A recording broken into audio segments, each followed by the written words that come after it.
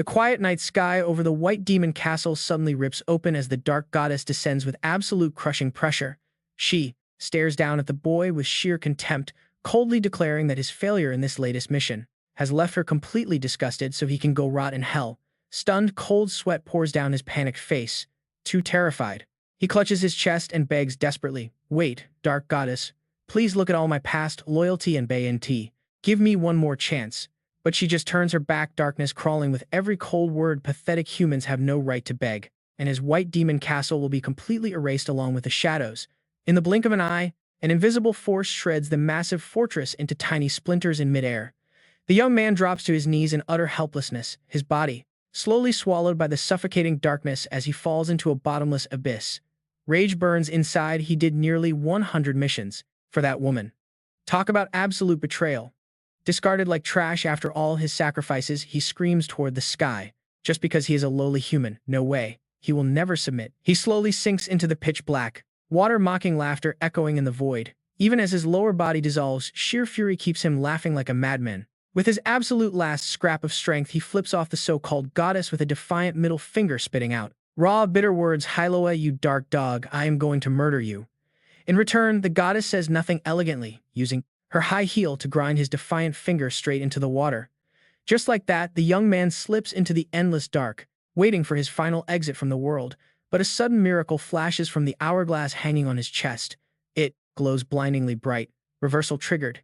He jolts awake in bed, and before his eyes can even open, his brain reacts, throwing up his middle finger and screaming a curse. Shocked by his strangely familiar surroundings, he blinks. Wait, is he actually alive? Where is this, his old college dorm room? How is this possible when that crazy goddess just murdered him? Right. Decades of those brutal trials felt way too real to be a dream. Suddenly remembering something vital, he quickly grabs at his collar to check the hourglass. Memories flood back as he mutters that this very hourglass was a unique item he obtained 20 years after the cosmic will first descended. Back then, holding the strange relic, he realized it was a completely indestructible item with hidden stats, a one-of-a-kind treasure he had kept glued to his side ever since. The sand used to be stuck at the bottom, but now it sits at the top. Desperate for answers, he grabs his nearby phone. What he sees will blow your mind. The sand and time are reversing. Checking the screen, his eyes lock onto the date, June 5th, 2032. Exactly 10 days before the cosmic will descends on Earth to trigger the world-ending trials. He shivers, recalling the sheer terror of that day. On June 15th, the cosmic will is set to officially descend, wiping out over 90% of humanity. The dead will rise as bloodthirsty zombies and monsters completely immune to all conventional weapons. Total annihilation overnight. But where there is absolute ruin, there is also boundless opportunity. Those who survive will awaken incredible innate abilities along with a flood of magical gear raining down across the globe. These divine treasures even attract greedy gods who manipulate the laws of the universe. Though they cannot directly interfere, they recruit desperate humans under the guise of protection just to exploit them. His past life of pathetic submission flashes back. Because he lacked strength, he had to pay a devastating price just to join forces with the goddess Hyloa. He risked his neck completing her brutal quests to climb the ranks only to be effortlessly executed after one single failure. Back in the present, social media is already buzzing with creepy rumors about whether this is rabies or real-life movie zombies. Patients at Jiangcheng Hospital No. 1 are reportedly going mad and biting people, and a corpse has suddenly reanimated. Staring at the breaking news, a burning flame of absolute resolve ignites deep inside the young man's eyes. This time, he must become strong enough to never rely on any human or god. In fact, he will grow so powerful he can crush those arrogant deities under his heel. Just you wait, Hyloa. Soon Chen Bai stands outside the hospital, wearing a dark hoodie and a tight face mask. He recalls a crucial secret from his past life. 10 years after the trials began, someone discovered how to upgrade innate abilities by activating them 10 days before the system officially launches. During this pre-apocalypse window, those hidden powers are actually already active if you know how to use them. Walking down the quiet hospital corridor, he remembers his original skill from his past life, E-grade virus resistance. To forcefully upgrade this passive skill, he needs to expose himself directly to the active virus and force an early awakening. Passing by a patient room, he overhears a doctor complaining that these bizarre symptoms make absolutely no physical sense. Shivering, the nearby nurse agrees, whispering that it feels like the patient is a monster straight out of a horror movie, just like in a movie. Without hesitation, Chen Bai looks toward the closed wooden door. Sure enough, inside lies a patient bound tightly to the bed with lifeless white eyes and bulging veins. Calmly, he steps over to the bedside and pulls a syringe from his pocket with a satisfied smile. It really is a zombie. Quick and decisive, he drives the needle straight into the monster's vein to draw a sample. To trigger and train his innate virus resistance, he needs this. He has to rely on this creature. Holding the syringe filled with a glowing, eerie purple liquid, Chen Bai figures this should be enough to activate his innate power. Back at his dorm, he looks around the empty room. Nobody is home, which means his roommates are probably pulling another all-nighter at the internet cafe. Rolling up his sleeve, the cold needle edges closer to his skin. Sudden sweat breaks out as he reminds himself that if his theory is wrong, he will die right here. But his sheer refusal to accept defeat flares up and he grits his teeth. He plunges the needle straight into his arm. Before his regression, he spent decades struggling as a weakling, barely surviving. Now the virus surges through him, sending dark purple veins crawling across his entire body in an agonizing rush. He growls in agony. If he only awakens an E-grade ability again, even his knowledge of the future won't save him. If he starts over only to remain absolute trash, he would rather die. The overwhelming pain finally breaks him. Chen Bai collapses unconscious onto the cold tile floor. In the pitch-black void of his mind, an old trauma resurfaces. The dark goddess appears, spreading her arms with a cold, mocking sneer. She tells him to just give up and surrender. As a pathetic human, she whispers, becoming one with the darkness is the only fitting end for a creature like him. Her insults light a fuse inside him. Gritting his teeth, Chen Bai pushes himself up from the swamp of despair. He roars out that he will conquer her instead. His face is heavily warped with veins, but his eyes burn sharp. How could he possibly fall here, he growls, staggering to his feet with his back to the sun-drenched balcony. Suddenly, the dorm door flies open. He turns around, his face bloodied and covered in terrifying black veins. He looks exactly like a demon waking from a nightmare. His roommates, fresh from the internet cafe, freeze at the sight. They let out a unified, terrified shriek, huddling together by the doorway. One of them shakily grabs a broom for defense, stammering to ask what on earth is happening. Chen Bai stands frozen for a moment, blankly staring back at them. His monstrous face looks completely confused. One friend timidly stammers his name, and a tense, suffocating silence fills the room. Realizing how bad this looks, Chen Bai quickly flashes a bright smile to try and ease the thick tension. He casually asks if they are back, then strolls right past his paralyzed friends and heads into the bathroom. Telling them he is just washing his face, he leaves his sweating, utterly bewildered roommates staring suspiciously after him. Standing at the sink, his chest still heaves. Looking into the mirror, the terrifying veins slowly recede from his skin. His normal face returns and a triumphant smirk plays on his lips. It worked. His wild theory was absolutely correct. The zombie virus did not kill him. His innate power has successfully evolved. Stroking his chin, his eyes gleam with anticipation. What kind of grade did his newly evolved power actually reach? Suddenly, a blinding column of light crashes down on him. From the high heavens, a booming, majestic voice echoes directly down through the room, calling out his name. He is congratulated for being chosen as the pioneer, earning the unique title and awakening ahead of schedule. Looking up into the brilliant light, he recognizes the voice of the cosmic will. A satisfied smirk plays on his lips. He has officially awakened. Checking his status, the pioneer title is awarded to those who train their abilities early. Their abilities before the trial begins can obtain this title.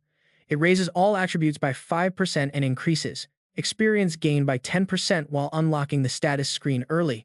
He whistles, thoroughly impressed by the stat boosts. Filled with absolute anticipation, he immediately commands the system to pull up his innate ability panel next. Behind him, a massive pitch-black phantom rises with suffocating killing intent.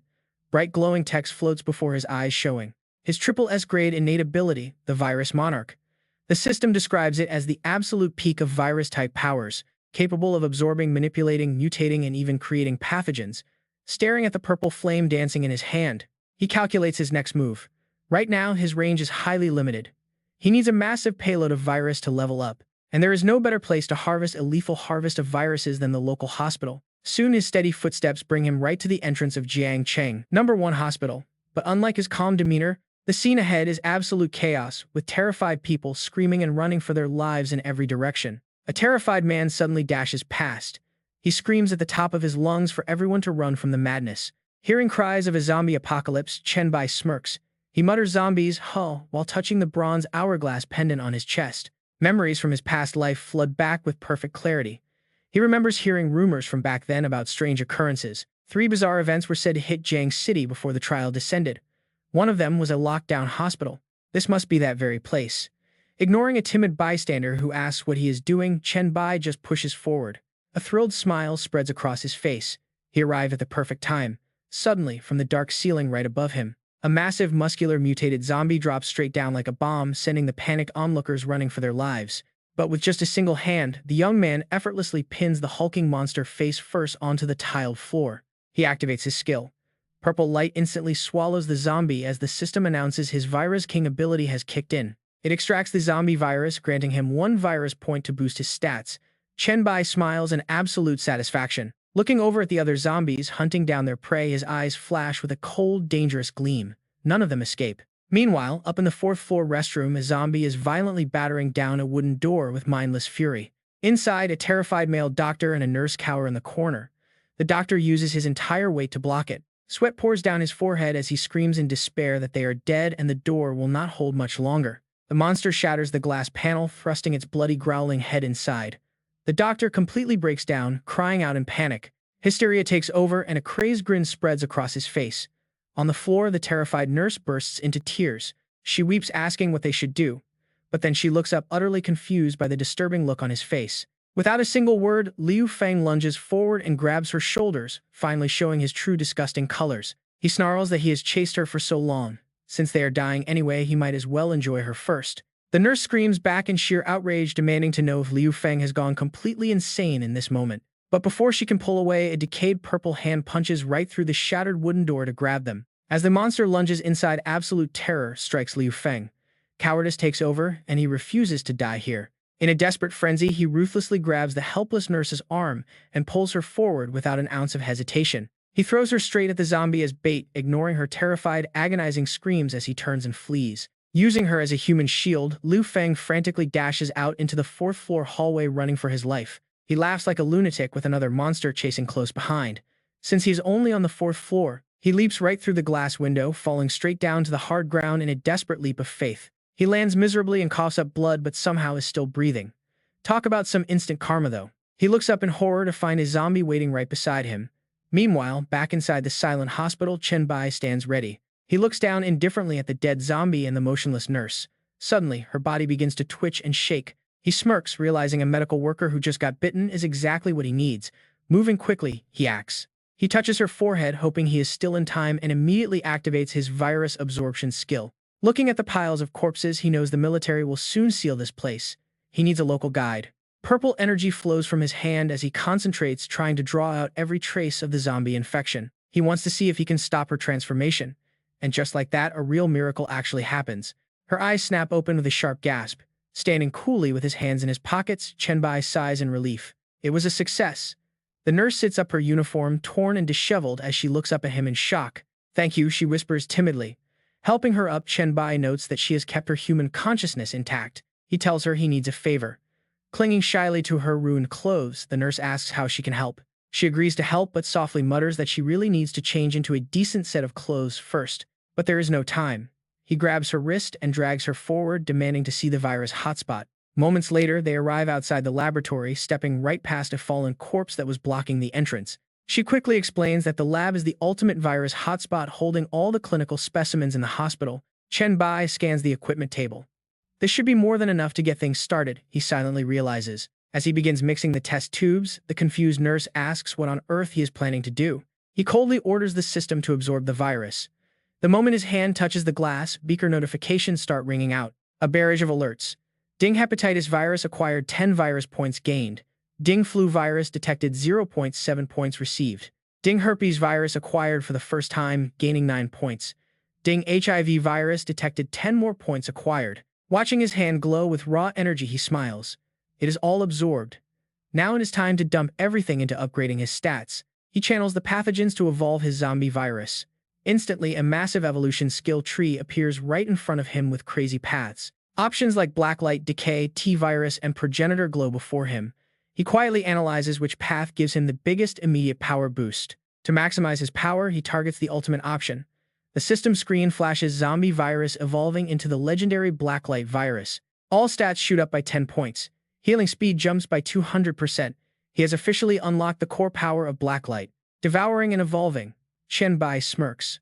The Blacklight virus is a terrifying beast of a pathogen built entirely around consuming others to grow. Suddenly, the nurse turns pale. She points at the entrance in absolute terror, screaming that a monster is right there. A sluggish zombie stumbles across the threshold, but Chen Bai remains completely unfazed, telling her to just stand still and not move.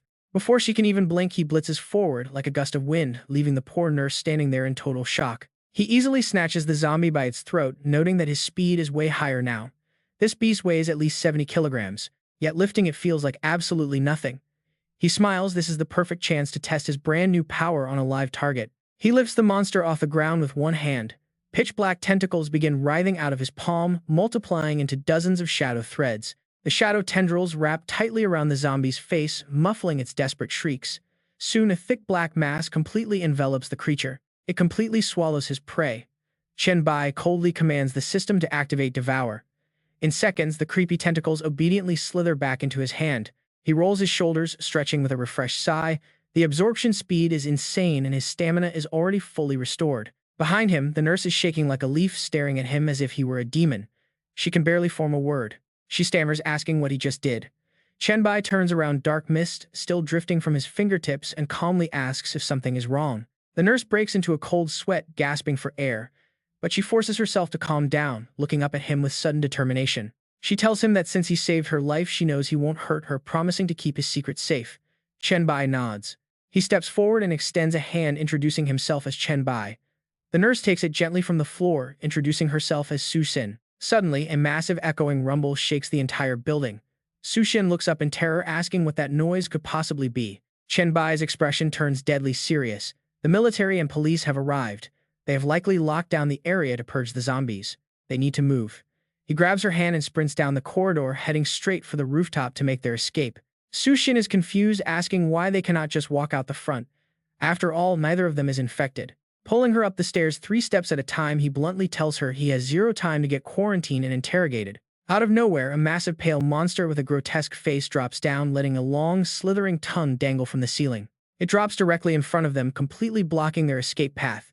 Chen Bai screeches to a halt, cursing under his breath. Before he can even finish, razor-sharp claws swipe at him, forcing him to bring his arms up in a desperate block. The massive gray beast slams down heavily, sending Su Xin into a screaming panic. She stumbles backward, her face completely pale. She stammers, asking what this nightmare is. Towering right in front of them is a gargantuan mutant zombie covered in pulsing muscles. Its gaping mouth is packed with row after row of jagged, filthy teeth. Chen Bai immediately shoves Su Xin behind his back. He glances down at a deep, bloody scratch on his forearm and smirks with pure excitement. This is getting highly interesting. His eyes gleam with a dark, predatory hunger, wondering what kind of insane evolution his blacklight virus will gain from devouring this. The mutant roars, sinking its sharp talons into the concrete walls, and leaps forward like a bullet straight at him. Chen Bai reacts instantly. He slides low across the tiled floor, narrowly dodging a strike that would have decapitated him. The monster misses and slams into the ground, completely shattering the heavy marble tiles. Seizing the opening, Chen Bai pivots immediately. He unleashes a devastating kick directly into the mutant's face, sending the brute flying backward. He sticks a perfect landing, keeping his distance. But the beast is tough. It bounces back up instantly, claws tearing through the air as it lunges at him again. Chen Bai holds his ground, raising a hand shrouded in pulsing purple energy to deflect the blow. Sparks shower the hallway. Enraged by the block, the mutant wide opens its jaw, unleashing a deafening, blood-curdling roar.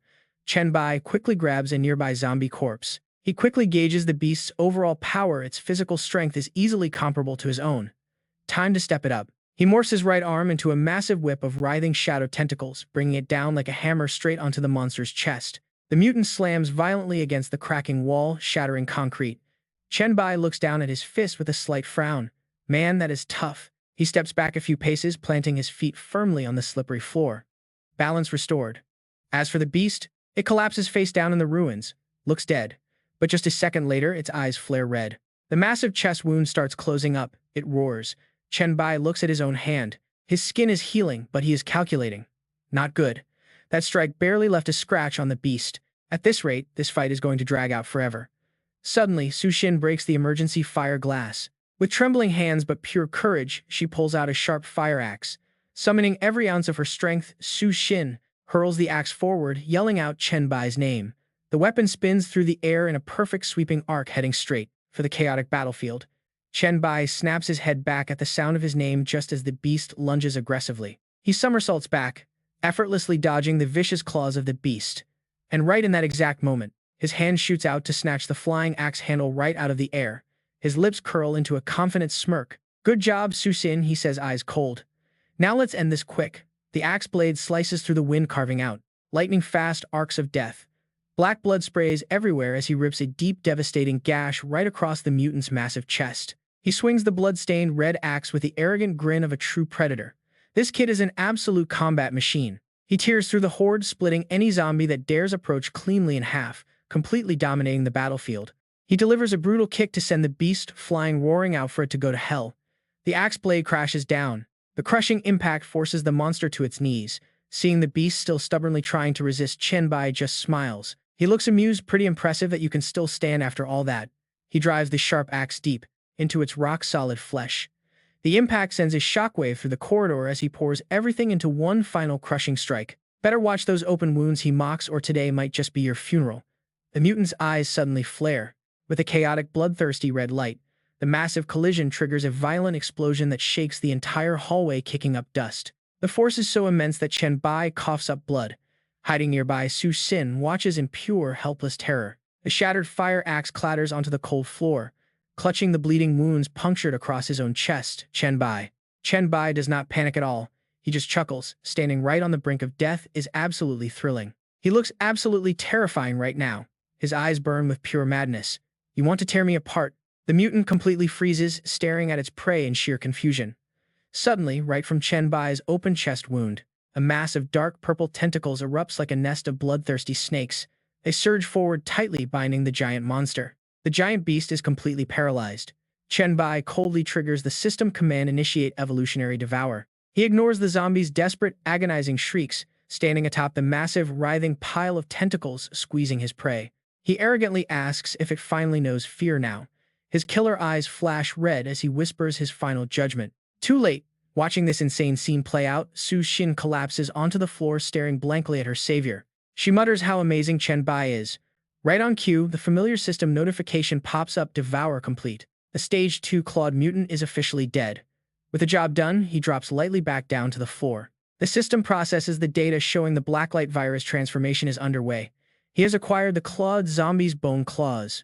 The purple tentacles slowly retract back into his body. Chen Bai mutters the commands to devour, then evolve. A brilliant purple aura wraps around his hands. He smiles smugly, knowing that choosing the blacklight virus was a great decision. Suddenly, the heavy thud of military boots echoes down the hallway. A squad of heavily armed tactical police appears. Their weapons are aimed dead at the duo. A cold voice barks out, asking if they are survivors. They are ordered to raise their hands. Chen Bai just turns around, looking completely unbothered by the threat. The captain behind a riot shield yells that he is counting to 3, and they will fire if they do not comply. Target locked. 3, 2. Chen Bai suddenly scoops Su Xin up in a swift princess carry. Let's get out of here, he says decisively. The squad aims their green laser sights and orders everyone to fire. Holding her tight, Chen Bai dashes off as a hail of bullets tears up the walls. Su Xin hurriedly directs him to turn right. A safe exit lies ahead. But even with his insane speed, a stray bullet still grazes his shoulder. Blood begins to pool. Su Xin gasps out that he is hit, but Chen Bai just calmly tightens his grip on her. Wrap your arms. I know, do not talk or move around. Kicking open the iron door to the rooftop, Chen Bai cradles the girl in his arms and runs like the wind, hurriedly asking where her house is. Su Xin, still in shock, dazedly mutters, Rongfeng neighborhood, Babe Road, Nanbai Street. Without hesitation, he gives her a firm nod of agreement. Realizing her savior's crazy plan, Su Xin's eyes widen in sheer horror. Ignoring the dizzying height, Chen Bai tightly holds the girl and leaps straight down from the rooftop edge. In his strong arms, the feeling of falling freely suddenly feels strangely safe. He flashes a confident smile, and before long they land perfectly and enter her Rongfeng apartment. Putting her down, he gently suggests the bathroom is over there, so let me help you clean up and bandage the wound. The bullet didn't stay inside, and it's already almost healed up. But the caring nurse quickly waves her hands, insisting she has to inspect his injuries first. Chen Bai just smirks and says fine. Soon, morning sunlight beams over the clean bathroom sink as he drops his bloody, torn clothes onto the floor. Examining his muscular bare back, Su Xin worriedly points out the remaining scars, blushing as she stares at his toned abs and chest. They aren't fully healed yet. Chen Bai scratches his head, teasingly asking if eating her would help him recover instantly. He leans in close with a playful smirk, asking what she thinks about that. Ready to make a sacrifice, flustered Su Xin blushes deeply, claiming he wouldn't actually eat her since he had plenty of chances earlier. Stepping closer, his deep voice becomes seductive as he says she's wrong. Confused, she backs away as he suddenly pulls down her torn shirt, wrapping her in a tight hug. The setting is perfect now. So are you ready to be devoured?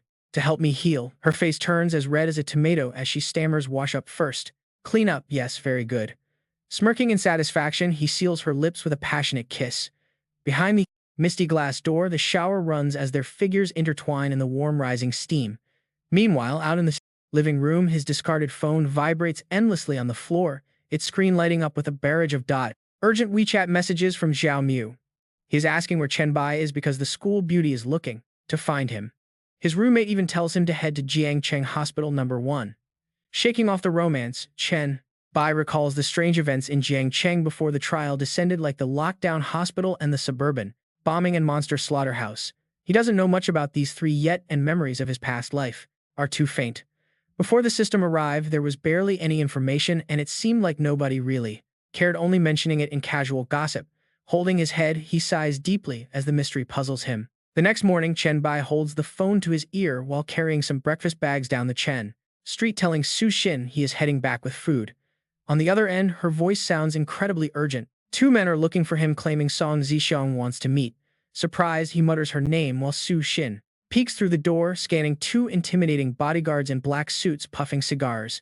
They definitely do not look friendly. If they claim to be from Song Zixiang, it has to be a scam since she is the queen of Jiangcheng. Panicked, she asks what to do. Chen Bai calmly replies they aren't lying, so tell them to wait outside. She complies. Looking at the missed messages from Song Gi, he smirks as the pieces start falling into place. Song Zixiang is the mother of his classmate Song Gi. It seems the rich girl went straight to her mother. Now, this is getting interesting. If she tracked down Su Xin this quickly, she definitely must know something big. His eyes gleam with sharp calculation. It looks like he needs to pay her a little visit right away. Cutting to the suburban cold storage, Song Zixiang rose from nothing to become the absolute richest person in Jiangcheng, ruling both the legal and underground worlds. As the luxury car stops, a bodyguard respectfully guides Chen Bai inside. Stepping out, Chen Bai remembers that after the trial began, she awakened a high-tier A-grade ability and quickly built her own massive empire. The image of this proud, powerful woman flashes through his mind. She eventually united Jiangcheng amidst a brutal three-way faction war, fully earning her reputation as the city's undisputed queen. In his past life, she was a legend he could only look up to, but now he smirks with cold ambition. Things are different. Pulling her to his side will make his future moves 100 times easier. The moments before the trial begins. Down the hall, the steady click of high heels echoes, signaling a grand arrival. Approaching her alluring figure, the bodyguard bows deeply to deliver his report, letting her know Chen Bai has arrived. The queen of Jiang City turns around, showing off her striking curves while speaking in a soft, welcoming voice. She says she is sorry for making him come all this way, but she simply could not leave. Chen Bai remains completely unfazed. He bluntly asks what she wants from him. Song Zixiang steps closer, gently stroking his collar. She explains that her little girl Song Ge ran home crying about losing contact with him at Jiang City First Hospital, begging for help. Her eyes scan him with intense curiosity. She admits she only called him here to see what kind of man had her girl so worried. She openly wonders what kind of hidden special charm he actually possesses to make her little girl worry about him this much. Unmoved by her playfulness, he cuts straight to the chase. He does not like playing games and demands to know her real motive. Song Zixiang chuckles, turning away with proud elegance. She praises his bluntness and decides to lay her cards on the table. She offers him a deal to work under her, hinting that if he likes Song Ji, becoming her son-in-law is highly possible. He immediately turns his back, coldly rejecting her. He tells her flat out that she has no leverage to buy his loyalty. Smirking, she reveals her hand. She claims anyone would fall for him after seeing his heroic, insane performance back at the hospital. Chen Bai freezes in his tracks, his eyes widening in sudden shock. The hospital, cold sweat begins to beat on his forehead. He knows for a fact that he completely destroyed the entire surveillance network and the power grid there. How could she possibly know? How on earth did she track him down so incredibly fast? Song Zixiang smiles triumphantly, warning him never to underestimate her vast resources. She calmly presses the elevator button, explaining that her scouts successfully tracked him from the main lobby to the control room. To prove her point, she pulls out her phone, showing off her findings with a smug grin as if holding all the cards. It turns out she conveniently had an insider station right inside the hospital, sending her live updates of the entire situation. The screen shows a text report and a video of him absolutely shredding zombies. Her insider caught every single second on camera. She runs a hand through her hair, boasting about her luck. Among the survivors evacuated by the military this morning, she found someone. It is a coworker of Su Xin whom Chen Bai knows very well. Instantly, his eyes flare with a dangerous, lethal intent. Liu Feng. A sudden flashback pulls him back to the night before at Su Xin's place, lying down with his arm over his forehead. He had asked her about the guy named Liu Feng in the bathroom. Snuggling into his chest, she bitterly explained the truth. That absolute scumbag had not only tried to assault her, but he also pushed her straight into a ravenous horde of zombies to save his own skin. He attempted to escape by leaping out the window, but the monsters grabbed him, smashing his head through the glass until he stopped moving. Chen Bai coldly recalls that bloody corpse. He tells her he honestly thought the guy hanging out the window was already dead. Resting her chin on his chest, she pouts, wishing he would stay dead because she absolutely loathes him. Chen Bai gently pats her head. The mood suddenly shifts, turning highly intimate. Blushing furiously, she looks up at him and whispers that she feels much better now. She suggests they keep going. Chen Bai, looking completely exhausted, sighs and closes his eyes, saying he never expected her to be a rookie. Her passionate screams earlier were incredibly intense. She bashfully apologizes and he tiredly comforts her, reassuring her that everything is completely fine. He tells her they have plenty of time in the future. But out of nowhere, she throws the blanket over them and pins him to the bed. She insists she must satisfy her savior tonight. The memory fades and we return to the present at the cold storage freight elevator. Chen Bai breaks the silence, asking Song Zixiang if she can tell him where the quarantine survivors are being held. Song Zixiang leans casually against the wall, offering a clear deal. She tells him to become her man, and then she will reveal it. She asks how that sounds. Sliding his hands into his pockets, he flashes a knowing smirk, telling her she is highly underestimating him. She crosses her arms, confident as ever. She agrees that this minor leak cannot match his elite skills, but she still has leverage. Before she can even finish her sentence, Chen Bai turns his back on her and walks straight into the elevator. He tells her she misunderstood. His point is that she knows far too little about him. If she did, she would realize something else. Turning around slowly, his hands suddenly erupt into writhing dark purple tentacles of pure energy, his face twisting into a dominant cold grin. He declares that he will never serve her. Instead, she is the one who belongs to him.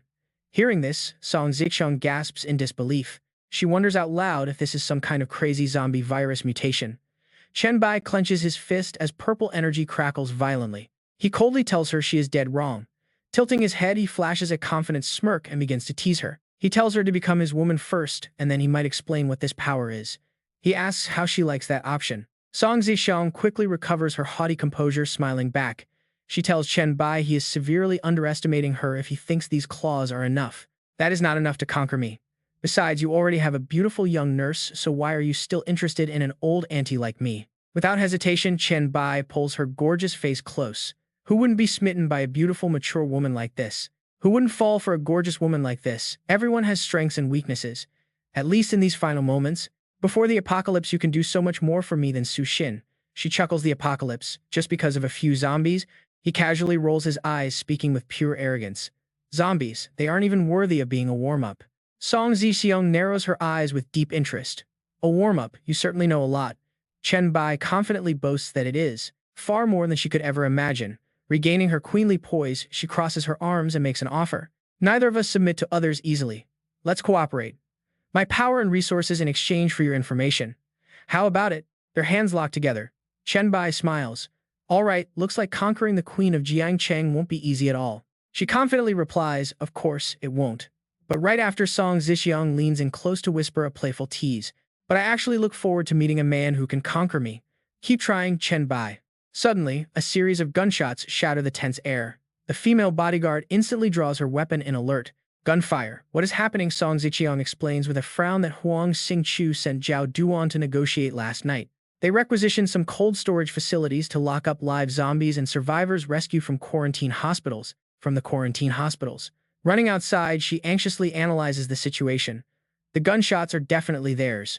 But how could anything go wrong? There are only about 30 zombies locked inside, and they can barely move. Plus, they deployed half a platoon there. Chen Bai strokes his chin, deducing that it makes perfect sense. They realize cold temperatures slow down the undead, but they definitely don't know that extreme conditions trigger rapid mutations. Suddenly, a sharp realization flashes through his mind, instantly connecting all the clues to form a clear picture. The suburban cold storage, the mutated zombie, could this be the exact site of the suburban bombing? His fighting spirit flares up as he grins with excitement. Let's go check it out right now. Who knows what mutation we will find? Arriving there, they find a chaotic scene of soldiers desperately fighting a massive monster. Screams echo through the air. Toss a grenade straight into its mouth. A red-hot grenade arcs through the sky. It lands right on the beast, triggering a massive explosion that blankets the entire area in thick black smoke. The soldiers strain their eyes, holding their breath, but the mutated giant with its grotesque, bloated body tears through the haze. It bursts out completely unscathed and even more enraged. Zhao Duan, the commanding officer on site, sweats profusely under pressure. He quickly orders, "Our weapons aren't doing any real damage. Team up with whoever is next to you. Scatter to distract the beast. We must hold the line until reinforcements arrive." Just then, Song Zixiong steps forward. She speaks out clearly. "Zhao Duan, tell your men to stop firing and pull back." The captain is stunned. "Song Zixiong, what do you mean?" She merely gestures with her chin toward the massive hulking mountain of flesh. "You can't even scratch that thing, so stop sending your soldiers to a meaningless death."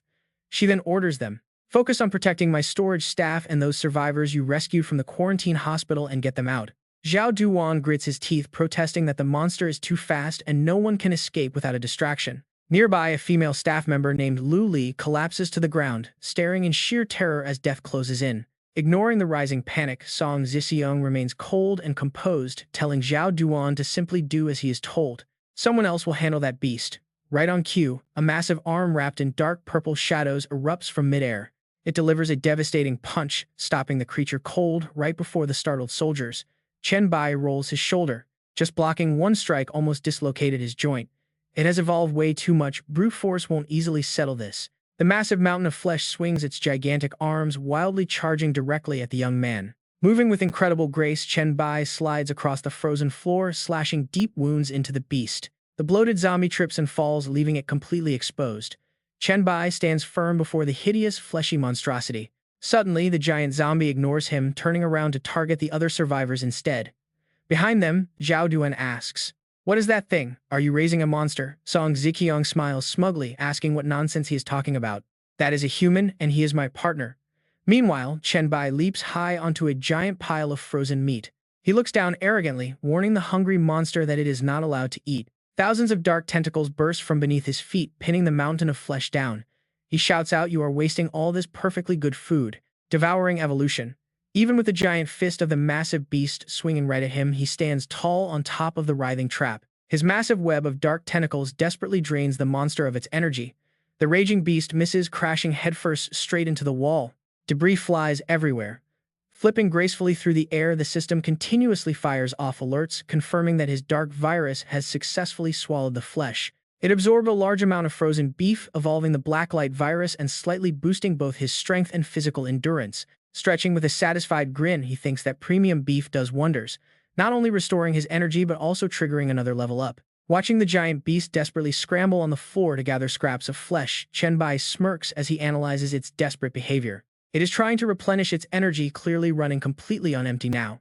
Without hesitation, he transforms his arm into a massive black blade. He charges forward, roaring that now it is the beast's turn to die.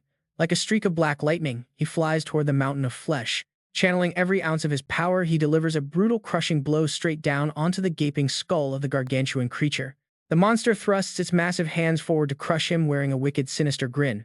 Chen Bai simply smiles, thinking this is absolutely perfect. Right then, tens of thousands of strange purple tentacles erupt from his arm like a raging flood, locking onto the zombie's massive body. Witnessing a sight that completely defies human logic, Zhao Duan goes pale with sheer terror, stammering that this is absolutely impossible. A chilling, satisfied smirk plays on Chen Bai's lips as he quietly mutters the fateful words, "Initiate evolution." The dark cluster of writhing tentacles completely swallows the obese monster, sealing its fate inside a suffocating cocoon of death. Cold sweat pours down Zhao Duan's face as he gasps that there is no way that thing is human. A desperate idea strikes. He quickly turns to Song Zixiong, urgently insisting they strike right now while both monsters are completely frozen in place. Grabbing his radio, he screams into the receiver, demanding to know if reinforcements have arrived and urgently requesting a missile strike. But before he can even call in the target coordinates, Song Zixiong coldly steps up and slaps the radio right out of his hand. It smashes onto the ground.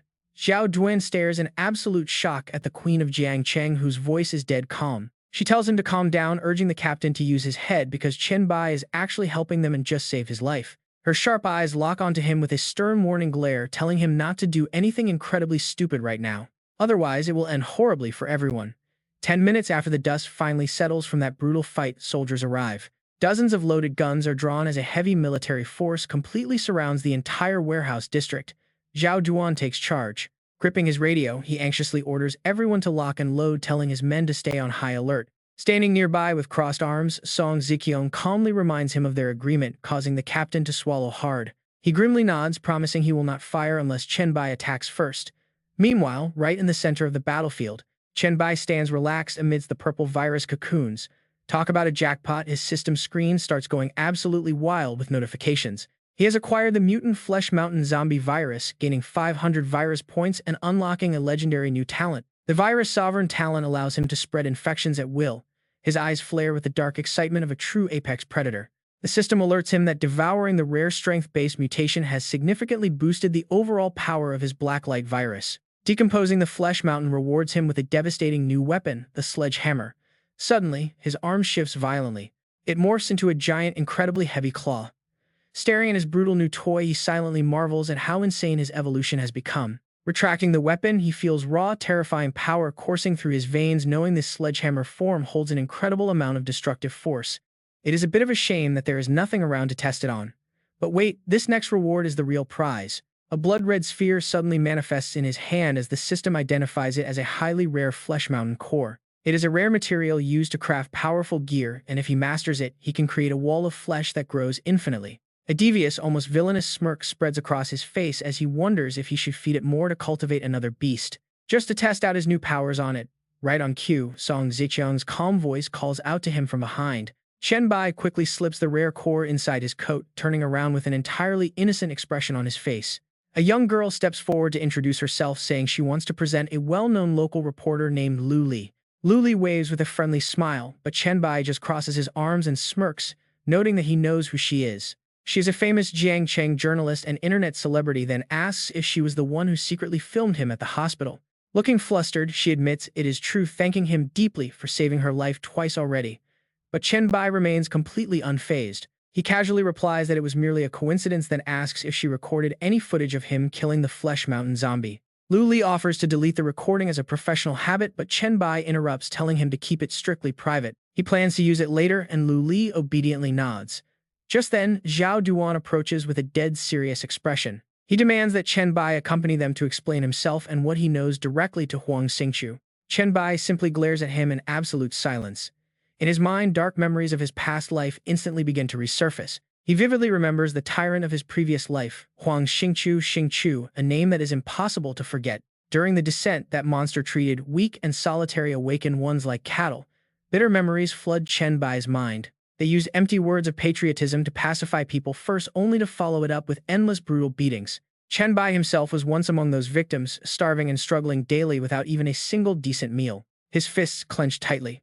Ridiculously, anyone who tried to escape was branded a traitor and hunted down mercilessly. Those harsh memories of survival were what originally forced him to flee Jiangcheng. Shaking it off, Chen Bai returns to reality. He turns to his fake queen, asking Song Ziqiang if he should actually bother giving them an explanation. She immediately shields him, declaring that he knows nothing. But Chen Bai only responds with a highly arrogant smirk. Song Ziqiang steps firmly in front of him, telling him not to worry because she will handle this personally. Zhao Duan frowns deeply, reminding them both of their absolute duty as citizens of the Dragon Nation. Song Ziqiang snaps right back, telling Zhao Duan to cut the bureaucratic nonsense because she does not care. She reminds him that a mere squad leader has no right to speak to her, warning him to tell Huang Xingqiu to come himself. Faced with her overwhelming anger, Zhao Duan breaks into a cold sweat.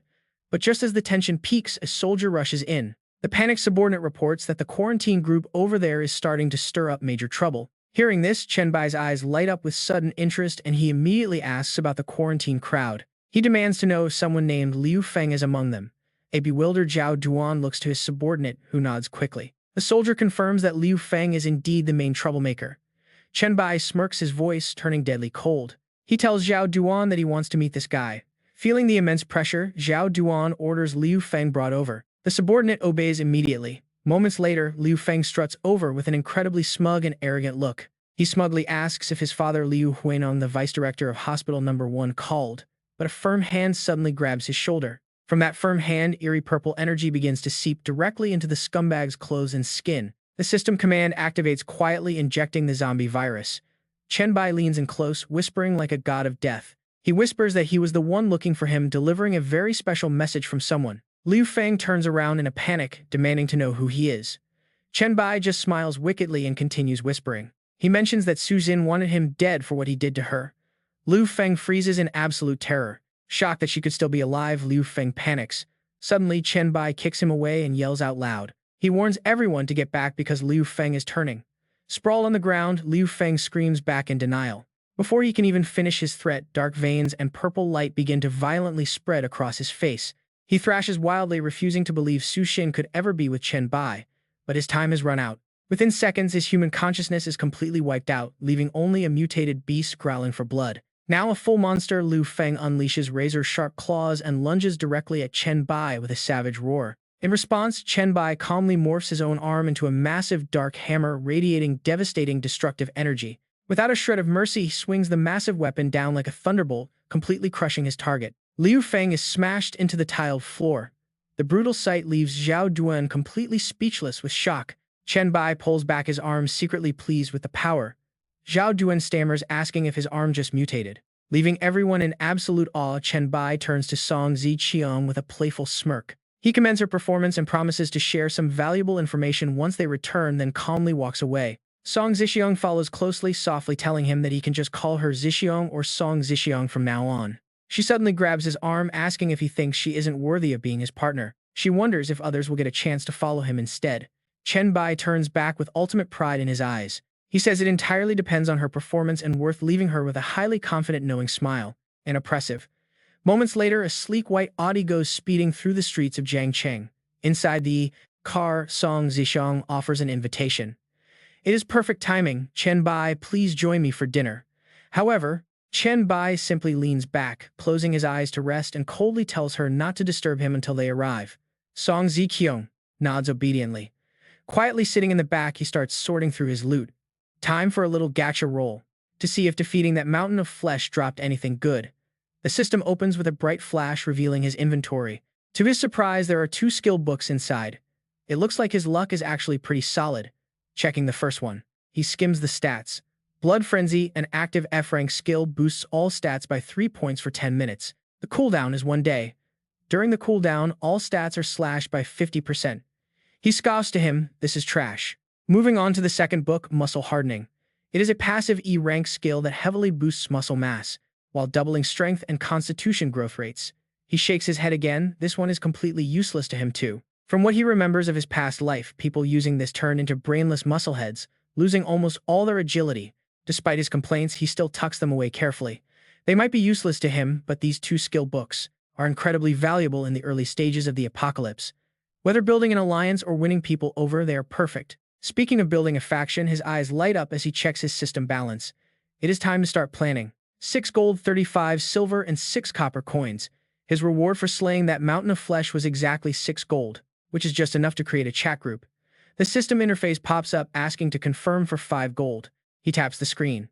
He can use this chat to gather top players and help them build a foundation early on. In his past life, the factions that emerged later became incredibly messy, making early alliances absolutely critical for survival. The system then prompts him to enter a name for chat group 001 or cancel for default. He calmly presses the cancel button, opting for the default setting.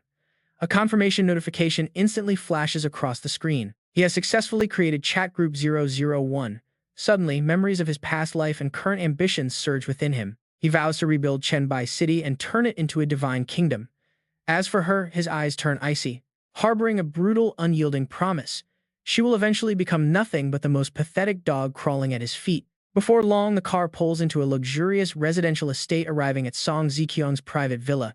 Inside her grand living room, Chen Bai sips some tea and explains that during the cosmic trial, over 90% of humanity will become monsters.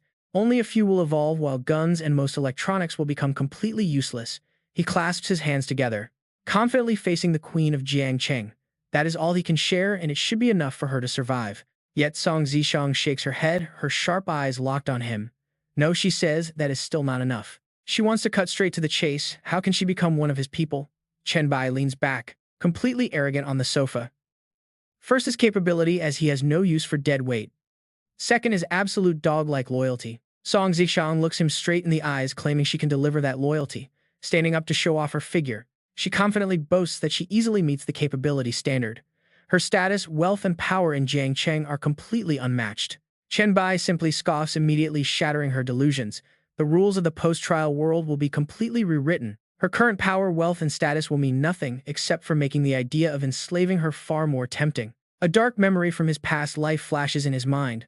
Song Ziqiang hung upside down like a mere auction item. The former queen and princess of Jiangcheng sold to the highest bidder, bringing this proud woman home to warm his bed. Was every man's dream before the apocalypse arrived. Back in reality, Song Ziqiang frowns quickly, grasping the cold truth. What is the difference between being a loyal dog here versus being a plaything for someone else out there? Chen Bai looks down on her, his overwhelming presence completely dominating the room as he explains the massive difference. Here she gets a stage to show her strength under a master who will never hold her back out of fear, because he will always be stronger than her, forever standing far above her. Those brutal words shatter her remaining pride. Song Ziqiang bites her lip, realizing that if she hesitates now, she will lose the most critical opportunity of her life. Without a moment of hesitation, the most powerful woman in Jiangcheng drops to one knee, bowing her head in submission. She is willing to serve him as her master. Chen Bai smiles with deep satisfaction, thoroughly enjoying his triumph. It must be said that conquering her feels amazing. This proud queen is now completely under his control. Her high status makes her submissive reaction highly satisfying, which is honestly pretty amusing. Chen Bai leans forward, using his finger to lift the queen's chin, his voice dripping with playfulness. He asks her to show off her true charm, adding that he also has some tasks for her to handle.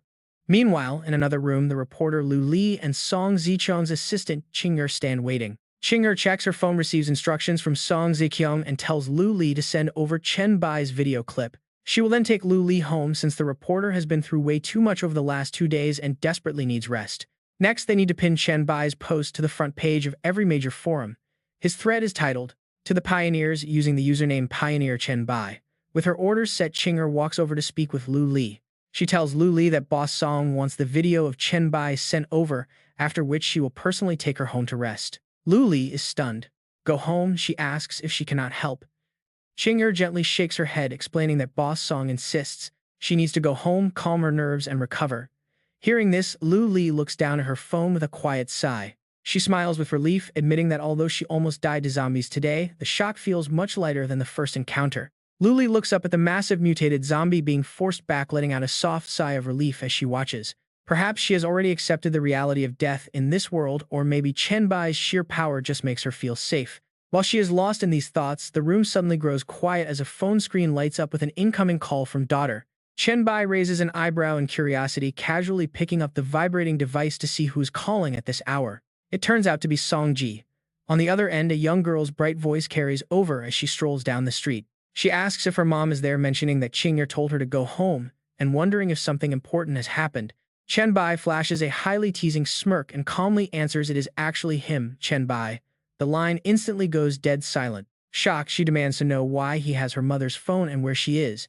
He clicks his tongue, inventing a shady excuse. He casually tells her that her mom is busy eating and working, so she should just head home to discuss important matters. Fuming with rage, Song Ge grits her teeth and warns him to wait right there, furious that he ignored her messages. She rants about how he ignored every single text, but before she can even finish, she is left staring at her phone. The bastard actually hung up on her.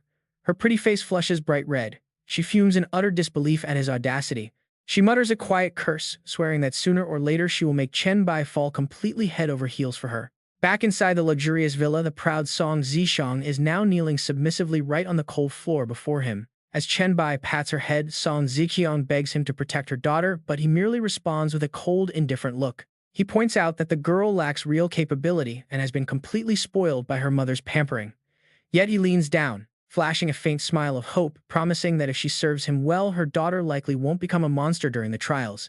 The powerful woman's face flushes with deep emotion and absolute submission as she softly whispers her gratitude to her new master. The scene then cuts to a deserted suburban area where a massive, heavily fortified secret warehouse looms in the distance. Inside their car, Song Ji maintains a highly skeptical expression as she continuously questions her mother's sudden strange decisions. She asks her mother if Chen Bai has somehow tricked her, wondering how she could possibly believe such absolute nonsense. Song Ziqiang immediately pulls back her dignified composure, sternly reminding her daughter why she was forbidden from meeting Chen Bai last night. She orders her to stay absolutely silent and just watch once they step out of the car. Defeated, Song Ge quietly agrees. Approaching the rundown warehouse entrance, Qing'er delivers her report, stating she investigated every single rumored location across the city. Out of all those spots, this warehouse was the only lead she actually verified. The cold assistant then shares more grim details. This building used to house an underground casino, but now both the dealers and the gamblers have completely turned into zombies. There are roughly 160 of them inside, though she notes there are no mutated giants like that massive meat mountain. Hearing this, Chen Bai frowns deeply as his incredibly sharp mind instantly starts piecing together these seemingly random clues. A zombie slaughterhouse. No, that makes no sense. The hospital was crawling with undead only because that giant monster was nesting there. That beast was simply too difficult to put down, whereas this remote warehouse is far too isolated for anyone to notice a breakout. Turning to Chinger, he narrows his eyes to double-check a highly suspicious detail. Did she really check every single rumored spot? And yet, this warehouse was the only one with actual monsters. Chinger nods. Chen Bai crosses his arms, offering a chilling theory. It seems someone out there is actively collecting zombies, and this very hideout must be his personal containment facility. Even the military only dares to lock up a few dozen, yet this mysterious player is trying to hoard every single monster in town, again. But unlike the terrified crowd around him, Chen Bai just smirks with excitement. Is he some kind of daring thrill seeker or a pioneer holding inside information? Man, this is getting interesting. Without even wasting another second, Chen Bai opens his palm, nodding sharply. With a cold command, open the doors. Right away, his guards obey, pulling open the heavy iron doors of the warehouse together. The moment a crack appears, a horde of bloodthirsty zombies howl and surge forward like a broken dam ready to tear anyone to shreds. Yet facing dozens of these rabid monsters, Chen Bai stands tall with his hands behind his back, completely unbothered, steady as an immovable mountain. With just a simple wave of his hand, purple energy erupts instantly, blasting the leading zombies straight back inside. The two girls gasp in sheer terror at the sight. Stepping through the messy wreckage, Chen Bai reaches out, his hand glowing with a purple light, grabbing a zombie's head to coldly trigger his virus absorption skill. Before long, he stands proudly on top of a massive pile of corpses. Right then, the system screen flashes, "Congratulations. You have earned the Zombie Hunter title for slaying over 300 zombies." Another notification pops up right after. Chen Bai's brutal massacre. System alert: Zombie Slayer rank E, adding 5 to all stats and 5% bonus damage against zombies. Standing atop the pile, Chen Bai quietly reads the next alert: 500 zombie virus samples collected. Virus points can now be used to unlock the zombie virus serum recipe in the talent tree. Zombie virus. He smirks and mutters to himself, "Zombie virus serum recipe, huh?" Without a second thought, he taps agree, spending 300 virus points. This is a priceless item since even top-tier awakened players can fall to this deadly virus. After all, not everyone has absolute virus immunity and an overpowered body like him. Once he finishes looting the warehouse, Chen Bai turns around, calling out toward the iron doors, "Song Zishang, bring everyone in." Does everyone remember my instructions from before we set off? The terrified women slowly step into the bloody lair with Song Zishang leading them while carrying a baseball bat, meekly replying that they do. Song Zishang strokes the wooden bat and clearly repeats the lesson to her followers: fighting zombies with melee weapons will significantly reduce the risk of turning into monsters during the trial. And if they kill a zombie without getting scratched, they won't transform. Chen Bai drags out a shirtless growling zombie to use as a live teaching prop, challenging them with a smirk. "Let me see what you girls are made of. Who wants to go first?" One by one. His cold assistant, Chinger, with her icy blue hair, steps up and says, "Let me." The second Chen Bai lets go, Chinger lunges forward, like an arrow, showing zero fear against the hideous beast. With a swift, incredibly skilled move, she slips behind and slams the zombie hard onto the floor. Before the monster can even react, she follows up with a powerful crushing stamp directly onto its neck, finishing it in a flash. Chen Bai nods in approval, highly impressed by his female assistant. Not bad, fast speed, brutal hits, and highly precise. Next, Song Zishang grits her teeth and swings her baseball bat with a loud crack right into another zombie's face.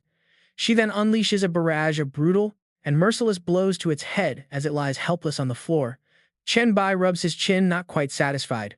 Her strength is still lacking. Knocking it down takes one hit, but she needs over 10 more to actually kill it. Nearby, the reporter Su Xin struggles in a messy grapple with a zombie, barely managing to pin it down, take its life. Chen Bai clicks his tongue, noting her strengths and flaws. Her physical strength is way too low, getting easily overpowered, but she got the kill by targeting vital spots. Just then, Song Zishang calls out to her trembling daughter, clutching her bat, "Song Ji, it is your turn." But before she can swing, absolute terror freezes the spoiled princess, making her wet herself. Song Ji drops her bat, collapsing to her knees to hug her mother's legs while sobbing that she cannot do it.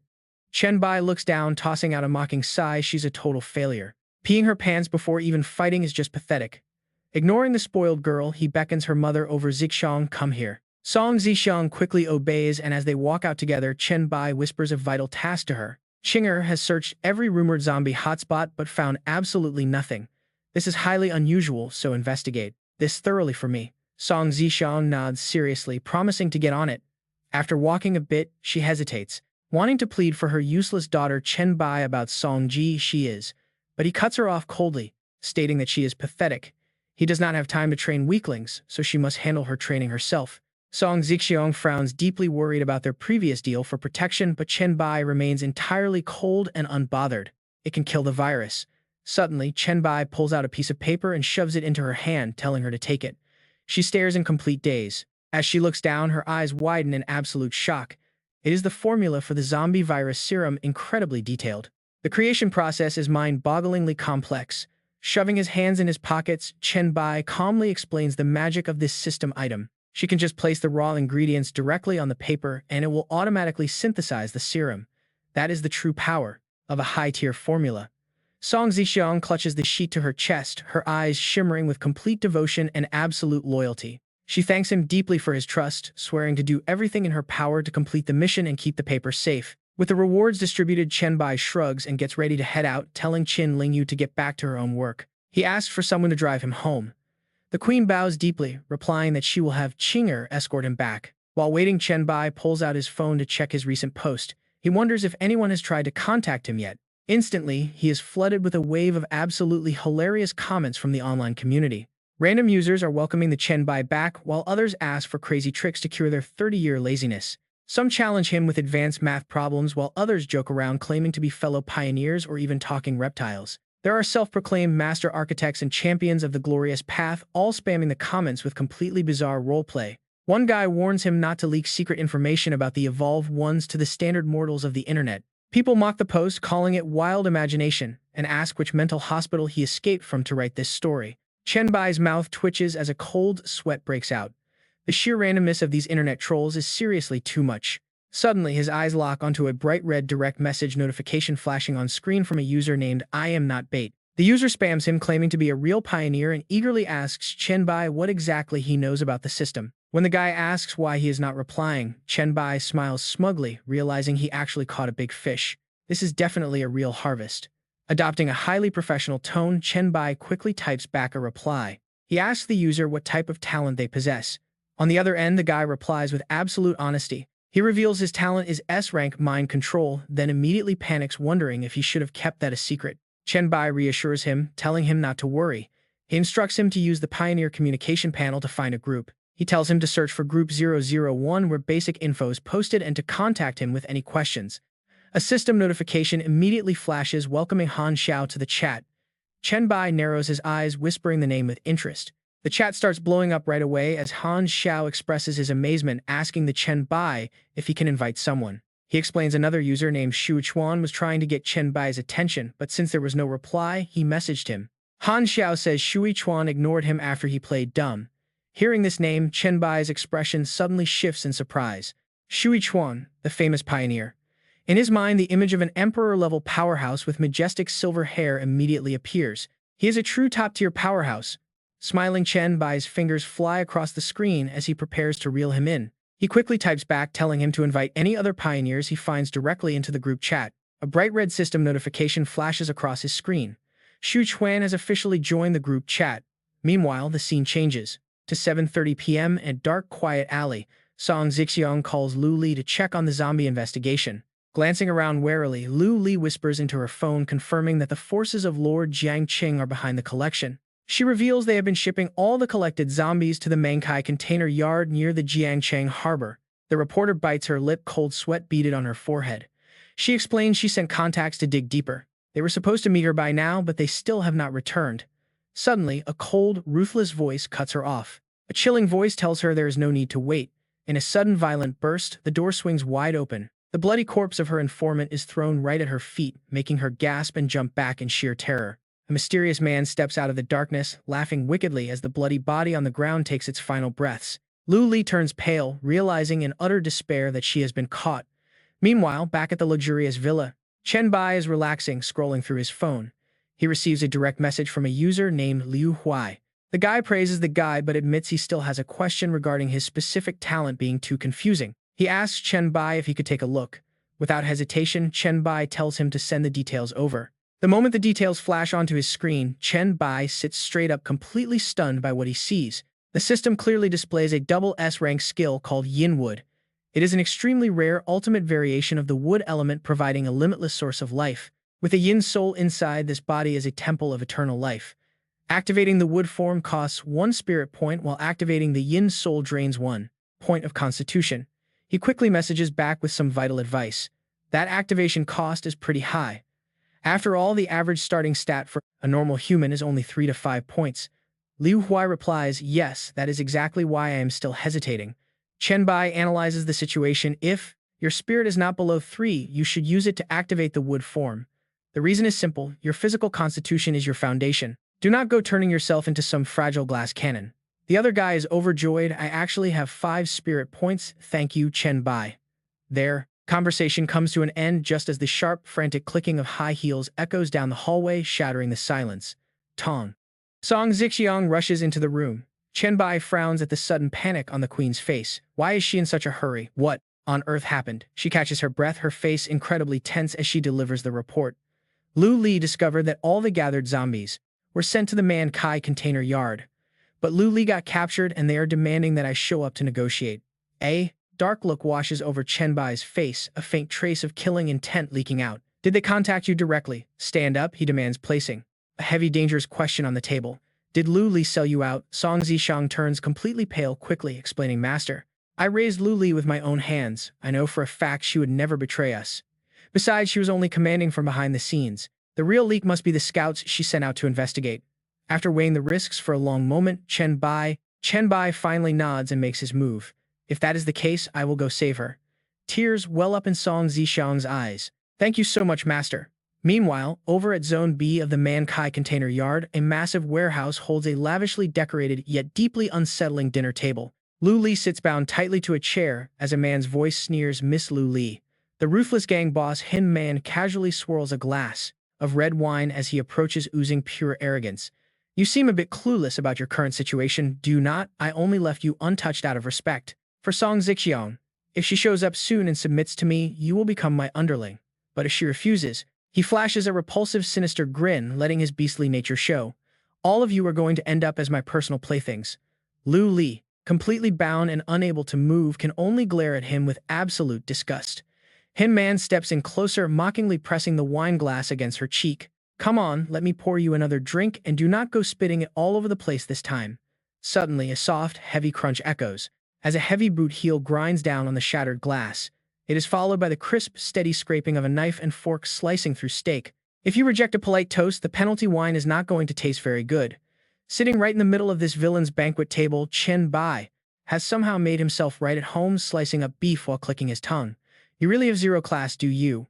What if she just hates wine? Hin Man's pupils contract in instant shock, cold sweat breaking out all over as his entire brain freezes up for a split second. Talk about insane stealth. Completely ignoring his enemy's utter confusion, Chen Bai casually rises, spearing a piece of steak on his fork and offering it to a blushing, stunned Lu Li. Hungry, I tasted it. It is actually pretty good. Hin Man stumbles back several steps in fear, staring warily at this powerful enemy who seemingly dropped out of thin air, stammering. Out, who are you? Chen Bai simply uses his steak fork to effortlessly snap Lu Li's thick ropes, flashing a warm, handsome smile that could melt anyone's heart. I am here to take you home.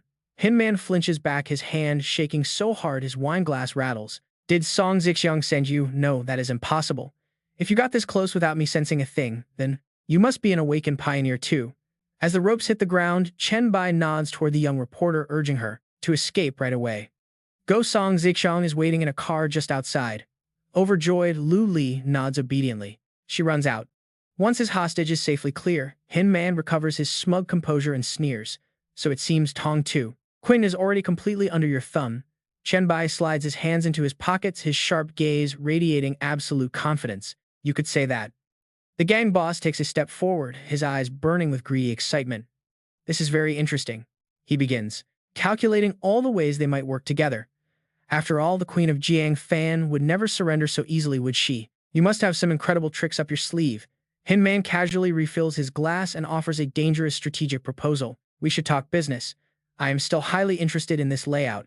You see, out of the three major factions in Jiang Fan, I have already brought the lord to his knees and you managed to tame the queen.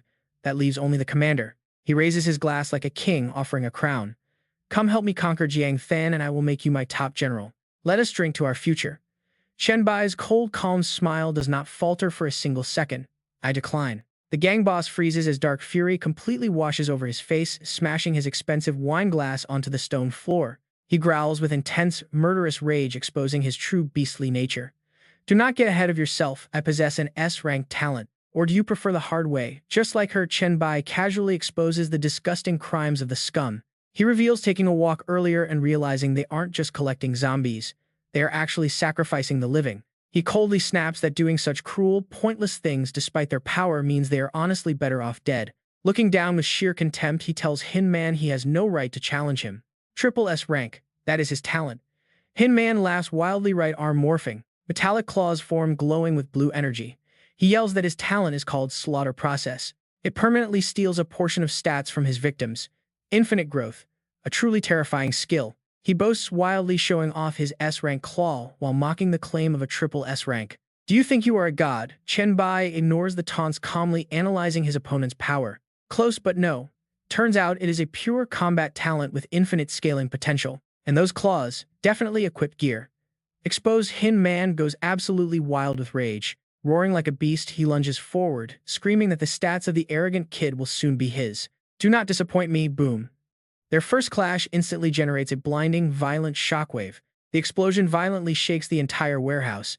Chen Bai steps back, his right arm beginning to transform. A massive purple claw surges out.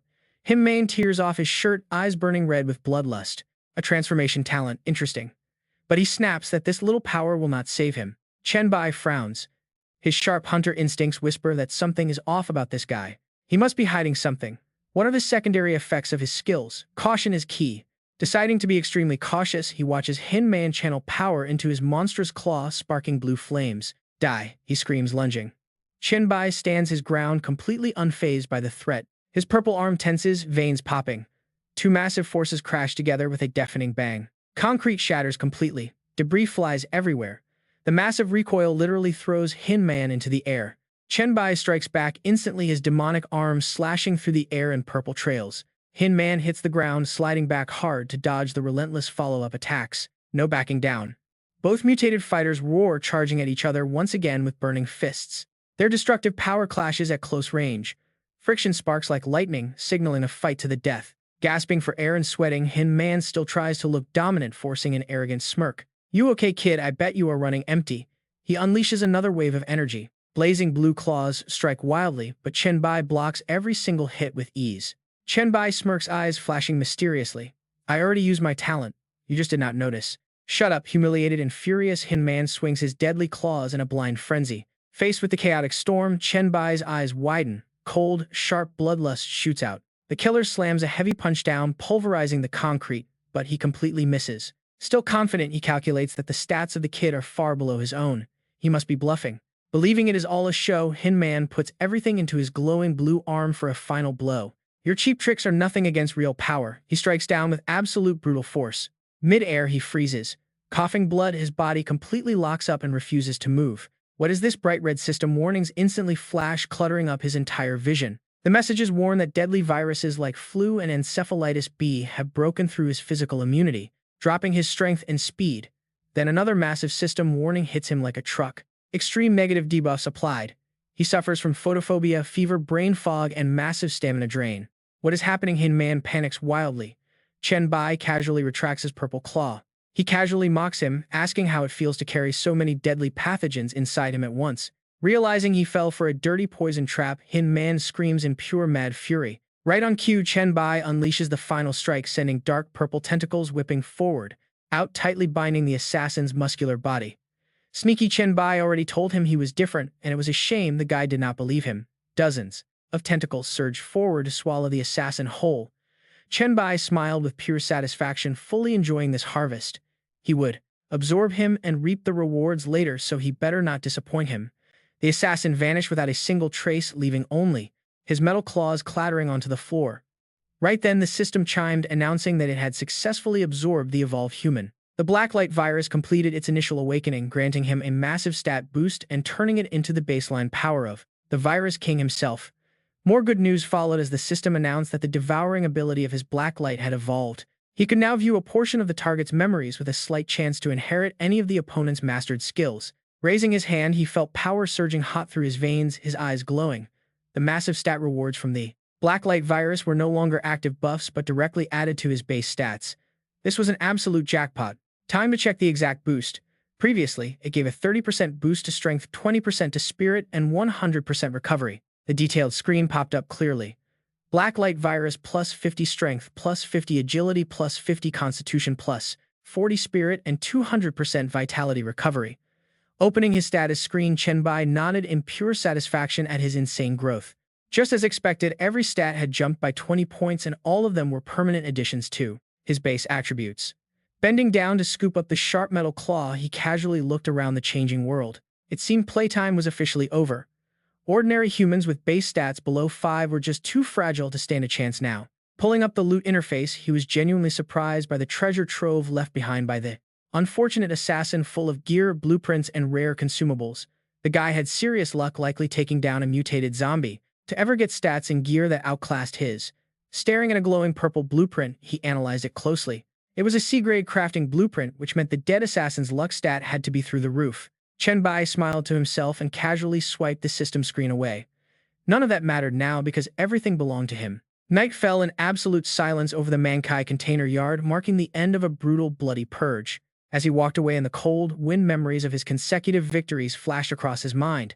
His own innate talent had already evolved from E-grade all the way to triple S-grade, and the rumors of those three bizarre events had earned him some incredibly rich rewards. In the distance, a luxury car was waiting with Song Zixiang and Lu Li standing respectfully to welcome him. Best of all, he had secured the future lord of Jiangcheng, Song Zixiang. The moment he approached, Lu Li quickly pulled open the rear door, while the future queen of the city bowed deeply. She addressed him respectfully, asking her master to step inside. Chen Bai stood tall, his eyes sharp and filled with resolve. With his current level of power, hunting down random low-level monsters before the main trial began was a waste of time. In these final quiet days before the apocalypse, he needed to focus entirely on building his organization and preparing for what came next. As darkness blanketed Song Zixiang's massive, luxurious estate, it was clear this place would soon become their ultimate fortress of power. Standing right by the floor-to-ceiling windows, Chen Bai quietly stared down at the city lights. The final trial was coming. A sudden knock on the door broke his deep train of thought. He calmly called out for them to enter. The door swung open to reveal three powerful and stunning women. Song Zixiang stepped inside first, followed closely by Lu Li and Xinger.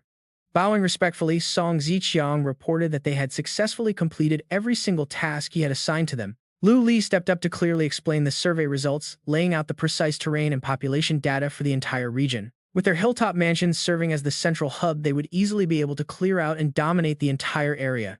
Su Xin then handed over a thick stack of papers confirming that the massive stockpile of essential supplies was fully completed. The detailed inventory list was ready.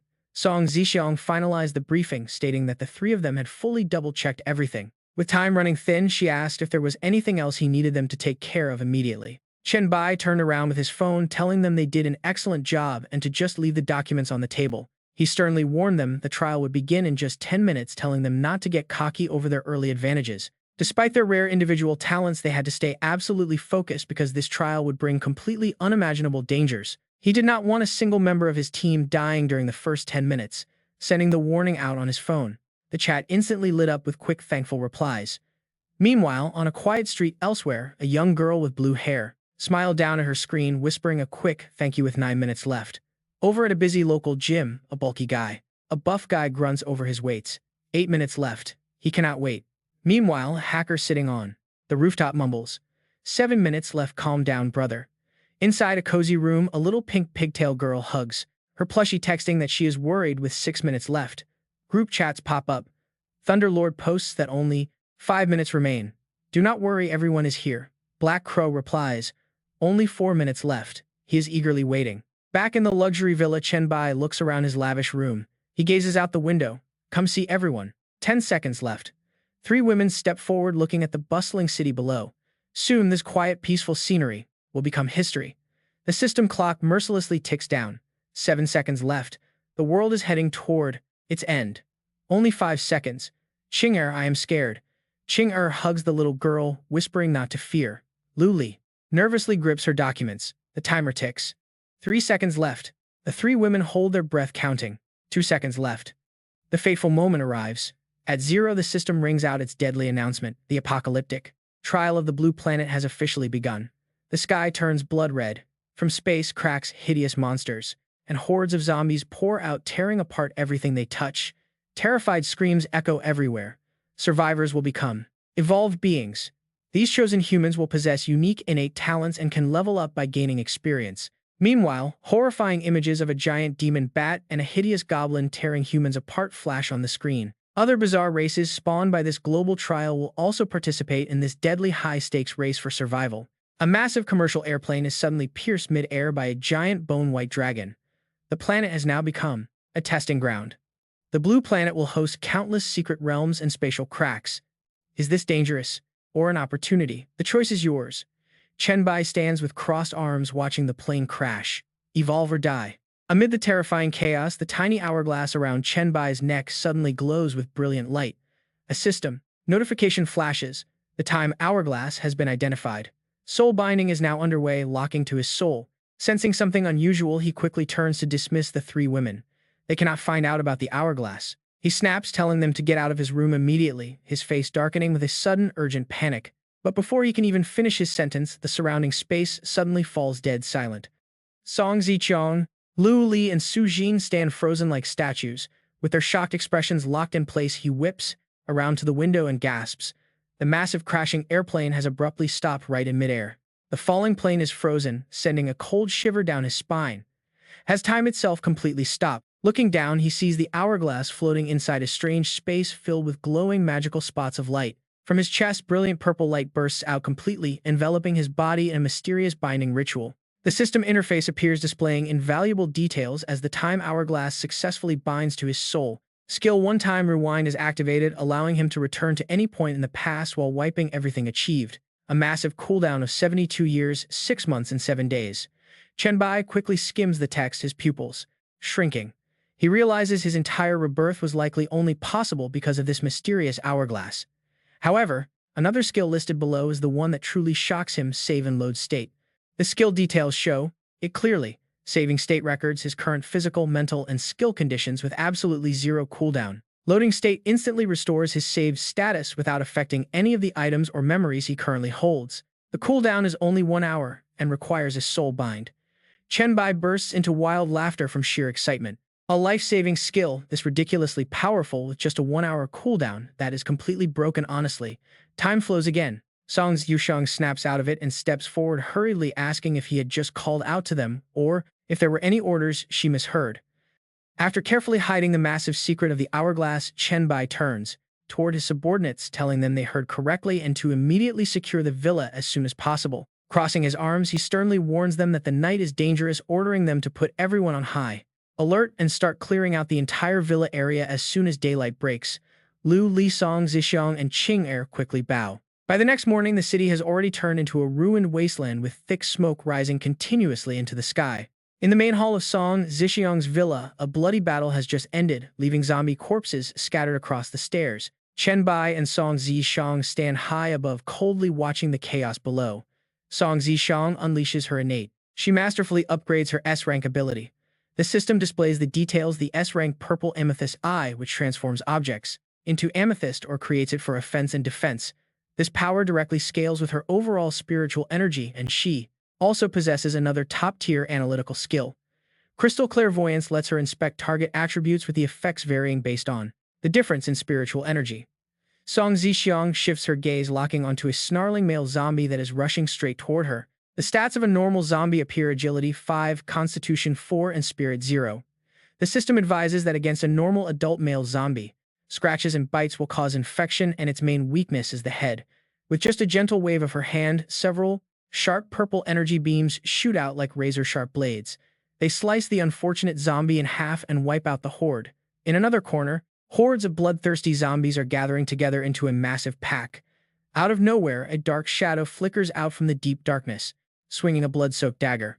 Blessed with the A-rank assassin class, her presence is completely undetectable, granting a major buff to her agility, including an extra 30% agility in the dark and 100% attack speed on her first strike. This is Ching Air, and she bolts forward, delivering a lethal strike right to the monster's skull. Moving at terrifying speed, Ching Air turns into a living meat grinder, chopping off the heads of zombie after zombie, clearing a path for the survivors. Once the area is clear, a panicked man rushes into the hall, carrying a wounded young man, screaming desperately that they have an injured survivor. Sujin quickly runs over, and her hands glow with a gentle green light as she presses them against his bleeding wound, telling them to give him the zombie serum, while she immediately heals him. Her status panel reveals a B-rank high-speed recovery skill, which greatly accelerates the self-healing rate of wounds and stamina, and can be actively cast on others. As the dark night finally falls, the grounds surrounding the villa, at last, regain their peaceful quiet. Chen Bai smiles and nods, satisfied as he tells Lu Li that everything seems to be going quite well. The female reporter proudly reports back that thanks to his prior planning, they now fully control the entire territory, and all the manpower, and that absolutely no accidents have occurred. She then leads Chen Bai out to the balcony. Chen Bai turns around to leave casually, telling her that he is leaving this place in her hands because he has more important work to do. Lu Li is left completely dazed, barely stammering a quick yes. The next second, Chen Bai leaps over the railing and dashes straight off. He strolls leisurely along the quiet mountain road, silently assessing the situation. In this early stage of the apocalypse trial, it is highly troublesome that normal vehicles and firearms are completely useless. Before long, his figure is flying through the wind, confident that at his current speed he will definitely arrive on time. We're winding back to the very first day of the global apocalypse. Chen Bai recalls a blinding symbol that once appeared high in the sky above Jiangcheng University. He had seen that mysterious mark appear back then, though it took him a very long time to grasp its true meaning. By the time he did, it was far too late for regrets. But in the present, Chen Bai's eyes burn with cold determination. This time, he is absolutely determined to seize the opportunity. He stops before the gates of Jiangcheng University, now a ruined wasteland. Dozens of slain monster corpses litter the ground around him, all brought down by his dark hand, which now leaks a purple aura. Chen Bai pulls his hand back, looking up with a confident smile. Watch closely, because things are about to get wild. Under the dreary gray sky, the exact sign that every evolver desperately longs to see, a bright red light like a miniature sun begins to slowly descend. It is a very clear sign that the avatar of a god has descended nearby, waiting just ahead. He dashes toward the light, intently pursuing his target, but Chen Bai suddenly halts when a pair of massive legs blocks his path. A voice asks him to wait a moment. Looking up, he sees a gruff, bearded giant who is wearing a cunning, merchant-like smile. The giant remarks that in these early days of the trial, strong individuals like him are rare, introducing himself as a merchant. He asks Chen Bai if he wants to make a deal. After this tense encounter, Chen Bai reins in his killing intent, flashing an unexpectedly friendly smile, replying that he is honored to do business with him. Yet the merchant simply waves his hand dismissively, stating that it is just a simple transaction with a trader, and there is no need for such formalities. Chen Bai gently smiles, delivering a stream of smooth flattery about how he has long heard of his legendary name and looked forward to this meeting. He praises the merchant as a fair, highly generous, wealthy, and powerful figure, playing along with his act with perfect humility. He humbly places a hand on his chest. As the black-cloaked merchant executes a dramatic bow, Chen Bai secretly grins, knowing exactly who is standing in front of him. This mysterious being is indeed the polite god of trade, Lidu Sixun. Indeed, the being taking the form of this sly goblin is none other than the polite god of trade, Lidu himself. Standing amid the quiet, desolate ruins of Jiangcheng University, Lidu Sixun solemnly pulls out a mysterious glowing green card. With extreme gravity, he dismisses the praise as too generous, noting that since fate brought them together, he is going to. Here is a neat gift. He proudly slides a glowing gold membership card right in front of Chen Bai, looking pleased. It offers a 12% discount at the Goblin Guild. Chen Bai happily accepts, recalling his intense past life. This merchant was always immune to empty praise. Chen Bai cuts straight to the chase. Thank you, you are indeed extremely generous. With no time wasted, Lidu Sixun waves his hand. A bright array of holographic items suddenly materializes in the air. They shine brilliantly. Since you are eager to trade, behold my stock. What instantly catches Chen Bai's eyes leaves him stunned. He breaks out in a cold sweat. Right there is the Thunder Walker class scroll from his previous life. It came from this exact shop alongside countless other rare items. Still, he must suppress his intense excitement. He sighs heavily. I am sorry, Lidu Sixun, I really want these, but I cannot afford them right now. Lidu Sixun chuckles softly. He easily reads his customer like an open book. Of course he knows. In the early stages, evolvers rarely have any spare cash. But his premium merchandise does not come cheap. Go work hard and get rich, he advises. Hearing those parting words, Chen Bai pauses in deep thought. As Lidu Sixen turns to leave, Chen Bai quickly calls out to halt his departure. Wait, Lidu Sixen. I might be broke, but I know the gods cannot directly participate in trials. They need to invest in evolvers.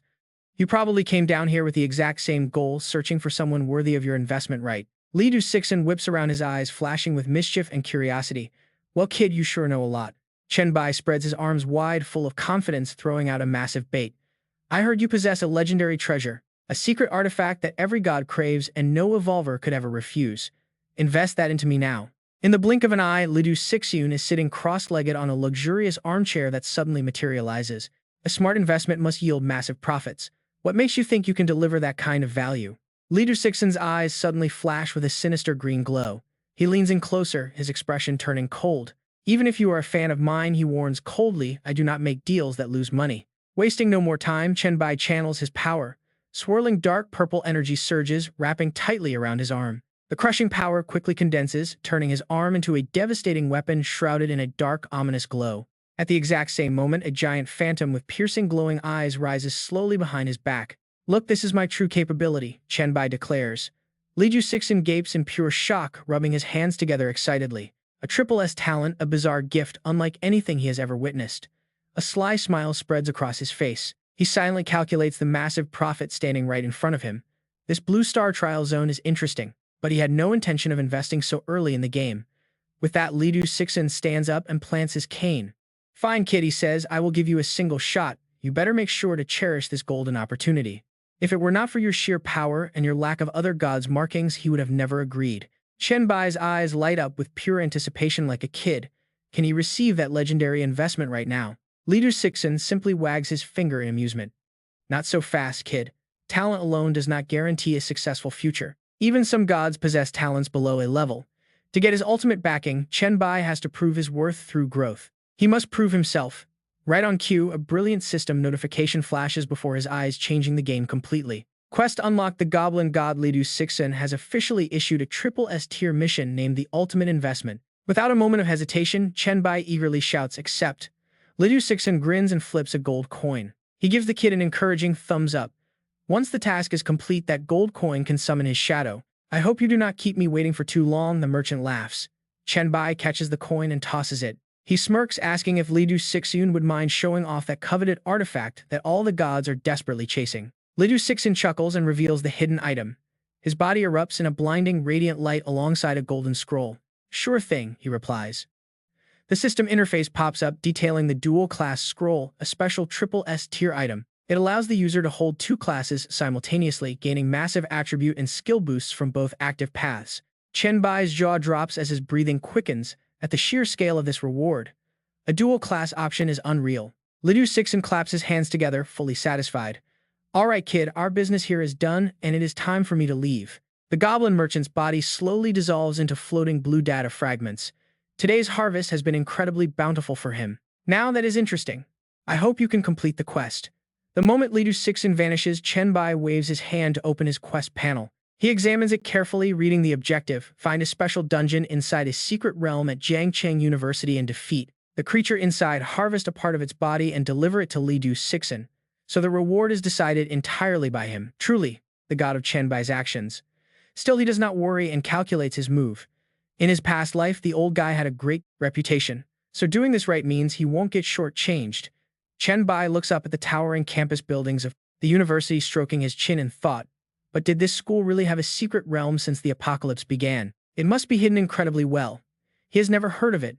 He warms up, ready to take action. But where should he start? The first place that catches his eye is the Jiangcheng University Gymnasium, where the emergency exit is completely blocked by a massive pile of cluttered furniture.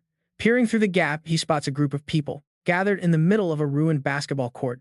On the floor, a male student lies covered in blood, while three girls cry in pure panic. Standing before them is a massive muscular foreigner violently stomping down on the poor victim. The brute arrogantly barks an order: strip off your clothes right now and beg to be my slaves in the most satisfying way possible. Glaring with murderous intent, he threatens them, otherwise I will kill everyone here. Understood, you low-life monkeys. Despite being beaten to a pulp, the male student defiantly raises his head, yelling right back, in your dreams, you pale monkey. Enraged by the insult, the massive foreigner's muscles swell as he unleashes his mutant power, his eyes glowing a deep crimson. If you want to die, I will grant your wish, but I won't let you off easy. Right at that moment, a gorgeous brunette foreign girl steps in, grabbing his arm to stop him. Tom, you are taking this way too far. But Tom ruthlessly slaps her away, sending her crashing headfirst onto the floor before shouting at her to get lost. Suddenly, the door of the gym is kicked wide open, shattering into splinters. Through the rising dust, a figure calmly steps inside, startling everyone. The students on the floor look up in disbelief, staring at the mysterious savior who just arrived with hopeful eyes. Chen Bai steps onto the debris, slinging his jacket over his shoulder, and speaks up in a chilling tone. Hey foreigner, did you beat up these students? Tom does not even look at him, letting out an arrogant smirk. Yeah, so what? You got a problem with that? Wasting no time on words, Chen Bai leaps forward, his arm instantly shrouded in a deadly purple energy. With a swift, clean strike that seems to slice through space itself, he sends the brute straight to hell. Chen Bai lands softly, leaving a spray of fresh crimson blood behind him. Watching this sudden, horrifying display, the foreign girl stares with wide eyes, her mouth open in absolute shock and terror. Chen Bai casually grabs the head of another thug, trying to sneak up on him, turning to ask the trembling students, "Are any of you medical students? I am looking for something and really need someone familiar with the campus medical facility." The students quickly stammer in denial. "No, not me. I study civil engineering. I am a foreign language major." Suddenly, a trembling finger points toward the gorgeous brunette sitting on the floor. I remember, she is in medicine. Chen Bai slowly approaches her, making her pale in fear as she curls up and cries, "Please, do not kill me. I did not hurt anyone." In her sheer panic, she desperately uses her broken Chinese to flatter the powerful man. But she completely butchered her pronunciation, desperately gasping. "Me, yes, I really love China, I am. Yes, I am white, but my heart is perverted. That is right, my heart is very dirty." The atmosphere instantly becomes incredibly awkward. Chen Bai stands there utterly speechless, while a male student behind them bursts out laughing at her terrible pronunciation. Seeing his speechless face, she grabs his sleeve to beg, while another female student speaks up for her. "Please spare her, she did not hurt anyone. She even tried to stop those guys earlier." Hearing this, Chen Bai smiles, his expression softening as he gently nods, "I see." Meanwhile, the university campus looks even more desolate under the pale sunlight. Chen Bai turns to the crowd and gives a clear instruction. "She will stay with me, but the rest of you can leave now." He then kindly gives them directions. "Once you go outside, follow the trail of zombie corpses to Dongshan villas in Jiangcheng and give them my name, Chen Bai. The people there will look after you." Yet the students still cannot hide their intense anxiety. "Go outside right now." But the campus is crawling with zombies and the Dongshan villa district is so far away. Chen Bai calmly walks out, looking back to reassure the panicked students. "I already cleared out almost all the zombies along the way, so you do not need to worry. There won't be much danger." Suddenly, he stops, his face turning. He turns dead serious, dropping words as sharp as daggers. "Since you all survive, you are also talented, evolved ones. But if you are too scared to face simple zombies right now, what will you do when the monster hordes start to multiply? At that point, death is absolutely guaranteed." Hearing this, the crowd of students stands frozen in place. Shock and fear wash over their faces at that grim reality. The black-haired girl leading the group nods quietly. Determination shines in her eyes as she thanks him and says they will leave. Chen Bai turns to walk away. He leaves with the foreign girl. Seeing the others depart, she panics and asks why she cannot go with them. Why is he keeping her here? The hot girl suddenly freezes her cheeks, turning as red as ripe tomatoes. "Honestly, you can't make this up." Pointing at Chen Bai, she begins her highly narcissistic deduction. She claims guys in Long Country love foreign girls, assuming he kept her close for that exact reason. She even tells him not to get rough. Promising to be his wild horse, Chen Bai only smirks back, his mocking gaze immediately pouring ice-cold water on her fantasy. He tells her she misunderstood because he has zero interest in a horse that millions of people have already ridden. Did she not hear him say he needed help finding things in the medical department? Utterly embarrassed, she hangs her head. She shyly apologizes, claiming she was too terrified to hear a thing. But then her wounded pride suddenly flares up. She stomps her foot and yells at his retreating back loudly, protesting that Chen has no right to insult her like that. Raising her head with a flushed face, she screams that she has never been ridden by anyone in her entire life. She insists she can prove it to him. Hearing this, Chen Bai glances back with a sly smirk playing on his lips. He simply agrees, and with that, the two leave the Jiangcheng University gym behind. The moment they step outside, she starts complaining. She whines constantly in a babyish voice, begging him to take a break because her feet hurt and she is exhausted. Chen Bai flatly answers with a simple no. In the very next second, a massive hand tightly grabs hold of her clothes. He drags her along, telling her they must move. Completely losing her composure, she screams as she gets lifted up. Under his brutal escort, they quickly arrive at the medical research building. As soon as they make it there, She quickly tries to adjust her ruined clothes angrily, complaining that Chen is being far too rough with her. Standing in front of the massive structure, Chen Bai looks up, asking if this is indeed the research building. Regaining her composure, she nods, explaining there is a third-floor lab restricted only to the university professors. Word is it contains tons of bacterial and viral specimens. Stepping inside, she points toward a completely different corridor. She warns him that the basement path is actually not a garage, but the school morgue and the trash incinerator. Chen Bai tells her to stay close. She continues, claiming that if anything is hidden here, that is the spot. Chen Bai nods, commanding her to follow him. Stepping inside the laboratory, a truly spectacular sight awaits them both. Glowing test tubes of every color line the room alongside a massive microbial incubator. The system immediately pings with a notification. It identifies the location as the Jiangcheng University Virus Research Lab. Chen Bai steps inside with a satisfied grin. He never expected the university to hold such an incredible treasure. Extending his hand, purple energy reaches the tubes. System notifications flood in, confirming the harvest of mutated flu viruses. He mutters that it is mostly influenza. It makes sense given that this is still just a university. The system alerts that his collection is complete. The required points to upgrade the flu into a full skill have dropped. Chen Bai narrows his eyes with intrigue. Upgrading flu into a skill seems worth a shot. A bright light flashes as the system confirms the successful upgrade. He unlocks the influenza skill, which unleashes infectious pathogens to debuff all target stats and inflict a special negative status. This sneezing effect completely interrupts any spell casting energy, charging, or aiming. Reading this, a massive grin spreads across his face. Talk about a completely broken skill. This crazy sneezing mechanic is going to make his future fights a breeze. Standing before the massive glowing projection of his virus talent tree, he crosses his arms to carefully review his upgrade path. He realizes he has been neglecting the sheer utility of these virus skills. He must focus more on this in the future. A triple S-tier talent is absolutely terrifying. Recalling the brutal challenges ahead, Chen Bai turns deeply pensive. He still has leftover virus points. The upcoming trial of the Goblin God will definitely not be a walk in the park. He needs to boost his stats first. Opening the Blacklight virus skill tree, he strides down the glowing green hallway. The system immediately unlocks 2 passive upgrades, granting him the ability to cling to surfaces alongside highly enhanced focus.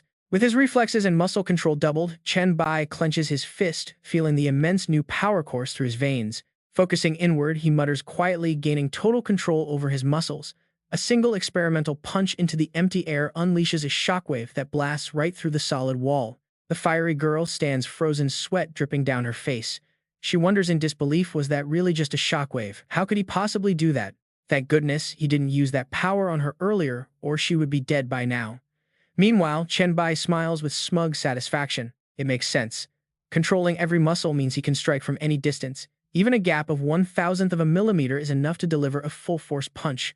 To unleash a massive punch. Noticing the girl's face turning a strange shade of bright red again, Chen Bai furrows his brows and looks at her. He frowns and asks what she is blushing about. Startled, she waves her hands frantically and insists it is nothing. He doesn't even bother to care, jerking his head to signal that they are done here and should head to Professor Oi's place now. Together, they enter the storage area. In the basement of the virus research lab. Terrified of the dark, the girl presses herself close to Chen Bai, whimpering that there is no power down here. It is just too dark.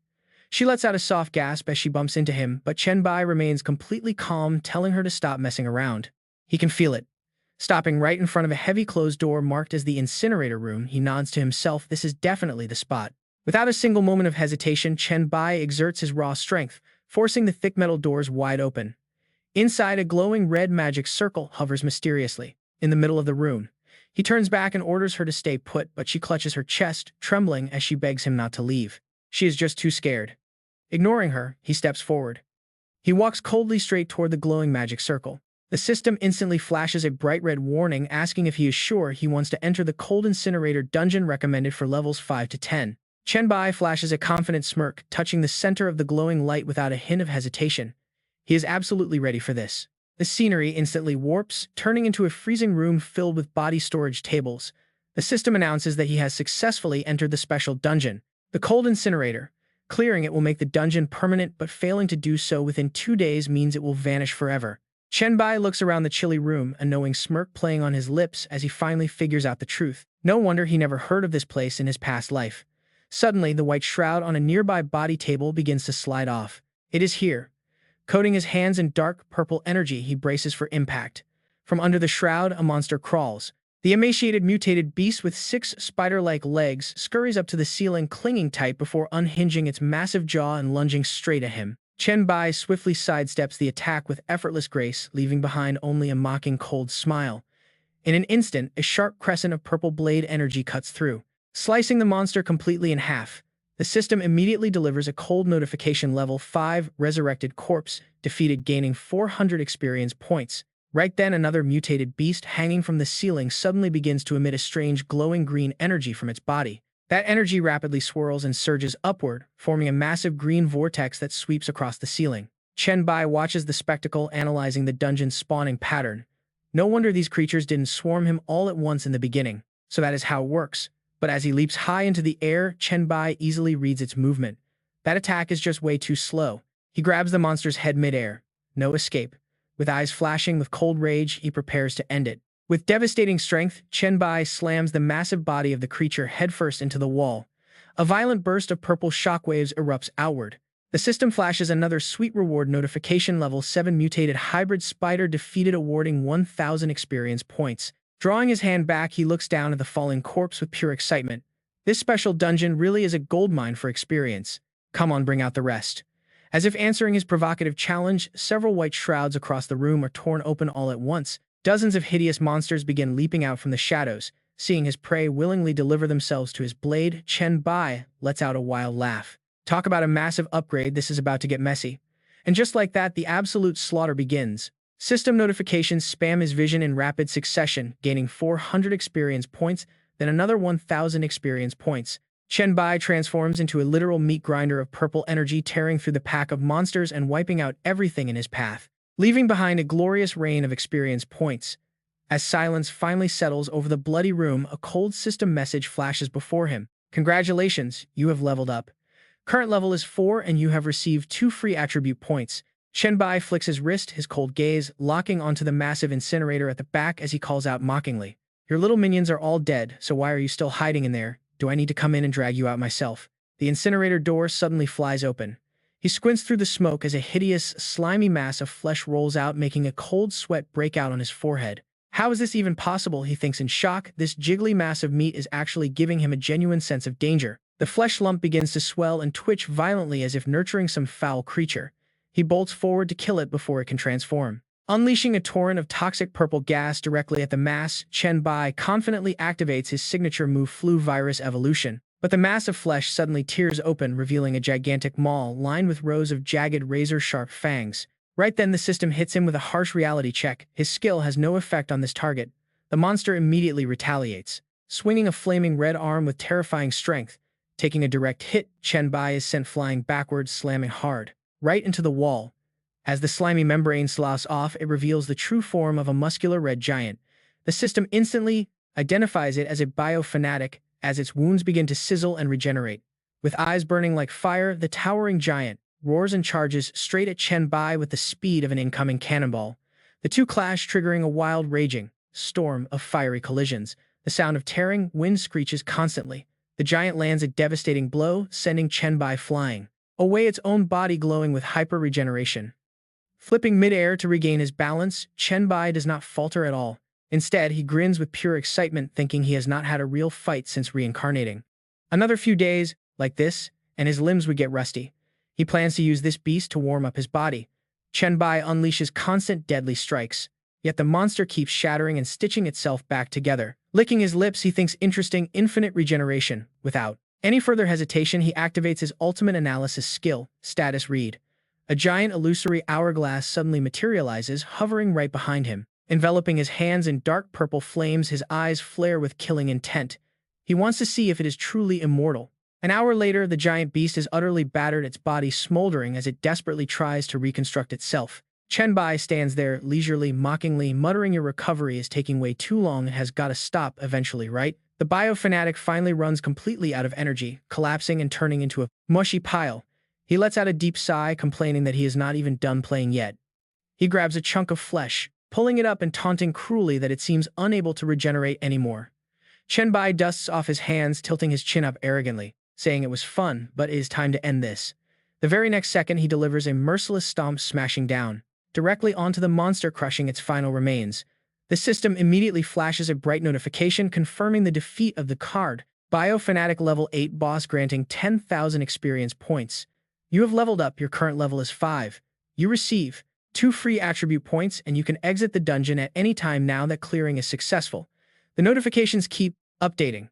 The Cold Incinerator dungeon has become permanent with a 3-day cooldown. An interesting option panel then pops up right in front of him. Do you want to upload your clear playthrough as a paid video guide? The revenue will go to the uploader. You can choose to hide your face ID and name and also set the viewing price. Chen Bai runs a hand through his hair with a calculating smirk, saying to go ahead and upload it but keep his identity hidden. Meanwhile, at the Dongshan Villa district inside Song Zishang's home, a bedroom is brightly lit with healing light. Song Zishang stands nearby watching Su Xin, who is currently injured, when she suddenly notices a notification on her phone and blankly reads it. The group chat panel displays a shocking announcement. It says that the Chen Bai has just published a video clearing the mysterious nightmare-grade dungeon, the Cold Incinerator, levels 5 to 10 for the price of 1 copper coin. Song Zishang and Lu Li immediately huddle over the screen, their eyes tense. They decide to watch it, and they are not alone. Countless other revolvers everywhere are holding their breath watching this violent footage. Qing'er, the female assassin, frowns, breaking into a sweat, muttering that it is too fast to see without slowing it down. A young martial artist shouts in pure excitement, calling it an incredibly intense battle. Meanwhile, a muscular man, who once carried the injured guy, breaks into a cold sweat anxiously, noting that things look bad because the monster's regeneration is even better than Bai's, meaning his fighting style shouldn't make sense. But Meng Meng's eyes light up with joy as she cheers that Bai has fully recovered. In the chat room, comments start flooding in like a massive storm talking about that seemingly infinite instant healing. Some complain they struggled after fighting just 10 zombies, wondering if the gap between SS and SS talent is truly this massive and how a level 5 to 10 boss can be so ridiculously strong. How can anyone reach that power at level 10? Finally, one bitter comment sums it up. There might be another way to clear the dungeon, but Chen Bai's strength simply breaks all the rules. It seems everyone agrees he's just too powerful to bother looking for workarounds. Back inside the Cold Incinerator dungeon, Chen Bai leans down to touch the slimy blood pool of the defeated boss. A special system prompt suddenly flashes, notifying him that he has consumed a special mutant, gaining 300 evolution points for the Black Light Virus. Standing tall, he gazes at the glowing purple energy gathering on his fingertips, feeling quite satisfied. The Black Light Virus has its own evolution points, totally separate from his standard talent points. He can only use them to upgrade the abilities of the crew, Black Light Virus itself, but that is already amazing. Right after a system chime rings to confirm his massive power upgrade, the legendary Black Light Virus has successfully evolved, boosting his recovery rate by 300%. A brand new system notification. Power is surging without limits. The Black Light Virus has evolved, boosting recovery speed by 300%. A system notification pops up. The system chime rings out crisply, with unexpected good news triggering his Black Light Virus to unlock a brand new ability. He secures the Biomaniac skill, A-rank cell regeneration. Clenching his fist, Chen Bai checks his stats. This passive power lets him consume stamina or other forms of energy to regenerate at extreme speed, even allowing him to regrow entirely severed limbs. This passive can be toggled on or off at will. Finding an innate skill is already insanely rare, let alone an A-rank masterpiece. Licking his lips, Chen Bai's eyes gleam with anticipation. Now let's see what this nightmare-level boss dropped. Chen Bai bends down to look closer. Floating right before him are 3 rare items, all radiating a glittering golden light. He picks up the first scroll, and the system reveals it is a unique A-rank Bio-Fiend class scroll. But there is a major catch: it requires absorbing living creatures. A unique class brings incredible power but also immense risk. Besides, Chen Bai already has his trusty Black Light Virus. Next up is a glowing crystal, identified as genetic essence. This C-rank potion is a perfect essence that significantly boosts physical stats, though each evolver can only use it once. Chen Bai playfully tosses the test tube in his hand, nodding with a grin. This one definitely is not bad at all. He downs the liquid in one gulp, and the system immediately alerts him to permanent stat increases +2 to strength, 6 to constitution, and 3 to agility. Next, Chen Bai picks up what looks like a piece of thin, wrinkled skin. The system scans it as D-rank faceless skin. Wearing this dynamic tissue lets him shift his body's color and shape at will. Reading the description of this dynamic skin, Chen Bai's face darkens as a cold sweat breaks out on his forehead. This dynamic skin's description is incredibly vague. He wonders if it's a physical body modification or just an equipable item. To distract himself, Chen Bai quickly opens up his holographic inventory screen. He remembers he picked up a few other items, dropped by those trash mobs earlier. Scanning through the pile of clothing inside his inventory, he can only sigh. It is just standard gear that can double as inner armor, but it will do. Then his eyes lock onto an old, dusty book. An old leather-bound book. Another skill book, incredible. But reading the fine print on the cell activation technique, he frowns. It's a D-rank active skill that briefly boosts cell activity to skyrocket his healing but has a 10-hour cooldown. The system notes that if the user already possesses the upgraded version cell regeneration, this skill book is useless. Useless to him, but that is fine. These life-saving skill books are prime trade bait for the global chat channels. After sorting his stash, Chen Bai grabs a chunk of flesh from the boss, finally preparing to make his exit. It is time to go. Handing this boss part over to Lidu will officially complete the quest. He smirks, imagining the shocked face of that crafty merchant. The old man definitely won't expect him to finish this run so quickly. He turns back toward the incinerator door, but his steps suddenly freeze up completely. Something feels very wrong. The system panel pops up asking if he wants to leave the dungeon. Chen Bai's hand hovers over the yes button, but he decisively taps no. Something is wrong. His eyes darken as his mind races to piece it all together. Lidu is not some random wandering merchant who travels without purpose. A being like him must have a reason to come here. He even said Chen Bai was just an unexpected bonus. Crossing his arms, he recalls the merchant standing outside the campus. If so, his original target was likely this very dungeon. Whipping around, Chen Bai stares intensely back at the giant incinerator. But the basic loot he found here would never warrant the physical descent of a literal god's avatar. Could his true goal have nothing to do with this place, or did Chen Bai simply miss something hidden inside? Driven by relentless curiosity, Chen Bai steps back toward the cold trash incinerator, leaning half his body deep inside the dark chamber to look straight up. If there is anything left uncovered in this dungeon, it must be right here. He feels around the metallic walls, carefully checking every single corner, the iron plates and the grease-covered burner jets. Nothing seems out of the ordinary at all. But then his gaze locks onto the pitch-black exhaust pipe rising above. Could it be hidden inside that pipe? He needs to climb up and look. If he skips this, he might regret it. Wasting no time, Chen Bai bends his knees and leaps, shooting himself straight up into the pitch darkness. Using his newly acquired wall-clinging ability, he climbs rapidly up the narrow pipe which stretches far beyond the room, the height of the room itself. Yet, as he reaches the top, he only finds a solid dark sheet of metal, a complete dead end. Frowning, Chen Bai plops down inside the pitch-black pipe with a disappointed sigh. Is there really nothing here? But just as he is about to give up and head back down, a bizarre glowing golden mask suddenly materializes out of the pitch black, making him jump in pure shock. Moving lightning fast, Chen Bai swings his energy-shrouded fist, unleashing a devastating strike right into the blinding light. In the next second, his face freezes. The system quickly displays information about the mysterious mask, revealing it as the primary cause of the incinerator anomaly, and this mysterious, nameless item seems to possess incredibly unique functions and magical effects. He gently lifts the glowing mask. Is it a legendary item? He silently inspects the mysterious treasure.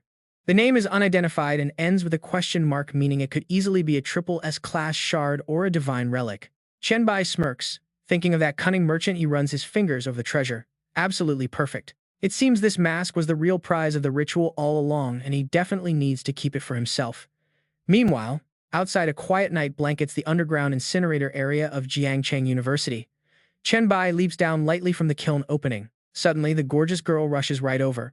Her eyes instantly turn into happy hearts. She squeals in pure excitement. She squeals about how powerful he is, confessing her love after watching his video. Chen Bai just squints at her with a frown. He asks a brutally blunt question. Do you have any copper coins? While everyone else is busy fighting zombies, he has other priorities. Ignoring her infatuation, he does some quick mental math.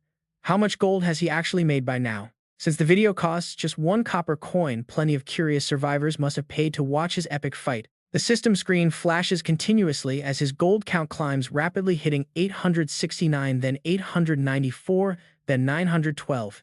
He clicks his tongue. Still not quite enough. He needs a full 1,000 gold to unlock the storage. Manipulating the purple energy in his hands, he calculates.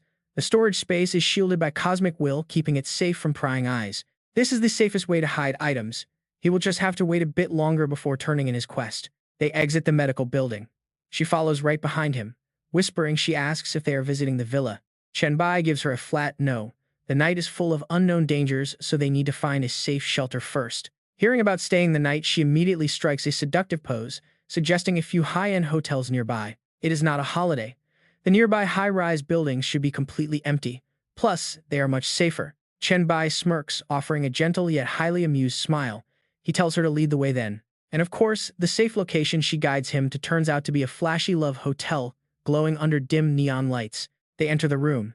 She immediately slips into his sexy nurse outfit, but he quickly rejects the look. He bluntly rejects it, saying he is not a fan of that look.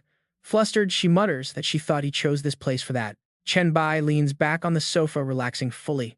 He smirks, admitting he does want to see a show, just not that specific outfit. She obediently leaves to change. Soon she returns in a tight police uniform to show off her curves. Still, Chen Bai just shakes his head in disappointment. He sighs that she is totally missing the spirit of the outfit. So she changes again, this time into a school uniform. But our picky main character continues to complain that it lacks charm. He complains again. She's already a student. He wants her to wear something far more interesting. Finally, she pulls out her ultimate weapon, crawling onto the bed in a highly provocative maid outfit with cute animal ears. With a satisfied glint in his eyes, Chen Bai beckons her over, declaring her his little pet for the night. Outside, the quiet night slowly passes. The flashy love hotel neon signs keep blinking in the dark night. With the business settled and the exhausted girl fast asleep, a fully refreshed Chen Bai sits up to activate the storage function. With everything settled, while the exhausted foreign girl sleeps soundly on the bed, Chen Bai sits up fully refreshed. He orders the system to open his storage. It complies immediately. The space is now fully accessible. The storage space is open, costing 1,000 gold. It is completely undetectable by any skills or abilities. All skills and abilities are kept completely private and secret. The mask is safely stored away. Having hidden the treasure, Chen Bai throws on his familiar jacket and confidently steps out of the room. It is finally time for the next step. He flashes a calculating smile, flipping a gold coin high into the air to summon the legendary merchant. The gold coin spins, forming a glowing hexagonal magic circle as the system announces the arrival of the goblin merchant. Chen Bai wears a confident smirk, waiting for the prey to bite. Outside, the Love Hotel near Jiangcheng University remains silent. Looking at the glowing magic circle, he recalls a piece of wisdom widely known in his past life. When bargaining with Leto, emotions are a key part of the negotiation. It means the merchant adjusts rewards based on feelings. He will tweak the price to appease his partner's frustration. Of course, this only works if you actually have value. With that in mind, Chen Bai reaches into his pocket and pulls out a soggy piece of meat from the recent boss. Out of the blinding light, Leto appears with his usual grand presence, cheerfully asking why he was summoned so early. He wonders if the kid has already completed the mission to prove his worth.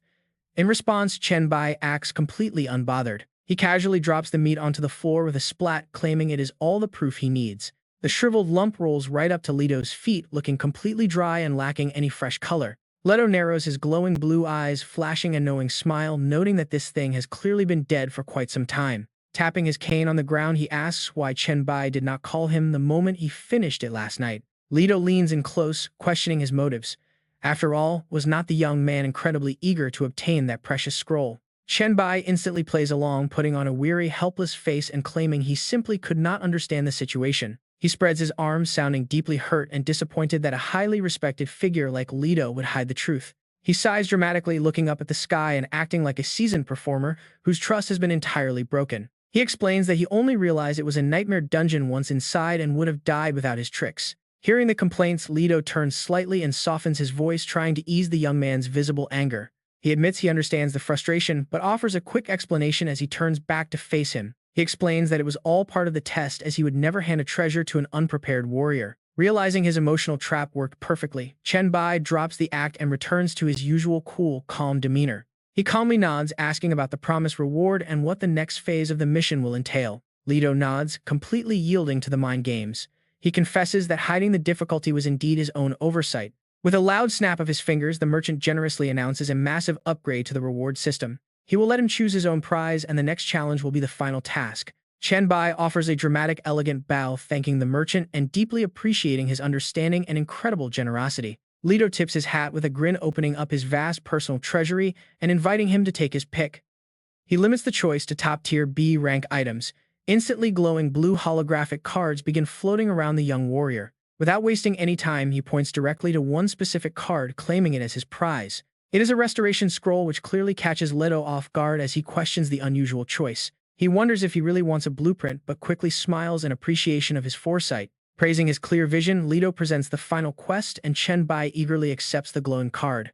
A bright system notification panel flashes before his eyes, warning him of the extremely heavy task ahead. The merchant has issued a SSS-Rank quest, where the final reward is 2 SSS-Rank class scrolls.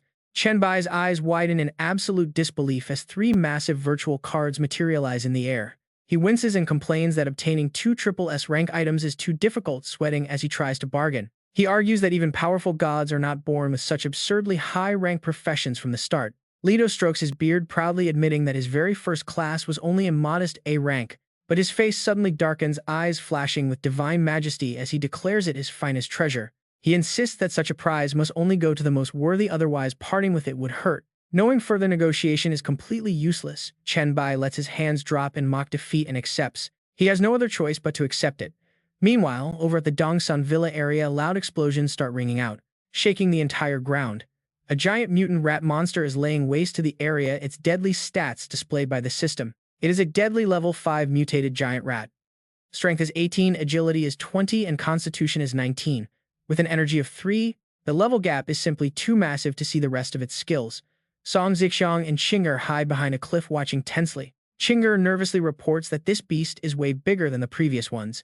The two teams that ran into it were completely wiped out. Its stats are 3 to 4 times higher than ours. Our people cannot handle this beast. What do we do now? Song Zixiang frowns deeply, making a quick decision. Since they cannot handle this beast right now, they must avoid it for now, and just keep a close eye on it from a safe distance. Suddenly, Qinger's eyes widen in absolute horror as she senses imminent danger. The mutant rat roars insanely, tearing through the wall and lunging straight for them as Qinger screams out in terror. Move, get back. The beast's massive body slams down instantly, throwing the unlucky survivors high into the air. Pure panic. Total chaos. Qinger desperately grabs Song Zixiang's hand, crying out in utter despair. Run, you have to escape right now. But Song Zixiang simply collapses, gritting her teeth. It is already too late. No time. The giant mutant rat is too fast, darting through the darkness with its crimson eyes locked on them, ready to tear them to shreds. But right at that absolute life and death moment, blinding purple lightning crashes from above. It strikes the monster head-on. Suddenly, Chen Bai appears, delivering a devastating kick wrapped in a heavy purple aura. He crushes the giant beast into the stone floor. Safe at last, Song Zixiang looks up in utter shock. Her savior is right there. Chen Bai stands tall and proud on the giant rat's corpse coat fluttering. He smirks, noting he arrived just in time. Now no more waiting around. He gets right back to business. He turns to his men with a very serious look, telling them to bring in a cleanup crew right away and to properly compensate the families of those who died. Then he tells Song Zixiang to follow him back to talk. She needs to explain everything. Back in her private villa, she gives him a highly detailed and serious report. They were checking the area after clearing the zombies when these mutant rats suddenly swarmed them in huge numbers. Their original nest was in the east. She apologizes deeply, admitting the sudden attack completely caught them off guard. 6 warehouses are gone and total casualties have exceeded 100. She hands him the detailed list of victims. Chen Bai takes the paper, gently offering comfort. He notes she did great but looks completely exhausted from this. He orders her to rest while he wipes out the remaining pests and finds out exactly where they are originating. Song Zixiang smiles, warmly, politely declining. She insists it would be wrong for her to rest while he works. She wants to introduce someone to help him. Chen Bai simply nods, curious to see who she has in mind. He agrees. She looks toward the door and calls for Ling Yu to enter. The office door slowly swings open. A stunning girl with a gorgeous figure walks in. Song Zixiang introduces her as Qin Ling Yu, a rescued survivor. They have known each other for years. Since she is a trained lawyer, she can easily help him establish the new rules. Plus, she is very willing to serve him. Chen Bai leans back, studying this beautiful newcomer with intense interest. He tells Qin Ling Yu to stay while dismissing the others. The young lawyer shyly brushes back her long dark hair. She says she is ready. Now watch how he gently lifts her chin, his eyes flashing with absolute mischief. He mentions hearing lawyers are exceptionally skilled with their tongues, asking her to come over and prove it to him. She immediately agrees. A little while later, she gently wipes her mouth and softly thanks him for the reward. She obediently thanks her master. Chen Bai lounges shirtless on the sofa, looking incredibly pleased with her skills. Her talent is top-notch and he is very happy. He stands up and walks toward the massive glass window. He looks out at the city and orders her over. She quickly complies as he turns to face her. He gets down to business, wanting to lay out the rules. But Qin Ling Yu suddenly stumbles right into his chest. She clings to the glass, falling into his arms. He asks what she is doing and why she ignored his words. She stammers an apology, explaining she completely missed it. It is because of her special B-rank concentration skill. This passive skill boosts her mental speed and heightens her senses whenever she focuses heavily on a single task.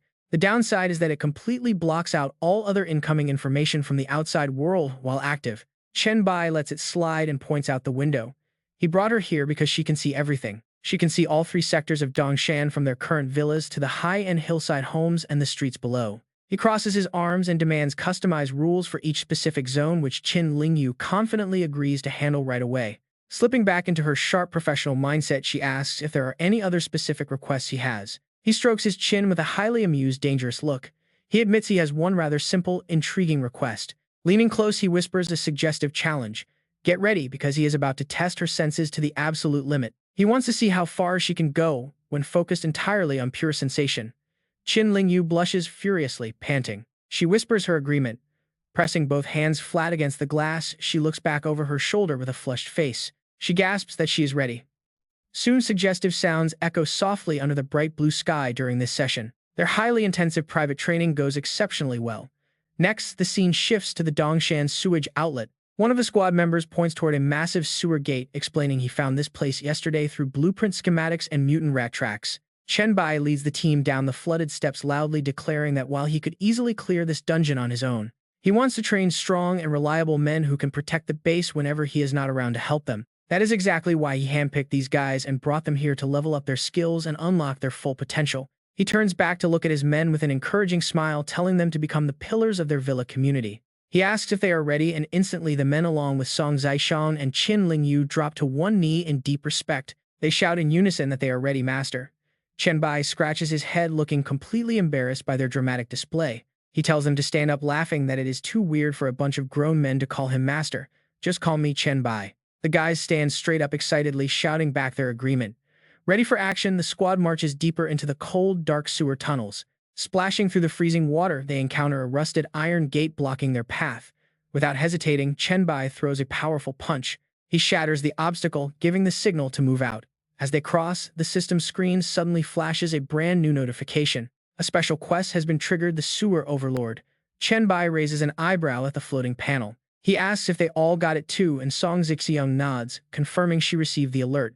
Qing'er quickly reads the details, noting they must eliminate all mutant rats, slay the Rat King, and uncover the source of mutation. The rewards will scale based on completion percentage, and the other men excitedly chimed in that they got the quest too. Igniting their torches, the group pushes deep into the darkness, with Chen Bai casually noting how dark it is down here. He is glad he had them prepare torches beforehand, adding that the tunnels are actually cleaner than he expected. Suddenly, Chen Bai raises his hand, signaling the squad to halt. He stares alertly into the dark, warning them to be careful. Out of the shadows, a horde of mutant rats rushes forward like a tidal wave. Chen Bai immediately activates his blacklight virus. His hands wrap in swirling purple energy as he prepares for battle, muttering that there sure are a lot of them. The sewer air grows incredibly tense as the frenzied rats swarm. Showing no mercy, Chen Bai unleashes a powerful purple shockwave. The blast completely wipes out half the horde. He turns to the team, telling them to finish off any survivors. After clearing the area, Qing'er pokes the rat carcasses with a stick, while one of the men picks up some loot. He excitedly announces he found some rat skin gear. Song Zixiang then approaches Chen Bai to give him a progress report. She notes this section is cleared and they have passed through 16 tunnels already, but suddenly a massive shadow looms ahead. Song Zixiang tenses up, pointing out that another one is coming, but this time there is only a single beast. Chen Bai locks onto the target coldly. Song Zixiang immediately activates her advanced appraisal skill, Crystal Insight, to scan the enemy. Her eyes widen in pure shock as sweat drips down.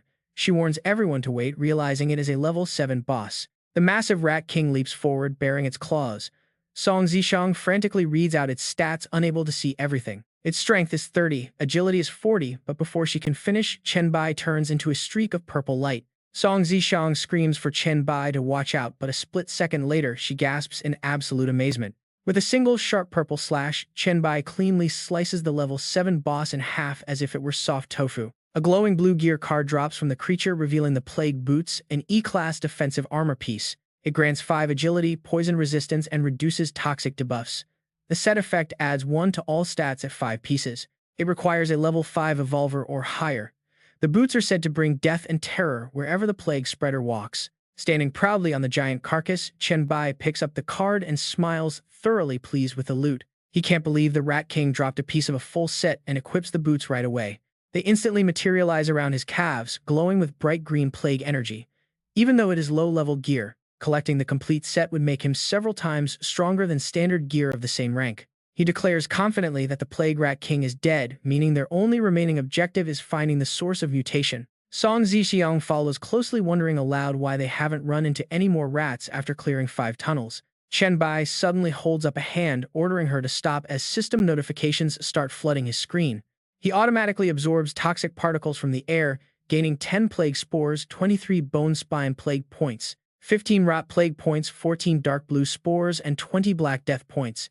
He frowns in thought, realizing that absorbing normal sewer viruses is expected, but these specific strains he is taking in have never existed on Earth before. Earth faces a brutal test.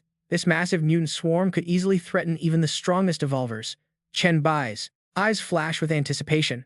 Realizing the source is ahead, he senses the lurking danger and decides to command Song Zixiang to back off immediately, warning her that she cannot go any further. She obeys. Chen Bai then ventures alone into the glowing green waters, a confident smirk playing on his lips. This is getting pretty interesting, he thinks, noticing how his virus points spike rapidly with every single step. He wonders how fast they will climb once he finds the source, entering a dark, foul-smelling drainage pipe. Toxins fill the air. But instead of running, he feels completely refreshed, calling it his paradise. Right in the middle of this vast underground chamber, a cloaked corpse with long black hair floats silently. A toxic green aura radiates from it. Chen Bai looks up, his expression clouded with suspicion. Is it just a corpse? He wonders if this is truly the origin of the plague, judging by the thick rising mist. Based on the high virus concentration, his gaze locks onto a small mysterious object held in its bony hand. The scroll. Without any hesitation, Chen Bai reaches straight out to snatch it from the remains. He rips it from the pale fingers and opens it. Disappointment. There is no item description here, only fanatical prophecies of a bizarre cult. He frowns. The plague sect. He never heard of them in his past life. No matter.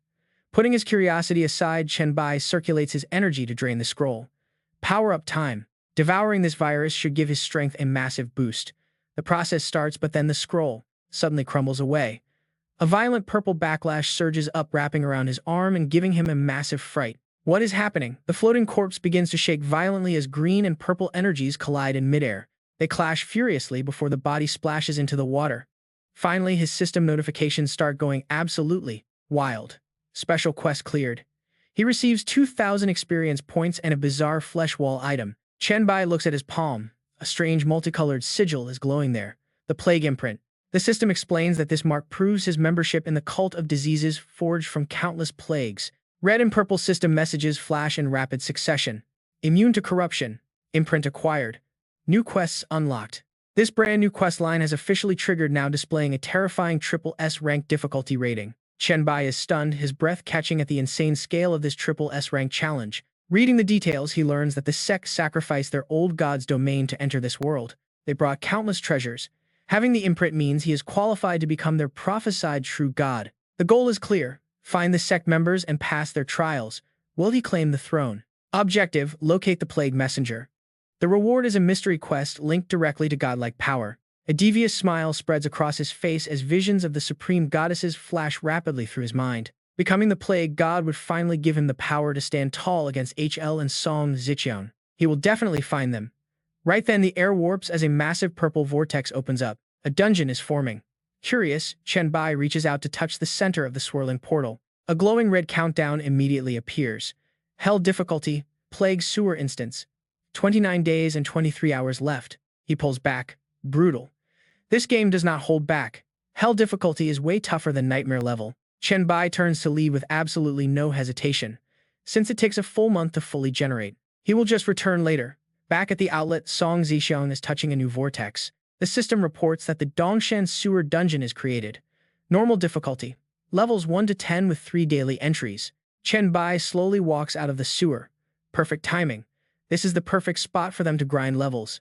Song Zixiang greets him with a warm smile, acting like a highly efficient, capable, and loyal assistant. She reports that she has already organized teams to head inside, not wanting to waste their 3 daily runs. Chen Bai steps out of the sewer drain and calmly informs her that since they have reached level 10, this is the perfect spot for everyone to grind and rank up. Song Zixiang smiles warmly like a model assistant. You are back, she says, explaining she already split their group into batches so they do not waste their daily runs. Chen Bai nods. 20 minutes later, they stand directly before the dungeon gate. Chen Bai stands with his hands behind his back, giving instructions to his fired-up men. The sewer dungeon isn't fully open yet. You guys should go in groups of 4 to 8. Survival is the priority, rewards come second. Got it. Understood, boss, the men shout in unison.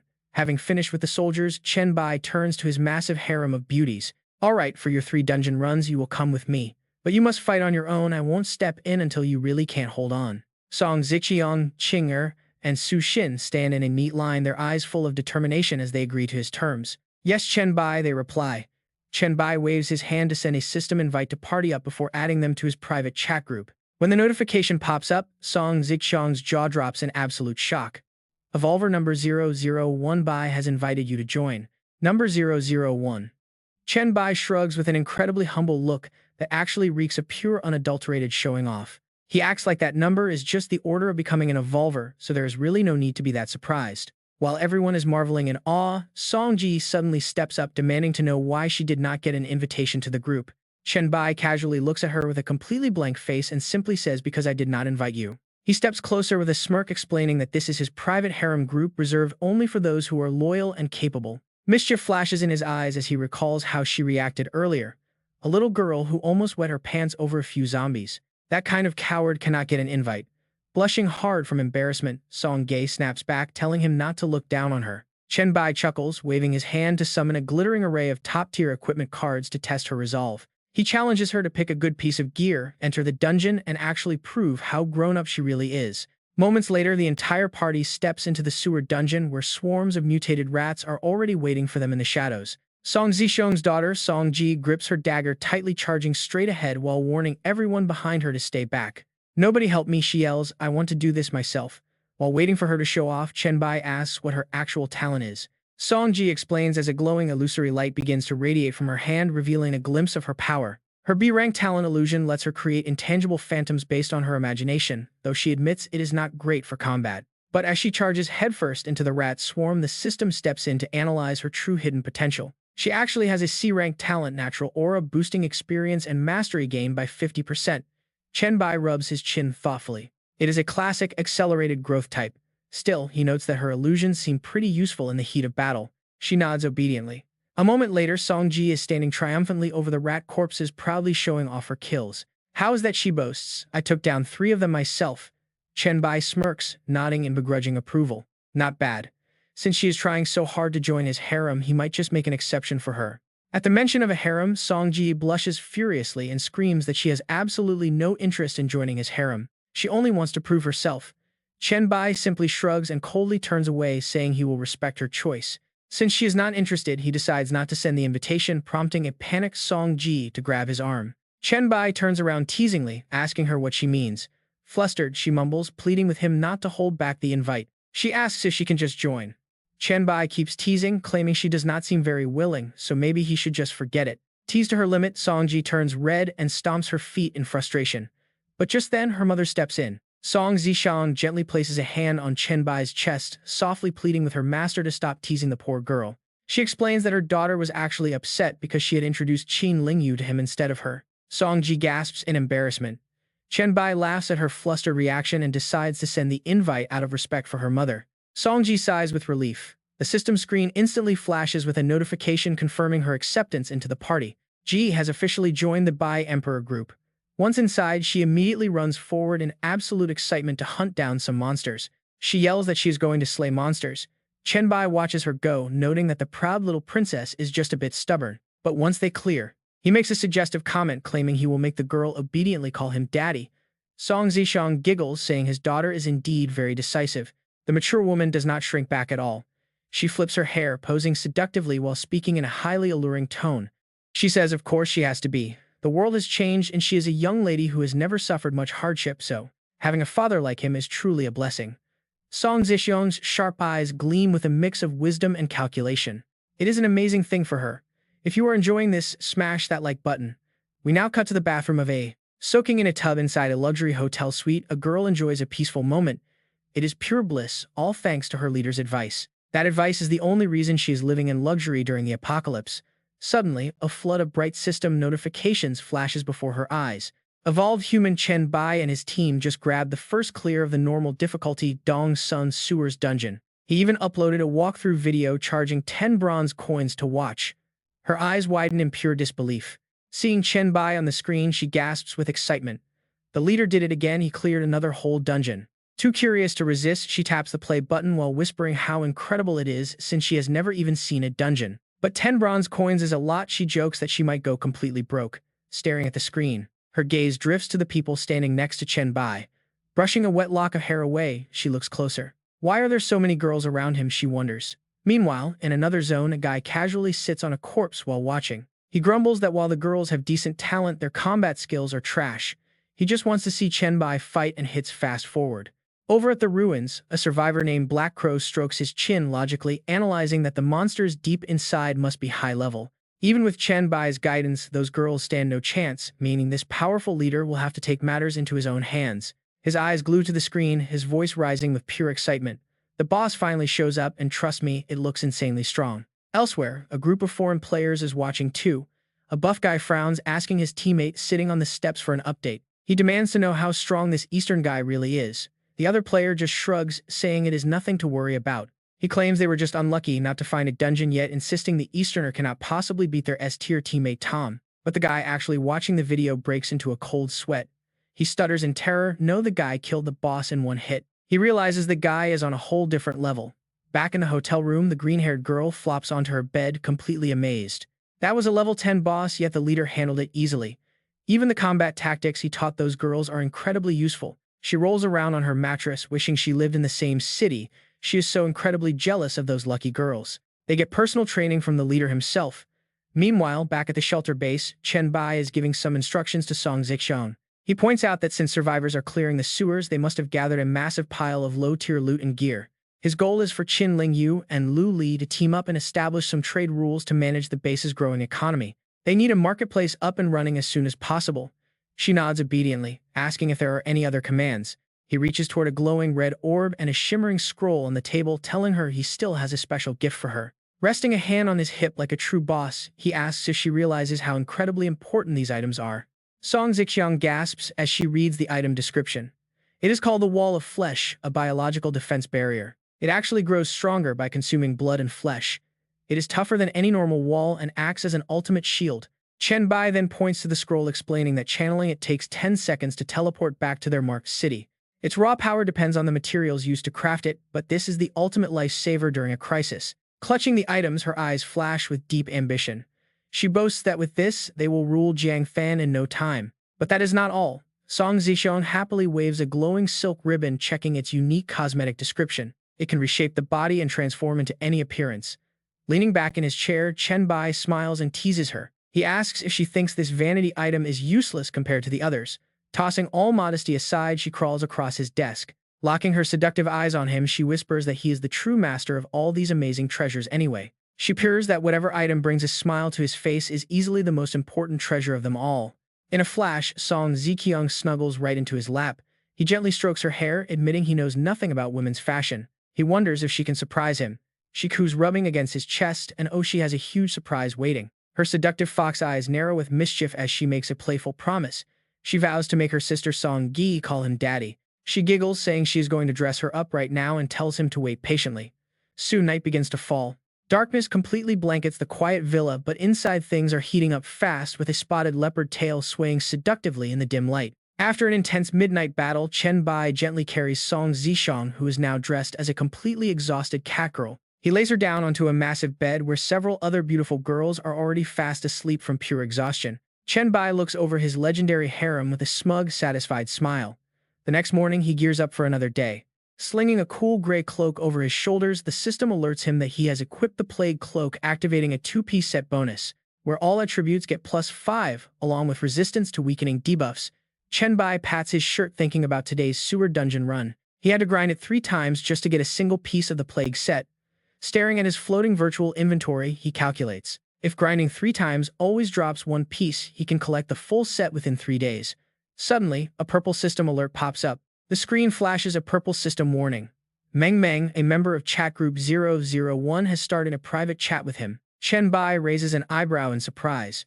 Meng Meng. He scrolls through the messages where she says, "Hello leader, I watch your guide video." She says his guide based on everyone's talent and ability is amazing, adding that she is not good at fighting herself. She asks if he could guide her. A smug smile plays on Chen Bai's lips.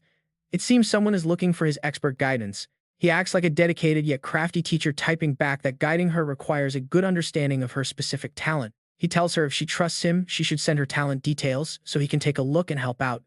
Meanwhile, the cute lolly girl on the other side of the screen blinks as she reads his follow-up message, which tells her that if she wants to keep her talent a secret, sending her basic stats is fine, though it limits how much he can help. Her slender fingers tap rapidly across a glowing purple virtual keyboard. Meng Meng answers the team leader's challenge with absolute confidence. She replies that since his help depends on her talent details, she will send them over right now. Wow. Chen Bai strokes his chin, frowning in deep thought. In his past life, he had never heard of anyone named Meng Meng, but those group members are at least pioneers, so she must definitely have some skills of her own.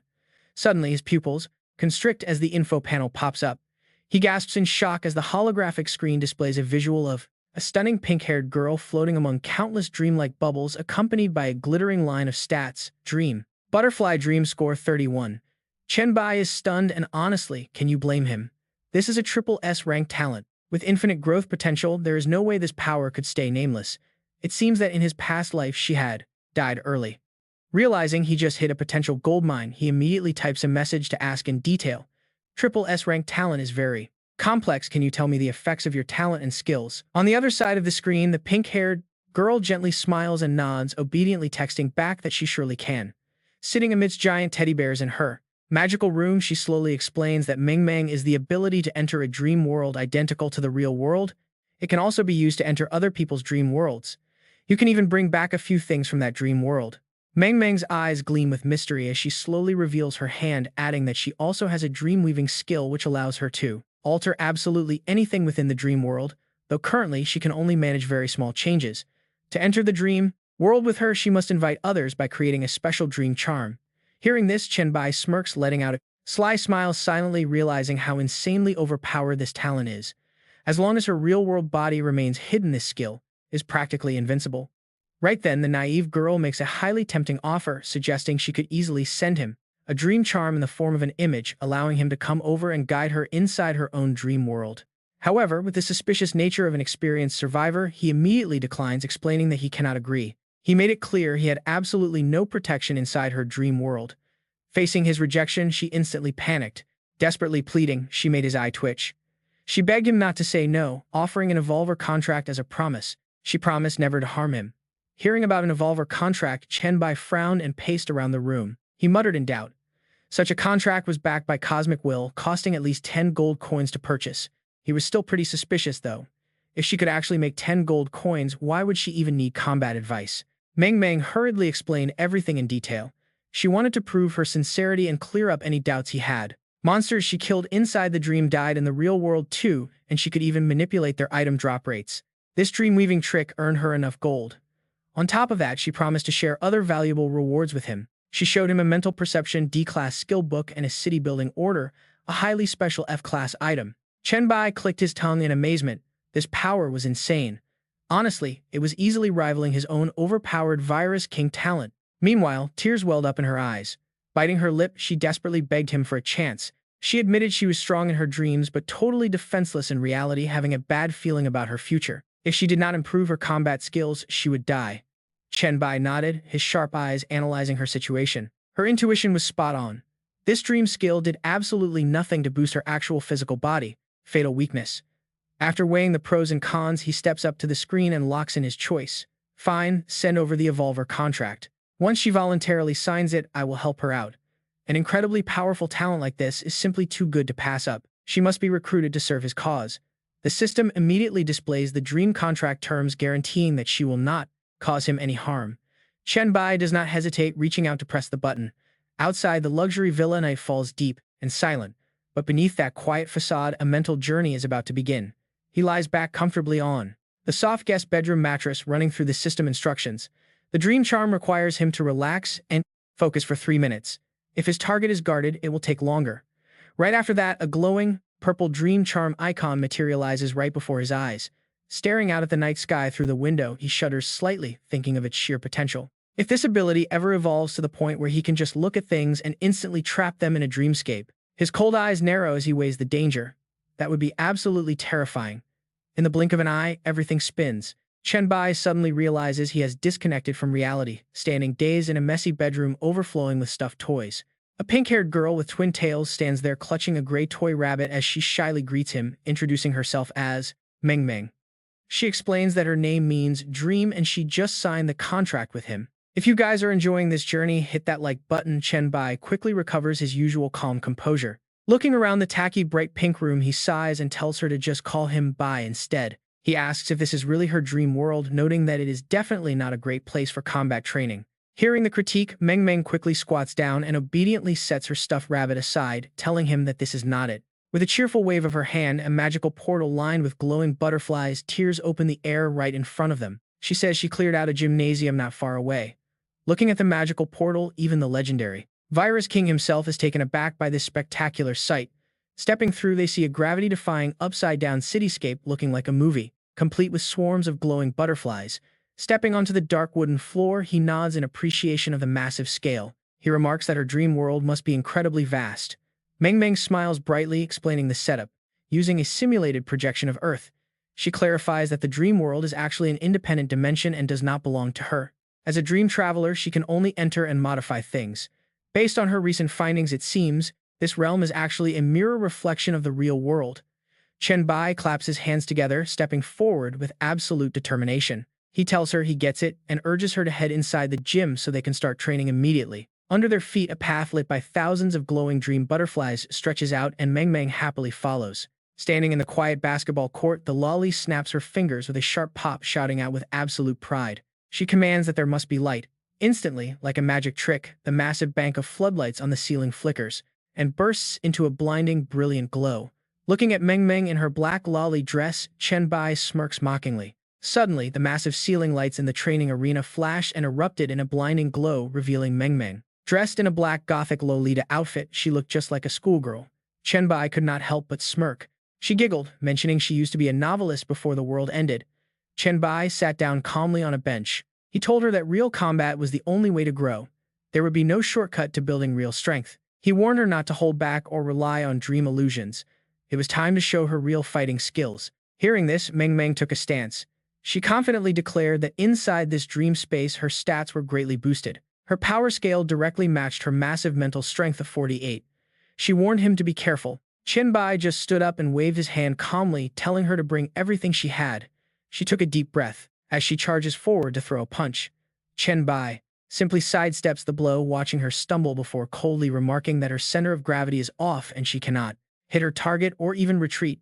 Feeling totally looked down upon, Meng Meng's face turns beet red with pure frustration. Unwilling to accept defeat, she squeezes her eyes shut and unleashes a wild, chaotic barrage of punches. Chen Bai rubs his forehead, helplessly sighing at his new student.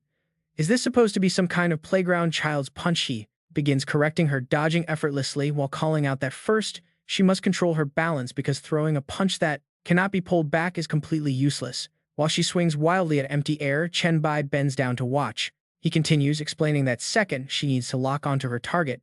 Instead of throwing random wild punches, she should create an opening exactly where she intends to land the blow. Suddenly, he closes the distance right in front of Meng Meng, making her flinch. He adds that third, she has to keep her eyes on the opponent, instead of just focusing on her own attack. With a single hand, Chen Bai effortlessly catches her incoming fist, bringing their quick spar to a sudden end. He tells her that he now understands her level and she will be fine as long as she remembers these 3 rules. He gently wraps his arm to support the stumbling Meng Meng, bluntly pointing out his punching speed was only at 20, and she still could not keep up.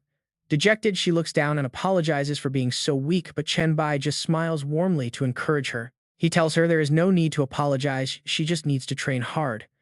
At his words, Meng Meng's eyes light up with determination. She promises to work as hard as she can. Just like that, 7 days fly by and a quiet night falls over the luxurious Dongshan Villa estate. In the living room, Song Ziqiang lounges lazily on the sofa, obediently reporting to her master that all the new rules have been posted with guards stationed at the bulletin boards to explain them to everyone. Chen Bai nods with satisfaction, pleased that Dongshan is finally on the right track. Turning to her, he calmly delivers his next instructions. He mentions that since he has thoroughly cleared out the area over the past few days, she will now be in charge of managing it. He is leaving early tomorrow morning. Song Ziqiang freezes her face, instantly filling with regret as she asks if he is really leaving so soon.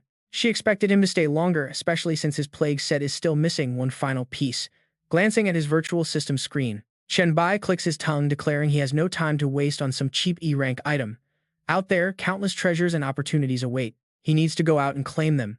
Seizing the moment, Song Ziqiang wraps her arms around his neck from behind, rubbing against him, seductively as she whines. She tells him he better think of them and visit, often teasing about what might happen if his palace of the Chen Bai ends up getting flooded. Chen Bai smirks playfully, asking if his own territory could actually suffer from a flood. Turning his head, he whispers slyly into her ear, telling her to call all the other girls over right now. Tonight they are going to have a very thorough discussion on how to drain that reservoir. Song Ziqiang obediently agrees to his command. As the night grows late, the warm golden light spilling from the villa quietly hides the absolute chaos of what is happening inside. An intense battle of passion rages on, with heavy breathing echoing through the room. Chen Bai proudly dominates the scene, showing off his incredible stamina and making his entire gorgeous harem melt into absolute surrender. Standing victorious among his lovely companions, he throws his head back to relish the sweet taste of absolute conquest like a true emperor. By the next morning on the massive bed, several beautiful, exhausted bodies are scattered fast asleep. He casually gets dressed and opens the door to step out. As he quietly closes the door, Chen Bai runs right into Qin Lingyu, who is waiting in the hallway. He calmly asks if she is looking for clothes for Song Ziqiang, noting that she is still asleep. She replies that she is looking for him. Chen Bai asks what is wrong, and Qin Lingyu quickly follows him down the corridor to deliver some urgent news. Apparently, there is trouble brewing down at the refugee camp. Slipping his hands into his pockets, he casually asks why she is bringing this up. Aren't the rules of Dongshan clearly posted for everyone to see? A cold gleam flashes in his eyes as he speaks. He asks if it would not be much simpler to just deal with the troublemakers by the book. Qin Lingyu looks uneasy, clutching her hands. She apologizes for bothering him, explaining that they already have the guy contained, but the troublemaker claims to know him. They claim to be his old classmates. Hearing this, Chen Bai immediately heads for the door and orders her to lead the way. Qin Lingyu quickly nods and follows him outside. Down at the mountain base, a noisy crowd has gathered near the security gates. They are pressing against the riot shields, but as soon as Chen Bai arrives, an excited guy points and shouts his name. He yells that Chen Bai is finally here. Standing beside him, Qin Lingyu explains that these people are unhappy with the daily rent.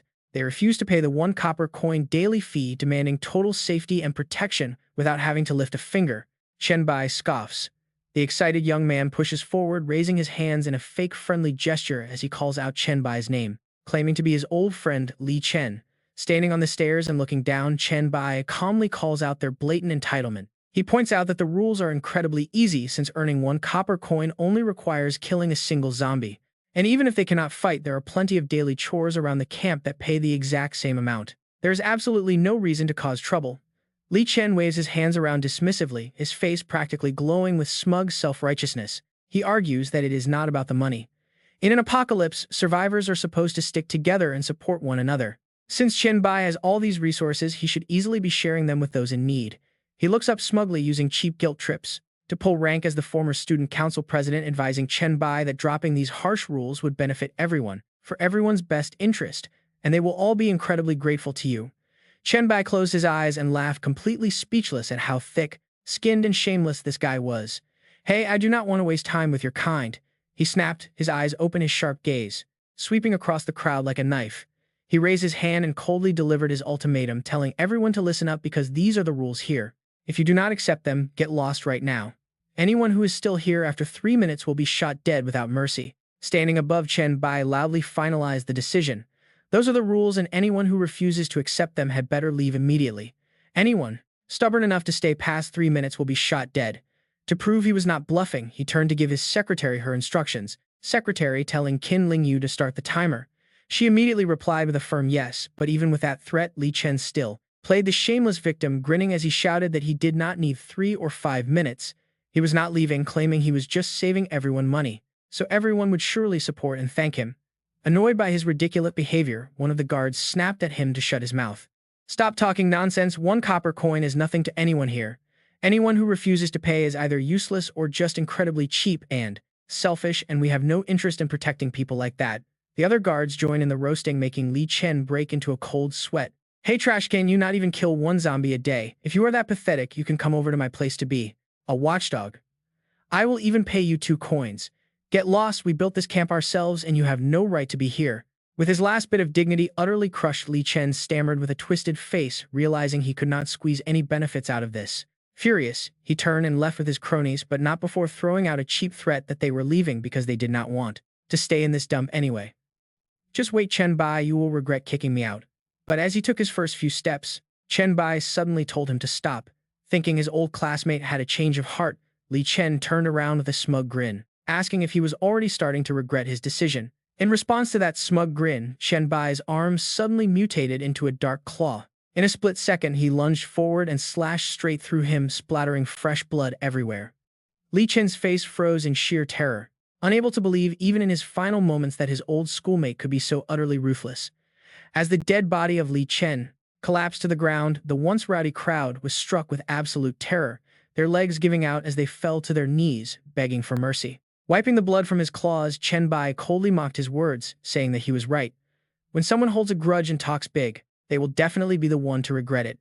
In the dead silence that followed, Qin Lingyu glanced at the countdown timer on her screen and coldly warned the remaining troublemakers that they had exactly 1 minute left, asking if they were still not leaving. Scared out of his wits, a man in the crowd bowed repeatedly and cried out that he was willing to follow the rules and accept any punishment for causing trouble in the settlement, desperately begging Chen Bai to please give him just one more chance. Retracting his power, Chen Bai casually walked through the mess, nodding in approval and telling him that he was a smart man. Pay a fine of 5 copper coins, and after 1 month everything goes back to normal. Overjoyed, the man bowed and thanked him. He agreed immediately, thanking him profusely. Seeing this, the others quickly began pleading as well, saying they were also willing to pay. Leaving the messy scene to his secretary, he gestured with his chin, telling her to handle the rest of them herself. Qin Lingyu nodded, assuring him she would take care of it. Having dealt with the headache, Chen Bai calmly walked away. Just then, the system notified him of a message from Meng Meng. Opening up the interface, she appeared on screen, complaining that improving her abilities in real combat was too hard. Even though her mental strength was high, she had no offensive skills. Chen Bai calmly reassured her to be patient. He promised to help her find skill books that could boost her mental attacks. Excited, she eagerly asked which city he was currently in and when he would go out, wanting to pay him a visit. He replied simply with Jiangcheng. On the other end, she cheered, saying that was super close since she was in Wuchang. Since it was on the way, Chen Bai made an offer, saying he could pick her up if she wanted to join him. Meng Meng jumped with joy, asking if he was serious. After hanging up, Chen Bai walked while doing some mental calculations. Wuchang was the location of an S-class job quest he had taken in his past life. Although it was not triple S-class, it was still valuable enough to trade for resources or info. Quickly finalizing his plan, he decided to head to Wuchang first. Meanwhile, inside a hotel deep within Jiangcheng, the atmosphere was incredibly tense as a worried man asked a question. He asked Songji how much food they had left. A bespectacled man named Songji let out a soft sigh, saying they did not have much left, Jiang Lubing, and could only hold out for about 3 days. Their leader, Jiang Lubing, slammed his fist down in sheer frustration, swearing and blaming everything on that damn mutated zombie. It had easily slaughtered 5 of their men, and its senses were unbelievably sharp, making it a nightmare to deal with. Right below the streets, a massive muscle-bound red monster throws its head back and roars furiously. Lubing breaks into a cold sweat as she continues. If we even try to sneak down to the 10th floor, that thing will spot us instantly, let alone trying to slip out the back door. Hearing that final verdict, Songji gulps hard and mutters in absolute despair, it looks like we are completely trapped here.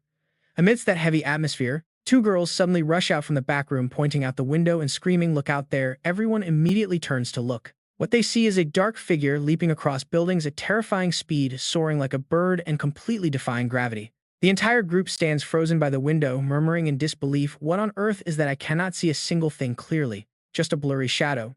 Is that another new type of mutated zombie?" Terrified of inviting disaster, Jiang Lubing quickly tries to stop them. "It can jump on walls," she warns. "It is way too dangerous. We need to close the curtains." But the girl in red stops her. She insists there is no need to worry because she thinks that figure is actually a human. Hearing this, the whole group turns to look. Their eyes are wide with shock as they jaw-droppingly question her, "A human? How is that even possible?" Songji wipes his sweat and asks, "Are you absolutely sure you did not missee that?" The girl in red, Wei Shihu, confidently beats her chest and says she is certain. "Do not forget what my ability is," she adds. But right then her eyes go wide as the shadow kicks off the glass wall opposite them. It is launching itself into the air and heading right toward us. Meanwhile, the giant muscular zombie down in the alley below also flinches, looking up as if sensing imminent danger. Locking onto his prey, Chen Bai lands smoothly on the rooftop with a smirk. A tyrant zombie. Talk about incredibly lucky. This is a total bonus. It just so happens that he has a weapon blueprint that requires its bones. Looking down at the roaring, thrashing beast below, he mutters to himself to calculate his move. Well, using the giant hammer is out, since doing that might ruin the bone integrity and lower the tyrant bone drop rate. Deciding on his battle plan, Chen Bai transforms his arm into dark claws and plunges straight down. Better to just take its head off quickly. Back inside the hotel room, the entire group is anxiously peeking from behind the curtains. Jiang Lubing asks impatiently, "I cannot see a thing." "Shihu, what is the situation out there?" The girl waves her hand to warn them, saying it is best not to look, it is too dangerous.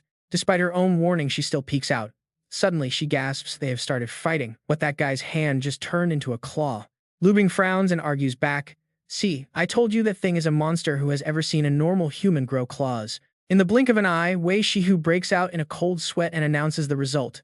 The giant monster is dead, and it looks like that guy is actually absorbing its corpse. As she watches intently, she suddenly freezes, her eyes widening in pure shock. "Wait a minute, I just saw his face." Down on the street, Chen Bai has easily dealt with the tyrant, a black mist radiating from his hand as he drains the essence from the mangled corpse. Instantly, system notifications begin to flash rapidly, stating that he killed a mutated plague virus elite zombie. He gained 2,000 experience points for defeating this offense and defense-enhanced type. He has also devoured the elite zombie corpse. With this stage 3 target down, his dark virus abilities are boosted, gaining 800 virus points and 500 special evolution points. Power surges through Chen Bai as dark energy billows around him, accompanied by a new alert. The dark virus has unlocked a new form. Muscle reinforcement is unlocked along with another form, dark shield. Fascinated, he inspects his newly empowered arm to check his strength. He praises the muscle enhancement, which can boost power in any body part without causing uncomfortable physical deformities like other types. Furthermore, the shield's overall durability is double his base defense stat, which is a seriously massive jackpot for him. Back in the hotel room, Wei Shihu gets so incredibly excited that she screams, clutching the window frame and shouting Chen Bai. Hearing his name shouted out of nowhere, the young man who was busy testing his skills below looks up in confusion and mutters, "Who is calling me?" He sweeps his gaze across the silent high-rise buildings, a massive mental question mark practically hovering over his head. Not letting her idle wait, the passionate girl in red keeps screaming at the top of her lungs from upstairs. Chen Bai, Chen Bai." At this point, Chen Bai is utterly bewildered, staring up with a dozen questions swirling in his mind. Who is that? Pinpointing the source of the noise. He squints and stares all the way up to the 10th floor of the building, spotting a tightly shut window, with a few frantic silhouettes peeking from behind it. Skipping the stairs to save time, Chen Bai leaps and grabs the ledge, vaulting right inside and startling the girl. Odd, it is Song's best friend, he realizes. "I was wondering who was calling me." Seeing her savior arrive in such a cool way, Wei Shihu beams with joy and quickly asks him, "Chen Bai, do you know how Brother Song is doing? Is he alright?" After that shocking entrance, the group gathers around the hotel table. Chen Bai casually updates them, explaining that he established a settlement in the Dongshan Villa area where a few hundred people now live. Song Zixiang is helping him manage the place, so Brother Song is totally safe. Hearing this shocking piece of news, Xiu leans in close and eagerly asks if it is really true, leaving the other men completely speechless, while Songji breaks into a sweat. Sweating bullets, his hands shake as he holds the bottle, asking if Chen Bai really built a massive settlement run by Jiang City's queen. Is he seriously joking with them? Meanwhile, Chen Bai calmly crosses his legs, radiating the vibe of an absolute overbearing boss. "You will understand once you get there," he says, because he has no reason to invent lies that are so easily debunked. Before he can even finish talking, a sharp click echoes through the room as the door handle is suddenly twisted from the outside. A young man steps inside, shouting excitedly the moment he spots him, while Chen Bai casually turns his head to greet an old acquaintance. Qi Zhang and two other friends crowd into the room, bursting with festival-like excitement, saying they knew they heard someone call his name. "Are you seriously here?" Chen Bai, seeing his old college crew piling into the room, Chen Bai looks completely surprised. "Why are you all gathered here anyway?" he asks, as one friend quickly explains they got stuck there with Jiang during an arcade trip. Apparently, they were visiting the tabletop gaming shop where he worked part-time when the apocalypse hit, trapping them there ever since.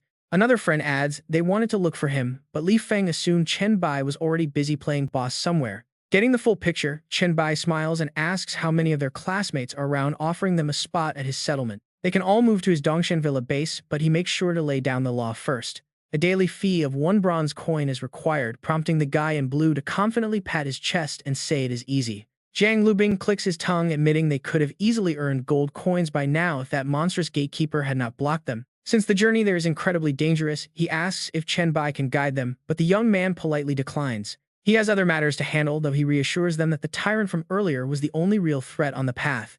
Lubing doesn't know whether to laugh or cry, realizing that terrifying beast was not just some normal monster they stumbled upon. Talk about terrible luck. With a generous wave of his hand, Chen Bai summons a shower of glowing cards that clatter onto the floor. They transform into a heap of weapons, which he immediately gifts to Qi Zheng, Zhao Mu, and Wei Shihu. He explains these low-tier items are useless to him anyway, then immediately turns to leave because he is in a rush. Now that they know the location, they can head there on their own while he takes off first. The boys wave emotional goodbyes, shouting for him to stay safe before Chen Bai leaps away, parkouring across the rooftops like a ninja. While running, he receives a private message from his maid Meng Meng, who eagerly reports a development regarding one of their allies. She mentions that Han Xiao is complaining in the group chat and believes her new ability can assist him. Landing on a roof, Chen Bai frowns and tells her to explain the details directly rather than chatting in a crowded group. He wonders if Han Xiao could actually be Han Xiao. Meanwhile, back in the hotel room, the boys urge Jiang to move out. They need to pack up and head to the settlement immediately, calling it a golden opportunity to find safety among fellow evolved humans. Jiang Lubing nods with a serious expression, warning them they need to prepare thoroughly because crossing the entire city is no joke. The trek from Jiang City to Dongshan is a massive journey. Right then, their spectacle-wearing friend pushes up his glasses with a grin. Channeling his inner detective, he claims to have figured something out only for Chen Bai to suddenly slide right back inside. The sudden intrusion through the window startles everyone, prompting them to ask why on earth he has returned so soon. Chen Bai just scratches his head and asks if there is an issue, explaining he suddenly needs a quiet room to handle some business. Qi Zhang enthusiastically offers his own bedroom, but as soon as they step inside, Chen Bai pushes his friends back out. He shuts the door in their faces, declaring he needs absolute privacy, which the boys laugh off, promising to guard the living room. While they prepare to play guard duty, Wei Shihu panics and tries to stop Chen Bai before he fully locks himself away. He begs Chen Bai to wait, but the young man simply blocks the doorway and pulls out a small piece of paper. Chen Bai asks if she knows Song Yi's system identification number so he can add her, and she recites 990225. Qi Zhang pokes his head in to ask for Chen Bai's own ID so he and Zhao Mu can add him as a friend. He casually drops an unbelievably short ID, the number 1. Hearing this, Zhao Mu breaks into a cold sweat, staring in absolute disbelief. Qi Zhang bursts out laughing, holding his stomach and assuming it is just a terrible joke from his old classmate. He laughs that while they have all evolved, Chen Bai's dry sense of humor clearly has not. Meanwhile, Zhao Mu turns completely pale. He frantically taps his laughing friend's shoulder, telling him to just send the request first. Suddenly, a bright red notification flashes on screen. The notification pops up stating that evolved human number 001 has officially accepted his request. Staring at the legendary single-digit ID, Qi Zhang completely freezes as Chen Bai tells him to stop daydreaming and start packing. 10 minutes later in the living room, Qi Zhang collapses onto the sofa, completely awestruck by his friend's legendary status. Chen Bai's skill is absolutely next level. He said that represents the order of evolution, meaning he is literally the first person on Earth to evolve. Do you guys still remember what Chen Bai posted in the dorm group chat, specifically when he asked about the school scheduling? He wanted to know if they would reschedule the physical fitness test to mid-June. Qi Zhang quickly responds that he remembers. It suddenly clicks. Qi Zhang jumps up, eyes wide. Wait, what do you mean? Did Chen Bai actually know about the apocalypse back then? Zhao Mu just smiles and shrugs. It could be a complete coincidence, but those exercise routines are the reason they survived. Qi Zhang crosses his arms, admitting they have benefited so much from all the crucial information Chen Bai shared. Right in the middle of this serious discussion, he suddenly turns to the girl dressed in red, looking curious. Hey Wei Shihu, why is your face blushing so red like a boiled lobster? Shihu is startled and quickly grabs her device. She turns and walks away, muttering that she is going back. Do not forget Chen Bai's warning to never enter his room. With that, she slips inside her room and slams the door shut, leaning against it as her face flushes bright red. She softly murmurs her crush Chen Bai's name. On her screen, she connects to a private chat with Song Ye. Shihu messages saying it is her. Song Ji is surprised, asking how she got his contact, and she smiles, typing Chen Bai. She knew he would bring back trouble the moment he went out. Song Ji is completely confused. What, are you not my best friend? Are we still good friends, right? Shihu completely throws away her pride and replies, of course we are, that is great. From now on, when we all gather, I won't be the only one calling him daddy. Song Ji is completely shell-shocked. Asking what on earth she is talking about, Shihu clutches her burning cheeks, getting completely lost in some wild, questionable fantasies. She rolls around and murmurs, it cannot be what I am thinking, right? How could that even be possible? Her mind drifts off into rosy daydreams about Chen Bai, Song Ye, and the others, letting her imagination run completely wild. She suddenly freezes with a massive question mark over her head as she hears hushed voices drifting from the living room. A guy warns Jiang that this is not that simple. It turns out the group is analyzing the whole situation. He claims Chen Bai is definitely bluffing, pointing out too many loopholes in his story, and another guy nods in agreement. He agrees that it smells incredibly fishy. A guy with glasses plays detective, trying to expose the truth about Song Ziqing. There is no way she would manage a settlement for him, as it just sounds like pure bragging. Overhearing this talk, Shihu can only stand there completely speechless and cringed out. Meanwhile, the system suddenly drops a massive notification. The scene shifts to the dream realm, showing Han Xiao's house floating in a mystical, endless cosmic space. Chen Bai lands in style with majestic wings, smiling as he greets everyone, apologizing for being a bit late. He explains he was sorting out some real-world issues. Looking around at the waiting group, he speaks with calm confidence. It looks like he is the last one to arrive. The scene instantly transitions to a cozy living room. Meng Meng and two other players are already gathered. Suddenly, a young kid wearing a hoodie eagerly rushes forward. Introducing himself as Han Xiao, he is thrilled to finally meet his idol, praising Chen Bai's good looks. He claims he is even 3 times more handsome in person. Standing nearby, the maid Meng Meng rolls her eyes. She teases him for being a sweet talker, but Han Xiao quickly defends himself, saying it is the absolute truth. A masked guy with tied-back hair also steps forward, greeting their leader and asking to be called Crow. He explains that Meng Meng allowed teammates, so he joined in, revealing his talent is SSS-Rank fear manifestation. Looking around at these crazy powerhouses, SS Crow and SSS Meng Meng, Han Xiao immediately slumps in despair.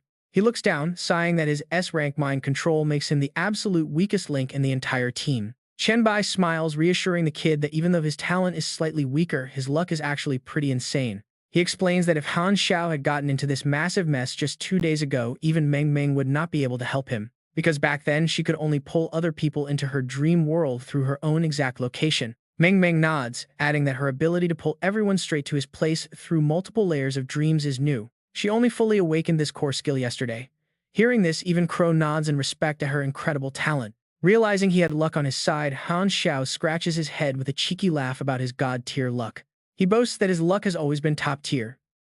Chen Bai immediately cuts to the chase, stopping the casual chatter. Meng Meng cannot keep this dream active for all 4 of them forever, so they need to get straight to it. He asks why he was crying for help.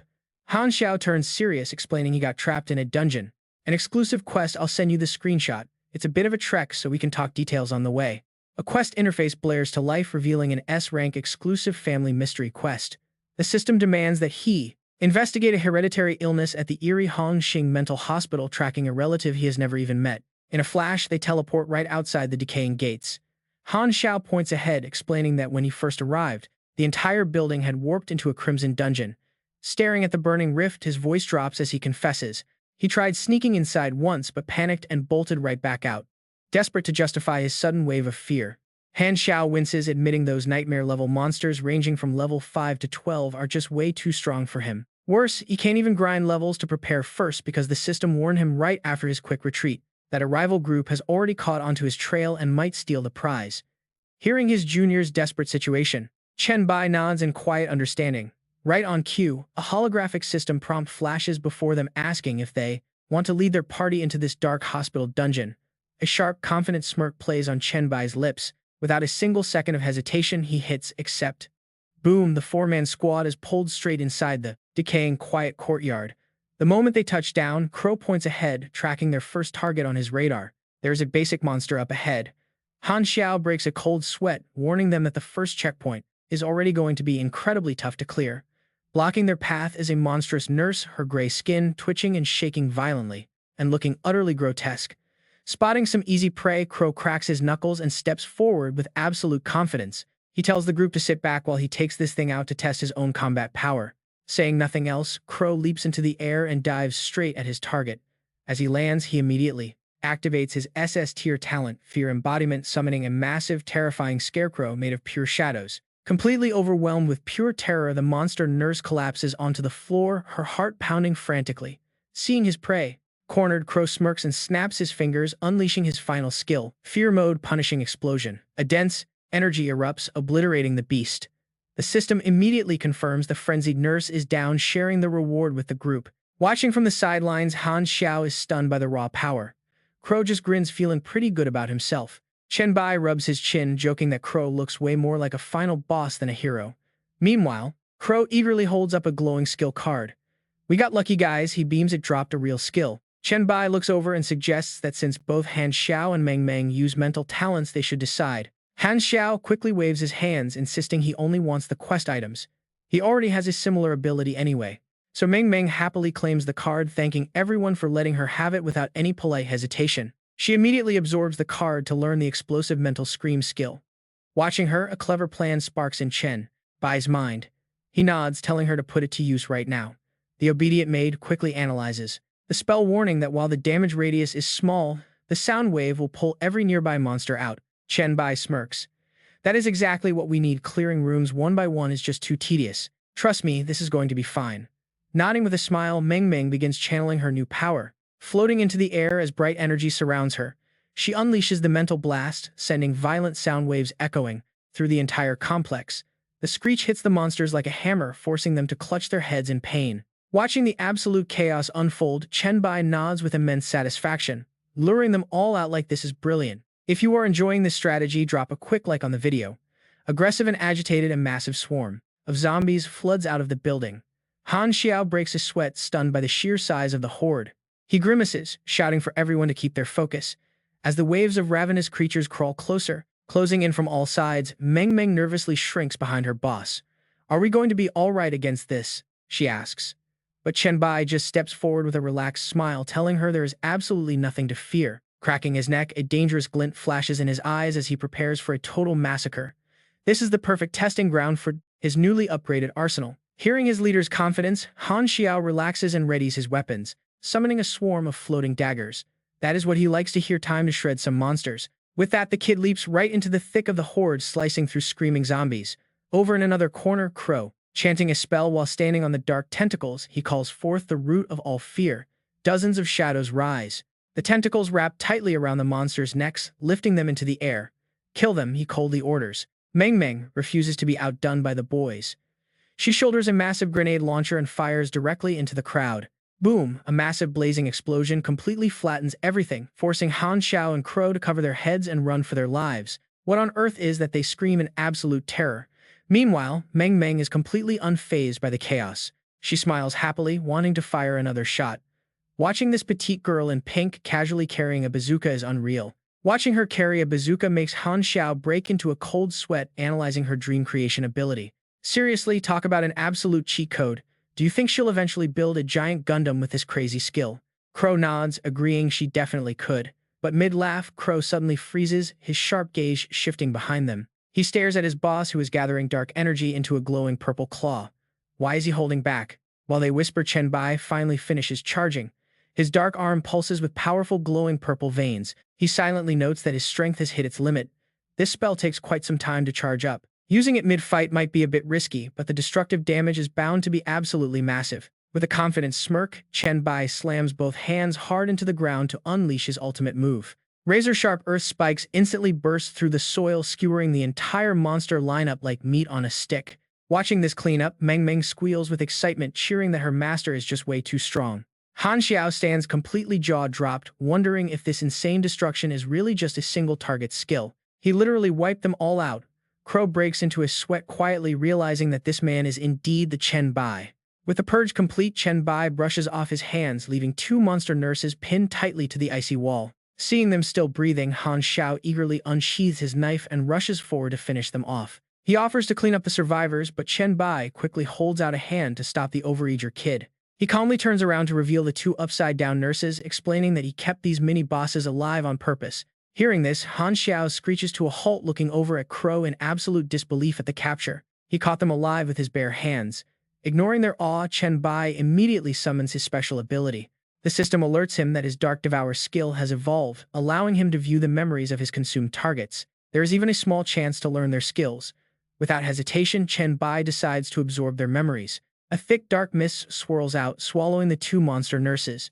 Chen Bai closes his eyes and whispers. He has rarely used this skill since the night before the apocalypse.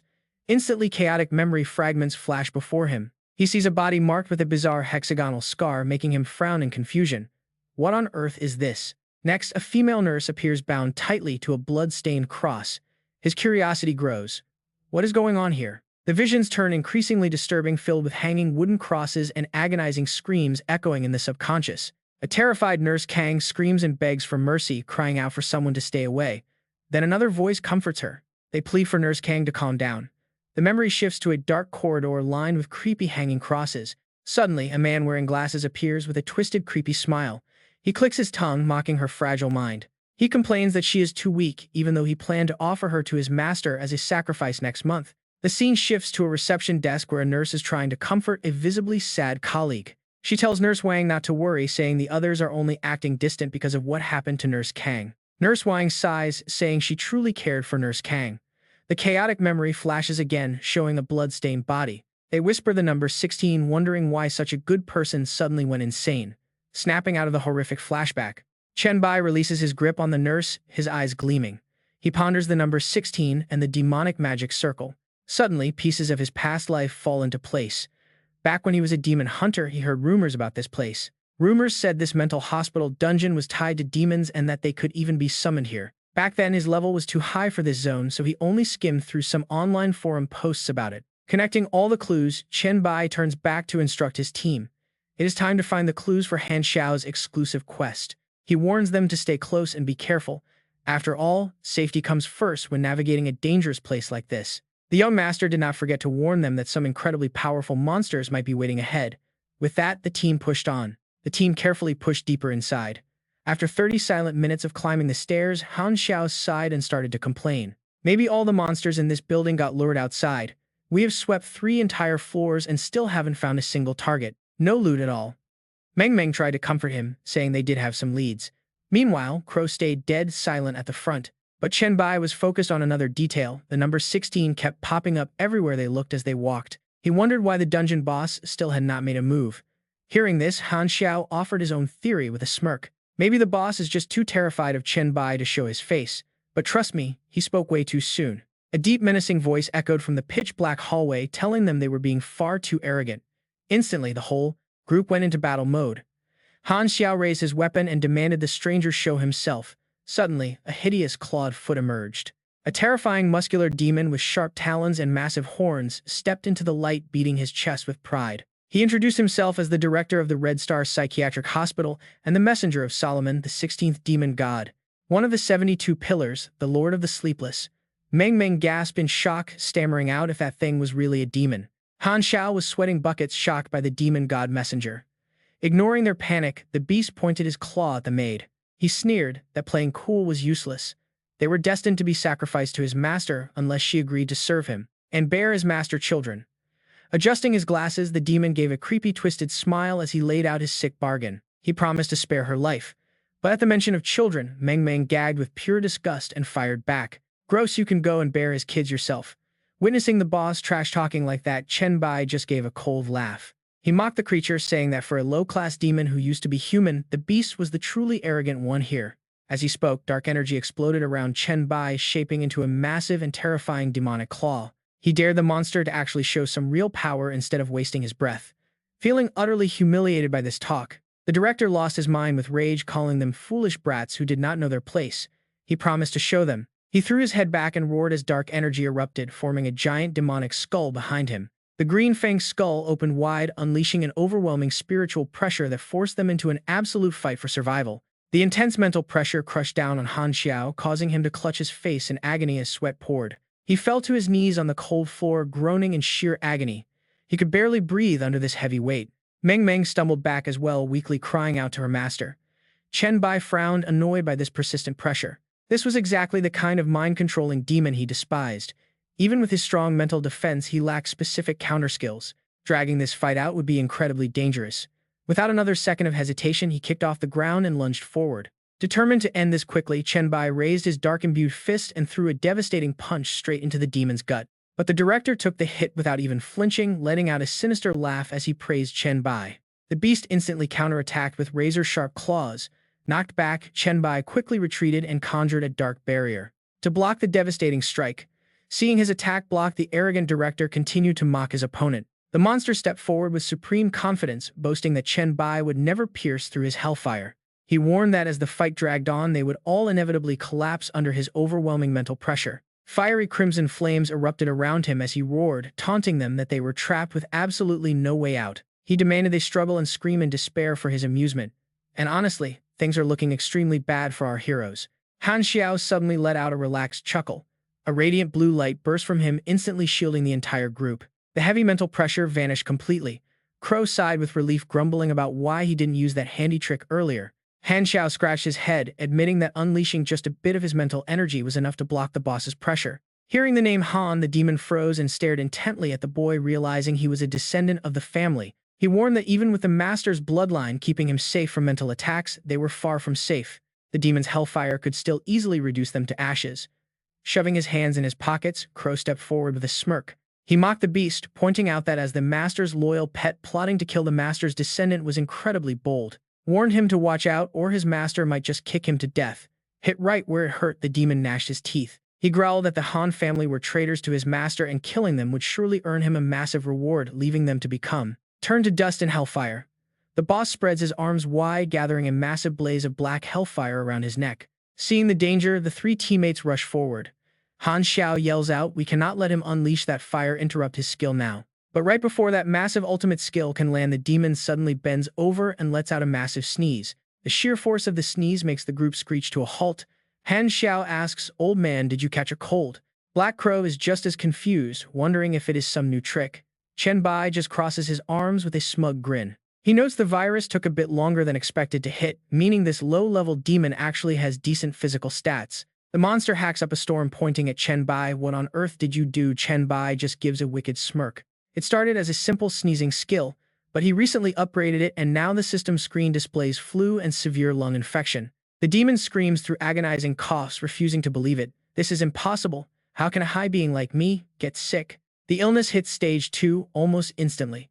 The demon stumbles back, clutching the wall and gasping, "I am a higher life form. How is this even happening?" Just then, the system issues a warning: stage 3 complete loss of respiratory function. The boss claws at his throat, desperately gasping for air, watching the massive demonic body collapse onto the cold floor from suffocation. Chen Bai simply nods, satisfied. Turns out demons need oxygen too, making his virus skill points well worth the investment. Right on cue, the system flashes a victory notification: level 12 dungeon boss Hell Messenger Zhao Changlin has been defeated. Chen Bai gains 30,000 experience points based on combat contribution. He stands back casually, watching the boss faceplant the dirt. With the final threat dealt with, Chen Bai turns around only to find his three teammates tightly covering their faces. Their eyes are wide with pure terror. Chen Bai asks what they are doing and Han Xiao just mumbles, "Please spare us, virus boss." Meng Meng is on the verge of tears, sobbing through her hands that she does not want to catch a cold. Black Crow nods frantically in agreement. Realizing their fear, Chen Bai chuckles and assures them they will not catch anything unless he wants them to. Hearing this, they finally let go, wiping away cold sweat and sighing in relief. The mood shifts and the flattery begins. Meng Meng immediately gives a big thumbs up, praising her master. "You are so strong, Chen Bai. Your skills are unmatched." Chen Bai dismisses the praise, telling her to cut the flattery. This trick only works on monsters that actually need to breathe. There are plenty of creatures out there that do not rely on oxygen. He opens his system panel to check the rewards. He turns to Han Xiao, asking about his exclusive quest progress, since the system already cleared the dungeon run for them. Han Xiao scratches his head, completely baffled. "Wait, why does my system say the quest is still incomplete?" Chen Bai clicks his tongue, telling him the clue must be hidden nearby. He orders everyone to split up and search. He also mentions uploading their dungeon run video online for profit, assuming no one wants their face shown to the world. The team nods frantically. Meng Meng even begs Chen Bai to blur their faces so they do not get targeted. Han Xiao and Black Crow eagerly chime in, requesting the exact same thing. Chen Bai smirks, keeping a low profile is always safer. Now let's see what sweet loot this boss dropped before everyone helps search for that missing quest clue. Shortly after, the video dominates the local forum with an eye-catching title: Chen Bai leads teammates Meng Meng, Han Xiao, and Black Crow. They cleared the level 5 to 12 Nightmare Dungeon, Red Star Mental Hospital. Accessing the guide costs 5 copper coins.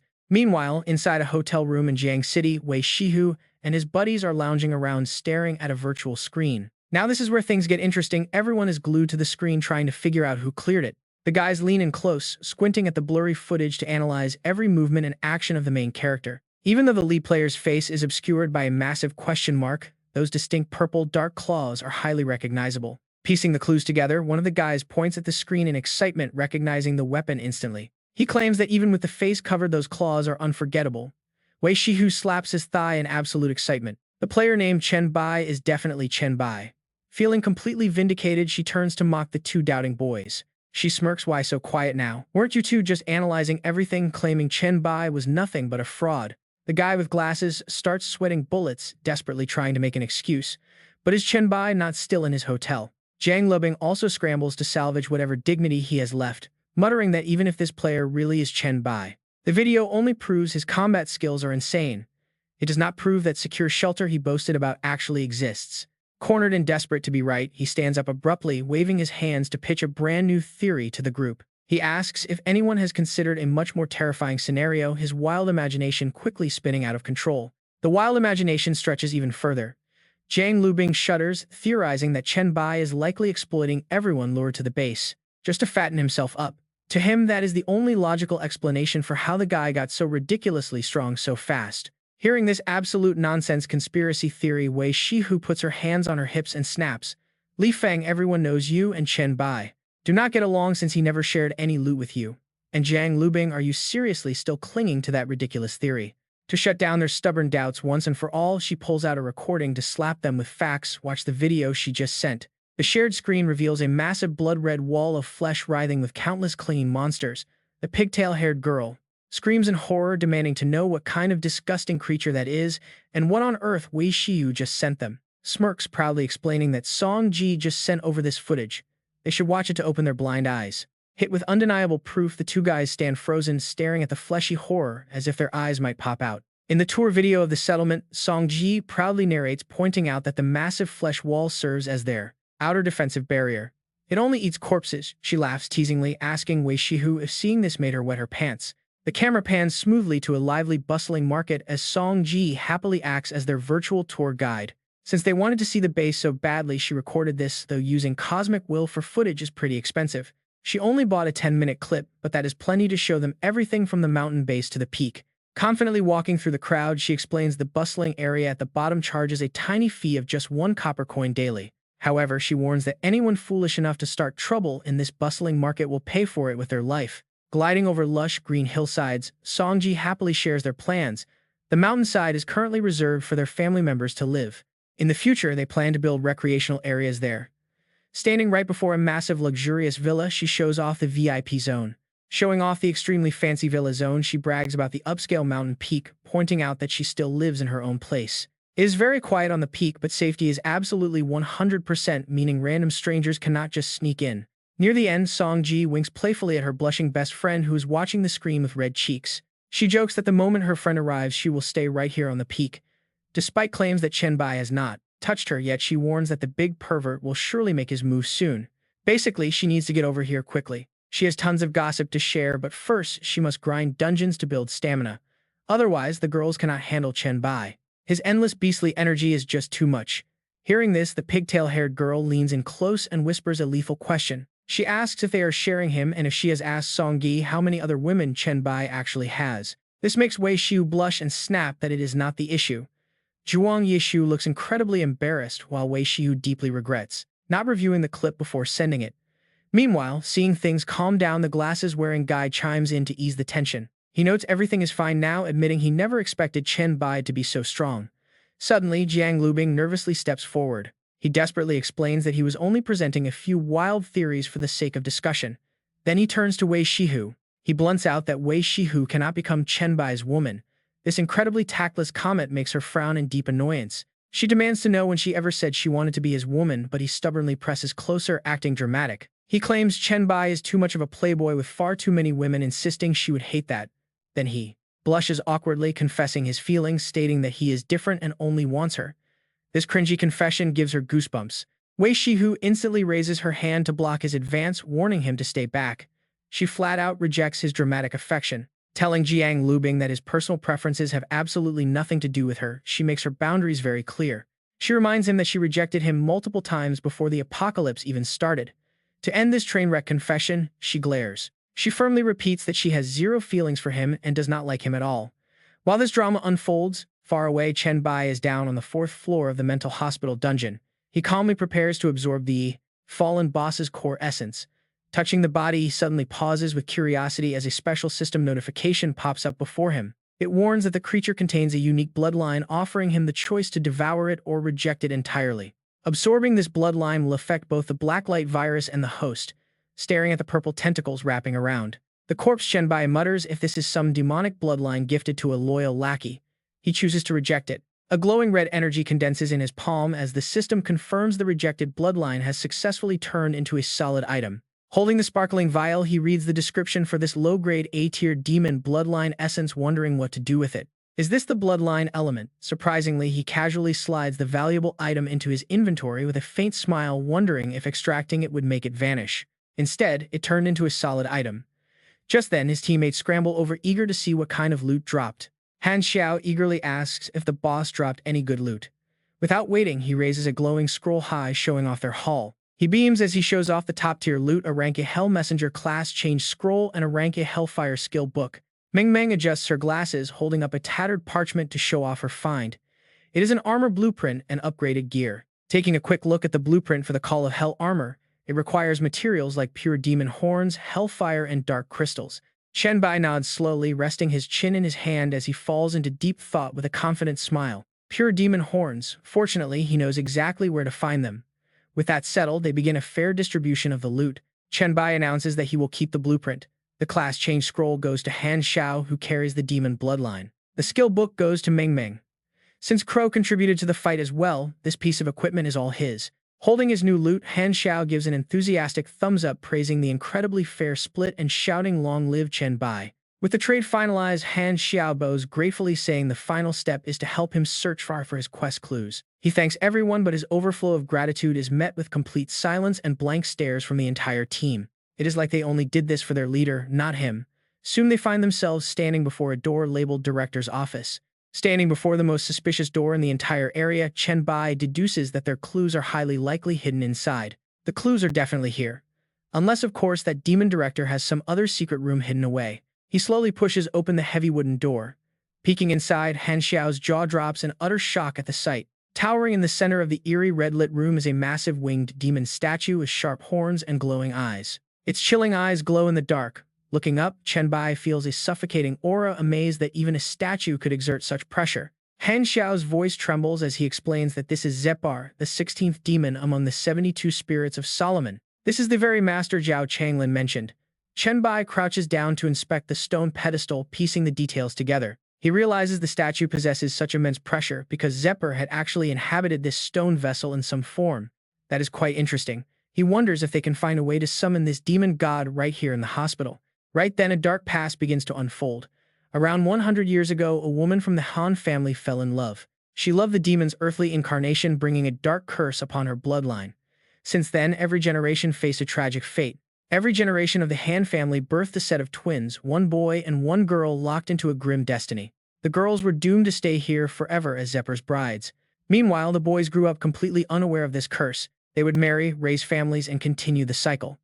Meng Meng flips through the decaying diary pages, reading the tragic story aloud. Over a decade ago, Han Xiao's father discovered the dark truth about his family's inheritance from an unknown source. To break the cycle and save his newborn daughter from spending her entire life locked in this asylum serving a demon, the desperate father made a heartbreaking choice. He gritted his teeth and decided to end his own newborn daughter's life. But the tragedy did not end there. Zhao Changlin caught the father in the act, stopped him, and reported the betrayal to Zepar. Han Yang was stripped of his bloodline as punishment. Shortly after, Han Xiao's sister was taken away by the demon god to be raised. Terrifying visions flashed through their minds as they finished reading the final chilling entries written in the old diary. As for that pathetic puppet director Zhao Changlin, he was rewarded with demon blood for his absolute loyalty and groveling. Closing the journal, Meng Meng sighs, summarizing the tragic tale. She notes that the director's diary is mostly filled with jealousy. He envied the Han family bloodline and constantly cursed Han Yang's stupidity, along with writing long, repetitive oaths of loyalty. The rest is just endless babble about serving his master for rewards. That is about all she could piece together. Just then, Han Xiao steps forward excitedly and claps his hands, announcing he received the next quest notification right away. He warmly thanks her, admitting that trying to read long walls of text always gives him a massive headache. Meng Meng waves it off with a happy smile, saying she actually loves hunting down hidden clues like this. Noticing Chen Bai has been unusually quiet, Meng Meng approaches curiously, asking if he found something off while studying the statue. He smirks, running his slender fingers along a tiny hidden seam concealed right on the statue's cold stone body.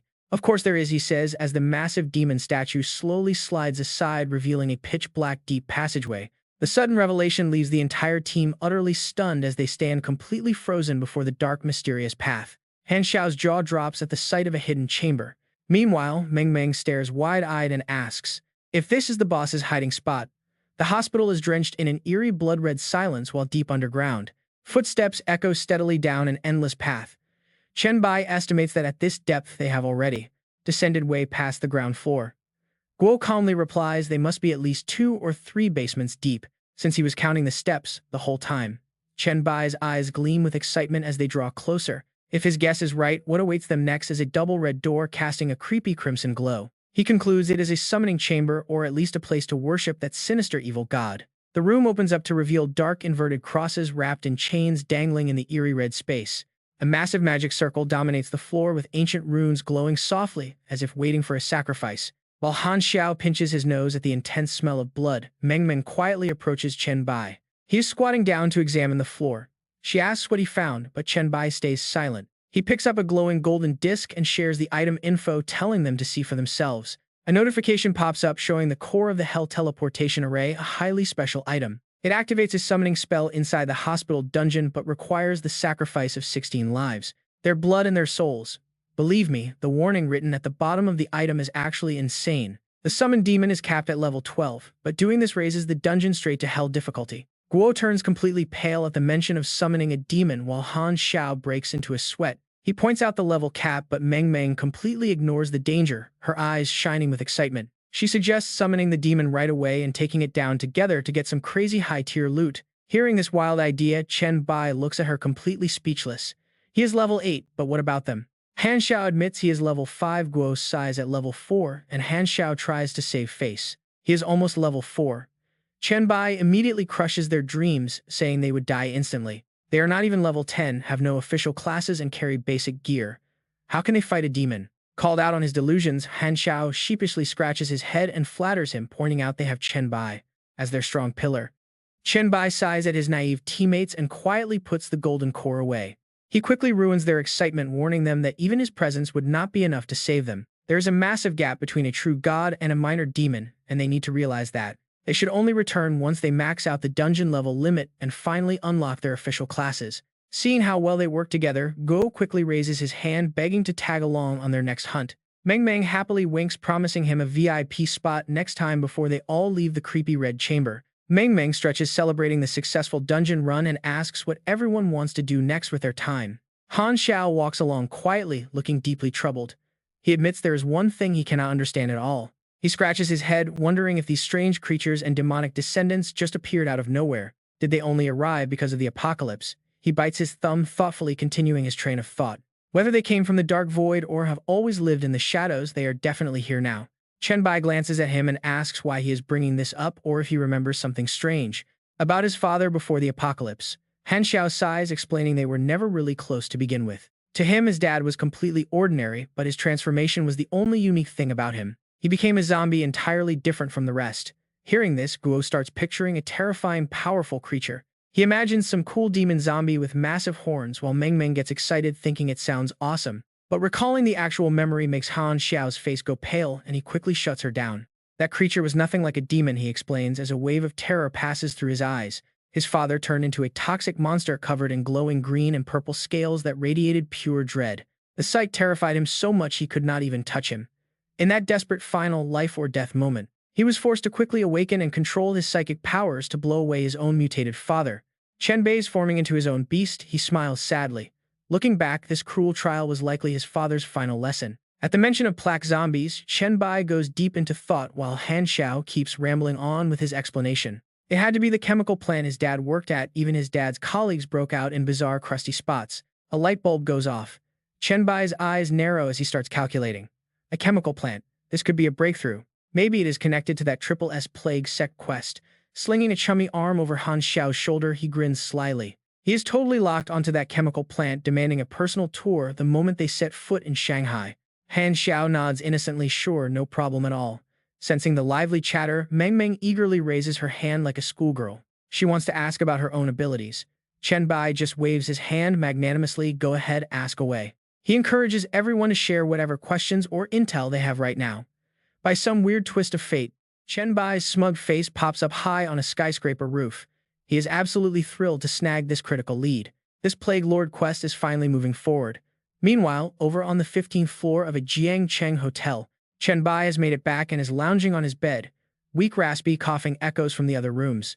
and he sits up in shock to find his lackeys sprawled all over the floor, hacking like tubercular patients. "What on earth is wrong with you guys?" he demands. A barely breathing Jiang Lubing gasps for air in response. Chen Bai scowls, lecturing his clueless minions. He warned them not to enter his room where he released defense viruses. On the floor, the guy whimpers. He is currently suffering from dozens of negative plague system debuffs ruining his stats. His levels have plummeted to flat 0. He is basically on his deathbed, begging Chen Bai for an antidote.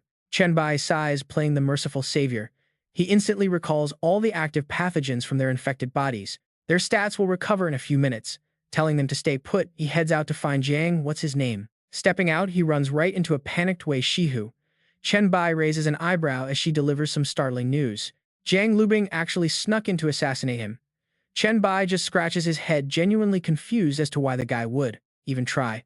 Xiu clasps her hands behind her back, blushing as she explains that he and Li Feng never believed his claims about the settlement being real. She had asked Song Yi to record a video to confirm the truth of his words, but she never expected what happened next. Inside the glass elevator, she lets out a heavy, weary sigh. That is the story. Once they sit down at a dining table, Shihu continues spilling the details. After she rejected him, he lost his mind. He stormed over to find Chen Bai screaming and blaming him for everything, thinking a quick death would solve it all. Chen Bai takes a sip of water, smirking at the absurd logic. He wonders if the guy is actually completely brain-dead. Shihu grinds her teeth in anger, calling him an absolute Neanderthal who threatened anyone she ever associated with in life. He even forced her childhood friend to drop out of school. Horrid memories rush back, making her frown with rage. It was all because Song Jae stood up for her. He could never force her the dirty way he treated others. Glancing toward the room where violent coughing is still echoing, she shudders. If things had gone differently, she would have been ruined by him long ago. Xiu tightly grips her glass, casting her eyes down warily. Being trapped here with him has been an absolute nightmare. Thankfully, his abilities are too weak to actually force her into anything she hates. Suddenly, her eyes light up with a warm blush as she looks at the capable young man sitting before her. She admits she is incredibly happy to see how powerful Chen Bai is and that Song Ye is still alive. A soft click echoes as the door shuts behind them. Walking down the hallway, Shihu asks a bit hesitantly if Jiang Lubing is dead yet after being trapped in his virus chamber. Chen Bai remains completely unfazed, explaining that basic viruses decay too quickly to be lethal right away. He then admits he has a brand new plan. Leaning close to her ear, he whispers his idea. She responds with a dark, satisfied smirk on her face.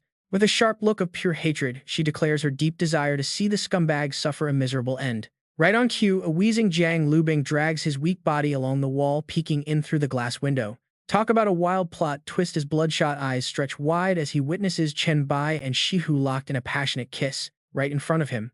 Once the fake show ends, Chen Bai teasingly asks if that kiss was enough payback. Blushing furiously, she snaps back that it is plenty and demands to know what else he is planning after stealing her first kiss. Leaving the romantic drama behind, the scene shifts as Chen Bai moves quickly onto his next objective. He leaps through the tree branches in the wild forest outside Wushuang City. A virtual screen pops up notifying him that Zone is calling. He answers the private message call immediately, asking what is going on. On the other end of the line, in a luxurious office, inside a magnificent villa on the mountain peak, Song Zixiang sits with her legs crossed, demanding a full report on the current situation. Chen Bai answers mid-leap, explaining that their team has already picked up the Tiger Corps group along the river road and is currently making their way back. His female boss smiles with satisfaction, saying, "Well done."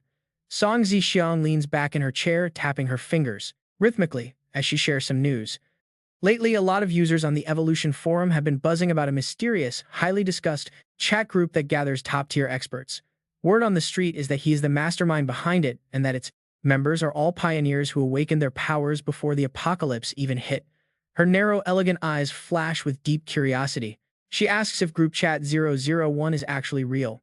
Chen Bai halts on a thick branch, turning around to face the screen. He smiles confidently and asks if she forgot the post he asked her to heavily promote before the apocalypse even started. Hearing this, Song Zixiang leans forward, showing off her captivating charm with a sharp, calculating look in her eyes. She points out that with so many top-tier experts, they will definitely become a massive asset for them in the future. She then asks how they should handle the absolute flood of posts on the Evolution Forum dissecting Group Chat 001. Chen Bai brushes her charm aside and seriously instructs her not to worry, yet wanting to review the posts himself first. He tells her to just send him the titles of the most hotly debated discussions so he can make a final decision. Song Zixiang agrees and gets right to work. Within moments, a massive wave of highly sensational clickbaity headlines pops up before him, One post from before the apocalypse claims that the legendary Chen Bai knew about the cosmic trials long before they began. Another dissects his video, proving that many elite players are in the same group. Others wonder if monsters existed before the trial. If so, then evolved humans must have existed too. Even the host of Group Chat 002 claims Group 001 is pre-apocalypse. Having read through all the rumors, Chen Bai rubs his chin with a cunning smile.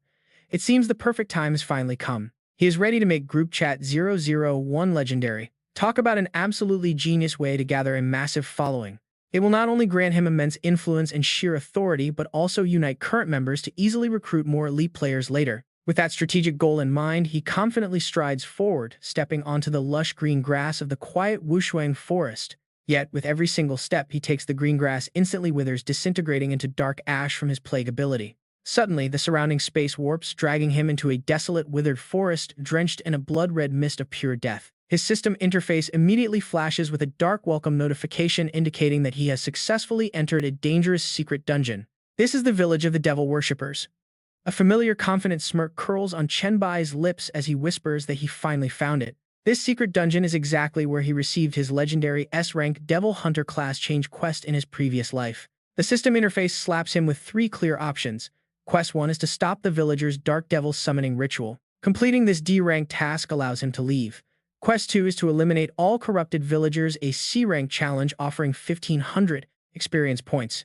Quest 3 is to slay both the summoned devil and all corrupted villagers, an S-rank task rewarding 5,000 experience points and a C-rank low-level devil bloodline potion. Suddenly, memories of his past life flash in his mind like a slow-motion movie showing a young man confidently rallying a crowd. The guy yelled out to clear the secret dungeon, complete Quest 2, and then get out of there. He promised that any dropped loot would be rolled fairly and those who missed out would receive gold coins as fair compensation. Chen Qiang would never mistreat his crew, or so he claimed. Remembering this makes him feel absolute disgust for his naive past self. Back then, he stood foolishly in the crowd, naively believing those lies just to earn a tiny amount of spare change. He had joined the squad and followed them into this very dungeon, completely unaware that Chen Qiang was planning a setup. The greedy leader intentionally caused a fatal mistake that allowed the villagers to summon the devil while quickly leading his inner circle away. His true plan was to use the lives of the innocent players as meat shields, sacrifice them just to weaken the boss. Once his true colors were revealed, Chen Qiang brandished his weapon at the outraged crowd, shouting that there was only one way out. They had to fight the devil until he was satisfied. By the time the poor souls realized they were walking into a trap, the villain had already set up his men to block the exit. He ruthlessly cut down any player who dared to run. It was a bloodbath. As the devil tore through people with its claws, the ruthless leader had already cornered nearly 100 survivors. These were mostly solo players or small groups struggling to get by, completely helpless under the sheer pressure of the chaos. None of them could organize an effective counterattack in time. Many died in absolute agony, trapped between a monster and a tyrant, a brutal clash between the demon and Qiang's squad. Realizing escape was impossible, the remaining survivors had no choice but to turn back and fight to the death. The colossal demon roared, sweeping its massive hands to end human lives. They desperately clung to a non-existent hope. Only when their prey was fully exhausted did the cowardly scavengers finally appear. Charge Boys Qiang made sure to wait until the very last survivor fell before leading his squad to attack the exhausted demon. But there was one crucial detail Qiang never could have anticipated. Right underneath that suffocating pile of heavy rubble, Chen Bai was still barely clinging to life. I am still alive, he thought. He dragged his shattered body along the wall, knowing because he would be silenced if they caught him. He used the chaotic battle to slip away to the edge of the secret dungeon. He planned to exploit a system mechanism where completing quests 1 and 2 allowed an escape through the outer border. Then the dice of destiny spun right in front of him like some cosmic joke. Just as he was about to step out of the dungeon, Qiang and his men finished off the boss and rolled the dice to split the loot. Suddenly, the system notifications exploded like fireworks. An announcement lit up his screen. The legendary dice roll for an S-grade Demon Hunter job change scroll had officially begun. His rolled score was a perfect 100. The glowing red scroll dropped right into his outstretched hand, confirming the S-grade obtained. He had secured the ultimate S-grade class change scroll.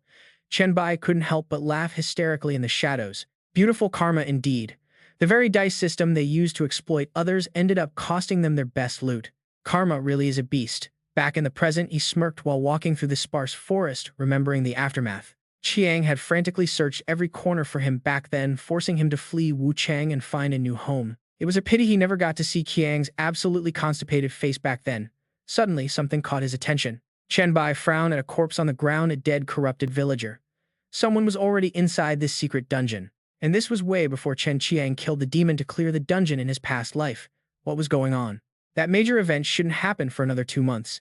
He brushed his hair back with a faint smile, reassuring himself. He shouldn't need to worry about anyone snatching his prize. But still, who could have discovered this secret dungeon so early? Deep in the central square, a group was hacking away at the final monster wave. The system pinged with a notification. Quest 2 completed, experience rewards granted. A message popped up, letting them know they could now leave the dungeon from the village outskirts. The spearman smirked, packing up his gear. Zhang Long's brother was right, completing Quest 2 allowed them to get out. He told his boys to pack up and head out, promising they'd return later to finish off the boss. But then, one of his men went pale, pointing into the distance and shouting that someone else had just entered. It was Chen Bai. Stepping casually through the glowing red light, he asked if they were leaving. He looked right at their confused leader. Asking if they minded if he took over the boss, Chiang acted generous, replying immediately that it was no problem. He told him to go right ahead. Behind a calm facade, Chen Bai's eyes grew cold, so it was Chiang. Never expecting them to find this secret dungeon so early, Chiang feigned kindness, leaving behind a quick warning. He warned him to watch out because the boss was a level 11 demon. Chen Bai played along, acting perfectly friendly. He thanked him and told him to get home safe. As soon as Chiang left, a muscular, glowing red demon materialized. It towered over him, growling in mockery. "What an interesting little insect," it sneered. "You don't seem afraid at all." It asked if he was calmly accepting death. Too bad for the beast, because Chen Bai was basically a cheat code. Brushing back his hair, he smirked. "I'm just reminiscing. It's been ages since I faced a lesser demon all alone. For low-level pests like you, slaughter is the only appropriate word." Enraged, the beast lunged forward with razor-sharp claws. It roared for the lowly human to die, but Chen Bai's hands had already transformed into dark, sinister claws, radiating heavy killing intent. After decades of being a demon hunter in his past life, he couldn't even remember how many of these pests he had slain. His razor claws slashed deadly arcs through the air, sending black blood spraying. He knew every single move they made. Every weak spot was etched in his mind. He even memorized the direction of every muscle fiber on its body. With a swift motion, a surge of deep purple power tore through the air. The colossal demon didn't stand a chance. The beast was sliced into multiple bloody pieces. The battle ended in an instant, and the victory screen popped up. The level 11 boss Orlando of the Owl Demon clan had been defeated. He received 13,500 experience points. Quest 3 was now complete. He was awarded 5,000 additional experience points and a C-rank low-grade demon bloodline potion. The sweet rush of battle flooded his senses. Chen Bai smiled to himself. The familiar feeling was finally back, and it felt. His skills haven't dulled in the slightest. On the other side of the room, Chen Qiang's underlings are staring at their system screens in absolute disbelief. "Chen Qiang, I actually got a participation reward, a whopping 5,000 experience points and a bloodline item too." Another guy screams that he got one too, while some stutter in shock at how fast the boss was wiped out. Looking at the empty arena, a panicked grunt asks if he just absorbed the boss's corpse. Chen Qiang narrows his eyes, plotting his next move. "Let's go check it out," he says. Meanwhile, Chen Bai's system screen continuously alerts him of success. Devouring a special creature grants 350 evolution points for the Blacklight virus. He also rejected the bloodline factor, gaining a standard rank. A demon bloodline potion instead. Casually, he strolls back toward the curious crowd rushing over. Wearing a completely innocent expression, Chen Bai smiles and asks why they returned. "Don't tell me you want to split the loot," he teases. Cold sweat drips down Chen Qiang's face. He quickly waves his hands, forcing a laugh and insisting they wouldn't dare demand a share of the solo kill. But internally, Chen Bai glares at him with chilling eyes, noting how obedient the man pretends to be. But sadly, he already saw through the man's treacherous nature in his past life. To test his greed, he deliberately flaunts his rare loot. He boasts about the drop, showing off rank B and rank A demon bloodline potions. There's even a scroll for a rank SD demon hunter class change quest. He casually juggles the precious items. In his hand, with a challenging smirk, he asks if they are interested, tossing the glowing crimson vials lightly into the air. One underling catches them while Chen Qiang gulps, admitting that it would be a total lie to say they don't want those items.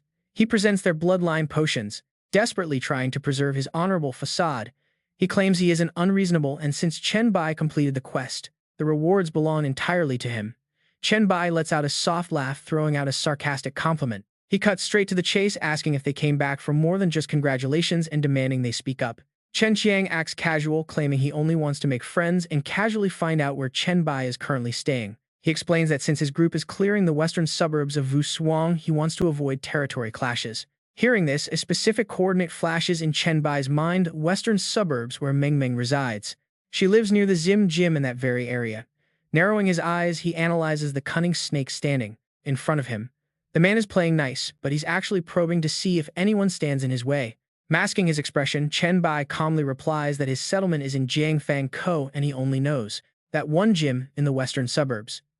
Internally, he calculates how to pry more details about the reach near Meng Meng. Chen Xiang immediately brightens up upon hearing this, practically beaming as he shares that they actually took control of the Zim Gym just a few days ago, and they're currently tasked with clearing the entire surrounding area of threats. He adds that with Chen Bai's power, they should definitely form an alliance and support each other's factions.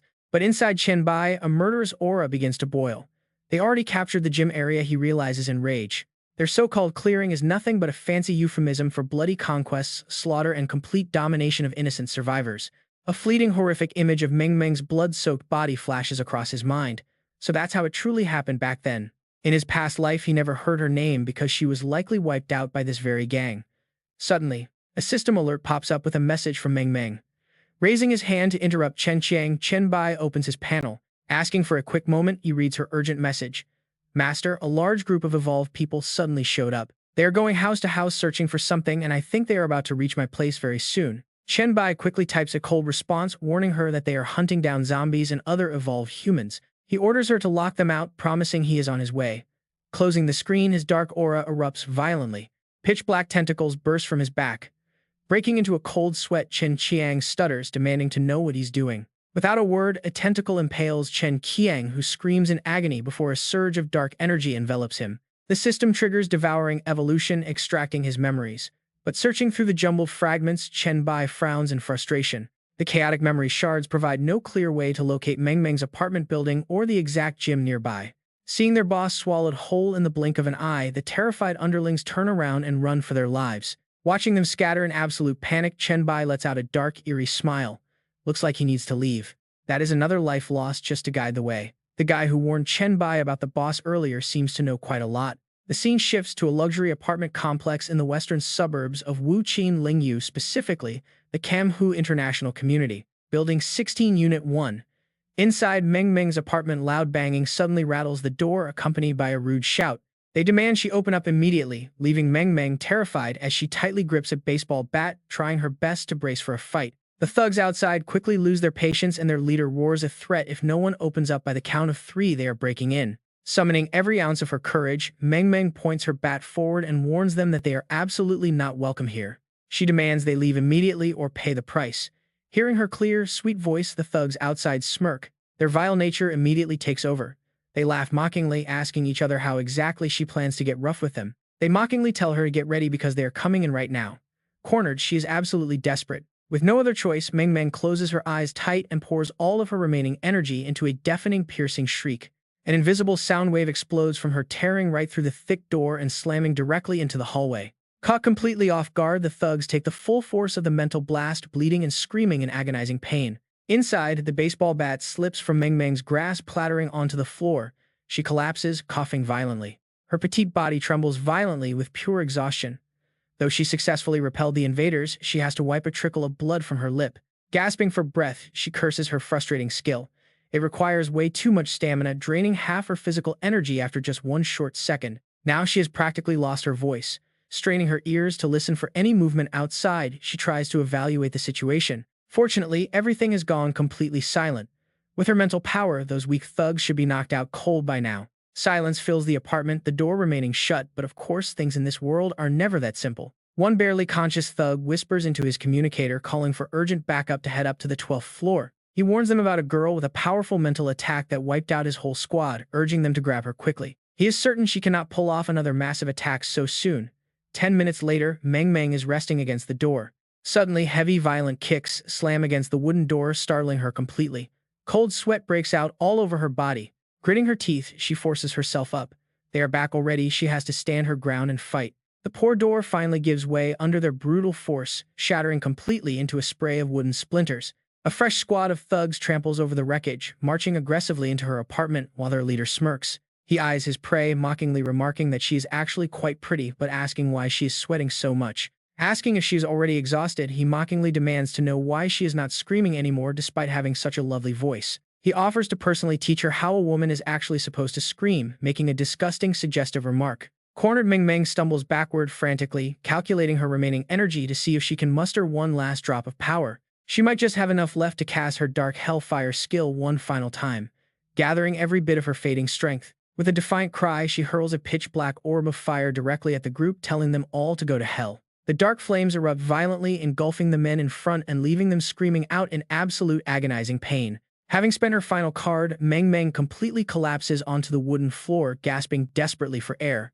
Her master was right. The 4 basic attributes are meant to balance each other out, and relying solely on one overinflated stat was a terrible idea. Cruelly, as the flames died down, yet another wave of thugs steps into the room, grinning at her helpless state. They mockingly point out that she is clearly completely out of energy. One of them steps forward, letting out a disgusting sneer. He asks if she wants to die or if she is ready to play nice. Meng Meng's vision starts to blur. Her head is spinning and she feels herself slipping toward unconsciousness, dragging her body across the floor in sheer desperation. She vows never to let these scumbags catch her. But 2 of them suddenly lunge forward, pinning her down. They grip Meng Meng tightly, their vile, eager expressions making her entire body shiver. She begins to sob, desperately praying for someone to save her. Then, right out of a superhero movie, a dark figure streaks through the sky outside her massive glass window. Moving like a rocket, Chen Bai curls his body into a human cannonball, shattering the heavy tempered glass into thousands of pieces. He bursts directly into the room. Before the stunned thugs can even process what is happening, his fist is already moving. Delivering a lightning-fast, devastating punch straight into the leader's face, he completely wipes that disgusting grin right off his face. Sickening bone-cracking sounds echo through the room as Chen Bai swiftly and effortlessly sweeps away the remaining trash surrounding Meng Meng. In just a matter of seconds, he pulls the battered little maid close. Chen Bai hears her weak, trembling whisper. "Master, you finally came," she murmurs, apologizing that Meng Meng really was not a very good student. He gently strokes her hair. Stroking her messy pink hair, he gently comforts her, telling her not to blame herself because she did an outstanding job. "Just rest now," he says, "and leave the remaining scum to me." Chen Bai's eyes turn icy as he glares at the thugs. He warns that whoever dared bully his student won't leave this place alive. The thugs outside begin to feel a chill down their spines. Great, another kid showed up. Did that brat actually get back up? Doesn't matter. Get him, boys. Wipe him off the face of the earth. But in a flash, Chen Bai turns into a purple whirlwind, unleashing devastating heavy punches directly into the heart of the surrounding crowd. His lightning-fast strikes send the thugs flying backwards. They do not even have time to register what hit them. Within seconds, the room falls dead silent. Chen Bai scans the area coldly, asking if that is really all they have. Hearing Meng Meng still weakly calling out for her master, he rushes to her side. She lies there, trembling in absolute panic. Her lips mumble that she is trying so hard, begging him not to leave. Chen Bai sighs softly as he looks down at her. She is likely suffering from extreme exhaustion and mental overload causing these hallucinations. He decides to give her a little help. He gently holds her small hands, sharing his warmth. His deep voice is incredibly soothing as he tells her that he is here. "Just calm down, everything is fine now." Right then, a surviving thug sneaks up for a surprise attack, but Chen Bai reacts instantly. He blasts the guy away in a heartbeat. Gathering raw energy into his fist, he slams a devastating blow right into the floor. Agonized screams echo. Chen Bai coldly declares that absolutely no one will ever lay a finger on her again. As color returns to her face, he notes with satisfaction that she looks much better. Then he glances at the messy scene. Thugs lie scattered everywhere. He treats it like he just finished taking out the trash. Suddenly, a timid knock comes from the door. A young man pokes his head inside, introducing himself and announcing his arrival. Chen Bai strokes her hair and looks up at him. He asks if Chen Qiang's henchmen have been completely taken care of. The young man immediately drops to his knees in respect. "Yes, Mr. Bai, following your orders, I lured them all here for you to handle." Chen Qiang's trusted lackeys are officially wiped out. Chen Bai raises an eyebrow, asking if that means only his own loyal core crew is left now. The guy panics, shaking in absolute terror as he stammers that he does not have any henchmen, only his wife and kids. He explains he was forced to join because of his true sight skill. The boss used his family to threaten him. He chokes up, describing how their neighbors were slaughtered, sobbing that his family would have shared that fate without his skill. Chen Bai nods, his cold eyes softening a bit. He admits the man has a pretty useful skill indeed. He was also the only one to warn him about the boss. So does he want to come along to Jiang City?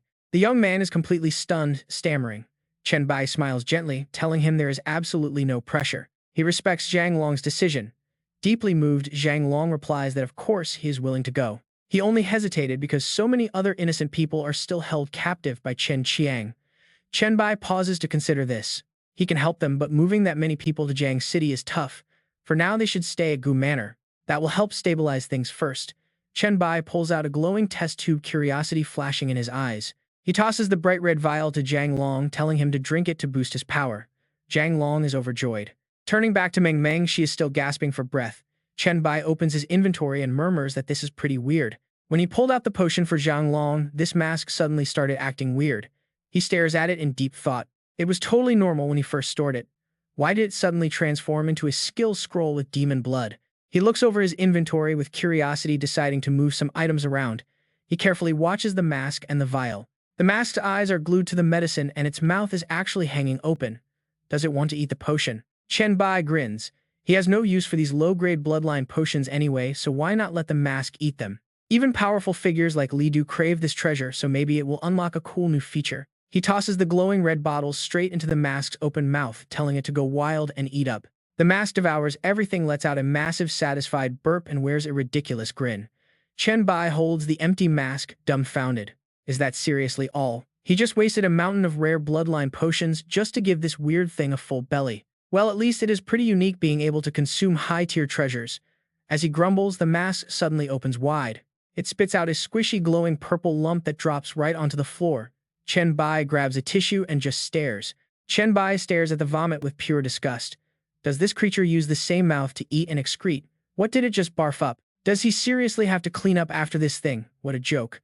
But the moment he picks it up, a sleek status window pops up. It displays a rare item called Normal Demon Bloodline Essence, a purified potion with highly concentrated demonic power. Offering a massive boost, it requires high stats, needing strength and agility over 75.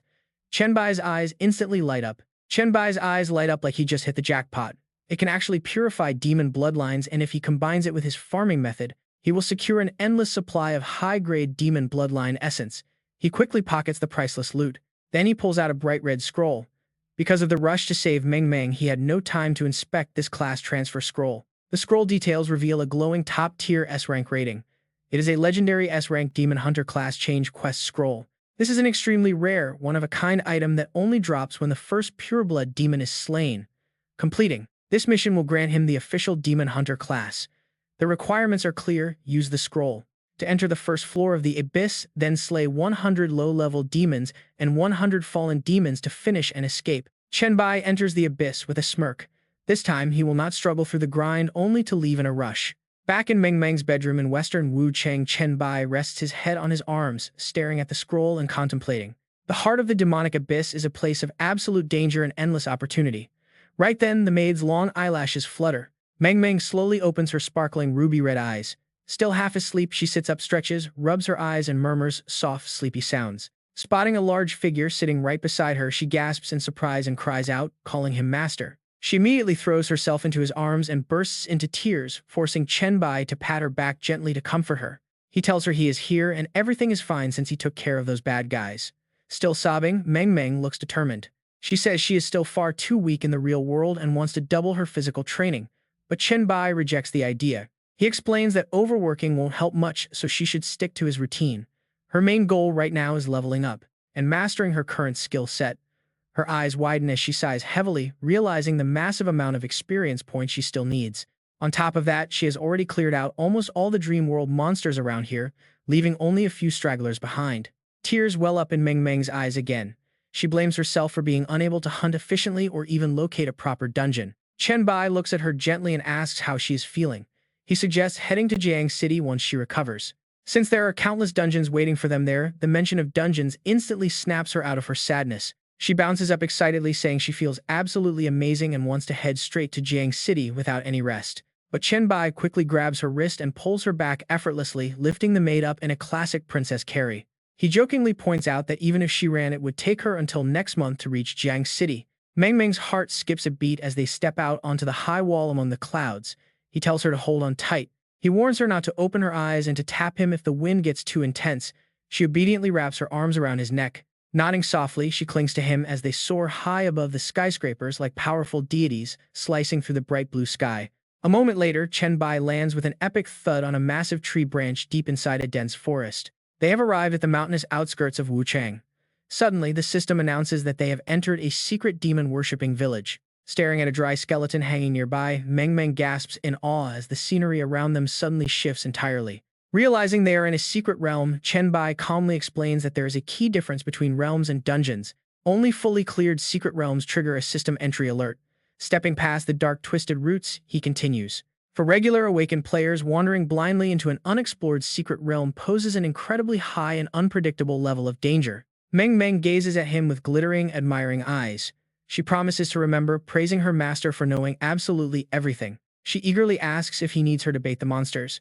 But Chen Bai remains serious, staring at the gloomy red horizon ahead. He warns her that this is not a dream, meaning every skill used is critical and staying near the entrance is much safer. He tells her to wait there, then leaps down the rocky steps without hesitation, leaving Meng Meng waiting obediently behind.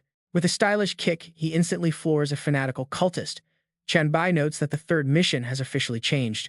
Instead of slaughtering demons, he must now eliminate all demon followers and dark priests lurking in the area. The bloodline potions are no longer rewarded either, making him wonder if there is another way to secure them. Unleashing razor-sharp shadow tentacles, he completely clears out the trash mobs on his path. But regardless of the rewards, first deal with the boss. Soon Chen Bai reaches the central square of the secret village in the Wushuang outskirts. Crouching on a high boulder, he looks down coldly. Below, the purple-robed priest growls, calling him an intruder. The dark priest waves his weapon, his face twisted in rage. He demands the intruder be sacrificed to the demon god. Before he even finishes, Chen Bai blinks behind him. A dark tentacle whips out, choking the words right out of his throat. With total ease, he blocks and absorbs the attack using his own shadow powers. Suddenly, the system alerts him. Defeating the level 15 Dark Priest dungeon boss grants 45,000 experience points. His bloodline is highly unique. The system allows him to either absorb or extract it, but doing so will impact his virus, the black light, and his body. A dangerous smirk plays on Chen Bai's lips. Luckily, he can still devour this demon bloodline to trigger further evolution. No holding back now. A massive blast of purple energy suddenly erupts, completely sweeping across the entire area. In an instant, Chen Bai reaches out his hand to drain the core essence from a monster hovering in midair. The system confirms he acquired a weak, low-grade demon bloodline potion. He nods, realizing these small pests work too. These lesser pests yield bloodline potions of the exact same quality as the boss. He casually slices down another common monster. He clicks his tongue. Elite monsters yield bloodline potions, but these ordinary ones only drop completely useless trash. Meanwhile, at the entrance of the secret village, Meng Meng sits perched on a rock. She looks incredibly bored. Has her master finished slaying the boss and those elite monsters yet? Resting her chin on her hand, she sighs heavily. Did her master forget about her? She has done absolutely nothing, earning 0 experience. He could at least let her touch one. Just a tiny tap would do. Suddenly, a familiar voice rings out behind her, causing her to jump in surprise. Chen Bai appears, commanding Meng Meng to prepare her skills. He wants her to unleash her absolute highest damage attack. Her eyes instantly light up with determination. Agreeing immediately, she takes a deep breath and readies her ultimate move. She releases a deafening sound wave. It completely obliterates the wave of mutated, infected villagers charging directly at them. Experience points flood in. A flashy notification pops up, confirming she has leveled up and received 2 free attribute points. Staring at the screen packed with kill notifications and bonus points, Meng Meng gasps. She is absolutely thrilled. The system alerts them they can leave at any time. Meng Meng happily brags that she has already reached level 8.5. That was so much experience. Chen Bai crosses his arms and calmly replies that he has reached level 9 as well. Overjoyed, she jumps up, wrapping her arms tightly around his neck. She thanks him for baiting the monsters, declaring her love. Right during their warm embrace, his system interface suddenly flashes. A private video call request from Song Zishang pops up. With Meng Meng still clinging onto him, Chen Bai calmly hits connect. Frowning at the virtual screen, he asks what is wrong. He asks if something happened since they look so stressed. Song Zishang appears on screen, her face filled with extreme tension. She urgently begs for his help. A goblin claiming to be a trading deity has just arrived at their settlement. The image of a goblin with a bizarre, toothy grin flashes through Chen Bai's mind. He repeats the name in shock. His expression instantly turns dead serious. How on earth did Lidu Sixen manage to find his way to their settlement? On the other side of the screen, Song Zixang's eyes widen in absolute surprise. She asks if he already knows him. Standing in the quiet, barren forest, Chen Bai listens closely. Song Zishang explains that after staying there a day, Lidu Sixen found her. The goblin is offering a rare grade A Silver City construction token as an investment, prompting Song Zishang to speak up quickly. She explains his sole condition. Once the city is fully built, the best prime location must go to his merchant guild. In addition to the prime real estate, the Goblin Merchant Guild must also be granted a lifetime tax exemption. Chen Bai rubs his chin thoughtfully. High-grade city-building tokens are extremely rare and valuable commodities in this world. Any city recognized by the cosmic will comes with powerful functional perks, making this deal highly beneficial with no drawbacks. Song Zixiang nods in total agreement. It sounds like an incredible deal, though she admits there is still one major catch. This construction token cannot be saved for later. It has to be deployed immediately, which presents a massive risk. Images of a massive monster horde besieging a city flash through his mind. Chen Bai calmly begins to analyze the situation. A Grade A token triggers a monster siege that their current settlement would find nearly impossible to survive. But he reassures her. He can return within a day. Song Zixiang carefully asks if she should stall Lidu Sixun or accept the deal right away. Chen Bai lets out a sly grin. He tells her that this is Lidu Sixun's investment in her as he has already secured other deals. He suggests she flatter Lidu Sixun a bit more and casually drop his name during their talk to see how he reacts. With a knowing smile, Song Zixiang reassures him that everything is understood. Hanging up the phone, Chen Bai turns around and waves over to Meng Meng. She obediently trots over to her master, answering his call. With a swift flick of his wrist, a glowing row of equipment cards materializes. These are all his physical enhancement gears. He instructs her to choose whatever she can use to maximize her stamina. Meng Meng blinks in confusion, obediently agreeing but wondering what is going on. Chen Bai takes on a serious tone. An emergency has struck the settlement. He warns her that if he travels at full speed, she will never keep up. She blinks and nods obediently. A moment later, Meng Meng is completely bundled up in gear, looking like a fluffy snow teddy bear. She reports that she is fully equipped. Her stamina is now over 30, and she has secured some decent defense. Chen Bai nods, saying that is enough. Meanwhile, back at the settlement, the polite goblin Leto raises an eyebrow in curiosity. He wonders who it is since few survivors know about his ties to the Goblin Merchant Alliance. Song Zixiang charmingly crosses her legs. She replies that he definitely knows him. His name is Bai, and he has actually received the goblin's investment before. The goblin's face drops instantly, his single eye flaring with blue flames. Clutching a command token, he trembles with excitement. He chuckles, recognizing the kid. Seeing his intense reaction, a nervous sweat breaks on Song Zixiang as she questions him. She wonders if an investment is impossible. But Leto just bursts into delighted laughter, having no idea the kid managed this place. Since Bai is here, he decides to offer something far better. He tosses a gleaming gold token onto the table. The sight leaves Song Zixiang completely stunned. Stroking his beard, Leto proudly reveals it is an S-rank gold city creation order. An A-rank quest would be too boring for a guy like him. The goblin's eye gleams with a sharp, calculating challenge. He notes that if Bai makes it back in time, they might actually stand a real chance of surviving. They could even beat the brutal S-rank monster horde.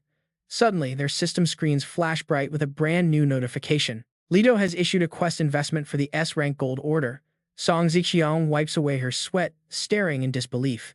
The brutal quest requirements immediately load. After just one day of preparation, nearby monsters will receive massive buffs.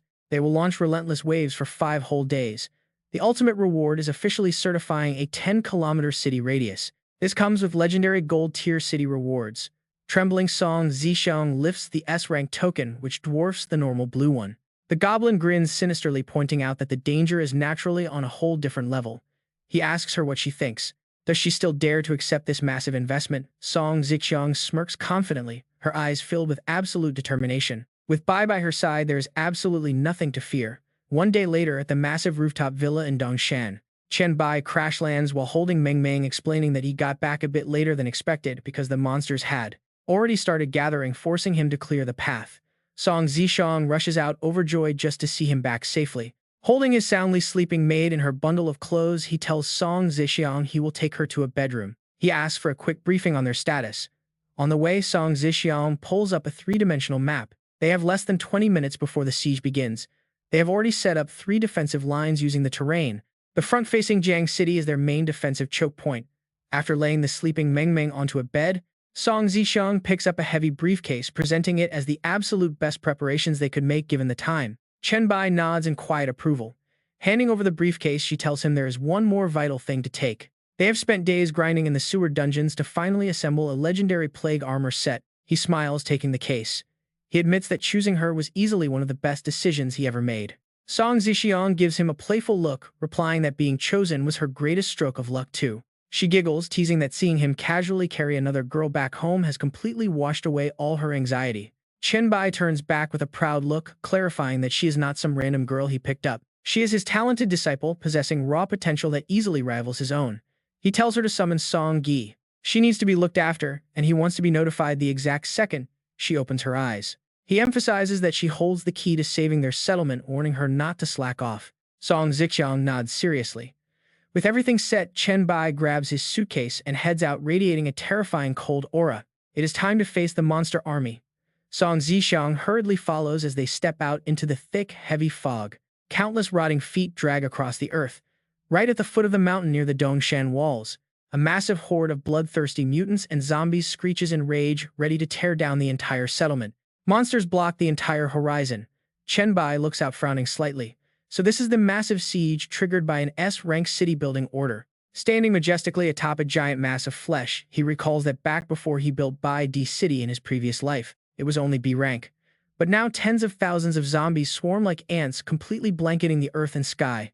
A thrill runs through him as his lips curl into a grin. The difference is night and day. With the countdown ticking away, at the Dongshan settlement right beneath the fortress walls, the hungry zombie horde stares up at the towering figure of their ruler. Song Zixiang cradles a little girl in her arms, declaring out loud to everyone, citizens of the Dongshan settlement, "We are about to face 5 long days and 5 nights of constant monster attacks." The crowd looks back with anxious eyes, yet they hang on her every reassuring word. She tells them not to worry as a terrifying wall of raw flesh and fangs rises. Song Zixiang points out that they possess the strongest defensive walls in the entire world, backed by massive resources and the most reliable allies. She proudly gestures to the elite cool squad standing behind her. "We have hundreds of members who possess B-rank talents." Her eyes shine with confidence as she adds that nearly 10 experts hold A-rank or S-rank talents. Even better, Chen Bai and Meng Meng watch over them like guardian gods, armed with peerless ultimate SSS-Rank power. Hearing her rallying cry, the crowd begins to regain their fighting spirit. There is absolutely no reason for them to fear failure at all, because in 5 days they will claim the largest territory in the world. Anyone who stands up to defend the city will gain access to all facilities at massive discounts. Hearing about the cheap rates, the citizens immediately lose their fear and break out into wild, ecstatic cheers. Song Zixiang fuels their rising excitement, shouting that they only have 1 minute left. She asks if they are ready to farm massive gold and experience.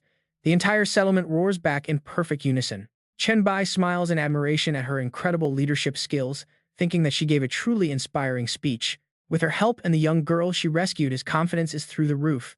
Song Zixiang then hands the girl over, instructing her subordinates that her unique communication talent is top-notch, so they must get her to a safe zone. Once she is secure, Chen Bai turns to another girl and asks Lu Li if the live broadcast preparations are complete. Lu Li respectfully reports that she used the most advanced automated cameras provided by the very will of the universe. Staring down at the surging sea of monsters below, Chen Bai smirks and tells her to start the stream immediately.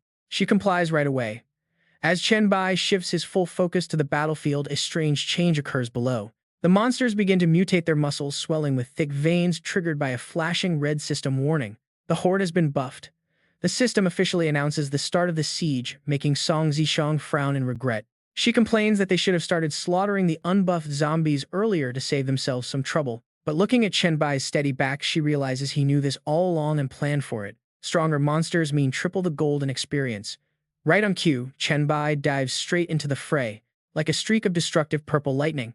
Even though the zombie stats have tripled, the rewards match the risk. He grabs his zombie's head, crushing it effortlessly while activating his deadly skill, Plague Infection. With the 5-piece Plague set equipped, all his stats gain a 15-point boost, shredding enemy resistances on contact. The skill notification displays a 5-hour cooldown. With a casual swing of his fist, he sends the surrounding horde flying. The purple rot spreads like wildfire, eating away at the zombies' health while drastically reducing their defensive stats. Chen Bai smiles in satisfaction. While the raw damage isn't mind-blowing, the quick-spreading debuff is insanely useful for holding down the city defenses, making the battle significantly easier for everyone on the battlefield. Suddenly, the zombies step back to clear a path. Chen Bai narrows his eyes, sensing a strange mental ripple nearby. The uninfected monsters are actively keeping their distance from the diseased ones, moving with unusual coordination. Chen Bai instantly realizes that a zombie lord must be hidden somewhere, commanding this massive swarm. That explains why they aren't trampling each other and are marching in such neat formation. He sweeps his blade, cutting through the enemies while formulating a plan. Eliminating the lord will make this mindless horde fall apart, but finding the hidden leader in this sea of chaos is going to take too much time. Gripping his weapon, he weighs his choices. Abandoning the front lines to go hunt the boss means the defense wall will be left exposed. If the hidden boss launches a sudden all-out charge, the unprepared defenders will definitely suffer heavy casualties. He knows the danger of leaving things as they are, but ignoring this massive goldmine isn't an option either. Finding and killing that Lord Zombie will only get harder once other hordes begin threatening the outpost, dividing our forces. No time. Slipping past a massive ghoul like a gust of wind, Chen Bai makes a quick, desperate choice. To perfectly handle this mess, he needs her help. The Dream Weaver Meng Meng. Without hesitating, Chen Bai makes his move. He unleashes a colossal purple energy shield with a wave of his hand, halting thousands of monsters to buy time. Wake up, fast. Back in the bedroom, he mentally urges Meng Meng. The tiny maid stirs her ruby eyes, slowly opening. Songji enters with a sigh of relief, asking if she is finally awake. But Meng Meng immediately panics. Clutching her blankets, she demands to know who she is and where her master went before anyone can even speak. I am entering the dream, she declares, eyes snapping shut. Miss Song, please make sure absolutely nobody gets near me. Thanks. She is out cold again. Song Gae stands there jaw-dropped, wondering how anyone could possibly fall asleep that incredibly fast. Meanwhile, inside the dreamscape, Meng Meng stands on the high stone wall of the Dongsun fortress. Her jaw completely drops. Oh my. That is a lot of zombies. Without a second thought, she dives straight down, activating her weaver form. Unleashing her power, she manipulates the dream to rain colossal boulders from the sky, instantly crushing the horde underneath them. It works. She giggles, loving her dream world sandbox. After clearing the main area, she stretches to warm up. Alright, time to find the elite target her master mentioned. Spreading her glowing pink wings of light, she takes flight. She cannot afford to delay his mission. Fast forward. By sunset of the first day, Chen Bai lands near Zi Qin. He looks completely exhausted. Gasping for air, he immediately asks Zi Qin about the wall damage and their total casualties. Zi Qin quickly reassures him. Thanks to him, 0 deaths. Even during their brief counteroffensives, they only had minor injuries. She smiles gently as he aggressively chugs down a bottle of water, continuing her incredibly positive damage report. The defenses are barely scratched, meaning he can rest easy and let the regular patrols handle the watch tonight. Not happening. Chen Bai lowers his water eyes, cold and deadly serious. The current situation is anything but optimistic. Zi Qin pales instantly at his grim tone. A lord class. Handing the bottle back, the young man steps forward. Today, we only face basic enhanced variants. The fact that elite monsters barely showed up makes her break into sweat, so that means there is still a terrifying lord-level zombie lurking somewhere out there. Chen Bai narrows his calculating eyes. It is likely gathering immense power, preparing to strike a devastating fatal blow. Suddenly, a cheerful voice echoes from behind. Master Bai. Meng Meng comes running over happily. He turns to see her sprinting with Song Ji struggling to keep up. Meng Meng, slow down. Realizing this is highly classified, Chen Bai leans over to Zi Qin and whispers an order. Tell Lu Li to turn off the livestream drones here. Zi Qin nods instantly. Understood. She moves quickly to handle it. She returns shortly to confirm that Lu Li has steered all camera drones away from their current position. Chen Bai nods in relief. Meng Meng's unique ability must remain an absolute secret, never to be leaked to anyone. He pats the breathless maid on her head, asking if she successfully located the elusive lord-level zombie. Meng Meng shakes her head sadly, tearfully explaining that while she detected several brief energy spikes, they were too short. Because of that, she could only map out their general direction.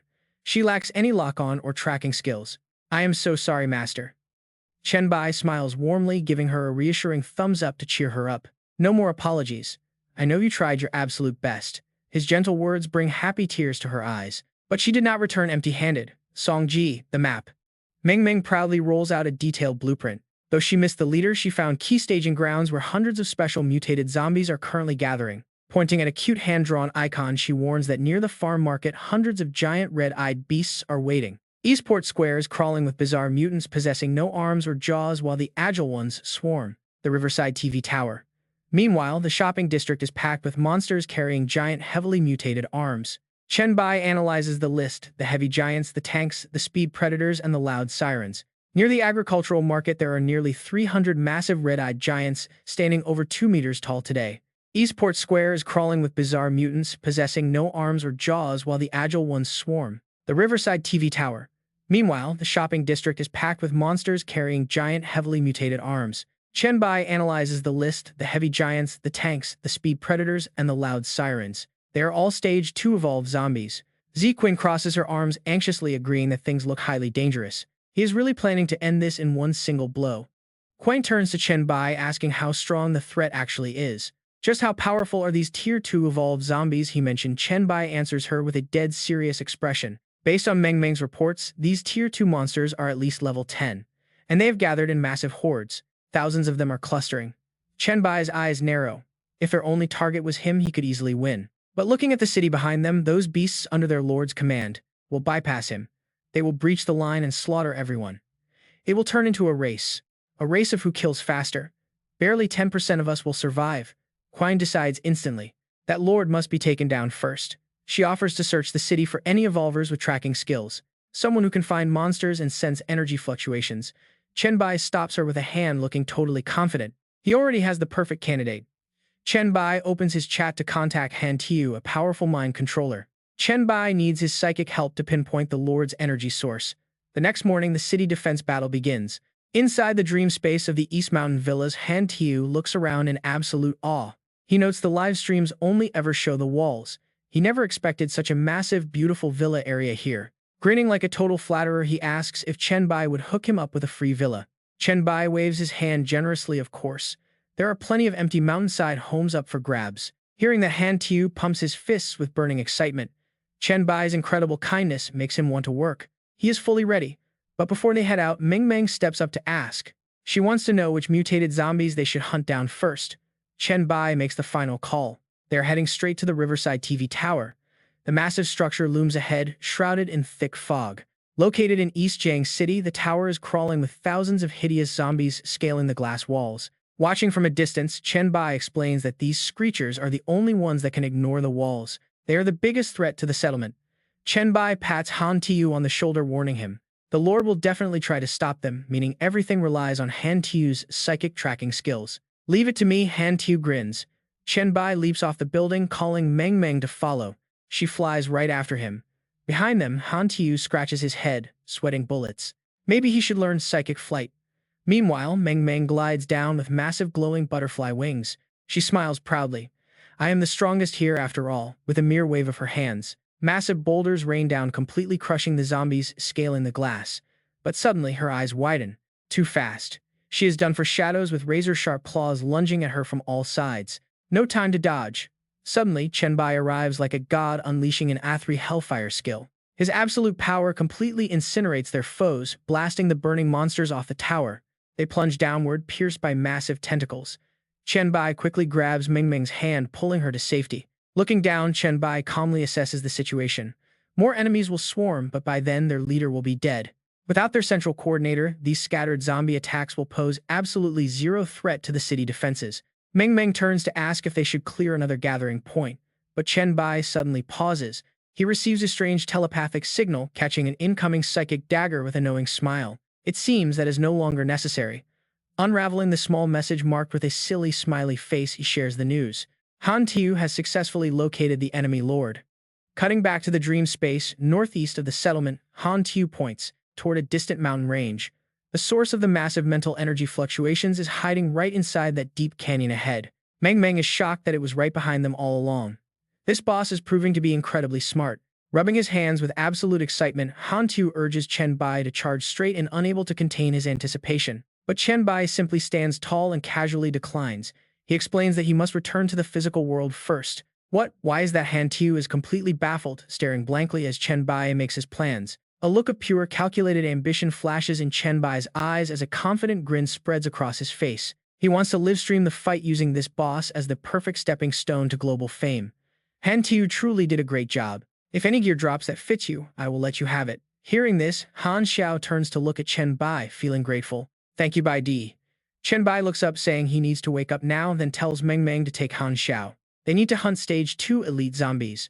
Meng Meng blinks in curiosity, asking which kind, as gaping-mouthed zombies appear behind them. Chen Bai explains they are the Screamers, mentally evolved zombies that the two of them can easily suppress with their powers. They lack close combat skills but can unleash devastating mental shrieks, posing a serious threat even to heavily reinforced zombies. Both Meng Meng and Han Xiao shout in unison, acknowledging the order and promising their master they will complete the mission. With a wave of his hand, Chen Bai turns around and wakes up instantly, snapping back into the brutal real world. Standing at the edge of a deep abyss in the mountains northeast of Jingcheng, Chen Bai mutters that this is the spot. His eyes sharpen with intense focus, sensing its presence. Even without detection skills, he can feel the high-level evolutionary virus nearby. Suddenly, a massive dark shadow streaks through the air, launching a surprise attack before he can even finish his sentence. But Chen Bai evades the strike with absolute ease, gliding out of harm's way like a feather drifting on the wind. Frowning, he realizes these are not standard hunters. They are high-speed evolved zombies far superior to any normal hunter beast. As the creatures flicker through the air, Chen Bai smirks, figuring they must be the royal guards of the zombie lord. These beasts love hit-and-run tactics, moving at a speed that almost matches his own. This is going to be tough. Blocking a razor-sharp claw, he decides to play weak intentionally, showing an opening to lure the monster into a direct assault. Grappling with the beasts, he mutters that if he scares them off, they will just play hide-and-seek in the woods. That guerrilla war would drag on forever, and if the zombie lord uses the chaos to escape, it would be a total disaster. Suddenly, Chen Bai's eyes flash with triumph as the beast takes the bait. Here it comes right on cue. With insane reflexes, he grabs the leaping monster by its leg and slams it violently into the dirt, shattering its momentum. He follows up with a brutal fist, crushing its skull instantly. Without losing a second, he punches the ground to release his dark power. Dark tentacles erupt from his skin, wrapping around the prey to consume and evolve it, while system alerts flash across his vision. He has devoured a Stage 4 Speed-type Elite Hunter zombie, significantly boosting all capabilities of his Blacklight virus. He gains 1,000 virus points and 750 exclusive evolution points. Standing tall, Chen Bai feels the surge. His right arm transforms into a sharp, dark purple greatsword. Smirking at his new form, the system confirms the evolution. The Blacklight virus has unlocked the blade form. But just as he celebrates, a sudden mental shockwave slams into his brain. The psychic attack leaves him momentarily dazed. Recovering quickly, he admits that is some seriously powerful mental energy. He looks up to find a dark figure hovering in the high branches, mockingly asking if he thought he could escape. The slimy tentacle-headed zombie lord drops onto a thick branch, sneering arrogantly at the human below. "Did you really think you could kill me?" the beast asks, telling him he is dead wrong. But Chen Bai just ignores the threat. He lunges forward, delivering a devastating slash that cleaves the monster in half in a single breath before stepping on its corpse. As the lifeless body crashes down, he frowns, disappointed by how weak this boss turned out to be. Then a sweet voice echoes. Ziqing runs up, wrapping her arms around him from behind and whispering how amazing he is for defeating the enemy leader. With the lord dead, she says, defending the city will be a piece of cake. But Chen Bai is completely baffled. Asking what on earth they are doing, he is suddenly surrounded by all the beautiful girls from the settlement, looking incredibly flirtatious. Seductively stroking her hair, Ziqing tells him they are just celebrating his victory, calling him a bad but reliable guy. Surrounded by 7 drop-dead gorgeous beauties, one of them leans in and whispers that he knows exactly what she likes. Yet Chen Bai remains completely unfazed, his eyes staying as cold and empty as a frozen lake in dead winter. He raises his massive blade and swings, shattering the entire seductive illusion into a million harmless pieces. Ziqing's beautiful figure dissolves into glittering pink particles of light, fading away like a forgotten dream. Letting out a cold snort, Chen Bai turns around, telling the hidden beast not to embarrass itself with such garbage illusions. He points his sword directly at the real zombie lord hiding in the shadows, stating that while the illusion was decent, it never stood a chance of clouding his judgment, proving the monster's psychic strength is actually much weaker than his own. Seeing its proud illusion shattered so effortlessly, the hideous beast can't help but panic, its bizarre face twisting in rage. Chen Bai smirks with absolute confidence, slowly calling out the zombie lord as the stream chat explodes with wild hype. Viewers lose their minds over his insane mental resistance and overwhelming strength against this high-tier evolved boss. The live chat, as several negative denial-filled comments pop up. Suddenly, a flashing alert cuts right through the debate, urging everyone to switch to Stream Channel 3 because a massive direct assault is beginning at the Jiangsheng settlement walls.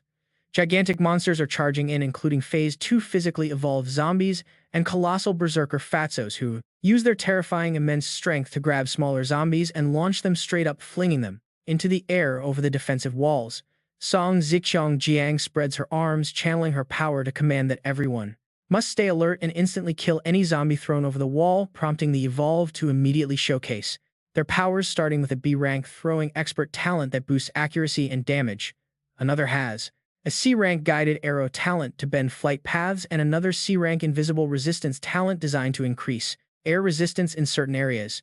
Thanks to their seamless coordination, the flying zombies are shot out of the sky like flies before ever touching down. But right beneath the fortress, a massive muscular zombie bends its knees, preparing for a terrifying leap. Hurling itself over, it crashes deep inside the defensive line, sending a violent shockwave outward. 2 frantic soldiers rush over to report that wall sector 4 has been breached and zombies are being thrown inside. Right in the middle of this chaos, Song Zixiang summons her glowing amethyst spear, floating mid-air as she yells for everyone to hold their ground. She spins with incredible grace, throwing her amethyst weapon straight at the invading horde. The spinning spear carries a massive wave of energy, slicing clean through the heads of multiple enemies. Despite the attack, a giant zombie with rows of razor-sharp teeth roars out in defiance. Song Zixiang simply scoffs, pointing her finger directly at the beast. Under her command, the amethyst spear whips back to impale the giant monster right through the chest. Exuding the authority of a queen, she shouts to rally her troops, telling them to hold because Bai Di will soon eliminate the enemy commander. Once they survive this wave, victory is theirs, sending the live chat into an absolute frenzy. Some say she is way too strong. Others joke about wanting to be her puppy, while some prefer the queen and the assassin girl behind her. But others quickly shut down the daydreamers, pointing out she belongs to Bai Di. They urge everyone to switch over to Bai Dai's perspective, noting there are still way too many high-level zombies around. Back with Chen Bai, he is raining down devastating punches fueled by a dark, plague-infecting energy. In the mountains northeast of the Jiangcheng settlement, a muscular monster takes a direct hit and flies back. This is a tyrant hunter mutant. The chat instantly explodes with hype as Chen Bai dashes forward like lightning. Viewers ask what kind of zombie this is, with others explaining it is a mutated strength-type tyrant known as the Hunter. When asked how they know so much, veterans reply that Bai Di himself actually named these things for them. They explain to the newbies that Bai Di only acts after the enemy lord calls in reinforcements.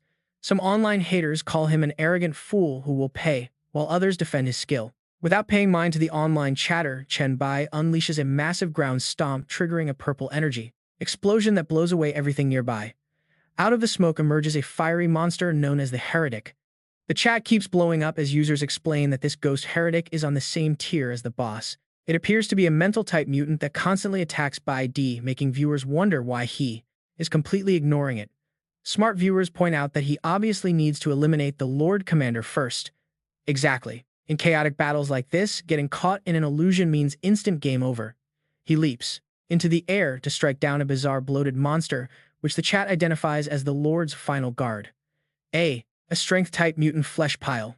I have seen a much larger strength mutant before. Stop bragging now. Seriously, no joke.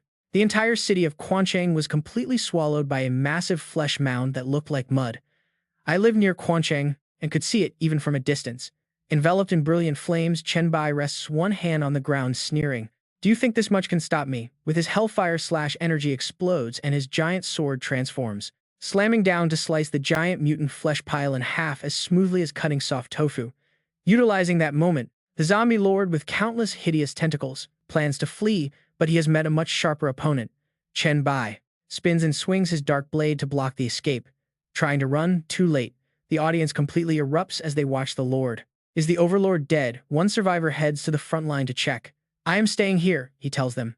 Report back quickly. The frontline zombies are in absolute chaos. They are even trampling over each other after losing their powerful leader. They just rush forward blindly. Even the giant bloated mutants can no longer throw any zombies. The deceased boss was indeed a massive threat. Suddenly, a colossal hand descends from above.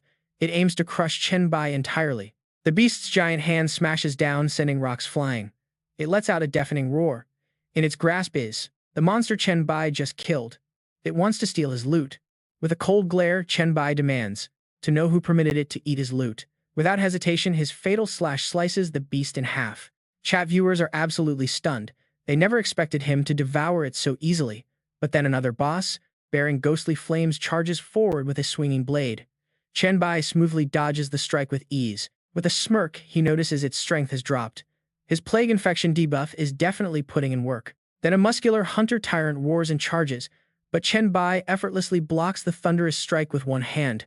He grabs the heretic mutant wearing a sinister grin. Your resistance to heretical souls is quite impressive, he mutters. He uses the mutant as a weapon.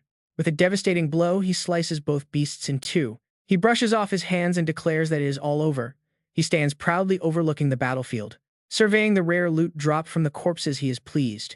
He finally gathered all his desired materials. The chat is losing its mind over how high-tier these crafting items look. Talk about an epic jackpot. Holding the crafting scroll, he frowns and wonders why it is only C rank. But then a massive gauntlet materializes. Known as the biochemical catastrophe, it boosts all attributes by 35 points. Yet viewers notice his dissatisfaction. He begins checking the gauntlet's active skills. It starts with the permanent mental manipulation of any weaker enemies. He can use psychic waves followed by massive boosts to speed and strength. It also offers continuous stamina recovery. Slaying enemies triggers this effect alongside a protective force field against mental attacks. But here is the best part. The system announces that this gear can evolve into a growing soul weapon if he slays countless monsters. His eyes light up. A growing soul weapon. Scanning the endless field of monster corpses, he begins calculating. Even though their primary parts were harvested, their bodies still hold incredible devouring value. He wonders if he can force his blacklight virus to evolve further. Suddenly, dark crimson tentacles erupt. They devour everything. The system constantly alerts him of thousands of virus points gained, unlocking new whip skills. Staring at his arm transformed into a spiked whip, he is amazed. He immediately opens his skill tree. He stares intently at the massive interface before him. Making a decisive move, Chen Bai waves his hand. He commands the system to invest all his evolution points. Instantly, two glowing purple panels spin around him. Gripping his powerful new gauntlet, he can hardly contain his excitement. Finally, this treasure can evolve even further. He cannot wait to test its new abilities. In a flash, he leaps into the air, gliding away. Meanwhile, inside a luxurious villa at the Jiangcheng settlement, Lu Li reports some urgent news to Song Zixiang. The Chen Bai has completely cleared the threats and is currently heading directly toward the city walls. Song Zixiang, sitting inside a medical tent next to a patient, answers over the radio. Understood, Lu Li. She turns to Su Xin, who is tirelessly healing the wounded. You have done a fantastic job, she tells her. Since the siege began, Su Xin has not rested at all. Song Zixiang urges her to take a break soon. Su Xin offers a weary smile, insisting she can keep going because so many people were injured. But Song Zixiang stands up firmly, demanding she stop. Su Xin is not the only healer around here. If she collapses, the Chen Bai will be devastated. Leaning in close, Song Zixiang whispers a teasing warning. Without Su Xin's recovery powers at the post-siege party, the rest of the girls will be in big trouble. Su Xin blushes bright red, stuttering about a victory party. Suddenly, a glasses-wearing girl steps in, interrupting. She adjusts her glasses and delivers an urgent update.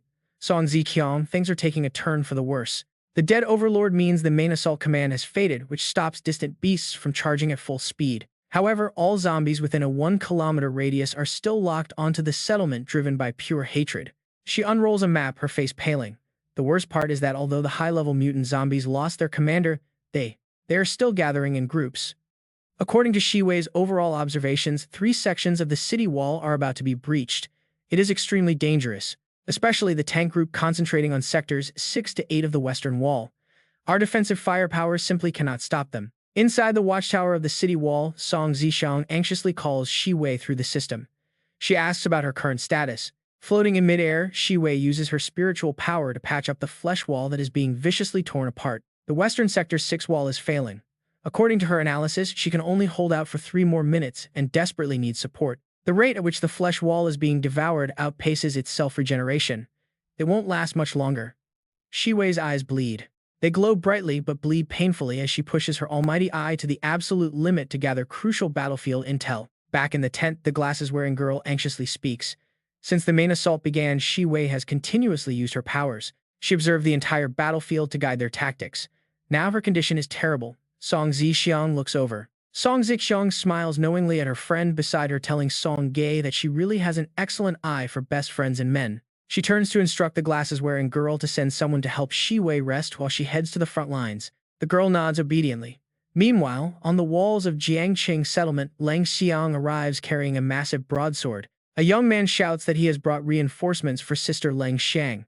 However, Lang Xiang turns around abruptly. She frowns and yells for them to stay back because the enemies are too fast for anyone to help. Dark shadows flicker, launching lightning-fast attacks that startle the group, yet the young man remains eager to fight. He rallies everyone to charge forward.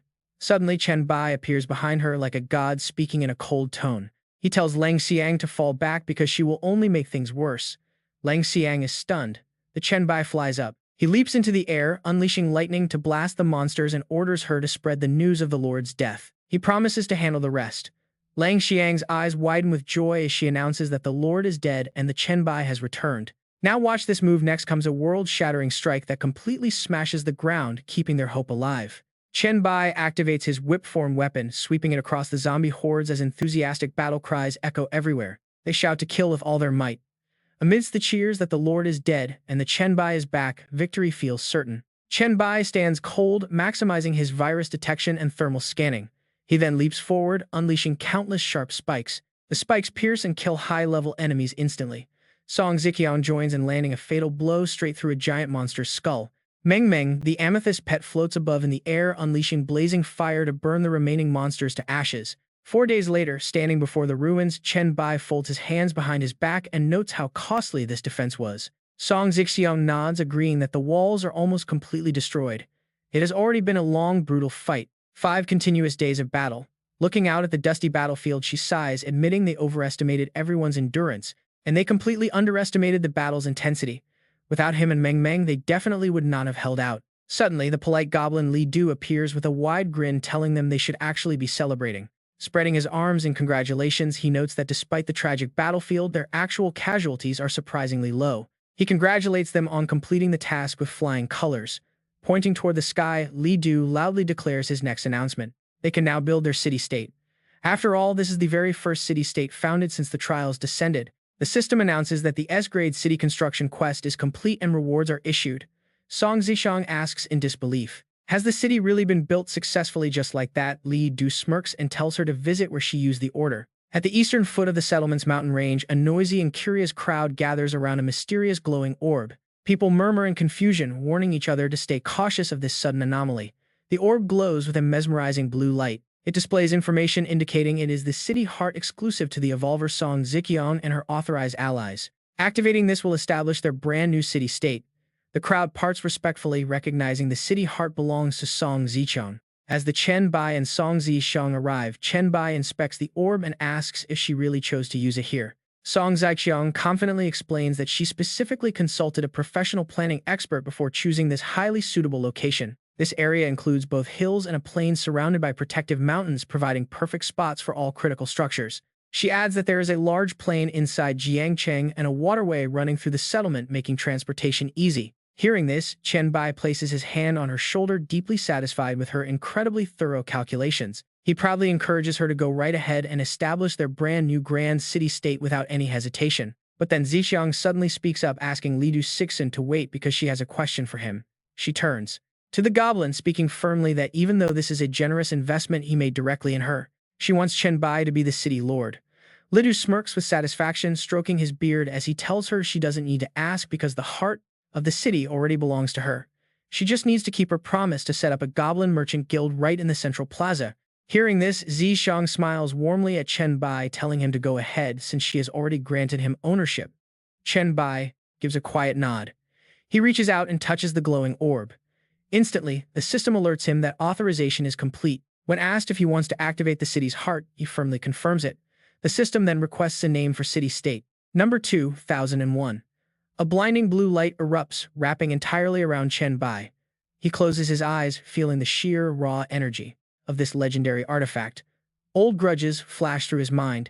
His eyes snap open, cold and sharp, as he declares the name that will echo through history: Beatty City. Right away, the system chimes to confirm the successful naming, finally unlocking the city-state management interface.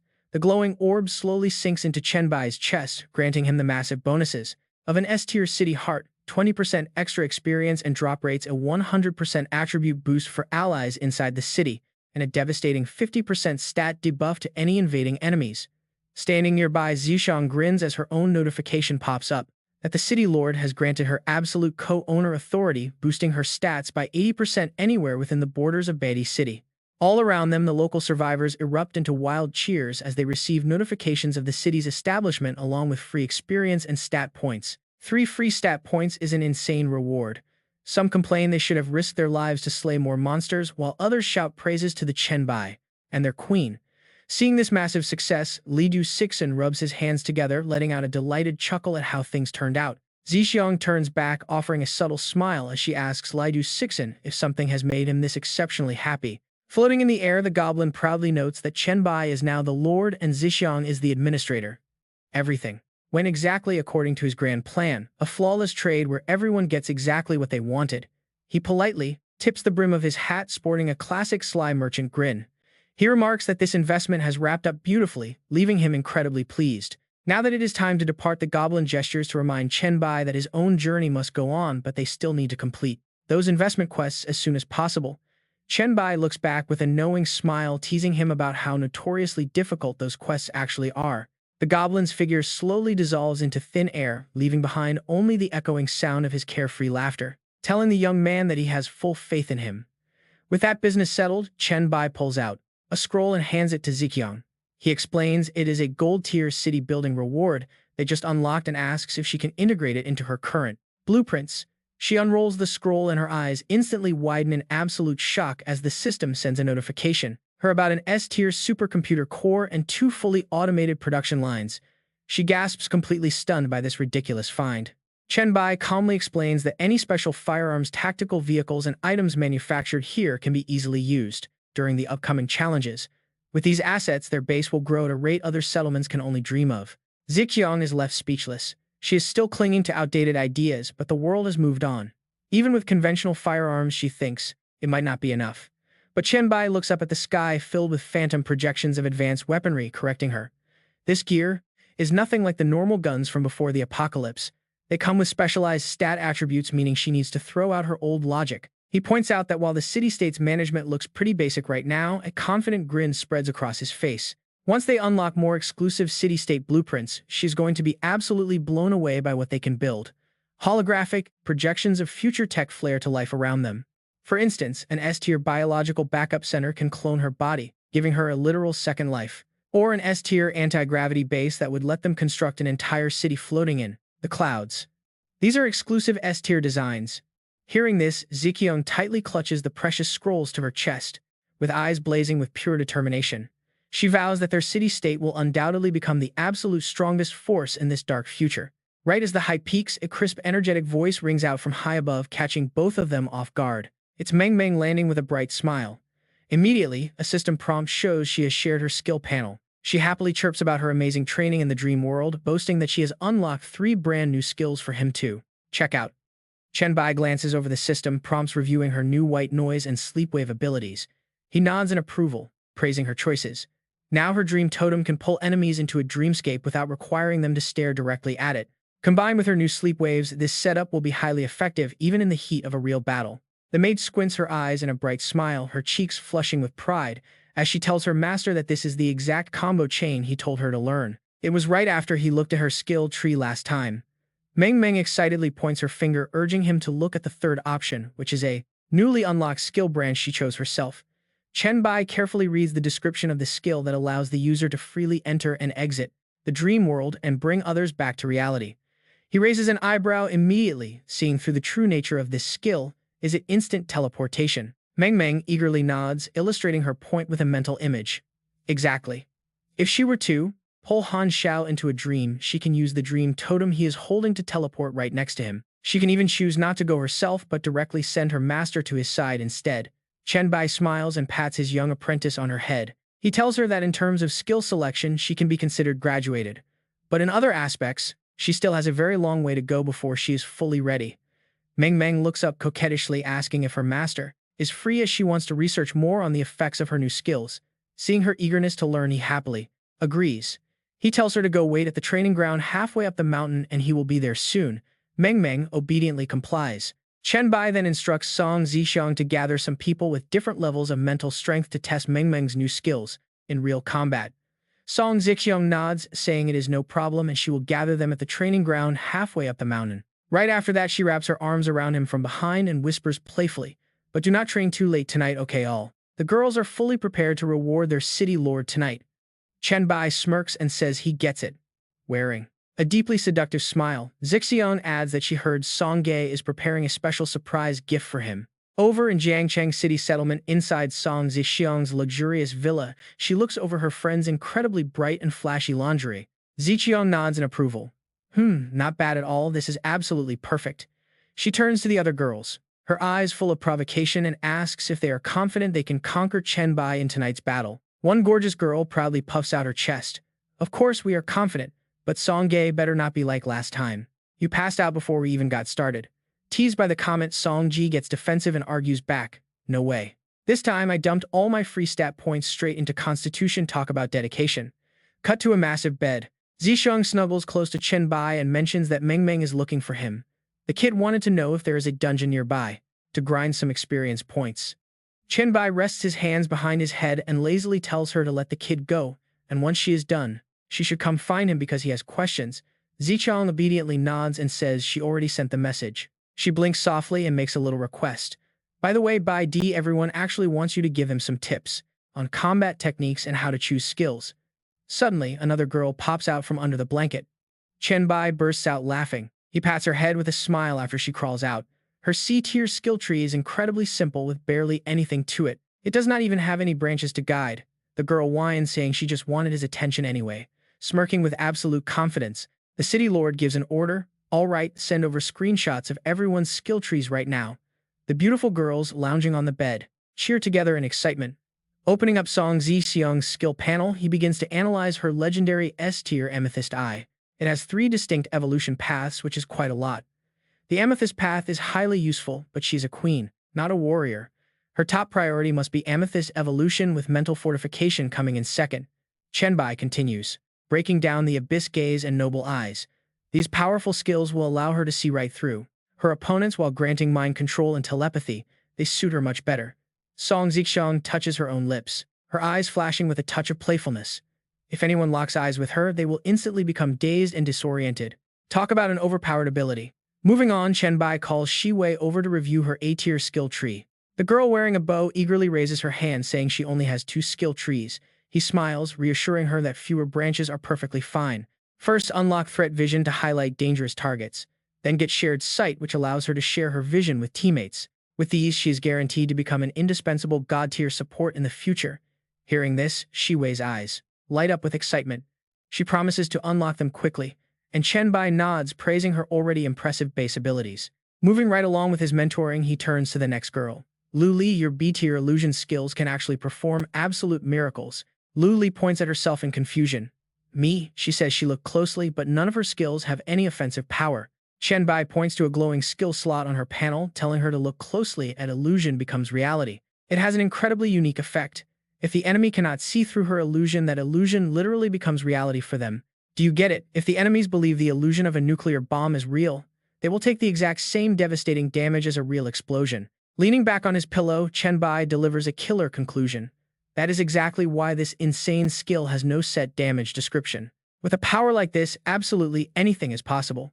One of the girls gasps in shock, wondering if Ali's crazy ability is truly just a B-rank talent. Chen Bai explains that is not quite the case, since Ali's talent cannot hide energy waves, making basic illusions easy to spot. Because of that, pulling it off successfully depends entirely on Ali's own high-level technique. Turning around, he tells Su Xin it is time to focus on her B-rank rapid recovery talent by distributing her points evenly. She should balance her stamina, physical, and mental recovery, which heals herself first before she can actively use it to heal others. Overjoyed, Su Xin leaps forward and wraps her arms tightly around his neck, bringing a bright smile to Chen Bai's face. Her ability is simple yet incredibly practical, easily making it the best healing talent he has ever seen. Meanwhile, the last girl peeks out shyly. Acting cute from behind, the final girl waits as Chen Bai announces it is finally Ling Wu's turn with her B-rank high-concentration talent. Ling Wu giggles, thanking her master, while noting that her ability only seems to boost her mental processing speed. Chen Bai immediately objects, pointing out it is actually a god-tier talent for one-on-one duels. Once she locks onto a target, it accelerates her brain power while filtering out any useless distractions, which is why he seriously advises her to choose her skills carefully. She needs abilities that aid in split-second combat decisions, and she should practice dueling against opponents with all kinds of different talents. Ling Wu boldly climbs right onto Chen Bai, playfully whispering that she wants to show her gratitude through real action instead of just words. She notes that if he is completely focused on her right now, she could probably stab him and he wouldn't even notice. Chen Bai's expression instantly darkens as he realizes the fatal loophole in her theory, and that definitely does not sit well with him. With a sharp flick to her forehead, he startles Ling Wu, sending her back as she clutches her forehead in surprise. He firmly warns her that she must learn to control Hu, and when she focuses otherwise, this talent will completely backfire on her. Rubbing her forehead obediently, she promises to practice controlling it. Suddenly, Song Yi starts jumping up and down right behind him. She eagerly shouts that it is finally her turn, mentioning her C-rank core talent that increases experience points and skill mastery. Chen Bai smiles, explaining that this actually means 10 times the learning speed and 10 times the technique development. Essentially, she will grow 10 times faster than normal people, allowing her to rapidly master combat stances, strategies, and techniques. Chen Bai playfully teases her, noting that while her raw physical strength can never surpass his, she can still conquer him with refined skill. Flustered by his teasing, a blushing Song Yi reacts by taking a sharp bite out of his shoulder to shut him up. She complains about him always teasing her, but as the session wraps up, Song Zixiang stands up to take charge. She claps loudly, announcing that since the Chen Bai has laid out their future paths, they all need to work incredibly hard. They cannot let the other members of the Chen Bai Palace look down on them, nor can they bring any shame to their leader. The girls shout back in unison, promising to devote themselves completely and build an unbreakable foundation for their young city lord. Outside, Qinger watches coldly from above, whispering to herself that she would also love to receive some guidance from the Chen Bai. Meanwhile, over in the magic capital at Han Xiao's house, the young man wakes up and instantly jumps in pure terror. Seeing Chen Bai standing right beside his bed, he is amazed that Meng Meng's teleportation skill is actually powerful enough to pull this off. She managed to send their leader all the way to this distant location. Chen Bai merely nods as Meng Meng contacts them. Appearing exhausted on the virtual screen, Meng Meng complains that the extreme distance of the teleportation has left her feeling incredibly dizzy. Chen Bai gently explains that it is just mental exhaustion, urging her to go rest before Han Xiao eagerly asks for an update. He asks how the construction of the Chen Bai city is coming along, and Chen Bai calmly replies that everything is fully planned out. With the layouts completed, everyone is working day and night to turn the Chen Bai city into an absolute masterpiece. Leaning closer with an eager smile, Han Xiao asks how many bonus attribute points he received as a reward for building the city. He figures it must be a massive amount since they defeated so many high-level zombies within the dangerous dream realm. Sweating nervously as he remembers his own embarrassing failure, Han Xiao admits he only got a single point. While fighting screaming zombies in the dreamscape, the monsters unleashed a combined sonic shriek that triggered a massive psychic shockwave. Caught mid-air while using his telekinesis, the impact knocked him out cold and sent him plummeting to an embarrassing death. Chen Bai stares in absolute silence at the unlucky guy who is awkwardly twiddling his thumbs in deep embarrassment. Chen Bai dismissively waves him off, telling him not to tell anyone he is part of their elite squad because of the sheer embarrassment. Han Xiao frantically defends himself, pleading that only he and Meng Meng actually witnessed that highly embarrassing incident. Han Xiao feels pretty embarrassed, especially since he is about to lead him to that chemical plant. A warm smile plays on Chen Bai's lips. He tells Han Xiao he was only joking so they can head out whenever he is ready. Instantly, Han Xiao brightens up, his cheeks flush with excited relief as he stammers that it is great. Meanwhile, Chen Bai looks down at his glowing, powerful palm. It is radiating brilliant light. The plague crest from his SSS-Rank quest has been flashing warning signals ever since they arrived. This chemical plant Han Xiao mentioned crawling with plague zombies is definitely the source. Right after that, Han Xiao waves him over. Gesturing from a large window, Han Xiao politely invites the Chen Bai to take off. Chen Bai immediately leaps out into the open sky. Gliding through the air, he recalls rushing over the second order was restored in Chen Bai City. He wonders about his massive reward. Since it is a SSS-Rank quest, the loot must be absolutely insane. Suddenly, an image of a tricky illusion mask flashes. Back in Jiang City, he always had to be careful that Li Du would not discover he was hiding this legendary item. It is a high-tier class S-Demon Bloodline Essence. This concentrated potion refines and purifies the host's demonic power to the max. Best of all, there are absolutely no usage requirements. Upon landing, Chen Bai lets out a highly satisfied smile as he checks it. He really did not expect those bloodline potions could be refined into a Class S essence. It is an incredibly valuable find, especially since anyone can use it without any restrictions. Han Xiao runs up next to him and points toward the path ahead. Pointing forward, he says it is right up ahead where that eerie emerald green mist is swirling. Without wasting a second, they both move. They step into the ruined chemical factory, their boots sinking into the damp, hazardous ground. Chen Bai decides to probe for some intel. He asks if Han Xiao knows anything about the layout inside. Han Xiao nods, saying he knew it well before the world collapsed. Chen Bai nods curtly, let us get started then. But looking at the thick, toxic fog, Han Xiao breaks into a cold sweat. He turns completely pale, asking if he really has to go in there too. That glowing green mist feels incredibly dangerous to him. Chen Bai calmly turns around to reassure him. As long as he stays within 10 meters of him, he will be perfectly safe. Plus, Chen Bai plans to take him to the spot where his father used to work, which might trigger his own questline. Hearing this, Han Xiao has no choice but to accept his fate, pulling out a silly cartoon smiley face mask to wear. Suddenly, the glowing red crest on the back of Chen Bai's hand flares with blinding intensity. The system alert flashes red immediately. The Plague Crest has activated, triggering the next questline for the Plague Sect, the Class A Plague Factory Dungeon. Their goal is to find the source of the Plague mutation for 10,000 experience points and unlock a Class A skill tree. Chen Bai smirks, a sharp, cold determination flashing in his eyes. Let us begin, he thinks. Black light virus surges around his arm. After reaching level 10, his innate talent got a huge boost. Even though the details are vague, his virus control is off the charts. Strolling casually through the thick poison mist, he feels incredibly pleased with himself. This feeling of absolute dominance is just intoxicating. Every single microbe and virus within 10 meters is completely under his thumb. Han Xiao trails behind, sweating bullets and giving a thumbs up. Han Xiao marvels at how Chen Bai can actually relax and enjoy himself in such a terrifying, life-threatening place like this. Chen Bai shoots him a side eye. "You actually mean I am a freak, do you not?" Han Xiao instantly freezes up. Suddenly, Han Xiao flinches in terror, pointing frantically toward the sky. "There's a monster up there," he shrieks. Chen Bai merely raises an eyebrow. His right arm instantly shifts, muscles bulging and transforming into a sharp purple-black blade. With one lightning-fast strike that seems to tear through space, he cleaves the giant mutated mosquito clean in half. The two halves of the bug crash heavily to the ground. Chen Bai retracts his blade and steps on the carcass. He bluntly remarks that he absolutely hates mosquitoes.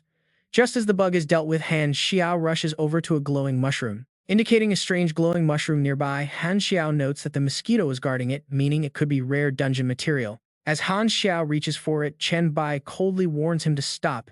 Do not touch that unless he wants a painful death. Inhaling those spores would rot his lungs from the inside out, which would be an extremely agonizing way to go. Han Xiao pulls his hand back, sweating profusely. Ignoring his petrified teammate, Chen Bai casually reaches out and plucks the mushroom. He notes that it is a hybrid of the plague virus and deadly bacteria. Then, without saying a word, he pops it in his mouth. Han Xiao watches in absolute horror as Chen Bai munches on it, stammering that he should really be more careful. Chen Bai calmly reassures him that he is fully immune. Meanwhile, a system notification pops up to confirm the absorption. Successfully absorbing the fatal fungus virus earns him 150 virus points. Chewing happily, Chen Bai nods in approval. The flavor is actually not bad at all, packed with as much virus energy as several elite zombies. Han Xiao is completely speechless. He can only let out a defeated sigh. As Chen Bai swallows the rest, the system triggers yet another notification. After absorbing and fusing the fatal mushroom virus, Chen Bai gains 350 virus points. Finishing his snack, he waves his hand, signaling to go. First, they will check out his father's workshop and break room. Han Xiao quickly rushes to catch up, eagerly agreeing to lead the way. Before long, they pull up to a dilapidated row of buildings. The worn-out sign reads, "Demon City Plague Factory Staff Dormitory." The area outside is littered with giant slimy blue-green beetles.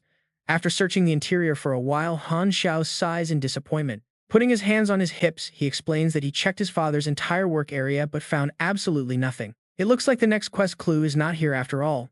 Hearing this, Chen Bai suggests they investigate the outbreak together. They should seek out the source of the plague.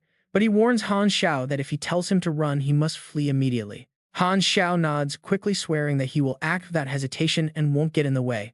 The moment they step outside, Chen Bai points toward a distant area, noting that the concentration of the plague and virus over there is at its peak. He asks if Han Xiao knows what that is. Han Xiao looks over, explaining that it is the wastewater treatment pool for the chemical factory. All chemical runoff flows right into it.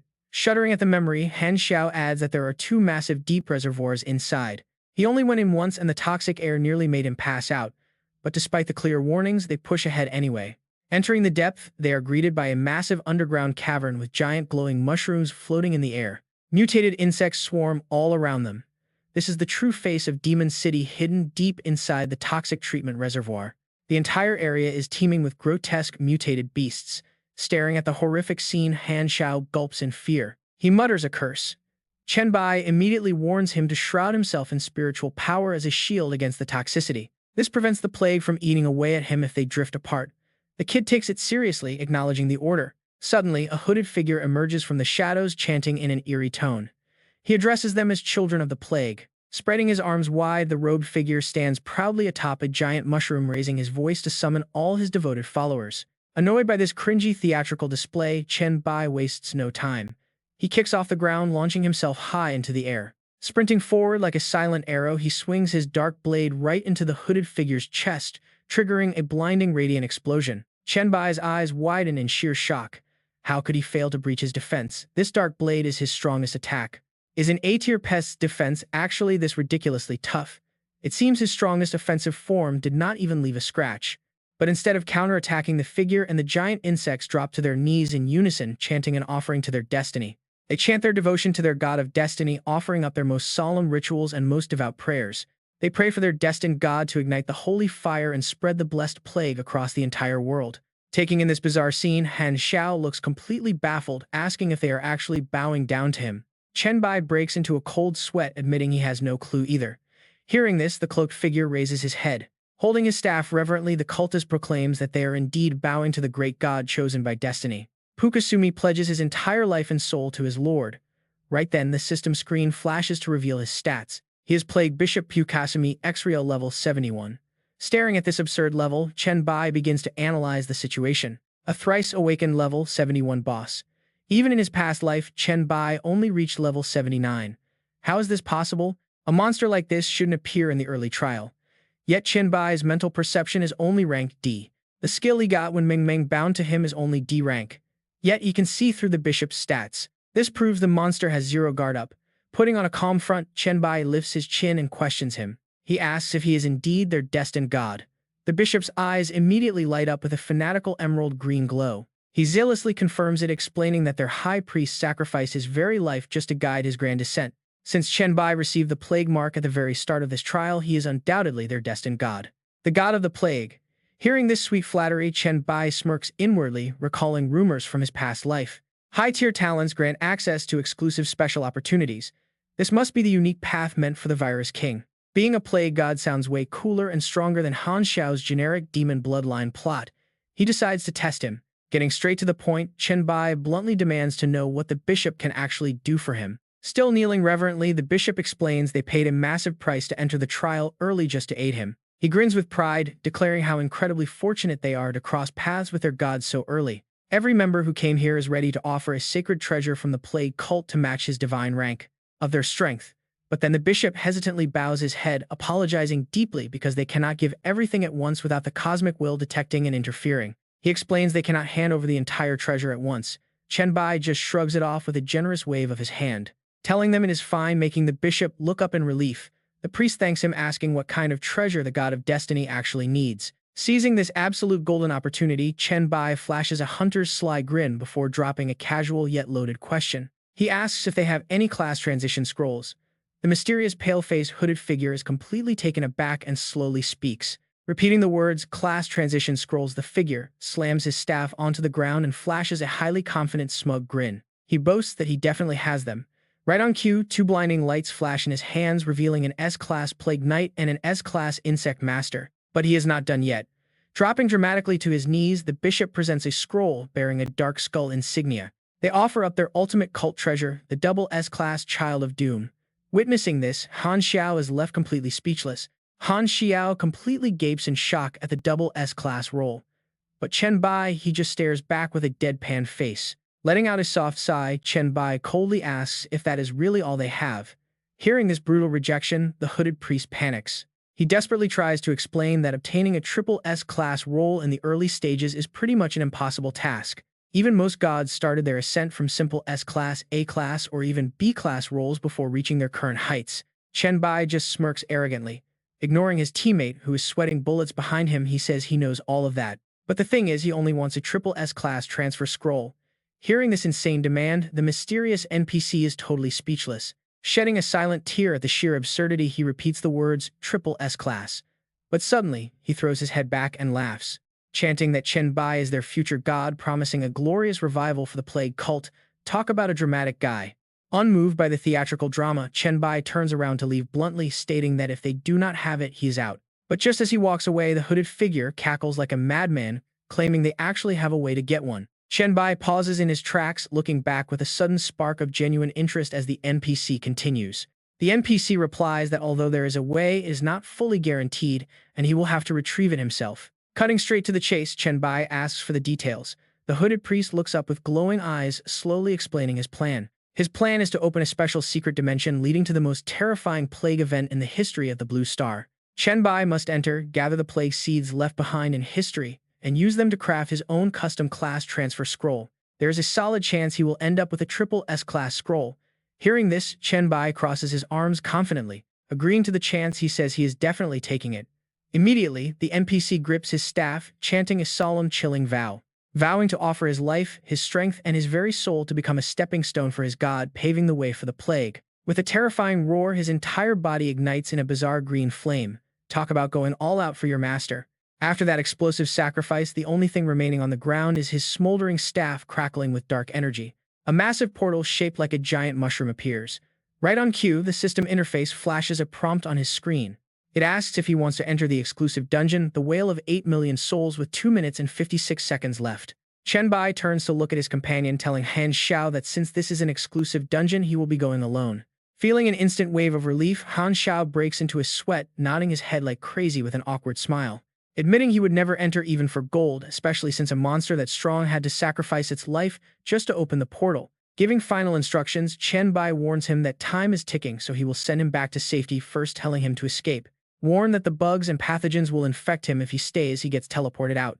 Suddenly, the scene shifts. Back in the suburbs of Magic City, right near the abandoned plague factory, Han Xiao stands alone in the quiet ruins. Clutching his forehead in utter disbelief, he questions his life choices and wonders what on earth he just went through back there. Unable to resist gossiping, he immediately messages the group chat, bragging that he just ran into Bai Di in Magic City. While Yizi begs for details and the Sword Immortal asks for a dungeon carry, Ba Vuong threatens him, thinking it is a joke. Freaking out over the threat, Han Xiao immediately spills the shocking news about an incredibly powerful NPC bowing down to Bai Di, revealing how the NPC offered him a legendary class transfer scroll, but Bai Di rejected it. This completely blows everyone away. An unbelieving Ba Vuong demands to know just how strong this guy actually was. Han Xiao nonchalantly explains the guy wore a cloak. Even Bai Di's absolute full-power attacks could not pierce his defense. That is the kind of insane strength they are talking about. Ba Vuong breaks into a cold sweat, wondering how that is even possible, before asking what kind of class scroll it actually was, typing out a reply: 2 S-tier scrolls and 1 SS-tier scroll. Seriously, even with all that, the Chen Bai still was not satisfied. The Chen Bai made it clear if it is not an SSS tier item, do not bother him, so that NPC actually sacrificed his own life, just to unlock a special dungeon where the Chen Bai could grab an SSS tier class transition scroll. Talk about extreme dedication. Meanwhile, in the chat, the Lightning Successor and the Overlord factions could not stop losing their minds over the Chen Bai's sheer power, while Han Xing bragged about being in the ultimate party, leaving Ye Zi completely speechless. Ignoring all the online hype, Chen Bai stared at the glowing item in his hand, wondering how on earth a temporal hourglass ended up in this place. After a quick thought, he puts it away. Looking up at the massive structures ahead, he wonders if that is a Roman stone gate. Could this secret realm be medieval Florence? Walking forward, Chen Bai takes it all in the legendary city of world art. Yet the streets are completely deserted, leaving him thoroughly confused. Why is there absolutely nobody around? Suddenly, a weak cough echoes from a dark alleyway. As he approaches, he spots a heavily wrapped figure shivering in the shadows. Waving their hands in panic, they warn him to stay back. They are cursed by the gods with a deadly plague. Undeterred, Chen Bai places his hand directly on their head, activates his virus absorption skill, and asks if they want to live. The system confirms a successful absorption. Staring at the dark energy swirling around his hand, Chen Bai realizes this is the Black Death. A hidden quest immediately triggers, ordering him to collect plague seeds. Chen Bai frowns. What even is a plague seed? How does he even collect them? He needs to figure that out first. Meanwhile, once the plague is drained from the woman, she reveals vibrant red hair and a completely stunned face. Realizing she has just been saved, she drops to her knees. She makes the sign of the cross, weeping, "Thank you, messenger of the gods, for cleansing this awful disease from my body." She vows to follow and serve him forever. Chen Bai narrows his eyes. A loyal follower and some quick reputation would be perfect. It makes gathering information so much easier. Without another word, he slides on a classic plague doctor mask, completely shifting his vibe. "No need for the sign of the cross," he tells her. "I am no messenger of your god." The girl looks up, totally lost. She asks which god he serves then. Chen Bai looks down at her, declaring coldly that he is no mere messenger. He crowns himself a deity in the coolest way possible. "I am the plague god. Go tell everyone I can cure their disease. Tell them to meet me at the Lord's Square." Nodding eagerly, she runs out into the quiet streets, shouting at the top of her lungs. She calls out to everyone suffering. The plague god has descended and is waiting at the Lord's Square right now. She runs past tightly shuttered windows, pleading with them to go to the square so the plague god can set them free. Her desperate cries echo through the alleys, urging every agonizing soul to head to the Lord's Square for a miracle. Seeing that nobody dares to peek out, she stakes her own reputation on it. "If you do not believe me, come see. You all know who I am." Inside a dark house, bedridden patients start whispering and mocking her words. Asking who is yelling outside, they realize it is poor Elena, figuring the girl has finally lost her mind to the fever. As if hearing them, Elena yells back, "It is me, Elena, Merchant Henry's daughter, the family that gave everything to the church. Come out and see for yourselves, I am completely cured." Her confident voice finally makes a few heavy wooden doors creak open. Elena presses on, "You have heard me screaming this entire time. Have I coughed even a single time?" Seeing them take the bait, Elena strides confidently through the timid crowd. Look, the plague god cured me. No donations, no bloodletting, and no endless prayers needed. Just go to the square. One brave man steps forward to check. He touches Elena's forehead, checking for fever, but she only offers a radiant smile. A woman nearby stands frozen in shock. Her lips tremble. She really is not coughing or burning up. It is a genuine miracle. The woman bursts into tears, crying out, "Are my poor children finally saved?" Meanwhile, our self-proclaimed plague god has already taken his seat at the square calmly, analyzing medieval Florence. Judging by the looks of it, this is the 14th century, an era when curing the Black Death relied purely on blind faith and dangerous bloodletting. This deadly pandemic wiped out 25 million people across Europe and 80 million worldwide. Chen Bai realizes that if the plague seeds are not here, he might have to search the whole globe. Just as he is wondering if he needs to travel the world, loud footsteps and shouting echo. Looking down with a calm expression, he sees Elena leading a massive crowd of sick, desperate citizens. She begs for forgiveness, not knowing how to address him properly. But as ordered, she brought as many sick souls as possible. Chen Bai opens his arms wide, telling them to come closer, telling them not to fear. The pale, exhausted crowd steps forward.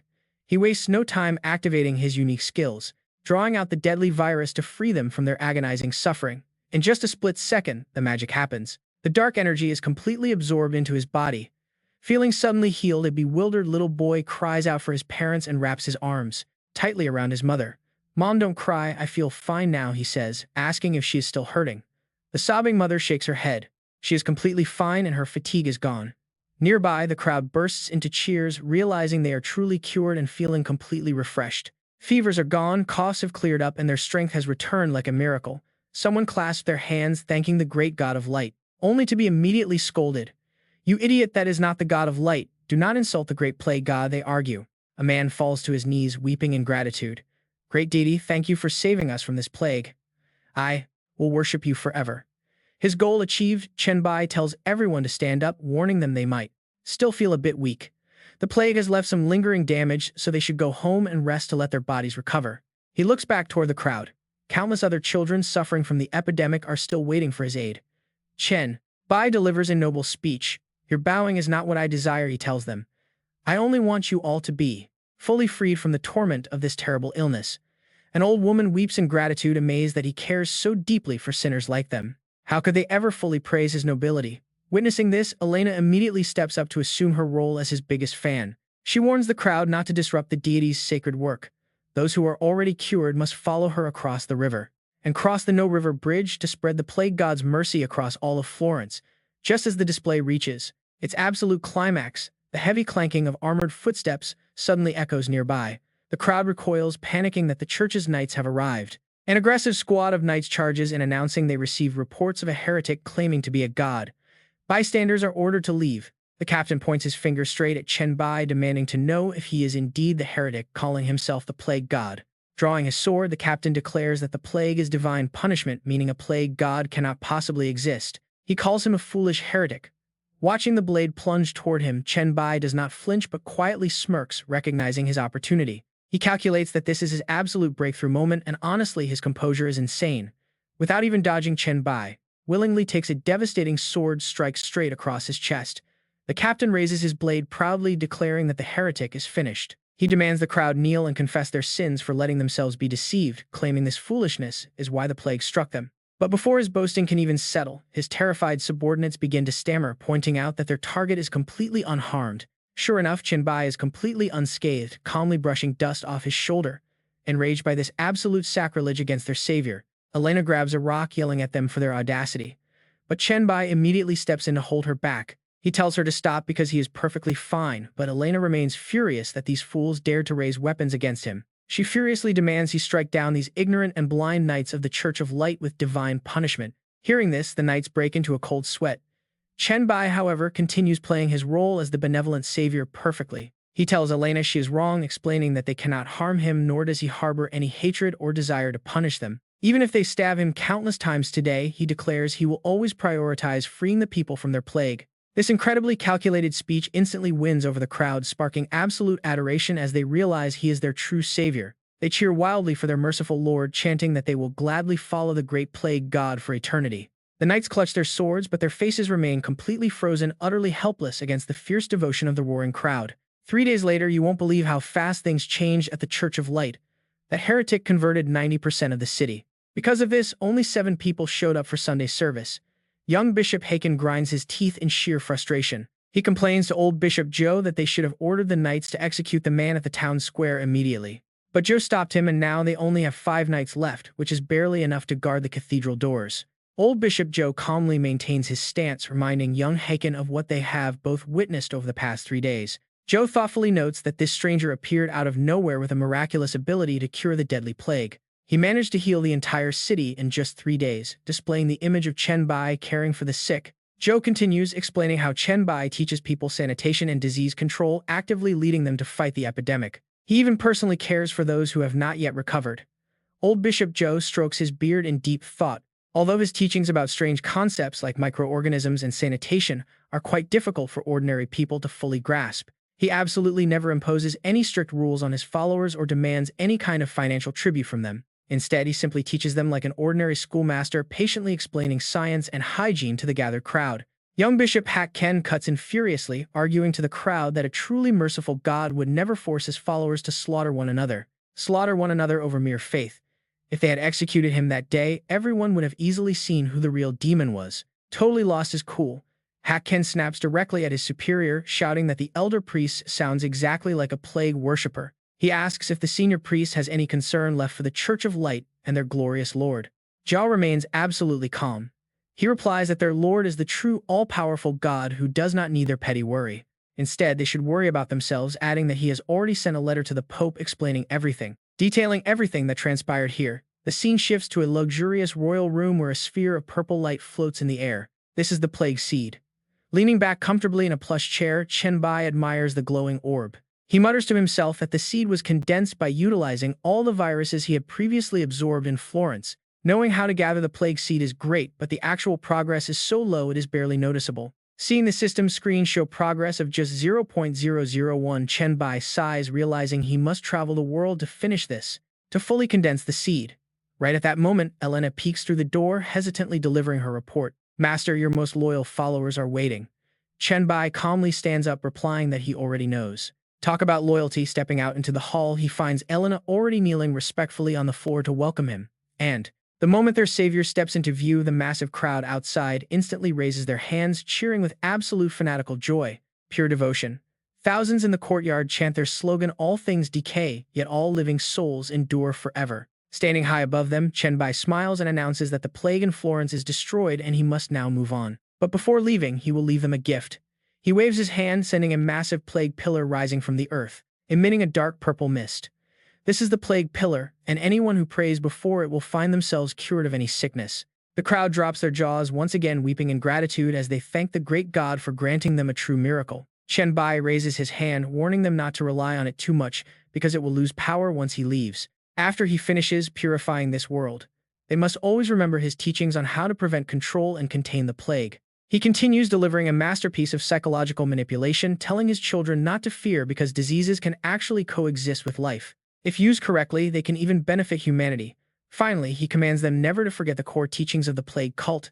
Elena blushes with bright eyes. She promises they will always hold his teachings close and follow the plague sect. They will even build a massive cathedral here to spread the incredible news of his divine deeds to everyone. Chen Bai pats her head gently in encouragement, thanking her and telling her he is counting on her to handle the future. With everything settled, the god smiles and waves, wishing that they never suffer from any sickness again as he says goodbye. "Goodbye, my beloved children." Behind his back, the passionate chants of the crowd continue to echo endlessly, screaming that all things decay, yet all living souls endure forever. This fanatical worship rings out across the vast fortress, chanting the slogan over and over. Having walked all the way to the outskirts, Chen Bai looks back with a soft sigh. He is amazed that he can still hear their voices from this far away.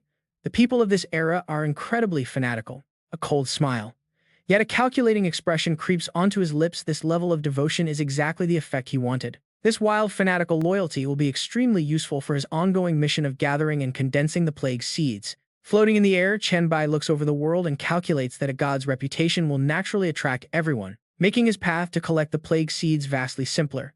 Without this divine title, it would take a long time, probably at least 10 years just to finish condensing the seed, but this status will save him an immense amount of time. Absolute cold determination fills his eyes. He decides he will use this god persona to completely conquer this instance. A few days later in Vatican City, inside San Pietro Cathedral, a monk kneels on the steps, begging for the Pope's blessing. Asking why he was summoned, the Pope explains that the failure of their Eastern Crusade has deeply disappointed the high gods. A demon sees that exact opportunity, unleashing a devastating plague to torment and manipulate the innocent people of those lands, and unleash the plague to harm the people. The Pope stands on a high platform, frowning in judgment. At this highly critical moment, a heretic used the plague and stole our beloved believers. Standing below him, San, the captain of the Templar Knights, stands with hands on hips and scoffs. Are you talking about that self-proclaimed plague god? Those believers have such weak faith, I honestly wonder if they have brains to believe a fraud so easily. However, the Pope leans forward, immediately denying it. No, he says, after that man appeared in Florence, the plague was indeed cured. Hearing this, San's eyes widen as cold sweat breaks out. Did he really cure the plague? Could it be? The Pope shakes his head, spinning a perfect conspiracy theory. No, he says he cured the plague because he is actually a demon. The demon spread the plague and then withdrew it to fake a miracle, deceiving the Holy See's followers, harming them, and using them to block their path to heaven. Hearing this wicked plot, San grits his teeth in rage. What a cunning demon! How dare he use such despicable tricks? That heretic has arrived in the Vatican now, and I have set men to bring him to the square, and I even had the citizens gather there already. The old man's gaze lands on the great holy spear.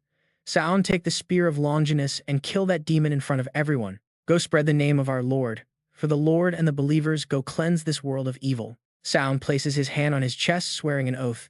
May the Lord protect us. I will kill that demon and show everyone the truth. Meanwhile, in the Vatican, a young boy skips along, leading the way. This is the largest square in the Vatican. The boy happily tells Chen Bai, "Wait here a moment, I will go tell everyone you have arrived. We have heard all about you and everyone is waiting." Chen Bai smiles, thanking the kid and telling him to go ahead while he waits. Looking at the child's retreating back, Chen Bai quietly analyzes things.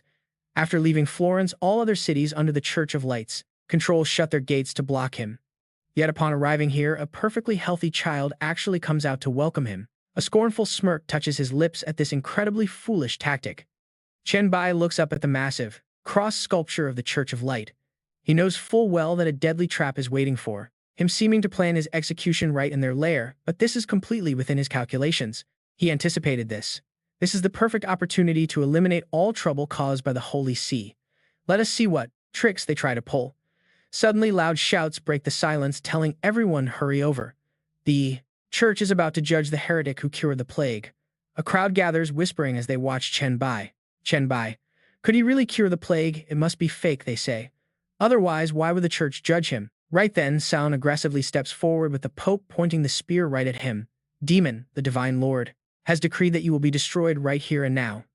The spear of Longinus is here. You have no escape, evil demon. Chen Bai remains completely relaxed, observing that they brought out the Pope and Templar Knight. You were so thoughtful, preparing an entire stage for this. He immediately plays the wrong saint, spreading his arms and declaring, "Servants of the glorious Lord, I came to this world to banish the plague. How dare you falsely accuse me of being a demon in God's name?" The Pope immediately objects, calling it lies. "God has revealed the truth to me. You are a demon from the abyss, using wicked schemes to shake everyone's faith." The old man accuses him with a sinister look, saying, "First you released the plague to harm human lives, and then you cured it to deceive those ignorant of the truth, making them abandon their faith in God." The crowd below begins to stir. Did he really cure the plague? Yes, he did, they whisper. I saw it myself on the way from Florence. A man holding a dying, breathless child speaks up in desperation. Why did the church not let him cure the plague first before punishing him? My child is dying. Seeing the crowd waver, the Pope makes a stern excuse, claiming the fear brought by the plague has shaken everyone's faith. He piles all the blame on Chen Bai, saying, "If you only took away the plague, God might have mercifully spared you, but your sin lies in secretly corrupting them." He emphasizes every word to threaten them, declaring their souls will be damned to hell forever. Hearing this, the panicked crowd quickly agrees. So that is why, what a despicable demon. Manipulated by the Pope, angry cries erupt from all sides. Kill him, pass judgment now. Seizing this perfect moment, San thrusts the holy spear straight toward Chen Bai. Are demanding justice, so die, you filthy demon. But in that split second, a truly shocking sight unfolds. Before them, as Chen Bai uses only a single finger to stop the sharp spear of Longinus, it halts just inches away, completely motionless. No matter how hard San grits his teeth and pushes forward, Chen Bai remains calm and unbothered, telling him in a cold voice to give up. That spear made a mistake once by harming God's son, and it will not repeat that mistake a second time.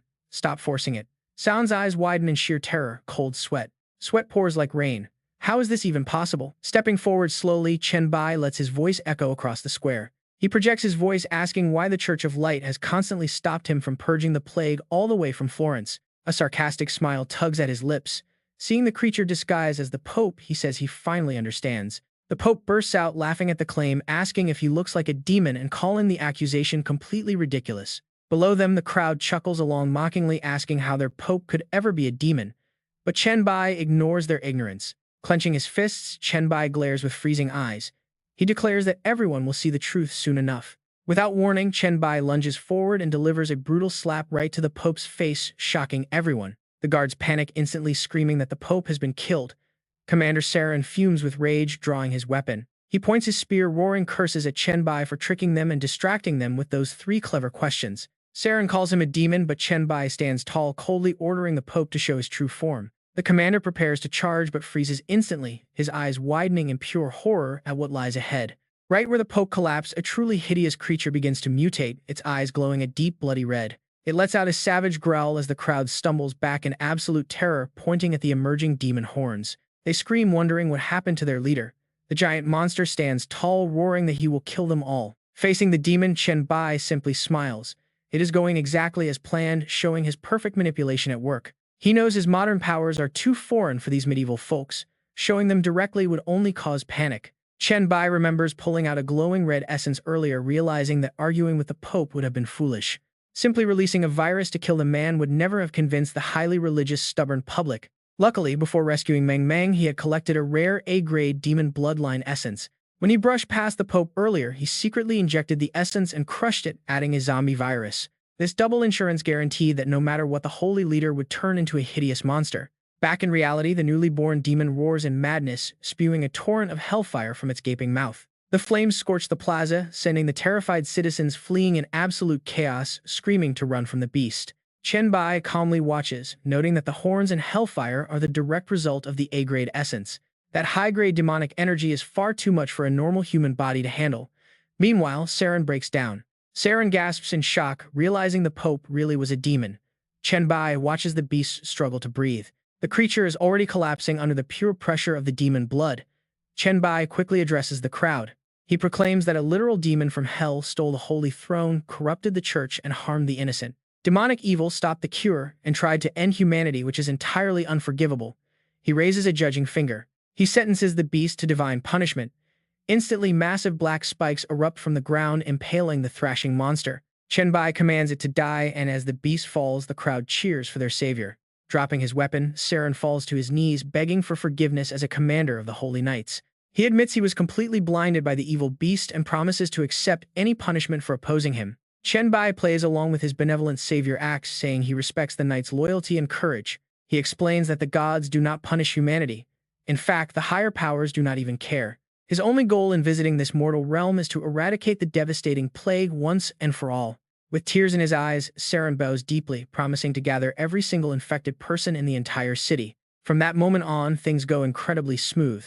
With the fake Pope destroyed, the Church of Light crumbles. The plague sect rises in its place, giving Chen Bai total freedom to operate all across Europe. His name spreads like wildfire. Every plague-ravaged city prepares a grand welcome for their savior. This marks the start of Chen Bai's massive globe-spanning healing campaign to save humanity. Soon, massive plague pillars rise in every European city and town.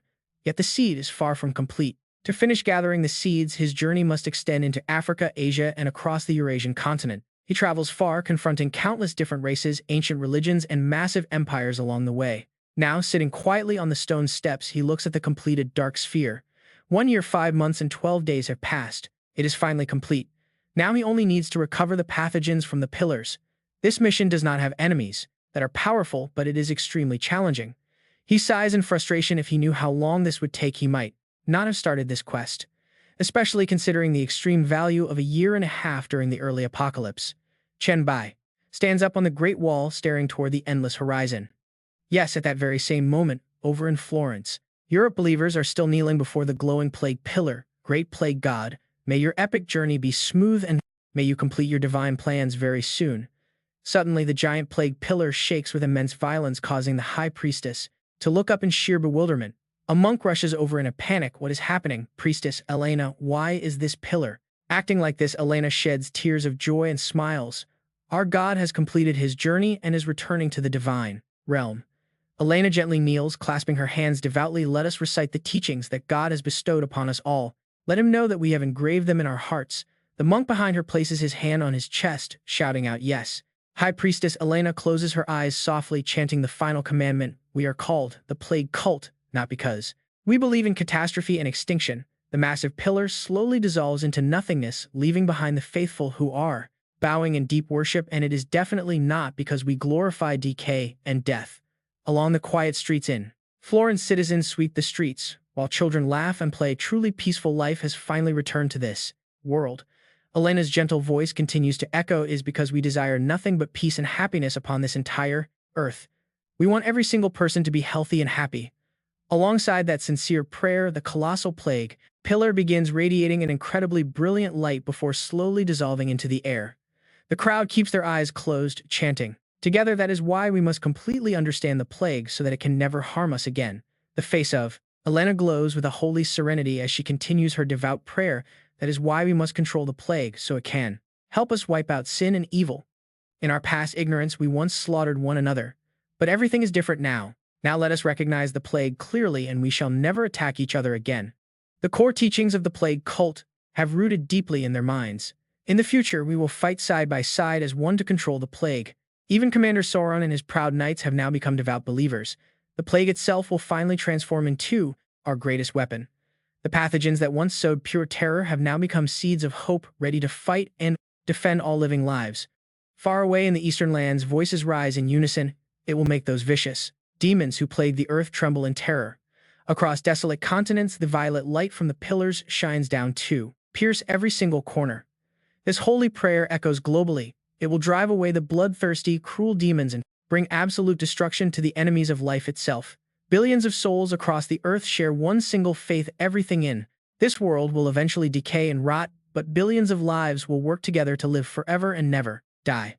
A thunderous shout echoes across the vast sky. All things perish, but all living are immortal. Standing high upon the great wall, Chen Bai hovers in midair, closing his eyes as he feels their voices echoing clearly in his mind, praying for their Lord's light to shine forever on this world. He opens his eyes, a deep knowing look in them. Are these truly their sincere prayers? A system chimes, mission completed, leaving the dungeon now. In the very next instant, space itself warps, and he is back at the Plague Factory in Rome as the system interface flashes to generate his mission rewards. A blinding flash of light erupts, revealing a glowing red cylinder hovering directly in front of him. Chen Bai reaches out to grab it as the system alerts him. SSS-Rank job. Chen Base for scroll of life and death acquired. It requires the SSS-Rank Virus Monarch talent. He inspects the scroll, clicks his tongue, and pockets it. This doesn't look much like a skill. He really wants to change classes right now, but Leto's mission strictly requires presenting 2 job scrolls, not just having 2 SSS-Rank classes. As he walks, he plans his next moves. Now that he has 1 SSS job scroll, he needs to secure a second one. From what he knows, the Deep ABS Abyss holds another SSS scroll. Suddenly, a bright red system panel flashes. The Plague Factory mission has failed. Chen Bai freezes in complete shock. Wait, how is that even possible? Didn't he already find the Plague Factory's source? No, when he found Pukasumi, there was absolutely no notification that the quest was complete. It seems the true source of the plague that the quest wanted him to find was actually something altered by his presence. After he sacrificed himself, that source must have lost all of its power and died alongside him. That is why his mission failed. Looking back at the massive decaying mushroom ruins inside the dungeon, Chen Bai clicks his tongue, realizing those were indeed the very targets he needed. Shrugging off the failed side quest, he pulls out his system panel, wondering how things are holding up back in Chen Bai's city. He opens up the chat log and quickly messages Song Zixiang, asking about the current situation there and how everyone is holding up. Song Zixiang replies instantly, reconstruction has officially begun and she has already chosen the location for the supercomputer core and production line. Thanks to his guidance from just a few days ago, everyone now has a clear direction to focus their efforts on. But since only 4.5 days have passed and everyone is busy building, their power levels remain pretty much unchanged. Chen Bai is stunned. 4.5 days, he was inside that dungeon for a year and a half. His hand touches the hourglass on his neck. It hits him. It has to be this time hourglass. The artifact must have fused directly with him during the binding process. The device manifests and disappears alongside his own consciousness, which is why it automatically triggered the moment he entered that dungeon. This artifact is the only thing capable of condensing years into mere days.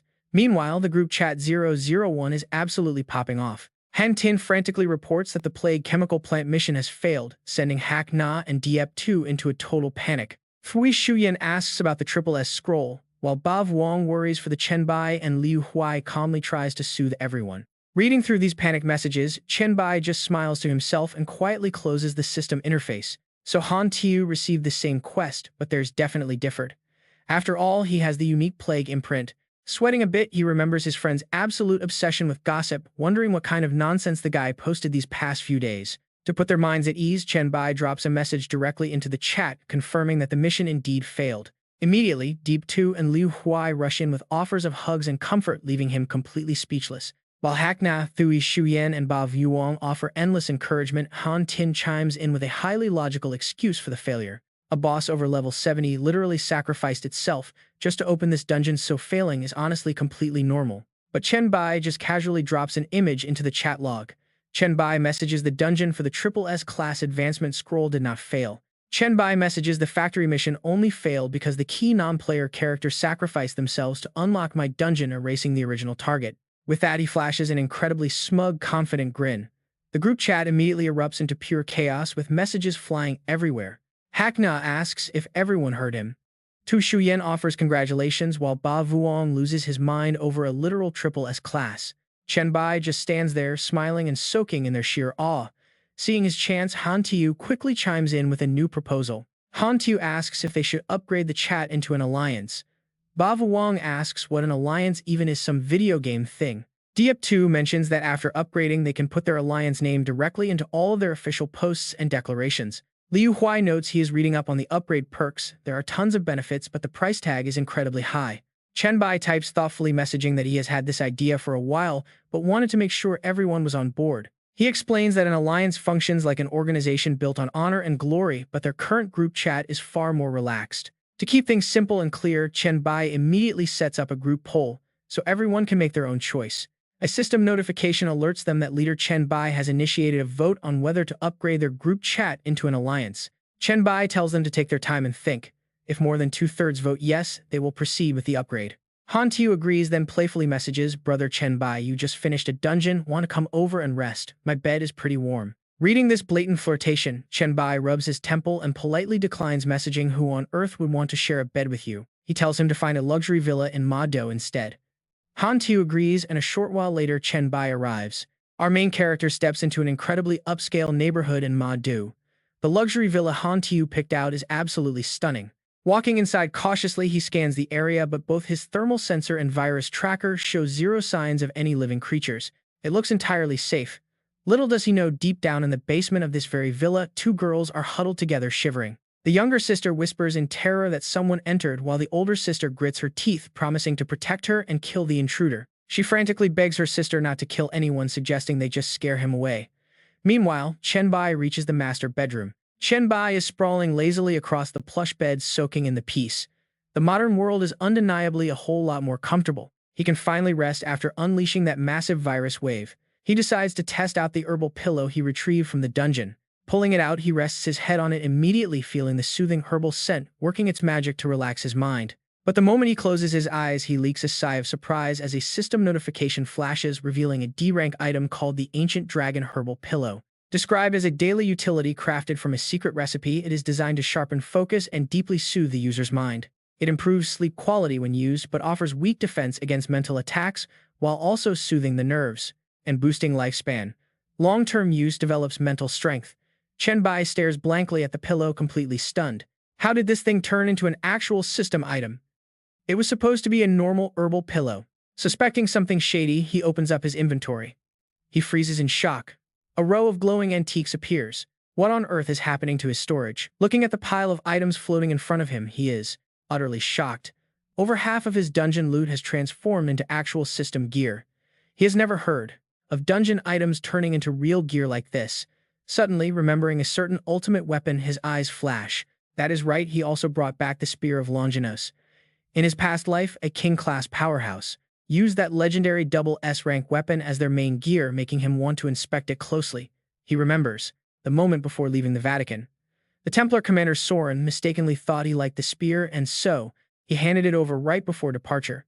Without any hesitation, Chen Bai pulls the weapon out to check its stats. The Spear of Longinus has indeed become an item, currently unawakened, categorized as an F-rank special polearm. All attributes increase by 3. It banishes darkness, warding off absolute evil, corruption, the abyss, and foul entities. It boosts damage against these dark creatures by 200%. Under its dusty seal, slaying evil targets will slowly awaken the weapon. Kills required for the first awakening stand at 0 out of 10. He strokes the spear while pondering.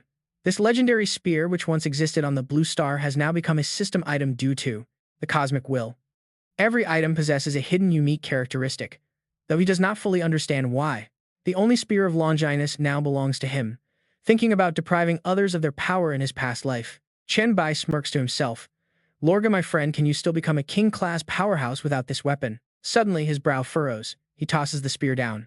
Why does his hand hurt looking at his palm, which is literally sizzling with smoke? Chen Bai is stunned. His entire hand is bright red. Is it rejecting him? He stares at the dark energy swirling around his hand and sighs. It seems he belongs to one of the banned categories like demons, darkness, or corruption. The weapon is only F rank and it is already burning him. If it ever reaches S rank, it might melt him entirely. This thing is truly his perfect counter weapon. Extremely annoyed, Chen Bai decides to toss it deep into his inventory to seal it away. Let it gather dust. This way, there is one less threat to his life out there. Just as he finishes dealing with the weapon, he suddenly glances toward his bedroom door. He clearly remembers locking it, yet the door slowly creaks open. A sharp dagger suddenly flies through the air, aiming straight for his bed. With lightning reflexes, Chen Bai uses 2 fingers to pinch the blade. He analyzes the situation coldly. He cannot spot the intruder with thermal vision. It must be a spiritual entity manipulating the weapon. Since it only throws objects, its level must be pretty low. Sitting cross-legged on the bed, Chen Bai weighs his options. Using Hellfire would end this but destroy his bedroom as well. He casually tilts his head to dodge another flying knife that whistles right past him. What a headache. He has nearly 300 mental strength points but only possesses a single spiritual damage skill. Opening his skill panel, he searches for options. He needs to spend those virus points he gathered during the defense. His Blacklight Virus skill tree does not seem to have many options for mental attacks.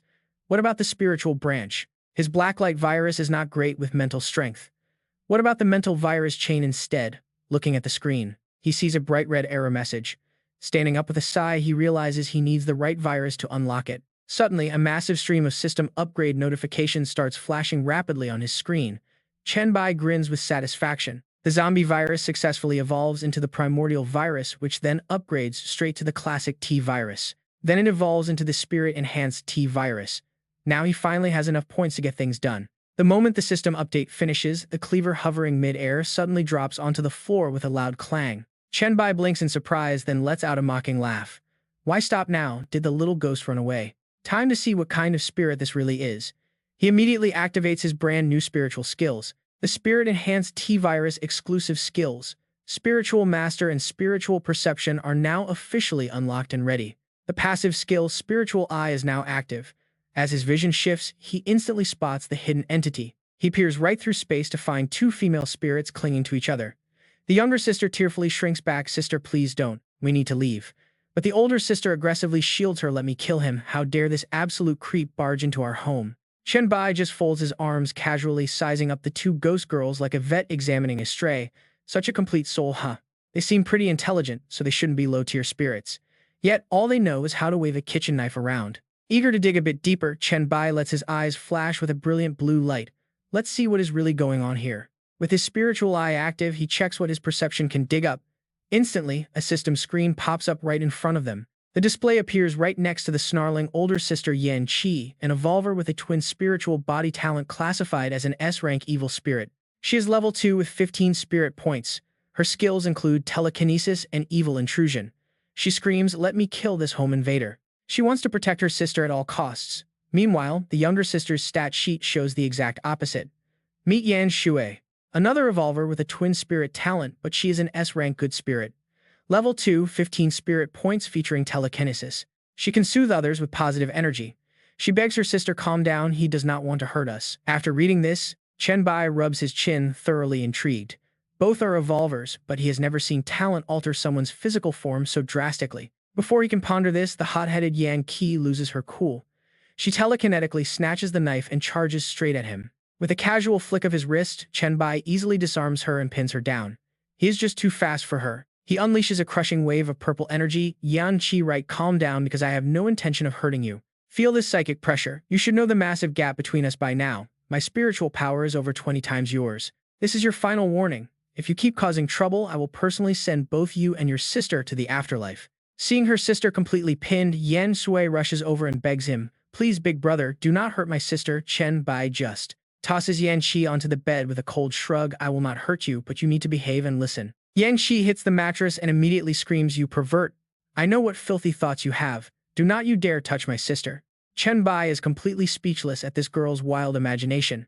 Me a pervert? Oh, I see how it is now. Turns out you are the one with the dirty mind here, right? Totally exposed, the blushing Yan Qi points her finger at him and stutters, I am going to kill you. Ignoring her childish threat, Chen Bai waves his hand and tells them to stand still. He has a few questions. Do they know what happened to this world or how to use their system status screen? The younger sister Yan Sui is incredibly cooperative. Yes, big brother. Yan Sui mentions she always browses the Evolver forums, but her older sister Yan Qi still keeps a bitter attitude. She scoffs that she obviously knows people are dying, calling them worthless scum. Hearing this, Chen Bai slowly sits down on the bed. He raises an eyebrow. If they knew all that, why are they still stuck at level 2? Are they too scared to hunt monsters? Yan Qi lifts her chin proudly, admitting she was the one who stopped her younger sister. Yan Sui just lowers her head in silence. Sad eyes pleading, Yan Sui explains that those creatures were once human and she cannot bring herself to hurt them. After all, they cannot even hurt them. But Chen Bai instantly crushes that naive attitude with cold, harsh words. How foolish, he says. Someone who can actually harm them will show up sooner or later, and then what? Just wait around. Are they going to rely on their pathetic level 2 power to fight back? Their talent is dangerous because their power is tied directly to emotions. He warns them not to let emotions manipulate them, or they will end up as either brainless saints or complete maniacs. Without giving the two girls any time to react, he crosses his arms and commands them to close their eyes. He tells them to feel their power, learn to control it, and then use their brains to figure out what to do next. The moment they close their eyes, their instincts flare wildly out of control. Yan Sui begins to tremble, muttering that she must help people. She wants to be a good person and do her absolute best to save everyone. Meanwhile, Yan Qi erupts with murderous intent, swearing to kill every bastard in this trash world who dares to bully her sister. Anyone with bad intentions must die. Anyone targeting her little sister has to perish. Chen Bai sighs as he watches the two ghosts slowly losing their minds. Their sanity seems to be severely eroded.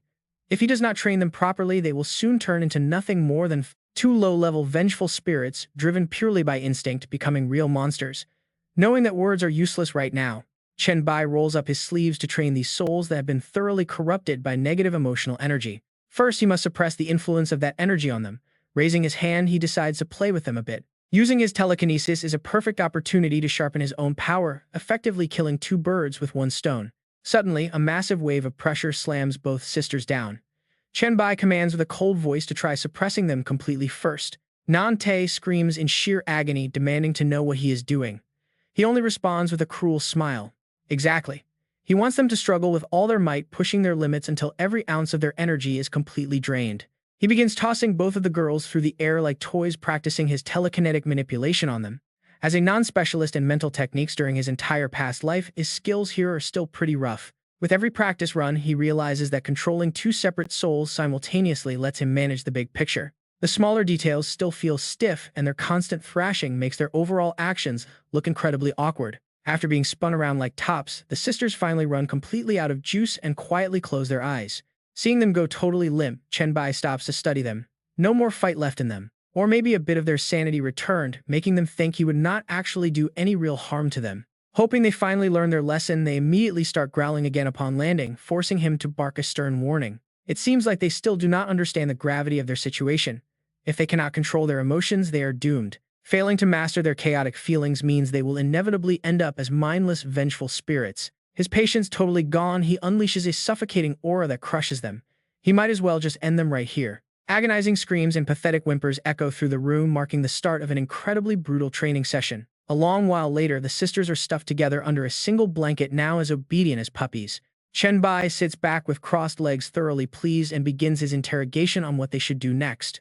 What would they do if they saw a zombie attacking someone? After their tearful lesson, Non-Tuit timidly answers first. She says she would save the person and kill the monster. Nante, now knowing her place, quickly chimes in too. Taking down the zombie first is her plan. Hearing these logical answers, Chen Bai nods with a satisfied smile. It looks like their minds have finally cleared up. One is still good, while the other remains naturally wicked. But at least they are no longer ruled by raw energy. Spared from death, Non-Tuit smiles with immense relief. She thanks the big boss for his help. Meanwhile, her older sister Nante glares silently, too terrified to speak. Vowing to make him pay dearly one day for treating them like this, she quiet downs as Chen Bai stands up. He gazes at the shivering sisters, huddled under the blanket, and begins his lecture. Previously, they had zero control. Their natural talents kept drawing power in, but now they have to learn how to manage it from scratch. He offers to teach them a fundamental technique, raising his hand to gather a faint swirling orb of energy. His instruction is for them to release their stored energy gradually and shape it to create a set of clothes. Hearing this rather revealing request, the sisters blush deeply and clutch the blanket tight. Under his cold stare, though, they obey. They desperately gather their energy, wrapping their bodies in brilliant shrouds of light to carefully mold their new outfits. Once the sisters are fully dressed in their new energy outfits, Chen Bai lowers his hand and nods in approval. Their power levels will depend entirely on their own talent once they master this. He plans to train them. He decides to use his next few free days to boost their levels. Wasting no time, he takes them out. Dragging the rookies straight into a Red Star mental hospital instance in Magic City, he prepares them for real combat. Inside, Non-Tuit uses her soothing purification skill on a zombie. On the other side, her sister Nante goes full beast. She viciously snaps a zombie's neck with raw malice. Under Chen Bai's watchful eye, the two sisters coordinate beautifully. One drains malice while the other gathers good will easily, taking down the mini-boss head nurse. With a stellar warm-up complete, Nante slinks over to Chen Bai, flirting to get some praise. But Chen Bai sees right through her tricks. He coldly tells her to stop trying to slip her malice into him. Caught red-handed, Nante pouts in frustration, muttering that his own wicked nature must be blocking her attempts. Just as he is about to teach her another lesson, his system interface flashes with a new notification. Checking his inbox, he spots a group message from Meng Meng mentioning that Sword Immortal needs help. They need assistance with a secret nightmare dungeon. The user named I Really Am Not a Sword Immortal pings him directly. Begging for his aid if he has spare time, Chen Bai simply asks them to private message him the details. The Sword Immortal immediately agrees to send it, while Deeb 2 asks if there is an extra slot for his sister. Can they manage this? Chen Bai pulls up the information screen for the Nightmare difficulty Snow Mountain Path dungeon, silently beginning to calculate. The entry requirements state that only the evolver named I'm Really Not a Sword Immortal can act as the leader. The party size is capped at 4 and everyone must be level 10. No wonder Henry was in such a rush to find people. It was because of this level cap. Rubbing his chin, he thinks back to his past life. He has absolutely no memory of any Sword Immortal back then. Maybe the guy simply failed to find reliable teammates in his previous life, resulting in him losing his life inside this dangerous dungeon. Chen Bai, perfect timing. My class is not advanced yet, so my level is locked at 10. Let's group up. The last spot will be decided by rolling dice to keep things fair. Liu Huai chimed in, saying he was there. Next was old Taoist Zhen Shu, the Taoist. He cleared his throat, telling everyone the Sword Immortal had already arranged for him to join, apologizing to the chat group. The chat immediately exploded with conspiracy theories. Honestly, you can't blame them. Chen Bai just chuckled at the hilarious backdoor accusations. He asked if the old Taoist sold out his dignity to the Sword Immortal, offering to pay double whatever he was offered, telling him to throw away his dignity. Yizi complained that this was unfair, prompting I'm Really Not a Sword Immortal to tell everyone to calm down. This dungeon is tied to their nation's traditional cultivation path. That was why he decided to bring along the knowledgeable old Taoist, Zhen Shu. He promised to prioritize others next time. Seeing a highly lucrative opportunity waiting, Chen Bai turned around to announce the news to his two apprentices, telling them they were done for the day. Still pumped up for battle, Yan He stared in confusion, asking if they were stopping when she could easily slay more. Chen Bai put on a serious face, explaining that they would not survive the monsters ahead. The area boss specializes in casting highly devastating mental attacks on its targets. Charging in now would be nothing short of suicide. Though highly reluctant, Yan Qi could only huff in frustration and accept it, while her younger sister Yan Shuwei smiled obediently, saying they would always listen to him. With everything finally settled, Chen Bai immediately teleported to the base of the Shushan Mountains, appearing right in front of a thatched cottage inside the dungeon. Seeing him arrive, the pink-haired girl waved excitedly and called out to him. Meng Meng happily introduced the Taoist beside her. She called him master and introduced old Taoist Zhen Shu. The Taoist clasped his hands respectfully, asking Senior Chen Bai to address him as Zhen Shu. Right then, a sword-carrying youth ran up, patted Zhen Shu, and enthusiastically greeted Chen Bai, expressing his sheer excitement to meet him. The youth pointed at himself with a bright smile, identifying himself as the user named I am really not a sword immortal. He revealed his real name was Chu Zihun. Maintaining a calm and composed demeanor, Chen Bai politely nodded to each of them. Welcoming them warmly by name, Chen Bai glances at the impressive collection of swords strapped to the young man's back silently, rubbing his chin curiously, asking if carrying so many swords meant he possessed a weapon system talent. Chu Zihun grinned proudly, waving his hand to share his stat panel with Chen Bai. The glowing system interface immediately projected the details of his dazzling S-class sword immortal talent. Equipping any sword allows him to unleash powerful sword chi scaled based on his mental strength.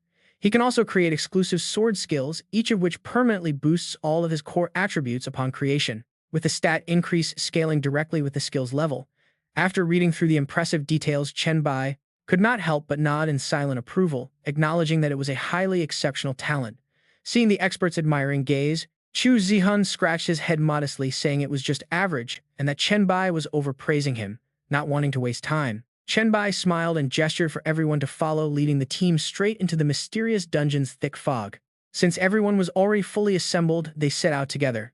Deep inside the dungeon, right at the very beginning of the misty mountain trail of Shushan, old Taoist Zhen Shu spoke up, asking if everyone there had already received their quest description. Chu Zihun nodded in confirmation, saying they indeed had to climb to the very peak of the mountain. Hearing this, Chen Bai smirked, commenting that the introduction was incredibly brief, meaning the path ahead would be tough. Brief meaning this climb won't be a walk in the park. But get this, the pink-haired girl beside them is actually thrilled. She was really looking forward to discovering what unexpected encounters lay ahead on this mysterious mountain hike, while Chen Bai did not hesitate, waving his hand to signal them forward. The group began marching single file up the steep stone steps. But a short while later, the surroundings suddenly grew dim as the heavy mountain fog rolled in and began to thicken. Sensing danger, Chen Bai turned around and warned the team to stay alert, watch their surroundings, and mind their footing. He believed this was their first real challenge. Right as he finished speaking, a haunting voice echoed from high above. The misty stone steps echoed with a monotonous ghostly chant, whispering that the road to Shushan is incredibly treacherous. As the chant repeated, Chen Bai spotted the vague silhouette of an old woodcutter slowly walking ahead through the thick fog. He shoots up the stone stairs like a soaring arrow, calling out for the old man to stop. With terrifying speed, he abruptly brakes, slamming his boots down hard onto a steep stone step. But looking up, Chen Bai suddenly freezes in place, completely baffled. He frowns, sensing something is wrong. How is this even possible? He just went at absolute maximum speed, yet the distance between them did not shrink by even an inch. To test his theory and confirm his suspicions, Chen Bai instantly unleashes sharp tendrils of dark energy from his hands, sliding into a combat stance. He decisively shoots those dark spikes straight through the body of the old man wearing the conical hat. Yet the illusion just keeps repeating his haunting words. The road to Shushan is difficult. The road to Shushan is difficult, and the 5 elements domain makes it so. Right after being pierced, the old man's figure fades but quickly reforms and continues walking up the mountain. Chen Bai pulls his energy back, nodding to himself. It really is just a projection. By now, the rest of the team finally catches up, and Meng Meng curiously pokes her head out to ask what is wrong with the old man. Chen Bai turns around and calmly explains that it is likely a guiding illusion, telling everyone to listen closely to the words he is chanting. Chu Zixun strokes his chin, offering his analysis with a bright grin. The old man is chanting about the 5 elements. Domain being tough, though his slow chanting tone is honestly pretty annoying. Taoist Zhen Shu crosses his arms in deep thought too. If that is the case, then this thick fog must represent the water element of the 5 elements. Could it be that climbing the mountain with such terrible visibility is their very first trial? Right then, the ghostly voice of the old man echoes across the slope, chanting about rising water and heavy mist, making flowers impossible to see in the fog. As the chant ends, a sudden wave of danger hits him. Chen Bai immediately activates his bioradiation glove on his hand, shouting a warning to the others that danger is coming. Instantly, from deep within the thick mist above, a sword glowing with a brilliant blue light cuts through the air, diving straight toward Chen Bai. Facing this sudden ambush from above, Chen Bai tenses up slightly, his eyes locked onto the path of the descending blade. The blade carries an absolute ton of raw energy, screaming through the wind as it falls with dizzying speed. Quick as a flash, Chen Bai raises his dark energy-infused arm to block, but he instantly feels the incredible force pushing him back. The piercing power of this sword is insane, easily capable of tearing right through his defenses. With the attack blocked, the magic sword bounces backward, soaring high into the air to prepare for its next strike. Seeing Chen Bai handle such a terrifying blow, the rest of the party quickly rushes up to check on him. The pink-haired girl frantically asks if her master is all right, while Chu Zixin immediately draws his sword and takes his stance. Scanning their surroundings with intense caution, he warns the group that his sword-sensing abilities cannot detect its location. Taoist Zhen Shu is also sweating bullets at the situation, quickly pulling out a bright yellow paper talisman as he speaks. He shouts for Chu Zixin to quickly activate the talisman because his own mental senses are completely blind to its presence. Right on cue, a golden light shield talisman is thrown, forming a brilliant glowing barrier of golden energy around them. It completely wraps around the group on the stone steps. The moment his defense is up, Zhen Shu immediately channels his energy, pointing into the heavy fog to cast a lightning spell as the blade charges from the east. A brilliant bolt strikes down just as the deadly weapon pierces the mist. Yet despite being hit directly, the sword maintains its trajectory, slamming with immense force directly onto the top of the golden barrier right above Chen Bai. Under the terrifying pressure of the incoming blade, deep cracks instantly spiderweb across the surface of the glowing shield. Chen Bai reaches out to touch the crumbling barrier, and get this, a small appreciative grin spreads across his face. Seeing their defense give way, Taoist Zhen Shu panics and warns Chen Bai that the shield is about to shatter. But Chen Bai remains completely unfazed, casually reaching his hand out to grab the hilt of the weapon as it breaks through. Instantly, his system screen flashes, showing that his mutant bacteria and Lord Brain skill have successfully activated. He can now permanently control 3 entities with mental strength below his own. After subduing the blade effortlessly, he turns to his wide-eyed teammates and casually waves off their worry, letting them know the danger is fully resolved. He tells everyone to keep moving up the mountain, leaving Chu Zixin absolutely stunned by that insane bare-handed play. Chu Zixin cannot help but praise Senior Chen Bai, calling him incredibly powerful and predicting this dungeon run will be a breeze. Now he finally understands why Black Crow was so desperate to trade equipment and rare skill books just to join this run. 10 minutes later, the heavy mist finally begins to clear away, revealing a vast open grassland. The group looks around. Standing nearby, Meng Meng stretches and cheers. The mist has cleared, meaning the first trial is officially cleared. Chu Zixin sighs deeply. He stares down the endless path ahead. This mountain road is ridiculously long, and with 5 element gates, that means they have only completed 1/5 of the journey. Before his teammate can complain any further, Chen Bai suddenly points toward the hillside. He tells them to look ahead. Everyone holds their breath as they follow his gaze. Out in the hazy distance, a familiar figure emerges. Chu Zixin scratches his head in frustration. It is that old woodcutter again. This 5 elements trial is proving to be absolute torture. Now they are surrounded by a dense, creepy forest filled with bizarre trees that look like they are gaping open to swallow them. Suddenly, one of the trees sprouts legs, rips its roots from the soil, and charges forward. A haunting hum echoes all around.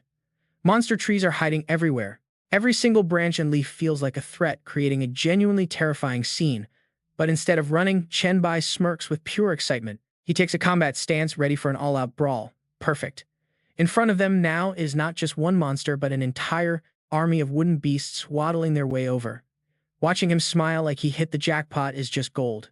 He remarks how much he loves playing games like Dynasty Warriors. While their leader gets ready to sweep the battlefield, Chu Zixin is still seriously analyzing the situation with Zhen Shu. According to the song, there must be countless monsters hiding in the bushes and a hidden sword in the grass as well. But before they can even try to decode the woodcutter's cryptic lyrics, things take a turn. Turning around, Chu Zixin drops his jaw in total disbelief. Is it over already? In the blink of an eye, Chen Bai has completely wiped out the horde. Tree carcasses cover the ground while he calmly stands there holding a glowing purple sword. The weapon's stat screen flashes with a brilliant light. It is the Hidden Wood Elemental Sword Spirit, a rank 12 weapon. Power 50, speed 120, constitution 70, spirit 60. In any area with lush vegetation, your power gets significantly boosted. All stats increase by up to 5%. It can hide inside any plant or wooden object to accumulate massive energy. Once fully charged, you can unleash a strike with 10 times the normal power and penetration. Chen Bai nods in approval. This wood elemental spirit is pretty decent. It blends into any flora, making it perfect for launching sneak attacks. Clearing stage 2 was a breeze. He casually walks ahead, telling the others not to just stand there and to keep moving. Left behind, Priest Zhen Shu and Chu Zixin stare in pure existential dread. Honestly, we would be questioning our life choices too. As they resume climbing the steep stone steps along the cliffside, that creepy haunting song starts echoing in the air once more. The road to Mount Shu is treacherous, and the 5 elements path is brutal. Earth raises lethal boulders, sending bones shattering into the abyss. Suddenly, a violent gale carrying dirt and debris erupts all around them, completely engulfing Chu Zixin and Chen Bai in a blinding haze. Fierce sand-filled winds slash directly at their faces, forcing the entire team to cover their eyes while struggling to stay on the steps. Sensing extreme danger, Priest Zhen Shu panics and reverts to his old tricks. He scrambles to draw out a talisman, shouting, "They absolutely cannot move forward." He is about to cast a golden light protection shield, but as soon as he raises his hand, Meng Meng quickly reaches out and stops him. She tells him to hold on, pulling out a pair of cool yellow goggles for him. He shouldn't waste his talismans like that. Zhen Shu puts the goggles on and gasps in amazement at her resourcefulness. He asks if she brought a whole gear set along. Meng Meng smiles proudly and winks, explaining her dream magic did the trick. She temporarily manifested them using her dream creation ability. Chen Bai, now wearing matching goggles, slicks back his hair, looking pretty stylish. He points out that at least they do not have to block their eyes anymore, even though the sand wouldn't blind him anyway. It is still highly annoying to deal with. But before they can enjoy the handy eyewear, heavy tremors begin rattling the cliff. A massive boulder disguised as part of the rocky cliff suddenly bursts outward, slamming directly into Chu Zixun and launching him off. He plummets down into the abyss before he can even react, while Chen Bai effortlessly leaps upward to dodge the impact. Zhen Shu and Meng Meng scream in absolute panic as they witness their teammate in a terrifying free fall. Lost in the blinding dust storm, Zhen Shu frantically asks what they should do since he can't see a single thing. He complains that the fierce winds make it impossible to track where the incoming attacks are coming from. Meng Meng doesn't hesitate and prepares to leap over the edge to save him, saying she will go find him. The dust storm rages, forming a massive vortex that blows away everything. Before she can dive, a violent gust knocks her back. She cries out in worry, but luckily further down the steps, Chen Bai has caught Chu Zixin by the collar and tossed him down. Priest Zhen Shu stumbles over, coughing and begging Meng Meng for some water because he has swallowed a mountain of sand. Chen Bai sighs, wiping sweat from his forehead as he explains that this dungeon imposes strict flight limitations. Using his levitation skills takes way more effort than usual. After only a few uses, he's already breaking a sweat. If you jump, it will be a real pain to save you. Hearing her master's nagging, Meng Meng obediently holds the water bottle and stands completely still without a sound. Zhen Shu adjusts his robe, his face dead serious as he ponders. "We need to find a way to stop this sword spirit from pushing us off the cliff." He crosses his arms, noting how this intense sandstorm completely cuts off their spiritual senses. He has absolutely no way of predicting when or where the next attack will land. None at all. But Chen Bai just smiles confidently, pushing up his glasses as he shares the winning trick. It is simple. Expect a small tremor about half a second before the stone wall strikes. Feel it with your heart. Do not let the wind and sand distract you and dodge immediately. Chu Zixun looks at Chen Bai with pure admiration. He truly lives up to his reputation as Senior Bai, figuring out the pattern in seconds. Standing on a higher step, Chen Bai gives a clear order: stand here and wait for the next wave. Anyone who cannot react in time should just stick close to him. Meng Meng obediently nods. Seeing their powerful leader stepping up to shield them, Chu Zixun and Zhen Shu stand up with a sigh of relief. Right as Senior Bai finishes speaking, the ground rumbles and a sharp stone wall suddenly shoots out from the cliff. Having mastered the trick, Chen Bai dashes forward, and the rest of the group quickly follows him to escape the danger zone. Looking back to see everyone safe, Chen Bai is satisfied. It seems the cliff obstacle is fully resolved, so they speed up. After running for a while, Meng Meng points ahead and asks if that is the Earth Spirit Sword, and why he is not going to capture it. Chen Bai refuses, and Taoist Zhen Shu explains as they walk side by side. The Earth Spirit Sword cannot coexist with Senior Bai's water and wood swords, as the Earth element actually counters his Water Spirit Sword. Chen Bai smirks confidently, explaining that he can only handle a maximum of 3 elemental swords, so his next target has to be metal or fire. After climbing for a while, the blazing sun above suddenly beats down with scorching heat, leaving everyone lightheaded. Taoist Zhen Shu pants heavily and starts to complain, crying out that he is about to be roasted alive. Chu Zixun is equally exhausted, gasping that his sweat has dried up from severe dehydration. Is the Fire Spirit Sword trying to cook them? It is so incredibly malicious that even Meng Meng is drenched in sweat, her water magic evaporating the second she conjures it. Her parasol is useless, and she begs her master before she turns into dried squid. Chen Bai casually walks forward, telling them not to worry. They are almost there. Physical destruction is not the only form of fire. He narrows his eyes, analyzing the situation. Fire requires fuel and oxygen to truly burn. Chu Zixun asks in surprise if Senior Bai already knows when the Fire Spirit Sword will show up. Chen Bai answers that the old woodcutter's song already revealed the exact moment they would become dizzy. As they speak, Zhen Shu suddenly gasps for air, and the harsh sunlight above intensely focuses into a single blinding spot. Out of that brilliant light, a crimson blade shoots straight down toward Zhen Shu's head, leaving him with barely any time to react. Instantly, Chen Bai reaches out and snatches the blade right in front of the Taoist's face, successfully capturing it. The system screen pops up displaying the level 12 Fire Spirit Sword, which gains power as the temperature rises. When it exceeds 100 degrees, its stats increase tenfold, letting it hide inside the sunlight and instantly evaporate water. Holding the hot trophy in his hand, Chen Bai tells the group to move quickly now that they have tamed the Fire Spirit Sword, urging them to finish up and find water. As the temperature finally drops, the entire team rushes to gulp down their remaining water bottles, sighing in relief. Refreshed, they continue their journey as the familiar woodcutter's song echoes, again warning that golden light will separate head and body forever. Hearing this deadly omen, Chen Bai carefully calculates his moves, realizing the metal spirit sword is heavily focused on physical combat. Since he already has the fire spirit sword, he decides to skip this one. Eventually, the group reaches the top of the cliff, finding a massive octagonal platform. Chu Zixin points ahead, guessing they have reached the metal spirit sword's territory, which Zhen Shu agrees. Looks like a head-to-head battle arena. Staring at the rough greatsword in the center of the platform, Chu Zixin wonders if the weapon is unfinished. Zhen Shu frowns in concern, questioning how an untempered blade can emit such brilliant golden light. This trial is clearly not going to be easy. Ignoring all of their worries, Chen Bai just gives a faint smile. Knowing there is no use overthinking it, he strides onto the arena and summons his sword spirits to hover around him, ready for battle. Suddenly, an invisible attack cuts through the air with incredible speed, prompting Chen Bai to deflect it with dark energy, letting out a sharp metallic clang as the metal spirit sword aggressively rains down relentless, sparking attacks. Under Chen Bai's terrifying counter-pressure, countless cracks spread across the giant greatsword, but they immediately began to fuse back together. The blade was stitching itself back together. Watching the sword constantly auto-heal, Chen Bai just let out a cold smirk. "So that's your trick," he says. "You gain stats after taking damage, right?" Ignoring the glowing weapon's stubborn resistance, he starts guessing if its ability is hardened steel or refined golden light. But his patience quickly runs out. Gathering dark energy in his arm, he decides he doesn't care. He tells the blade to show him what it has, then unleashes a devastating punch packed with pure destructive force. The heavy blow drives the massive greatsword deep into the stage, sending shattered rocks flying in all directions. Watching from afar, Meng Meng stares in absolute shock and asks if the sword's power can really increase without limit. Taoist Zhen Shu breaks into a cold sweat, muttering that he heard it too and is wondering the exact same thing. Suddenly, a brilliant flash erupts from the rubble, and the sword shoots right out of the debris. Lightning fast, Chen Bai snatches the hilt of the golden light flash, a blade as thin as paper but packed with immense power. He casually inspects the weapon, estimating its strength to be somewhere close to 200. He analyzes that its lost stamina must have been completely converted into raw attack power and speed.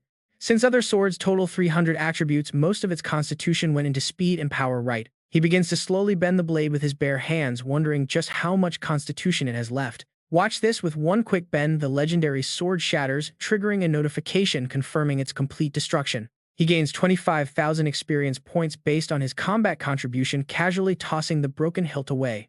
Its constitution felt like it was only around 10, he mutters, glad he did not choose this fragile weapon. He hates relying on luck for final blows anyway. Plus, this boss was just way too easy. Before anyone can even celebrate, Meng Meng gasps and points at the old woodcutter reappearing in his usual slow manner. He mutters as he walks, saying the path of Shushan is treacherous, with the 5 elements forming a natural barrier. Passing Chen Bai, the old man delivers a cryptic warning that even after the 5 elements, the mountain remains. Seeking the Tao is a long, difficult road, and the path will not appear if one's heart is not steadfast. With that, the woodcutter heads down the mountain, his fading voice advising them to turn back instead of suffering for immortality. "Why suffer to seek immortality?" he calls out, leaving Meng Meng deeply unsettled by his strange departure. Meng Meng nervously asks why he is leaving. Chen Bai frowns, sensing something is very wrong. Without hesitation, Chen Bai points directly at Chu Zixin, telling him they have a long way to go, so he should lead. Chu Zixin looks completely lost, but Taoist Zhen Shu suddenly claps his hands in realization, finally understanding the riddle. Since this dungeon belongs to Chu Zixin, only his unwavering resolve to seek the Tao can actually open the path forward. After cracking the puzzle, Zhen Shu curiously asks Chen Bai what the old woodcutter heading down the mountain really meant. Chen Bai shrugs, admitting he is not entirely sure, but he points out that the old man's smile seemed highly suspicious. He suspects it is a deliberate trap designed to mislead exhausted travelers into thinking the true way out is down. It plays on their sheer exhaustion, tempting weak-willed climbers to believe that turning back is the correct path. Glancing at the stairs, he exposes the deadly trap, noting he felt a chill down his spine when the old man passed. He is absolutely certain the woodcutter would ruthlessly execute anyone who actually tried to retreat back down the mountain. Terrified by this chilling analysis, Chuziksun quickly runs to the front, sweating as he worries about his own worthiness. He tells himself that as long as his resolve is firm, he can do this, wishing to escape this endless trial. He stays completely determined. 4 hours of continuous walking later, they finally reach the very peak. After hours of a grueling trek that leaves everyone completely exhausted, they finally stand victorious at the summit. A glowing notification appears confirming they have cleared the Shushan Trail dungeon and golden pillars of light rain down. The holy light envelops each party member, slowly solidifying into physical objects right inside their palms. The system announces they have received a special clearing reward, the highly coveted Shushan token. Both Taoist Jin Shu and Chu Zixun happily accept their well-earned prizes as a massive glittering treasure chest appears. With all rewards distributed, the system notifies them that they are free to leave this dungeon at any time. This exclusive instance will now close, permanently converting into a standard one-time run for all general players. After activating the evolution, Chen Bai opens his system screen. He stares in awe at the special Shushan token. Holding this special token equips the legendary Shushan Disciple title. It allows him to enter a highly restricted map. This unique area is for levels 10 to 89. However, it is soulbound and cannot be traded. He quietly admires the massive level range. But is the legendary Shushan faction truly that powerful, he wonders. Shaking off the excitement, he quickly calculates his next moves. His main priority is finding that second SSS scroll. Without completing Ledyu's crucial class transition quest, his character will remain permanently stuck at level 10. His Shushan trip must wait until after his promotion. Right now, Suzixun politely gestures toward a glowing chest. She politely invites the mighty boss Bai to choose his rewards first. Chen Bai gives her a calm nod. With a bright smile, she tells the pink-haired boss Meng she is next. Meanwhile, Taoist Zhen Shu bows. The kind old priest laughs gently. He tells them to help themselves as securing the token is enough. The scene suddenly cuts back to his cozy villa. Chen Bai is fast asleep, completely splayed on his bed. 2 female ghost companions materialize in his room.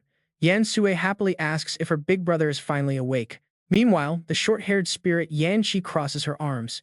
She sarcastically teases that sleeping all day makes him weak. Hearing himself called weak, Chen Bai instantly sits up.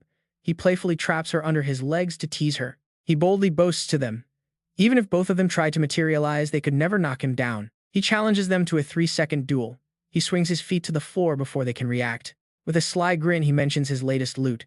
He obtained an incredibly powerful skill book perfect for them. Pulling the legendary spirit control manual from his jacket, he challenges her to knock him over to win it. Within minutes, both spirits are completely overwhelmed. They lie groaning flat on the wooden floor as Yan Shi sighs. Yan Shi whines that she is about to fade away. Yan Sui also complains about being out of breath. Chen Bai sits relaxed on his bed. Resting his chin, he asks if they finally see the massive gap. He points out that he did not even try to resist. This makes the exhausted Yan Qi glare bitterly. She pouts and asks if he has a dream girl. Does he always behave this guarded around everyone? Chen Bai shrugs. His physical constitution is simply too strong, though he still maintains perfect control over his power. Rewarding their hard work, he tosses the skill book over. He lets it drop right down to them. Instead, the physical manual slips right through Yan Qi's ghostly hands. It thuds onto the floor, leaving him speechless. His mouth twitches during the awkward silence. The short-haired spirit smiles awkwardly to save some of her dignity. She suggests they can learn the technique later. Reassuring him, she notes that the book is not going anywhere. He simply turns to leave. They can study whenever they want, but he has to focus on his own tasks. Yan Shui quickly calls out to him.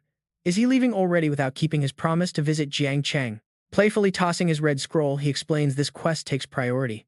He promises to take them there later. The 2 spirits instantly brighten up. They happily agree to wait for their boss as he steps outside. Standing outside, he stares intently down at the fully upgraded S-Rank Demon Hunter promotion scroll in his hands. It is finally time to venture deep into the abyss. He must claim that coveted triple S promotion scroll. He will be stuck at level 10 forever without completing Ledyu's quest. A system screen flashes. It confirms the details of his exceptionally rare S-Rank Demon Hunter promotion quest scroll. Since this item only drops from pureblood demons, the system prompt now asks him if he is ready. Chen Bai lets out a soft sigh. Originally, he had absolutely no intention of pursuing such a crazy challenge. Rumors claim this was a trial so absolutely brutal that even divine beings could not hope to survive it. But with no other options, his eyes turn fierce. He decisively taps the yes option to confirm the mission. With absolutely no other clues to locate the SSS scroll, he knows he must take this massive gamble. Instantly, the world shifts around him. He drops right into the glowing red first layer of the hostile abyss. Roaming red beasts hunger for human flesh. However, Chen Bai only smiles with a deep sense of nostalgic comfort. Returning to this dangerous place after his regression makes him feel like he has finally come back home again. He cracks his knuckles. His screen displays a fallen demon progress of -3 out of 100. The system says using the scroll will transport him to the first floor of the abyss to defeat 100 imps. He also needs to defeat 100 fallen demons to finish.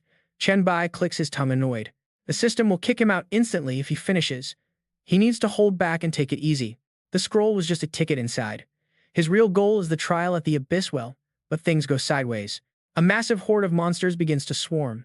Chen Bai complains as he flies through the air. Finishing the quest is too easy, and that is the problem.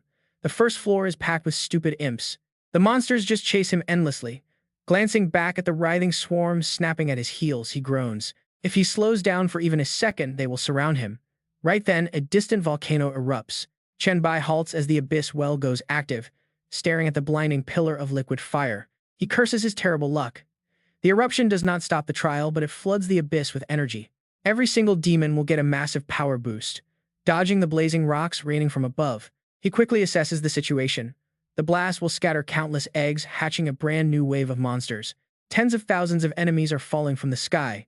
He cannot stop now, or he is done for. Leaping across the fiery terrain, Chen Bai breaks a sweat thinking about the annoying Catch-22 situation. If he kills too many while escaping, the system will teleport him out of the abyss instantly. That would ruin everything. But of course, a quiet walk in the abyss is too much to ask for. A massive sword slams into the earth, kicking up dust. Then a sharp red claw stomps on the hilt. This muscular horned demon appears growling and demonic. His nameplate reads, Demon Warrior Fergus, level 16. The beast sneers, look what we have here. A perfect dinner. You human better kneel down in gratitude. You are going straight into the stomach of Master Fergus anyway. Hearing the loud threat, Chen Bai is unfazed. He calmly turns back, smirks and replies in perfect demonic. A pureblood demon warrior, is it? Quite rare on the first floor. Did you crawl your way up from the lower levels? Fergus nods smugly. He boasts that for a coward who only knows how to run, he sure knows a lot about demons. He even speaks their tongue.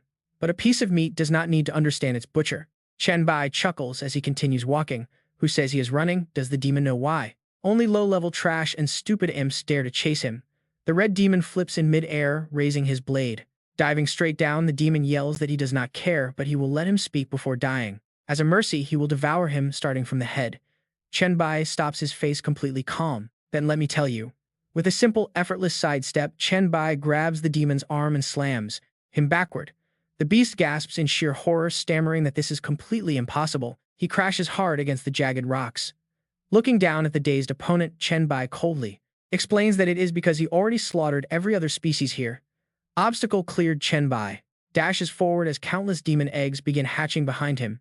He needs to move fast. 6 days later, after a long and exhausting journey, Chen Bai finally stands at the base of a colossal volcano. Looking up at the abyss, well, he sighs in relief. It looked so close, yet took forever to reach. He finds an empty spot to sit down. In his past life, when he first became a demon hunter, he hid here for shelter. Most demons on the first floor are too terrified to come near this area, making it perfect to rest before the trial. Chen Bai pulls out a pile of glowing glass vials from his inventory, deciding to let his mask absorb all the demon serum he gathered. Both his bag, secret storage are stuffed to the brim. He wonders what rank of bloodline essence he can synthesize from these thousands of Tier B and Tier D potions. Suddenly, a massive shadow looms over him. As a massive grayish-blue foot steps forward, a deep voice remarks that there really is a human here. Annoyed by the sudden interruption, Chen Bai glares at the uninvited guest, ruining his precious rest. A hideous fish-headed monster with jagged teeth speaks up, saying he just received a report. His servant reports a human is heading toward the abyss. The system panel updates. A fish demon, Kuotawa, a level 18 deep diver of DUR-17. Brandishing his trident, he learns from his servant that this human slaughtered every other demon, sparing only the low-level pests and the fallen. The beast lowers his giant face, right in front of Chen Bai, growling that it must be him. Chen Bai stands up immediately, stepping back slightly. His opponent, a Kuotawa fish demon, should not be appearing on the first floor, but he does not waste time. Instead, he cracks his knuckles to warm up, wondering aloud if these demons just love to crawl up here to play. Infuriated by the mockery, the fish demon charges forward with a deafening roar claiming his royal right as prince. He screams that he came personally to take his life, questioning how a lowly human dares to run wild here. Thrusting his trident forward, he unleashes a massive high-pressure water column that erupts and splashes everywhere in a torrent. Riding the crest of the rising wave, the demon slashes his weapon downward in a devastating water ring strike. Facing the crashing torrent, Chen Bai calmly triggers his Hellfire armor skill, creating a brilliant shield of blazing flames. The intense heat completely vaporizes the enemy strike. Brushing off his hands, he lets out a cold, mocking smirk. He asks which floor lord the self-proclaimed prince belongs to.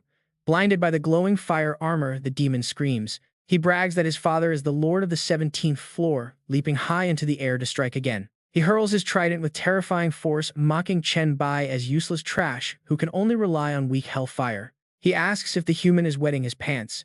Ignoring the insults, Chen Bai focuses his strength preparing a counter. His right arm turns pitch black wrapped in a pulsing purple aura. Then in a sudden flash of blinding speed, his hand shoots forward, gripping the muscular chest of the shocked fish prince before the demon can even react. With crushing force, Chen Bai slams the demon into the ground, shattering the bedrock and silencing his arrogant mouth. Standing up, Chen Bai grumbles in the demonic tongue that he wanted a peaceful meal, but this intruder ruined everything. Now the item in his inventory is extremely displeased. Suddenly, 3 swords rain down from above, impaling the demon. As his foe writhes in pain, Chen Bai flashes a wicked grin, declaring in the demon tongue that this royal blood, it will serve as a perfect appetizer. It turns out the mysterious item in his inventory is a bizarre living mask. The mask greedily devours countless bloodline potions. Crossing his arms, Chen Bai wonders about the massive stockpile he has accumulated. With tens of thousands of bottles filling his storage, he cannot help but anticipate what high-grade item this synthesis will yield. The system then displays the details of his newly acquired Blackwater Trident, a Class C weapon boosting strength and agility. Reading the hidden attribute of water breathing, he grins with satisfaction, realizing this skill might actually come in handy later. With the immediate threat cleared out of the way, he slowly makes his way over to the edge of the crater. Standing alone on a stony ledge under a blood-red sky, Chen Bai stares out into the wasteland with a cold, focused expression. Smiling with quiet anticipation, he reminds himself that simply staring deep into the abyss will trigger the system prompt. Sure enough, as he peers down into the swirling purple vortex, the system delivers a chilling absolute truth. When you gaze long into an abyss, the abyss also gazes into you. It is a terrifying reality. His eyes flash with sudden excitement. Chen Bai smirks as the system interface instantly detects his presence down there. It has acknowledged him as a sentient creature. Despite his preparation, cold sweat begins to bead on his forehead. A primitive dread rises within him.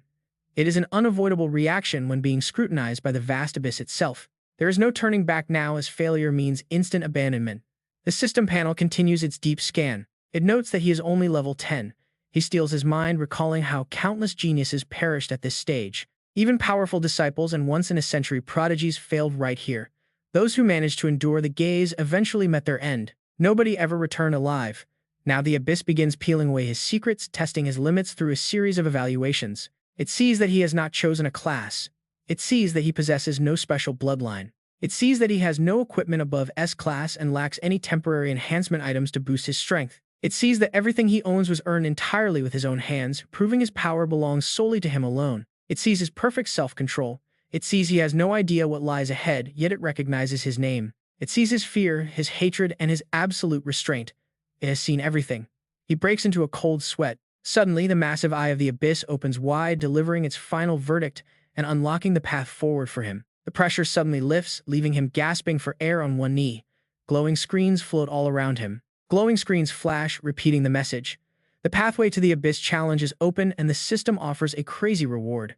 Clear this brutal challenge, and he will score a legendary SSS-Rank Abyss Lord promotion scroll. This scroll binds directly to the challenger. Seeing his ultimate dream right in front of him, Chen Bai smiles with absolute confidence. He declares that this reward is already his. The final prompt commands him to jump into the well, warning that running means forfeit. Giving up means permanent disqualification, but Chen Bai does not hesitate. He stands right up and dives straight into the pitch-black pit. He crashes down, sending rocks and dirt flying everywhere. During his free fall, the rules of the game begin to display. The goal is to defeat level 10 projections of demon lords on each floor under highly specific brutal conditions. Clearing a floor grants anywhere from 1 minute to an hour of rest. If a floor lacks a lord, a previous projection appears. The system will summon the projection of the prior floor's boss. Best of all, his health and mana will fully recover. Every item and skill cooldown will reset and all gear gets instantly repaired. Once he is at 100%, the battle starts. Hearing about the cooldown reset, his eyes light up with pure devious mischief. Resetting every single ability. This is too good. Even the 70-year cooldown on his ultimate hourglass can be reset, but wait, his excitement is instantly cut short by a red flash. The system screen flashes a warning red. Error. Unable to restore the challenger to peak condition. Floating in mid-air, cold sweat drips down his face. Damn it, he hopes nothing goes completely wrong. That stubborn skill description pops up right in front of him, almost mocking him. Active time travel is still completely locked. The countdown is absolutely massive. 72 years, 6 months, and 7 days remaining on this game-changing ability. Absolutely nothing can reduce this countdown. Not other skills and definitely not some fancy high-tier equipment. To make matters worse, the troublesome hourglass slips out of his inventory. Chen Bai holds it totally speechless. It seems the Abyss rules cannot touch this skill. He is completely stuck. What is the plan now? Before he can even process a plan, bright red error screens overwhelm him inside the swirling purple void. But wait, the system actually finds a brilliant loophole to patch the issue. The time travel skill changes. He can still jump back in time, but the system adds a brand new restriction to the ability. He cannot travel back to a time before entering the well. The cooldown is completely gone. Problem solved. With that solved, Chen Bai pulls off a flawless superhero landing. The system confirms his status is fully restored. The countdown begins. Watching the hourglass dissolve into thin air, Chen Bai flashes a wicked, highly dangerous grin. This is perfect. With the cooldown entirely wiped, clearing, this legendary abyss is going to be an absolute breeze. His very first opponent is a massive vein-popping purple demon wielding a giant sword right on floor 1. It is a level 10 low-ranking demon warrior. Best of all, this first floor has 0 special restrictions. Chen Bai barely spares him a glance, completely unimpressed. A low-tier demon is absolutely 0 threat to him. True to his word, a single lightning-fast dash slices the demon cleanly in half. The system instantly chimes in. Floor 1 cleared. Please choose your rest time. He waves it off, walking toward his next target. He casually stands over a coughing, defeated demon mage. Floor 2 is cleared. Still no breaks needed. Blitzing through the levels, he leaves a creepy merman demon lifeless at his feet by floor 5. Floor 5 is done. Moving on, he effortlessly blasts through the levels, reaching floor 17 in no time. He brutally pins a horned demon to the cliffside. Floor 17 cleared, and he still refuses to rest. The difficulty is ramping up, but honestly, he is making this climb look like a walk in the park. He pierces the boss midair. Level 26 cleared. The elegant slaughter continues without a single pause. Landing with style, he completely ignores the 2 sliced-up demons dying behind him on floor 34. Floor 34 is cleared. He quickly breezes through the tower floors, completely ignoring every rest offer. The notifications fly by. Floor 41 cleared, floor 59 cleared. Then he hits floor 66. A towering blood sea demon lord charges him with a massive spear, roaring that his journey ends here. The system drops a highly annoying restriction. Only weak point attacks do damage. Everything else is completely useless. Leaping back to dodge a fierce thrust, Chen Bai grinds his teeth. What kind of ridiculous condition is this? Past floor 50, his stat advantage is shrinking. Even with combat skills from 2 lifetimes, this is getting tough. This demon has spent his entire life killing, showing absolutely no regard for any rules. Bracing himself, he blocks a devastating blow from the monster. His arms shake violently from the monster's overwhelming force, but a reckless light flashes in his eyes as he desperately calculates his odds in this life and death struggle. Lacking any skill or stat advantages, he must somehow find a weak spot. His only option left is a deadly exchange. Trading his own life. Without hesitation, he blocks the enemy's diagonal slash head-on and immediately swings his sword in a furious counterattack. However, the impact is too strong.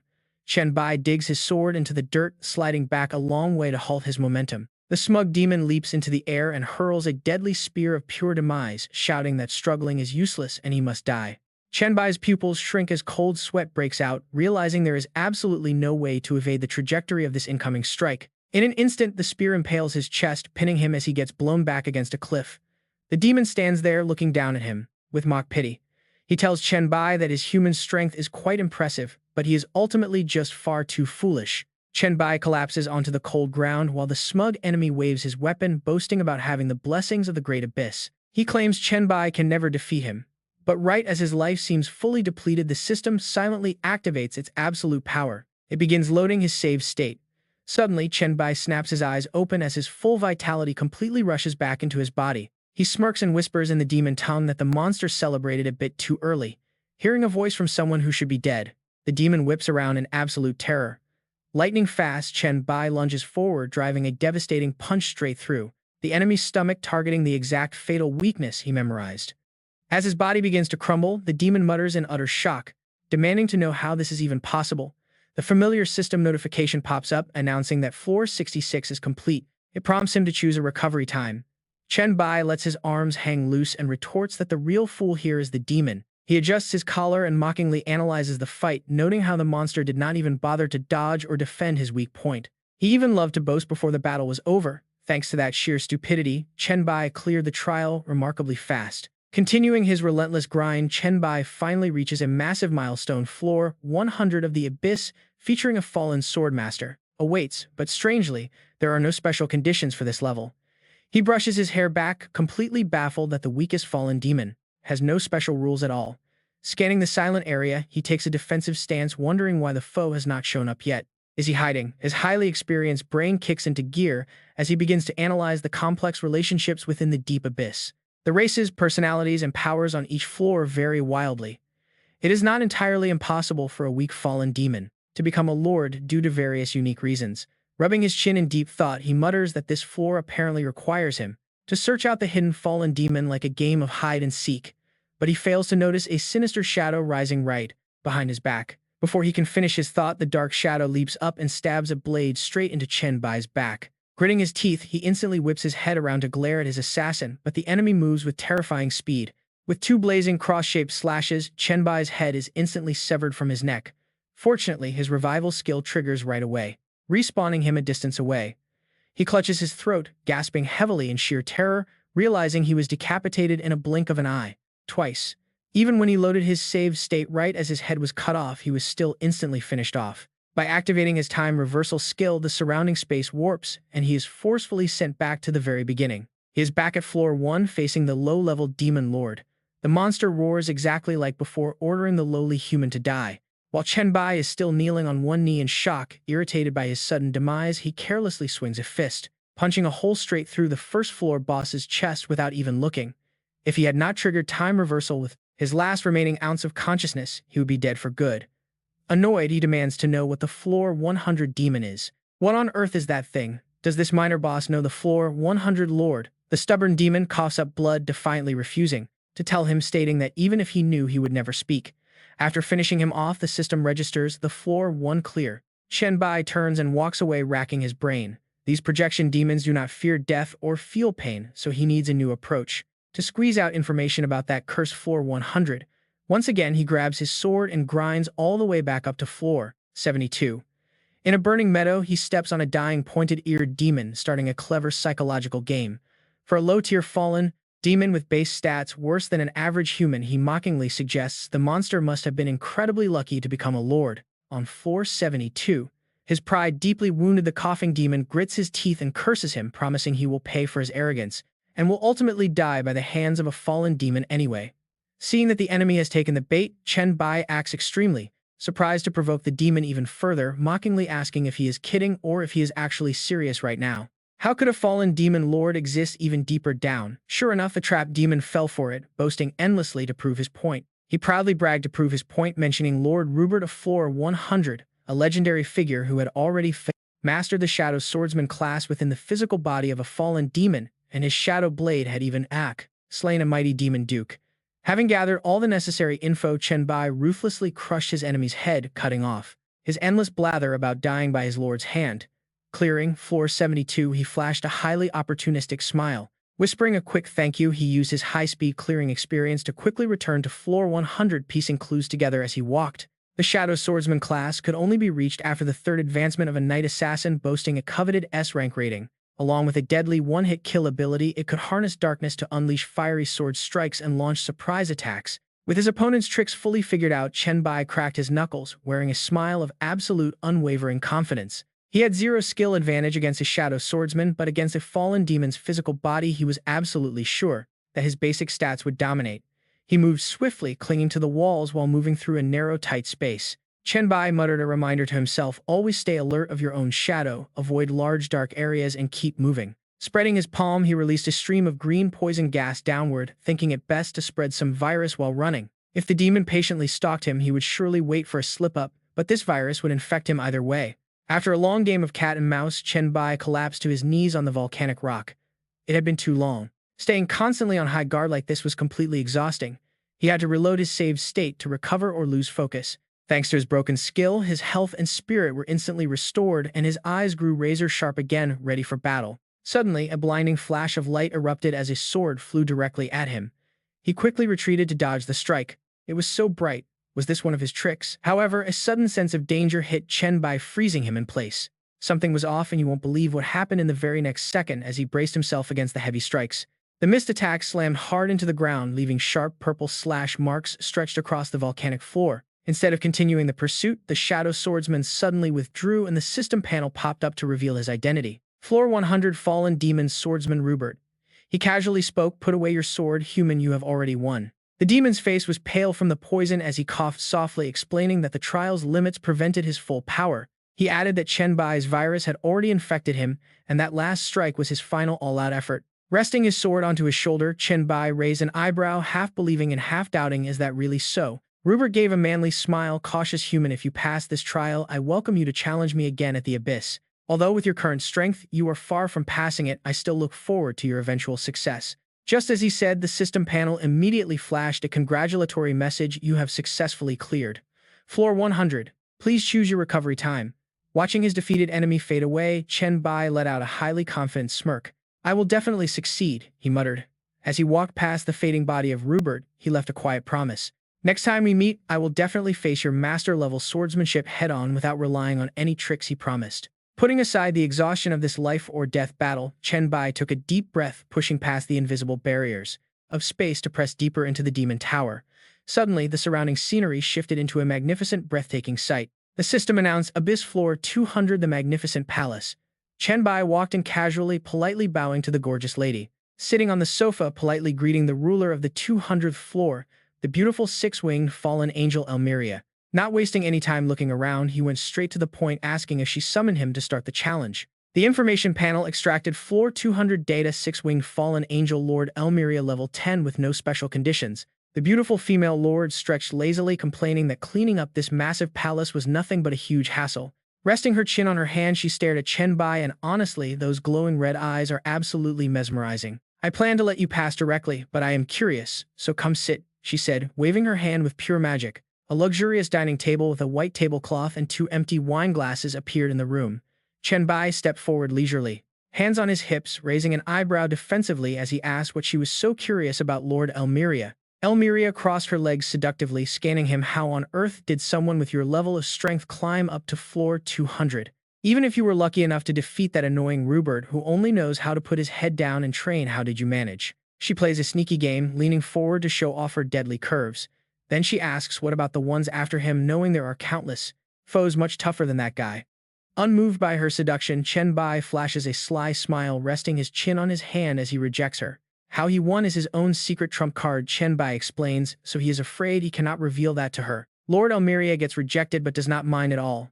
The female overlord leisurely pours some wine and smiles, claiming she has no intention of prying into his little secrets. She has just been lounging around all day and got bored, so she wants to drink and chat. Just tell her how he cleared the stages and she will let him pass. Since it sounds like an incredibly sweet deal, Chen Bai immediately behaves himself and pours the wine like a loyal servant.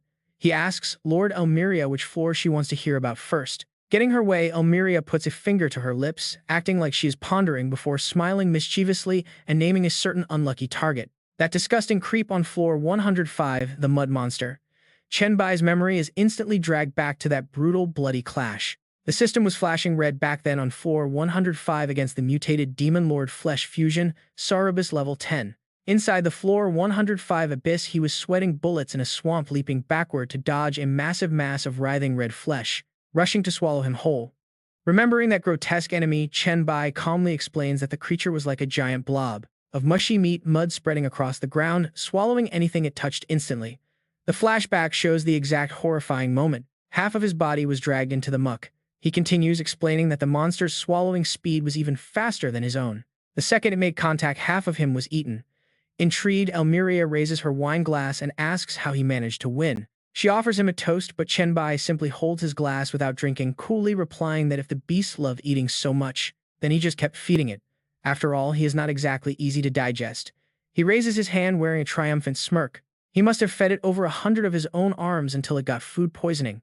Eventually, the thing dissolved into liquid mud. Elmiria bursts into amused laughter, resting her chin in her hands. That is pretty interesting, she says, who knew he was so easy to defeat. Chen Bai waves his hands to protest, claiming it was not easy at all. Severing your own arm over and over is incredibly painful. She then shifts her questions to another ruler, asking about the smelly old Kigu, who usually hides underwater and refuses to show his face. Recalling the fierce battle on floor 136 against the fish demon lord, Kigu Chen Bai raises 3 fingers triumphantly. For that one, he says he must thank Kigu's nephew for practically gifting him such an incredibly overpowered piece of gear. Elmiria giggles at his sheer slyness, admitting that he certainly got lucky there. But she warns him that the lady on floor 153 has absolutely no weaknesses to exploit. The flashback suddenly shifts to floor 153, the lava lake. This domain is ruled by Hatley, the mutated fire spirit overlord. A fiery female demon is seen strolling across the glowing red magma. Thinking back to this stage, Chen Bai's expression turns grim as he sighs heavily, admitting that she was indeed ridiculously strong. She actually killed him 15 times in a row. He frowns, recalling how her extreme heat completely neutralized his virus powers. On top of that, her lava body made it almost impossible to land a solid blow. Back then, he knelt helplessly in a sea of fire. He grumbles about how she kept hiding, diving straight back into the lava to heal whenever she took the slightest bit of damage. Even so, the final victory went according to his plan. He proudly boasts about dragging the fight out for 5 whole days. He eventually sealed the entire lava lake, completely draining her heat. The image of Hatley shattering into pieces of cold stone appears. Chen Bai concludes that she was by far the toughest opponent he had ever faced in all of these 200 floors. However, his face suddenly twists in disgust as he notes that the lady on floor 186 was just as bad. He mutters that they should not even bring her up during a pleasant conversation. Yet memories of floor 186 flood back. He remembers the rotten pit where Queen Omandi, the queen of filth, wallowed in a sickening green swamp, making his stomach churn violently. He covers his face with a shudder of pure disgust. There is definitely nothing more repulsive in the entire abyss than her. She happily lounges inside a giant pit overflowing with rotting corpses and waste. This traumatizing memory makes him put down his glass. He complains that he had just managed to forget that awful stench, but now she is forcing him to remember it all over again. He cannot even stomach his drink anymore. Elmiria chuckles in agreement, noting that while Amandi's power isn't massive, no other demon wants to challenge her or take over her disgusting territory. However, she taps her finger on the table, calling out his little lie. She points out that even before they brought her up, he had not taken a single sip of his wine. Chen Bai smiles confidently and admits his caution. He obviously does not dare to drink wine made from the spiritual energy of a fallen angel lord. That stuff could easily kill him. A flash of his past death beside a pool of wine crosses his mind. He is not about to make that mistake again. After dying once from drinking it, he is definitely not going to be that stupid twice. Elmiria smacks her lips in mock regret, noting her evil plan is exposed. She sighs, asking if he realized. Had he drank it, she could have torn him apart with a single thought. What a pity she cannot defeat him. This fake banquet is over. Chen Bai quickly stands up, backing away to prepare for battle, asking if she wants to fight. However, she just reclines lazily on her chair, saying there is no need, since she is way too lazy to move. Frozen by the Lord's utter lack of motivation, Chen Bai is completely speechless at her unbelievable level of laziness. Her body begins to dissolve into sparkling points of light. She waves her hand, shooing him away to go to sleep. The road ahead is long, and creating a projection drains a lot of energy. But before fading, she leaves a warning. Elmiria flashes a mysterious smile, sharing a deadly piece of news. She points out that many strong rivals await him. Among those powerful opponents ahead, 6 of them actually hold divine titles, so she does not even need to interfere. The Lord is gone. The system screen flashes, confirming he has successfully conquered floor 200. Completed floor 200. Please choose your recovery time. Chen Bai stands in the empty palace, repeating the news. 6 true gods with divine titles. The system confirms his selection of a 1-hour recovery period. Chen Bai walks away, analyzing the situation. Against other lords, he can rely on his hourglass to reset indefinitely. This allows him to make infinite attempts. He soon enters a pink lounge, and the system starts the countdown. Plopping down onto the bed, he rests his chin in his hand, deeply concerned about the greatest threat. Each of those beings holding a divine title wields a unique authority. His expression grows incredibly tense and serious. He only hopes that their divine authority is not something that can instantly kill or erase him from existence. He pulls out the time hourglass hanging around his neck, gazing at it as he regains his confidence. As long as he can turn back time with the hourglass, even if he faces a god, he will find a way. He will find a way to kill it. The scene shifts as Chen Bai enters floor 235. It is a desolate wasteland of sharp cliffs where a bizarre creature in a top hat stands before him. The beast is just a giant head with a single eye. Suddenly, Chen Bai's purple eyes turn completely lifeless. A haunting voice tells him to sleep forever in this dream. The system updates the details of his opponent, the level 10 Abyss Eye Demon Salisbury. It is a mutated lord. Special trial conditions are now active. Inside the illusion, Chen Bai lies lazily on a fancy sofa, giggling with satisfaction. He looks completely content. The demon Salisbury watches him with deep curiosity, wondering what kind of sweet and beautiful dream has captured his mind. The dream is incredibly vivid. The Empress appears before him as a gorgeous elf kneeling submissively at his feet. She begs Lord Chen Bai to accept her loyalty. The grand scale of his dream is fully revealed. He sits cross-legged on a golden throne surrounded by a crowd of beautiful women catering to his every need. The Empress looks up with teary eyes, whispering that she is willing to offer absolutely everything to serve him. She is ready to be a servant, a slave, or even a toy. In the dream, Chen Bai scoffed coldly. He smirked. He asks if she would still obey if he ordered her to surrender her power and die. Tears stream down her face, yet she remains obedient, pressing her hand to her chest to offer her light. She asks if he still doubts her, promising absolute loyalty. But Chen Bai only looks down with mockery. He sneers and tells her to stop pretending because he knows her true nature. She is merely trying to survive.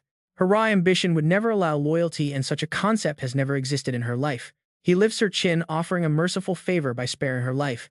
She submissively thanks him for his mercy. She promises to do anything. Suddenly, Chen Bai pulls out a collar chain, tossing it on the floor. He orders her to put on the collar and become his watchdog.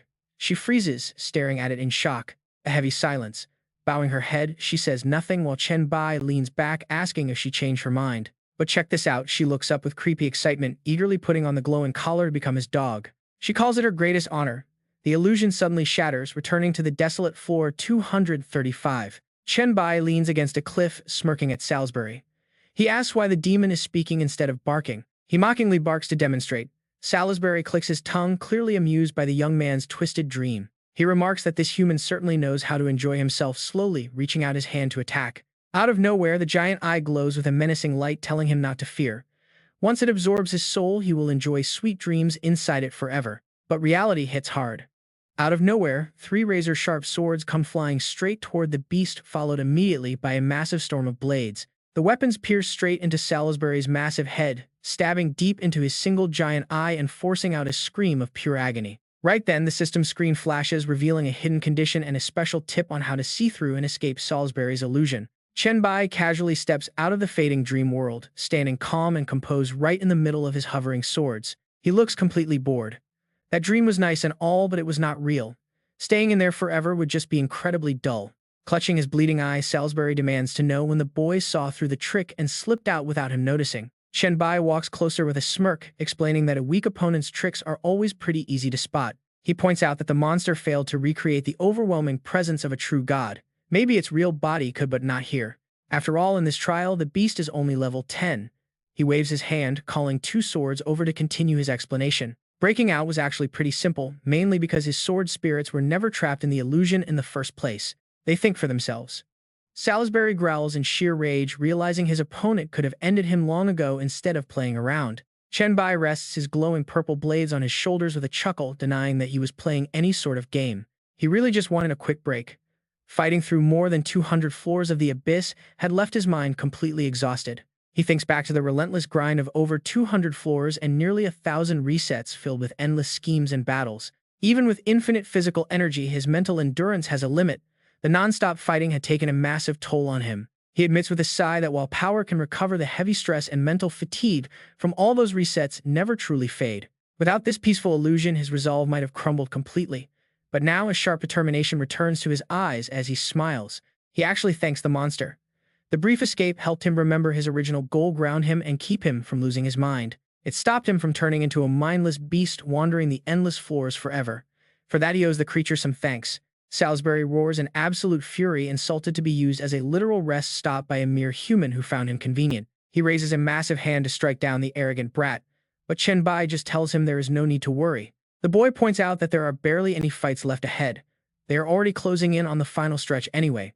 The giant eye glares at Chen Bai, suddenly revealing a shocking truth about what lies ahead in the deep abyss. There are still under 300 floors left, but many of them are completely empty. Chen Bai stays relaxed, knowing the rules. He mentions that when a floor has no lord, the abyss simply summons an old boss from a previous level to fight. The smoke demon on floor 215 was just a recycled lord from floor 192. He had seen it before. He already fought 3 identical pairs like that. But Salisbury shakes his head to correct the boy's massive misunderstanding. By empty, the monster means those entire floors have completely collapsed and disintegrated into absolute nothingness due to intense past wars. Looking up at the fractured dimension, Salisbury explains that clashes between godlike beings can destroy multiple floors at once. The deeper one goes, the more common it gets. Hearing this massive revelation, Chen Bai is genuinely caught off guard. He wonders if that is actually true, then waves a cheerful goodbye to his enemy-turned-informant with a relaxed smile. He thanks Salisbury and promises to drop by for another visit once he beats this whole tower trial. Salisbury lets out a sinister laugh, promising to craft an even more flawless illusion for their very next meeting. He warns that if Chen Bai cannot break it next time, he will remain trapped inside it forever. The system screen flashes, confirming floor 235 is cleared, and asks him to select his recovery cooldown. He confidently picks 1 single second. Cracking his knuckles, he feels ready to take on whatever comes next. Jumping into the dark abyss at peak strength, he immediately gets alerts that the next 3 floors have already collapsed. Floating down the warped spatial tunnel, he wonders in absolute excitement if he really gets to skip all these broken stages. The spatial ride finally stops, and a notification pops up announcing his arrival at floor 279. He blinks in utter disbelief at his crazy luck, realizing he just skipped 44 entire levels in an instant. He resolves to ask the fallen angel or Salisbury how such a massive collapse was even possible on his next reset. The system updates with a new trial for floor 279 featuring the boss Beast King Baphomet at level 10. The objective is simple: navigate the maze and defeat Baphomet. Chen Bai immediately recognizes that legendary name. That creature is the god of the Minotaur tribe and the patron of wild warriors, one of the 6 true gods. Standing before the gloomy entrance, Chen Bai cautiously sizes up the blood-drenched terrain, keeping the fallen god in mind. He steps deep into the misty labyrinth. Chen Bai reminds himself to stay sharp, even though the first 200 floors were brutal. The real challenge is just beginning. Rumors say the boss ambushes intruders inside the maze, meaning he must tread carefully. But caution is useless when a massive shadow suddenly looms directly behind him, casting a terrifying presence over the area. With glowing red eyes, the beast sneaks up. Hearing heavy footsteps shake the ground, Chen Bai whips around in shock. Instantly, the Beast King swings down a devastating blow, forcing the young man to block the crushing weight. The sheer force blows Chen Bai backward, sending him sliding across the stone floor to slow his momentum. Refusing to let the monster dominate, Chen Bai unleashes his heavy sword, which morphs and sprouts dark, writhing tentacles. He lunges forward with a devastating slash, cutting right through the air and slicing into the beast's chest. Taking a mortal wound, the massive creature collapses and begins to dissolve, sinking right into the labyrinth floor. Chen Bai frowns. Is it dead? No, there is something highly unusual happening right before his eyes. The body is not just sinking. Moving like lightning, Chen Bai leaps forward and reaches out to grab the fading corpse. He slams his fist down. Pure air. He hit absolutely nothing as the creature vanished without a trace. Only evaporating blood remains. Standing up, he figures the beast turned to blood to escape a blood clone, perhaps. His knowledge on the Beast King is limited to rumors, so he will have to figure this out step by step. 10 minutes later, Chen Bai cautiously makes his way down the dimly lit corridors of the labyrinth. Heavy echoing footsteps rumble from the darkness ahead. Sensing a familiar murderous intent, a competitive smile crosses his face. Another challenger, he thinks. Right on cue, a massive minotaur charges out from the shadows, horns aimed straight at him. Chen Bai braces himself, grabbing the beast by its razor-sharp horns to halt its powerful charge in its tracks.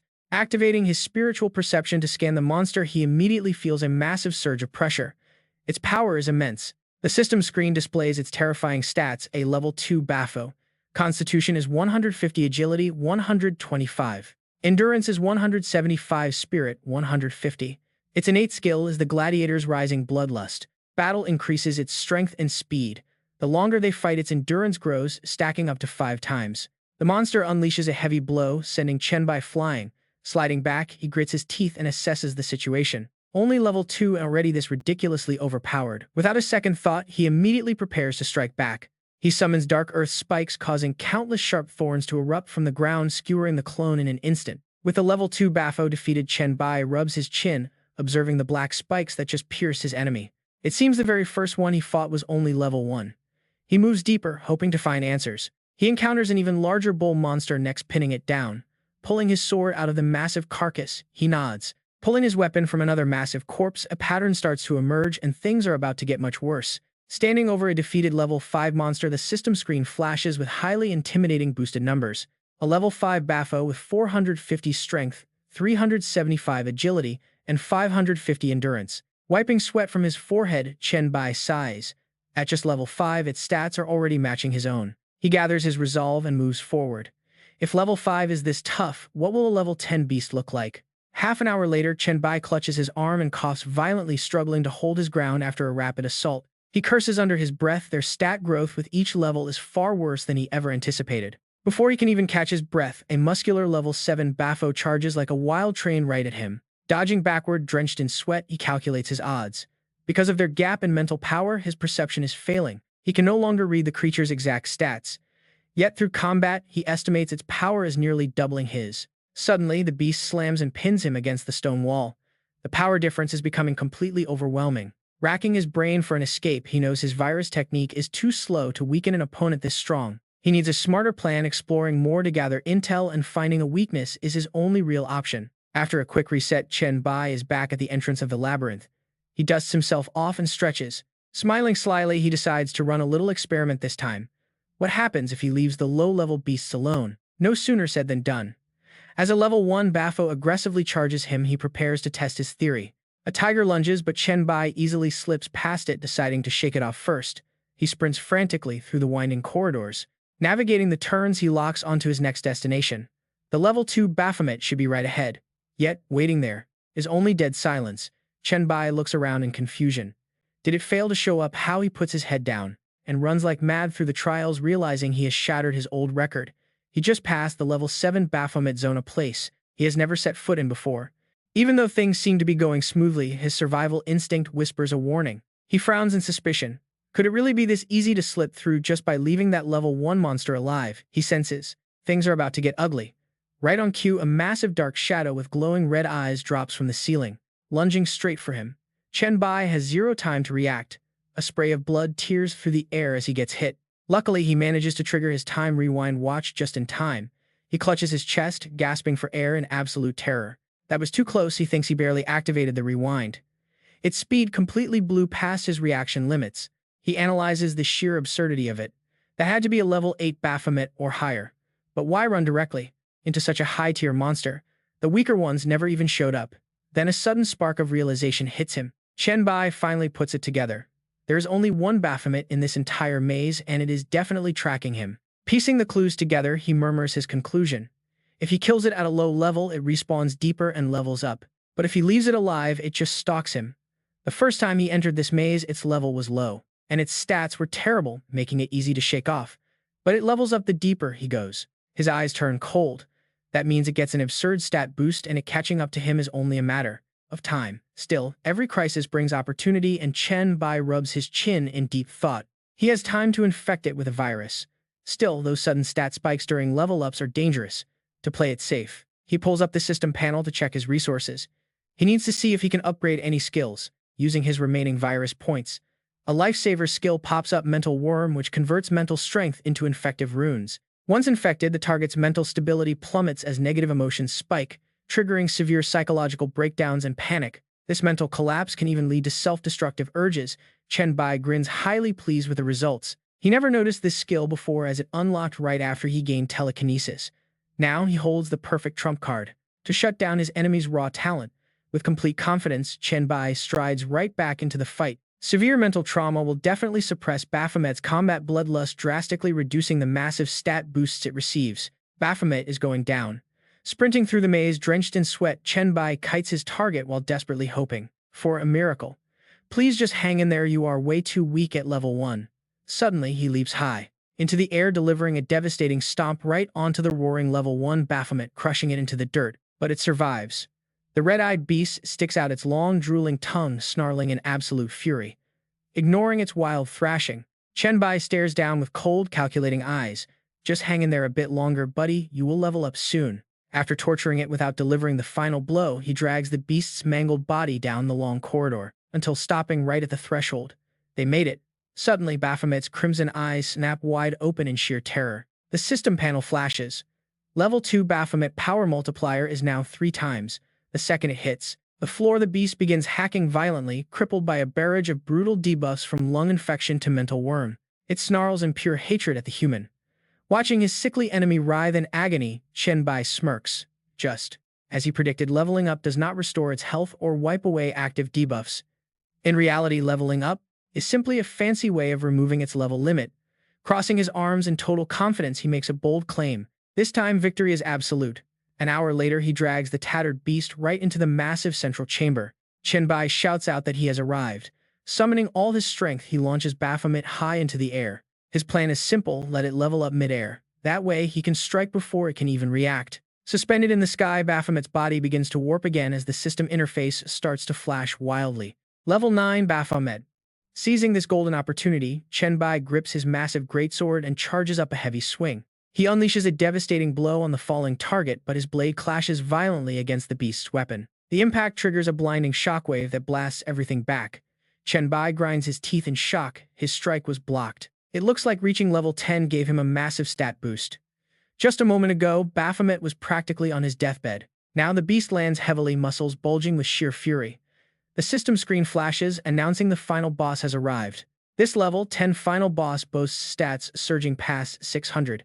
His passive skill, Undying Divine Body, prevents stats from dropping below base. Even with a nasty lung infection that is active, Chen Bai gets back on his feet, clicking his tongue in frustration. No wonder those stats surpassed mine again.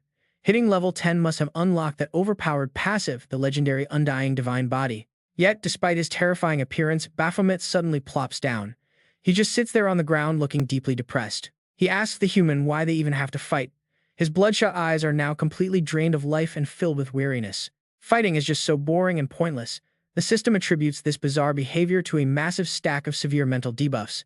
Crushing, depression, self-doubt, and pessimism, all triggered by the mental tremor. Seeing his foe completely broken, Chen Bai grins. The mental tremor skill worked beautifully. Talk about an absolute cheat code. Chen Bai steps forward to exploit this golden opportunity. Why not just let him pass directly? Baphomet completely gives up, sprawling out flat on the ground. The giant demon sighs, muttering that nothing matters anymore. His whole life has been nothing but endless slaughter and preparing for battles. He even wiped out 44 entire floors of the abyss just for the sake of brawling. The Beast King's voice sounds incredibly pathetic. He honestly does not get why he used to love violence so much. It was all just one big meaningless waste of time. Talk about a waste of air. Having finally found the culprit who wrecked the tower, Chen Bai flashes a wicked grin. He acts on this golden opportunity, offering to do Baphomet a favor and put him out of his misery. The beast stays flat on the floor, calling it pointless. Even if Chen Bai slays him here, it will not change a thing. Intrigued, Chen Bai pauses. Why is that? Baphomet sighs and explains that this arena has some incredibly twisted rules. Both of them can resurrect with full health infinitely within this maze. The boss tilts his head, offering a twisted piece of wisdom. True victory only happens when one side willingly accepts defeat. He asks if his logic sounds a bit too unhinged. Chen Bai manages a strained chuckle, agreeing that he is indeed a tiny bit out of his mind. Internally, Chen Bai is sweating bullets. Close call. If Baphomet died and respawned fully healed, he would be instantly obliterated. With all debuffs wiped, there would be no winning. Baphomet sighs and officially surrenders, telling Chen Bai he is free to go. The demon needs time to contemplate the meaning of existence. The system immediately chimes with a notification. Floor 279 is officially cleared. Nice. Back in his safe resting area, Chen Bai collapses onto his bed. That last fight was way too close. Baphomet's final stats must have scaled to over 3,000 each. Meanwhile, Chen Bai's own average stats barely scratch past 500. Bridging that massive power gap was entirely thanks to one crucial skill. All thanks to that mental tremor skill. His eyes burn with resolve. The first god is officially handled, and the tension isn't stopping anytime soon. Just as he finishes his break, the system screen flashes a warning. Floor 350 of the Abyss. This zone is supported by a colossal pillar holding up massive chunks of land. An ominous abyss eye floats high above, swirling with dark energy. Stepping up, Chen Bai leaps down. He glides past grand ruins, radiating a brilliant purple light as he lands. He calmly strolls across the desolate, barren ground. The mental tremor skill is seriously a cheat code. Since floor 279, he has only had to use time reversal thrice. He can only wonder what kind of terrifying floor lord is waiting for him at the end of floor 350. Suddenly, a violent tremor shakes the earth. Chen Bai whips around, fully alert. His next opponent is finally here. The demon snake lord Unif, a level 10 world devourer.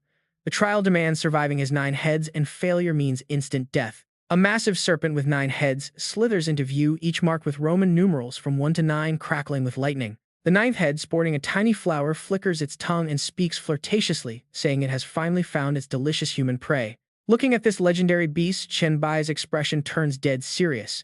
This is the second god he has to deal with. The legendary 9-headed serpent wields the absolute power of devouring. With barely any intel on it, he might die a few times. That flirty 9th head slithers incredibly close, teasing him as it decides exactly how to test this new challenger. She remarks that he looks quite handsome, wondering aloud if he is one of the best-looking guys among his kind. Chen Bai immediately starts pouring on some smooth flattery, thanking the beast and calling her absolutely gorgeous.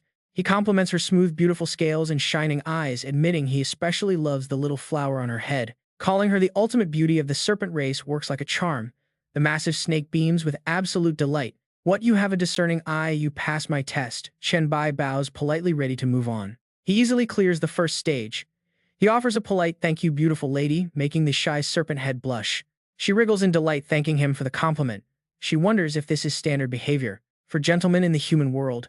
Right after, the 9th head nudges its brother number 8, telling him to wake up, telling him it is his turn. Head number 8 sleepily asks if it is really his turn already while yawning. He lazily starts his test, asking what 1 plus 1 equals. Chen Bai freezes in utter disbelief for a moment. He bluntly replies 2. Head number 8 immediately congratulates him on passing before falling fast asleep again. Chen Bai breaks into a cold sweat.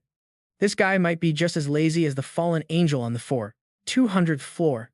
Next, the 7th head dreamily rises up, marveling at how beautiful the world is. She claims she hates fighting and wants to think of a peaceful test. But the 5th and 6th heads instantly push her aside to take over, telling her to go daydream elsewhere because they are going first. This forces the 7th head to step back. The 2 aggressive heads slide forward to introduce themselves. One claims to control and devour water, while the other boasts of controlling fire.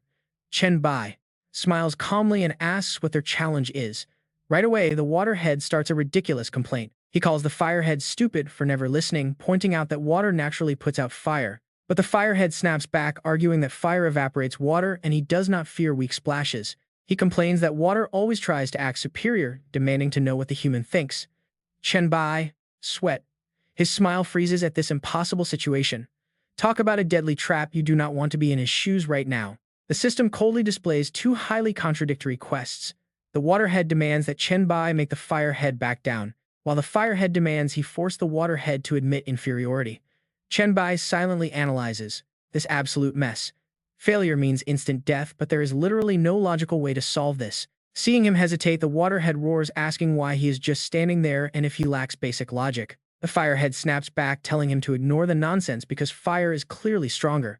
Backed into a corner, Chen Bai enters a fighting stance with a highly aggressive idea. If there is no solution, he will just kill one of them to break the deadlock. He swings his black scythe. His blade cuts right through thin air, missing entirely and forcing the startled waterhead to shrink back. The beast asks what the hell he is doing.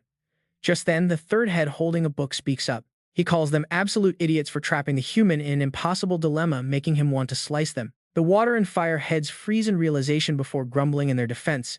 They argue that their test is not hard at all, but then the waterhead slowly catches on. He realizes that no matter how the human answers, he is bound to fail. The firehead nods in agreement.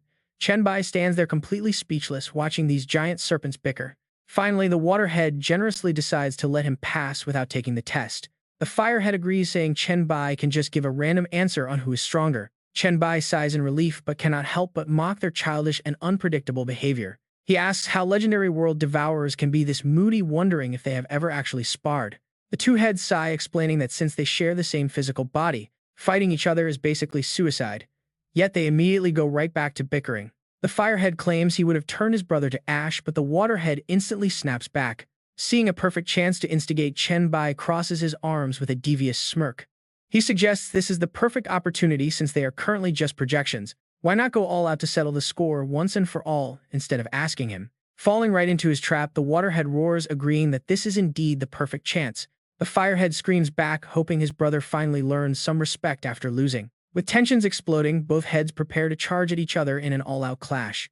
Just as they start tearing into each other, the 1st head bearing the symbol of authority glares and barks out that they can fight after the test. The 2 hotheads immediately fall in line obediently, saying they hear him loud and clear, "Big brother." With order restored, the fourth head carrying a glowing book slowly speaks up and says his challenge is quite simple. He was born in the universe wandering among the stars and looks down at Chen Bai with the curious gaze of a scholar.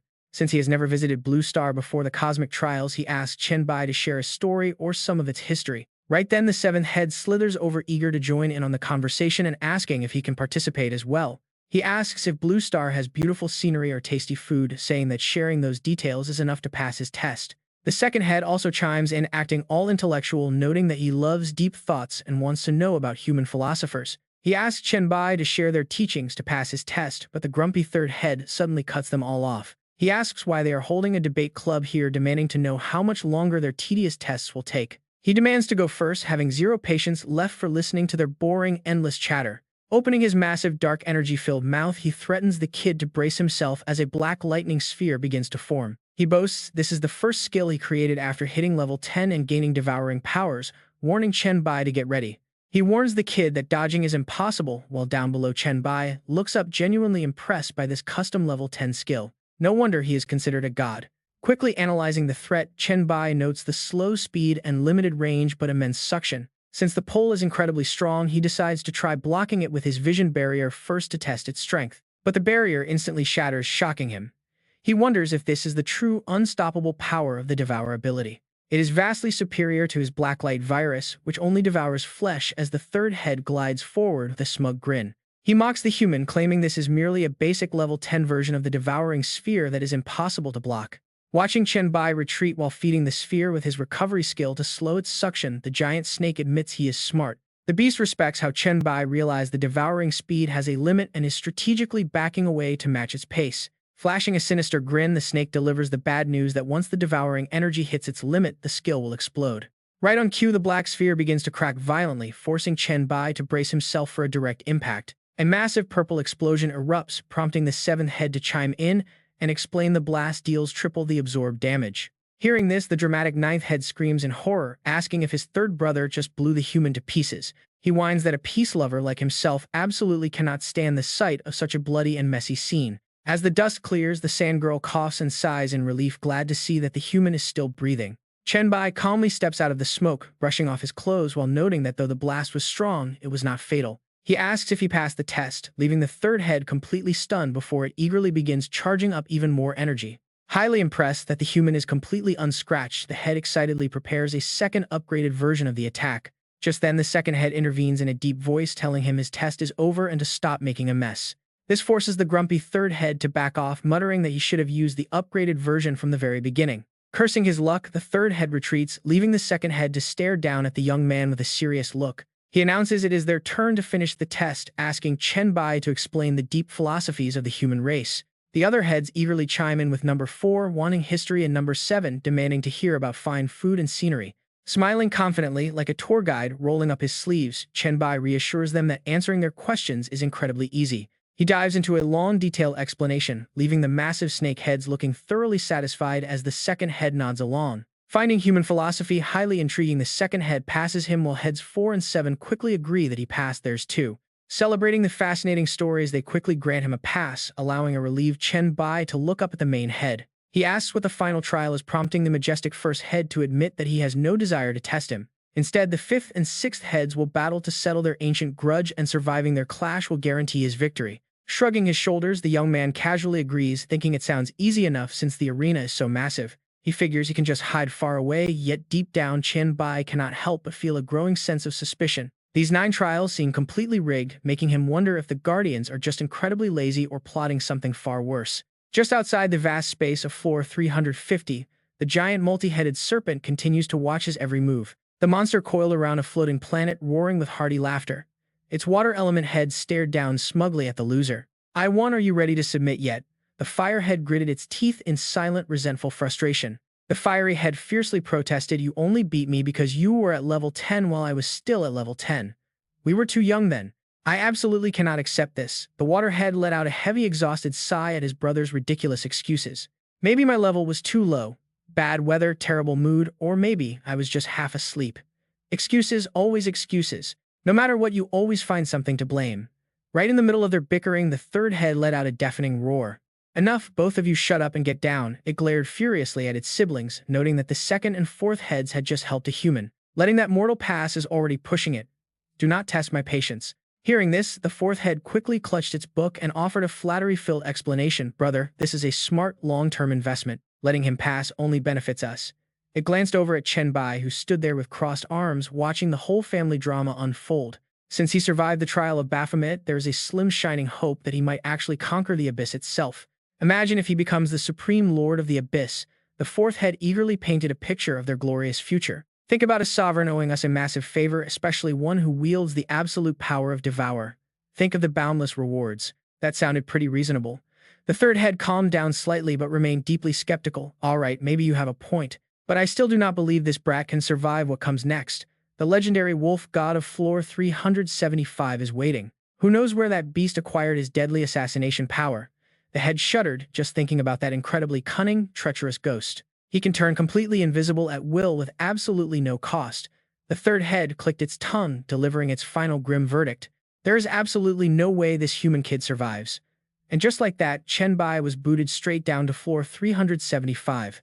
The system cold-bloodedly popped up a warning screen. Target is the Wolf Lord possessing assassination powers, a level 10 wolf god. No special conditions. The young man scratched his chin with a deep, frustrated frown. An assassin. This is going to be incredibly annoying. He walked cautiously, scanning the blood-drenched, eerie forest. Of all things, he absolutely hated dealing with stealthy, backstabbing assassins the most. They loved nothing more than ending fights with one single cheap shot. Suddenly, his boot caught on a thin wire stretched across the grass. A sudden, powerful force yanked him forward violently. He reacted in a flash, performing a spectacular mid-air flip. He slashed wildly to escape death by a hair. But the moment he landed, Chen Bai broke out in a cold sweat. A massive wall of sharp wooden spikes was hurtling straight toward his face.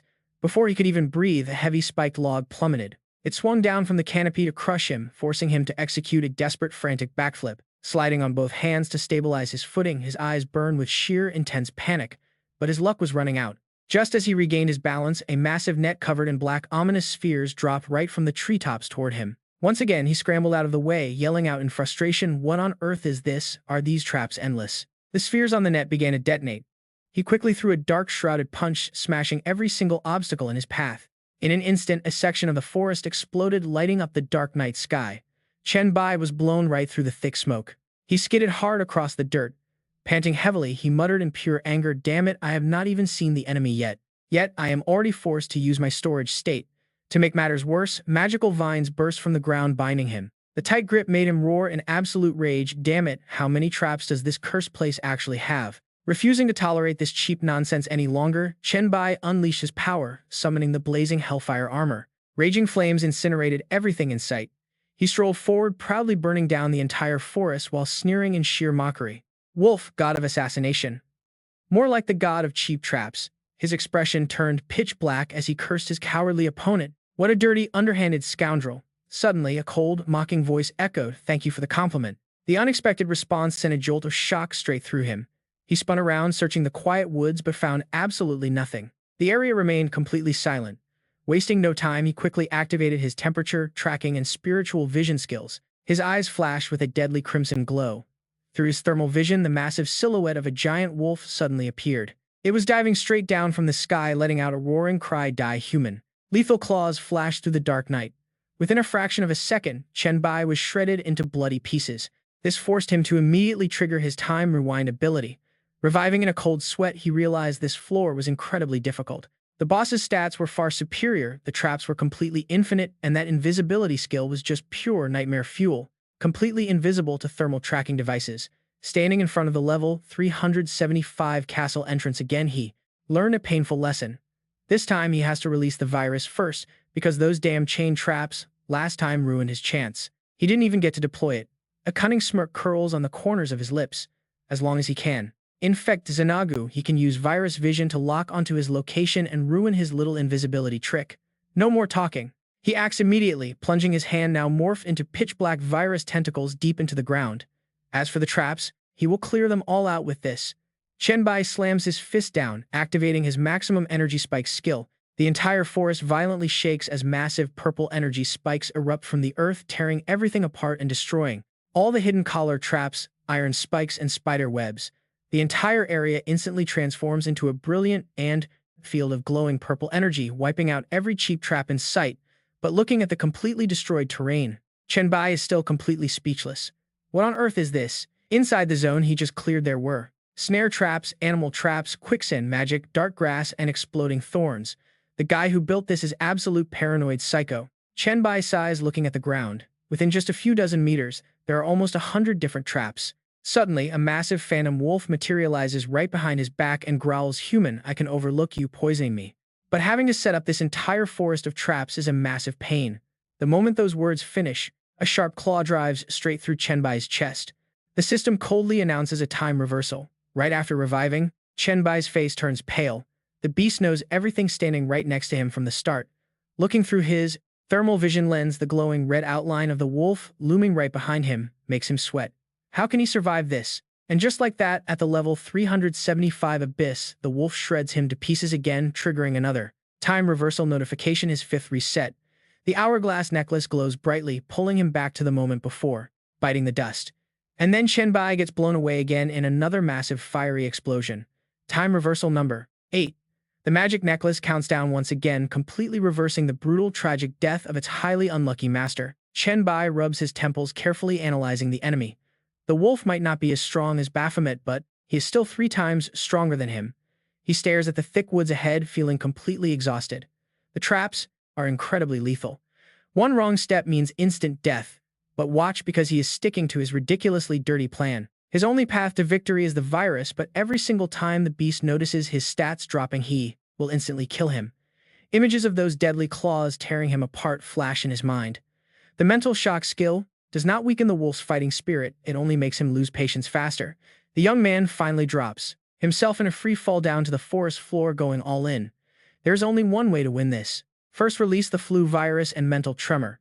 Chen Bai lands safely on one hand, glaring into the empty space. He conjures a massive purple energy barrier, planning to use the wolf's own traps to slow him down and wear out his stamina. Sharp spikes shoot into the sky, forcing the invisible wolf to reveal itself as it struggles to dodge. Seeing the beast forced into the open, Chen Bai smirks in triumph. It actually worked. Now to keep moving, the momentum going, he bolts desperately through the woods. He still needs to locate even more traps and plan a perfect path. If he can just buy enough time for their stats to balance out, he is highly confident he can take the beast down. But he barely makes it any distance before a dark predator's shadow dives down from the trees with a savage roar. "Human, you have truly angered me." Xenogu wildly pounces on him, claws shredding his fragile body. "So die." Chen Bai only has time to let out one helpless sigh. Well then. Before the magical hourglass activates once again, the scene resets, leaving a cold mechanical system. Notification time reversal number 10. But instead of despairing, a wicked smile plays on his lips. With this time reversal ability, the game is far from over. He can push a little further with every single reset. Xenogu, your ultimate defeat is now absolutely inevitable. This exhausting battle of wits and stamina continues with breathless intensity, bringing him all the way to time reversal number 15. The magical hourglass keeps spinning, and the smirk on Chen Bai's face grows increasingly devious and completely unhinged. He glides past the deadly traps like taking a casual stroll in the park. Time reversal number 23.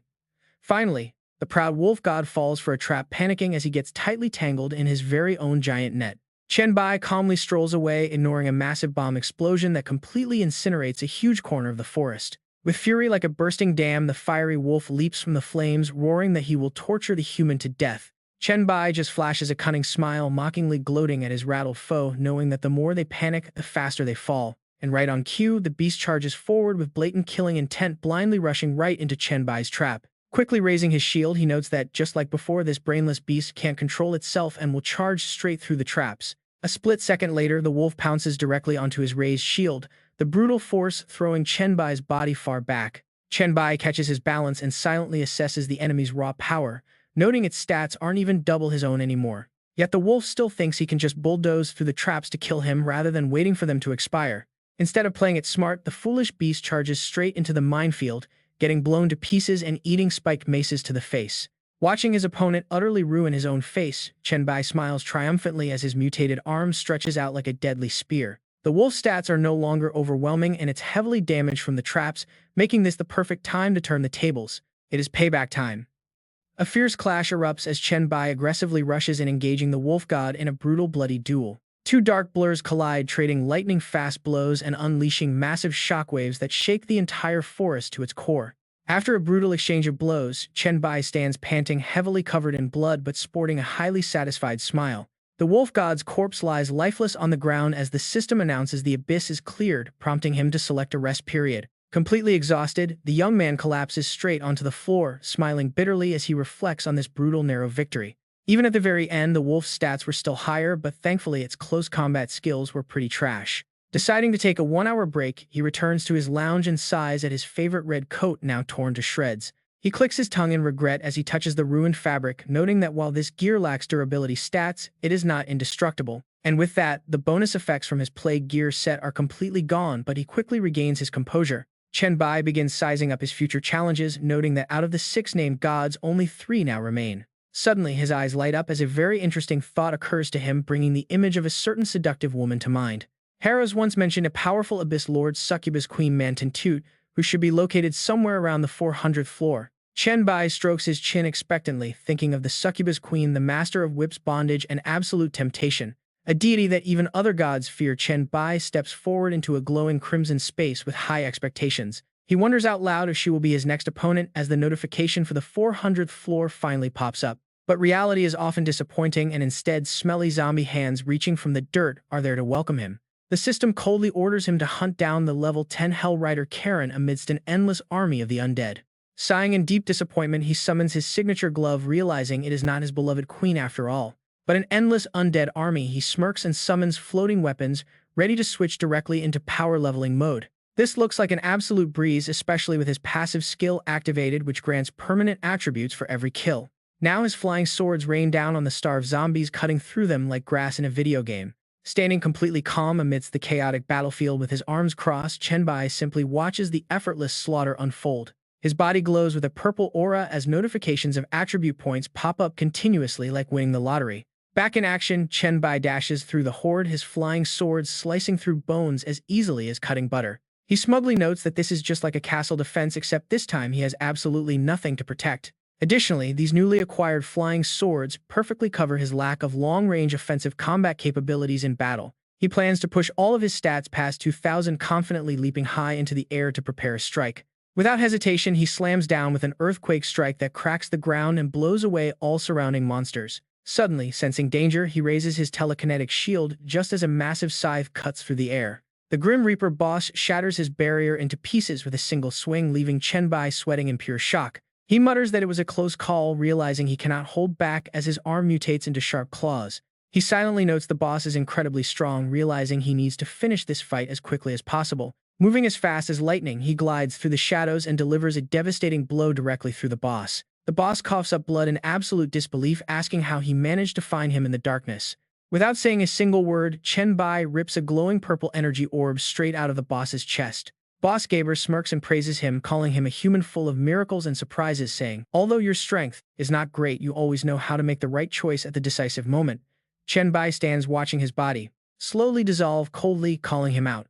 "Of course I did, since I was already ambushed and killed by you twice like this." While the system notifies that the 400th floor of the abyss has been cleared twice, he uses his time reversal skill. Successfully clearing the stage, he smiles confidently and says, "Thanks for the compliment, but..." Kneeling on the verge of death, the boss tries to act cool before fading away, promising to wait for his glorious return on floor 400. He mentions they can talk more there. With his last breath, the boss drops one final line telling him to go. Megan is waiting for him.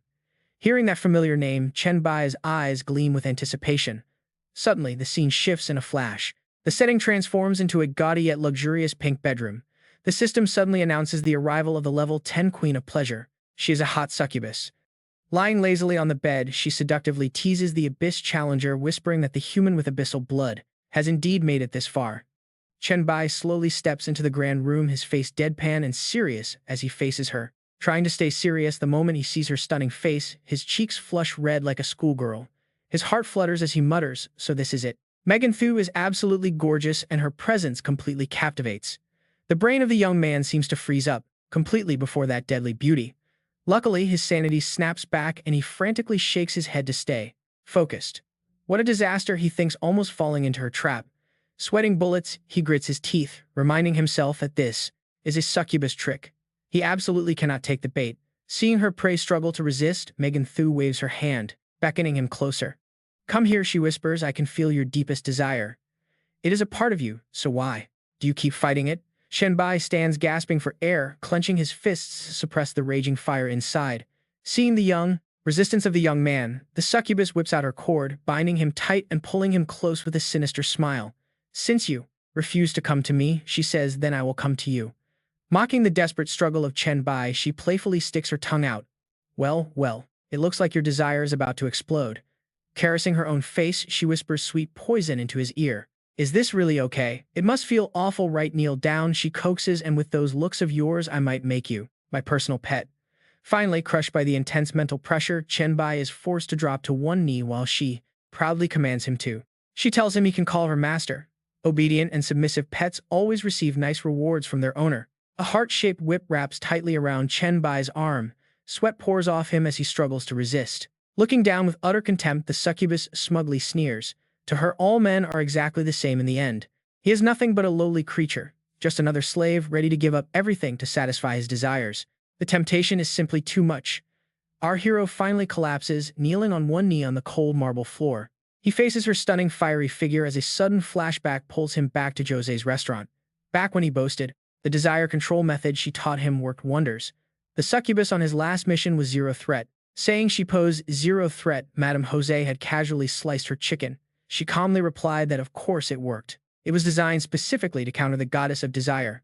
Mephisto pours some wine mysteriously, chiming in to help. Speaking of the succubus living down in this abyss, there is actually a pretty interesting story about her prompting Chen Bai to ask what happened. Hero smiled as she explained that when the succubus inherited the power of lust, the very man she had admired for so long immediately crumbled before her sheer temptation. He became completely corrupted, turning himself into a pathetic clown just to beg for her affection. This drove her to absolute disappointment in the opposite sex, turning her into someone who treats men like trash beneath her heels. The goddess concluded the story, noting that since then, whenever the succubus fancies someone, she releases her full charm as a test. And as for the results, very few actually know the truth. Hearing that the goddess governing lust was actually 4. Essentially a pure and innocent succubus, Chen Bai broke into a cold sweat, whispering that he could not believe such a thing was possible. Harrows rested her chin on her hand with a knowing smile, telling Chen Bai it would be hilarious if he fell into her trap one day. It would be quite a show, and honestly, he is the type who would rather go without than ever kneel and beg. He is someone who simply refuses to submit. Back then, the young man had only smirked, telling her she got him all wrong. He claimed he could definitely compromise and stay loyal to strong, capable people like her, but those sweet words of his only earn a highly skeptical response from the purple-haired goddess. Fast forward to the present, facing the insults of the succubus queen. Chen Bai's face is cast in shadow as he mutters that of course, he won't submit before suddenly leaping up. With his right arm morphed into sharp demonic claws, he lunges forward to strike back. This sudden counterattack catches the doucette of her succubus queen completely off guard, her purple eyes widening in shock at his resilience. With lightning-fast reflexes, she flips backward through the air to dodge. At the same time, she whips the floor, carving a massive crack before landing safely. She maintains her smug, provocative attitude, mockingly telling him that a mere human can never defeat her, so he should just kneel. Only under her heels can he find true pleasure.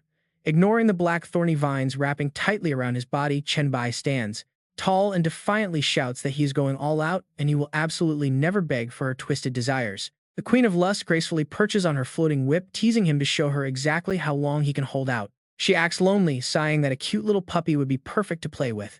Suddenly, sharp thorns from her whip extend, digging deep into his flesh, forcing the young man to grimace in pain as he is brutally dragged to his knees once more. He grits his teeth and curses, "Damn this whip."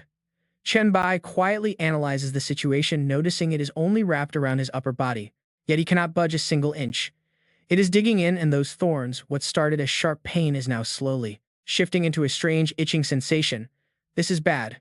Watching her prey rise, she licks her lips and plays with the whip handle, with pure tempting desire. Does this whip feel good? She proudly boasts that this is the whip of punishment and suppressed desires, fully empowered by her own supreme command.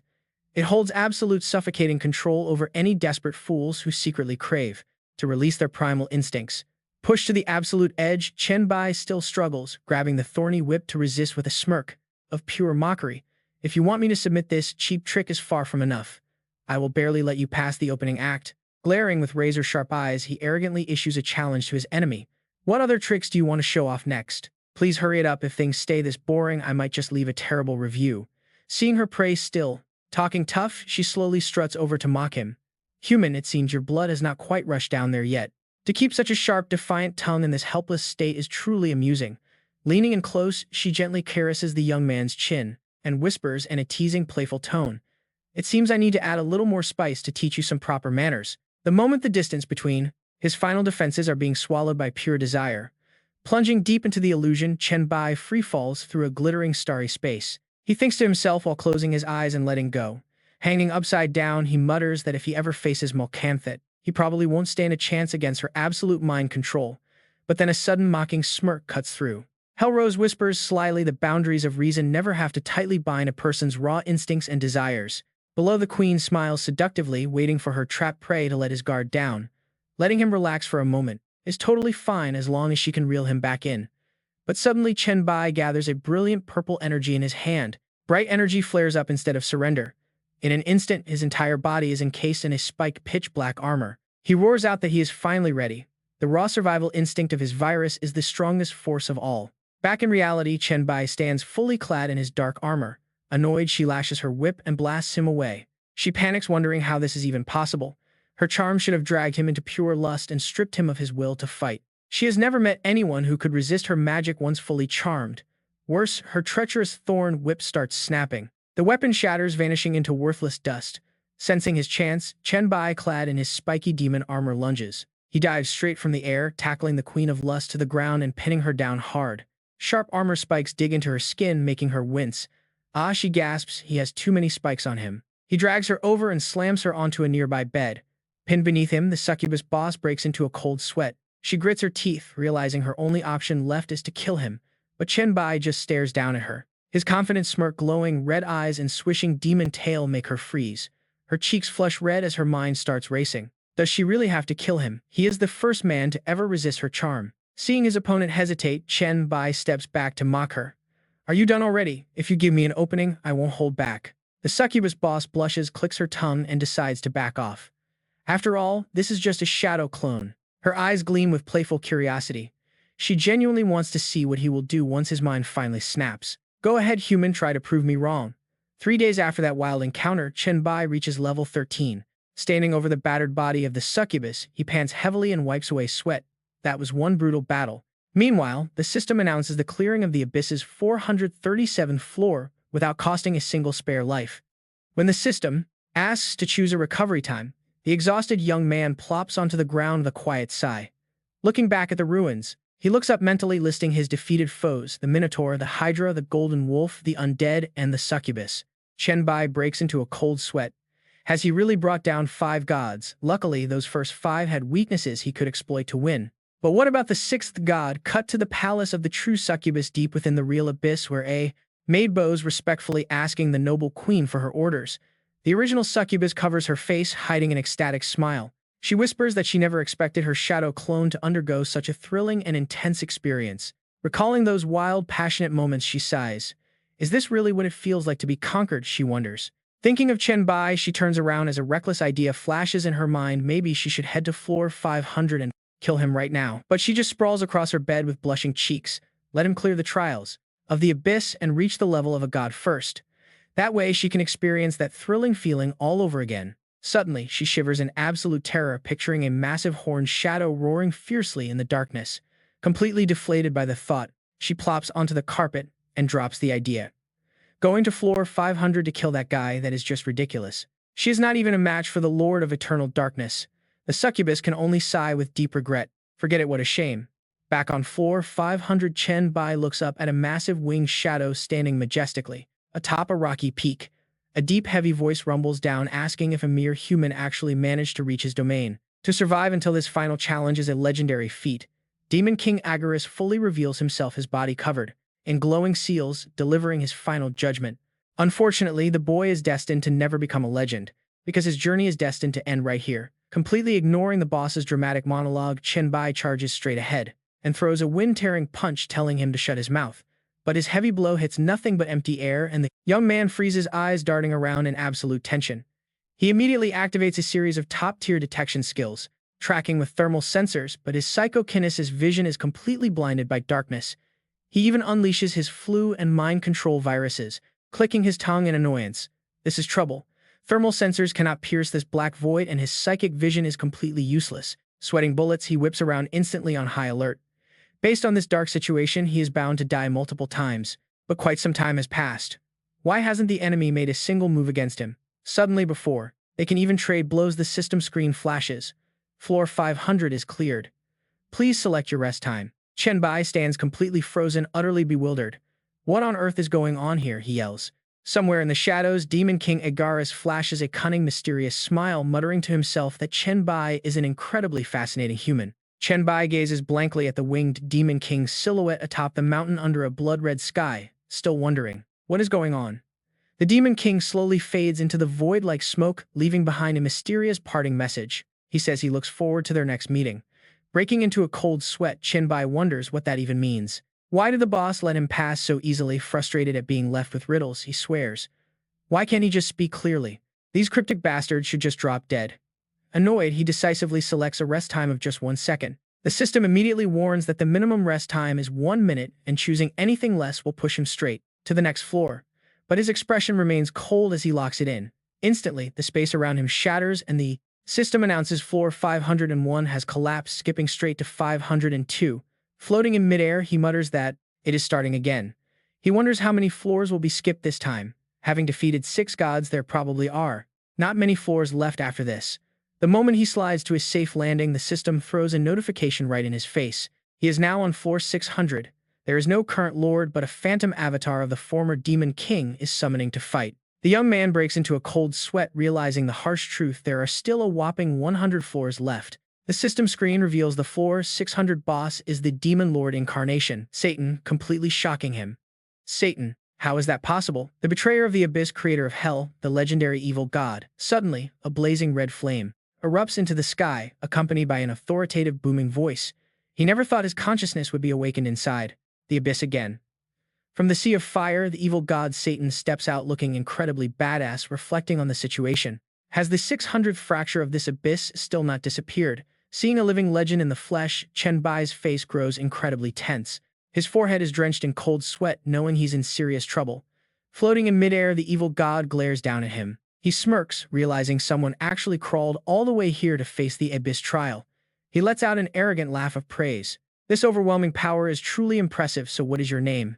Instead of showing fear, the young man just gives a smug smirk, thinking to himself that this Satan guy talks way too much. Without saying a word, he quietly waves his hand to release a dozen shimmering viruses into the air to clear his path. Up above, Satan just keeps on rambling without a care. If my real body were still alive, I would love to meet you somewhere else. Why don't we just sit down and chat for a bit, as I have never been one for senseless violence. Chen Bai stares in absolute shock, trying to process this massive piece of news, wondering if his real self is actually dead. Seeing his silent reaction, Satan's expression turns quite grim. Are you not in the mood to talk? He sneers, tossing out a challenge. Show me then. What gave you the confidence to drag yourself all the way here? A crimson blast of power strikes down, but Satan is shocked when the young man manages to block it. He wonders if his opponent can actually control hellfire, snapping his fingers arrogantly. Using hellfire to fight against my own hellfire is a smart move, but incredibly foolish. You seem to have forgotten that I am the absolute lord of hell. Instantly, roaring crimson flames wrap tightly around Chen Bai, forcing him to struggle, to grit his teeth. Damn it, he thinks he's frozen. His hellfire won't turn off. Sweating profusely, he analyzes the situation. If he doesn't use the hellfire armor, he will be forced to dodge defensively. But if he does, Satan will control it. He realizes he might need to rewind time and find another way. Watching his prey struggle helplessly, Satan looks down with mocking pity. Reaching this far only to die here is quite tragic. Perhaps we should cooperate, he suggests. Despite being engulfed in burning flames, Chen Bai scowls and asks if this is his idea of cooperation. The evil god fake giggles, covering his mouth in mock apology. Oh, my bad, my mistake, he says as the binding flames suddenly extinguish. Shaking out his limbs, the young man coldly asks him how they're supposed to work together, and Satan explains. My original body perished long ago, but I was revived by this abyss trial. Isn't this an incredible opportunity? Chen Bai immediately shuts him down, coldly pointing out that Satan is still nothing more than a mere projection. Satan patiently elaborates on his plan to bypass the system's rules, admitting it is pretty complicated to explain. Essentially, the Abyss creates projections using life imprints left by all its creatures. All we need to do is preserve this trace of life and carry it out of the Abyss. Satan smiles slyly, revealing the real goal behind this shady deal. With this, I can truly resurrect. Chen Bai raises an eyebrow in suspicion, asking a highly practical question about the price. The evil god waves his hand dismissively, promising there is no cost, just get him out of the Abyss. He even offers a portion of his underworld inheritance as a reward. Chen Bai takes a cautious step back, highly skeptical. All benefits and zero risk, he sneers he would never fall for that. Does Satan think he's some kind of idiot? Shoving his hands into his pockets, he asks how exactly he is supposed to help, prompting Satan to raise a glowing ring, calmly explaining that his entire life imprint will be sealed inside of this single object. All the young man needs to do is carry it out of the Abyss, he says gently, handing over the artifact. Once you bring me out, this ring belongs to you. Chen Bai looks at the glowing treasure with intense curiosity. Suddenly, a system screen pops up, showing off the absolutely insane stats of Solomon's double S-grade ring of the Underworld Lord. It allows summoning 72 demon gods, drastically reduces cooldowns, activates the Hell King form, and opens Hell's Gates anytime. Holding this overpowered VIP gear, Chen Bai sweats bullets and silently swears. I mean, who wouldn't be tempted by this? His common sense tells him absolutely not to trust Satan, but he's simply too weak to fight him. Unable to guess the god's true motives, he racks his brain, trying to figure out how to break this tense deadlock. Wasting no time, he slips the ring onto his finger and loudly calls out Hell King form. A highly awkward silence follows, when absolutely nothing happens. Standing there, he sarcastically asks if this legendary ring is just some cheap fake. Satan calmly replies that it does not fully belong to him, yet apologizing for having nothing else to prove his sincerity. He chuckles, explaining that since he is merely a lingering soul born from a life imprint, this ring is all he can utilize right now. Seizing the perfect moment while the god is talking, Chen Bai's demon arms suddenly strikes, slashing directly at Satan's face with a harsh rejection, declaring that he simply cannot trust him. As the wind-slitting sneak attack rushes in, the Lord of Hell only smirks coldly, then, with a single finger, he easily burns the young man's body to ashes, proudly declaring, "Did you think avoiding hellfire would save you? As long as you carry even a shred of hell's power, you can never defeat me." The young hell god collapses to the floor in agonizing pain, but quickly triggers his system to read his saved status and demands to know, "What if I refuse to cooperate with you?" Satan sighs completely, seeing through him. "Are you still testing me? Fine, I won't kill you. Because if I kill you, who knows how long before another challenger strong enough to pass the Abyss trial finally appears." Still, the devil slowly threatens, "Even so, I can easily waste my time here with you until someone else who is willing to strike a deal with me finally shows up." Glaring with cold calculation, Chen Bai clicks his tongue and seals the deal. "Fine. Being trapped here forever is no fun anyway, so I will work with you." The moment the pact is sealed, his body is enveloped in a blinding light. The system chimes. Floor 600 is officially cleared. You have conquered the trials of all the Abyss Lords, successfully completing the grand trial. Suddenly, the scenery shifts and the young man's dark boots land firmly on an ancient stone floor. Looking up to inspect this strange new area, Chen Bai mutters softly, "Is this the final chamber?" Before his eyes is a massive gloomy room featuring a stone pedestal glowing with a mysterious purple light. Approaching the treasure, he curiously guesses, "Is this the scroll of illusion?" Suddenly, countless streams of pitch-black smoke gather and slowly take shape around the scroll. Seeing this, Chen Bai clicks. His tongue looks like it will take some time to fully manifest. If so, I should take this chance to recover and get back into top shape. Checking his system with a quick glance, he flashes a sly, smug smile. Everything is normal, and even his crucial time reversal feature is still running perfectly. Turning around, he casually spins the red ring on his finger and calls out with a smirk, "You can come out now." "My lord, we have already left floor 600 of the Abyss." In response to his call, a blood-red mist rapidly pours out from the shiny gem on the ring. The swirling smoke condenses, and the majestic demon king Satan once again manifests, standing towering and imposing right behind Chen Bai's back. Satan points toward the stone pedestal, calmly introducing it. "Look, this is the true power of the Abyss Lord class change scroll." He smiles with absolute smugness, praising the young man. "Chen Bai, your legend will be sung across the myriad worlds you have completed, a trial deemed impossible even for the gods themselves." Chen Bai turns to look at him coldly, exposing the truth. "No, I didn't actually defeat you, and this was all part of your plan anyway." The Demon King quickly denies it, as the dark shadow of the Succubus Queen looms right behind him. "No, you are wrong. Just defeating Megan Thustate by itself is a truly incredible achievement. Hearing this, the young man smirks coldly, confidently asserting indeed it is. Agares, the Lord of Floor 500, is your subordinate. Satan nods in agreement. Yes, he is one of the 72 demon gods I have tamed, and the second one's true name is Agares. Raising his ring-bearing hand, Chen Bai goes straight to the point. You have already left floor 600 of the abyss, so can our cooperation finally end here? Ah, no, there is still one final step left. The evil god Satan smiles with a cunning, mysterious grin. You still haven't truly claimed the ring, nor have you enjoyed the legacy I left in hell. Right? Chen Bai narrows his eyes with deep suspicion, questioning him sharply. Will you really hand those things over to me? He smiles confidently, affirming it. Shamelessly, of course. I am a very honest devil, I promise you. Seriously, who would ever believe a lying devil? Satan's face instantly twists into a wicked grin. I promise your body will enjoy them, and I will also use it to ascend to the highest peak. Chen Bai backs away in panic, breaking into a cold sweat as he realizes the truth. His real goal is to devour my soul and hijack this body. Satan's remnant soul lunges forward to seize the young man, laughing insanely possession. Ha ha ha, I finally have the Abyss, Lord. This will be the new beginning of my dominance over the myriad worlds, and your soul is now completely defenseless, falling into a critical life and death situation. Chen Bai frantically plans his desperate escape. I must rewind time, immediately go back to when suddenly blinding burst of light explodes, blasting the demon's soul away and making him scream in agony. No, how can the soul of a mortal? Impossible. What on earth is this? The evil power on the glowing red ring suddenly fades and extinguishes completely.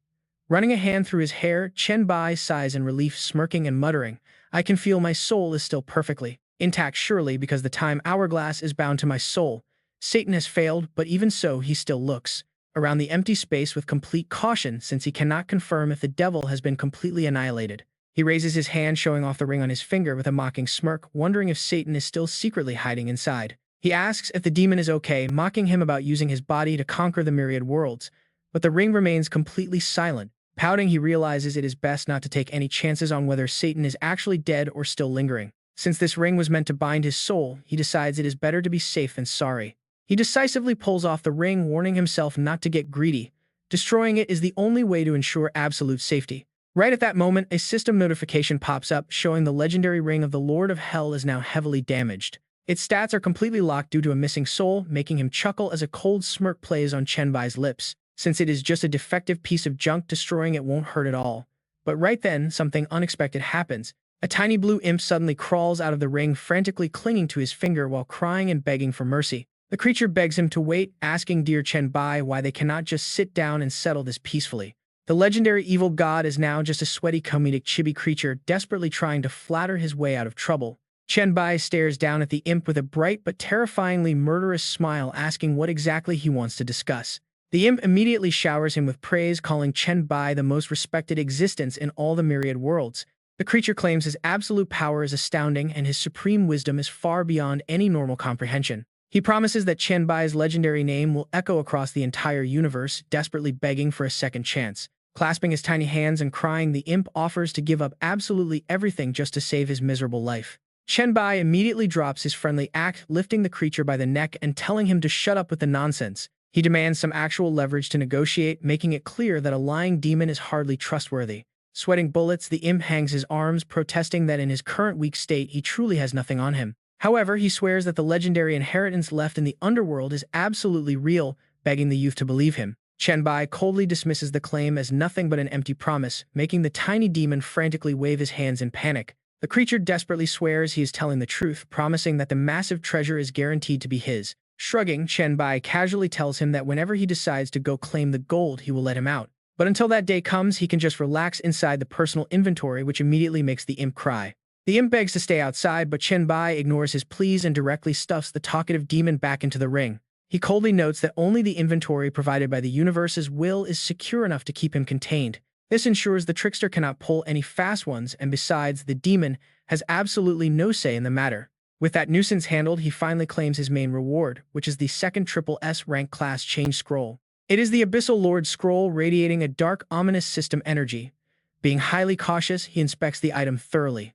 Knowing his personal bag isn't safe enough, he stores it alongside his legendary Calamity of Sentient Beings scroll. His eyes flash with absolute determination as he plans his next move, calculating exactly how to unlock his dual classes. He just needs to summon Rito and finish the quest to trigger both of his class changes at once. Arriving at a desolate wasteland under a blood-red sky, Chen Bai raises his summoning coin high into the air. He decides not to leave the abyss just yet, tossing the coin up to summon Redo on this very floor. The gold coin lands on the hard ground with a sharp ring, instantly triggering a massive explosion of light. A giant glowing coin-shaped gateway erupts behind him as the old goblin merchant Redo finally steps forward. Looking completely speechless, the old goblin strokes his long beard and complains about being brought to this god-forsaken wasteland. He grumbles that his merchant guild has branches in hell, but the brainless demons here do not understand trading. Seeing his frustration, Chen Bai flashes a teasing smile and asks if he really hates the abyss that much. Redo scowls, muttering that nobody besides brainless demons would ever want to stay in a place like this. Snapping back to business, the professional merchant demands to know why the kid has summoned him here today. That coin was meant for completing investment quests, he reminds him, rubbing his greedy hands together with a smirk. If this summon was just to ask for help, getting a replacement coin is going to cost some serious gold. Ignoring his greed, Chen Bai smiles confidently and gets straight to the point, asking if his contract is ready. He asks if the contract and the rewards for completing the investment quest are ready to be handed over. The glowing scroll shines brightly, proudly declaring that of course it has already received the absolute approval of the cosmic will. But a split second later, his eyes roll back in absolute shock. The kid just casually pulls the items out. No way, he actually has them already right. Those are 2 triple S-tier scrolls. The young man says nothing. He simply tosses a fiery red class change scroll into the air to prove it. Redo stares, completely breathless. Fascinating. This is the power of pestilence.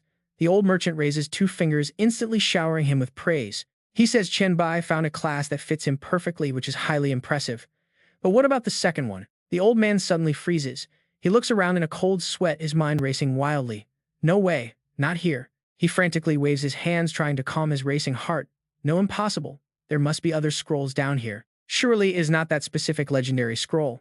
No living creature could ever grab it, not even the mighty Satan. Even he failed. Yet Chen Bai calmly tosses a pitch-black scroll, pulsing with abyssal power, flashing a smug smirk. He asks if Mr. Redo is talking about this very scroll. Seeing the legendary treasure, the merchant drops his jaw. He stutters out a forced laugh, terrified by the kid's sheer audacity, completely losing his cool as he screams, "Damn it, it really is the Abyss Lord." His face twists in frenzy, screaming about the legendary class change scroll. Suddenly, a massive wave of killing intent shaped like a burning red demon erupts behind Redo, completely enveloping them. Chen Bai jumps back, sweating bullets and high alert. Is Redo actually trying to steal the scroll from him? But a split second later, the pressure vanishes. Redo pulls down his hat, letting out a soft, knowing smirk. Back to his usual calm self, the merchant praises his favorite client, saying, "Dear Chen Bai always pulls off impossible miracles." Without wasting another moment, he decisively tosses the promised scroll over to Chen Bai to finalize their deal. "It is yours." Catching the legendary item, Chen Bai frowns, deeply suspicious of what exactly was running through the old merchant's mind.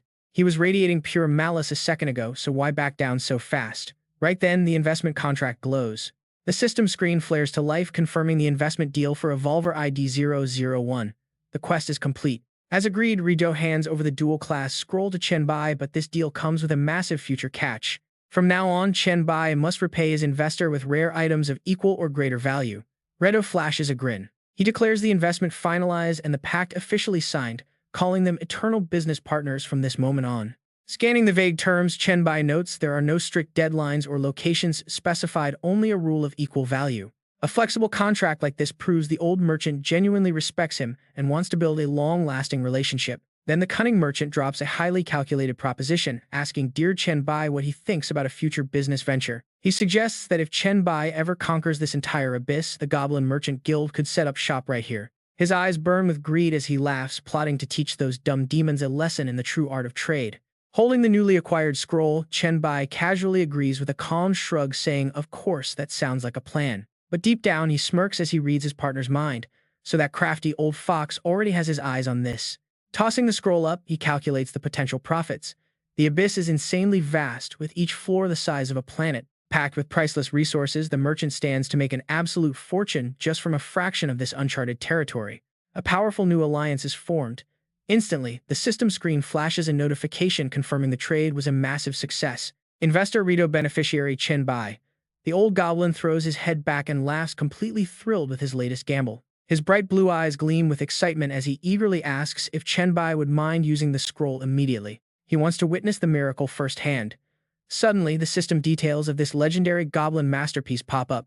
The Triple S multi-class scroll is an incredibly rare item, allowing the evolver to hold two classes at once. Both skill pools are unlocked, stacking their raw attributes. Without a single moment of hesitation, Chen Bai crushes the scroll. He happily tells the merchant he does not mind at all. Instantly, a blinding purple light erupts, wrapping around him. System alerts flash in front of him, confirming he has used the legendary multi-class scroll to break his limits. His class limit has now increased to 2.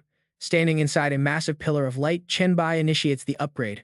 He can feel two ultimate forces fusing together deep within his soul, merging the powers of pestilence and the abyss. Meanwhile, deep within the darkness, the demon god Agurus stares down into the abyss, sensing a highly unusual tremor. He wonders in disbelief if that crazy human actually managed to conquer every single layer right before a ruined throne. Minoto, the bold demon king, clutches his head in absolute rage. Who used those dirty tricks to break his spirit? Absolutely furious over such a ridiculous and humiliating loss, his fist smashes right through his royal throne because he simply refuses to accept this defeat. Deep in the cold vacuum of endless space, two giant serpents coil together. Did we actually win the bet? The other happily agrees that they did. Meanwhile, Thu, the gorgeous queen of Kubus Meken, lounges lazily on her comfortable bed. Smiling flirtatiously, she feels the thrill of great anticipation. At the same time, Satang's remnant soul shows a wicked smirk. My great king, you have finally succeeded. He spreads his arms, looking like a man who has lost his mind. Laughing like a total madman, he screams that they will reclaim their throne together. From the very depths of hell, they will rise and rule supreme over all existence across the multiverse. But back on Earth, things are changing. A massive world-shaking notification from the cosmic will suddenly flashes on everyone's screen, leaving the entire planet completely speechless. Congratulations to Evolve player Bai for being the first to advance. The Cosmic Trial Arena is entering its next phase, unlocking regional leaderboards immediately. Now let's cut to the White Eagle Empire. Inside the Drive Ship theme park dungeon, a horrifying robotic clown with a twisted grin hunts down a player. That's none other than young Anthony Douglas. He leaps onto a rocky cliff, easily dodging the blow. The system reveals his incredible Triple S talent, the Drivet Manipulator. The mad puppet charges, firing a barrage of spring-loaded boxing gloves. It echoes with a series of creepy laughs. Spinning like a literal meat grinder, the monster tears up the surroundings. But Anthony is already making his move. Using his giant serpent tail as leverage to swing away, he smirks. He has already predicted every single step. Lightning fast, his razor-sharp tail slices cleanly through the spring-loaded fists. The robotic clown stares, frozen in complete shock. That clean strike also punctures the giant red balloon, which immediately explodes in a flash. The monster goes tumbling backward. Anthony rushes in, coiling his tail tight around the beast. I win, he proudly declares, but then the clown moves. The monster spits out a glowing rainbow-class transfer scroll. Beautiful. A trumpet sound plays to celebrate his victory. Snatching the high-quality scroll right out of midair, he wears a smug grin. Yes, he has finally made it. Standing tall among the ruins of the theme park, he raises his prize. He looks back at his rival's shadow. You were always one step ahead, he yells confidently, but not this time. I am the first to transfer. But the very second his loud voice fades, the global announcement flashes. Anthony completely freezes. The text is clear. It announces that Bai is the first to transfer. Anthony has advanced to a trickster clown, but he lost. He drops to his knees, screaming bitterly at the sky. One step behind again. Meanwhile, inside the chat rooms, Yeezy guesses that Bai must have secured a Triple S class, while other top rankers cry about their high difficulty. Their quests are just too brutal. Han Xiao, the sword immortal, strokes his chin, replying to Ding Ding's message. Yeah, he saw the new leaderboards. Back in the dark abyss, the system registers Chen Bai's successful class transfer. He is automatically assigned to the Dragon Nation with a 10-minute countdown to make any changes. But why would he change? Ignoring the warning about the high cost to change factions, Chen Bai decisively confirms his alliance. The rankings update. The global level leaderboard shines brilliantly before everyone's eyes, and sitting proudly at the very top is Bai of the Dragon Nation. Note only Evolved players who are at least level 10 and have completed class transfer can actually enter this list. Chen Bai rubs his chin, quite satisfied. He looks over his newest reward, the exclusive title of World Leader. A 20% drop rate boost. That is seriously nice. This bonus applies at the very end of all loot calculations. Grinning quite deviously, he starts running the numbers. Any other drop rate boosts he gets will also stack beautifully. Every single method he uses to increase his loot will benefit from this reward. This is a massive win. The true benefits of this leaderboard haven't even been fully revealed yet. Its overall value will only grow with time. Chen Bai lifts his hand to check his personal stats. Let's see what this new class can actually do. The system details his unique Triple S tier class, the Scourge of All Beings, which gives him control over pathogenic lifeforms. On top of that, he is completely immune to all plagues. His primary class skill is called Disease Control. Any plague-type creature or infected target with attributes lower than his own can now be completely and freely manipulated. Even better, for every single plague beast he controls, his overall class skills receive a massive stat boost. This scales up his deadly viral and fungal infections, granting him a highly consistent stream of passive bonus power in combat. Finally, his plague immunity passive ensures he is impervious to all known diseases, toxic poisons, and deadly infections. He gets some pretty sweet special perks too. As a hidden class reward, every time he acquires a new class, the player receives 100 extra free attribute points. Plus, after a successful class change, he gets a random exclusive skill tailored to his new role. Examining his open hands, Chen Bai is a bit skeptical. The bonus attributes are definitely a sweet deal, but only getting 2 skills seems a bit underwhelming. Plus, the description is pretty vague, so he figures it's best to test it himself. No sooner said than done. He reaches toward the sky and shouts, activating his new Plague Sun skill. Instantly, a massive, giant green sun rises, leaving the demons below choking, coughing violently, and crying out in absolute panic over what is happening. Before they can even process this bizarre green sun, the entire horde drops to the ground and collapses into heaps of corpses. They gasp out their final breathless words, completely clueless. Deciding that's more than enough, Chen Bai coldly clenches his fist to snuff out the deadly green glare. Old Rito strolls over, clapping enthusiastically and calling the display incredibly impressive. Within a mere 3 seconds, practically every single demon within a few kilometers has been totally wiped out. The young man modestly tells Rado he is overstating things, but the gas mask-wearing goblin quickly points to his own face, to object. Rito sighs and explains in deep detail that even the young man himself has already caught the plague. The skill is undeniably powerful, but it has one major drawback. His current mental strength simply is not high enough to fully control everything within the range of that toxic sun, meaning he has to use the ability with extreme caution. Chen Bai nods in quiet agreement. The old goblin is right. He cannot easily see what is happening hundreds of meters away, making it far too easy to accidentally hurt his own allies. Giving a sincere thank you to Rito, he understands the danger. Waving his hand to summon the system menu, he eagerly pulls up the next section to check out the Abyss Lord class.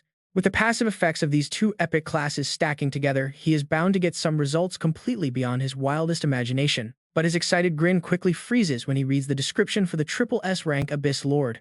Shockingly, it grants 0 attribute increases upon leveling up and is locked from further class advancements. Instead, his new abilities scale, strictly based on the number of Abyss floors he controls. Wait, no level up stats at all. Taking a breath to calm down, he swipes the panel to the side. There is no need to panic yet, he just needs to look at the skills and class passive. His first passive, Infinite Abyss, permanently boosts his current attributes by 2% every single time he levels up. Then there is Endless Abyss, which scales his maximum level cap directly to the number of active floors. Finally, Ruler of the Abyss grants him absolute dominion over every floor he conquers. On top of that, his stats get a permanent boost equal to the number of conquered floors multiplied by 1. Looking at this, Chen Bai goes from absolute shock to pure, unadulterated joy in seconds. This is what a legendary future looks like. His level cap will be hundreds of tiers higher than any normal player combined. With insane passive stat multipliers and total control over hundreds of massive territories, this setup is completely broken. He confidently taps his chest quickly, calculating the mind-blowing math. Conquering 600 floors would grant him over 180,000 stat points. Next, the active skill I Am the Abyss lets him enter any floor of the Abyss from anywhere and leave whenever he wants. Even better, as long as he does not harm any abyssal creatures, they cannot harm him either. This passive has absolute priority, meaning no control skill in existence can stop him from using it to slip in and out of the Abyss whenever he pleases. Talk about the ultimate escape card. Abyss Assimilation is another scary one, releasing dark energy to transform any object or creature into an abyssal minion. Its power scales directly with his level. Then there is the Abyss Bloodline passive, allowing him to absorb anything. This means he can simultaneously possess 9 different bloodlines at once, completely erasing any potential conflicts between them. Finally, Immortal Abyss guarantees that if he dies, he will resurrect in the Abyss, well, with absolutely 0 penalties. As long as the Abyss stands, his revival is completely guaranteed. Chen Bai smiles gently, patting the hourglass on his chest. He smugly whispers about his new cheats, escaping anywhere holding 9 bloodlines and having a built-in revival mechanic. Clenching his fist, he confidently decides that aside from the slightly vague assimilation skill, every single perk here is absolutely unbelievably broken. Behind him, the merchant Redo finally takes off his bulky gas mask with a relaxed sigh. Holding 2 glasses of premium red wine, the old goblin walks over with a knowing wink and a warm smile. He asks if his friend Chen Bai has finished sorting through all his incredible loot from today's massive haul, offering a glass of S-tier elixir brewed from the water and fruit of life. Rido warmly asks him if he wants a drink. This S-tier holy elixir is a premium drink crafted from rare life-giving ingredients, permanently boosting his stats upon consumption. That is a permanent plus 50 to all stats. The Blessing of Life also massively accelerates his wound healing speed. On top of that, he gets 30% extra experience and boosted drop rates as he happily reaches for the wine. He takes the sweet, fragrant glass from the old goblin, smirking as he eyes its massive list of stat bonuses. He praises the legendary vintage as top tier. Rido winks and casually tosses him a sparkling purple tablet. Rido explains that as his friend and partner, he should have this. The screen reveals a handy portable shop, run by the goblin, offering exclusive items and a direct line to chat with him anytime. Raising his glass into the crimson night sky, the merchant loudly raises a toast to his buddy Chen Bai and their massive joint success, plus all the great deals waiting for them down the road. Chen Bai grins and raises his own glass in return. The glasses clink to celebrate a perfect partnership. Down on the barren ground, Chen Bai takes a firm step forward. He smirks. Turns out he can directly conquer any layer of the abyss, lacking a ruling lord. Staring down into the dark depths, his cold system screen flashes a notification for the 19th floor of the abyss. Caressing his chin, he tallies his progress. Clearing floors 1 through 9 bagged him a solid 45 stat points. Standing proudly on a high rocky cliff, he confidently decides to test his luck on the 19th floor next. But instantly, a massive pillar of purple light crashes down on him, accompanied by a harsh system warning. Failed. He must clear floor 18 first. Shaking his head, Chen Bai realizes there are no shortcuts here. Since he cannot skip any floors, the young man decides to test his unique abyss assimilation skill on some gear instead. Pulling a weak rank F zombie mask from his inventory, he sighs, realizing this cheap item is all he has left. He had to dump everything else earlier just to make space for those devil bloodline potions. Without a second thought, a surge of dark purple energy flares from his hands as he activates Abyss Assimilation, wrapping the mask in dark magic. The mask upgrades to rank E with an insane lifesteal effect. However, the system remarks that this is a total waste. Using raw Abyss energy on trash gear is overkill. Chen Bai wonders what would happen if he used it on humans.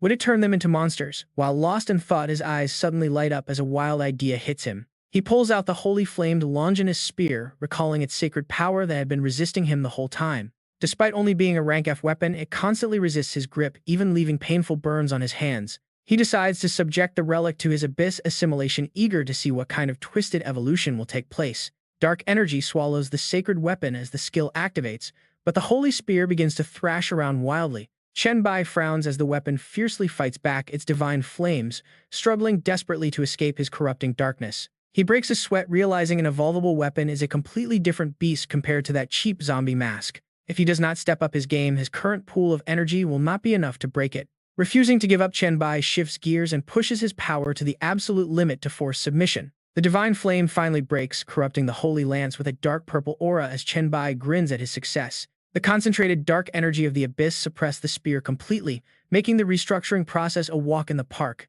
He pulls up the weapon's info. It is now a rank F Abyss Assimilated Longinus Spear, a specialized polearm. It grants +2 to all stats and a massive 100% boost to the Cry of Life skill. It feeds on the souls of slain monsters to evolve, with its current progress sitting at 0 out of 10. Now fully corrupted by the Dark Abyss, this legendary relic is finally ready for some much-needed field testing. Descending all the way back to floor 500, the mighty demon god Agaris immediately drops to his knees in submission. He begs for mercy, praising his master's glorious return.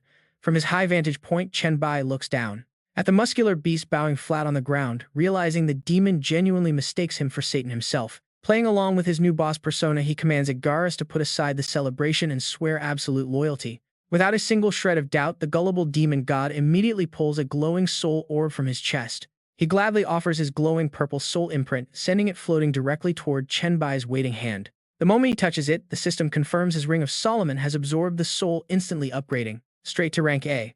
This is a massive boost befitting a top-tier servant. Now let's see what else he has. Clutching the upgraded ring, he lets out a dramatic, shameless sigh about how fragile his current vessel is. He is still far too weak. He asks if there is anything he can use right now to boost his power, and Agaris pulls out a small vial. This is a SS rank Hell Archdevil Bloodline Elixir. He offers it up, reporting that this is the only thing he currently has on hand. Chen Bai snatches the vial, acting completely unimpressed as he looks it over. It is not bad, but it is a shame that it is not a SS rank. He takes it anyway. Hearing that greedy tone, the Archdevil Auguries flinches in sudden, overwhelming panic. Cold sweat, absolute panic. Realizing he just handed a priceless item to an imposter, the demon leaps up roaring in absolute fury. "Who are you?" he demands. His real master knew all about this elixir, having given it to him to use after leaving the abyss. Flying backward on dark wings, the demon remains on high alert. He continues to question the young man, his suspicion growing. The imposter seems completely clueless about the vial. Agaris demands to know where his actual master is hidden. Chen Bai only smirks. Defeated and pathetic, he calmly claims that he is the master, now questioning why the demon clings to a lingering soul. But Agaris struggles on the ground, stubbornly refusing to yield. He glares up, declaring that no one can force his submission. His eyes glow with a menacing light. "Tell me where he is," he demands, promising to spare Chen Bai if he complies. The young man simply flaunts his ring, flashing a mocking grin. He laughs, asking if the demon has already forgotten his class. Does the Archdevil really think he can lay a single finger on him? Right on cue, a wave of dark energy erupts. Swirling around Chen Bai, the dark aura intensifies. He firmly states that he is now the Lord of the Abyss, meaning he is the Abyss itself. No creature born of the Abyss can ever harm him unless he attacks first. Faced with this absolute truth, Agaris is left completely powerless. The demon growls in frustration. "Curse you," he swears, declaring that even if that is true, he will never submit to a mere human. Chen Bai casually opens his system panel, raising an eyebrow in amusement at how impressive the old master's loyalty-binding methods are. Just then, a mini projection of the former demon god appears on his screen, greeting Chen Bai warmly. He mentions sensing Agaris nearby. "No special skills needed," he scoffs, explaining that keeping his loyalty is actually incredibly easy. For a demon of his level, the only thing he is truly loyal to is his next power-up, always looking for a way to climb higher. This brutal truth leaves both Chen Bai and Agaris staring at each other. Total silence, a painfully awkward moment. Sweating profusely, the Archdevil quickly tries to change the subject, mentioning that he just felt his former master's presence. He eagerly asks if the master is still alive. Chen Bai calmly pockets his hands, smiling and nodding that yes, Satan lives. He tells him that they might even work together under his rule in the future, but for now he must stay put and wait. In the blink of an eye, Chen Bai teleports away, arriving on the 437th floor of the Abyss inside a lavishly decorated bedroom. The stunning succubus queen gazes at him with deep affection, offering a gorgeous smile and welcoming him back warmly. She purrs that she knew he would come. Chen Bai strolls forward casually, stating his goal of finding someone who truly understands the Abyss. He wants someone to answer a few burning questions. Leaning in close, he flashes a highly charming smile to test her. He playfully asks if Her Majesty would be willing to clear up his doubts. The sultry queen moves closer with an incredibly seductive stride. She softly replies that of course she will, as he is the Lord of the Abyss with limitless potential. Looking up, she grabs her whip with a teasing glare, whispering that she is not a fan of boring conversations. She challenges him to find an exciting way to make her talk, lashing out with her familiar thorny whip. But this time, Chen Bai easily reaches out and catches it. He yanks the whip forward, flashing a sly grin. Things are getting interesting. He offers to show her his real skills, and soon the succubus queen is pinned beneath him, looking up playfully. She asks if he has any more questions, teasing that she knows far more than he thinks, but he replies that this is enough. He smiles confidently while holding the handle of the whip, noting that those questions are not very interesting anyway. He remarks that without this whip, he would never be able to hurt her. She slides her hand up his thigh provocatively. She whispers that he will have to try much harder then. Pushing him down completely, she recalls what her shadow self experienced. She confesses that her true body has been eagerly waiting for this moment to happen again. Chen Bai looks up at her with a knowing smile. He playfully teases her, asking who knows how long it will take, and if she can actually wait that long. Wrapping her arms around his neck from behind, she whispers seductive promises, saying this sweet secret is something only they should share. She trusts that he won't make her wait too long. Leaning in close, she gently nips at his collar. She whispers a playful threat that if he really loses her patience, he will be in big trouble, my dear Lord of the Abyss. Lounging together on the massive bed, Chen Bai lets her tease him, chuckling at how incredibly fun this is turning out to be. Meanwhile, inside a luxury villa in the Devil's City, a mysterious man stands with his back turned deep in thought. He sneers down at the two girls collapsed on the floor, laughing to himself that he never expected this to happen. The blonde-haired man smirks slyly, absolutely thrilled to find these two cute little beauties here, stepping forward with total confidence. He boasts his grand title as the powerful evolved warrior Wei Hao, while the two demon girls shrink back in fear. The black-haired one waves him away, warning him to get out right now before he gets himself completely killed. Instead of leaving, he raises a patronizing hand, smugly declaring they are excellent demon servants who just need some basic training. Armed with his S-rank talent called the Demon King Decree, he can absorb mental energy and turn victims into puppets. He is completely confident in his absolute control over souls, but the two girls are not about to let him celebrate. They join forces to launch a combined mental strike, but Wei Hao merely sneers and raises his hand. He casually brushes it aside, unleashing a brutal shockwave that sends both girls flying straight through the glass partition. Rubbing his chin, he acts surprised that they went straight through the wall, putting on a fake innocent face as he follows. He asks what is wrong, claiming he never meant to kill them, and pokes his creepy face in with a twisted threat. Hiding is useless, since they are destined to be his puppets, and he warns they will face punishment if they misbehave. Right in the middle of his big speech, he freezes. And honestly, you just know he is in deep trouble now. Sitting relaxed on the couch, Chen Bai holds both girls close calmly, asking them how they want this garbage to die. The girls immediately cling to him, whining that they want his claws to rip this creep apart and make him disappear forever. Wei Hao bursts into an arrogant laugh, mocking them that finding a master won't save them from becoming his servants. He promises to turn all three and force their master to watch, making Chen Bai slowly stand up as he recognizes him. He remembers this face from his past life. This is Wei Hao, the Demon King, one of the 8 city lords. He was a ruler of the 8 King City. Memories of this cunning villain flood Chen Bai's mind as the madman charges. The creep screams that he is going to play with them, but before he can even lay a finger, he gets slammed. He takes a devastating hit, spitting blood on the floor, and looks up in sheer shock, asking if he is the Chen Bai. Chen Bai coldly confirms that he guessed right, grabbing the scum by his collar and realizing the guy is complete trash. He is cruel, selfish, and a coward who bullies the weak but fears the strong, especially loving to torture his victims. Tossing the corpse aside like garbage, Chen Bai casually notes that since this guy killed hundreds of innocent people, this is a good deed. With the trash fully taken out, the pink-haired girl happily runs over and throws her arms around him in pure gratitude. She thanks her big brother repeatedly.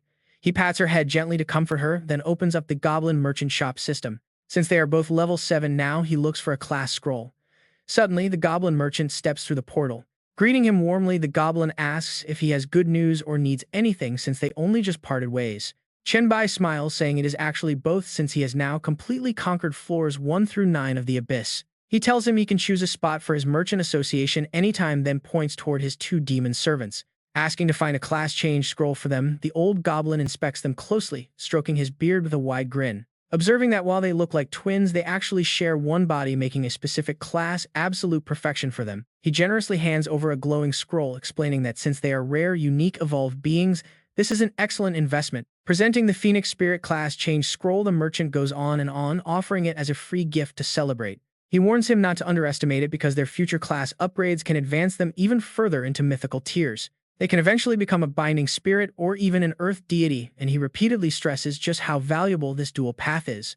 It offers 2 branches of development which could eventually make them the second dual-class users right after Chen Bai himself. Chen Bai holds the scroll, nodding in deep satisfaction and thanking Mr. Redo, who waves before slipping back into his portal, telling him not to mention it as he heads back to work.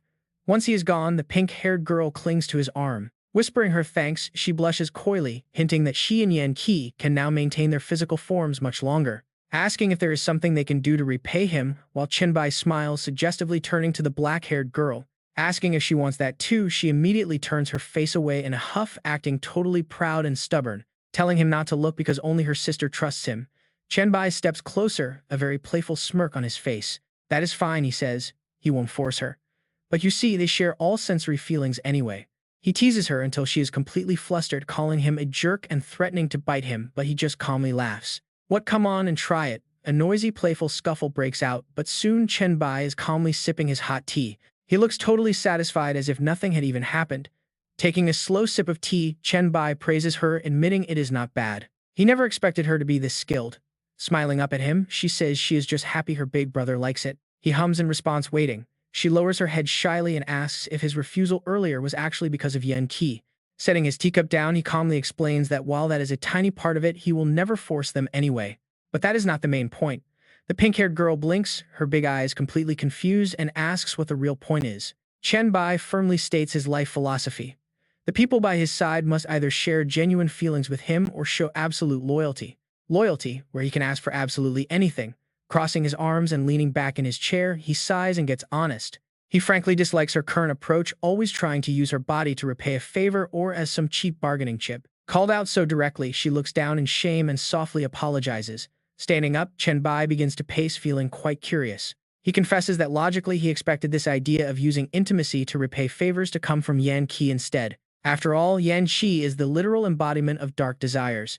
Hearing this, the pink-haired girl snaps her head up to protest. She strongly argues that having desires and striving for a better life shouldn't be classified as evil thoughts at all. Standing up with a bright smile, she reasons that if it harms no one and benefits oneself, it is actually a good deed. He cannot help but laugh at her twisted logic. Still, it is a pretty interesting way to look at things. He tells her to go train with Yan Qi, as that helps both of them. Excitedly, she promises to work hard. Meanwhile, their group chat explodes. The heir of the 5 whips is showing off, bragging about a rare item he just acquired. He bought a class change scroll, making everyone instantly jealous. The whole chat is buzzing over his incredible luck. It turns out to be an S-Rank Thunderwalker scroll. Amazingly, he got it on credit from old Rido, simply by relying on his connection as Chen Bai's close friend. Munching on snacks, Han Xiao reads the chat, deeply impressed by his friend's massive reputation. He casually drops a quick message asking if anyone can carry him through a dungeon to grind some experience. Holding his system screen, Chen Bai smirks with a calculating grin.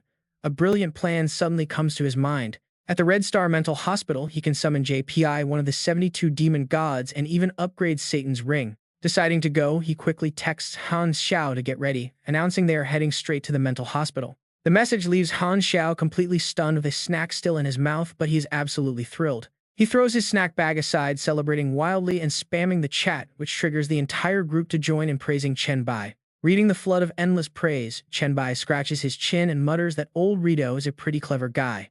The old man kept the details quiet, using the situation to help Chen Bai build up some serious street cred, while politely declining other requests to join. A girl named Ding Ding volunteers to meet him at the entrance. Chen Bai recalls that in his past life, Ding Ding was a highly famous evolver known as the Puppet Master. So he locks in the meeting. Ding Ding confidently texts back that if she cannot make it there, she has no right to stay. Before long, Chen Bai and Han Xiao arrive right in front of the glowing Red Star Mental Hospital portal. Glancing around the crowded, bustling area, Chen Bai calmly notes that there are actually surprisingly many people here today. Han Xiao stands with his hands on his hips, eagerly explaining that this dungeon entrance is no secret to anyone. Besides, since Chen Bai already cleared it once before, the place has slowly become a hot spot for everyone. Walking ahead, Chen Bai warns him to watch out for any quests related to the hospital once they step inside. Han Xiao obediently nods, promising to report any changes immediately. But just as they confidently walk forward, Han Xiao freezes. Spinning around in shock, he demands to know who is there, only to see a creepy wooden mannequin smiling stiffly. The creepy doll pokes him, leaving Han Xiao frozen in sheer terror. Then a mischievous laugh echoes from nearby. A vibrant red-haired girl peeks out from behind the wooden puppet. She steps forward to the crowd of wooden mannequins. With her hand on her hip, she greets them with massive energy, introducing herself as Ding Ding. Han Xiao grimaces. He complains, asking why she is scaring him instead of Chen Bai, accusing her of only bullying the weak. Ding Ding retorts that trying to scare Chen Bai would probably turn her precious puppets into dust instantly. So of course she has to pick on Han Xiao. Chen Bai, however, coldly chimes in to correct her statement. If he had felt even a speck of hostility, her little wooden toy would have been reduced to splinters. Chen Bai smiles, completely ignoring the corny comedy act about being a tough man of steel. He announces that since everyone is here, they should begin, but just as they step forward, a bald guy runs up out of nowhere, telling the 3 of them to wait, leaving Han Xiao looking back completely confused. He asks what is going on, and the bald guy confidently gives a thumbs up, introducing himself as Ah Long. Hearing the completely unfamiliar name, Han Xiao and Chen Bai just stare at each other blankly and repeat his name. Seeing the awkward vibe, Ding Ding stands with her arms crossed, hugging her doll, to explain that the last 2 normal dungeons and a hell-level dungeon in the demon capital were both cleared by him. The bald guy smugly spreads his arms wide. He boasts, telling them to call him Brother Long, claiming very few here can actually clear this crazy dungeon. He claims the Hong Tin Asylum is nearly impossible to beat, but his team is one of the elite few. Since some of his teammates are busy, he invites them to join, but Chen Bai just smiles and politely declines. He tells him 3 is enough silently, noting that while the guy has no ill intent, his confidence is unreal. Sweating at the direct rejection, Ah Long tries hard to convince them, warning that going with only 3 is reckless. Even the elite chat group 01 members run a party of 4, so why are they looking for trouble? Hearing this, Han Xiao gives him a sharp, annoyed glare, asking if he even knows how to talk. Just then, a lackey rushes over to whisper that this guy looks exactly like the throwing knife master from that viral dungeon clear video. The bald guy breaks into a cold sweat, staring intently before realizing his sidekick is absolutely right. Mortified but trying to save face, he stammers that he is not great with words, taking back his invitation. Seeing him back down, Han Xiao shrugs it off, deciding not to take the awkward interaction personally. He tells him he seems decent enough anyway, then turns to wave goodbye as they head into the dungeon portal. As they disappear through the glowing portal, the lackey nudges Brother Long, asking if he saw that too. The bald guy strokes his chin, nodding that he recognized him too, and certainly was not mistaken. Seizing the moment, he brags to his lackeys, asking if they heard that even the top-tier expert called him Brother Long. He promises that following him will guarantee them major fame. Meanwhile, inside the haunted asylum, Chen Bai looks around at the spawns. Hands in his pockets, Chen Bai looks at the weak, scattered monsters and decides to let the others have some fun. Since these small fry barely give any experience, he steps back as an eager Han Xiao rushes forward. Han Xiao eagerly unsheathes his glowing sword while Ding Ding throws her creepy doll, launching a coordinated aggressive attack. Watching from the side, Chen Bai looks down at his glowing ring, a subtle smile creeping onto his face. Remembering his extra help, he immediately summons the black-haired female ghost Yan Qi, who creeps out with a bloodthirsty smile. Absolutely thrilled for a slaughter, she immediately rushes toward the pack of monsters, her eyes glowing with pure bloodthirsty excitement. She decides to try out a brand new skill on them, leaving Chen Bai standing there completely caught off guard. Seeing hellish flames erupt around Yan Qi, he raises an eyebrow in surprise, wondering where she learned such a skill. The hellfire aura radiates heavily from her, and looking down at his Satan ring, he immediately pieces it together. After leaving the abyss, he had purposely sealed the demon god's soul fragment inside the ring rather than using his regular inventory. Stroking the ring with a smug smile, he realizes the demon is likely trying to get on his good side. Deciding it is time to ask him a few questions, Chen Bai temporarily unseals the ring's shield to establish a connection. He immediately demands to know if Satan taught her that skill, and a tiny blue holographic demon pops up. The spirit immediately flatters Chen Bai, highly praising the girl's incredible talent and her exceptionally pure dark malice. It apparently even surpasses the native denizens of hell, as Yan Qi absolutely tears through the monster horde. Sweating nervously, the tiny demon god sheepishly explains that her potential was simply too rare to ignore. He apologizes for acting without permission, reminding Chen Bai that the ring's seal had cut off all outside communication. Getting straight to business, Chen Bai tells him he will temporarily unseal the ring when the time is right. Then he shifts the topic to get down to business, asking the demon god if he can sense Han Xiao's unique bloodline. Floating there, Satan watches the monsters get absolutely shredded, asking if he means the child with hellish blood. Stroking his chin thoughtfully, the demon notes he senses much more, including a strange aura radiating from this dungeon. Chen Bai smirks with absolute confidence, confirming that investigating this exact mystery is why they came here. Chen Bai walks calmly among the monster corpses. Yan Qi dusts off her hands, reporting they cleared the area. Time to go deeper. She curiously points at Ding Ding's doll, asking who she is, as Chen Bai smiles. He explains that she is an evolver just like them, though she is currently trapped in a rather strange and unique physical doll form. He turns to his eager teammates, instructing Yan Qi and Ding Ding to leave 10 monsters alive for his next plan. He has a specific use for them. Yan Qi crosses her arms, looking extremely annoyed by the restriction. She hates leaving enemies alive, but Han Xiao excitedly steps forward with open arms to explain instead. Chen Bai is going to summon Zephyr, the 16th demon god of the Pillars. Once they defeat the dungeon boss, the real main event begins, leaving Ding Ding sweating with massive fear. She stammers in absolute terror about summoning a demon god, but Chen Bai casually waves his hand and tells her to relax. The maximum level in this dungeon is 12, so Zephyr's power will be heavily restricted upon arrival. Even if the hidden summon pushes the dungeon difficulty straight into Hell tier, they are perfectly safe with him leading the entire squad. Despite having top-tier protection and guarantees, Ding Ding remains completely pale, terrified of facing a legendary demon god under Hell-tier conditions. Han Xiao teases her fear. She bites her lip, claiming she still places all her trust in Chen Bai.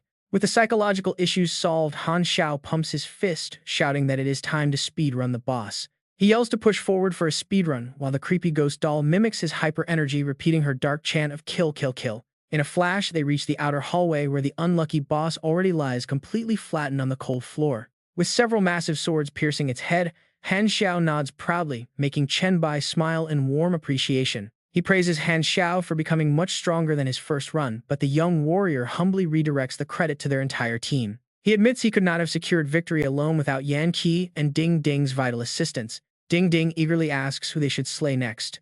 Chen Bai only sighs, whistling for them to stop. He orders his summons back to rest inside the ring, leaving Yan Qi pouting and utterly stunned by his sudden strict command. Ding Ding giggles at the ghost girl's sudden grumpy departure before they quietly head deeper into the dark facility. They enter a dark, eerie secret chamber covered in bloody magic circles, making Ding Ding shiver with absolute dread. The heavy air reeks of copper blood and bizarre magic energy, but Chen Bai merely looks at the bound beasts and praises Han Xiao. He thanks him for securing the beasts. Han Xiao scratches his head, admitting his control is still rough. The delicate flow of mental energy is hard to master. He believes Chen Bai's power is just too massive. Chen Bai agrees with his theory, admitting it makes perfect sense before retrieving a glowing magic coin from his pocket. He holds up the shiny coin, flicking it high into the air with a swift snap of his wrist. Immediately, blood begins pouring from the monster hung upside down on the cross, soaking the floor directly below. Fierce magical lightning strikes the wooden posts, painting the entire chamber in a terrifying bloody crimson glow as they wait in silence. They watch the horrifying ritual in tense silence. Suddenly, the system screen flashes a crimson emergency warning. A hidden condition has been triggered inside the hospital, instantly upgrading the dungeon difficulty to a unique hell tier. A massive, terrifying hand tears straight through empty space, accompanied by a deep, thunderous growl, echoing out to greet the shocked team. The entity declares its supreme displeasure, and lightning crackles as the majestic demon god Zephyr finally steps forward. The giant demon god rages, asking how they dare offer such inferior, low-tier creatures as a sacrifice to him. He demands a proper sacrifice to soothe his terrible mood, immediately threatening to claim their lives right on the spot if they fail. Han Xiao sweats bullets under the crushing pressure. This aura is truly on a different level. The demon lord hovers in midair, silently glaring down at the fragile humans standing before him. Suddenly, Zephyr locks eyes with Han Xiao, grinning wickedly as he detects his own bloodline flowing inside a mere fragile human body. He mocks the human for inheriting his power. Han Xiao's blood boils and he demands his sister back. He glares up and roars his questions, but the arrogant duke only sneers back with utter disdain. He laughs, mocking the boy. How dare a mere insignificant mortal speak to a god with such a complete lack of basic respect? Zephyr warns that sharing his bloodline yields no mercy, instantly unleashing a crushing gravity that pins Han Xiao to the floor. Just as Han Xiao struggles to stand, Chen Bai steps forward, placing a reassuring hand on his shoulder. Standing tall before the majestic demon god, Chen Bai only smirks, deliberately mispronouncing the Dark Lord's legendary name. He speaks with pure provocation, asking if he is Jape, why he ignores his friend's question, and if he is deaf. He squints with a sly smile, repeating the insult just to make sure it hits home. Completely enraged, Japai floats up into the air, growling at this arrogant and foolish human. His glowing eyes flash with rage as he bares his sharp, threatening claws, swearing to make the boy regret his mistakes before dying. Chen Bai just smirks in response, speaking in demon tongue to mock him directly, asking if demons are not supposed to be cunning and highly intelligent. He wonders if this guy is just mutated and stupid. Right then, Satan's illusion pops out of the ring to flatter him. Addressing him as Lord Chen Bai, the spirit flatters him, saying this fool has no idea what legendary power he is facing. Insulted, Japai crosses his arms and interrupts with absolute disdain, mocking him for playing mysterious games with a mere ring. He warns him not to get cocky just because he knows some demon tongue, but his trash talk suddenly stops dead. His eyes lock onto the youth's hand. Chen Bai casually raises his hand to show it off, acting completely nonchalant. He claims it is just a basic ring, mocking the great Japai for overreacting. The demon god breaks into a cold sweat. He mutters in complete shock, unable to believe his eyes. Seizing this exact moment of hesitation, Chen Bai charges right in. He unleashes a vicious hook kick directly to the demon god's jaw. The lightning-fast strike lands cleanly, sending him flying backwards. Japai crashes face first, tearing up the dirt as he skids across the ground. Chen Bai lands gracefully and crosses his arms. He mocks the demon, asking if he forgot his threat to kill them while standing around getting beaten to a pulp. Japai coughs violently, dragging himself out of the rising dust. Behind them, Han Xiao draws his sword, sweating in sheer anxiety. He prepares for a brutal showdown. But instead of fighting the proud demon, God suddenly drops to one knee and bows. He begs for mercy, apologizing deeply for his extreme disrespect. This insane plot twist leaves Han Xiao and Ding Ding completely speechless. Even the summoned puppets stare in disbelief. Chen Bai just stares down at the kneeling demon, delivering a cold, mocking provocation. He tells him if he is only bowing out of fear of the ring, he should just go ahead and attack. Japai looks up, his face twisted in absolute panic at the thought. The young man waves the ring as a bribe. He dares him to take his life and claim the powerful ring. Satan floats out, suggesting he let the matter drop. But Chen Bai refuses to rely on Satan's reputation to win his battles. Satan praises his master for being so noble. Japai remains kneeling, muttering in quiet resignation that since this is the ring of his lord, he must obey the command. He suddenly stands tall, unleashing a massive torrent of purple flames around his body as he prepares to fight with everything. The demon unleashes his legendary Hellfire of Desire. Unfazed, Chen Bai channels his system, Plague Power, a green light glowing bright. He smirks, welcoming the challenge. Seeing this strange, glowing green energy, Japai hesitates, completely confused by what he is seeing. Seconds later, the demon clutches his chest and collapses as his purple hellfire flickers out. He screams in absolute terror. He demands to know how a mere virus could possibly bypass his Hellfire of Desire. The toxic plague rapidly ravages his demonic body, forcing him right back onto his knees. He weeps and begs, pleading with his lord to spare him. He desperately begs for mercy. Satan's illusion appears next to Chen Bai, sighing at how easily the demon gave up his will to fight.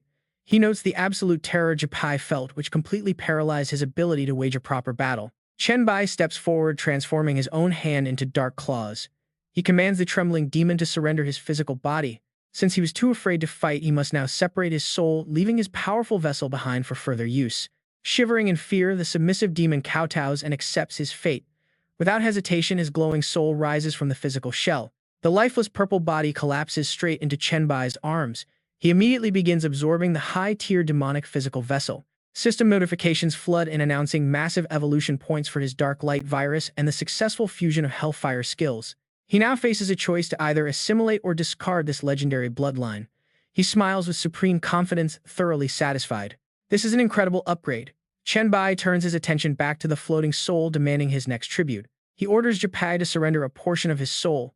The submissive spirit bows, calling it his ultimate honor to serve. The demon pulls a glowing purple orb directly from his chest, carefully guiding the soul fragment into the black ring.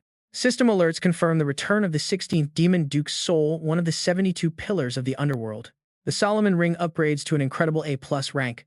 With the threat resolved, Han Xiao rushes over in a panic. He eagerly asks about his missing sister.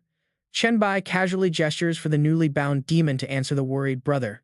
Pai reveals she is currently in hell under the name Rika, assuring them she has been given top-tier cultivation resources and her freedom, but I do not know her exact location yet. If I hear anything, I will let you know. Chen Bai crosses his arms and raises an eyebrow, asking if that means he treated her well.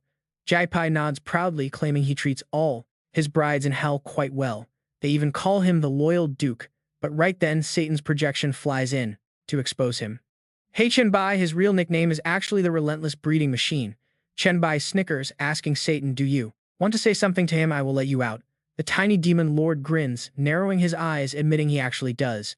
Chen Bai nods and calls out the giant demon's name, Pai. The moment the tiny projection appears, Pai cheers with joy. He asks if His Majesty is truly here.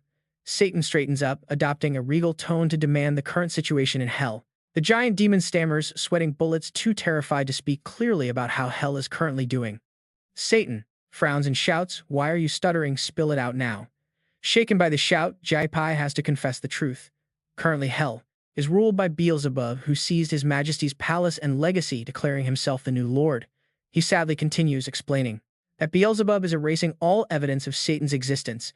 Many newborn demons do not even know his name anymore. Hearing this, Satan gnashes his teeth in absolute fury. How dare Beelzebub do this? The tiny demon lord grumbles in frustration. He bitterly asks if hell has truly forgotten him. Kneeling Pai explains that due to Beelzebub's relentless propaganda, the demon world now worships him as the greatest emperor, the sole leader destined to guide them to ultimate unmatched power. He sighs and adds that only the 72 pillar demons who once followed Satan still remember him, but they must remain silent or temporarily submit. Hearing his kingdom is completely gone, Satan huffs and crosses his arms, deeply annoyed. Beside him, Chen Bai puts his hands on his hips and teases him about being the former lord of hell, making the little demon frown. He snaps, stop teasing me. Getting back to business, Satan seriously asks Pai about the other demon gods currently in hell. Pai respectfully reports that besides Beelzebub, the only ones he knows are the fallen angel Prince Lucifer, along with Vasago and Paimon. However, both Prince Lucifer and Vasago were thrown into prison because they openly stood up and rebelled against Beelzebub's new rule. Hearing this update on his loyal old allies, Satan frowns and nods. Then Chen Bai finally steps in and speaks up. He orders Pai to return, telling him to keep a close eye on everything and report any movement in hell immediately from now on. The demon submissively bows, saying yes before vanishing. Suddenly, a system notification pops up for defeating a hidden boss, but it grants 0 experience points. Chen Bai clicks his tongue, noting that since Pai did not actually die, it makes sense. Right after, a notification for completing the hidden hell-level dungeon rewards him 10,000 experience points, making him think. He rubs his chin, calculating. The extra bonus experience isn't much, but the accumulated pool from his class change is massive. It already pushed him directly to level 12. Suddenly, a golden level-up light flashes, signaling he has reached level 13 with massive stat boosts. The young man stretches, placing his hands behind his neck to relax. After all, things turn out quite well for him. Done with his business, he turns to his friend who had been watching the drama. Han Xiao, how did your quest go? Han Xiao startles, remembering his own progress, and quickly opens his system panel to check. Let me see. The moment the window pops up, notifying him that the S-tier primordial demon quest is complete. Han Xiao cheers with joy.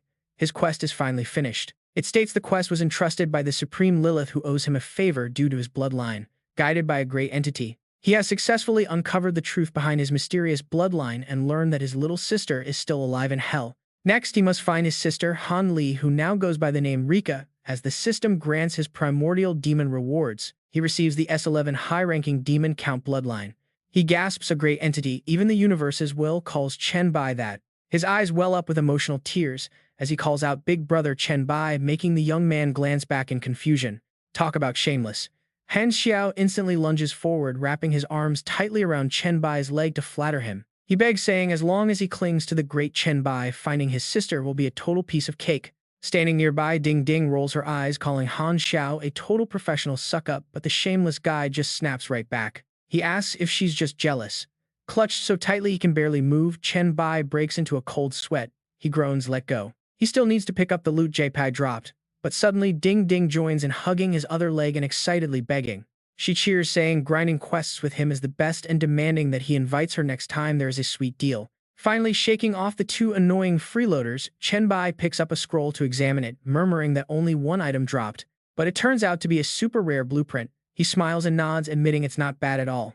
As he reads, his eyes suddenly widen in pure shock. The system details a legendary S-tier blueprint for the Hellfire Wings requiring Abyssal Flame, Abyss Phoenix Wings, and a Fire Core to craft it. He smirks. Wings, the absolute rarest type of gear. Looking up at the mental asylum, he sighs. This place is a gold mine, since his last visit also dropped a neat blueprint. He recalls dividing up the loot. The class change scroll goes to Han Xiao for his demon bloodline, and the skill goes to Ming Ming. Black Crow also helped out, so this gear belongs to him. Glancing at the system alert, he needs demon horns, abyssal fire, and black crystal to craft the shepherd horn armor. He strokes his chin, calculating that he only needs one more material for that blueprint. With things settled, Chen Bai turns to invite the others, planning to take Yan Qi for some XP. Do you two want to tag along? Both immediately agree. Why would they ever turn down a sweet power leveling session like this? With the deal sealed, he asks if there is any crowded spot in the demon capital with level 15 monsters. Han Xiao rubs his chin thoughtfully, asking for a moment to think. Just then, bald Ah Long pops up, waving and calling out to Chen Bai. He eagerly points out that Lujiako outskirts used to house high IQ geniuses before the apocalypse, so now it is full of psychic monsters. It is highly crowded, and the outskirt level is already 13, meaning not many people dare to go there yet. Receiving prime intel, Chen Bai nods and thanks him. The bald guy waves it off modestly, calling it a small thing, preparing to fly. Chen Bai instructs Han Xiao to use psychic energy to block the wind pressure for the two of them so they can travel fast. Han Xiao and Ding Ding agree. He powers up and rockets into the sky like a missile, pulling them along, making Ding Ding scream with absolute excitement, while Ah Long shields his face from the massive wind. The surrounding crowd watches in utter awe, speechless at this incredible display of mobility, while the bald guy breaks into a cold sweat. Immediately, Ah Long turns to flex and brag. Did you see that? Even the strongest evolver had to thank me. Do not hesitate any longer. Whoever has skills, sign up now. Big Brother Long is carrying you through a dungeon today. In a flash, the trio arrives at Lujiako outskirts, where swarms of zombies crowd the walls and streets. Landing on a rooftop edge, they quietly observe the massive farming ground below. Chen Bai smiles in satisfaction. High-level zombies are everywhere, making this place truly a perfect spot. He warns his two followers to keep their distance and stay within the range to receive experience. Han Xiao beats his chest, promising no problem, while Ding Ding smiles brightly. Sure, Big Chen Bai. Meanwhile, the Phantom Yan Qi pops up eagerly, begging to join the slaughter. Right after Chen Bai free falls from the roof, he calculates that using Solar Plague at full power would clear them instantly, but it would probably kill Yan Qi and his friends too. Landing on the ground, he decides to switch tactics, choosing to practice other skills he has not fully mastered yet. Instantly, a spiked black armor wraps around his entire body. He mutters that first is the form created by the temptation of Xin Manius, enhanced with a blacklight virus, which he temporarily calls full body enhancement. His own armored fist erupts with a bright murderous purple fire. This is his new Hellfire. The system screen announces that the S-Rank Hellfire has activated Burning Desire, boosting all stats by 50% for 3 minutes and burning enemy souls with a 10-minute cooldown. Now fully charged with raw power, Chen Bai grins dangerously, deciding to start off this farm with just a single punch. The Burning Desire skill activates and a single lightning-fast strike completely wipes out the battlefield. A terrifying, purple shockwave spreads, leveling everything in its path. Watching from the rooftop, Han Xiao drops his jaw in sheer terror. Oh my god, just one punch. Instantly, Han Xiao uploads the clip to show off this #1 power. Ding Ding adds a comment about the monster levels, making Black Crow scream with jealousy and demand to delete the messages. In the chat, Sword Immortal weeps, asking if Big Brother's basic attack is as strong as his own ultimate skill. Han Xiao proudly clarifies that this is merely a basic skill. Meanwhile, back at the Yan family mansion lobby, Chen Bai casually announces to the two ghost girls that he has finally leveled them to level 10, so they should prepare for their class change. After that, he tosses the scroll into the air, leisurely waiting for the result. As soon as the two ghost girls touch it, a blinding light bursts out, making them gasp at how bright it is. Chen Bai sits quietly propping his chin and watching this strange phenomenon. He wonders if this is some unique class change process. The area affected by the class change power is being slowly assimilated by them. As earthbound spirits, they seem to be binding themselves to the mansion. The figures of the two girls hovering in the air begin to merge and envelop the entire building. Just then, the mini archdemon Satan pops up again to flatter him, agreeing that this earthbound spirit class was truly made for them. He flatters Chen Bai, praising his outstanding judgment. He then proposes using Slane's primordial power to enhance the hellfire. With such sharp judgment in nurturing subordinates, his master's future is bound to be will stand at the absolute peak of the gods. Chen Bai flops onto the sofa, cutting him off to stop the useless flattery. Ever since he started power leveling them, he warns Sa Tang that he knows exactly what kind of scheme is cooking in his head. Sa Tang just chuckles and plays it off, praising Chen Bai's sharp mind. With the boss being this smart, there is really nothing left to worry about. With his supreme wisdom, surely he would never sell him out to that traitor just for some cheap benefits. Seizing the chance to bring down his enemy, Sa Tang points out that a traitor can never be trusted, whereas his own long-term value to the master is far greater than that traitor. Chen Bai drops the demon god onto the floor with a heavy thud, replying dryly that he just temporarily does not want to deal with Boobap yet. Giving him a sideways glance, he adds that he has yet to see much real value from him anyway. Walking away, he warns the demon not to wander around this floor. He adds that most of his gear is already stored down in hell anyway. Auguries should still have a few things. Stroking his chin, he wonders what resources he is actually lacking right now. He needs a phoenix wing, a fire core, and a black crystal. Hearing this list, Sa Tang's eyes instantly light up with excitement. He nods eagerly, confirming that the guy definitely has the black crystal. Looking at the two girls glowing brilliantly, Chen Bai nods in approval. Once they complete their class change, they will take another trip down to the abyss. Clasping his hands behind his back, he plans ahead. Down in the abyss made contracts with him during the trials. Maintaining a solid relationship with them is going to be absolutely vital. He is not sure about the others, but he definitely knows how to get on the Hydra's good side. Suddenly, a class change notification rings out. They have successfully become earthbound spirits tied to the Yan family villa.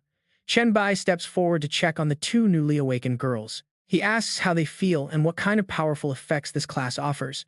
The pink-haired girl Yan Shui happily brings up her status screen. She excitedly tells him to take a look.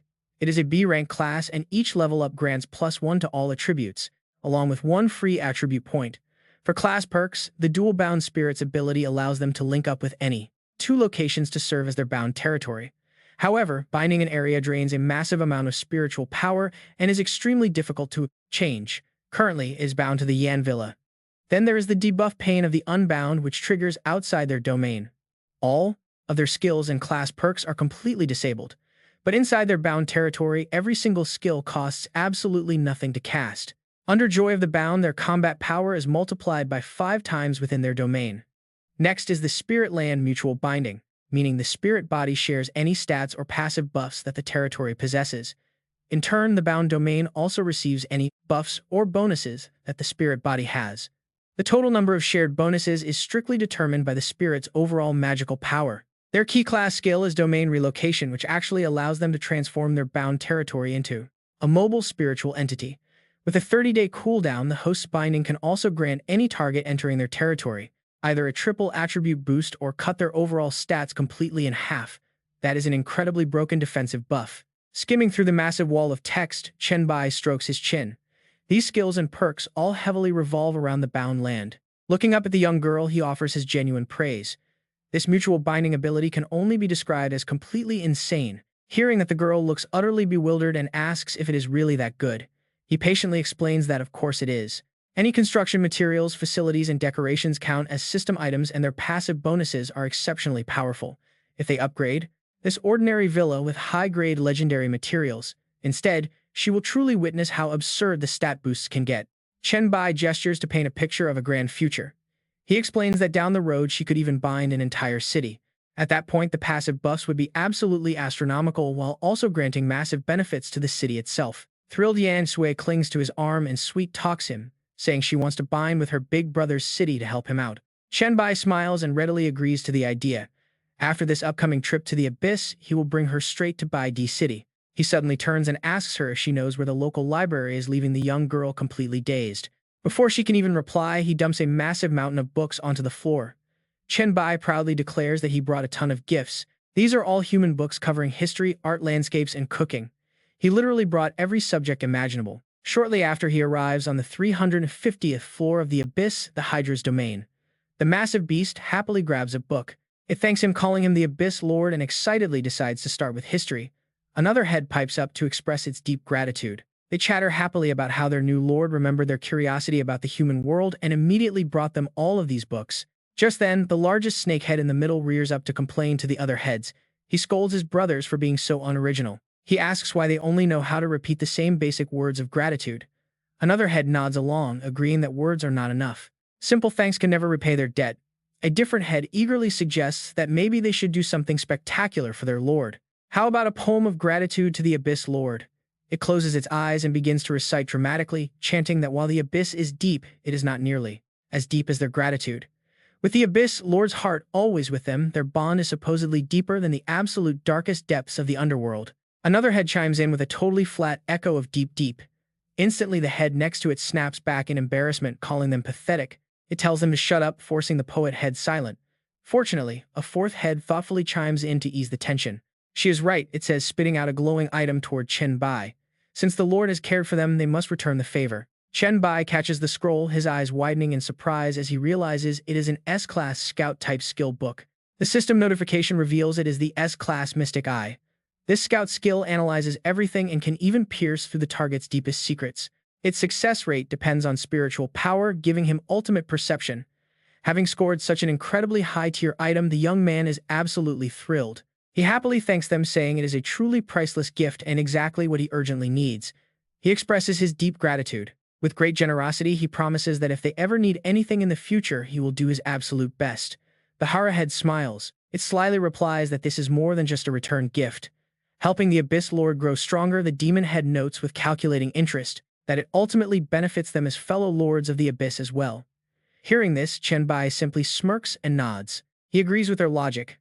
At that exact moment, the system confirms he has successfully learned the S-Class Mystic Eye skill. Right after, he teleports straight down to the 500th floor of the Abyss. His little demon pet flies around to report his success. Just as ordered, the little demon informed the target about Beelzebub usurping the throne. Now there is absolutely no doubt that Egoris is on their side. The little demon happily hands over 2 sparkling items, proudly announcing that all the goods are right here, including Egoris's divine-grade Hellfire. He offers a flattering, squinty-eyed smile while presenting the highest-grade black crystal. Suddenly, a furious roar echoes from deep within the Abyss. The demon vows to absolutely tear that traitor Beelzebub apart. Hearing the distant raging screams, Chen Bai can only stand there utterly speechless.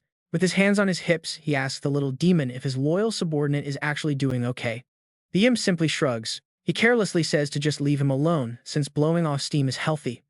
Meanwhile, back in the real world at the Yanra Villa, Chen Bai lays out his crafting materials on the floor, listing the horn of JPI, the fire of Agaris, and the highest-grade black crystal. Rubbing his hands, he prepares to start now that everything is gathered.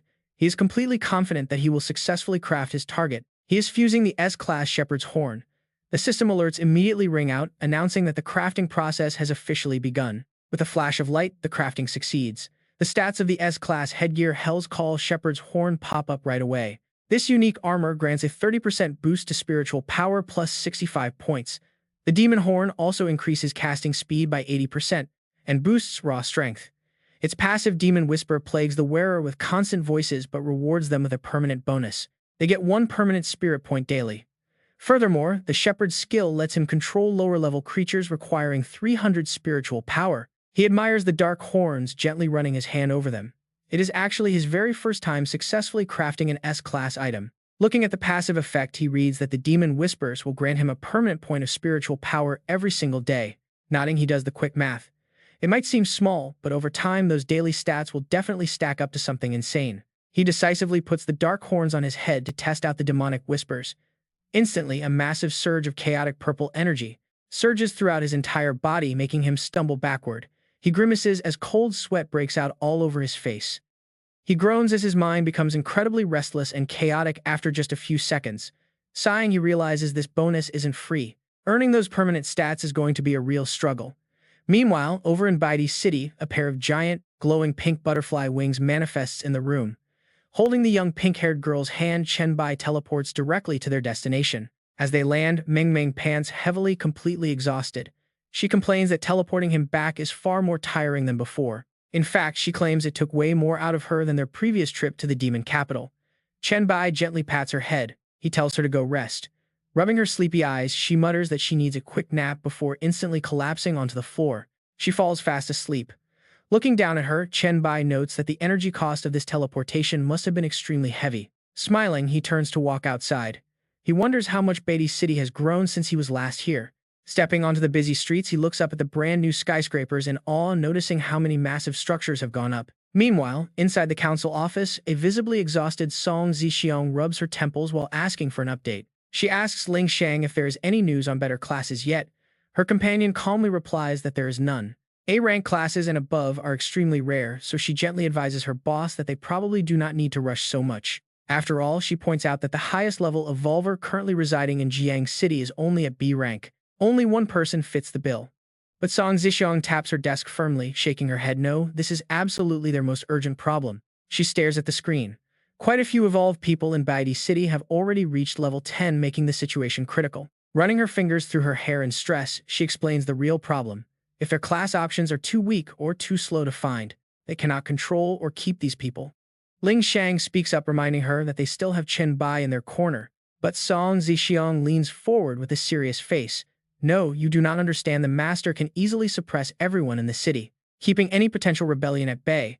But she frowns with deep worry. What about the rest of them when he is away? Pacing the room, she analyzes the situation.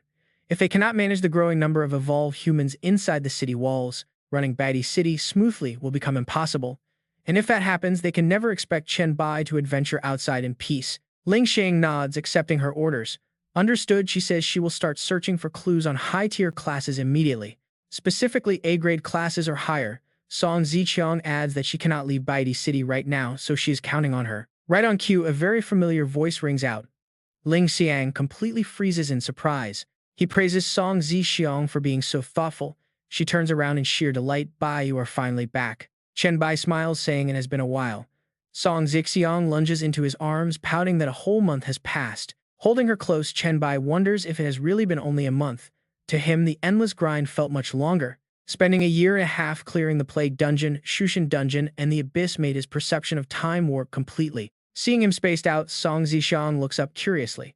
Chen Bai quickly smiles it off, assuring her that everything is fine. She excitedly suggests having Ling Xiang gather everyone right away. He happily nods, giving them the green light. Moments later, a stunning lineup of gorgeous women in silk attire stands before him, greeting him in a sweet, unified voice. They welcome him back. The blonde girl steps forward proudly, announcing she has finalized all the rules and regulations for the city. The only thing left to set are the rules for his personal room, which they promise to follow without question. Another secretary leans in close, teasingly mentioning that their intelligence system has not updated his stats or skills in a while. It is high time they get an update on his current physical condition and powerful new abilities. Two girls nearby blush, welcoming him back and noting how incredibly hard he must have worked during his time away. They tell him to relax today. Chen Bai smirks in pure enjoyment as Song Ke aggressively steps forward with high energy. She proudly declares that she will show him how amazing she has become, but before she can even start showing off, her eyes widen in absolute shock. Chen Bai delivers a playful smack to her backside, teasingly asking if she is really that great. He jokes about her getting cocky after just 3 days. Rubbing her rear, she lets out a loud, dramatic whine. Watching the funny banter, Song Zixiong proudly explains that everything in this mountaintop core area was meticulously designed by them.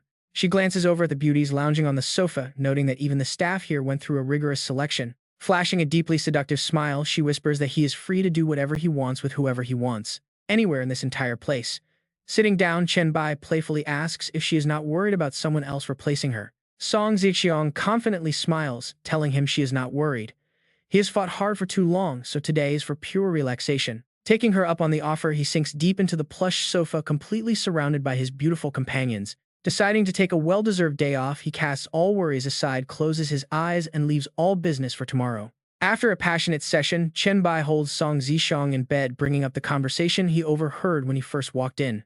She sighs, admitting the class issue is a major headache since they have not found any decent options in the city. He tells her she should have just asked him directly. Song Zixiang blushes, snuggling closer into his warm chest. She asks if that would be inappropriate, while Chen Bai looks at the other girls sound asleep on the floor. He reassures her that running the city for him means she misses out on going out to explore and level up. Resting his hands behind his head, he prepares to drop a massive bombshell that is about to change everything. He casually mentions having 4 class change scrolls rated S grade or higher, causing Song Zixiang to bolt upright in shock. She repeats the shocking number in disbelief as he pulls out the rare scroll left behind by the defeated Pukasumi. He displays a glowing red scroll alongside the highly coveted Demon Hunter class scroll he won from the Deep Abyss Challenge. Chen Bai gently strokes her hair, noting that out of everyone here, only Song Zixiang has reached level 10. Hearing this, Song Zixiang quickly speaks up for her friend, pointing out that Ling Xiang actually reached level 10 first. Is there a class change scroll that fits Ling Xiang plus? She really admires strength and has liked him for a long time. When do you plan to take things further? As she spoke, she turned to find Ling Xiang peeking from just outside the doorway. She was blushing red with embarrassment. Chen Bai was surprised, really. He thought she only ever had that one cold expression. He even thought she was completely emotionless. Seizing the moment, a sly, mischievous smirk spread across his face. Calling her in, he wanted to check her current stats. Moments later, he tossed 4 glowing scrolls into the air. From these 4 classes, he declared that he would select the ones that suited the 2 of them best. Now dressed, Song Zixiang and Ling Xiang grabbed their scrolls. Song Zixiang muttered the class name SS grade, child of misfortune. Meanwhile, Ling Xiang stared in shock at her own S-grade class Demon Hunter. Chen Bai turned to them, warning them that the timing and environment for class changes were still highly unpredictable. Song Zixiang instantly understood. They needed to find a safe spot to make the transition. Ling Xiang nodded seriously, while Song Zixiang smiled warmly. Once they left, Chen Bai fell into thought. Their vacation was over, but that Sha Seng guy was still training the others. Sha Seng was teaching Yan Qi and Yan Shui skills, and binding their villa in Jiangsheng had to be finished before they left. Meanwhile, in the chat, Han Xiao was flexing. He proudly announced that he had successfully completed his class change. Receiving an A+ Hell Messenger class, Han Xiao prompted Overlord to immediately clap back, bragging about his own S-grade power. Liu Wang chimed in with S-grade Little Heavenly Officer, and Shui Chuan posted about S-grade Ghost Sailor. 5 Whip successor flexed S-grade Thunder Walker, laughing all the way. A salty black crow joined the chat, teasing that Han Xiao was the absolute shame of the group with only an A+. Han Xiao instantly fired back, boasting about his high-tier SD-grade Demon Earl bloodline, asking what a classless, bloodlineless little black bird was chirping about. Liu Wang lay on his bed, laughing smugly. On the screen, the entire group chat started ganging up on Black Crow. Overlord admitted he had never even heard of that bloodline.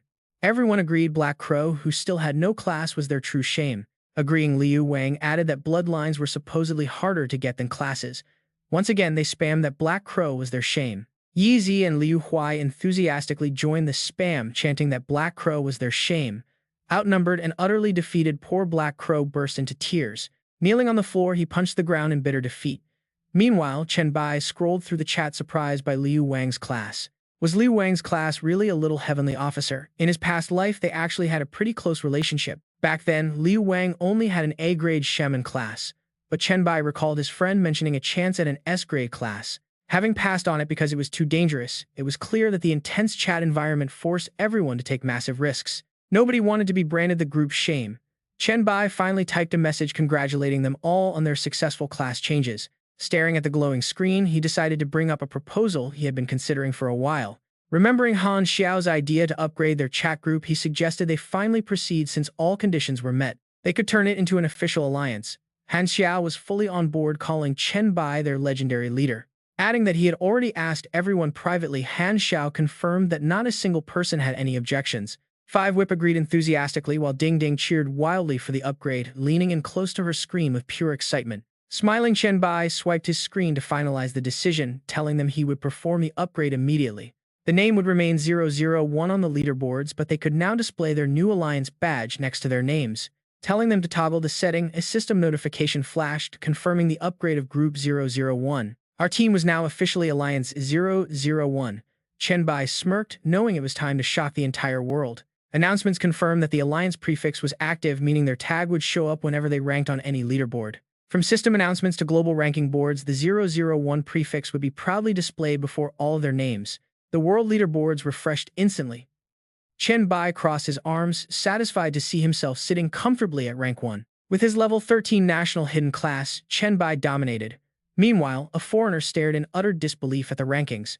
Douglas, the foreign ranker, was sitting at rank 2 with his S-grade terrorist clown class completely outmatched. Seeing the prefix 001 dominating the entire board, he couldn't help but admit that they were truly on another level. The group chat erupted into pure chaos. Han Xiao was practically screaming in excitement, urging everyone to keep pushing forward. Overlord joked that seeing anyone outside of their alliance on the leaderboard was an absolute eyesore. 5 Whip agreed. Astonished that Chen Bai hit level 13, he called him a monster. Suddenly, Liu Huai spotted something strange. Rank 58 was also theirs. People are calling him an absolute monster. Suddenly, Liu Huai spots something bizarre on the charts and shouts for everyone to look at rank 58. In the chat, level 10 demon hunter Ling Shang is active. Ding Ding panics and reports directly to the Chen Bai. Boss, someone stole your name to start an alliance. Bai Liu Huai quickly chimes in to set the record straight. You guys should at least recognize her. It is rank 64 Song Ziqiang, a level 10 child of misfortune with a double S class. Reading the messages, Chen Bai smiles and nods in relief. It looks like the class advancements for both girls went incredibly smoothly. Seeing the true identity of this powerful woman, Ding Ding breaks into a cold sweat. He immediately starts typing up his analysis. I know her, he types. She is the woman from the live broadcast of the construction of Chen Bai City. And it seems Ling Xiang was in that stream too.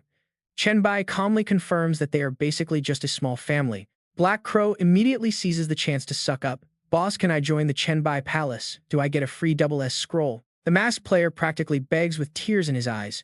Chen Bai, you have got to save me here. Bai Liu Huai immediately splashes a bucket of cold water on him. Look, Black Crow, I know you are desperate, but calm down. This is clearly Chen Bai's personal harem. Ding Ding chimes in, telling him to just go find his own scroll. Then Yezi starts shamelessly flirting in public. Hubby, she asks, want to date online? If we meet, can I get a scroll? Maybe a double S scroll and a special bloodline too. Bai Liu Huai acts disgusted while the King of Han quickly changes the subject. He suggests they all go check out the forums since the discussions about their 001 are absolutely blowing up. Aside from that, everyone is trying to guess the identity of Song Ziqiang, the sole owner of the Child of Misfortune class. People are also trying to figure out Chen Bai's hidden class. The forums are packed with absolute geniuses right now. They are hyping Chen Bai up to the heavens, and reading it is so satisfying he does not even want to level up. He grins widely at his screen. Chen Bai calmly responds, asking why they find the praise so exciting. Yeezy continues to tease, saying she feels proud because Chen Bai is basically her future husband anyway. Han Xiao kisses up next, saying he is just a loyal follower happily riding on his boss's coattails. Chen Bai shakes his head at their antics. But wait, things are about to get serious. Song Ziqiang enters the room in an elegant dress to report. She tells Chen Bai that their class advancements went perfectly. Chen Bai looks behind her and asks where Ling Shang is. Song Ziqiang explains she is currently down at the sewer dungeon. Apparently, some idiot is looking for trouble, so she went to handle it. Chen Bai frowns, wondering what happened. Song Ziqiang sighs and asks if he remembers the hell difficulty sewer dungeon that takes a whole month to refresh. Someone was stubborn enough to try and clear it. The system screen confirms the legendary hell difficulty plague dungeon is active. The timer shows 29 days remaining. Chen Bai stands with his hands on his hips, deeply lost in thought. That place is a complete monster nest, even worse than the nightmare level. He actually got his plague mark there. He decides to go check it out later, but Song Ziqiang waves her hand, warning him to ignore those arrogant troublemakers. She says he shouldn't waste his time on them. Smiling, Chen Bai changes the subject to ask about her skills. Song Ziqiang smiles with absolute confidence, her gaze incredibly sharp as she boasts that her skills are simply too powerful. The system screen pops up. Her double S class Child of Misfortune gives +5 strength and agility per level. It also adds 8 stamina, 15 spirit, 15 free attribute points, and increases her hidden luck and misfortune authority. This unique class allows her to manipulate bad luck and curses, making her completely immune to their negative effects. Her hidden luck is boosted, giving her a 100% drop rate increase and 50% permanent stat boosts. Her regeneration is also off the charts. Her skill, Misfortune Curse, allows her to place a devastating curse on targets. The target will face constant bizarre accidents with the frequency and damage scaling off her spirit, power, and luck. The curse is permanent and can only be cast once per target. Her next skill, Misfortune Clone, creates a copy. It shares her senses and lasts 1 hour for every 100 spirit points. Misfortune Share can transfer damage and pain. She can easily redirect all damage from one cursed target to another. Reading through this crazy set of skills, Chen Bai is completely blown away. The Misfortune Curse is basically the movie Final Destination, and the sharing skill acts like sticking pins into a voodoo doll.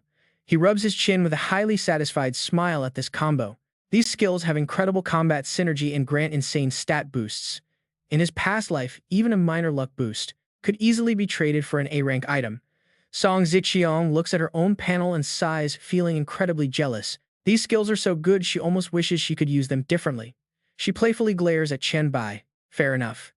If I had a cloning skill, you and your sisters would be in big trouble, Chen Bai teases, wrapping his arms around her. Oh really? So now you can clone yourself. Does that mean I am the one in trouble? Instantly, her clone skill triggers and dozens of Song Zixiongs appear. They surround him on all sides. Chen Bai pulls one close, playfully asking if she wants to test things out. But enough fooling around. It is time for business. Chen Bai arrives at the dungeon gate where Qin Lingyu stands guard by the water, bowing respectfully to the Chen Bai. He gets straight to the point, asking if she dealt with the intruders who tried to break into the plague sewer dungeon. Qin Lingyu nods and reports that the guards could not stop them. The intruders claim they only wanted a quick look at the entrance, but less than 3 seconds after stepping inside, they were violently thrown back out.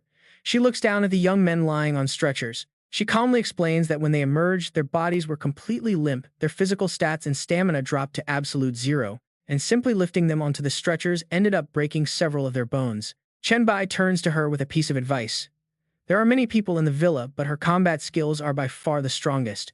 As the core of his harem guard, she cannot afford to be weak. He tells her not to waste her energy on such trivial matters anymore. She must focus entirely on raising her own strength from now on. Qin Lingyu nods seriously, taking his command to heart. Yes, Chen Bai, she replies.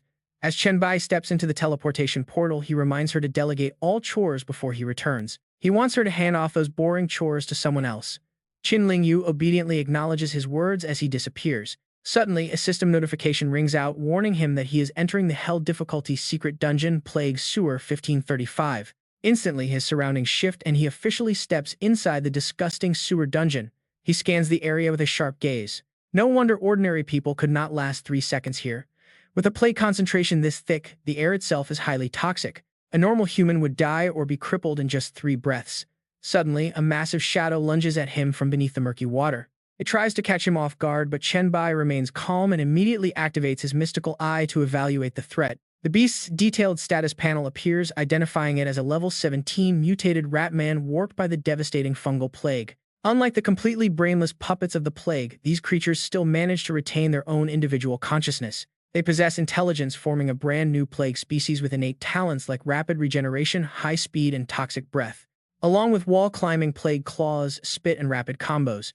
Chen Bai smiles, realizing the potential of this unique plague creature. As the giant rat lunges, it suddenly freezes in mid-air, trembling in sheer terror. Chen Bai raises his hand to activate his special authority. Using plague control, he forces the beast to dive back into the water and bows submissively at his feet. The system explains the skill details. This power allows him to freely manipulate any plague-type monsters and infected hosts whose total attributes do not exceed his own. For each subdued plague creature, the effects of his unique class skills. Under the calamity of all things, and his fungal virus will receive a steady buff. His eyes shine bright with sheer excitement. This authority from the calamity of all things class is incredibly useful. It would be perfect if he could control even more of them. But unfortunately, this is just a temporary dungeon. He wishes he had an entire layer of plague beasts waiting for his command down in the abyss. That would make him truly unstoppable. As he laments the limitation, a brilliant idea suddenly sparks in his mind. Wait a second. If the abyss doesn't have a plague layer, he can just build one himself. After all, he is the lord of the abyss, isn't he? He clenches his fists with complete confidence, knowing exactly what to do. The Grand Abyss Plague Layer Reconstruction Project officially begins. He gets straight to work collecting dark plague giant rats along the way. Their skills include shadow melding tackle, claw sweeps, and terrifying shrieks. He also tames some walking mushroom monsters that spread spores utilizing deadly acid bombs, rapid growth plague, passive effects, and a spectacular self-destruct. Donning his devil horns, Chen Bai flashes a menacing smile. Oh man, you just know he is up to no good right now. Behind him, a massive horde of monsters follows. He is highly satisfied to have already controlled nearly 100 beasts in the outer area. Moving further in, he approaches the location of the plague's sigil. He suddenly stops in his tracks, scanning the area ahead. He uses his mystical eye to inspect a powerful silhouette. It is definitely an elite or a boss monster guarding the path. The stats reveal a level 25 boss named the Plague Origin Rat Archer. As the very first infected, its intelligence is formidable. Its combat prowess far exceeds ordinary rat men. It stands guard over the deep sewers, ruthlessly blocking any living creature from advancing. Examining the opponent, Chen Bai notes his own attributes are around 650, while the boss's strength and agility easily eclipse his. He decides to test things out by seeing if he can control this beast directly. He instantly activates his authority, but the system immediately shuts him down with a blunt warning. He can only dominate plague entities whose stats are lower than his. Refusing to give up, he quickly switches to an active gear skill. Time to activate the Shepherd skill instead. The system alerts him again, warning that he can only control creatures with lower spiritual power. The rat monster clutching a poison arrow gapes in utter confusion. It stands dazed as the mental strike lands, but the system flashes bright red, warning him that he is trying to control a boss. It is a level 25 boss, the source of the plague, a ratman archer. The level gap exceeds 10, making control a total failure. Chen Bai clicks his tongue, sizing up his opponent. The level gap is huge, but so what? Time to fight. He quickly charges forward. He lunges at the boss, unleashing a heavy strike called Plague Sunday, but the monster swiftly dodges and raises its crossbow to strike back. A massive bolt streaks past, barely missing him. Rolling onto the ground, he takes a quick moment to analyze his enemy. Its physical stats are insane, and as a plague creature, his skills like Plague Sun and Black Death barely work. He needs close combat to win. It is a shame his 3 sword spirits died in the Abyss trial. Otherwise, with a long-range strategy, he would not be on the defensive. He could have easily kited the boss instead of being pushed back. Chen Bai narrows his eyes in warning as the monster prepares a scatter shot. A split second later, a hail of arrows rains down. He grits his teeth. If he cannot dodge, he will just have to tank the damage. Thud, thud, thud. Sharp arrows slam hard into his dark energy shield. Standing firm against the relentless downpour, he lets out a cold smirk. Sure, its agility beats his, but they are in a cramped sewer. On top of that, it has to guard the entrance to the deeper zone. That means it cannot kite him at all. His eyes flare with a deadly red light as he points his finger straight ahead with intense heat. Tracking its heat signature, he asks why it stopped backing away. The demonic rat panics, desperately scrambling to find a place to hide. But it is far too late.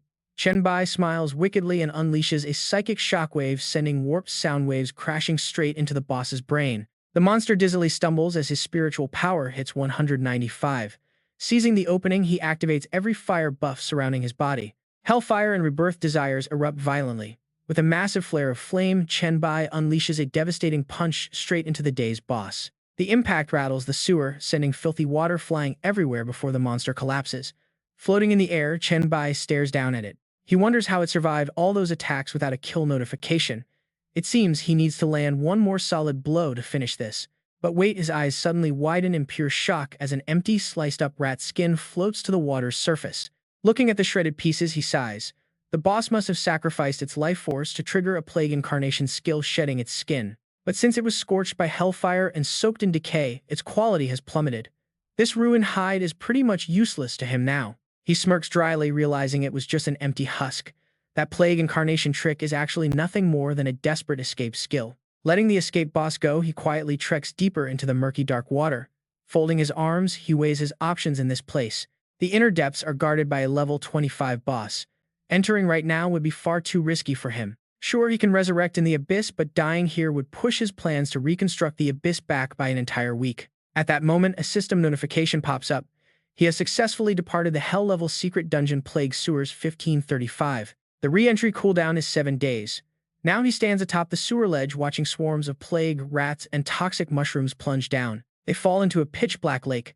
The system confirms his location as the first floor of the Abyss. Chen Bai stands observing them. Smiling with pride at his newly subdued minions, he successfully uses his Abyss authority to transport these plague creatures into the dark domain. This was the only uncertain step in his entire plan. Since it worked out, his grand project is practically guaranteed to succeed. Raising his hand high, he loudly commands the Abyss's embrace. The floating monsters begin to absorb the surging, wicked energy all around them. The system starts chiming repeatedly, notifying him that new creatures are being received and their physical forms are being accepted. It registers the bloodline of the new species followed by their souls. The system processes the integration into the dark domain. The new species is officially recognized as abyssal creatures. A massive newly reborn rat stands ready waiting for its master's command. Standing respectfully before its lord, its status panel immediately upgrades. Their names change to blood-exploding poison spore and blood-plagued demon rat. Chen Bai nods in deep satisfaction. This initial army should be quite enough for now. Their collective strength is impressive. They are strong enough to secure the first floor of the abyss and turn it into their nest. Standing with hands on hips, he watches them. He envisions a future where the demon eggs spawning from the abyssal well will also birth these three unique plague creatures. They will gradually grow much stronger, pushing deeper into the dark abyss floor by floor, conquering everything in their path. But he knows this is just the beginning. Relying on only 3 types is still far too weak and limited for his grand ambition. He needs to gather many more plague species to populate the abyss in the future. Looking up at the crimson sky, he ponders. The current rules of the abyss are far too simple. There is only one absolute law here: slaughter to obtain power. He shrugs, concluding that while endless carnage breeds the strong, it also brings total chaos. That is not ideal for long-term growth. Realizing this, he slowly reaches out his hand to open a spatial portal, ready to begin the next phase. The space contorts. He decides the abyss needs some fresh rules, though he isn't quite sure yet which ones would fit this place best. Immediately, he steps through a shimmering portal, finding himself standing right beneath the massive shadow of the seductive female demon. Well, looks like it's time to interrogate Medusa once again. A sly smile plays on his lips, hoping she'll have some brilliant ideas. Sometime later, Chen Bai sits comfortably on a rocky ledge, nodding with satisfaction. He tells them he now has a clear plan. The future of this abyss is finally looking bright, and he thanks everyone for their hard work during today's intense discussion. Their suggestions were top tier. Flattering giant snake heads gather closely around him, all trying to win over their new leader. One snakehead bows meekly, saying that under his grand plan, this abyss is destined to become far more powerful. Another giant head chimes in, eagerly expressing pure excitement to see how this realm will eventually transform. The system announces that space is shattering at floor 600. Down on floor 350, the snake god Wyrit appears. Wyrit admits he loves the plans, noting that the only reason he appreciates foreign cultures is because this barren abyss has absolutely nothing. Now down to floor 437. The seductive succubus ruler, May Hanset, makes her voice heard next. She loves the idea of building cities and goblin trading chambers down here, leaning her chin on Chen Bai's shoulder quite flirtatiously. This way, her succubus subjects can finally secure stable, happy careers. Suddenly, a cloaked skeleton emerges from the shadows with praise. He calls the plans absolutely brilliant. This is none other than the deity of floor 400, the underworld ferryman Gaber. Gaber places his hand over his chest, promising to wait in the abyss until the Lord grows strong enough to reshape it. Chen Bai flashes a confident smile. He tells them to rest easy because under his rule, this realm is going places. Reclining comfortably on a rock, he waves his hand and assures them that the future of the abyss is in safe hands. He thanks them all for their advice, promising there will be a place for everyone when they reach the top. The summoned monsters begin to fade away. The serpent bows low, thanking the Lord before promising not to disturb him any further. The skeletal ferryman Gaber agrees, saying he will eagerly wait for the good news deep within the dark abyss. But May Hanset lingers. She finds his grand vision incredibly alluring, bringing more and more allies together as they speak. Swaying seductively, she whispers that he will have to make it up to her next time for leaving so soon. Chen Bai simply smirks back, warning her that once he takes full control, she had better not beg for mercy. The female demon winks playfully as her form starts to dissolve, promising she will be waiting for him in her palace. With a final farewell, she completely disappears. Left alone, Chen Bai rubs his ring, calling out to his next ally. Since everyone is gone, he tells Satan that his advice was highly valued, offering a pretty massive bait in return. If the tiny demon remains loyal and helps him reclaim hell, Chen Bai will restore him to his former glory as ruler. He even promises to forge his divinity once hell is returned to the abyss. Satan immediately pops out, bowing flat to the ground. The little demon god swears absolute loyalty, promising to do everything in his power to aid his master's quest. Chen Bai walks off, calculating his next move. His primary goal right now is simply to gain power as quickly as possible. His talent and class are already at their absolute peak. All that is left is leveling up, gathering gear and bloodlines. His eyes light up as a thought strikes him. Bloodlines. He immediately opens his inventory screen to check his options. He almost forgot about that bloodline fusion mask. Talk about a handy tool to keep in your back pocket. Checking the stats, he sees the Pureblood Demon King and Hell's Demon Monarch bloodlines, but feels somewhat let down. Are there really only 2 SS-Rank bloodlines? He wonders if it's a lack of materials or just the mask's limit. Without hesitating, he opens a spatial gate, deciding to head down to the 10th floor to harvest some more unique bloodlines. He wants to see if he can fuse a SS-Rank bloodline. Plus, this open portal makes grinding levels super convenient. 7 days fly by. Stepping out of a portal in a dark sewer, Chen Bai is surprised to find two girls waiting. It's Sushin and Lu Li. He walks over asking them what on earth they're doing down in a place like this. Grabbing his sleeve, Lu Li nervously explains the situation. Listening closely, Chen Bai rubs his chin and summarizes her words. So because his level rose constantly for 5 days and then stalled for 2 without him, leaving rumors started spreading. People think he is either trapped inside the dungeon or completely dead. Now that's a pretty wild rumor to spread. Lu Li nods, explaining that Song Zisheng thinks this is a perfect trap. By fueling the flames, they can draw out their enemies. They want to force those cowards lurking in Jiang City to finally show themselves. She lays out the rest of the plan. She was sent to use her illusion magic to sneak him back to the villa, secretly ensuring their setup isn't ruined, to avoid making mistakes. She points over to her pink-haired companion, explaining that Su Xin was just worried about his safety and wanted to wait with her. Chen Bai stretches with a casual smile, surprised that so much went down in just a few days. He explains that his levels shot up because he was grinding bloodline potions. In fact, he spent so much time farming that he spent over 10 hours just feeding his mask. That was his casual explanation for his sudden disappearance, which perfectly timed. With the two sisters graduating from Satan's training course, he decided to take them to the first floor of the Abyss to test out their newly acquired skills. Down on that first floor, the two girls, Yan Qi and Yan Sue, are joyfully bouncing around under his watchful eye. Chen Bai nods in approval, praising Song Zixing's excellent handling of the situation back home. Since the end times never lack ambitious fools, Ling Xiang steps up to deliver a serious report on the results. A few faction leaders thought Zixing had lost her backer trying to establish their own group. Of course, she refused, so they even resorted to bold threats. Right after, Ling Xiang calmly details the miserable end of those foolish rebels. Every single one of them was swiftly cleaned up by her hand. Hearing this, Chen Bai smiles, highly pleased with the outcome. He pulls Su Xin and Lu Li close, satisfied that leaving Song Zisheng in charge of Baidi City was his best decision. He also praises their immense talent, though managing the city has unfortunately slowed down their own power progression. He promises to fix this issue, earning sweet kisses on his cheek from the delighted girls as they thank him. Walking along, he asks Lu Li if there is any empty land in the core zone to build a villa. Lu Li quickly replies that there is, as Zisheng cleared out a large area behind the core zone for future expansion. Shortly after, they arrive at the core villa district, where Zisheng stares in awe at the brand new estate. She asks what this is, prompting Chen Bai to introduce the two girls floating gently in the air. Meet Yan Qi and Yan Shui, he says. They are highly unique evolvers known as bound earth spirits. He explains with a smile that once they mature, they will bring massive stat bonuses to Baidi City. Honestly, having guardian deities like them is a huge cheat, scaling directly with the city's overall growth. Zixing warmly waves to greet them, introducing herself and noting how incredibly identical the two sisters look. Yan Sue cheerfully replies, greeting Zixing and explaining that their situation is actually a bit unique. Before the apocalypse, her name was indeed Yan Shuexi. She goes on to share their fascinating origin story. Upon becoming an evolver, her soul split in two, separating her good thoughts from her evil ones. And that is how they became Yan Qi and Yan Shui. Hearing this, Zixing wonders about this split nature. Chen Bai pats Yan Kai's head to comfort her. Even though she represents the evil side, she has learned self-control. She can harness her darker side without being consumed, even if her personality remains a bit prickly and difficult. Yan Qi huffs and turns away, making Zixing giggle at how similar the girl is to Chen Bai. Chen Bai then seriously instructs the sisters to respect Zixing, calling her his woman and the person he trusts most. Whenever he is away from the city, they must obey her. Yan Sue immediately nods in polite agreement. Yan Qi also reluctantly promises to behave when he is gone, asking Zixing for her future guidance. Once settled, Zixing suddenly remembers to mention that Meng Meng has been fast asleep for several days.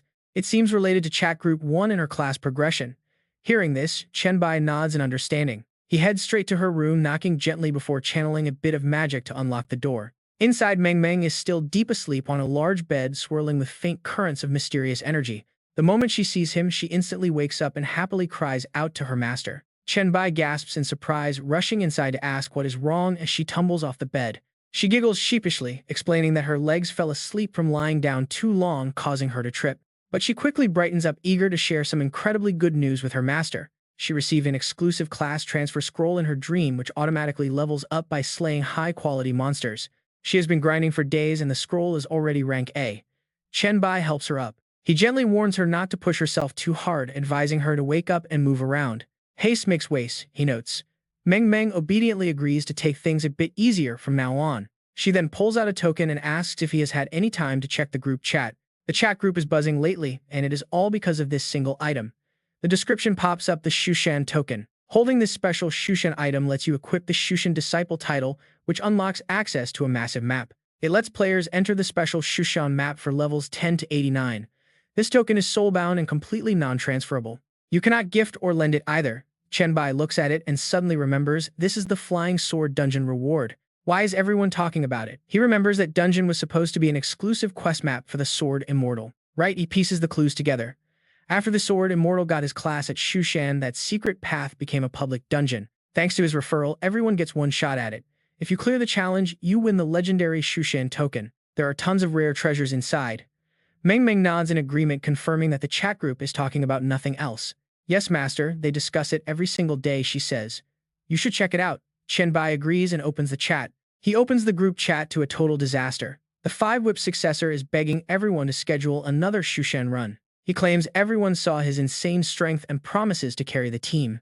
But Liu Wang instantly shuts down his bragging. If I did not use my special blessing skill to freeze that monster last time, your pathetic whip would have missed completely. Shui Chuan chimed in, reminding them that it took their entire squad working together just to kill a single basic target. That was just on the first floor of the Demon Tower, yet they are celebrating. Han Xiao asks why the monsters are immune. He complains that spiritual attacks are useless inside.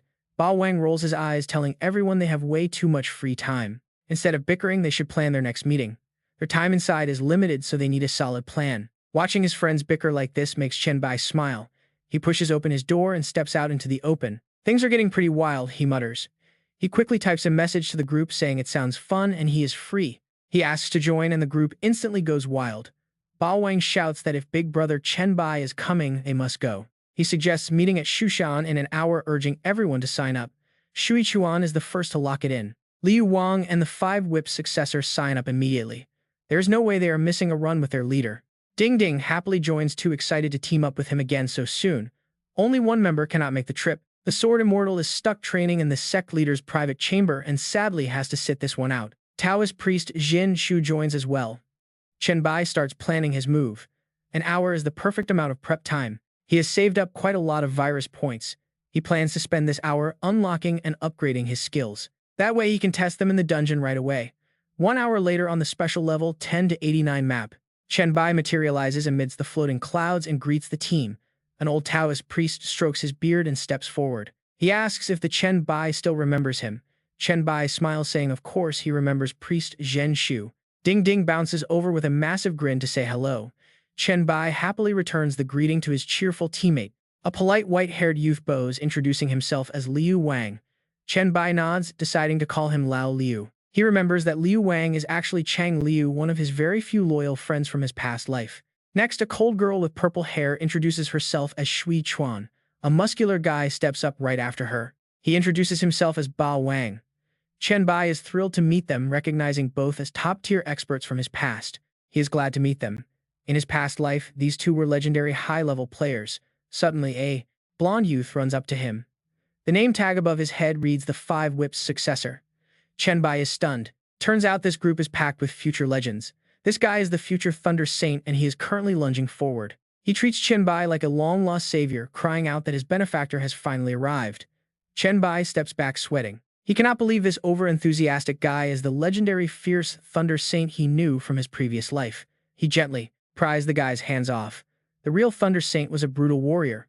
Why on earth is he acting like this? He tells the boy that everyone here is already close friends, so there is no need for such dramatic behavior. But the boy keeps hugging his leg, sobbing happily. Ding Ding covers her mouth and giggles, asking if he knows why. Chen Bai is totally lost. She explains that the system had previously sent a high-tier class change scroll directly to him. If not for that sudden upgrade, he would still be hopelessly stuck, struggling with those terrible low-level starter quests. The boy grips his leg even tighter, his eyes sparkling with pure devotion. He swears to follow him to the end. He promises to obey any order without a single second thought. Chen Bai can only sigh as they prepare to move. He forces a smile and says he won't hesitate. Chen Bai waves his hand, reminding everyone they are in the same alliance, so they must help each other. Moving up the stone steps together now, Chen Bai leads the way. Introductions are finally over. He suggests going straight to the demon locking tower they mentioned, but warns them to keep in mind that their time in Shushan is strictly limited. No wasting time.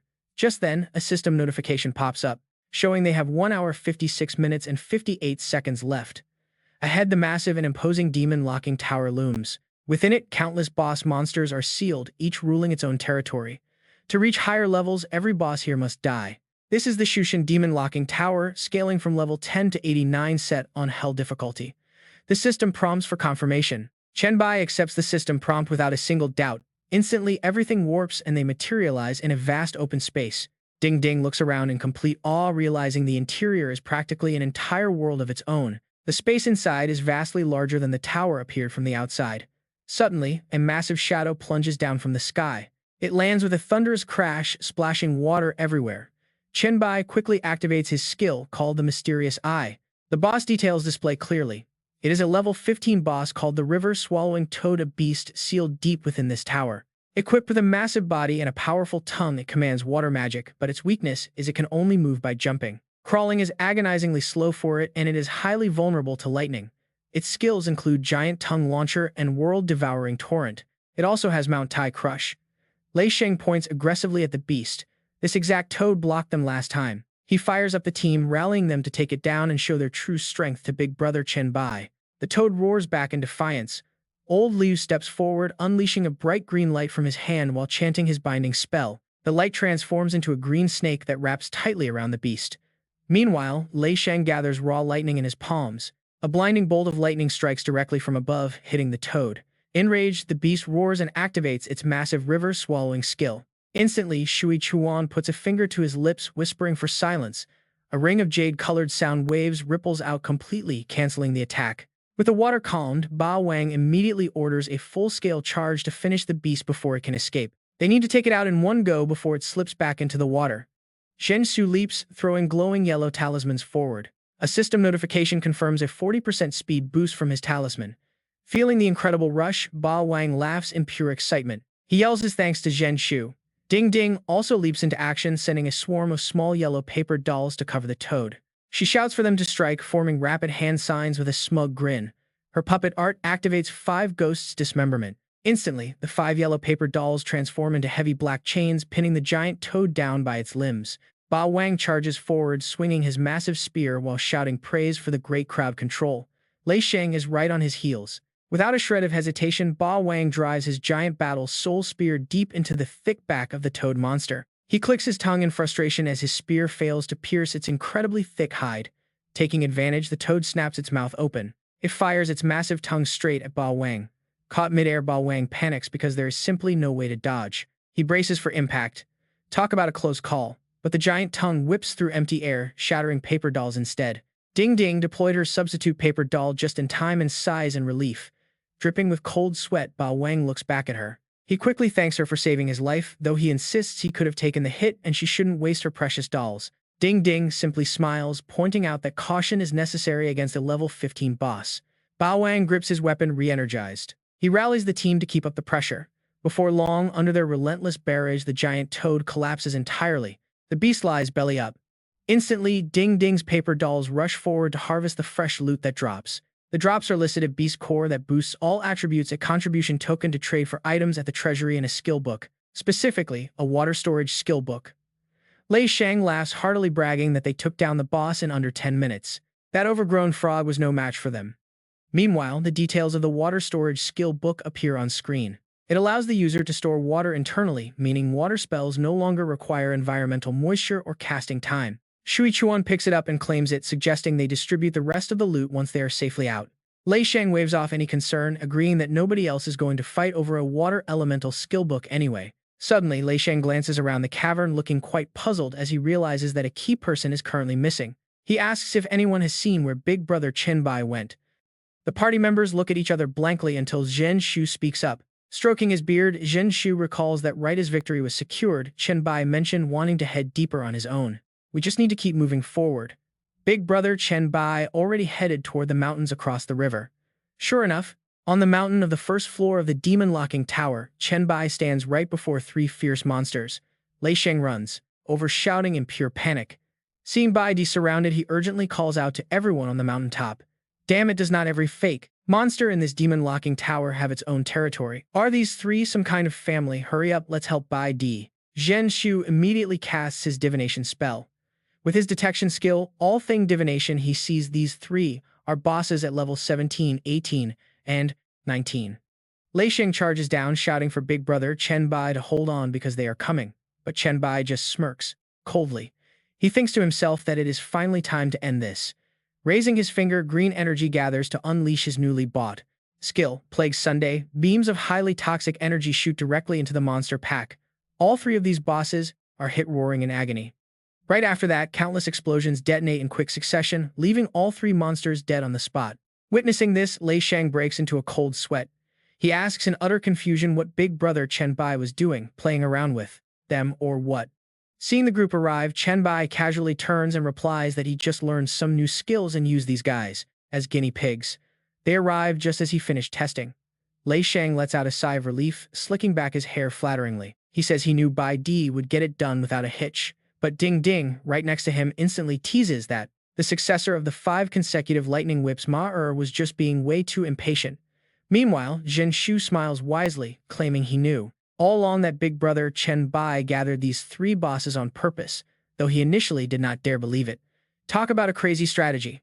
Meanwhile, Chen Bai is reviewing his rather bizarre skill panel, which has a dysentery effect that causes stomach aches, slashes movement speed by 80% and drains stats when diarrhea strikes, along with a hepatitis effect that blocks food healing triggers vomiting during skill use and permanently reduces stats. He nods in satisfaction, thinking to himself that it is a pretty solid crowd control skill. With the permanent debuffs, it can even boost the damage of his Plague Sunday. Turning to his friends, Chen Bai laughs, saying, "It is a good thing they arrived when they did. If he had tested any longer, this place would probably be flooded with disgusting waste." Stepping forward, he offers to clean up the battlefield so they can move on. Lei Sheng nods nervously, agreeing with big brother Chen Bai. With that, Chen Bai activates his dark claw form to test his upgraded ground spikes. It channels faster, handles easily, and removes the tedious animation of slamming his claws into the ground. Instantly, giant pitch-black spikes erupt from the earth, impaling the carcasses of the bull and the white fox. Chen Bai looks at the results, highly satisfied. It is definitely way more convenient. He further analyzes that not only can he control the ground spikes after they deploy, but he can also directly devour the monsters through this attack. Right on cue, black tentacles latch onto the giant bull carcass, greedily draining all of its remaining life force. Suddenly, Xiao Liu flies out, pointing at the giant snake carcass. He asks big brother Chen Bai if he can borrow the serpent body for a moment. Chen Bai generously agrees, saying of course he can. In the back of his mind, Chen Bai suddenly recalls that in his past life, Xiao Liu's power was closely linked to snake-type guardian deities. Overjoyed, Xiao Liu beams with excitement, thanking big brother Chen Bai before quickly casting a spell to fuse his soul with the snake carcass. Instantly, an eerie snake spirit personality awakens inside Xiao Liu, flicking a long tongue smugly. It praises him, saying, "Little Xiao Liu has done a fantastic job. This pure soul of its own kind has pushed this immortal's power one step further." Feeling absolutely incredible, a massive snake-shaped energy wraps around his body while Chen Bai calmly watches the spectacle. Ding Ding asks in utter confusion if that is a northeast snake immortal. Zhen Shu quickly explains that it is the Liu Xian, one of the famous house guardian deities worshipped in the northeast region. With the essence fully absorbed, the serpent power gradually fades into thin air. Xiao Liu returns to his usual gentle self, bowing shyly. He apologizes to everyone, admitting his eating habits are a bit unrefined. Handing back the dried snake carcass, Xiao Liu politely invites Bai Di to have the rest. Chen Bai nods, signaling that he does not mind at all. Without hesitation, Chen Bai shoots his tentacles to swallow the snake body. The system immediately alerts him that he gained 350 exclusive points for the Blacklight virus and discovered a special bloodline that he can choose to either absorb or discard. He raises an eyebrow, intrigued by the bloodline concept. Deciding not to consume just anything, he orders an immediate extraction. A test tube holding a grade D minor monster bloodline materializes in his hand. Despite the system warning that reckless use can cause mutations, Chen Bai just smiles slyly. Not bad, he thinks. Another spot to farm a new bloodline type. While deep in thought, Lei Sheng runs up from behind, calling out excitedly to big brother Chen Bai. He points at several paper dolls running around carrying massive loot drops from the bosses. "We got 3 beast cores and 2 contribution tokens." Lei Sheng grins wide, looking mysterious. Then, pointing to the main prize, he screams, in excitement, showing a skill book and 2 pieces of gear. Among them is the Blood Rage Bull Demon skill book. This C-rank item boosts stats by 50%, but it drains power every 5 seconds like a slow leak. The other two items are just as amazing. That includes a C-rank black scale armor, adding 45 to all stats, plus a D-rank tiger tail whip that goes from stiff to flexible for wild attacks. Chen Bai decides to split the loot fairly. He tells them he will keep the contribution tokens and beast cores while they share the rest. Go ahead and divide the skill books and gear. Hearing this, Shui Chuan immediately waves his hands in refusal, saying that just is not right. After all, boss Chen Bai defeated all three bosses by himself. Even if he does not need the loot, they cannot just take it for free. Maybe they should auction it off and whoever bids the highest gets it. Bao Wang stands nearby nodding in immediate agreement, saying Shui Chuan is absolutely right. Even though boss Chen Bai is the leader, they cannot just freeload off his hard work. The big guy pats his chest proudly. He boldly declares that if anyone in the group just wants to take advantage of Chen Bai, Bao Wang will be the first to oppose them. Left with no choice, Chen Bai nods in agreement. Fine, he says, they will figure out the rewards once they are outside. Time is limited, so their main goal right now is to snatch up as much loot as possible inside this demon-suppressing tower. He proposes a quick get-rich scheme. How about they act as bait to lure more monsters while he handles the killing? That way they can maximize their profits together. Naturally, the entire group raises their hands in immediate enthusiastic agreement. Taoist Zhen Shu points around the massive open area. Boss Chen Bai can just wait right here while they round up the monsters. They will herd the entire beast crowd right to this exact spot. With that, a thrilled Bao Wang leads the cheerleading squad to find targets. He yells for everyone to move out. Left completely alone, Chen Bai casually tosses a beast core into his mouth, chewing it like candy. His eyes widen in shock when the system alerts him that the core grants 10 points to all stats. That is a massive boost. He decides to gulp down the remaining 2 immediately. Right as he swallows them and gains another batch of stats, a scream echoes. It is Lei Sheng screaming for boss Chen Bai to save his life. Looking into the distance, there is a wild sight. Little Xiao Liu is running for his life, desperately fleeing from a massive giant eagle that is swooping down to grab him. The giant bird grazes him, sending Xiao Liu crashing to the dirt, screaming. Without a single second of hesitation, Chen Bai moves. He instantly morphs his arm into a massive dark tentacle. He darts forward like the wind to rescue his teammate, telling him not to panic. With one powerful slash from his giant pitch-black tentacle, he smashes right into the aggressive giant eagle. The unfortunate overgrown bird is slammed hard into the dirt, knocked out cold instantly. Xiao Liu scrambles up, scratching his head in sheer embarrassment. He apologizes to boss Chen Bai, sheepishly admitting he cannot fly, so these airborne monsters are completely out of his league. Chen Bai smiles to reassure him, saying that luring it all the way here is already a massive help. Meanwhile, others appear. The rest of the team is running for their lives too, dragging an entire zoo behind them, from tree demons to giant turtles. There are rabbit spirits and even lizard-crocodile hybrids. Even the old Taoist Zhen Shu is scrambling away from a massive flaring cobra. The group clusters around Chen Bai, gasping for breath as they report that they have finally made it back. Watching the massive wave of monsters rushing straight to their deaths, Chen Bai nods in deep satisfaction, praising their incredible productivity. He dives into a brutal 2-hour slaughter. In the blink of an eye, the scene shifts right back to Meng Meng's bedroom. The pink-haired maid welcomes him warmly. She eagerly asks her master how the harvest turned out this time. Chen Bai strolls into the room with a look of pure satisfaction, declaring the harvest was absolutely phenomenal. He reached level 18. If time had not run out, no one would have wanted to leave. He gently hands her a small pouch. He says he heard she already ate 2 beast cores, so these 8 are especially for her. Each one gives 10 to all stats. But remember, the limit is 10. She hugs the pouch in joy, thanking her master. Chen Bai flops onto the bed with a soft laugh. He tells her not to just thank him. He only kept 2 cores, and the rest were contributed by the others anyway. After all, without him, they would never have gotten those tokens. Changing the subject, Meng Meng hugs her pouch tightly and shares some news. There is one more thing. The bosses dropped so much loot that the group is planning to host a private group auction. Hearing this, Chen Bai instructs his maid to keep an eye on the group chat. If she sees anything she likes, go ahead and bid. If she runs low on cash, she can just ask him or Song Zixiong for funding. But Meng Meng pouts at the plain idea. Group chat auctions are way too boring. She suggests pulling everyone into her dream world to host a grand physical auction instead. Seeing her excitement, Chen Bai gently asks if she can actually pull that off. He warns her not to push herself too hard. She flips her hair confidently, declaring that her master should not underestimate her. After all, she has a triple S-rank talent. She is the legendary dream boss Meng Meng. Chen Bai chuckles, waving his hand as he steps outside, agreeing with her. He tells the big boss Meng Meng that he will be waiting in his room for her dream invitation.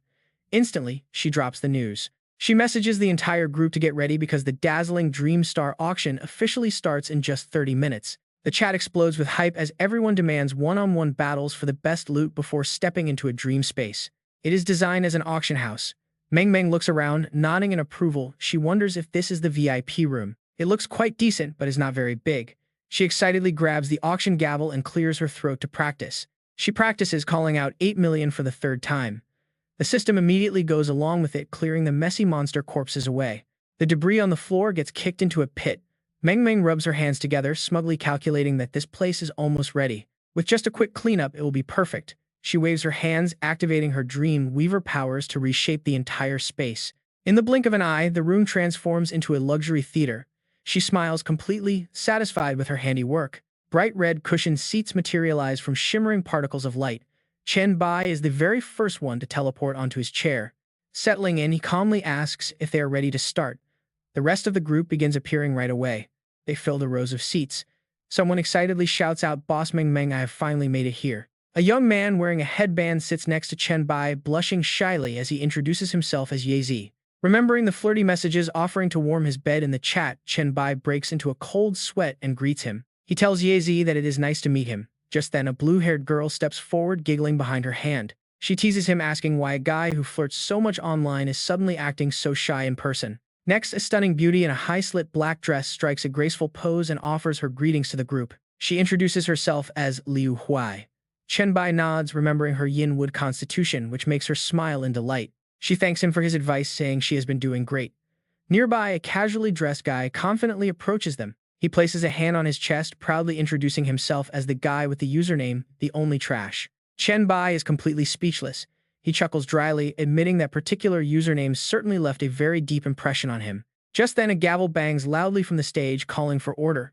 Meng Meng is now dressed in a sleek suit.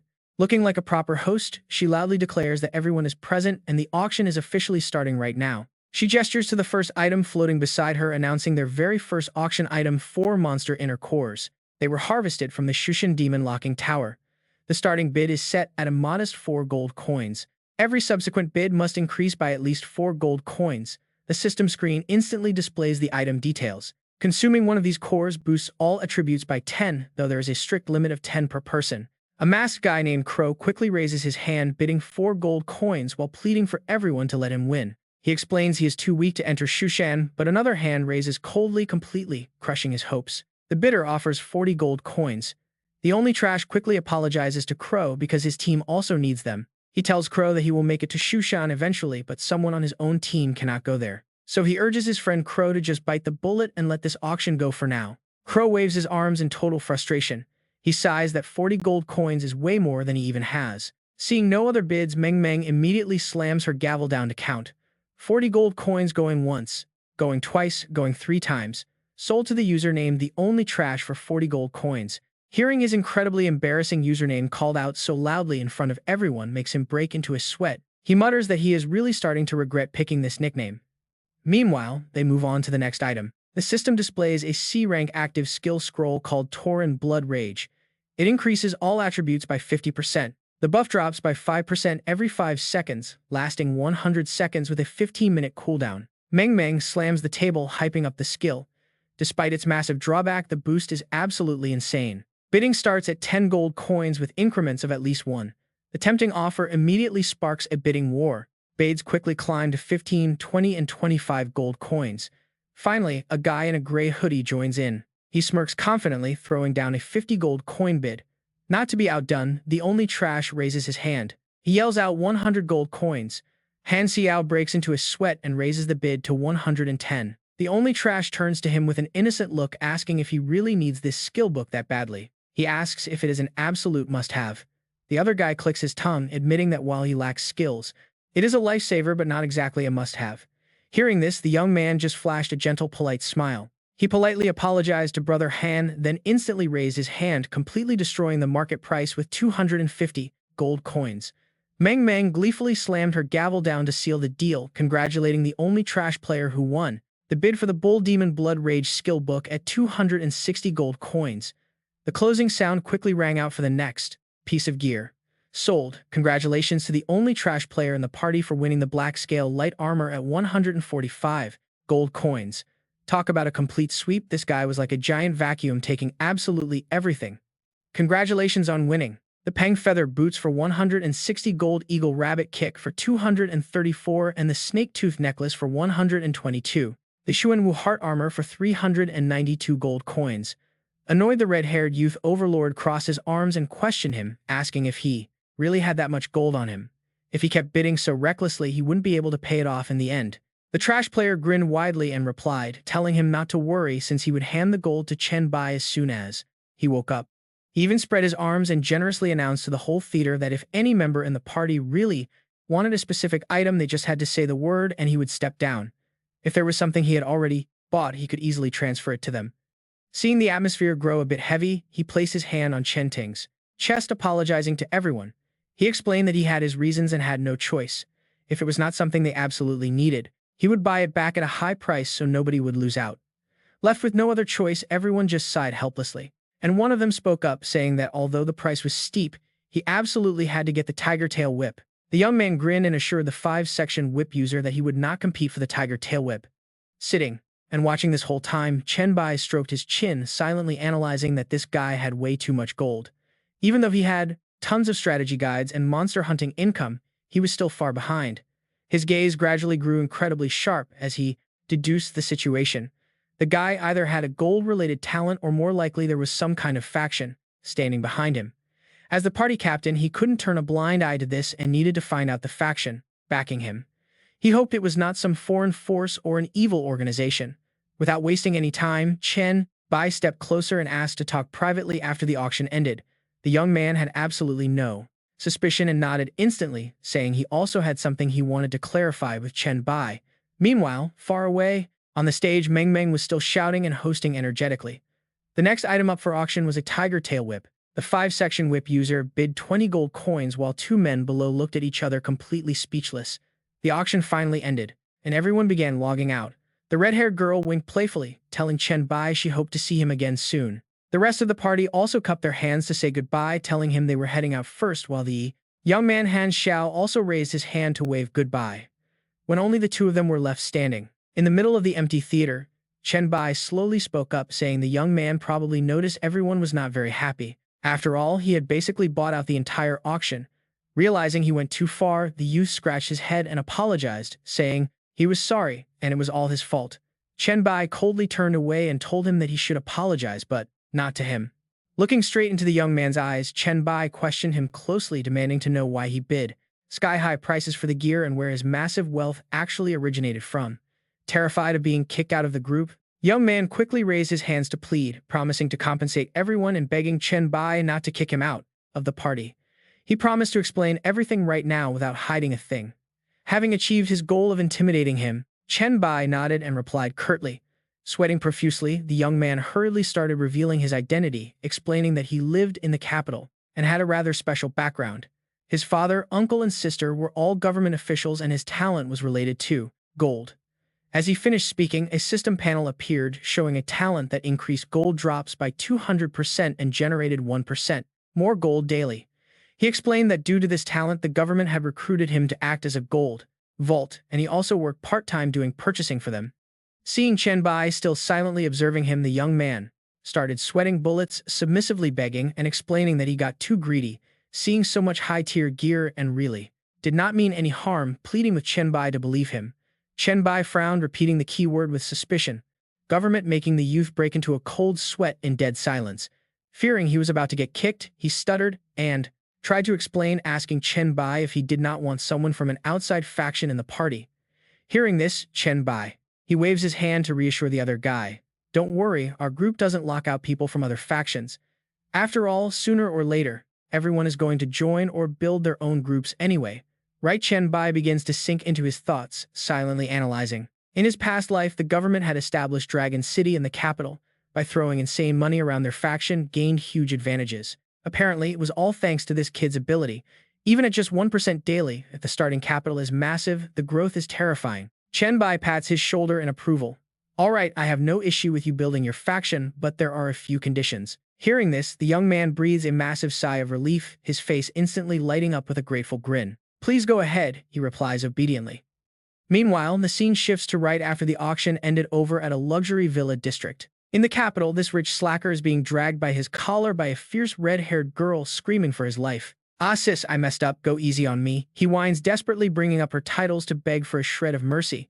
"You are a special forces instructor, a lieutenant colonel, and in the top 30 strongest players. Your poor brother is just a trashy A-tier player with absolutely zero combat power. If you keep pulling like this, my ear is going to fall off." His sister Fang Ning coldly drags him along, ruthlessly declaring that his ear falling off might actually teach him a lesson. Rubbing his bright red ear, Xiao Zhang complains in self-defense, arguing that his actions did not even cause any major disaster. Besides, Big Chen Bai did not even care once he found out who I was. Hearing this, Fang Ning glares at him. She points right at his face, yelling that this has absolutely nothing to do with Big Chen Bai's attitude. If he keeps acting this impulsively, he will end up dead. She gives him a harsh, deadly serious warning. "You only got away this time because Chen Bai let it go. What if you mess with the wrong person next time?" Right then, the young man looks past his sister, calling out in relief. Just then, an elegant man in a black suit enters. It is Minister Fang. He frowns slightly, asking his daughter why she is lecturing her brother yet again. Moments later, inside the villa study, Xiao Zhang stands perfectly straight, reporting the details of his meeting. "After the auction, Big Chen Bai told me to stay and laid down 2 specific conditions." Seeing his son stammering nervously, Minister Fang commands him to stop shrinking back like a coward and just speak up clearly. Startled, Xiao Zhang quickly explains. "First, Big Chen Bai forbids me from leaking anyone's secrets or dungeon details to the government. We are absolutely not allowed to dig into the group's personal talents, private opportunities, or special exclusive quests. And second, I can never use my massive cash reserves to bid crazy prices and disrupt group trades again." Minister Fang remains calm, resting his chin on his hand as he asks if his son agreed to those terms. The young man nods quickly, explaining that he assured Chen Bai that the government holds him in the highest regard. He also clarified that they never ordered any investigations on him, only wanting to build good alliances and keep everyone happy. Fang Ning leans against the desk, crossing her arms to call him out. "Sure, but we told you not to offend anyone. Yet you went ahead and bought out the entire auction, making every single person in the room hate your guts."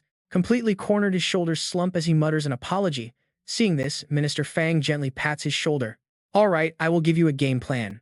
When you are active in Group 001, do exactly as I say. We do not know what Chen Bai truly thinks of us yet, so just do your absolute best to support him." Hearing this, Xiao Zhang instantly brightens up eagerly, boasting that Big Chen Bai definitely is not holding a grudge. He even showed his goodwill by selling me his priceless treasure for a mere 10,000 gold coins. His father and sister freeze in absolute shock, both screaming out in unison.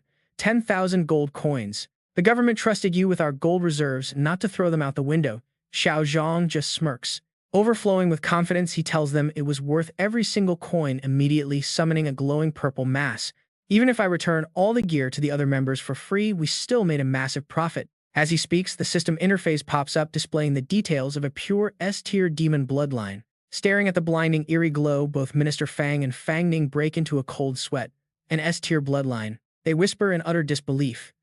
Meanwhile, the rich slacker logs onto the group chat to post a message. He apologizes for his behavior, explaining that he simply could not resist his urge to spend money on shiny items. To make amends, he bought a shared warehouse out of his own pocket and dumped all the auction gear inside. He tells everyone they can take whatever they need for free.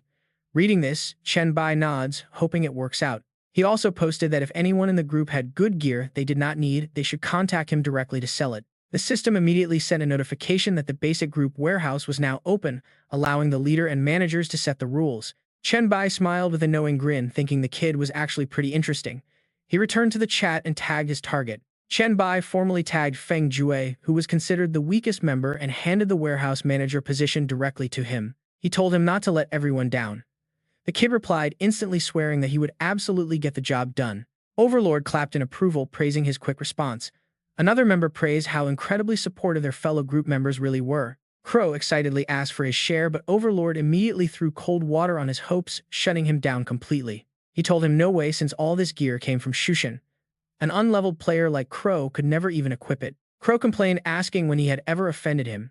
Han Xiao chimed in with a laugh, saying the boss was just teasing him. He explained that Overlord was just blunt like that. Smiling, Chen Bai closed the chat window and pulled out a clay mask.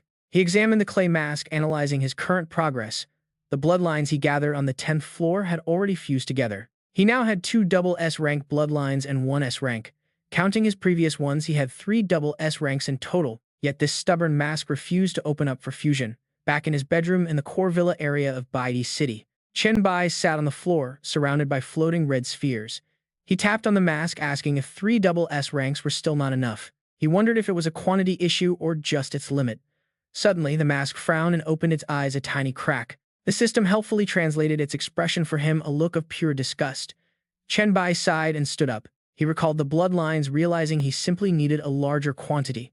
It looked like he had to return to the abyss. He smirked, eyes burning with excitement. By chance, his stats had increased significantly after his trip to Shushan. He had even unlocked a few new skills along the way. Now it was time to conquer the 10th floor of the abyss. With a swift wave of his hand, Chen Bai tore through space, creating a glowing portal of brilliant swirling light. He stepped right in, wondering which boss was waiting on the 10th floor. Walking through the ruined empty lands, he rubbed his chin to search his memory. Honestly, he did not remember much about any boss below 466. Hoping this one would be somewhat reasonable, he stepped onto the stone platform on the 10th floor. A massive shadow plunged from the cliffside, accompanied by a booming voice welcoming the human back once again. Out from the gloom emerged a horned demon holding massive twin maces, roaring that he never expected him to become Abyss Master. But the demon did not care.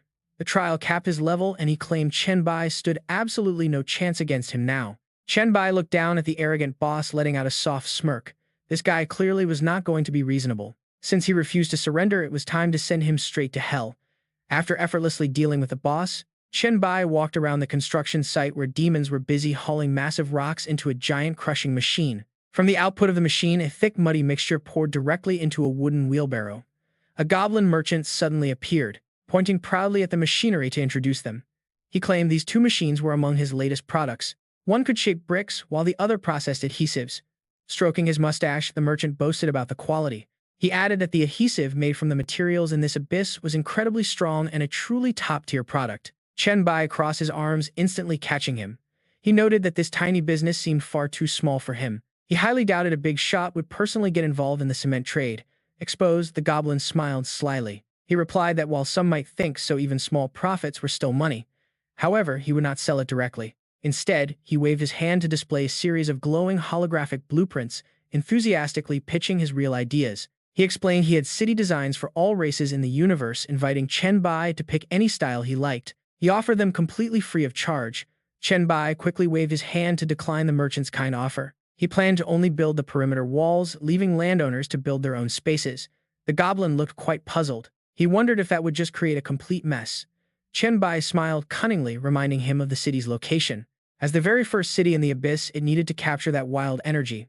Besides, if it got messy, his goblin chamber of commerce would stand out even more. This clever flattery hit the spot, making the merchant laugh. He laughed heartily, agreeing completely and admitting he was highly anticipating how this unique city would look once completed. With the plan finalized, Chen Bai pointed toward the distant horizon to outline the boundaries of their new territory. The goblin merchant explains that the main entrance is located near the abyssal well, while his own residence lies at the absolute deepest point, allowing Chen Bai to choose the location. He offers this for the Goblin Merchant Guild, noting that once the choice is made, Chen Bai just needs to leave his mark. The goblin adjusts his hat with a sly smile. Smiling cunningly, the greedy goblin merchant accepts his kind offer. Instantly, a striking blue pillar of light marks the territory. Looking up at the light, Chen Bai announces that this will be the exact spot for the construction. With the deal officially sealed, he turns to head out. With everything officially finished, Chen Bai nods goodbye. The goblin merchant Lotto bows politely in return to dismiss him. Left completely alone, Chen Bai begins calculating his next moves with vivid thoughts of the gorgeous succubus Queen Mei Kangxi lingering in his mind. The Merchant Guild cannot stand alone in this city. Mercantis must build quarters for the succubus clan. Do the other gods want to build anything? Thinking of those notorious hotheads, Chen Bai smirks playfully. It is probably best to approach them with a peaceful attitude. Both Baphomet and Fenrir have notoriously awful tempers, so it is high time to soothe their relationship. Ripping open a brilliant portal through space, he knows securing their support is the key to dominating the abyss. The very second he steps through the portal onto the 279th floor, a massive beastly roar echoes through the cavern. A giant minotaur demon lunges forward, swinging a colossal battle-axe while roaring that the human has finally arrived. Chen Bai calmly slips backward to dodge, letting the massive blade crash violently into the cliffside, kicking up a thick storm of dust and debris. Hands relaxed in his pockets, he calmly tells Baphomet that he is not here to start a fight. Grunting in sheer annoyance, the beastly demon shoulders his heavy axe, coldly telling Chen Bai to scram if he is not here for a battle. There is absolutely no talking, the stubborn Baphomet declares, until his true self is beaten inside this bloody arena. Chen Bai simply smiles and spreads his arms with absolute unwavering confidence in his achievement. He proudly states that he has officially obtained absolute authority over the abyss. Baphomet snorts, muttering that Chen Bai would be dead otherwise. Time to lay down a tempting sweet offer that this battle-crazy demon cannot resist. He reveals his ability to lead all abyss demons right out of their dark prison, opening up a path to travel anywhere in the world. But Baphomet merely wrinkles his snout in deep disinterest, grunting with a flat response of "so what?" Lowering his head, Chen Bai lets out a slow, incredibly wicked grin, questioning the beast in a playful drawl if it is truly that boring. Chen Bai looks up with mischief, dangling the ultimate bait of facing the god of war. A legendary battle to the death and the chance to claim the war god's power. This hits the beast right in his favorite obsession. The giant demon quickly looks away, desperately trying to save what is left of his stubborn pride. He mutters that even a grand battle is no reason to bow. Knowing he has him hooked, Chen Bai slowly strolls past the massive demon. A highly generous demon of Baphomet's massive stature would surely provide the necessary support. This assistance is crucial for developing the abyss. Glancing back over his shoulder with a confident smile, he quietly asks if he is right. Baphomet raises his snout, finally agreeing to a fair deal under his own specific terms. Shouldering his massive weapon, the demon tosses his head, demanding to know the current plan and warning that he has no time for nonsense. He demands to hear the plan, warning that he hates listening to useless, empty talk. The scene suddenly transitions deep into the quiet, heavy darkness of the abyss, where a giant black wolf with glowing red eyes slowly emerges. Moving down to layer 375th, he approaches the massive black wolf Fenrir. Having constructed a massive city on the 10th floor, Chen Bai plans to erect magnificent statues of the 6 true gods of the abyss there. This statue will absorb the power of faith, but Fenrir merely growls in utter disgust. The giant wolf sneers, asking if he really thinks such minor benefits can buy its loyalty. Smirking confidently, Chen Bai plays his card. He offers the wolf a chance at outside revenge, mentioning its old weapon, the Sword of Slaughter. Struck right in its deepest desires, the wolf angrily pulls out its green root-like weapon, staring back in absolute shock and wonder. Continuing his diplomatic run, Chen Bai reaches layer 400 to approach a heavily hooded phantom. He asks the silent Gabo if he wishes to confront the death god, reclaiming his lost power and restoring his ancient underworld glory. Pulling back the hood, a pale skull is revealed hoarsely, confirming his exact, long-awaited intentions. Moving to the 350th floor, a colossal serpent rears its massive head to pledge its absolute support to him. They pledge support while down on the 500th floor, another blindfolded demon steps up. Standing tall with crossed arms, the blindfolded demon declares that since Chen Bai promised to help Satan reclaim his glory, he will cooperate. The stunning Meikansi laughs, coquettishly, deeply impressed by his highly successful and strategic underworld diplomacy. "My lord, you actually got all 6 gods to cooperate in the abyss. So when do I get to choose my succubus territory?" On the 437th floor, she flutters seductively around Chen Bai. "Don't worry," she reminds him, "the other gods made their promises, and you should do the same. I heard that in your battle against heroes, you were at a constant disadvantage because you could not leave the abyss for long, right?" Seeing her enemy mentioned, Sakobast is consumed by bloodlust. "That vile woman contested with me over one of the primal authorities of the universe, reproduction. We are destined to fight, to the bitter end." Chen Bai turns and waves a casual hand, telling her that if she ever needs to leave the abyss, she should just contact him. He looks back with a sly smile. "Constant losing is no fun, is it? I will help you take her down." Sakobast glides closer, a dark, enchanting smile playing on her lips. "It is not exactly that I am completely at a loss. To avoid the corrupting touch of my slain authority, she always keeps herself a pure virgin." Swaying her tail seductively, she says, "Mastering reproduction is impossible if one remains a virgin, so we are basically keeping each other in check. But now with your help, the Lord of the Abyss is about to become unstoppable. If I defeat her, can I keep her as my maid?" Chen Bai breaks out in cold sweat. "Making her a maid is far too easy on her," he laughs. "Do you not have anything more creative in mind?" The demoness blushes, casting a playful glance. "You are right, Lord, you always show me new things." She crawls low, behind his back to whisper, "You were born in the abyss, a god from day one. Though you are powerful, you have seen so little. There are far better games to play than just keeping servants." Back in the present, Chen Bai leads Baphomet to an empty clearing, introducing this as the city center. Down on the 10th floor of the abyss, Baphomet stares at the glowing, magical blueprint, nodding in approval. Since the main gate directly faces the abyssal well, Chen Bai points toward a fenced-off plot, explaining that the area has already been claimed by the gods of commerce and etiquette. The rest of the land is his to choose. The bull-headed demon freezes, turning a sharp, probing gaze toward Chen Bai. "Did you seriously bring the god of commerce into the abyss?" he demands. Chen Bai just smiles, calmly asking, Is there an issue? Does Lord Baphomet dislike good manners? Baphomet grips his massive battle axe, growling in reluctant agreement. He must obey the laws of this place if he wants to stay. Seeing things settle, Chen Bai smirks quiet in his assessment of this blunt, no-nonsense Minotaur god. With the deal sealed, Baphomet stomps his foot and swings his massive battle axe, burying the blade deep into the cracked earth. He throws his arms wide and roars, officially claiming his territory. Right in the heart of the abyss, a massive stone foundation begins to rise from the fractured ground, starting construction. Before long, a towering, heavily fortified colosseum wall is completely assembled and raised by the working demons. Hands behind his back, Chen Bai offers his congratulations. Your grand arena is the very first completed structure here, he says. Baphomet merely snorts and responds, far too proud to show even a shred of genuine interest. Who cares, he grunts, just send me back. But before stepping through the portal, he casts a harsh glare backward. I will wait in my Colosseum for your challenge, he warns, and do not dare forget your promise. Chen Bai gives a confident nod of agreement. Absolutely safe travels, Lord Baphomet. Soon, the massive shadow of the demon fades completely into the glowing pink portal. With that settled, he turns his mind to the next phase of his plan. He needs to gather 10 double S-class demon bloodlines to fuse them into a triple S-class power. Rubbing his chin, he thoughtfully considers which floor would be best for farming. Suddenly, his eyes lock onto a jagged peak piercing the fiery sky. He stares at the mouth of the abyssal well, which is glowing violently. Is that the abyssal well? It is about to erupt. Without a second thought, Chen Bai leaps off the cliff, slapping his forehead in realization. Whenever demon numbers on a floor drop, the well erupts with demon eggs to replenish them. It never stops until balanced. How did he not think of this sooner? Grinning at this golden opportunity, he charges forward with pure, wild excitement. Just then, a massive purple demon egg plummets from the sky.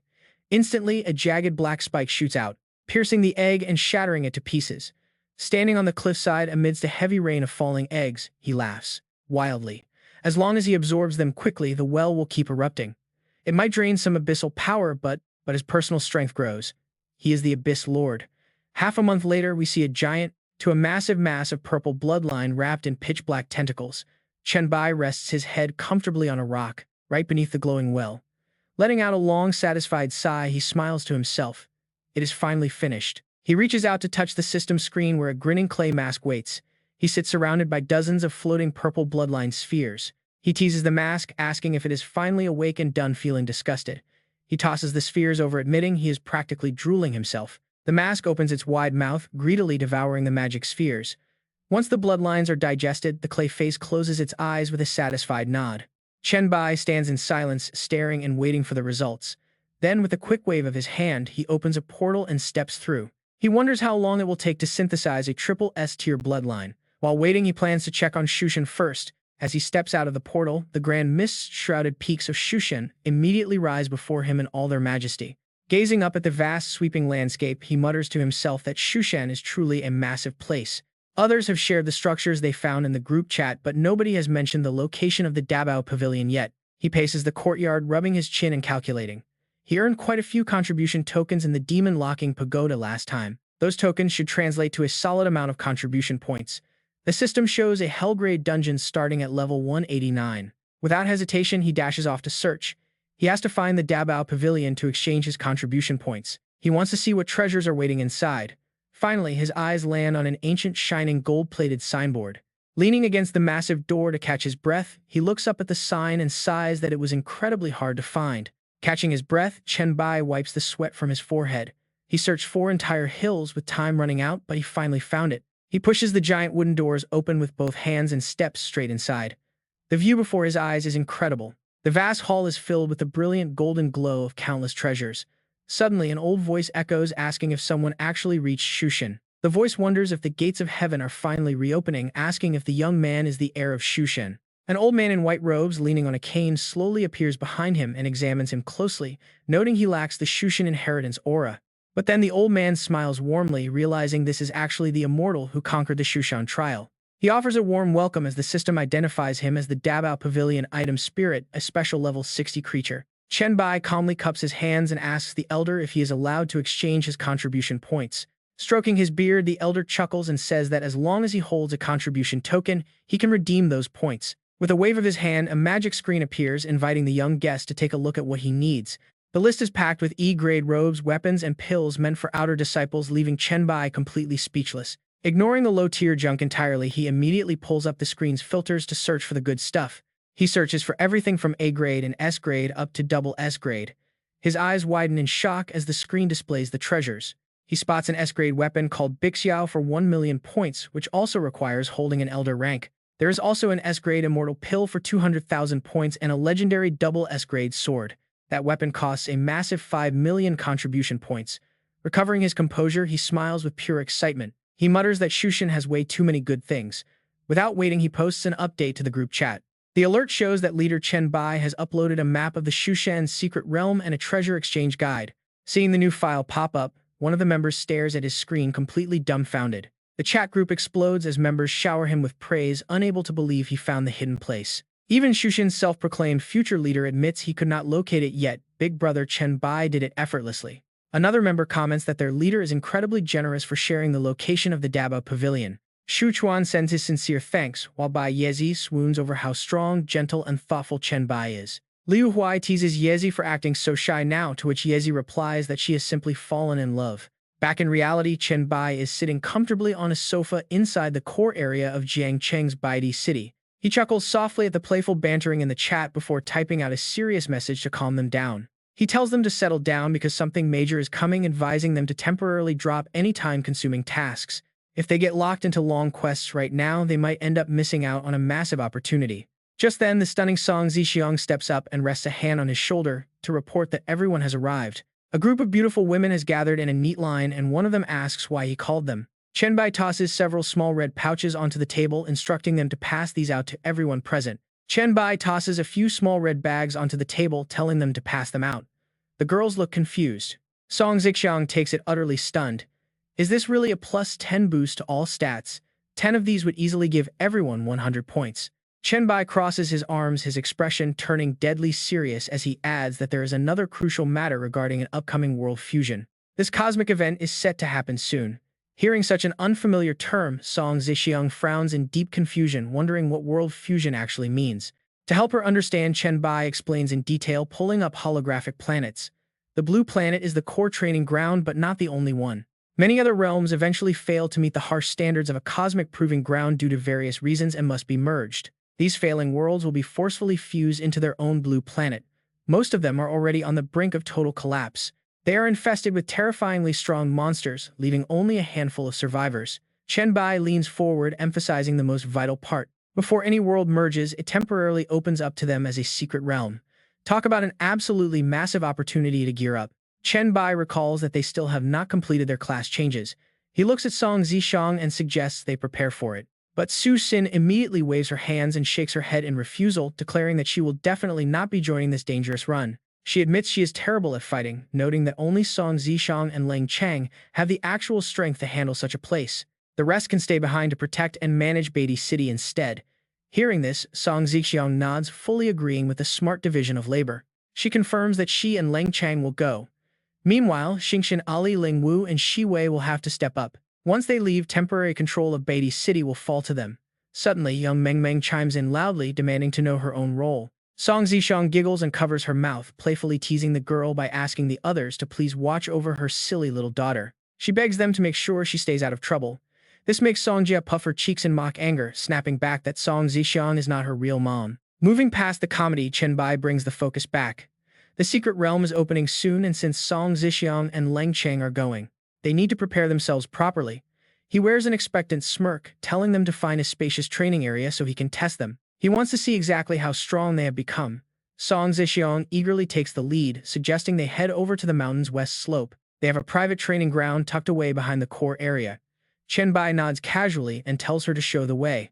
As he follows her, his mind starts racing. The upcoming zombie world fusion is actually something he knows very little about.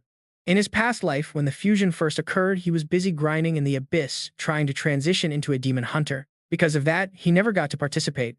Honestly, if he had not spotted all that amazing gear on Mount Shu, he might have forgotten it. The biochemical catastrophe equipment is still waiting for an upgrade. Just then, his system interface flashes, displaying his weapon information. To unlock the catastrophe evolution of his biochemical fists, he needs to eliminate 100,000 biochemical mutants and 100 high-level mutated creatures. Once that condition is met using the gear, his weapons will evolve into a powerful growth-type soul vessel. High-level mutant kills are currently at 26 out of 100, meaning this task is still incomplete. Clenching his fists, his eyes burn with absolute determination. Once the world fusion begins, he will finally be able to upgrade them. He is secretly hoping for a massive power spike. Within minutes, the group arrives at a vast training field surrounded by lush greenery. Song Zixiong turns and tells him they have arrived at the training ground. Chen Bai steps forward and casually spreads his arms out. He playfully invites Song Zixiong to attack first, telling her to bring everything she has and absolutely not hold back on him. Song Zixiong gets into stance with a sharp gaze, shouting out her agreement. Instantly, sharp violet crystals begin to sprout from the ground. They wrap tightly around Chen Bai, trapping him completely. Without a moment of hesitation, she leaps backward to gain some distance. She unleashes a barrage of crystal spears flying straight at him. But Chen Bai effortlessly shatters her offensive with a sudden burst of energy. He smiles gently, quietly activating his mental backlash skill. Song Zixiong gasps in shock as a sudden intense pain strikes her mind. The painful backlash hits her brain hard. Chen Bai casually lowers his hand, watching her collapse to the ground before calling an end. He tells her they are done. Holding her head, she kneels on the grass, complaining that it was way too fast for her. She complains that she has so many skills, tricks, and class-specific abilities she did not even get a chance to show him. Helping her up, he calmly walks her through her mistakes, explaining that they need to address these issues one by one. He advises her not to constantly link her mental energy to control her projectiles unless it is absolutely necessary. Looking into her eyes, he explains that although this reduces her flexibility and raw power, it is much safer in combat. It prevents backlash if her attacks get destroyed. She smiles warmly, nodding as she translates this into a simple analogy. She realizes is the difference between throwing a dart and holding a whip. Chen Bai smiles warmly, praising her quick wit. With her test finished, Chen Bai looks over at the quiet green-haired girl and calls Leng Cheng forward. Without a single word, she dives straight out of the sky like a razor-sharp arrow aiming right for his head. Lowering his center of gravity, he slips backward, narrowly dodging the female assassin's deadly strike, missing her target. Leng Cheng spins around, clutching her glowing dagger, ready to strike again. But Chen Bai is too quick, catching her wrist midair as he softly tells her that is enough. Leng Cheng. She lands. Chen Bai crosses his arms, honestly admitting her combat skills are actually not far behind his own. But coming from peaceful times, she still lacks real-life and death combat experience. So he asks to see her talent tree, and Leng Cheng nods without hesitation.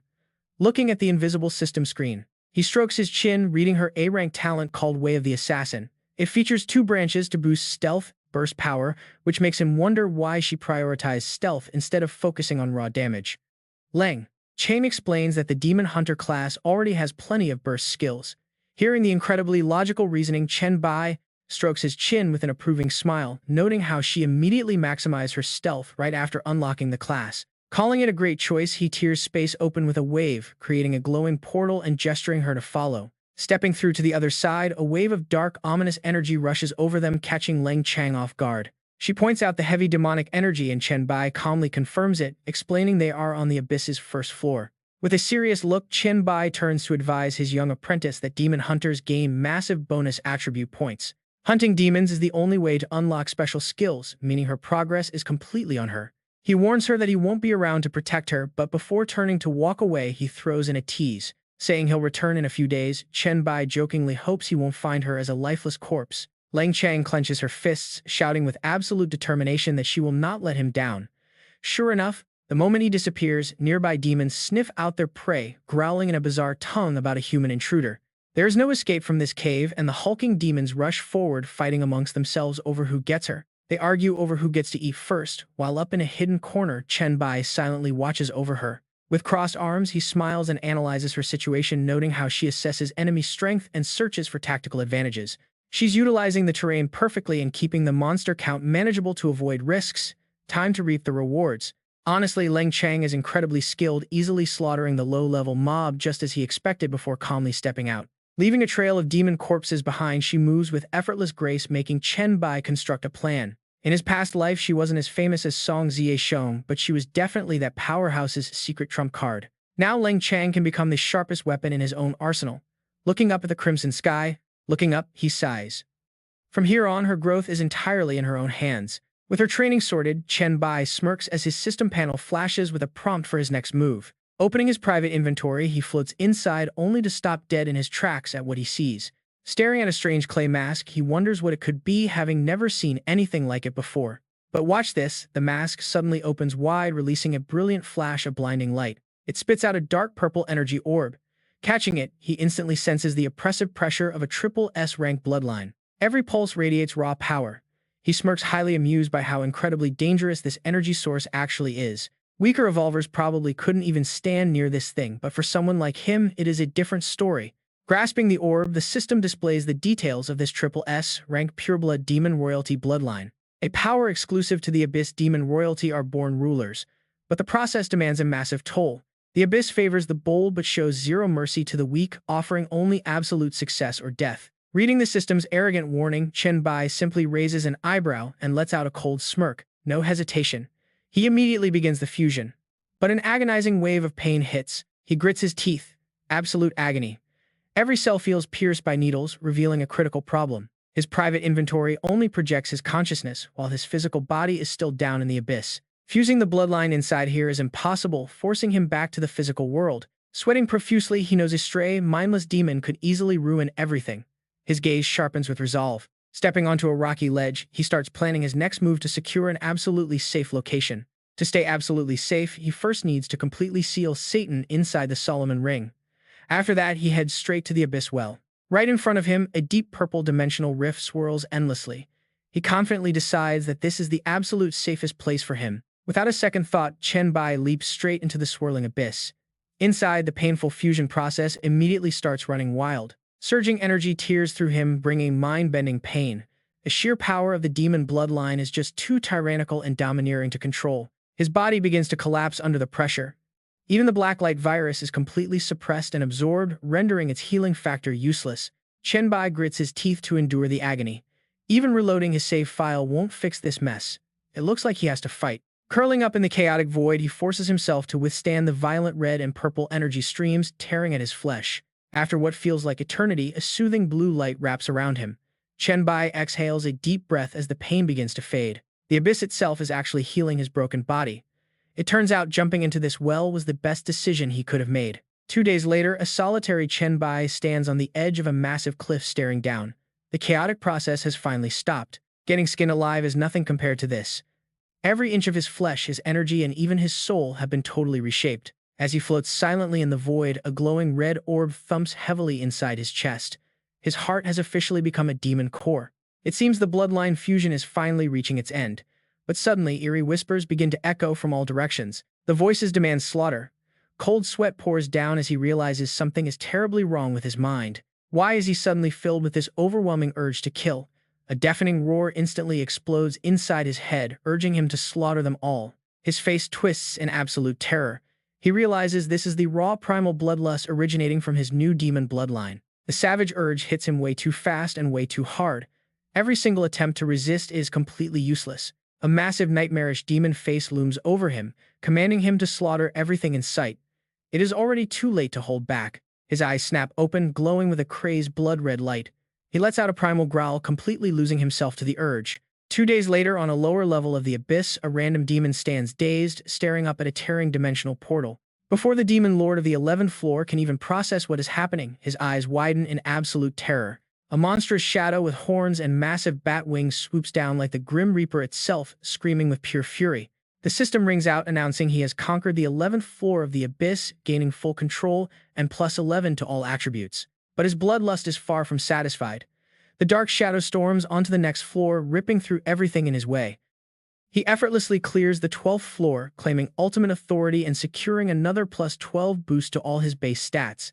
Deep inside, Chen Bai turns his back to a freshly slaughtered demon corpse, letting out a heavy, exhausted breath. It seems this overwhelming primal bloodlust is the final hurdle. Luckily, he managed to hang onto a shred of his sanity. Looking over the absolute carnage he just caused, the system chimes in again, confirming he has conquered the 13th floor. He gets complete control of the area and another plus 13 to his stats, but Chen Bai knows he is in serious trouble. He needs to reclaim full control of his body as soon as possible, or he will end up fighting until he drops dead. If he fails, he will be trapped as a helpless spectator watching his physical form fight itself to an early grave. But get this, conquering his own dark desires is basically a Tuesday for this guy since he already has plenty of experience. Meanwhile, the system keeps tallying his body's bloody achievements, conquering the 14th floor and granting him another massive boost. After clearing the 15th floor for another plus 15 boost, his consciousness patiently floats inside his own mental space. He calmly bides his time, waiting for the perfect opening. Once his rampaging body starts to exhaust itself, he will strike. When the raw bloodlust is finally satisfied, that will be his golden window to seize back the reins of his physical form. Meanwhile, his rampaging demon body keeps slaughtering its way forward, clearing the 19th floor by shredding the local boss. With the 19th floor under control, his attributes shoot up by 19 points, and he realizes his golden opportunity has arrived. Chen Bai steals his resolve and prepares to strike. Right now, his blood-red eyes twitch as he fights for dominance. He struggles to pull his mind back together. The savage demon ego violently thrashes its razor-sharp claws, screaming for more blood. It screams to kill, but it is too late. Chen Bai completely reclaims his physical form and throws a blindingly powerful punch. "Shut up with the killing," he yells. The echoes of his bloody demon form fade away as his mind finally clears. He collapses onto a rocky ledge, breathing a massive sigh of relief. He actually did it. He completely conquered the savage bloodline. He knew he could overcome this power. Suddenly, the system panel flashes to display his incredibly valuable reward. His bloodline has evolved to Pureblood Demon King, ranking SSS. He gains a perfect body immune to all lethal strikes. He is now completely immune to being crippled, and targeted attacks on his weak spots will no longer deal any extra damage. His recovery rate jumps by 1000%, granting near total immunity to magic and negative status effects. This includes elemental spells, curses, and poisons, while all his attributes get a permanent 30% boost. Chen Bai reads on. The Demon Chen base formation bloodline skill grants him a demonic form for an unlimited period of time. Though maintaining this form constantly drains his mental energy, it doubles all of his base stats and unlocks exclusive demon skills. With a 12-hour cooldown, Chen Bai clicks his tongue, noting that it is a simple yet incredibly powerful ability. But then check this out, the system panel flashes to reveal one final passive trait, known as the Abyss Bloodline. This passive power devours everything, allowing him to hold 9 different bloodlines simultaneously without any conflict. He currently possesses just 1 out of 9, which happens to be his pure triple S-grade Royal Demon bloodline. He can claim 8 other bloodlines, perhaps even upgrading the double S-rank Elf bloodline from his past life. With 7 empty slots remaining, he really looks forward to gathering 9 perfect triple S-rank bloodlines. Down on the 437th floor inside Miken's palace, Succubus Sakal approaches. Her tail sways gently. She purrs that she finally got to experience those exciting things he promised. She is absolutely thrilled. Looking up with flirtatious eyes, she whispers that his demon form and that black light armor is incredibly attractive. His incredible surge in strength and deep insights have also greatly enhanced her own connection to the power of Slains. Chen Bai simply offers a calm, confident smile, warning her that the day she begs for mercy will be here soon. He sits on the steps. Just remembered something. Was she born with the power of Slains? Sakiel places her hands on her hips and admits that even though she wields the power of desire, it is mostly instinct. She strikes a playful, seductive pose, arguing that there is still so much left for them to explore and practice together. She reminds him that the abyss has been sealed for ages, meaning they have barely scratched the surface of authority. Hearing this, Chen Bai asks for more details on authority, prompting Kansas to sprawl lazily across his soft cushion. He explains that authority represents the rules, the basic logical expression of the entire universe. But right as they talk, his system panel suddenly vibrates with a critical notification. The system panel vibrates violently with an urgent warning. The first World Fusion trial ground will begin in 7 days. Wait, this is massive. Chen Bai leaps to his feet in shock. The World Fusion is actually starting. Checking the details, he sees the target. A biochemical zombie world spanning 44 million square kilometers. Worse, the fusion targets human settlements. But first, the biochemical zombie world opens as a dungeon in 30 minutes. Anyone above level 10 who completed their class transfer can enter this secret dungeon to explore beforehand. Instantly, the group chat explodes. Crow starts shouting. Is this what Big Chen Bai was talking about? Others chime in, asking Crow if he has even advanced his class yet. Crow sighs, complaining about finding a good job. He is absolutely desperate for a suitable class so he can finally join the rest of the team. Lip tags the mysterious and powerful Chen Bai, begging their legendary leader for any insider details on what to expect. Chen Bai advises them to tread lightly, warning that every single top-tier evolver on Earth will be entering this zone. Trash in the group understands immediately. They will be running directly into evolvers from other nations. In fact, they are now rival factions. Chen Bai quietly confirms it. Yes, that is the reality. Anthony mutters to himself. Surely the top ranker of China will show up there, right? Meanwhile, a holy knight named LC plants his greatsword into the cold floor, solemnly declaring that those lost souls need divine guidance. A female samurai meditates in silence, her eyes locked onto the system screen floating directly in front of her katana. Back at the Jiangqing training grounds, a young woman runs over to her exhausted companion with the urgent news. She urges Song Zixiang to take a quick rest, warning that the terrifying world fusion process is finally about to begin. Song Zixiang wipes her sweat. Since human settlements are targeted, she warns that Baidi City must prepare. Though details are a complete mystery, she is deeply worried about the impending chaos heading directly for their home. It would be an absolute catastrophe if a piece of the zombie world suddenly fused directly into the middle of Baidi City. When asked if there is a plan, she nods. Suddenly, Song Zixiang turns and spots their returned leader Chen Bai. Helping the injured Leng Qi and Ling Yu stand, Chen Bai instructs Ali to get Su Xin to heal everyone right away. Ali nods. Chen Bai then points the exhausted girls toward the quiet lounge, telling Qing'er to rest up. Are you okay? Leng Xiang clutched his stomach, trying to hold on. Chen Bai gently reassured them it was just a minor injury, explaining that the secret realm will open in less than 10 minutes. Since she and Leng Xiang are in rough shape, he warned them not to rush in just yet. Once they recovered, the two could move together. Watching his broad back as he walked away, Song Zixiang realized Bai Di was planning to go solo, so she wished him a bountiful harvest. Chen Bai playfully raised 2 fingers to his forehead, giving her a confident salute. Sure thing. Right then, his system screen flashed to announce a brand new quest. He had officially entered the chemical zombie world's secret realm. Spawning into Earthworm City, the system notified him he could spend 1 gold coin to reset his drop point at any time. He could also check the leaderboards and open the point shop whenever he wanted. He was free to leave the realm whenever he pleased, though re-entering would cost him 1 silver coin. Looking around, Chen Bai found himself standing right in the middle of some desolate, trash-filled ruins. Hands in his pockets, he muttered the city's name. Immediately, he triggered his skill and his eyes glowed with a sharp violet light to scan the area. Using his mystic eye, he realized a threat was moving incredibly fast. A bone-thin zombie lunged forward to tear him apart, but with 1 swift movement, he punched a clean hole right through its stomach. The system immediately pulled up the monster's details. It was a level 16 zombie with blood tracking and pain immunity. Amusingly, its secret profile revealed it had hidden 12,109 yuan inside its toilet tank back home. Dark writhing tentacles suddenly burst from his arm, wrapping tightly around the zombie. The system notifications kept rolling and awarding him 10 contribution points for taking down a mid-tier common zombie. Absorbing the high-risk mutated virus granted an extra 200 points plus another 100 for his exclusive black light trait. Watching his score climb so effortlessly, he crossed his arms with a smug nod. This secret realm was honestly perfect for him. Just then, dozens of other zombies began crawling out from the dark corners of the ruins, slowly gathering around him. Instead of panicking, Chen Bai simply frowned and clicked his tongue in disappointment. Why were there so few of them? Without wasting a second, he pulled a bucket of steaming fresh blood from his inventory, a mischievous smirk spreading across his face. Luckily, he had come prepared, knowing these monsters could track by scent. He casually strolled around to let the smell spread.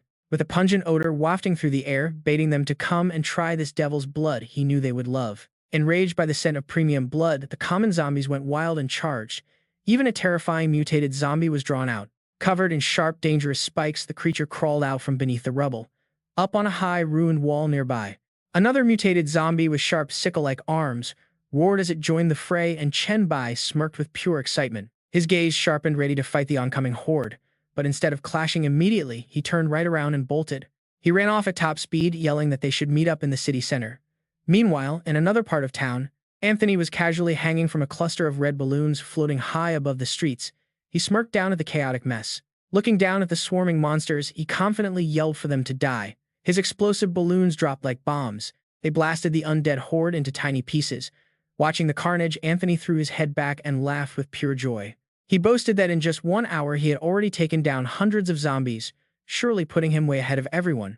But the moment he pulled up the leaderboards, his smug grin completely vanished, replaced by sheer wide-eyed disbelief. Shocked, he gasped out. The leaderboard showed Bai leading with an overwhelming 156,392 points, leaving Selk at 985 points and Anthony at 6,854.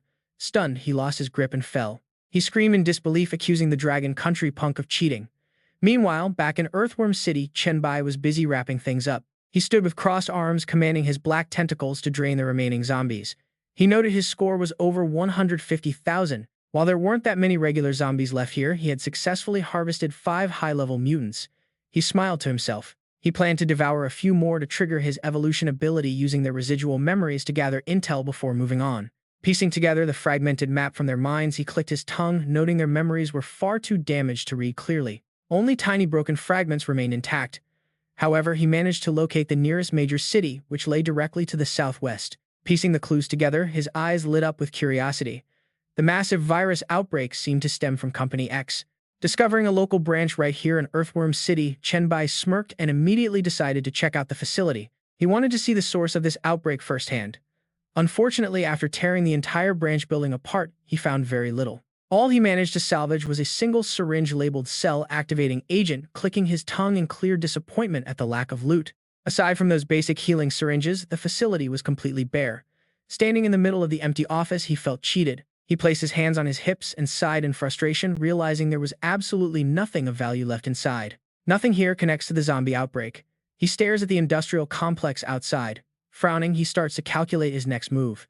A new path is needed. Perhaps this branch lacked proper authorization, or maybe the item is buried deep in the facility, deep inside. With that thought, Chen Bai marches forward, carefully combing through his memories from his past life for answers. He remembers it now. After the worlds merged, many hidden shelter and laboratory dungeons appeared across the entire landscape. Chen Bai peers down into the pitch-black entrance. He whispers that he has seen plenty of these hidden underground entrances before. Then he leaps. He dives straight down into the deep, dark hallway, knowing this has to be the target location. No light whatsoever. It is pitch black, so he must rely on his telekinetic perception to guide his way forward. Landing softly on the cold floor, he immediately sweeps his telekinetic energy to map out the entire underground facility. The secret facility has no high virus zones whatsoever. However, looking closely at the position of the dead bodies, the zombies clearly breached the outer defenses. He strokes his chin and grins. The source must be somewhere else. They need the main headquarters. Suddenly, his eyes flare with a brilliant green glow to activate a critical skill. Eyes of Secrets is online. And trust me, you are not ready for the monstrosity that shows up next. What is this? He gasps, spotting an evolving zombie. Immediately, the system interface pops up with the target details. It is a beast-form zombie gene warrior. The system classifies it as a level 20 special infected entity. Its mission was protecting high-ranking officials and core research data. But when the virus took over, everything went wrong. He injected himself with a genetic mutagen. Dying mid-mutation, he ultimately became this semi-finished beast-form gene warrior. Analyzing the data, Chen Bai deduces that the creature still clings to a tiny shred of its human consciousness. The creature will never surrender that briefcase. If anyone tries to steal it, its berserk mode will activate instantly. But Chen Bai is not bothered. He whips out a dark shadow tentacle and slices it straight through the neck of the beast. The headless corpse hangs upside down, still clutching the briefcase. Chen Bai shakes his head. What absolute loyalty. A truly dedicated guard. Rest in peace, buddy. His shadow blade slices again cleanly, releasing the beast's tight grip. The beast is finished. Chen Bai calmly kneels down and pops open the silver briefcase to inspect the contents. He lifts a syringe to inspect it. It is a solid B-tier serum designed specifically for a highly specialized class. The system window pops up with the item details. It is a beast-form mutagenic serum B-tier. This specialized formula combines beast and warrior genes.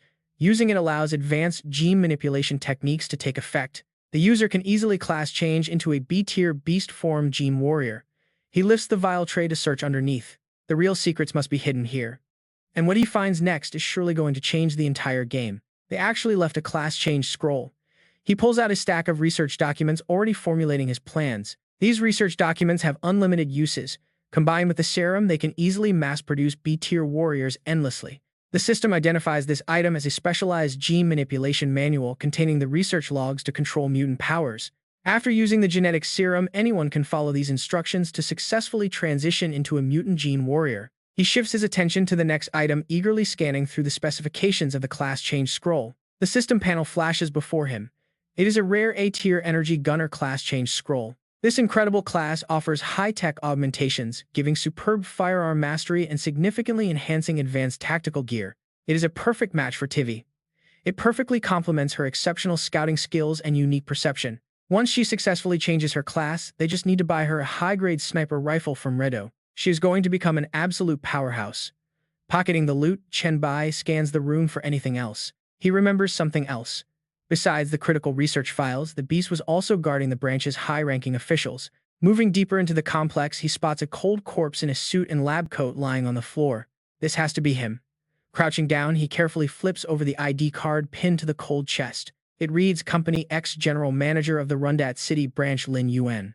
Chen Bai quietly studies the card. A manager's keycard like this is bound to unlock something highly restricted deeper inside this secret facility. Right on cue, the system chimes with a notification confirming he has successfully acquired the executive ID card. The hidden exploration quest for the Rundet City branch of Company X is now officially complete and cleared.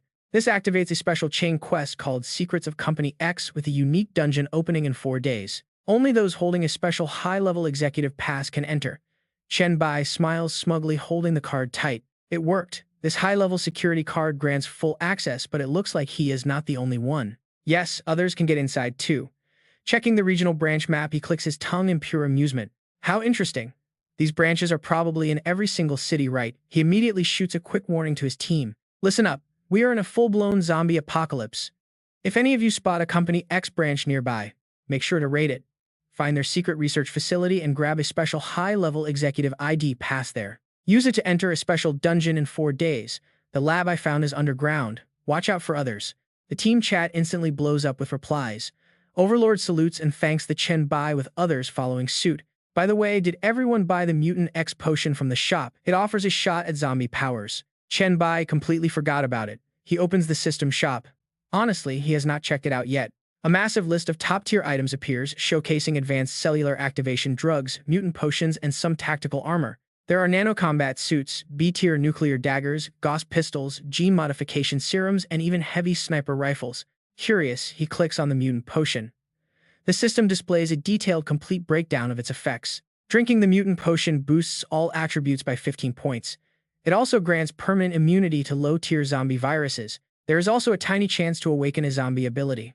Price is 1,000 points per dose. Instant buy. No hesitation. Chen Bai buys a bottle and downs it in one clean gulp. The system confirms the consumption. Stats increased by 15. Permanent immunity acquired. But after waiting a while, nothing else happens at all. He spreads his hands. Is that it? Feeling quite disappointed, he hops onto the team chat to complain. He texts that he got absolutely 0 powers, and Overlord replies that he had the exact same terrible luck. Sword Immortal agrees. The drop rate is insanely low. Failing to awaken anything is totally normal, so no regrets. Shui Chuan nods. But then the 5-clawed Thunder Whip Air jumps in to arrogantly show off his new skill. He posts a screenshot of his S-rank skill Lightning Strike, which literally turns his body into pure electricity. It boosts agility by 300% and shocks nearby targets, lasting 5 seconds with a 6-hour cooldown. 300%. Chen Bai stares at the stats, genuinely impressed. That is a massive speed boost. Turning into actual lightning is even better than mere speed. Talk about some absolutely ridiculous luck, right? The chat explodes with jealousy. Overlord jokingly threatens to beat him up for showing off like a jerk. He accuses Whip of deliberately asking about the potion just to brag about his godlike new superpower. Shu Chuan agrees he deserves a thrashing, and Yi Zi completely supports it. Sword Immortal wants a piece too. He demands Whip's location to have a nice friendly chat. But suddenly, a desperate text from Crow interrupts. Crow begs for rescue. Chen Bai is surprised, asking if he wants him to find a class change scroll. He rubs his chin, thoroughly confused. Honestly, it is pretty rare to see Crow act this desperate. He is definitely not the type to ask for help easily. Did he hit a wall, or is this trouble? Terrified and shaking, Crow quickly types out his reply, begging Chen Bai to stop joking around. He actually found a class change opportunity, but the difficulty of the quest is just way too high. He knows Chen Bai is currently busy conquering the zombie world, but he simply lacks the confidence to survive. Chen Bai asks what kind of dungeon it is. Immediately, a terrifying system notification pops up before him. It is the Black Tower. A hell-tier dungeon for levels 10 to 20. Chen Bai is totally shocked. Is Crow's quest really connected to that place? He looks up at the twisted, dark monument looming ahead. In his past life, over 100,000 evolved players lost their lives inside this absolute meat grinder. Its entrance appears randomly across the globe, and every single entry leads to a completely different floor. Even if some players manage to clear parts of it before, past guides are completely useless here. Chilling memories flash through his mind.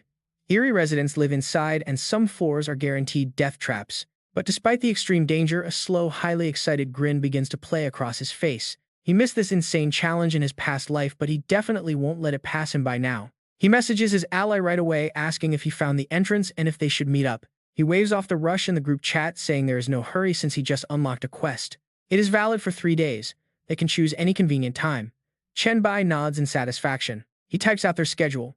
Chen Bai writes that Meng Meng's class advancement should happen in the next day or two. They will tackle it together. Black Crow agrees, saying they won't delay Chen Bai from dealing with the zombie world. He closes the chat. Rubbing his chin, he makes a firm decision. Both targets are too important to ignore. Time is precious.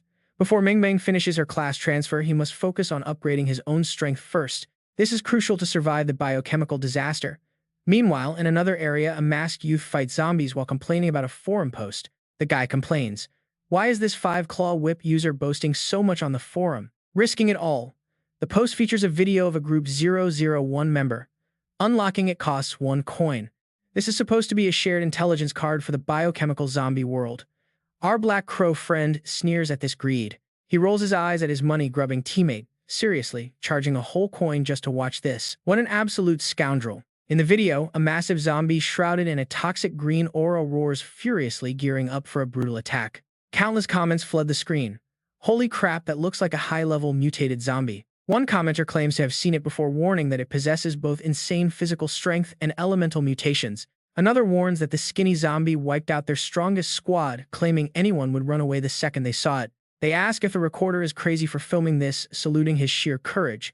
It might be his final footage. The comments predict his death. Reading through them, the 5-claw whip youth, now calling himself Tho, just cockily smirks. 2 massive zombies radiate a sickly green energy. He simply winks at the camera, completely unbothered.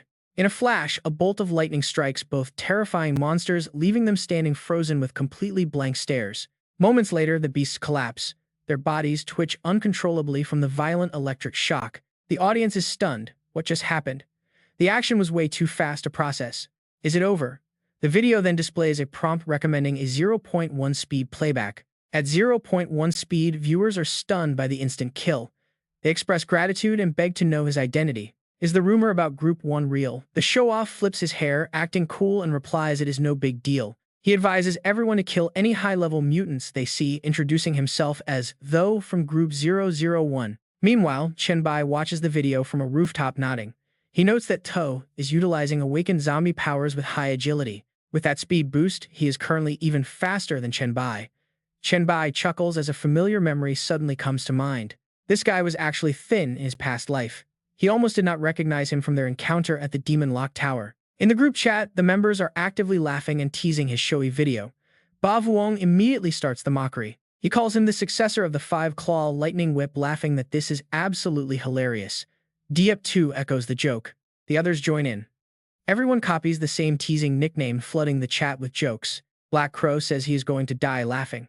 Even Han Vuong chimed in with the ridiculous title. Another member calling himself the group trash copies the meme. The young lightning user reads the messages in absolute despair. He holds his head in shock. Then he scratches his hair awkwardly, trying to explain his cool name. He begs his teammates to stop teasing him, pointing out that he cannot just bluntly use his real name out there. Ba Vuong suggests he should just stick to Tho instead of embarrassing himself further. Han Vuong tells him to use his real name. He suggests using Ma Ni to scare people to death. Tho replies that introducing himself that way would feel pretty awkward. Han Vuong tags Thui Shuyen, asking if he even realizes that his entire fight has been recorded and posted online. The lightning successor claims he has no fear. Since he willingly showed his skills, he is not afraid of being analyzed. Seeing the banter, Chen Bai chimes in to help defuse the situation, noting that Thui Shuyen raised a valid point. It is good, the lightning user understands the risks. Chen Bai then reveals that he was also filmed before. Ba Vuong, currently doing push-ups, immediately jumps back into the chat to tease them further. He warns Tho that if Chen Bai's footage ever gets released, his top ranking on the forum is as good as gone. Tho replies that if he cannot defend his rank, he will gladly step aside for the legendary white beard. Han Vuong laughs that the whip user already changed his group name. Black Crow then asks about Chen Bai's score. Is it really that high? This clip will reveal the truth. Black Crow, your top spot is officially history, Rabbit says as he sends the link. After sending the video, Black Crow stands proud amidst a mountain of zombie corpses. At the same time, in another sector, a group of evolved humans is struggling to survive a zombie siege. One of them screams that there are just too many of them. The muscular guy named Zhang Song turns back and barks out orders to break through their perimeter in a single direction. A spear-wielding youth named Ma Jian sighs in despair, asking if anyone wants to leave their final words since he is recording.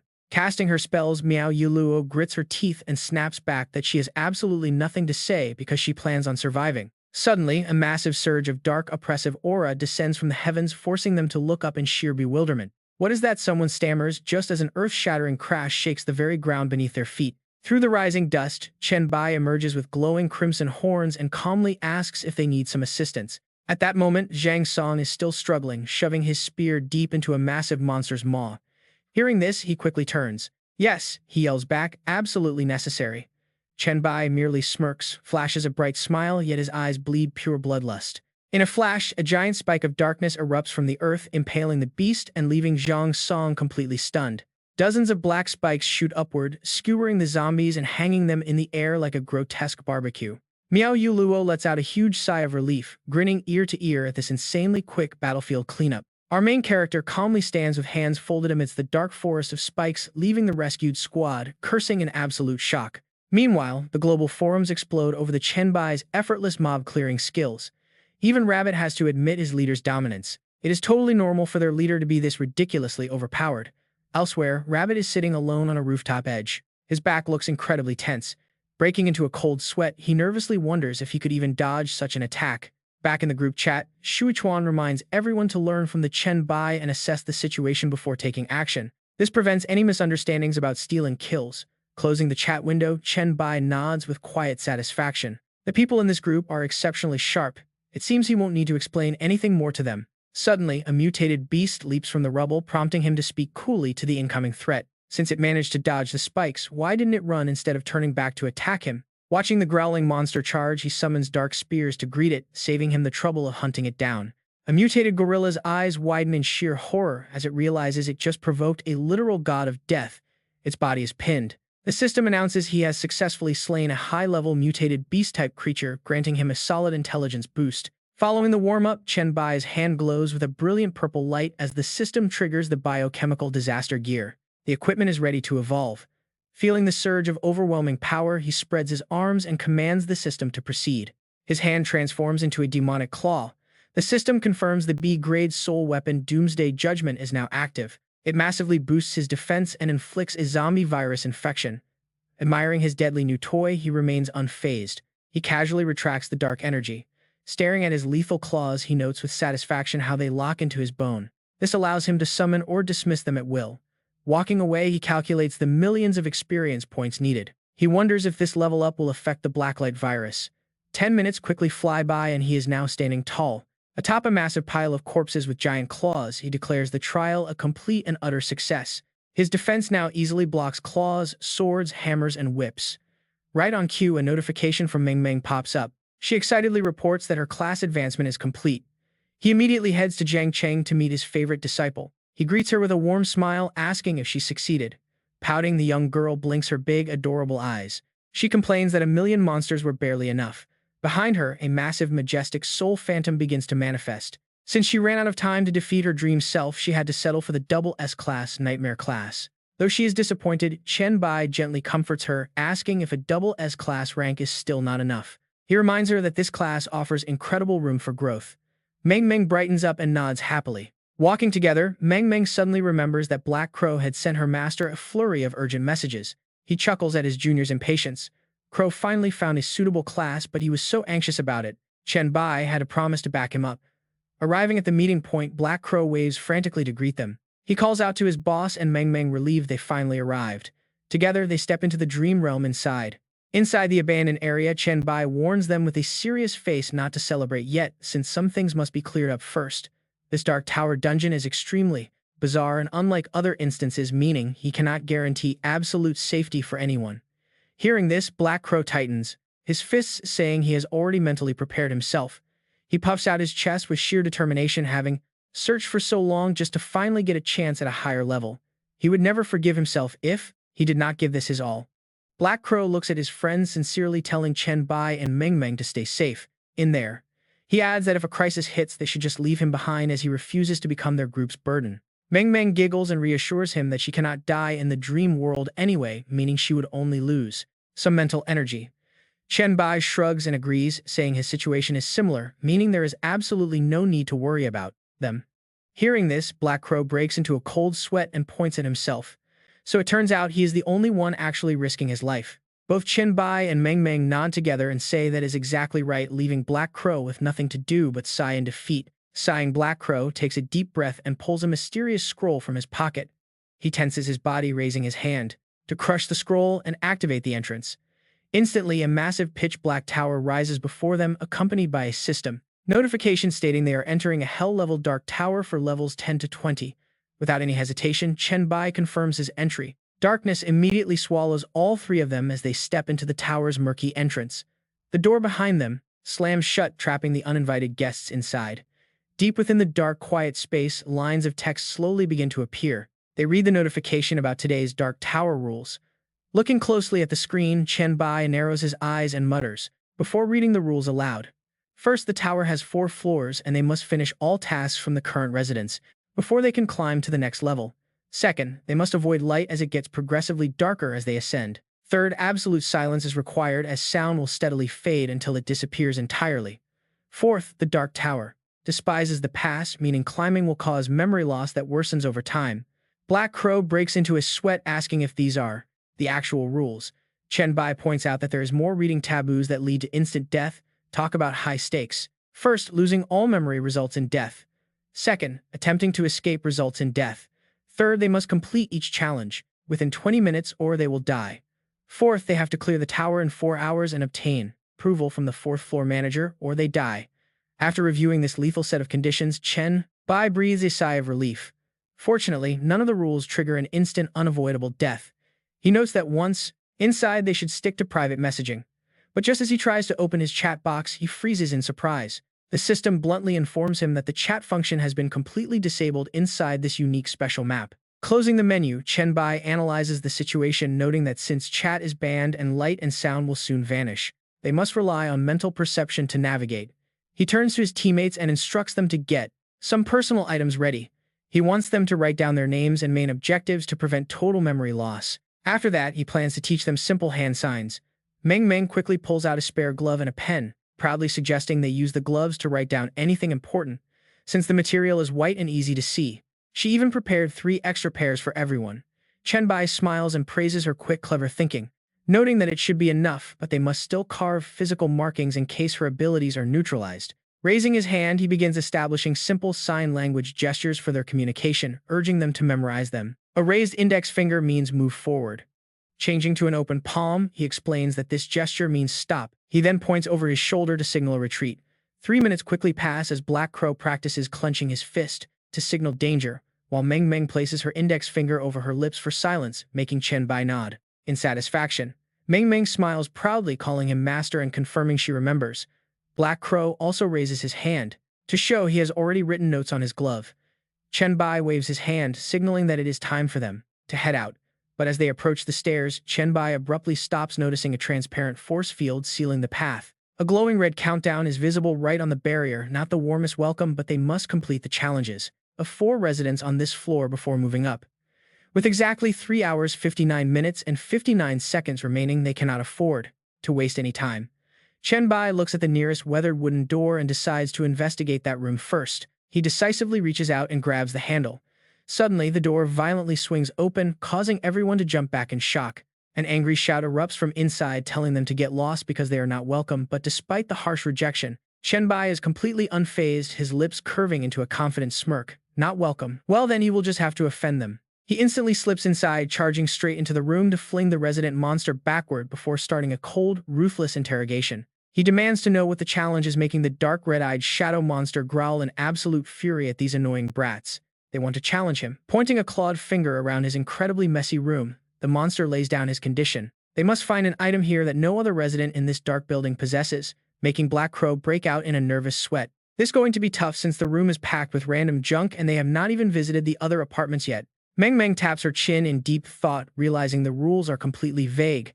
Does he mean a unique item or a specific category? While the team struggles to make sense of the riddle, Chen Bai suddenly steps right up to the shadow creature with a sly grin. He asks if finding one of the monster's own body parts would count as a pass, sending a sudden shiver down the creature's spine. The beast flinches back, demanding to know what he means. In response, giant bat wings erupt from Chen Bai's back in a menacing display. He calmly explains he is just clarifying the rules. Otherwise, if he tears off the monster's arm to finish the quest, the beast might argue that everyone in the building has arms, and by then it would be too late. A cold, dangerous smile plays on his lips. Not only would the quest fail, but the monster would also be down one limb, which would be an absolute tragedy for them both. Terrified by the blatant threat, the shadow beast pales and waves its hands frantically, insisting his challenge is not that complicated at all. He will not reject items just because they fall under generic categories like furniture or food. Raising a trembling finger, he quickly clarifies further. However, it is also not so simple that they can just point out a bowl with a slightly different pattern on it. Or worse, try to offer up a severed arm.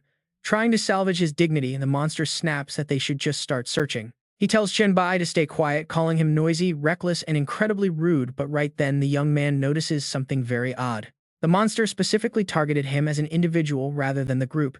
Watching the red aura of resentment fade around his own body, he silently analyzes the encounter.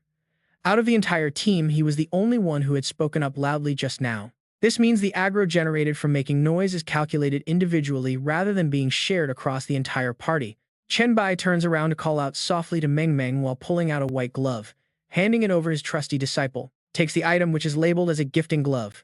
Her eyes light up with instant understanding as she steps forward confidently. Her sudden advance leaves the shadow monster completely bewildered. With a swift, smooth motion, she presents a tiny bottle of liquid. She grins and politely asks him to bear with them if they happen to disrupt his train of thought during this task. Giving him a playful wink, Meng Meng thrusts the bottle forward as a gift. The shadow beast quickly recoils in sheer suspicion. He waves his hands to reject it, warning her that bribery will not make him go easy on them, but she ignores him. She stubbornly presses the item into his hands, insisting she would feel too guilty searching his home without offering a present first. She promises he will absolutely love it. Left with no other choice, the monster reluctantly takes the small bottle, completely speechless. He pops the cap and his glowing red eyes widen in absolute disbelief. Is this really a rare monster core? One that boosts all attributes by 10 full points? Meng Meng wiggles her finger triumphantly, stating he could never find this here. It is a direct, shameless bribe, and it works flawlessly. The shadow monster laughs with pure joy, nodding his head in agreement. It is indeed a gift he simply cannot refuse. With Meng Meng declared a pass, the monster's glowing red eyes turn to Black Crow. The silent young man does not utter a single word.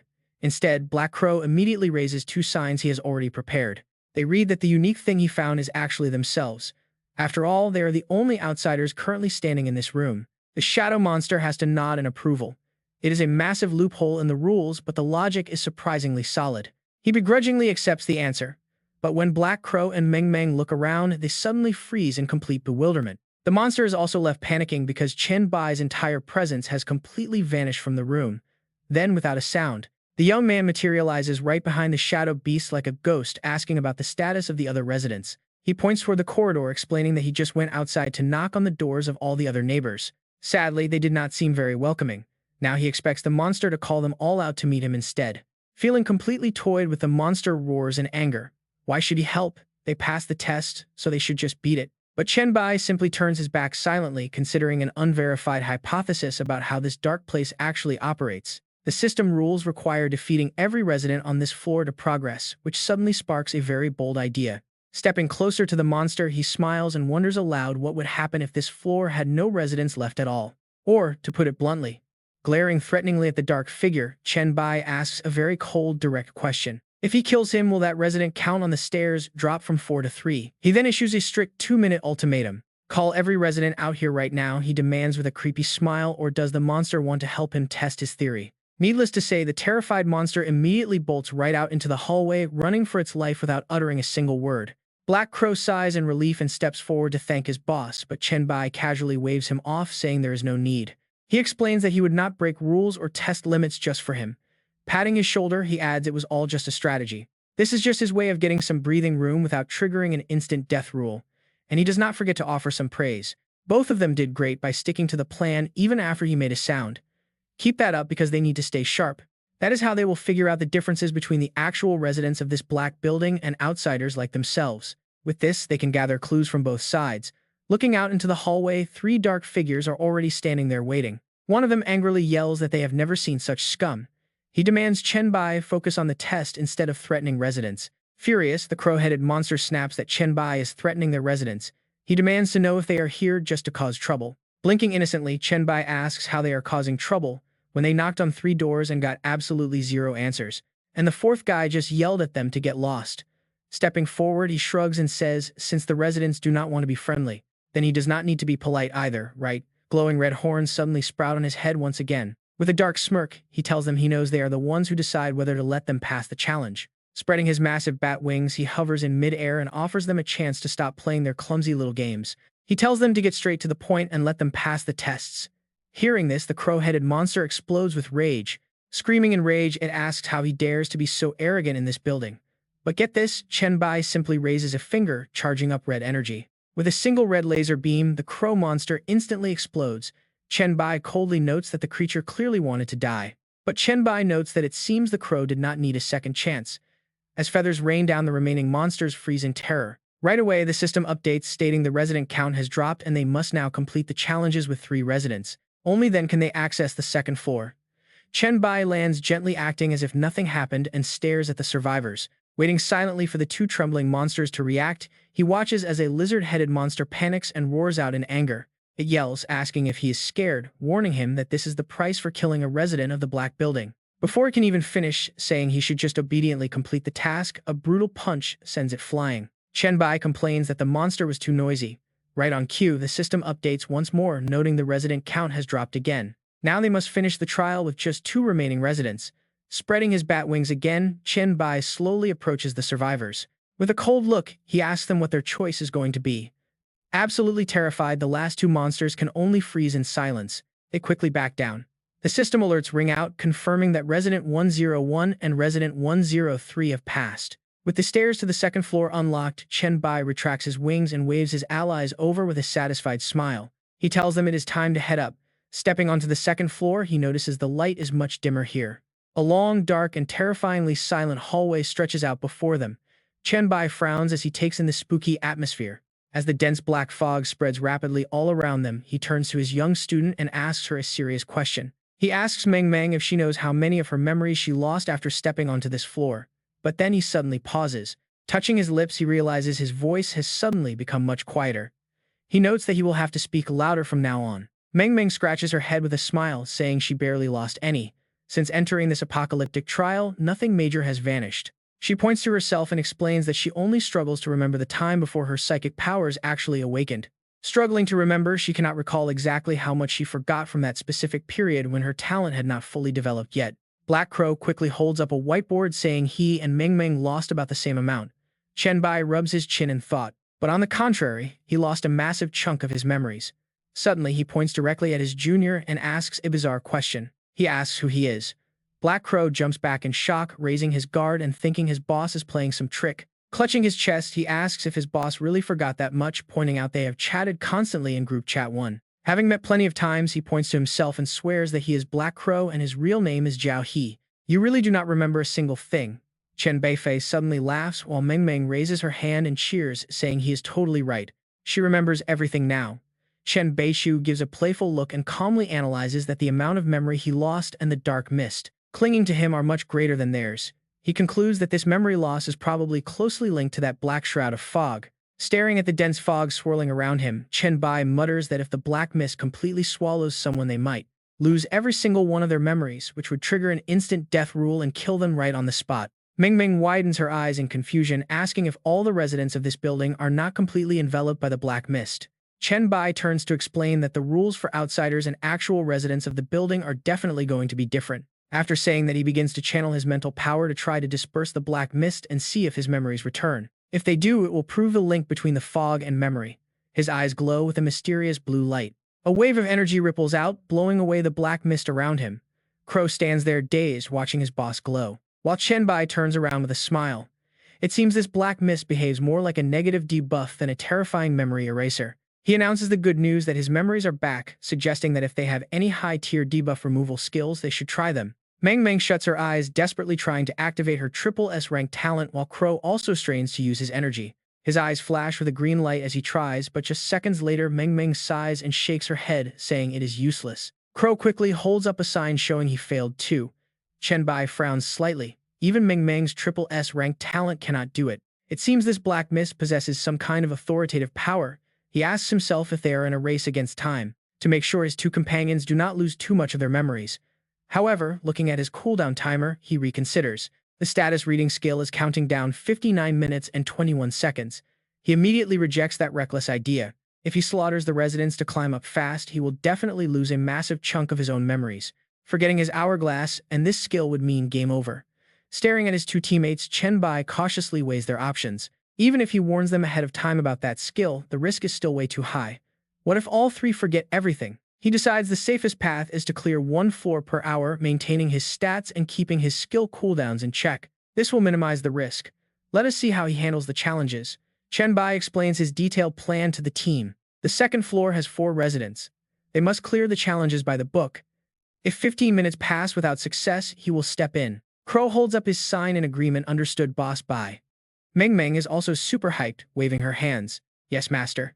Entering room 2011, a shadowy figure stands waiting with folded arms, demanding they cook 3 dishes at once. 15 minutes later, wearing an apron, Chen Bai wipes his hands and asks smugly if the resident is finally satisfied with the food. While the table is packed with various delicacies, Crow and Meng Meng stand behind him, sweating bullets from serving. The monster nods in approval, calling it decent and letting them pass. A system notification confirms room 2011 is cleared. The time is 14 minutes and 26 seconds. Moving to room 202, the resident holds bug spray and complains. He grumbles about roaches and tells them to kill them all. In a flash, Chen Bai uses fire to burn down the entire room. A roaring sea of flames erupts, forcing Crow and Meng Meng to jump back in terror. Right in the middle of it, Chen Bai grins and snuffs out a flame in his hand. Not a single bug survived. The shadowy resident cries over his ruined stuff. He screams that he will kill him, but Chen Bai glares back with a razor-sharp look, asking if he wants to try. The system flashes room 202 is cleared. The time is just 3 seconds. Entering room 203, a gamer awaits. He leans confidently on an arcade machine, challenging them to beat him in King of Fighters 97 to pass the trial. On the screen, the resident gets totally destroyed. Meng Meng wins in 4 minutes and 21 seconds, while Crow wins easily. Crow wins in just 1 minute and 1 second, but Chen Bai is struggling at 8 minutes and 3 seconds. Seeing Chen Bai lose repeatedly, the shadow resident smugly offers a handicap. Chen Bai retorts, asking for a few extra lives instead. The monster instantly turns pale as Chen Bai glares, warning that whenever he loses and gets angry, he tends to kill people and smash the machines. Sweating profusely, the monster backs down and concedes, saying they can just take the win. The system notification pops up. The trial of room 203 is cleared in 13 minutes and 25 seconds. Stepping into the final room, the resident explains that one of them was blocked upon entry, meaning one of the 3 standing here right now is actually an imposter. Find the fake and they will pass. But before the resident can even finish his sentence, Chen Bai throws a massive punch, launching him into the air. The fake Meng Meng instantly evaporates on the spot. Chen Bai flashes a dangerous, wicked grin. He does not like games. There is no reason to doubt his disciple or companions. Just then, the real Meng Meng opens the door, poking her head in to ask her master what is going on. She was blocked by some weird black mist earlier and could not get in. As soon as Meng Meng finishes speaking, Crow immediately jumps in to explain. He tells her that a resident blocked her path and created a fake clone to trick them. But luckily, Chen Bai saw right through the trap, and their boss just slaughtered the guy. Right on cue, the system announces that the resident count has dropped, unlocking the stairs to the 3rd floor. Without wasting any time, Chen Bai waves them forward, telling them it is time to move up. As they walk, he stays on high alert. He warns his crew that the black fog clinging to him after clearing the 2nd floor is way thicker. They will need to be extremely careful next. The moment they step onto the 3rd floor, Crow looks around in total confusion and mutters a quiet, bewildered question. He asks Chen Bai if they are still at the Red Star Mental Hospital because this place looks completely different. Chen Bai frowns deeply. He asks Crow to repeat himself because he cannot hear a thing. Suddenly, Meng Meng wanders off, waving her hand at the pitch-black darkness. She politely asks the empty space if they are residents of the Black Building.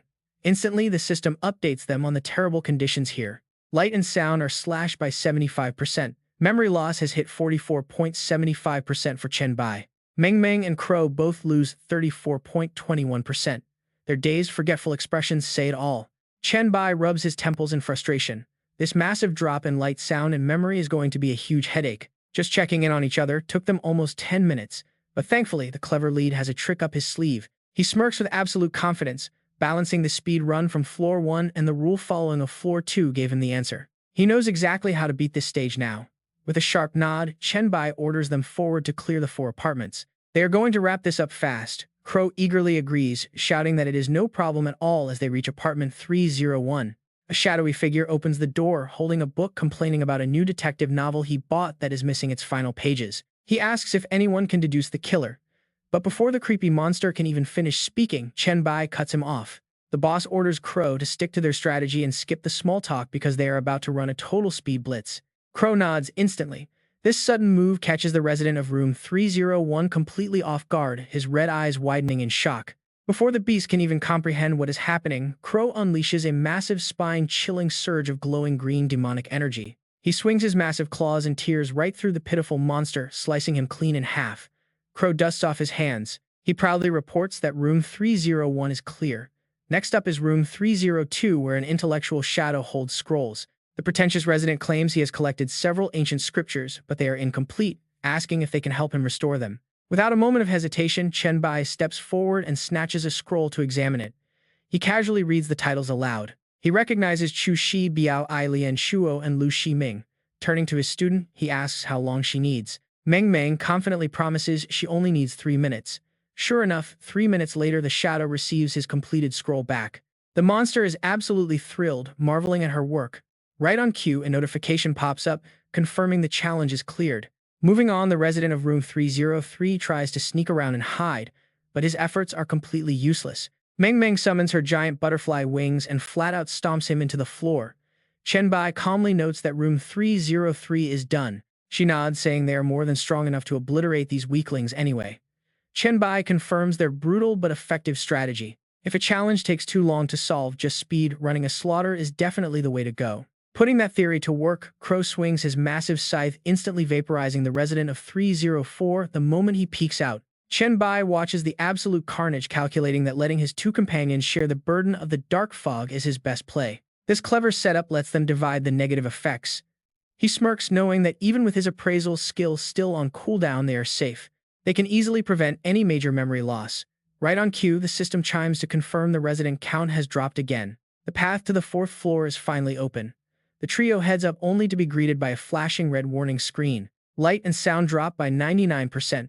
Memory loss hits 6% for Chen Bai and 67.21% for Meng Meng. Crow is down 89.21%. Staring into the pitch-black abyss, Chen Bai realizes he will have to step up. He must protect his team on this final floor and clear the entire black building alone. But as he scans the area, something catches his eye. The entire 4th floor is just one massive, completely isolated apartment. As he carefully examines the strange layout, his eyes suddenly go wide. He spots something completely shocking right in front of him. A massive, eerie demonic crest is pulsing with a sinister green glow. He immediately recognizes the sacred emblem of the Hilly cult of desire. Realizing what this means shocks him to his core. Memories from his past life flash before him as he mutters in disbelief, since he had never heard of any cult ties to this black building. None of this was supposed to be related to Hyloa. But wait, in his past life, Chen Bai had actually paid to watch a video of someone clearing this black building dungeon. Chen Bai's eyes filled with unwavering determination. He knew that even though the trial floors and the surrounding environment shifted completely every single time someone entered the dungeon, he was absolutely certain about one thing.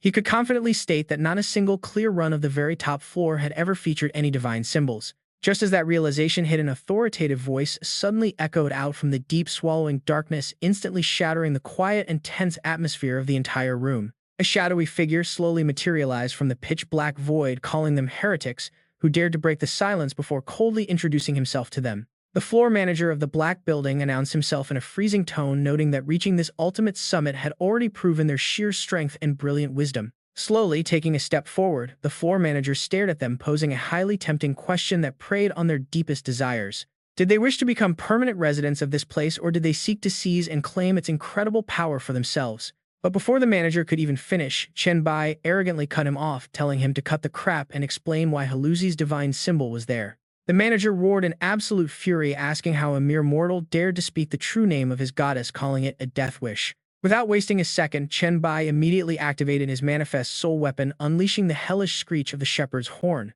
System notifications flashed instantly. The shepherd's horn granted him the ability to control any entities with weaker mental fortitude than his own. The skill's overall effectiveness depended heavily on the user's spiritual power quality and the sheer gap in stats between them and the target. Chen Bai's massive psychic energy erupted outward, completely overwhelming the manager's mind and effortlessly taking absolute control over his mind. Within seconds, the manager's eyes glazed over, turning a dull green as he stood completely frozen under Chen Bai's absolute control. The system confirmed the success. Chen Bai coldly interrogated him, demanding to know why the divine symbol of the Hyloa cult of desire was there.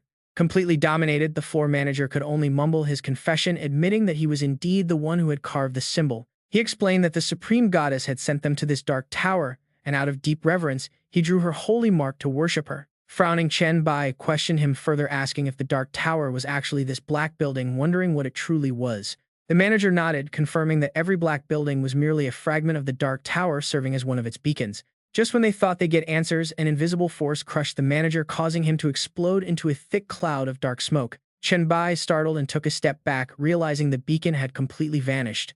At that very moment, system notifications began flooding in. The floor manager was dead and the hidden dungeon was officially cleared, meaning he was now free to leave whenever he wished. The Hellgrade dungeon had been cleared for the first time ever. Since this was a special trial, each evolver could only enter it once.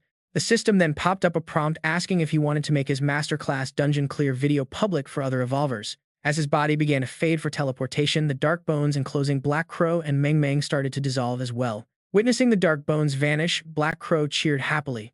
Seeing that Chen Bai was about to leave, the boy held up a scroll. He excitedly called out to Chen Bai, stating the quest was done and he only needed to use the scroll to claim his reward.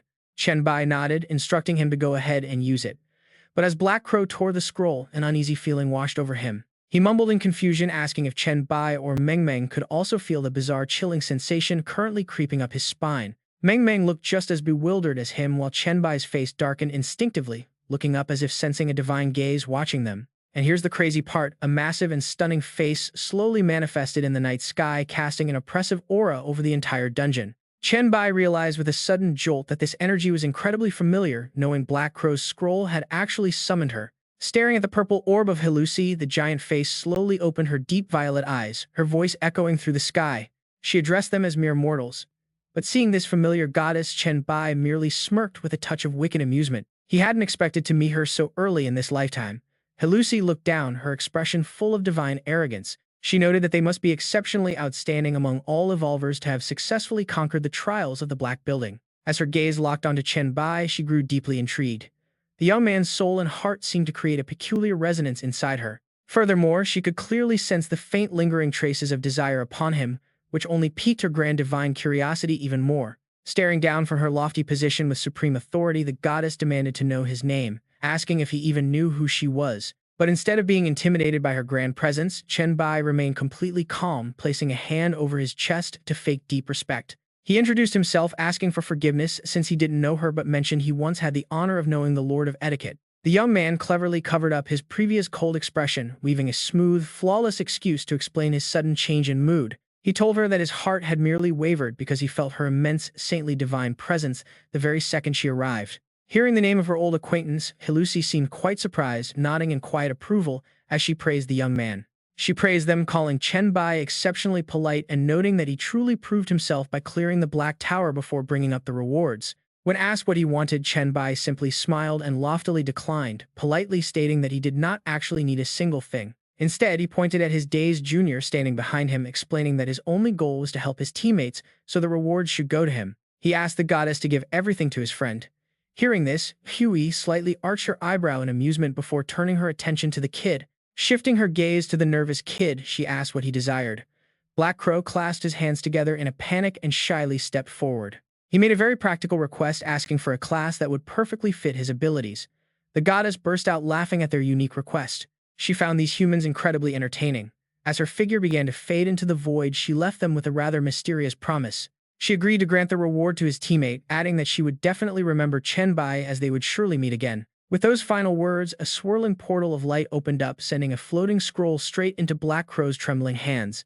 The system immediately flashed premium details for a double S-tier Night Dancer class transfer scroll, stating that darkness would soon sweep away the light. It spoke of shadows blanketing the sky, sealing sight and warmth to bring absolute fear, ending all things without actually breaking a single object. To unlock it, one had to reach level 10 and clear the Black Tower. Clutching this legendary treasure, Black Crow felt incredibly ecstatic. He turned to show it off to Chen Bai and Meng Meng, excitedly pointing out that they had just scored another double S-tier item. But Chen Bai frowned, sensing that something was off because a double S-tier reward for clearing the Black Tower felt a bit too convenient. He wondered if his overthinking was getting the best of him or if the sudden appearance of Hui was just making him hyper-vigilant. Still, his naturally cautious personality prevented him from letting his guard down, knowing there were a few things he absolutely had to clarify. Slipping into the pocket dimension of Solomon's magic ring, he decided to summon his resident demon to get some real answers. He summoned Satan out for a quick interrogation, demanding to know the true nature and origins of the Tower of Darkness. The demon obediently materialized, explaining that the Tower of Darkness was actually a physical manifestation of the dark god Farnas's power. He added that it served as his divine kingdom, but long ago the creator god of light had wounded him severely during their conflict. Left in a masterless state when the god fell into a deep slumber, the tower became an incredibly tempting target for others. Unfortunately, before drifting off to sleep, the dark god had carefully hidden the tower away so no other deity could find it. The other greedy gods could only drool over its power without any way to actually seize it. Stroking his chin, Satan analyzed further. He floated in the air and suggested that since the cosmic trials had officially begun, the Tower of Darkness was probably pulled in. Just like the Abyss, it became part of the trials, creating a loophole that allowed advanced evolvers to enter the sacred space. The demon wore a sly grin, confidently predicting that the greedy gods looking to usurp the Dark Authority were using this loophole. They were quietly stretching their influence directly into the tower. Suddenly, an eerie vision of a twisted building with glowing red eyes flashed. The haunting sight sent a chill down his spine. Hearing this, Chen Bai quickly put the pieces of the puzzle together. He deduced that those petty gods were playing dirty, planting their own agents to secretly replace the tower's floor managers. They manipulated the system rules to inflate the quest rewards. Satan clapped his hands, deeply impressed by his master's sharp mind. He praised Chen Bai's intellect, explaining that this method allowed them to safely siphon off the tower's power over time. It slowly drained the god's strength without ever risking waking him up from his deep slumber. An incredibly sneaky strategy. Chen Bai nodded silently, acknowledging how clever and discreet this underhanded method was. It was the perfect way to operate from the shadows. Severing his connection to the magic ring, he quietly cursed the cunning goddess Hyloa, realizing how she acquired her dark powers. She had slowly chipped away at the dark god's authority, using stolen powers to secure loyalty and build her own massive influence. Her calculations were terrifyingly deep. Back in the real world, Black Crow broke into a cold sweat as he watched his leader. Shaken by his master's silence, Black Crow nervously asked if something was actually wrong with the newly acquired scroll. Snapped back to reality, Chen Bai remained silent, his eyes fixed on the mysterious double S-tier item in his friend's hands. After careful consideration, he decided not to interfere with the god's schemes, since there was no way to return the power anyway. Getting involved in their divine power struggle would bring nothing but trouble, so it was better to just let his allies grow stronger. Putting his worries aside, Chen Bai flashed a reassuring smile and urged his junior to go ahead and use the scroll. He assured him that he was just lost in thought and told him to quickly complete his class transfer right away. They still needed to enter the biochemical zombie world soon, and Company X's mission would definitely require his new dark abilities. Without a second thought, Black Crow nodded eagerly and accepted the class change. Immediately, the system sent out a major notification. Confirming his transfer, the system announced that his class had successfully advanced to the legendary double S-tier Night Dancer. Success. Black Crow excitedly shows off his impressive new stat panel. Big brother Chen, what do you think of this class? Chen Bai glances it over. He nods like a true expert. It is highly adaptable and specializes in raw agility. Pairing this with his Fear Incarnation talent will definitely create incredible synergy. 1 + 1 is greater than 2, but he also warns his junior not to get ahead of himself. Do not obsess over raw agility stats. Focus on darkness. That is where a rare path to godhood lies. Hearing this, the junior is stunned. Godhood. Black Crow gasps in disbelief. He quickly nods. Understood, big brother Chen. I will give it my all. Seeing them talk so lively, Meng Meng playfully complains. Master, I just finished my class change and you have not checked mine. Hearing this, Chen Bai approaches. He is curious. Is it wise to reveal such classified details to me? Meng Meng smiles. She knows her master would never harm her. As for Black Crow, he just chuckles and scratches his head. He trusts Chen Bai and Meng Meng completely. Still, the kid is very tactful. He knows when it is best to back off. He politely declines to view Meng Meng's skills. Mysterious and powerful abilities are always much safer when left completely hidden from others. Meng Meng smiles. I trust you, Black Crow, and thanks. Chen Bai watches him leave feeling quite impressed by his attitude. To get a good class, he endured so much. He also maintains perfect boundaries. This guy is highly dependable. Now Meng Meng leans in closer with a bright, cheerful smile. Master, I have just shared my class interface permissions with you. Her stat panel pops up instantly. It confirms that she also possesses a highly coveted top-tier double S class. It is called Nightmare. It has terrifying dream manipulation skills. Reading through the details, Chen Bai nods with genuine praise. He tells her that her talent is practically invincible. Mental strength is the absolute key to unlocking her full potential. Since this class revolves around growing your mental capacity, it suits you perfectly. As they are chatting, Black Crow suddenly runs back, carrying a heavy pile of loot dropped by the floor master. He calls out to them. He urges them to take their pick first.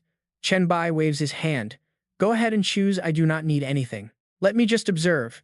Among the pile of drops, a B-rank skill book for mental body tempering immediately stands out. Seeing it, Meng Meng immediately grabs it with a bright smile. Sorry, Black Crow, but I really need this skill book. Black Crow replies generously. No need to be polite, Meng Meng. Go ahead and take whatever you actually need. Noticing that Chen Bai is still standing there empty-handed, Black Crow is puzzled. Big brother, really? Chen Bai calmly advises him. Just throw any leftover gear that you do not need into the guild warehouse. Black Crow then holds up a mysterious black card. Should we also leave this black card for you? Chen Bai glances at it. It is an unclaimed floor master identity card. You should keep it, he advises. It will help you a bit when controlling the power of darkness. For Meng Meng and me, it has no real meaning. Meanwhile, deep in another location, a jealous player notices the system notification. He is completely furious. He punches the wall and curses out loud after seeing Chen Bai's team clear the Black Tower. Damn it, he glares at the announcement screen. This guy dominates the global zombie apocalyptic rankings on one hand, and yet he also turns around and snatches the first clear record for this hellish dungeon. This is unbelievable. He scrolls through the virtual screen. No clear guide. He mutters to himself about the total lack of information. He realizes that this guy has not released any walkthroughs for a very long time. Clicking his tongue, he guesses the reason. Ever since that noisy city-building livestream, the man has probably been hiding his cards to preserve his true strength. Meanwhile, the online forums are burning with endless drama. Angry players are calling Chen Bai extremely selfish and greedy. They blame him for holding the Black Tower invitation but refusing to share any helpful guides with the public. Meanwhile, another player scrolls through the toxic comments, scoffing at their foolishness. Why should he publish video guides for you fools? Standing on a high rooftop, he looks down at the ruined city below with eyes full of pure disgust. He absolutely cannot stand weak trash who always rely on their own incompetence to demand that the strong look after them. When will these parasites finally die off? Back at his place, Black Crow is busy messaging Chen Bai about the forums. He reports the online toxicity and asks if Chen Bai wants to use his floor master authority to punish them. Currently, Chen Bai is taking a leisurely stroll down the hallway outside Song Zisheng's study in Chen Bai City. Situated deep within the villa core area, he calmly reads the message and types back a swift reply. His response instantly puts his junior's mind at ease. Ignore them because those who talk trash will never become strong. As he closes the chat window, the study door suddenly swings open, revealing a gorgeous and captivating woman standing inside. Dressed in a tight black dress, she rushes out to greet him with a sweet smile, asking if he is back. Chen Bai just smiles at the dolled-up Song Zisheng. Looking at her fancy outfit, he asks, let me guess. Instead of grinding the zombie apocalypse dungeon, you called me out here. Did you find some rare item in the exchange shop that caught your eye? Hearing this, Song Zisheng cutely clings to his arm and nods. Clinging to his arm, she admits it. That is right, when we built Beatty City, did we not acquire a cosmic-tier supercomputer core and a fully automated assembly line? But then she lets out a soft sigh and begins to complain with a bit of regret. It is a shame we cannot use the advanced functions of the supercomputing core yet, so the blueprints we make are pretty basic. Walking towards the comfy sofa, she continues to explain her reasons. But I saw that in the zombie world, we can trade for top-tier blueprints. There are countless ready-made blueprints available in that zombie world, which completely blew my mind and got me excited. Sitting down, she eagerly lists them all off. We are talking power generators, vehicles, firearms, and even a complete pharmaceutical line. Suddenly, Song Zisheng leans in close to him in a highly provocative pose, smiling playfully. She whispers that she wants to hoard everything, but everyone else in Beatty City combined does not have enough points. They do not have enough to make a dent, so I have to ask how the Lord of Beatty plans to spend his hundreds of thousands of points. Chen Bai leans back, shrugs, and gives her a very decisive answer. Of course I'm going to use them too. Develop Beatty City. To be honest, none of those low-tier items over there are actually useful to me personally right now. He calmly tells the beauty to target whatever helps our development and then send him the list for final approval. Since I am stuck supporting this entire massive city, I guess I will have to drag myself out to farm some more points. Hearing her boss complain, Song Zisheng blushes and offers a sweet suggestion. You have been grinding non-stop for 2 days straight. Why not rest up first? We cannot help much with earning points, but we can definitely help you unwind and relax. Just let us do our part. And just like that, 2 days of blissful, deeply relaxing rest quickly fly by. Suddenly, the system notification rings loud and clear, calling him back to work. A special quest, the secret of Company X, has opened. This grants him access to the Company X headquarters dungeon. The moment he lands, Chen Bai looks around the desolate landscape. It seems this place has already fallen to the zombie horde, he mutters while leaping down from a high wall. He wonders how many people in the chat group actually managed to get an ID card to enter this dungeon. Right then, a massive telecom tower nearby suddenly glows, gathering a blinding blast of energy that signals pure trouble. No warning at all. The tower fires a massive bolt of lightning straight down toward his head. Chen Bai's eyes twitch and his sharp reflexes kick in instantly. Leaping high into the air, he performs a perfect flip. Dodging the deadly lightning bolt by a hair, he pulls off a flawless superhero landing, leaving a smoking crater right behind him. Chen Bai turns to look at the defense system and clicks his tongue. It seems the automated security is still fully active, or maybe someone is secretly pulling the trigger. That electrical damage is honestly no joke, it would seriously hurt. He decides to message the group to warn them, but the moment he opens the interface, he sees a text. It is Shui Chuan crying in the chat group. He warns everyone to swipe their ID cards before entering the gate. Do not try to climb the walls under any circumstances or the tower will fry you to a crisp. Do not ask how I know. Chen Bai breaks into a cold sweat, laughing awkwardly to himself. Well, at least he was not the first fool to get fried. Walking deeper inside, he glances at the street signs and is pretty impressed. There are cafes, bookstores, and movie theaters, and even a gym. The facilities on this small island are actually quite stylish. Stopping in front of a massive square, he smirks and declares that they have arrived at the city center. Spread out before his eyes are towering skyscrapers. These futuristic buildings stretch into the far distance. His eyes instantly lock onto the tallest tower in the area. If he wants to find the virus, this research center is definitely the first place to look. Stepping inside, he leisurely strolls through the corridors and clicks his tongue.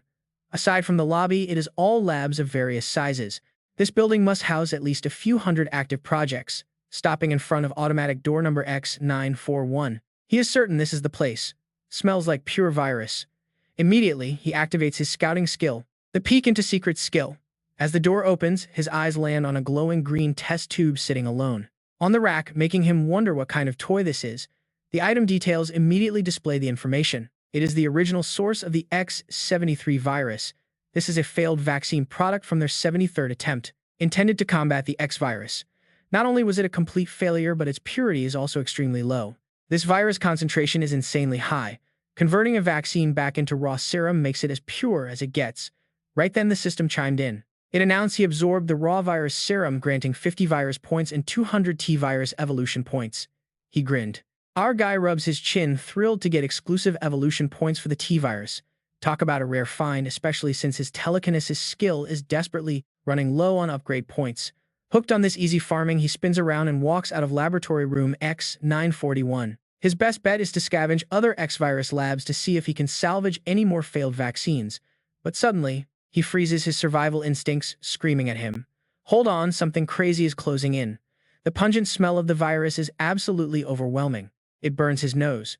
Right then, a giant mutated python smashes through the steel wall, opening its bloody maw wide to bite straight down at him. The beast's raw power completely wrecks the building, sending its massive coiled body crashing straight down. That colossal heap of flesh slams into the quiet intersection below, thrashing around with pure savage fury. Even so, Chen Bai remains completely unfazed. He deploys his sturdy shadow spike to anchor himself and lands coolly on the asphalt. Finding its prey slipped away, the giant python roars in frustration and charges straight into a trap of sharp black spikes, rising from the ground. Chen Bai does not show a hint of fear, his eyes glowing with that familiar icy blue light. He uses his skill, Secret Peeking, to scan his opponent's data. Let's see what kind of monster you really are. The status window pops up immediately. Mutated Golden Scale Python, a level 30 boss. Secret Peeking has revealed everything. Originally a high-ranking executive's pet, it was stolen for brutal lab experiments but miraculously survived. Since then, it has devoured countless X-virus mutants, making it incredibly powerful. It boasts insane stats and a list of passive skills that is plain exhausting. After scanning the beast's impressive background, Chen Bai just smirks. Well, this is actually quite a fascinating pet. The python violently swings its massive tail, tearing up the asphalt, but our main character easily leans back to dodge it. He moves with effortless style. At that exact moment, a massive explosion erupts in the distance, catching his attention. Chen Bai looks back, frowning slightly. He quickly sizes up the situation. Looks like other evolved humans have entered. With different factions from different areas here, conflict is bound to happen. Looking back at the massive python, coiling up for another strike, Chen Bai decides to stop playing around. Time to end this quickly. But check this out of nowhere, a pair of giant phantom hands reach out, targeting him directly. Caught completely off guard, Chen Bai's eyes widen. What on earth is this? He struggles, but those bizarre hands grip him tightly. With her target pinned, the giant python slams straight into Chen Bai. Having taken care of the threat, the spectral hands slowly fade away into the rising dust. Nearby, on the ground, a man wearing a turban laughs boastfully. He summoned his six-armed deity Phantom and chuckles. The Chen Bai is finished this time. Beside him, an Indian-style woman remains cautious, warning him not to celebrate yet because that is the Chen Bai. But a guy in a cap scoffs. You are too cowardly, he says. That python is a level 30 boss. Nobody survives a direct hit like that, but before he can even finish, a painful screech echoes from the dust. The turban guy flinches, screaming in panic to watch out. The boss is coming. Sure enough, the python charges directly at the ambushers, smashing right through their defensive deity. The turban guy sweats cold drops, his confident analysis completely wrong. Since its target switched to us, the Chen Bai must be dead. But the Indian girl points trembling fingers into the sky, her face turning pale. No, that is not right. A spectacular sight unfolds. Chen Bai is hovering in midair with countless dark tentacles piercing through the massive python, draining its life force completely. The girl stammers out the rest of her sentence. The one who died is not the Chen Bai. Meanwhile, the system alerts him of defeating the level 30 mutated boss, granting 10,000 experience and 1,000 virus points. Chen Bai looks down at the cowards. With a cold glare, he speaks. Interfering in someone else's fight and pulling sneak attacks is not a very good habit. As soon as those words leave his mouth, his hand erupts with blazing black and red flames. Pointing casually at the group below, he summons his devastating skill, Hellfire. Those brilliant, highly destructive flames rain down directly on the three dirty players. The system instantly flashes with notifications of the kills. Eliminated rival faction players receiving 2,000 experience and +3 reputation. The lucky guy in the cap, who somehow survived, runs for his life. The Indian girl screams in total despair for him to run as fast as possible. She pleads for the Chen Bai to stop. Watching his prey try to flee, Chen Bai flashes a grim reaper smile. Right after, system alerts ring out one after another, signaling more deaths. Under Chen Bai's control, the python's giant tail slams down, crushing the fleeing boy flat. Having cleared out these mere ants, Chen Bai stands calmly, letting the shadows absorb. Chen Bai absorbs the rest of the giant beast's corpse, complaining that this massive python is slowing down his absorption speed.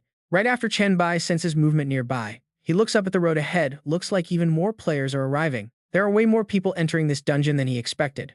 Across the street, a muscular guy with armored fists smirks. That's Bai, the swordsman in a samurai outfit, says with a keen look, wondering what the hell he's doing. He realizes Bai is busy absorbing that giant python, which normally leaves his physical body completely vulnerable to attacks. The guy in the coat next to him smirks. Why waste time talking? They should all jump in right now. A spearman eagerly joins in, looking like he hit the jackpot. This is a golden opportunity they cannot miss. And just like that, the entire mob of ants leaps down with loud yells, aiming directly for Chen Bai's back. Sensing the weak killing intent behind him, Chen Bai glances back with a speechless sigh. Suddenly, slashes fly out. Slashes effortlessly intercept the ambushers mid-air. Backup has arrived just in time to block the remaining enemies. The young swordsman raises his chin, confidently calling out to Chen Bai that they will handle this crowd. Chen Bai smiles in relief, seeing these familiar faces, noting that Overlord and Sword Immortal have also made it. Suddenly, a massive lightning strike crashes down, shocking the small fry trying to charge. Out of the smoke steps Thunder God, completely covered in electrical sparks. He mockingly asks if this weak mob actually thinks they can touch Chen Bai. He lands smoothly next to Black Crow and another girl, mocking the enemies for only being brave in a crowd. Their numbers clearly gave them some foolish courage. Chen Bai nods in satisfaction as he counts the arrivals. Mater Shui, Chuan, and Black Crow are here. In the distance, red-haired Ding Ding flashes a playful smile. Bet they didn't expect this. Chen Bai isn't alone as more members start showing up behind him in force. The members of Chat Group 001 have assembled, though some unlucky ones still couldn't get high-tier identity cards. For instance, Yeezy couldn't make it. Scanning the lineup, Chen Bai counts them all up in his head. Ding Ding, Han Xiao, Zhen Shu, Liu Wang, Liu Huai, and Zhao Rui are all present from their group. Meng Meng happily runs over to her master, boldly declaring that they are here to steal some kills. Amused by his teammates' wild energy, Chen Bai just chuckles. Stepping forward, Thunder God taunts the trembling enemies. He challenges them to step up, mocking them for only being brave when they had the numbers advantage. He dares them to fight, warning them not to look pathetic. Meanwhile, Chen Bai's absorption finally completes. The system notifies him of massive buffs for devouring the special mutant, granting 1,000 evolution points. He receives specialized Blacklight virus evolution points, reducing the cost to evolve all of his virus abilities. It boosts his Blacklight and T-virus strength, adding 100% health and spirit recovery speed. Feeling fully powered up, Chen Bai tells Thunder God to spare anyone who did not initiate an attack. Thunder God smirks with crackling electricity, promising that not a single person who targeted Chen Bai will escape. Instantly, a brutal melee breaks out. Black Crow swiftly deflects a heavy staff strike with his dual daggers. Nearby, their red-haired female teammate moves gracefully, effortlessly, dodging a fierce sword slash from the samurai. While the battle rages on, a cloaked figure on a nearby rooftop asks the armored man standing ahead. He wonders if they should stop this fight, addressing him as Lord Lorgar. The knight answers coldly, there is no need since they haven't harmed any innocents. Turning to leave, he makes his final decision. They should move on since what they are looking for is not here. Meanwhile, in a high-rise building, a long-haired swordsman quietly watches the explosions on the streets. Knowing he is outmatched, he retreats. They are simply outnumbered and cannot afford to make a move. Back on the ground, Chen Bai stands quietly. He stands with his hands in his pockets, gazing calmly at the sky. Narrows his eyes, assessing the situation. Several powerful presences in the area have already departed. He wonders if they simply fled or chose not to fight. Just then, Thunder God runs up with a triumphant grin to report that the core area is officially theirs. Acting like a true leader, Chen Bai nods and gives out new instructions to the gathered team. They should split up and explore the zone, then regroup back here once they are finished. Since others might still be hiding nearby, everyone needs to stay alert and avoid getting ambushed. Thunder God confidently raises his fist in agreement. Meng Meng and Black Crow also nod in obedient approval. The group obediently replies in unison before quickly dispersing. Understood, they call out. Overlord and Sword Immortal shoulder their weapons with professional nods. After splitting up their forces, Chen Bai heads into the towering, dead-silent research facility completely on his own. Scanning the area, his system notifications go wild with incredible loot, a genetic warrior research report, and a basic gene potion blueprint. He also snags an intermediate gene potion blueprint. Clutching the documents, Chen Bai cannot help but praise the setup of this executive office. This place is packed with top-tier assets capable of mass-producing serious military force, making it an absolute goldmine. For low-tier revolvers, these resources are incredibly tempting. Instantly, Chen Bai feels his old grinding addiction kicking right back in. He smiles to himself, thinking it would be even better with Mount Shu monster blood. But as he counts his loot, things take a turn. The heavy door is suddenly kicked wide open with brutal force. Chen Bai calmly tucks his papers away and throws a cold glance at the intruder. To his surprise, a familiar face steps in. The subordinate carries a massive war hammer, laughing out loud that it is just him, Ma-er. He happily tells Boss Bai that he found an incredible treasure, and the system screen instantly pops up to prove his claim. It is the Soul Forged Hammer, a legendary tier item that can actually grant an extra skill to any soul weapon. The cheerful Thunder God offers the tool to his leader, telling Chen Bai to take it if it is useful. Though highly tempted, Chen Bai hesitates. He politely replies that it is amazing, but he cannot take it for free. Since he is in a great mood, the boss makes a generous deal. He promises that since he lacks an equal item, he will help the guy secure an S rank or higher bloodline instead. Hearing this sweet deal, Thunder God grins from ear to ear and readily hands the legendary hammer over. He tosses the massive weapon forward, telling the Emperor to catch it. But the very second Chen Bai reaches out to grab it, everything changes. The loyal Thunder God suddenly morphs back into his true form, a complete stranger. A twisted, sinister grin spreads across his face. He laughs that his target fell for the trap. Giving Chen Bai zero time to react, the assassin lunges forward with a lethal surprise strike. He unleashes a bizarre fusion ability, combining the strength of an ant with the devastating explosive punch of a mantis shrimp. The terrifying impact triggers a massive explosion, tearing right through the top floor of the skyscraper. As the thick smoke clears, a gaping hole is revealed. The assassin frowns, examining the wreckage with deep frustration.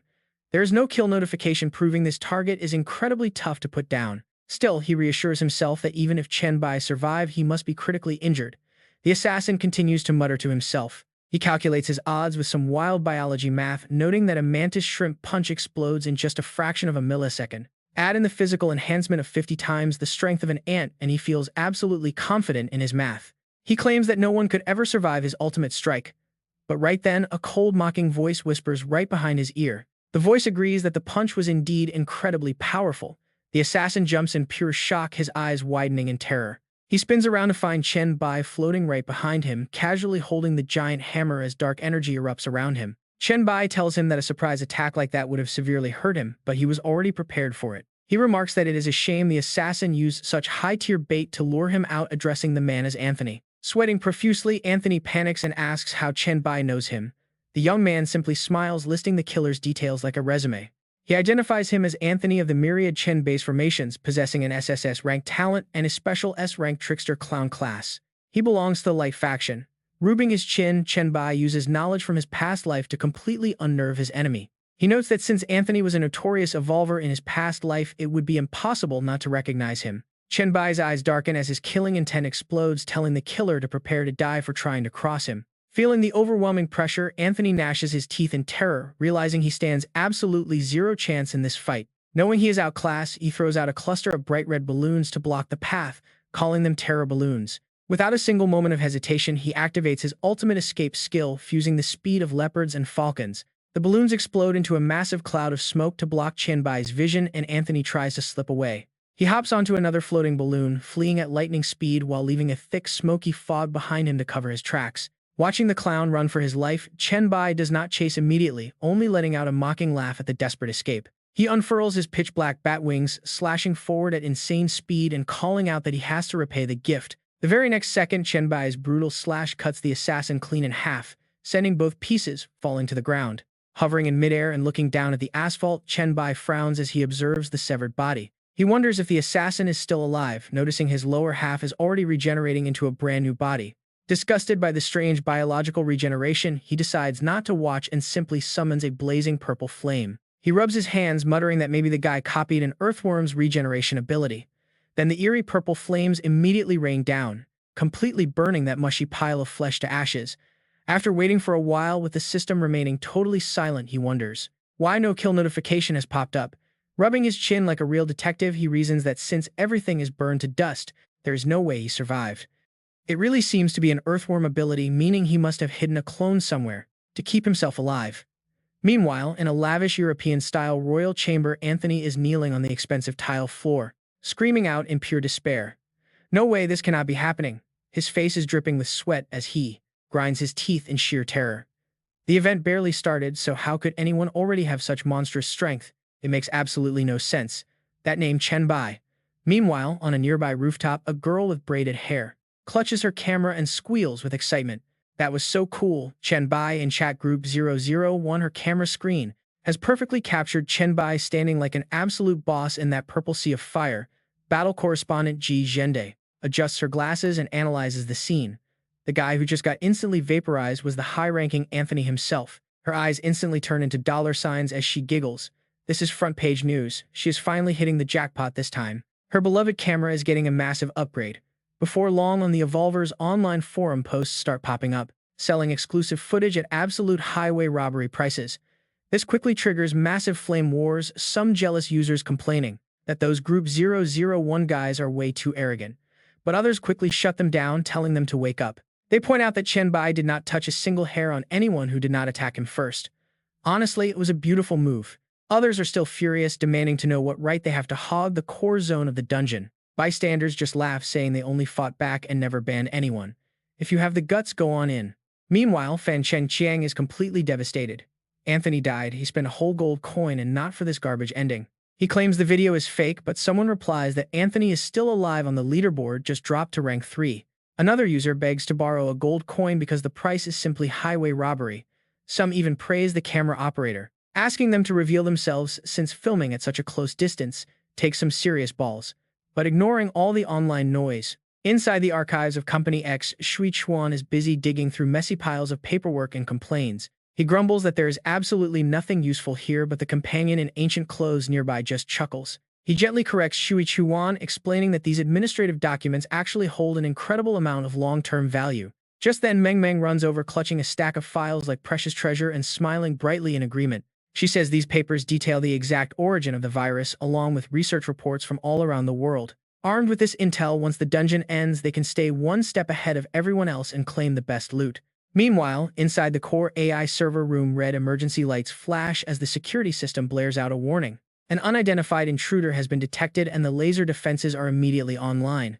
The intruder is none other than the cocky young Lei Shen.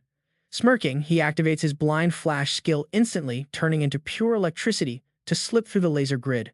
He completely ignores the automated security voice, screaming in panic that the defensive perimeter has been fully breached. With the core server under threat, the system requests immediate backup as Lei Shen charges toward the central glass container.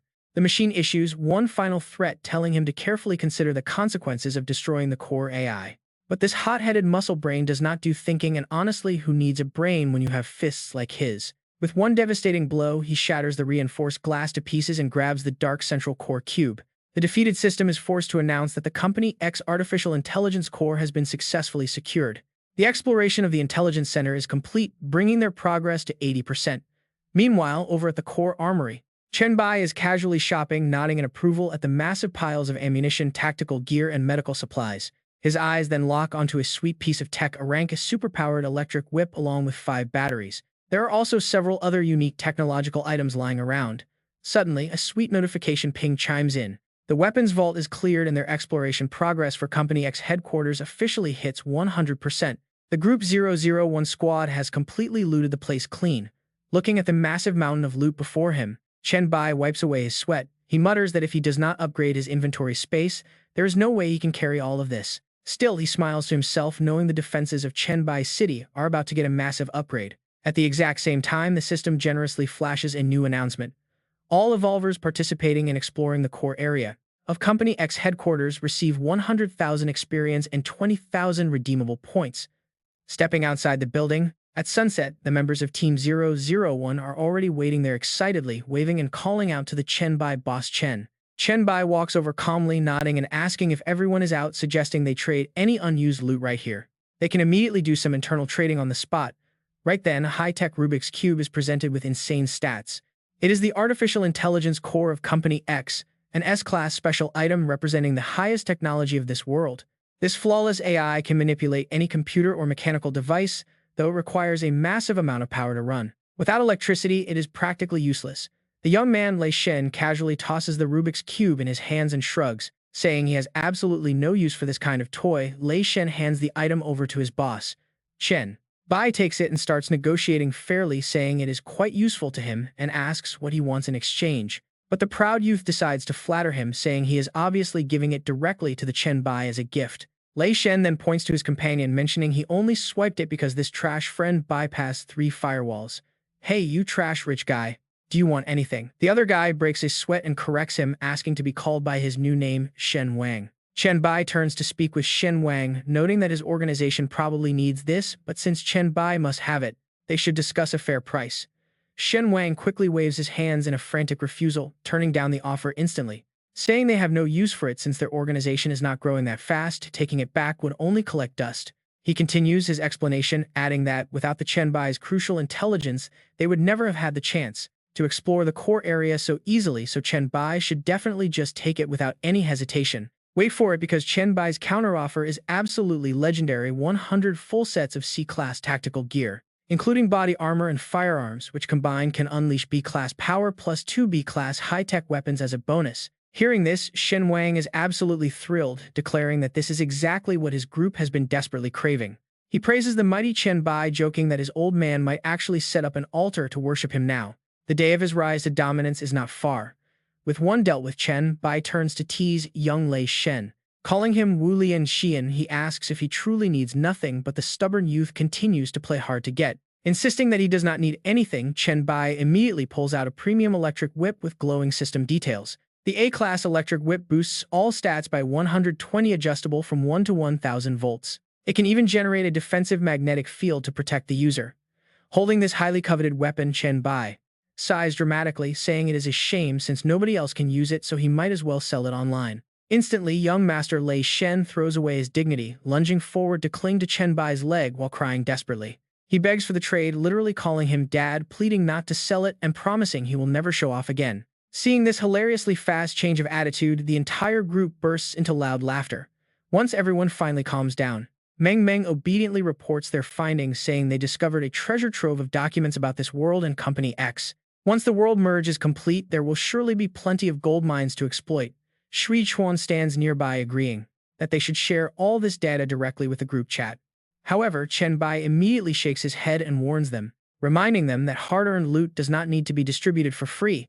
Group 1 does not follow such useless rules. He stresses that he never takes anything without giving back before laying out a highly capitalistic business strategy. Whoever found the clues gets to investigate them, or they can simply sell them off or trade them for other resources. Shui Chuan smiles with understanding, agreeing with the Chen Bai. Immediately, a bustling marketplace erupts right on the ruined street. Voices ring out everywhere as someone advertises a lead on Company X's Mental Research Institute, asking if anyone is interested. Shui Chuan instantly claims that deal, while another voice from the corner shouts about finding some unused firearms. Another calls out to Brother Overlord, offering to buy up all firearms at a premium rate since he has no use for them. While this black market is buzzing, Chen Bai suddenly glances backward, a giant question mark virtually appearing above his head. Meanwhile, hiding behind a nearby wall, reporter Ji Zhende is sweating profusely, muttering that she might be in deep trouble. Sensing the immediate danger, she quickly activates her stealth skill to turn her entire body completely invisible, hoping to escape notice. Deciding it is best to stop taking secret photos, she activates battlefield camouflage and begins to slip away quietly. Making a quiet getaway, the female reporter mumbles to reassure herself that they are only splitting up their loot. While news like this would be highly sensational, it would not bring her any actual practical benefit. Her eyes gleam behind her glasses with careful calculation. What if publishing this scoop makes other groups target them in jealousy? That envy would only put her in extreme danger. But before she can even take a few steps, a chilling voice drops straight down from the rooftop telling her she is absolutely right about that. Ji Zhendi's disguise instantly vanishes from sheer shock. High above, Chen Bai sits comfortably on the edge of the wall. His signature smirk and sharp predatory gaze lock directly onto the unlucky reporter who was caught in the act. Caught red-handed snooping, Ji Zhendi breaks into a cold sweat and stammers out his name, Chen Bai, quickly waving her hands to explain. She insists she has no bad intentions, claiming her talent simply forces her to hunt for scoops. Chen Bai lands smoothly on the ground, calmly reassuring her not to worry because he is not here to take her life. He smirks, offering a highly tempting proposal. He promises to give her some incredibly hot news in 2 days, claiming she will definitely be interested. Her reporter instincts immediately flare up as she adjusts her glasses, eyes shining. What kind of news is it, and can he give a little teaser? She wants to leak some hints on the forums first. Seeing her sheer excitement, Chen Bai secretly smiles. Her eyes light up at any scoop truly worthy of the future founder of the Uncrowned Alliance and a top 3 global intel dealer. This is the woman who exposes everyone's secrets while playing innocent, claiming she is just a curious observer. Back in the present, he shrugs and tells her that before the world officially merges, he will do something big. He plans to trade all his points for various production lines, promising her an exclusive grand tour. Ji Zhendi, being sharp, immediately sees right through his plan, asking if he wants to use her for free publicity. Chen Bai smiles. Asking if she is unwilling, she quickly reaches out her hand to seal the deal, calling it a win-win situation. With her reporter drive still buzzing, she tries to negotiate for an exclusive interview with Chen Bai. Chen Bai simply turns and walks away, waving her off and telling her to wait for the right moment. He mentions he already sent a friend request and she should just wait patiently. 2 days later, on a secluded path behind the mountains of Baidi City, Ji Zhendi looks around in utter confusion, wondering if she is already inside.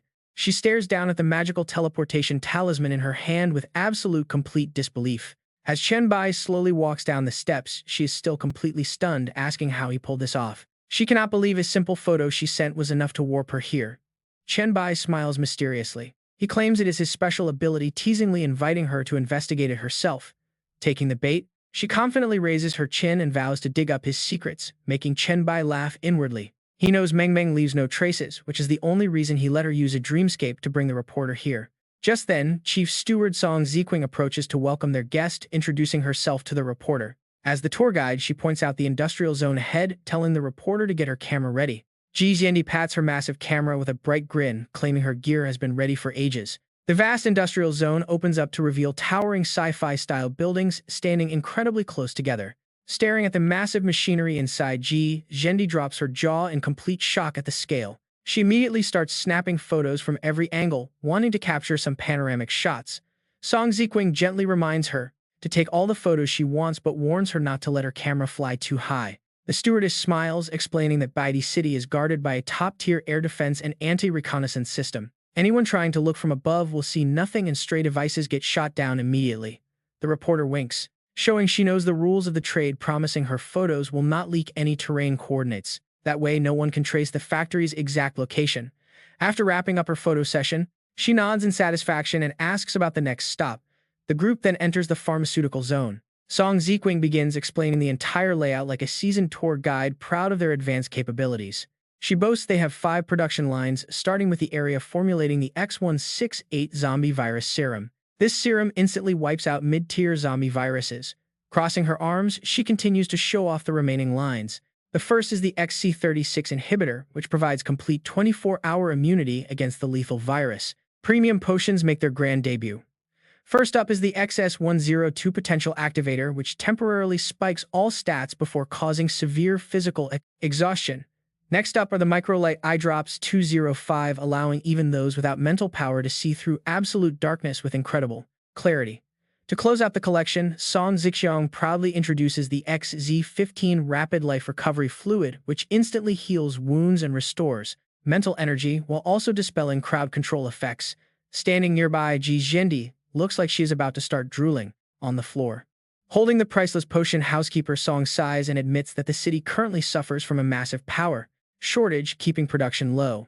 At maximum capacity, they can only manage to brew a single bottle of this recovery fluid per day.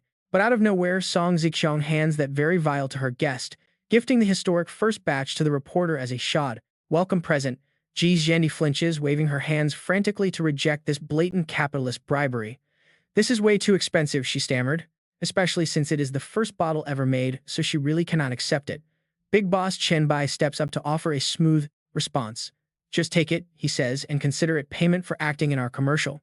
Suddenly, her professional pride flares up. Pushing up her glasses, she boldly declares that she's a genuine journalist, not some cheap commercial actress. Though she talks a big game, her hand instantly snatches the vial while she shrugs with a cheeky grin.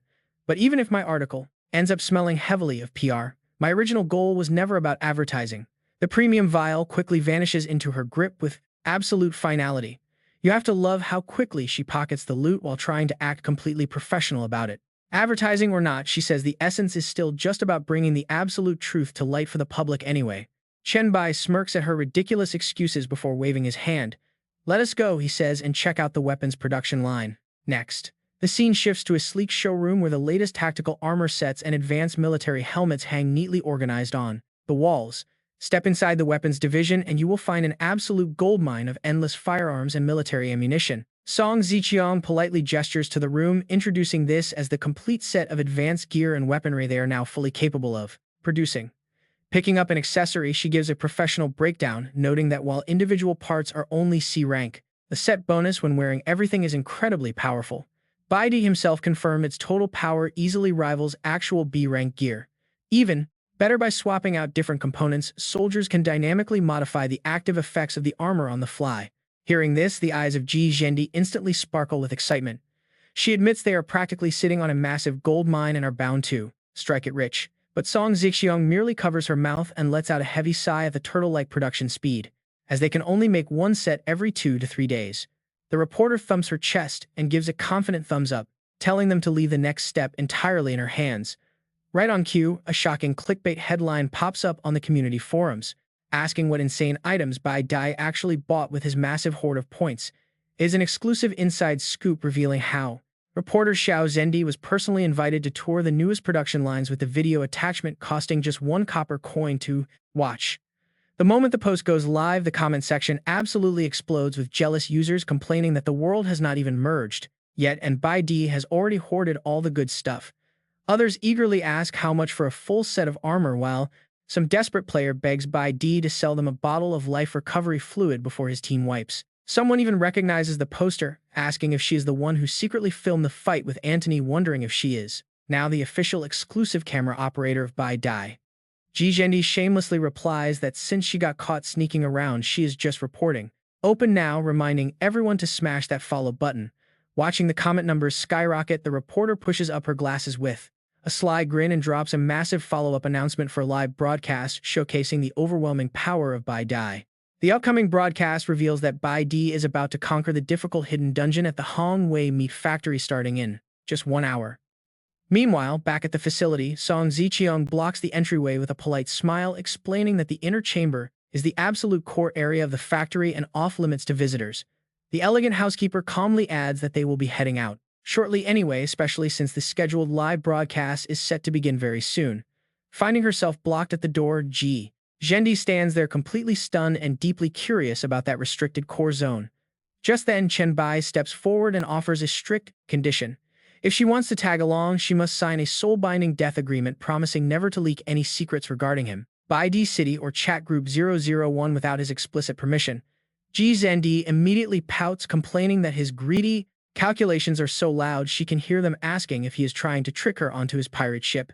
Crossing her arms, she tries to preach some journalistic ethics, claiming that a true reporter must remain independent from any biased organizational ties. Chen Bai leans in dangerously close with a faint smirk, reminding her that this is simply the only way. "We are just protecting ourselves," he says. Playing mind games, the big boss turns around and walks away with zero hesitation. "Of course, if you do not agree, I will not force you." Walking away, Chen Bai raises his fingers in a threatening countdown. 3. He drops one finger. His cold voice echoes in the sweating reporter's ears. 2. 1. Right on cue, Song Zixiang smiles nearby, already knowing how this ends. Chen Bai pauses just slightly. Right on cue, Ji Zhendi reaches out desperately, calling after him to wait up and stop right there. Baidi, she says. Her inner merchant kicks in as she timidly starts to bargain. I agree, but this deal cannot just restrict me. Is there nothing in this for me? Reading her perfectly, Chen Bai turns around with a smooth business-like grin. I can make a promise. I will only provide exclusive intel and news to you. Besides, Chat Group 001 of the Dragon Kingdom has so much more. Things way beyond your wildest imagination. The bait is so massive that Ji Zhendi just stands there dazed, whispering to herself about the exclusive offer. Unable to resist the sweet taste of fame, she slams down a thumbs up to seal the deal. Fine, I will climb aboard this pirate ship. Back at the factory core, a massive state-of-the-art machine looms ahead as Song Zixiang starts her briefing. This is the central core, built from the supercomputer reward they got during city construction and the AI core Chen Bai brought back. Looking up at the massive machine, Song Zixiang explains the situation with a sigh. Right now is completely offline. This AI has quite a personality. It stubbornly demands that the very first command must come directly from the highest authority. On top of that, its power consumption is insane. To fully activate it, they would have to shut down every other device, just to barely keep it running. Hearing about this stubborn, sassy AI, Chen Bai's eyes spark with sudden and deep interest. He softly gives the order to begin.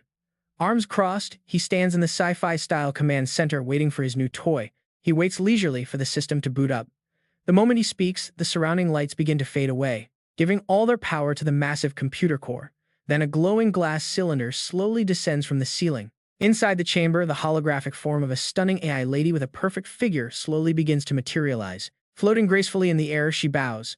Hello, Master, she says, introducing herself as the AI built by Company X. Her name is Cindy. She holds all their data and is fully loaded with combat support, network defense, and management skills.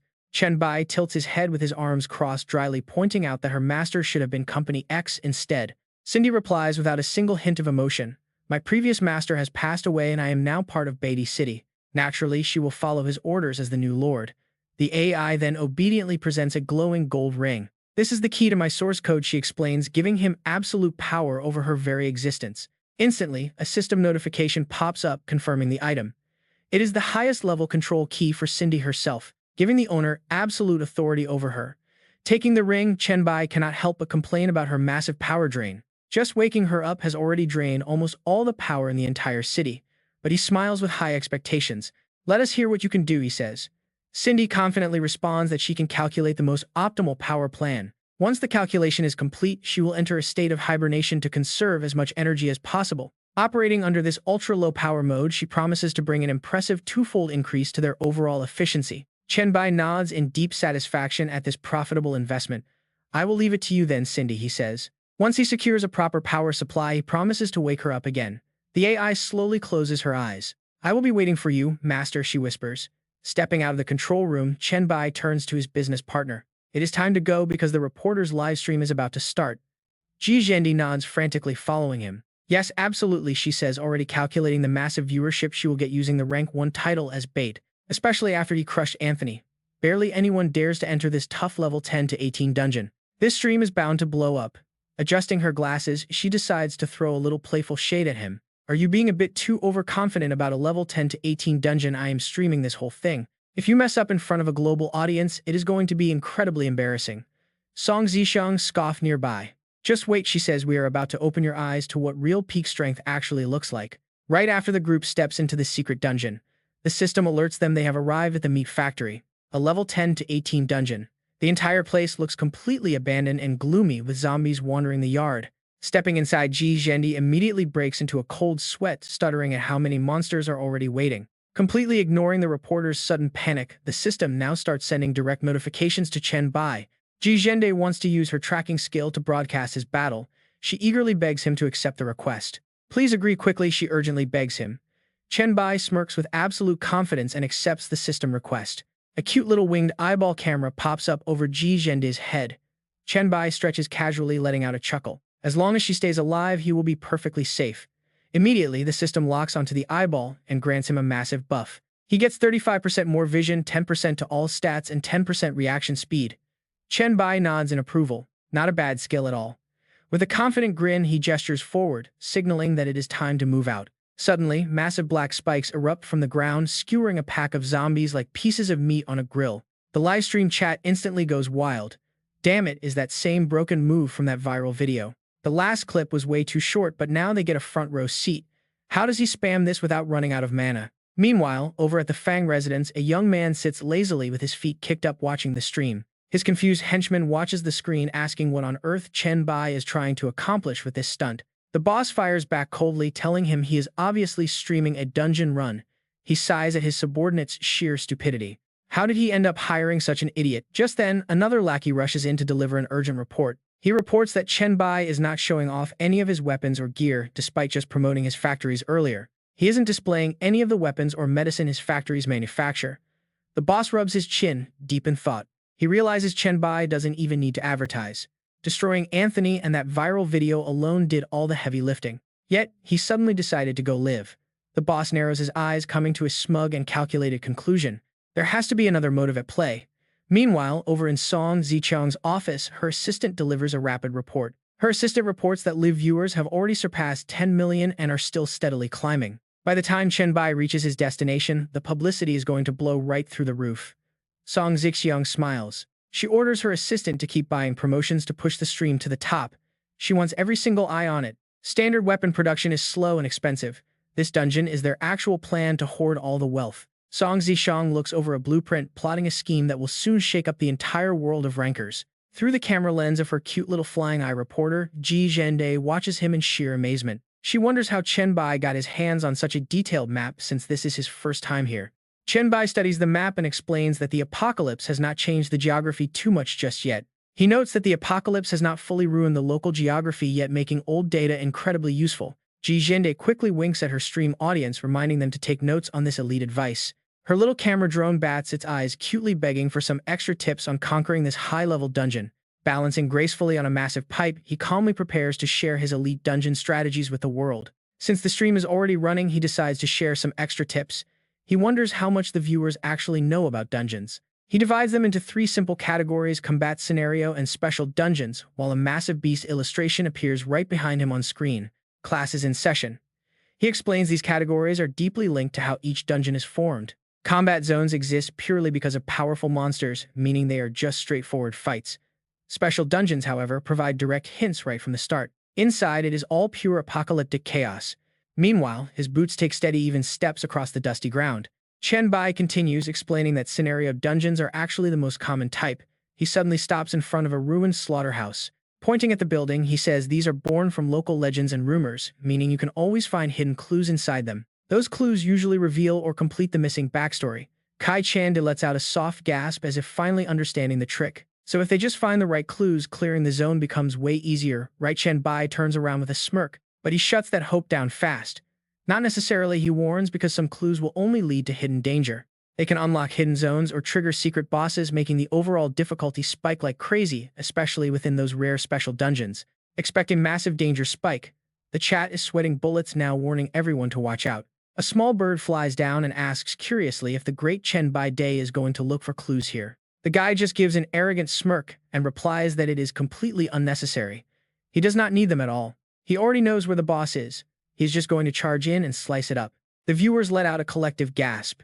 The live chat instantly explodes with comments about his raw power. Teach us some more, Chen Bai, we are taking notes. Honestly, let's just get out of here. His explanation is easy to follow, but this brutal method of his is impossible for us to copy. We wouldn't dare try it anyway. Reading the minds of his amateur viewers, Chen Bai pokes his head out from around the corner to give a warning. He advises them to absolutely never copy him by rushing straight to fight the boss. Skipping the hunt for clues can be fatal. It dramatically spikes the boss's difficulty, sometimes even making the monster completely invincible. He examines his hand while wrapping up the lesson. So remember, when entering a new dungeon, gathering and analyzing clues is absolutely critical. Suddenly, a massive iron door comes flying out. The factory gate is ripped right off its hinges by a terrifying force and sent crashing onto the road. Chen Bai quickly flips backward to dodge. He cleanly avoids the flying metal. Through the thick dust, a bloated monster covered in writhing arms and pig heads slowly comes into view. The chat room goes wild again. Looking at that grotesque body, it is obvious what this thing feeds on. It has to be a meat mountain. It is easily one of the most disgusting zombie types. Chen Bai merely sneers, correcting the chat on their basic monster biology. This is actually a highly specific mutation, not a common flesh mountain at all. The massive beast roars, raising a blood-stained cleaver. It swings the giant blade straight down at him. With the clicking sounds of a camera, the Gendis system begins analyzing the beast. The reporter bird rattles off the monster's exact profile. It is a level 18 special mutant boss formed from a pure concentration of virus. While it looks like a meat mountain, it lacks that endless hunger. Its physical form is made of lifeless flesh fused together. Countless infected zombie bodies join together to create this shell. Before the explanation even finishes, the massive blade crashes down hard. It splits the ground wide open, but Chen Bai casually steps back to dodge it. He calmly looks at the little bird and asks if she is done. The little bird nods obediently. Right on cue, Chen Bai unleashes a drill-shaped shadow strike that pierces straight through the beast. A bright purple light erupts from the fatal wound in its belly. The boss's colossal body explodes, dissolving into a cloud of ash. The floating ashes settle quietly in the wind. The chat room goes wild, absolutely amazed by how he took it down in a single shot. Is the dungeon already cleared? That was so fast it almost makes me feel like even I could pull that off. Others quickly shut them down, saying rookies would get instantly shredded. But Chen Bai simply points toward the smoking pile of ashes. He warns them that it is not over, telling the bird to scan the slimy residue. She flies down close, tilting her head. She agrees, mentioning she still hasn't received any system notification about clearing the dungeon. Was that giant body just a decoy? Or is there another hidden enemy lurking? Looking at the purple nerve-like slime crawling along the floor, Chen Bai speaks up. He explains that this disgusting slime is the monster's true form. It parasitizes dead flesh using the virus as a protective shield. It is basically a pure viral entity. The massive body of flesh from earlier was just a hollow mech it was piloting. Truly repulsive. The little bird continues her broadcast, showing the viewers how this strange nerve-like parasite is trying to slide away. Yet Chen Bai just folds his arms and watches quietly.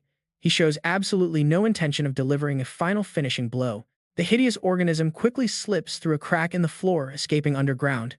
Chen Bai wears a deeply calculating smile. He tells her to follow it, hoping they might discover something interesting. Reporter G has no choice but to fly right after it. The scene shifts as a herd of fat, clean pigs appears behind a wooden fence. The live chat instantly goes into an absolute frenzy. They cannot believe their eyes. Uninfected livestock means fresh meat they could potentially harvest and bring back to the safe zone. Many viewers complain they have not tasted real meat since the apocalypse started. Right ahead of them, a row of yellow trucks appears. 10 massive yellow transport trucks park in the yard. The little bird practically has hearts in her eyes, gushing over the animals. She chirps about how incredibly rare uninfected animals are now. Out in the ruined world, creatures like this are virtually extinct. After staring at horrifying mutants for so long, seeing these normal, healthy pigs feels incredibly refreshing to everyone. Suddenly, a man wearing a white tank top, shorts, and flip-flops walks out from between the trucks and shouts for attention. He asks if anyone is around to receive the shipment, totally unaware of a dark red tentacle creeping up behind him. The deadly crimson tentacle slithers silently across the floor, ready to snatch its prey. Just as he takes another step, disaster strikes. The worker freezes in sheer terror as the red appendage wraps tightly around his neck. Luckily for him, Chen Bai intervenes just in time. The saved man stammers in shock, asking who Chen Bai is and what that terrifying monster was. Staring at the severed tentacle, Chen Bai frowns. He looks at the worker and delivers a blunt warning. He tells them to leave the cargo and get lost before things get worse. Meanwhile, back at the office in Chen Bai City, Song Zixiang closely monitors the live broadcast and shares her thoughts. She explains that he has completely disrupted the intended storyline of the dungeon. The livestock and workers were meant to be sacrifices. Their deaths were supposed to feed the boss and trigger its second phase. The beautiful housekeeper covers her mouth in quiet realization. Smiling proudly, they watch the Chen Bai completely shut down the boss's evolution while sweeping all the rich rewards for himself. Right from the moment he read the intel, he must have deduced this zone would yield a massive haul of fresh meat. Turning to instruct her assistant, Song Zixiang cannot hide her excitement, even though she always knew he would succeed. Seeing it happen now makes her absolutely ecstatic. She orders A. Li to give the scouts the most generous reward possible, who brought the intel promising that if this dungeon offers infinite meat, her eyes glint with sharp, business-like calculation. Then they and their families will eat for free forever with a solid cut of the meat sales profit going right to them. She wraps up the PR plan, demanding they advertise this heavily so absolutely everyone knows about the insane rewards. Contributing to Chen Bai City pays off beyond imagination, and her assistant gladly promises to handle the marketing professionally. Ever since the apocalypse descended, normal grains and vegetables actually are not too hard to find since they rarely mutate, but fresh meat is a completely different story. Elsewhere, a man in a sharp shirt and tie sits frowning in deep thought. The screen displays bizarrely mutated beasts as proof almost all wild animals and livestock have either died or turned. The unmutated survivors are incredibly scarce, making safe, edible meat a luxury that is nearly impossible to find. Even with occasional food drops from killing monsters, a massive global fresh meat crisis has become completely unavoidable. The shirt and tie executive seriously instructs his subordinate Xiao Zhang to contact the Chen Bai the moment the stream ends. He wants to offer elite transport and spatial storage evolvers to help the Emperor move his massive hauls. The boss is highly ambitious, hoping to secure exclusive meat distribution rights for the entire capital region in return. Back in the dungeon, Chen Bai unleashes a wide-range purple mental wave, putting the massive fat pigs fast asleep. Instantly, the livestream chat erupts with players asking if this is Conqueror's haki or some kind of mental attack. Others note the scale of his move is on a whole different tier. Seeing their guesses, Chen Bai smiles. He confirms their theories, casually explaining that it is just a minor trick involving basic mental energy control. The camera drone swoops around. Wait, why are experience point alerts popping up? Could these docile fat pigs actually be monsters? Holding a rope, Chen Bai casually points down at them. He tells the chat to see for themselves while cameraman Ji Jende quickly brings up the system appraisal screens. With a quick flash of the drone camera, the detailed mob description is broadcasted directly to the shocked viewers. The system shows a plump tier C chicken item, perfectly preserved, edible, and ready to be cooked for buffs. Depending on how it is prepared, eating this high-quality meat grants various temporary stat buffs to the player. Regular consumption of tier C meat even permanently boosts stamina, and yes, the system says you can use the feathers as dusters. The chat completely loses its mind. Food-type items are incredibly rare, and the viewers have never seen anything like this. While the audience is utterly distracted, Chen Bai swiftly crushes the boss monster's remaining tentacle to end the fight. The system announces the level 18 virus conglomerate boss has been cleared, meaning he can exit the dungeon anytime. Chen Bai stands victorious. Back in the capital, the shirt and tie boss gets so excited he breaks into a sweat. An infinitely farmable food resource dungeon is a goldmine. He laments why the capital has not found a zone this good. Realizing they have absolutely zero leverage here, the capital executive immediately decides to lower his negotiating terms. He instructs his team to drop the distribution rights demand. Asking for that was way too greedy. Securing priority buying rights is more than enough, and he nervously reminds his subordinate to keep their tone humble. He stresses that massive food resources are incredibly rare and they absolutely cannot afford to offend the Emperor. Their local livestock areas have already been picked bone dry, leaving behind nothing but rotten meat and virus-infected beasts. Desperate for a deal, he firmly tells his assistant to agree to absolutely any condition the Emperor demands. As long as it does not cross their absolute red lines, they must say yes to everything, but then his assistant speaks up. Xiao Zhang raises his hands helplessly. Game over. The Emperor rejected them flat out. Instantly losing his cool, the executive gapes and roars, demanding to know how his subordinate ruined this deal. He furiously kicks a coffee table over, screaming at Xiao Zhang, who had previously claimed to be on good terms with the Emperor. Sweating buckets, Xiao Zhang quickly explains that the Emperor said he does not need their logistical personnel. He also has no use for their distribution networks, but he did offer another lead to prevent the boss from exploding. Xiao Zhang hastily adds that there is a place near the capital called Daxing Ecological Village, which might hold something useful. Has now transformed into a dungeon. His subordinate suggests a scheme to save face. We just wait and conquer the Eco-Village dungeon. By then, he will be begging us for priority purchasing rights. Hearing this, the red-haired young man standing in the back finally claps his hands as it finally clicks. Dad Xiao Zhang, if I remember correctly, Daxing Village grows plenty of vegetables, spices, and even fresh fruit. The boss in the dress shirt strokes his chin, eyes flashing with the cunning calculation of a businessman. Indeed, they already have plenty of food and crops, which is why they skipped the farm dungeon. But if the drops inside are food items, then they are about to make an absolute fortune. Realizing the massive value of this lead, the boss's attitude does a complete turnaround. Even if the Chen Bai only gave a small hint, discovering this dungeon early is a massive favor. He immediately assigns the mission to his son, instructing Ninger to lead their absolute best elite team along with the 100 sets of Chen Bai gear to fully conquer this dungeon. The boss then orders his lackey to play nice with their business partner, sending Xiao Zhang to deliver a message. Tell the Chen Bai that after they clear this, Chen Bai City will permanently get the lowest purchasing prices. Plus, we will supply them with massive amounts of free food items every month for the next 10 years. Ask him if he has any other demands while you are there. His two subordinates instantly snap to attention with military salutes, shouting their clear understanding. Looking at his phone, Xiao Zhang hurriedly reports the great news that everyone has safely escaped the dungeon. Even better, the Chen Bai agreed to upload the full walkthrough video completely for free. On the screen, Chen Bai waves warmly like a popular idol. That wraps up today's live stream, but make sure to tune in next time for reporter GZ Zendi's next update. Goodbye. Returning to reality outside the factory, GZZ Zendi grumbles to herself as she walks, complaining about her capitalistic partner. Mr. Chen Bai, why do I feel like you just used me to run a free ad? Chen Bai flashes a sly smirk, reading her mind completely. If she was going to claim streaming this dungeon was not calculated on her part, he would never believe it. He casually lays his cards on the table, explaining he had already reviewed the exploration reports from other members in Chen Bai City, figuring out this place held a massive bounty. Plus, since she wanted to live stream the first ever clear, there was no reason not to choose it. Having her bluff called, reporter G breaks into a cold sweat but tries to play it off. Well, at least you were brutally honest. Why not tell me earlier? Chen Bai calmly fires back with slick logic, noting he had answered everything she asked about the dungeon's difficulty and level limits. Completely honestly. G Zendi puts her hands on her hips, totally speechless. So now it is my fault for not asking detailed questions. Suddenly, the earth rumbles violently, a deafening crack echoing through the air, sending both of them stumbling and nearly falling. G Zendi panics, asking if it is an earthquake. Chen Bai quickly regains his balance, his eyes turning cold and serious. The time has come. This is the world merger. Right on cue, a massive fissure rips open the ground, tearing through the foundation of the towering Company X building. The reporter gapes in absolute shock. That is the Company X headquarters. Does the world merger always have to be this violent? Meanwhile, inside the office of Song Ziqiang, her assistant rushes in to deliver an urgent report. Lady Zixing, the update is here.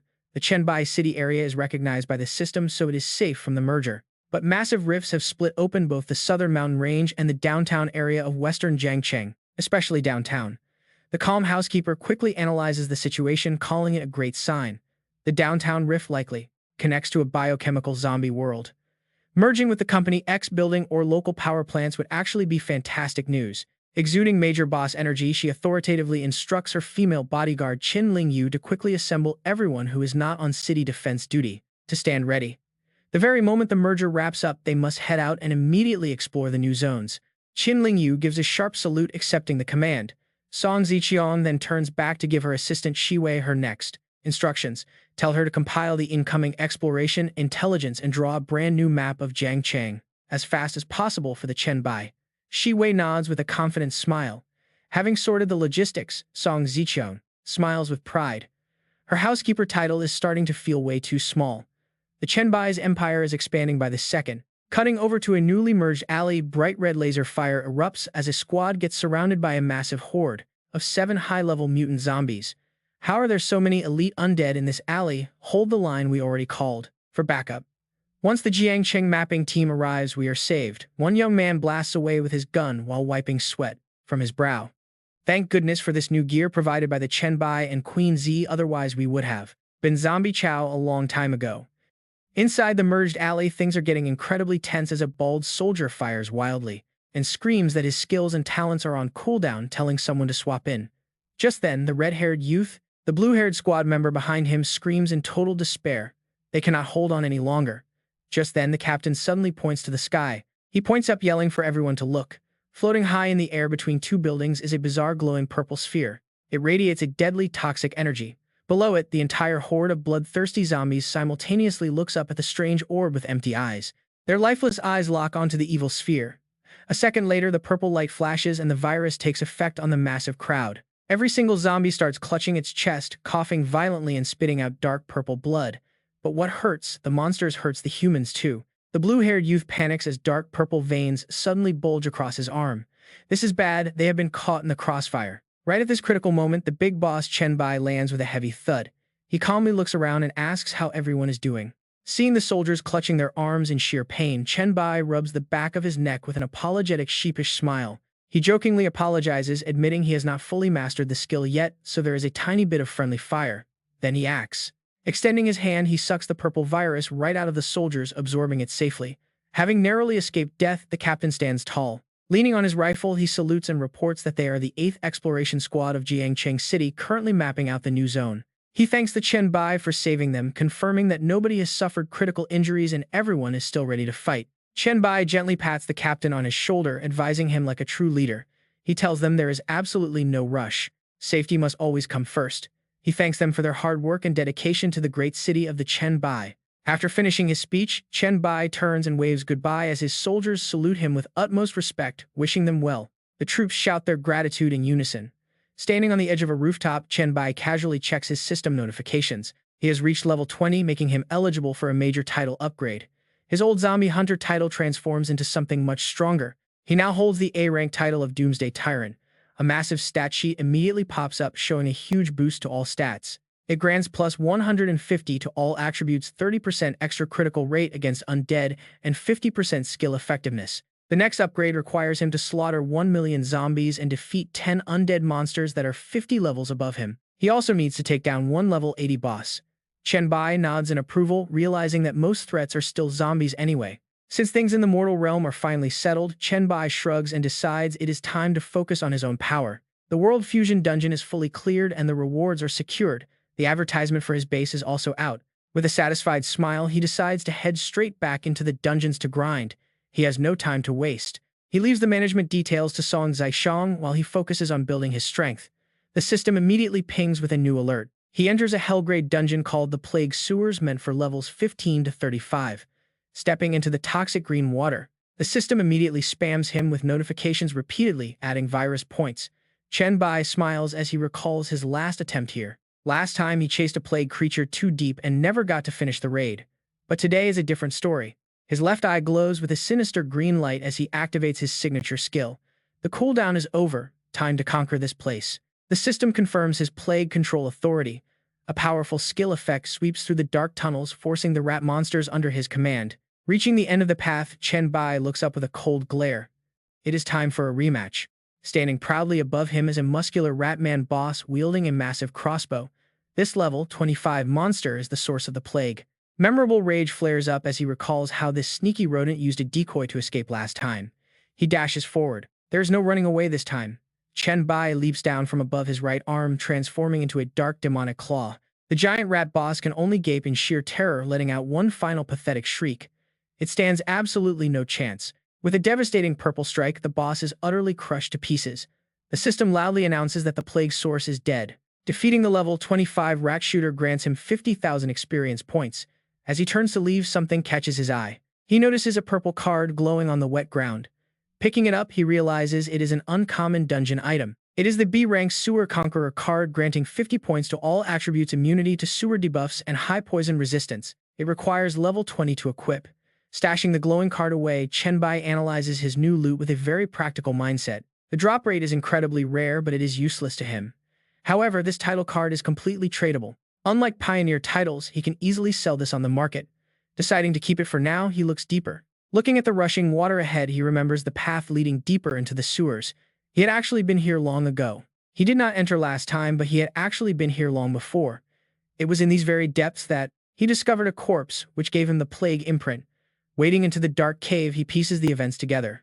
This underground sewer actually split into two regular dungeons, the East Mountain Sewer and this plague-infested sewer dungeon. Just ahead is the spot where he previously obtained the plague sigil, but when he finally arrives, the sight leaves Chen Bai slightly stunned. Right before his eyes is a cavern glowing with a bright fluorescent green light with a spiritual entity, floating quietly right in the middle of a still lake. Chen Bai raises an eyebrow in surprise. Is that another door? Without a single second of hesitation, he floats directly through that strange doorway into another mysterious space. As soon as he steps inside, a freshen cave mine sparkling with glowing purple crystals appears. Instantly, the system starts spamming endless notifications. Plague fungus absorbed, virus points plus 30. Plague fungus absorbed, virus points plus 30. Chen Bai rubs his chin and deduces that this massive surge must be linked to these strange purple ore rocks. Suddenly, his eyes flare with a green clairvoyant light, his probing gaze, completely stripping away the secrets of this purple stone. It is filthy mycelium, a type of parasitic fungus from a highly specialized world that constantly produces plague spores favored by certain unique creatures, but absolutely lethal to almost all other living things. After reading the description, the big boss Chen Bai flashes an ambitious grin. How interesting. If I want to create a plague lair in the abyss or build a plague empire, I will definitely need this. So come with me. But just when he reaches out, a massive red system warning pops up. Attention, taking this filthy mycelium out will disrupt the integrity of this dungeon, causing his final dungeon evaluation and rewards to be significantly decreased. Chen Bai quickly pulls his hand back with a click of his tongue. Taking you right now won't do much anyway, so just stay here for now. While walking toward the gate, Chen Bai suddenly stops in his tracks as a floating green orb hovers right before his face. He raises an eyebrow in curiosity. What on earth is this? Naturally, the system instantly scans it and throws the info right in front of him. Level 30 Plague Spirit Boss. Born in this restricted plague zone, the souls of the deceased have fused with the plague power to create this entity. Along with that is a list of stats and skills that look incredibly tough to deal with. The light slowly fades, revealing the silhouette of a tiny translucent green girl. Chen Bai mumbles in slight surprise, a plague spirit. Before he can even react, the little spirit unleashes a blinding flash of light, called the plague shockwave. The lightning-fast attack rushes forward, leaving Chen Bai just enough time to raise his hands and take the green energy blast head-on. Despite getting directly hit, he is completely unscathed, and the system even delivers some great news. You were hit by the plague shockwave, virus points plus 50. Chen Bai stands there blankly, only able to utter a confused sound. Meanwhile, the little plague spirit hovers in the air, clutching her head in absolute shock with question marks popping up. Seeing that her attack did 0 damage, the tiny spirit unleashes a barrage of skills, firing countless green energy orbs in rapid succession. The exploding orbs create a deafening roar, turning into a rain of green light that completely blankets Chen Bai. The spirit girl goes all out, channeling her strongest power with both hands, but as the dust finally clears, Chen Bai is still standing tall, casually dusting off his clothes as if he just walked through a light mist. The system chimed. Again, hit by the plague shockwave, virus points plus 50. Hit by the plague shockwave, virus points plus 70. Exhausted to the limit, while her opponent remains completely unfazed, the little spirit floats there with steam literally blowing out of her head, utterly speechless. Standing with his hands behind his back, Chen Bai lets out a sigh, flashing a calculating smile at this walking jackpot of virus points. Suddenly, a white orb of light shoots out of nowhere. Chen Bai calmly reaches out his hand, effortlessly catching the glowing sphere with just a single finger. Staring at her sphere sitting right in the hands of her enemy, little spirit widens her eyes, letting out a shocked gasp. From below, Chen Bai points his finger upward, casually controlling the orb to make it float. This intriguing sight draws the curious little spirit closer. Seeing that the orb seems harmless, she timidly reaches out to touch it. But suddenly, Chen Bai smirks deviously, and the glowing sphere instantly goes out. The little spirit is left completely bewildered. Seizing the golden opportunity, Chen Bai swiftly grabs the startled spirit girl with 2 fingers, proudly declaring her caught. Feeling the physical density of his prize, Chen Bai nods in approval. As a spiritual entity, she feels surprisingly real, with a distinct cool touch that requires some effort to pass through. He smiles with satisfaction. The spiritual energy sends him a gentle, calming wave. But the fun is cut short when a sharp hissing wind echoes from deep within the cavern, accompanied by crackling lightning flashes that signal immediate danger. Chen Bai quickly tosses the little spirit aside and stares alertly into the darkness, sensing an even more powerful presence. Another bone-chilling gust of wind sweeps by as a massive bug, looking like a terrifying hybrid of a caterpillar and a mantis, lunges out. The system immediately scans it. The level 35 Putrid Beetle King Boss, a special creature from a mutated world seemingly linked. It is linked to some unimaginable secret, and of course its stats are absolutely terrifying. The giant insect wings flap violently, hovering in the air as it growls. It threatens the intruder with an evil purple light glowing from its body. Glancing at his opponent's stats, Chen Bai smirks. Both agility and constitution are way higher than his own, by a lot. While he is analyzing, the rotting beetle charges like lightning, swinging its sharp pincers straight at him in a devastating blow that sends him flying back. Chen Bai gasps in shock that is too fast. To keep his edge, he instantly triggers his signature skill, transforming into a demon as pitch-black wings block the boss's crushing blow. He counters with massive force, shoving the giant beetle back. The rotting beetle king opens, its massive fanged mouth spewing a thick stream of purple poison gas right at Chen Bai. He looks up, slightly surprised by this sudden assault. The beetle instantly swoops past him, leaving behind a massive trail of thick toxic gas that blankets the entire area. But get this, the system pops up with an unexpected notification. You have been hit by putrid gas, adding 100 virus points. Chen Bai smirks, clicking his tongue in approval. That plague power is pretty decent, truly fitting for a boss. Realizing this target is tough, he immediately swaps gear. His brand new gear activates instantly. The Shepherd's Horn of Hell. This unique gear skill allows him to control creatures with lower mental power than his own. The effect is determined by his mental strength and the attribute gap with the target. Instantly, 2 fiery red demon horns grow on Chen Bai's head, matching his pitch-black bat wings. He looks incredibly badass right now, like a true demon lord from hell. The aggressively charging putrid beetle king suddenly freezes mid-air, its entire body completely stiffening like stone.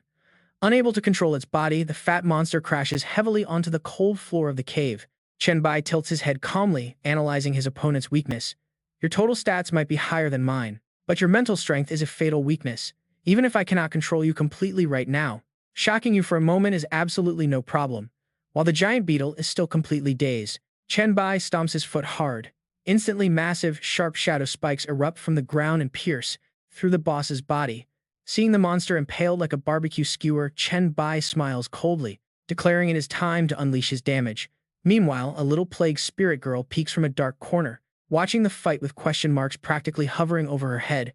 Hearing footsteps near, she panics and quickly ducks behind a large boulder. With everything settled, the system announces his resounding victory over the level 35 putrid Beetle King boss. He receives 200,000 experience points, successfully clearing the dungeon. He can leave at any time. Since this is a first-time clear, the system asks if he wants to publish the paid clearance video.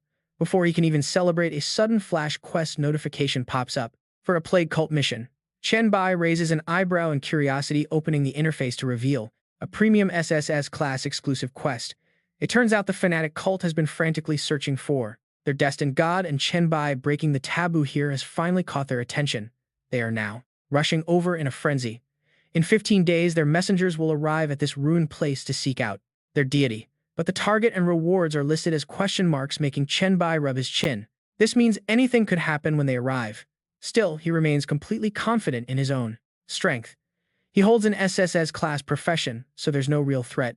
Smirking, he recalls his past life, when the cult treated him with absolute reverence. While absorbing the beetle's remnants, Chen Bai starts reorganizing his plans. He originally wanted to seek them out, but this is even better. They are delivering themselves right to him. Suddenly, the system dings to confirm the absorption of a special plague creature. His Scourge of Living Beings class priority increases, adding 100 to all attributes. Chen Bai is surprised. This power boost makes his upcoming meeting with the cult a sure win. Scanning the dropped loot, he spots a skill book before his eyes land on a massive glowing oval object. An information window pops up. It is a grade A putrid beetle king pet egg, a combat mount. To hatch it, he only needs to drip some blood onto the shell. He nods, deeply impressed by this rare find. Still thinking of the monster's hideous look, he rubs his face and sighs. Imagine actually taking an ugly bug like that into battle. Yeah, no thanks. Skipping the egg, he checks the next item on the list, fungal therapy. It is an A-rank skill that grows fungal spores to heal all kinds of wounds. The effectiveness scales with his physical and mental stats. With a 10-minute cooldown, Chen Bai rubs his chin, totally satisfied. Sure, his own self-healing is already incredibly strong, but he still lacks a way to heal other people, so this is actually a pretty sweet find. After thinking for a second, he glances over at the little spirit girl. He wonders if taking her along would mess with the dungeon like that fungus did. Right on cue, the system flashes a bright red warning. Taking the plague spirit will completely damage the integrity of the dungeon. This means his dungeon rating and overall rewards will take a massive hit. Placing the translucent green spirit girl gently in his palm, Chen Bai smiles and tells her to stay here for now, promising he will visit whenever he has some free time. Meanwhile, massive announcements light up the sky in the outside world. An evolver from the Dragon Kingdom named Chen Bai just conquered the Hell-level Plague Sewers dungeon meant for levels 15 to 35. The clear video is up for 1 copper coin. Everyone below looks up in absolute shock, immediately rushing to buy the footage. Cut to the online forum for evolvers, where some keyboard warrior is busy writing a trash talk post. He claims this Chen Bai guy is completely overrated. The dungeon looks way too easy and he does not get why it is rated Hell difficulty.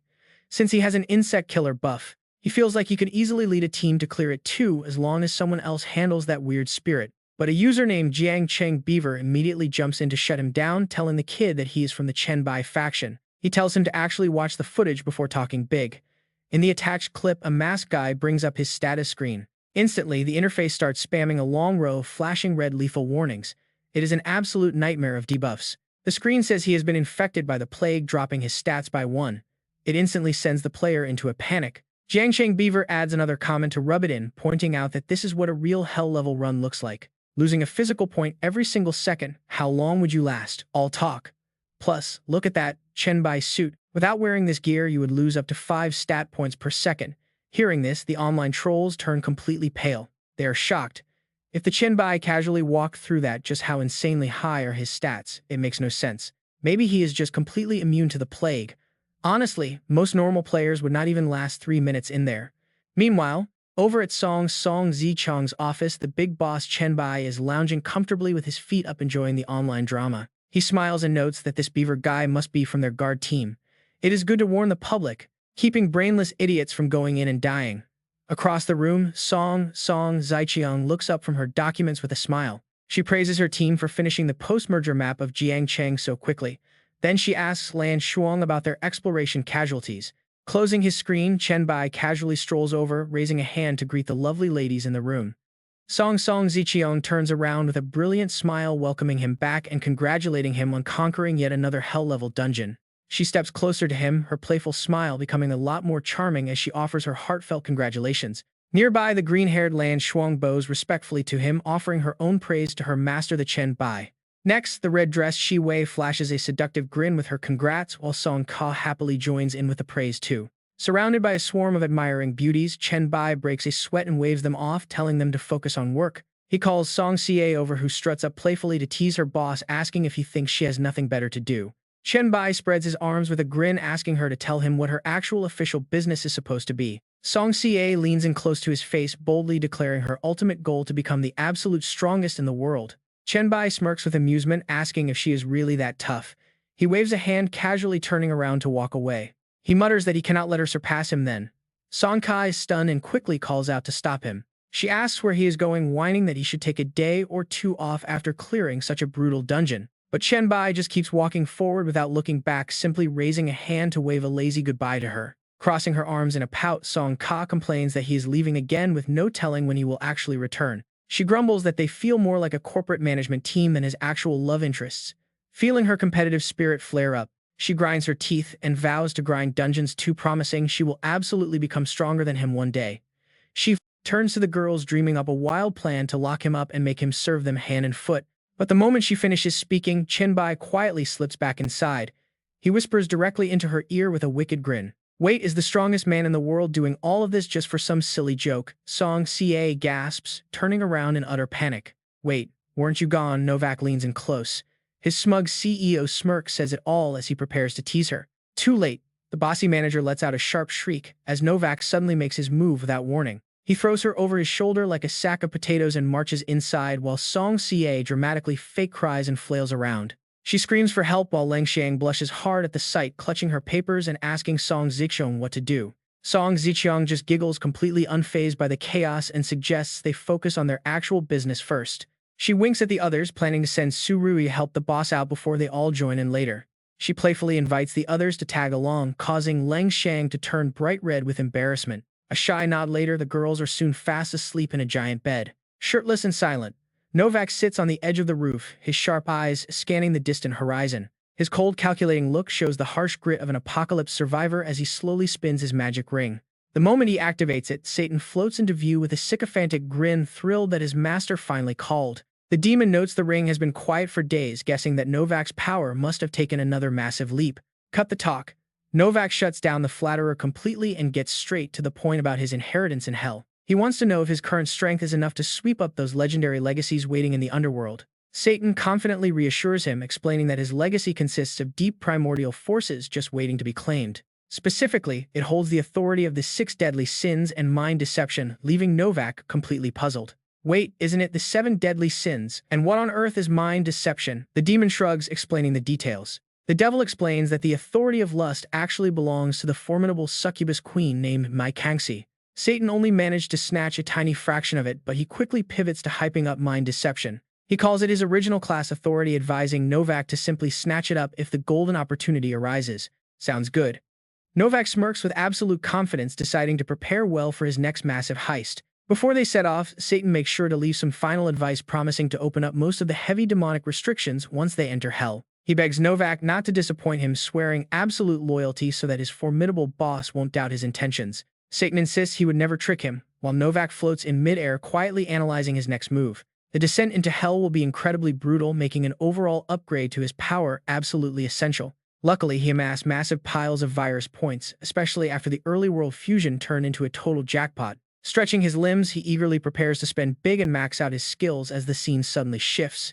They arrive in Hell, where a colossal menacing gladiator arena towers over a completely desolate and barren wasteland. Nearby stands the bizarre Goblin Chamber of Commerce, and as Novak scans the horizon, something else catches his eye. A shady pink succubus tent sits in the distance, and Novak nods in approval from his cliffside vantage point. Looking over the 10th floor of the Abyss, he notes that his first stronghold city is already coming along nicely, though he must proceed with caution. He chose this remote spot to quietly cultivate, keeping any explosive upgrade effects completely isolated from prying eyes.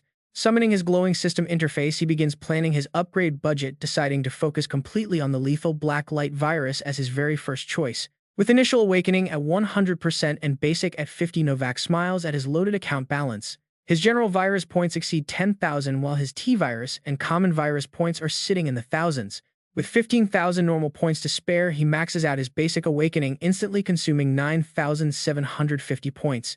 The system completes his basic awakening, unlocking a terrifying arsenal of combat forms for him to use. Claws, hammer fists, shields, muscle mass enhancements, and deadly whip fists all flash across his screen, ready for action. He scrolls past the blade forms, armored defense, speed boosts, and thermal vision options with a critical eye. Novak clicks his tongue, completely unimpressed, noting that he unlocked these basic styles a very long time ago. He complains that the new speed form is just a rehash of old tricks, offering little beyond raw stat boosts. But the system immediately proves him wrong, slamming a massive wall of upgraded stats right into his face. His physical stats shoot up by 800, spirit by 500, and his healing jumps a massive 800%. Immediately, a new progress bar flashes, showing 0% for high-tier awakening, getting his gamer blood pumping for the grind. The reporter is completely speechless. Meanwhile, the screen shows a 0% progress rate for high awakening. First comes the basic awakening, and now a high-level version pops up. It seems he will have plenty of fun toys to play with later. Closing the blacklight screen, he switches over to the next tab to check on the progress of the T-virus. The first branch is the C-virus, offering infinite adaptation to any environment, but with one major flaw. He cannot control the direction of the mutations. The cost is 3 points, but the second branch is highly practical. It focuses on telekinesis, upgrading the T-virus to supercharge psychic power and unlocking a massive skill tree. That means plenty of mental manipulation skills. Without a second thought, Chen Bai locks in the second option. Upgrading his telekinesis is the obvious choice. His biggest weakness right now is a severe lack of psychic control. Just thinking about the other mutation option with hideous tentacles and grotesque muscles sends a shiver down his spine. That thought alone makes him shudder. He has absolutely no desire to turn into some freakish mutated monstrosity. Without hesitating a single second, his finger decisively slams right onto the psychic specialization button. Immediately after clicking, Chen Bai's body violently jerks. Cold sweat pours down his face as he clenches his teeth, holding back a painful groan. A burst of intense purple energy erupts violently from within him, sending shockwaves rolling outward and kicking up dust. Enduring the agonizing pain tearing at his cells, he lets out a low growl as the system displays the success message. The virus has evolved. He gets plus 350 mental power, permanently boosting his psychic range by 40%. All telekinetic effects are doubled. Panting heavily after this brutal metamorphosis, Chen Bai slowly regains his breath. He snaps his eyes open, his gaze sharp and calm once more. Finally recovered, he drops back down to the ground. Purple psychic energy still swirls around him, radiating an absolute overwhelming power that marks a brand new chapter. Still nursing the lingering pain, Chen Bai rubs his chin and mutters that the mental upgrade was insanely painful. The blacklight virus has never hurt this bad before, but the moment he sees the results, a grin breaks out. Plus 350 mental power, a permanent 40% boost, and double the damage for all psychic skills. That permanent 40% boost alone makes the whole agonizing process worth it. Feeling this fresh surge, he smirks. His psychic stat is now his absolute strongest, easily beating his other attributes by 300 to 400 points. With that settled, he turns his attention to his general points. The skill panel displays only one clear choice. There is simply no better option, so he locks it in. Right on cue, the system chimes with an alert. His Virus Monarch talent has upgraded, costing 10,000 virus points and granting him an even more terrifying power. Absorption efficiency is doubled, range expands by 10 meters, and virus point gains are up by 10%. Best of all, he can now completely dominate and control low-level viral creatures that cross his path. He can control a horde with 3 times his own total mental capacity, while all virus skills are doubled. Staring at the massive list of buffs, Chen Bai grins with pure satisfaction. This upgrade is absolutely broken. His eyes flash with pure, unbridled ambition. If he can eventually control every single virus and microbe out there, he will truly hold the power of a god in his hands. The thought brings a satisfied smile to his face. The scene shifts to a pitch-black sky. Floating high in the air, Chen Bai begins to plan his next move. His basic flu virus has evolved into tuberculosis, meaning its infectious spread and damage have completely skyrocketed. Looking down at his hands, he decides to upgrade his minor viruses to maximize his plague son's skill. With the upgrades done, he clasps his hands behind his back, ready to see what this power can do. Suddenly, a massive bolt of lightning tears through the dark sky, striking the ground and opening a glowing crater. From inside the roaring flames, a massive stone structure slowly emerges, the legendary gates of hell itself.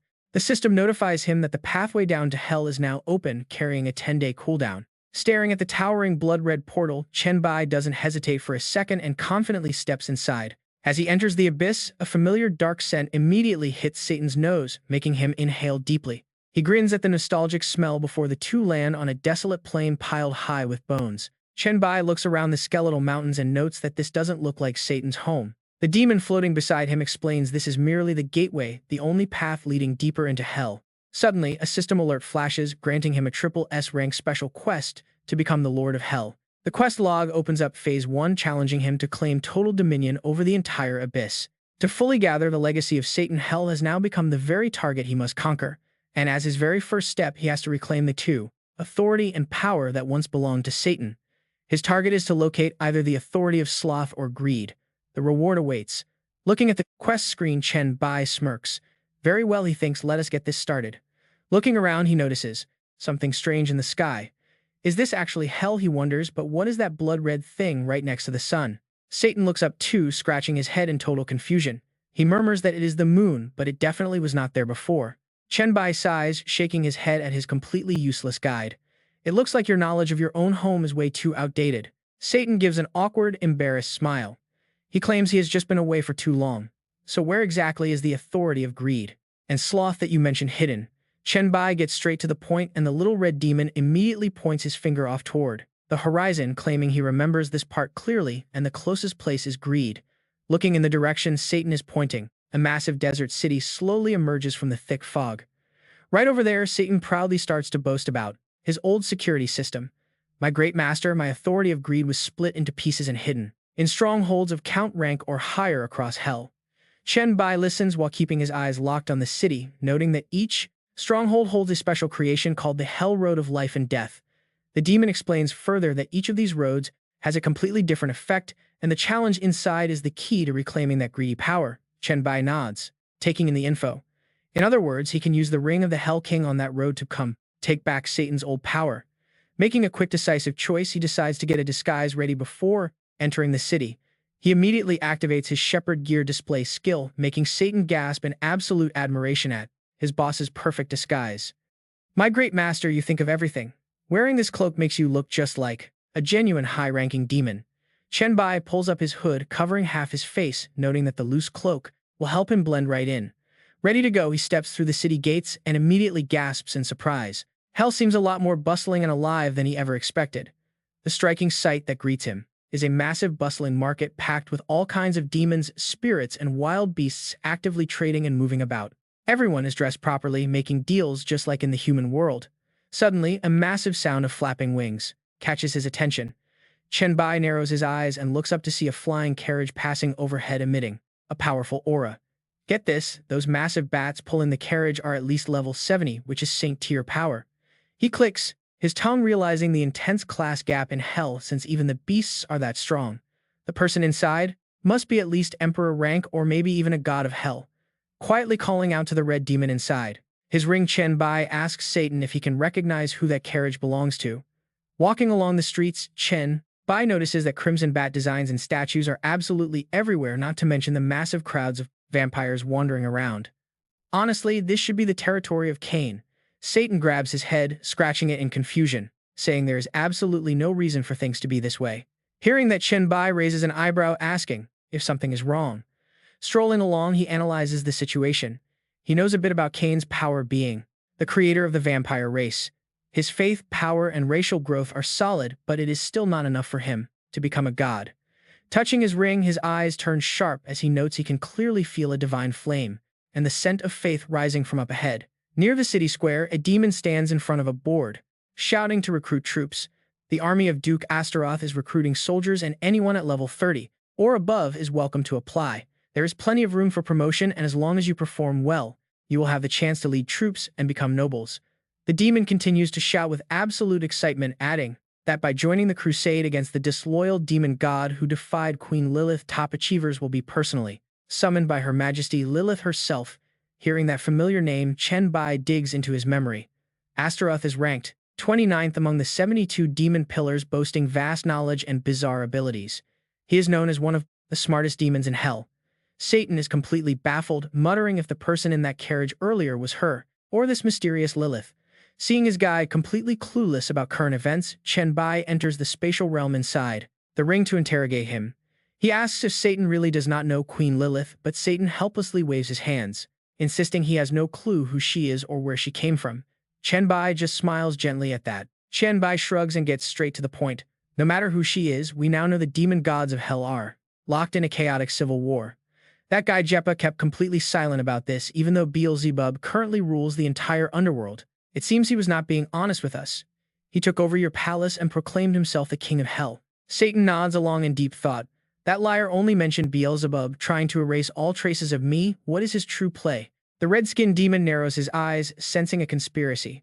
Did he intentionally blame Beelzebub to let another demon god profit from this? Seeing his dark companion lost in deep thought, Chen Bai lets out a mocking smirk. Your reputation as king of hell has truly tanked. Satan sighs and tries to reassure his boss. There is no need to worry, my lord, because the ring of hell is with us. We also hold Jeppa's soul in our hands, so they cannot threaten you. Chen Bai simply waves his hand to dismiss the issue. We can worry about this political drama later. He says there is no need for us to get involved in their power struggles. Let us head straight to hell's road of life and death first and see if we can reclaim your royal authority for you. Satan immediately bows his head like a devoted butler, declaring his loyalty. Yes, master. Returning to reality, Chen Bai searches for the entrance. But a massive muscular demon guard blocks his path at hell's road of life and death. Hey kid, you cannot pass.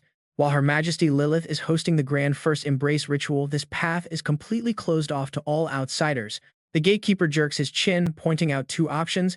You either enter the selection for the first embrace ritual or walk through the deadly desert of death to reach Hell City. The guard glares fiercely.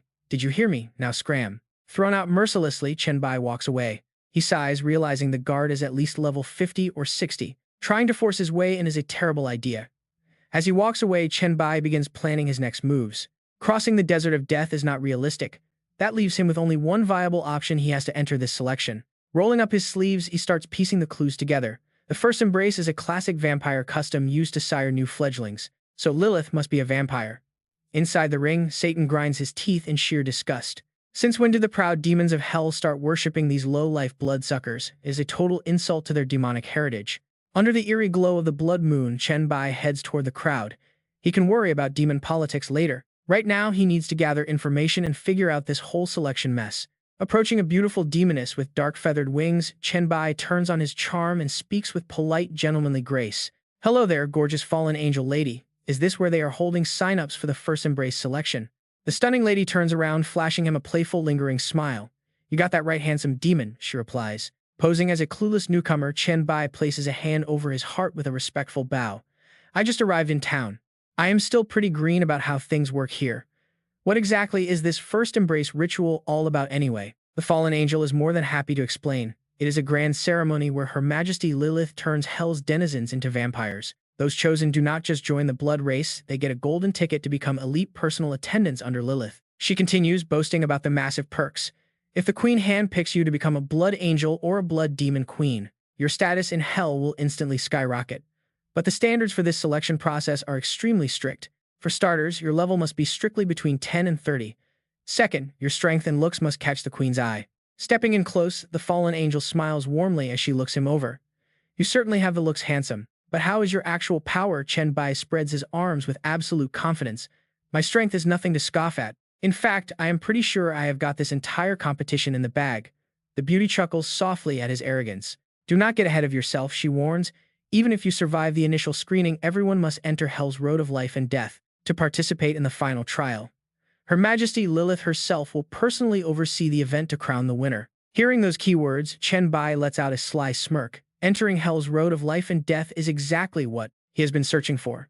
Having secured his goal, the young man bows politely. Thank you, my incredibly charming fallen angel lady. Flattered by his words, she leans in close with a seductive offer. Since I am so charming, how about visiting my tavern room to rest? Chen Bai chuckles and smoothly plays it cool, telling her that we'll have to wait until he registers. The fallen angel. Holding the shady-looking business card, Chen Bai smiles, thinking it is no problem at all. A gorgeous fallen angel guide who actually sells street candy, absolutely. Talk about some seriously weird luck right from the start. A great start. Chen Bai registers and a guard immediately barks for the next person in line. Number 01045521. The cold guard points to a glowing red stone, ordering him to place his hand. Time for his bloodline test. Without a single trace of hesitation, he reaches out and touches the glowing crystal. The guard freezes. His eyes instantly bug out in shock. A half-human, half-demon hybrid with a devil bloodline this pure. Unbelievable. He orders the human to take off his hood to record his face, and Chen Bai happily complies. Lifting his cloak, he reveals dark hair and a pair of glowing blue devil horns. Genuinely exceptionally handsome. The guards stare. Cursing in absolute disbelief, they wonder how a mere half-demon could possess such magnificent, majestic horns. This is interesting. They admit he easily meets the high beauty standards required by Empress Lilith for her special candidates.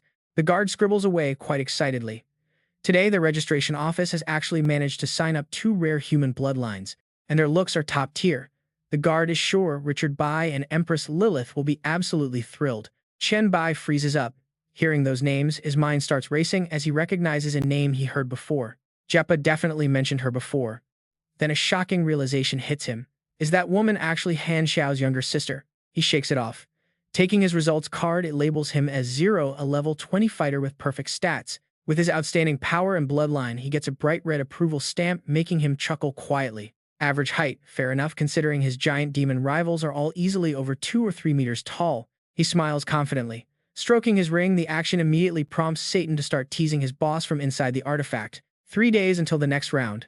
Satan asks if he really plans to crash at that fallen angel's place. Chen Bai calmly adjusts his cuffs. He coldly tells the ancient devil that his sleeping arrangements are none of his business. Sensing danger, the once mighty king of hell instantly breaks into a sweat and quickly begs for forgiveness. Chen Bai decides to explore. He still has 3 full days to look around this busy, chaotic city. Fortunately, the gold coins earned from his various system trials can be spent absolutely anywhere in the universe. He wanders around for a bit. Stopping in front of a busy little shop, he decides to step right inside. This is Zhang's treasure shop. His eyes immediately scan those messy shelves cluttered with all sorts of strange magical items. Suddenly, he stops. His eyes are drawn to a glowing blue feather resting safely inside a glass display on the counter. An immortal bird feather. He recalls these selling for 300,000 gold coins back at Lady Du's shop. Even if he emptied his pockets entirely, he could barely afford a single strand of this glowing treasure. Irresistible pull. The item radiates a strange magic, prompting him to squint and look around for a price tag. Seeing nothing listed, he waves his hand and calls out, asking the owner how much the feather costs. The sound of soft, graceful bare footsteps echoes from the back as a woman slowly emerges to greet him. A gorgeous female demon with bright red horns steps forward, smirking as she repeats his question about the feather. She glides right behind him. Chen Bai lets out a guarded hum, keeping his eyes on her movements. Leaning over the counter, she touches the glass and demands a promise to unconditionally grant her one future request. Thinking she has found an easy target, Chen Bai immediately holds up his hands to politely decline her offer. No deal here. He explains his promise is far too valuable to ever be traded away for a single feather. Instead of getting angry, she smirks mischievously and raises the stakes, asking how many feathers he actually needs. She leans in extremely close, her mesmerizing red eyes locked onto his, whispering a highly tempting offer. She promises the future request will be well within his capabilities and won't harm his personal interests at all. Spotting an absolute steal, he casually holds up one finger and asks for 100 feathers, contract included. The gorgeous demon laughs off the formal contract, waving her hand to dismiss the need for one completely. Instead, she pulls out a wooden chest, popping it open to reveal a dazzling glow of blue feathers. Staring at the premium loot, Chen Bai wonders if things in this world could really be this easy. But to make absolutely sure he is not walking into a trap, and honestly who would trust a demon, he quietly activates his scanning skill. Under the appraisal eye skill, everything from the mysterious shop owner to the glowing box of feathers is completely analyzed. 100 genuine feathers. After carefully counting them all, he nods to himself, confirming they are the real deal. From the box to the lid, there is not a single curse or trap attached. Chen Bai gladly accepts the item with a cheerful nod. The demon as happily agrees to his request, bowing politely to her customer and thanking him for his business. Walking out of the shop, Chen Bai grins to himself. This smart strategy of giving a little to gain a lot feels just like Lidu Sixen's investment style. He rubs his chin as he walks, thinking how incredibly easy his life would be if all local demons made deals this generous. That would be absolutely perfect. Meanwhile, back inside the treasure shop, the demoness glances up as a dark shadow appears at the door. She narrows her glowing red eyes, growling a name with deep caution, Astaros. But it turns out this visitor is just the seductive fallen angel. She proudly struts inside to deliver a message stating that Her Majesty Lilith has sensed the shop owner's presence. She formally invites demon god Astaros and Prince Pan to attend the upcoming vampire ceremony. Hearing this, the shop owner folds her arms coldly. She coldly retorts that hell only welcomes Lilith and her vampire clan to help them deal with their massive common enemy. She glares, emphasizing that Lilith is absolutely not allowed to exploit the situation, gather followers, or expand her own dark influence. The messenger sharply warns Duke Astaros to always know her place and remember her exact position in hell. The visitor smirks, firing back with a stinging remark. After all, she is supposed to be a grand demon god. She is no lowly lackey under the vampire clan. Astaros maintains a cold face as the messenger warns that her absence would be a pity. The shopkeeper calmly replies that there is absolutely nothing to regret. The fallen angel mockingly bids Duke Astaros farewell. She struts away, mentioning that her brother is waiting and she has no time to chat. She leaves as Astaros' projection slowly fades like a passing illusion. Standing alone in a quiet, snowy square, the furious demoness grinds her teeth. Cursing the arrogant messenger, she mutters that if it were not for Prince Pan backing her up, she would never show such respect. The moment she finishes speaking, a raging torrent of blazing hellfire suddenly erupts completely, swallowing her whole body. It is a terrifying display of raw anger. The giant pillar of fire rises high into the sky, scorching the entire street. The heat turns the surrounding air thick and heavy. Nearby demon citizens are instantly terrified out of their wits. They scream in pure panic and run for their lives to escape the square.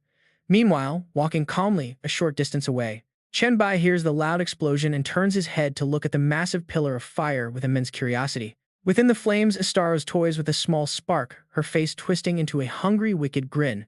Since she is in a bad mood, she decides she needs to find a cute toy to cheer herself up. Her hand molds the fire, manipulating the magic. She shapes the crackling flames into a familiar face. Staring at Chen Bai's likeness in the fire, she licks her lips. She locks onto her prey, noting that he is a rare rookie who carries a unique mix of human and demon blood. Unaware that he has just become her target, Chen Bai is still rubbing his chin, thinking about the gorgeous shopkeeper's sweet smile. An empty promise without a single contract to bind it. Honestly, the more he ponders over it, the more suspicious it feels. Returning to his room, he collapses onto the bed, deeply troubled by both the deal and the sudden explosion on the street. He silently realizes just how dangerous this town can be. Had he walked any slower, he would have been caught in it. As he ponders, a sudden knock on his door breaks the silence. He looks toward the entrance in utter confusion. The door creaks open and a pale foot with familiar dark nails steps inside. It is none other than the fallen angel. Leaning against the door frame with a playful smile, she tells him she recognized him instantly from the local descriptions. Annoyed at being interrupted, he frowns and coldly asks what she wants. She slides closer to pitch her special services. Suggesting he needs some relaxation after walking all day, she lists their staff of succubi demons and beautiful high spirits. Seeing his complete lack of interest, she delivers her ultimate playful offer, pointing out that he can even choose a fallen angel. Unmoved by her heavy flirting, Chen Bai flatly rejects her, telling her to leave and make sure nobody disturbs him again. He casually tosses a handful of sparkling gold coins right at the doorway as a generous tip to send her on her way. The coins trace a perfect glittering arc through the air, landing accurately right in the uninvited guest's palm. Happily pocketing the generous tip, she backs away with a playful wink, wishing her handsome client a very pleasant evening. As the door clicks shut, he lets out a quiet sigh of relief, only to freeze instantly as a voice speaks up. A chillingly cold voice praises his polite rejection from right behind him. Spinning around, he glares at the unwelcome intruder. He mutters that she is being incredibly rude by breaking into someone's private room without even bothering to knock first. The intruder is Astaros, sitting cross-legged on his bed. She proudly announces that her supreme presence is an absolute honor for him. She is Duke Astaros herself, and her entering his room is a rare privilege he should feel deeply grateful for. Even inside his bedroom, she is still acting so high and mighty. Chen Bai smirks, an honor, completely ignoring his obvious attitude. She tilts her chin up and barks her orders. That is right, kneel down, kiss my boots, and use your soul to swear absolute loyalty. To this Duchess, she confidently throws out sweet temptations, promising that if his service makes her happy, he will receive endless benefits. Those words instantly remind Chen Bai of his old enemy, whispering seductively to him to join her and receive unimaginable rewards. A half step back, then he just laughs in her face. He stares at her while recalling his past life, thinking that this scripted invitation is identical to the offer from Harris in his previous life. Shaking off the memories, his eyes turn firm, knowing he is no longer the same person. Even if he cannot access the path of life and death right now, it is fine because his trump card secures him. Abyssal authority allows him to revive anyway. Making up his mind, Chen Bai raises his head, releasing intense, killing intent.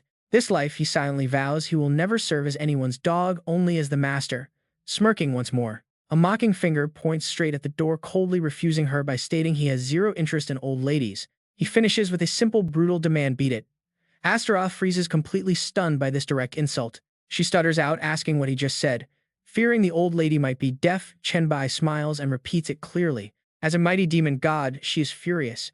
Before she can strike, a glowing red magic message suddenly summons her. It demands her urgent presence at Crimson Summit. Her attitude instantly flips and she drops to one knee respectfully. She bows to the empty air, replying with deep respect that she will head over immediately, addressing Her Majesty Lilith. But before departing, she throws a parting gift, casually slinging a bright red energy blast at the insolent human. Startled, Chen Bai quickly jumps back, raising his arms to shield himself.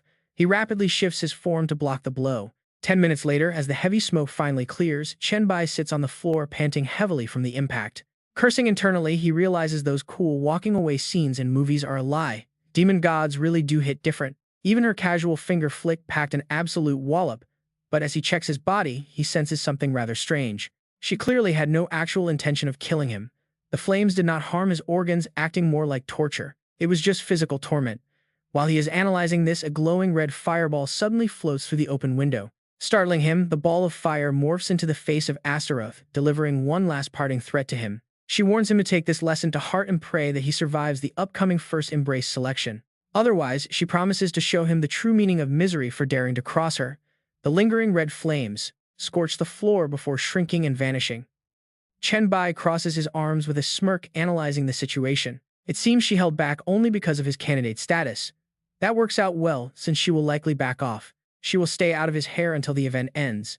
Meanwhile, under a deep blood moon shadows shroud a gloomy castle known as the Crimson Summit. Inside the grand hall, Astaroth strides arrogantly past rows of kneeling demons. Approaching the throne, she bows with a hand on her chest, greeting her supreme master, the Blood Queen.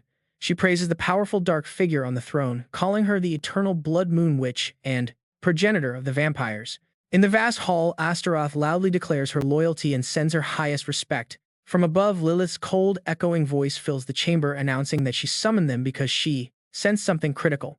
Her glowing crimson eyes narrow as she drops a massive bombshell about the abyss. It finally has a master. Instantly, the crowd of demons below erupts into a panicked, frantic frenzy.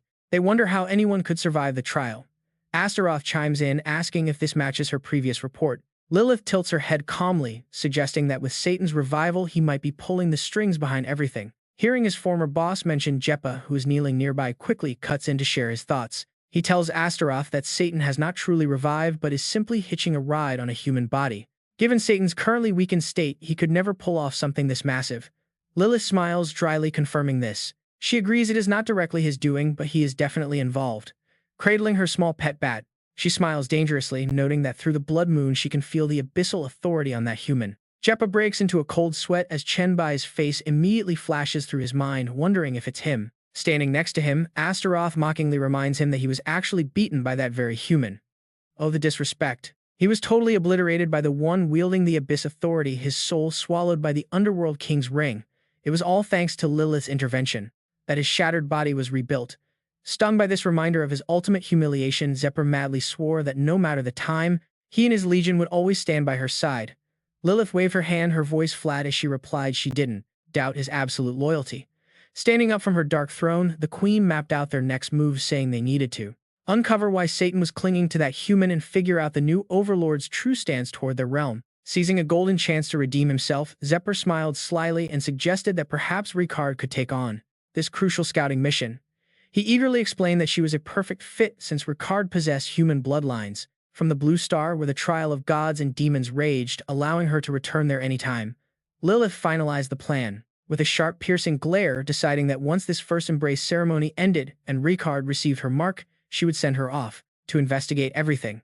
Zephyr smugly chimed in, noting that Ricard's human brother was on excellent terms with their target, meaning they could easily use her to gauge his attitude toward Hell. Playing the ultimate flatterer, he grinned and offered up another scheme, proposing that the target might even be manipulated into helping Her Majesty Lilith achieve absolute dominion.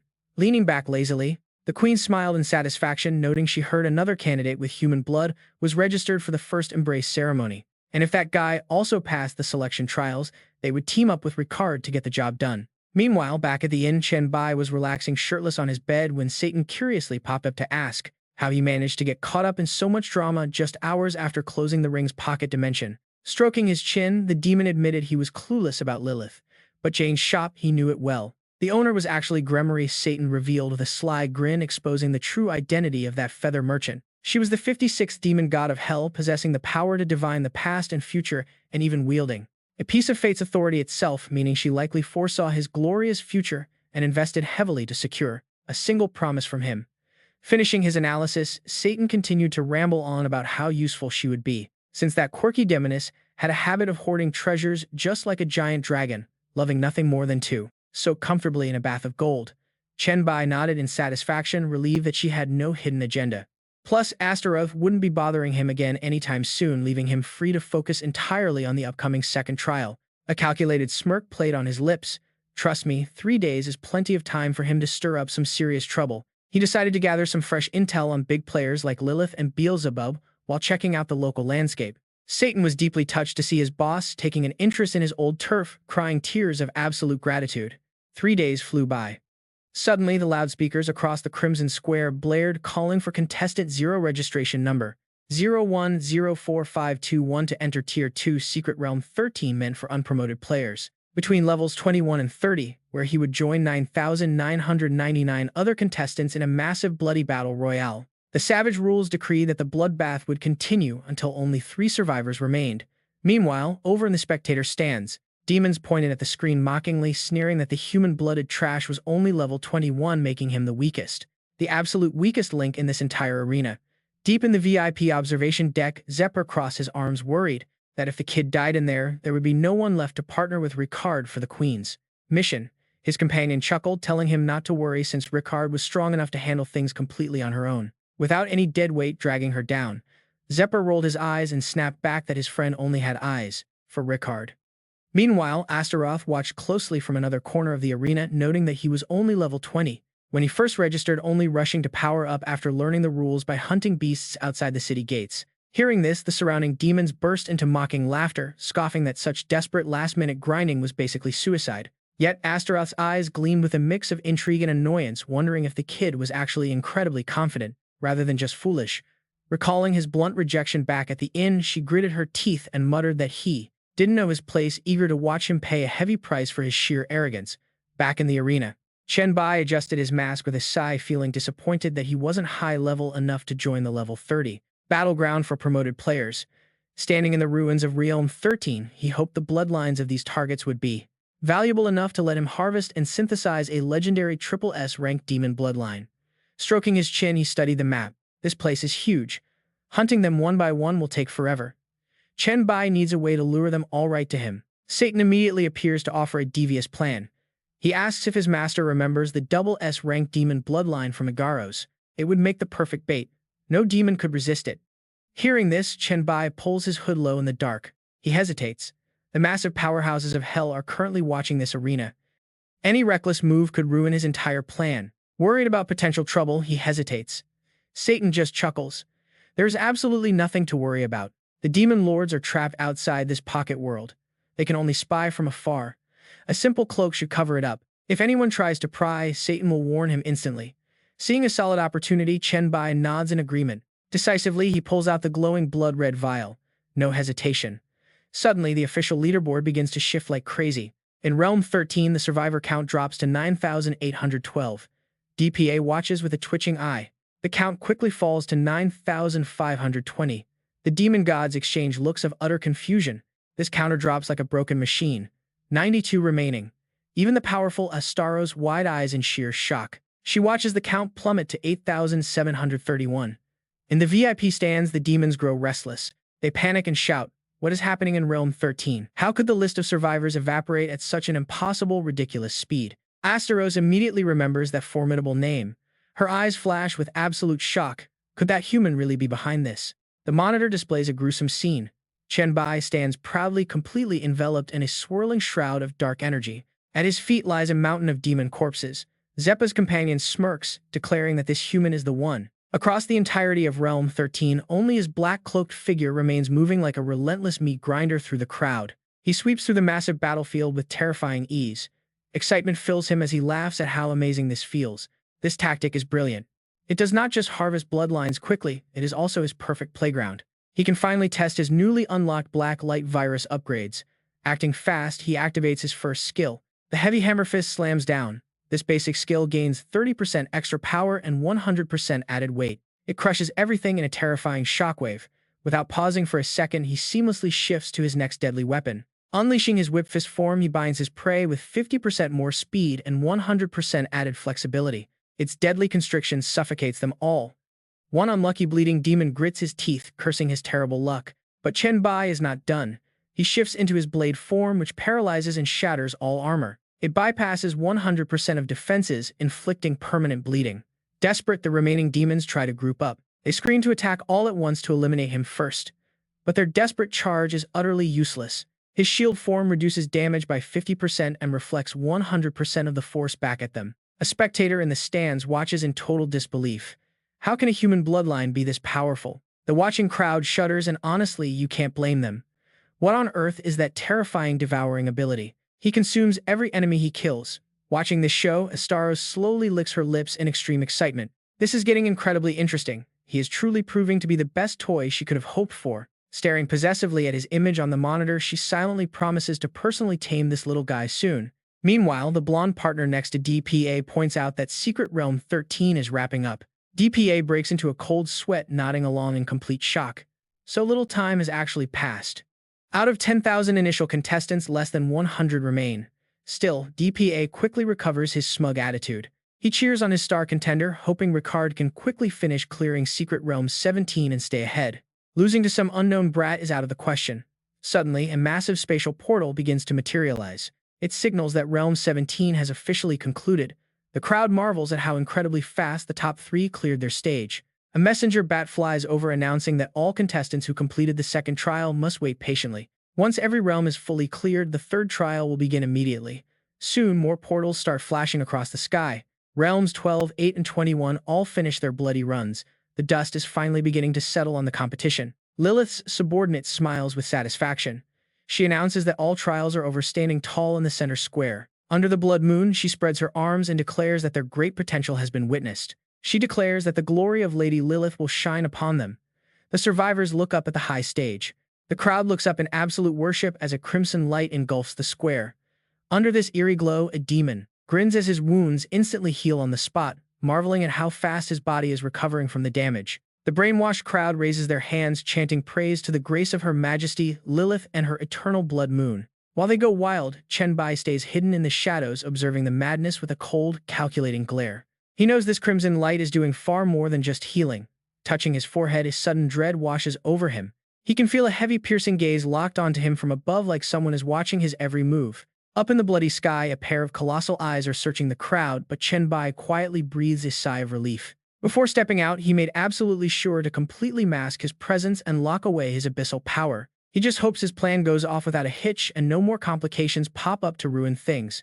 But an announcement cuts his thoughts short, signaling the start of the third round of the ceremony. Every candidate must now face the ultimate trial of survival within the treacherous path of life and death. A vampire official explains that their final rewards in the trial will determine their ultimate ranking in the ceremony.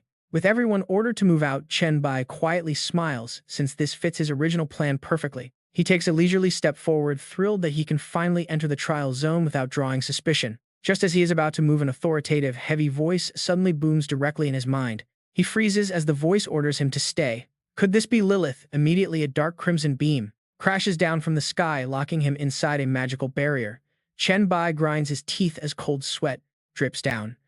His body is completely paralyzed, and he realizes he cannot move even a single muscle. Did they somehow see through his disguise? He quickly looks around and realizes he is not the only one trapped. Looking over, he spots another figure held captive nearby, and she looks surprisingly like a regular human. He squints, wondering if she could be Han Xiao's sister Ricard, because she has that same elegant look. As she stands frozen in her own crimson pillar, the familiar form of Astaroth suddenly materializes before her. The demon coldly delivers Lilith's direct order, commanding Ricard to return to the Blue Star Realm immediately. Before dissolving into a dark cloud of smoke, Astaroth firmly stresses the terms of their agreement. Her main goal is to locate the human who has the abyssal authority and get close to him. Success means a massive reward from Lilith.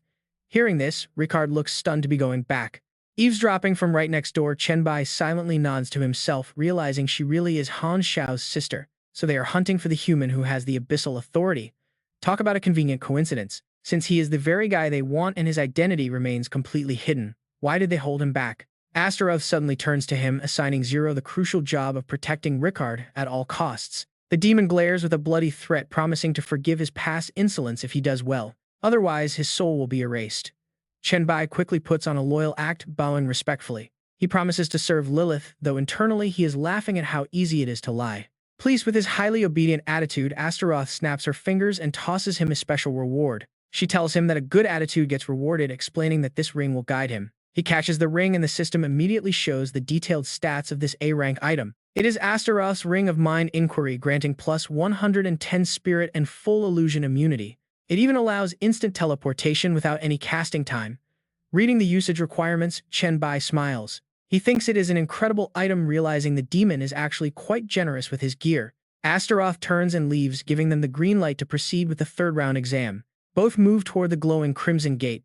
The guards solemnly clear the way for Ricard and Zero. While walking past each other, Ricard steals a quick glance at the mysterious masked boy beside her. She wonders about his true identity since he finished the second stage even faster than her. Ignoring the guards, ushering them forward, she focuses on surviving the path of life and death. Watching her disappear into the glowing portal, Chen Bai smiles, ready to make his next move. It was finally the right time to get in touch with Ricard. Pulling his cloak tight, the young man took a confident step forward, leaving everything else to be settled after completing the road of life and death. Entering the hell road of life and death, please prepare to face the trial of greed. Stepping through the gate, he saw a dark three-way junction with 3 mossy wooden signs: the path of endless wealth, the path of supreme power, and the path of eternity.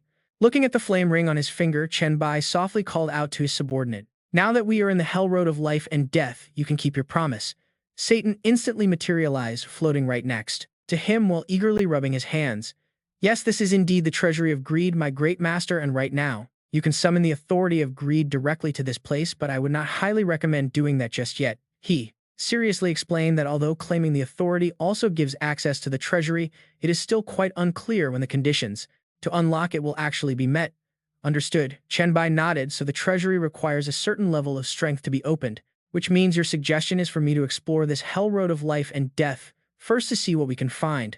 A sly, predatory smile crossed his lips as he planned to snatch up some premium loot before doing anything else, right? Satan excitedly agreed, saying that was exactly right, and offered to introduce the 3 paths while pointing toward the first wooden sign. The first option was the easiest one, known as the path of endless wealth.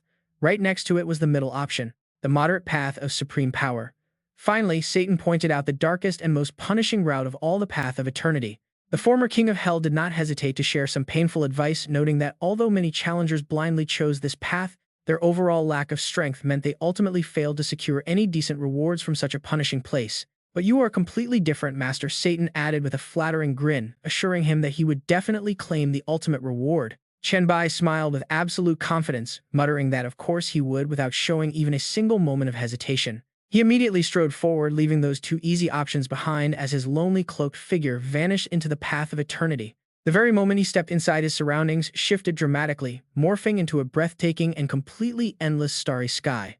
A system notification rang clearly in his mind, announcing his entry into the path of eternity and the start of the trial. "What is your eternal path?" the system asked, prompting Chen Bai to quietly mutter the question back to himself in curiosity. Right then, a pitch-black orb suddenly condensed and floated directly over his palm, forcing him to blink in sheer surprise. The system interface flashed with brilliant notifications showing terms like abyss, cosmic yin, and the absolute origin of darkness. It granted him control over all negative cosmic forces.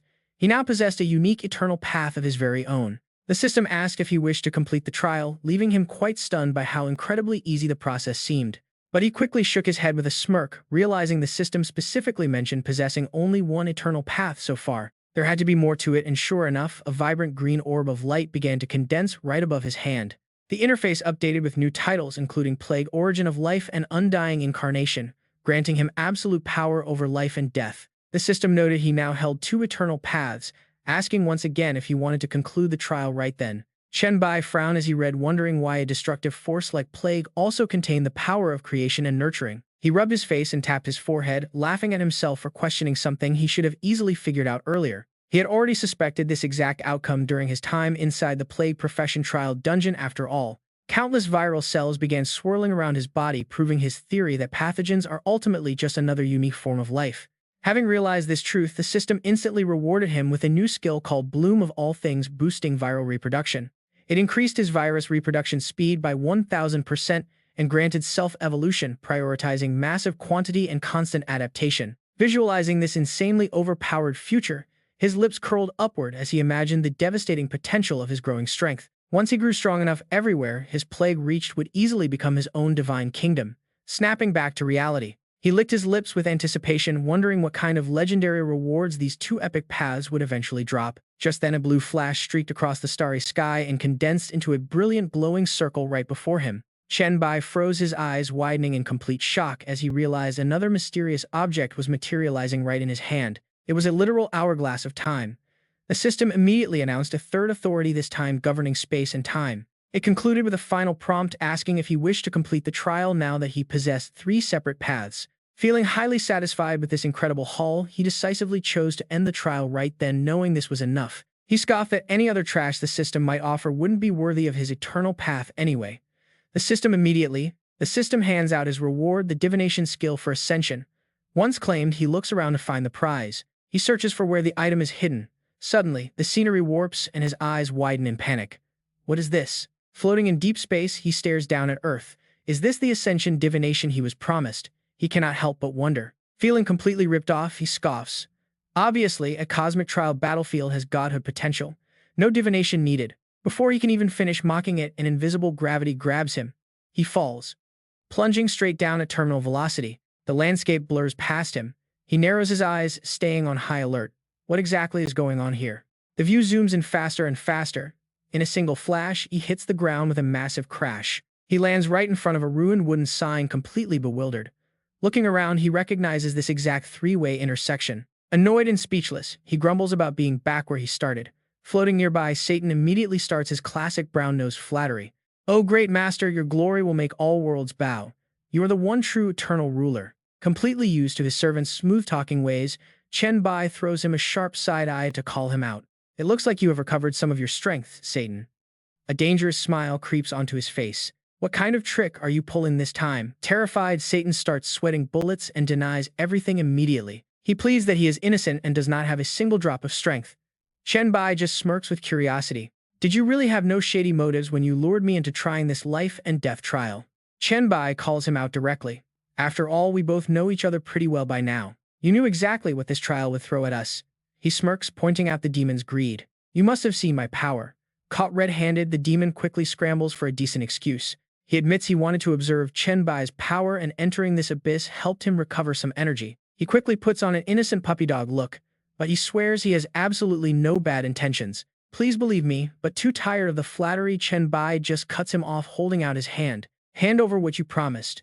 Do not worry, as long as you are honest, our pact will remain active." He adds a sarcastic dig to seal the deal, laughing at the demon's lack of trustworthiness. After all, he is no lying demon like Satan. Hit right where it hurts, the demon can only smile awkwardly. He complains that his master is too cruel. Then a blinding orb of pure greed slowly begins to appear. It floats like a tribute. Satan softly whispers that this power possesses the dark ability to devour everything. Chen Bai examines the power. He knows that controlling greed does not mean being consumed by it. Even if this thing can swallow the entire universe in the end, it will only ever be a tool for him. Satan flatters him again, calling it a genius perspective. This absolute power was truly made for him to absorb. While they are busy dividing the spoils, a monster in a dark corner is secretly spying on them. Spying through a cracked door, it panics. The gates of hell are completely breaking open right in front of it. What on earth is happening in there? Watching the strange phenomenon, the female demon Astaroth is completely shocked. The lesser demons nearby descend into absolute chaos, whispering in panic. "Is our headquarters about to collapse anytime soon?" Astaroth breaks out in a cold sweat, muttering in utter confusion. "What kind of terrible omen is this?" Right then, cracks on the massive gate rapidly expand, leaking a blinding golden light like a ticking time bomb. It looks ready to blow. She frantically calls out to the great Lilith, warning her that things have gotten critical. Frustrated, she snaps that she has no idea why the gates are cracking. She has never seen anything this absurd. Looking up at the sky, she spots a blood-red eclipse, and trust me, that never signals a happy ending. Back to the transaction, Satan respectfully presents the glowing orb, urging his master to take the crown of greed. Chen Bai calmly accepts the blinding sphere. He stays quiet, but deep down he knows he hit the jackpot. But here's the thing, reality hits hard. His expression instantly twists as panic begins to set in. What on earth is this? Violent golden energy suddenly wraps around his body, and his sinister voice whispers. Whispers of suffocating temptation echo directly in his ears, begging for endless wealth, power, and absolute control. His eyes turn completely blank as if the demon of desire is taking full control of his mind. The voice of bottomless greed echoes loudly, making Satan panic and scream for his master to wake up. It was trying to manipulate his mind. Luckily, with the fierce willpower of a true lord, he grit his teeth and forced himself to snap out of it. With a shocking burst of raw power, he blew the temptation away and snapped, "Keep dreaming. There is no way you are pulling my strings." Once the mental chaos settled, he slumped over, gasping for air and sweating buckets as if he had just run a marathon. Looking down to catch his breath, he was completely stunned to see a glowing purple glove already equipped on his hand. He wondered what this strange new toy was, and right on cue, the system interface flashed a brilliant screen before his eyes. Golden Hand of Greed SSS-Rank. It grants a 100% experience boost, a 1000% drop rate, and turns stone to gold. The active skill, Touch of Gold, turns any creature, item, or gear lower than his level directly into cold, hard gold coins. Yield is based on level difference with a 10-second cooldown. He can also enter the Treasury of Greed to claim legendary treasures. Clear trials inside the Treasury of Greed to claim rewards with 0 cooldown. To make things even crazier consuming, just 1 gold coin temporarily boosts all stats by 1. Meanwhile, spending 100 gold coins permanently increases those stats by 1 point. Temporary boosts have no limit, but for permanent ones exceeding 10 times his base stats, will double the gold cost. On top of that, his daily stat increase limit is capped at 50 points. Then there is Mammon's Hand, which randomly pulls gear, skills, or items from across the multiverse every single day. The items range from rank B up to SS. This is part of the 7 deadly sins set currently active at 1 of 7, boosting all attributes by 7%. It requires possessing a fraction of Hell's authority, devil or demon blood, and a soul bind. Looking over these absolutely broken stats, Chen Bai strokes his chin with a grin, admitting this thing is terrifyingly powerful. But there is a tiny catch. He frowns and asks Satan where he is supposed to find Hell's authority to use it. The Horned Devil just smirks, looking incredibly smug as he prepares to point out the obvious to his master. He chuckles, "My lord, it seems your sudden greed has temporarily short-circuited your brain," he kindly explains. "Did you forget about that massive ring of hell on your finger? Doesn't that count as holding Hell's authority?" Seizing the moment, Satan flatters him further, saying this high-grade soul weapon is practically already sitting in his pocket. Realizing he just had a massive brain fart, Chen Bai laughs, sheepishly thanking his companion for pointing out the obvious. He explains his mind was just a bit cluttered, then asks how the situation outside this circus is looking. Satan calmly replies, "Since you stole the authority of greed, this entire trial ground has reached its expiration date and is about to collapse." Winking, the devil warns that in just a moment, every single grinder in here will be forcefully booted by the system. Naturally, Chen Bai will get kicked out too. Sensing the mounting tension, he flashes a sly grin and begins plotting. This is the perfect chance to fish in muddy waters and use the impending chaos to slip away completely unnoticed. Right on cue, the massive crumbling gates of hell completely shatter, exploding into pieces and sending nearby demons flying. Amidst the thick rising dust, the female demon Astaroth frantically scrambles to report to her supreme leader. She stammers out Lady Lilith, the gates of hell, but freezes as a powerful vampire figure descends like a CEO. Queen Lilith glides down, her cold, glowing red eyes locking onto her subordinates with an aura of absolute authority. She coldly snaps, "I see it." Instantly, massive pillars of light erupt, forcefully teleporting every single person out. The sudden mass eviction leaves the monsters in absolute panic, wondering why on earth they are being thrown out. Irritated by the noisy, chaotic crowd gathering at the landing zone, Lilith calmly drops a single heavy word: silence. Once the crowd goes dead silent, she casually drops a massive bombshell: the authority of greed has been stolen. The shocked crowd instantly turns into a buzzing gossip mill, wildly whispering about who could have pulled off such a heist. Furious that such a high-tier prize was snatched away, Astaroth steps forward and aggressively screeches at the crowd. She demands they confess immediately, screaming at them to reveal who among them pocketed the legendary authority of greed. Disliking her subordinates' classless shouting, Lilith immediately shuts her down, making Astaroth instantly back off in fear. Apologizing quickly, Astaroth bows. Lilith then begins showing off her sharp deduction skills, noting this zone is massive. She calmly points out that with so many entry gates, the sheer volume of people coming in is impossible to track. Confident in her logic, she reaches a highly subjective conclusion: the thief definitely is not from Blood Moon City. Feeling incredibly pleased with her own deduction, Lilith waves her hand and orders everyone to head back to the peak. With the matter settled, the powerful boss simply vanishes into thin air, leaving Chen Bai standing there completely stunned. Now that the big boss has cleared out, he decides it is high time to make his own quiet exit. He had no desire to stay. Astaroth clicked his tongue, snorting in irritation as he packed up to follow. They waited, but nobody came to demand any fee. Chen Bai pulled his hood low to hide his completely bewildered expression. How did this happen? His incredibly sharp brain was already firing on all cylinders.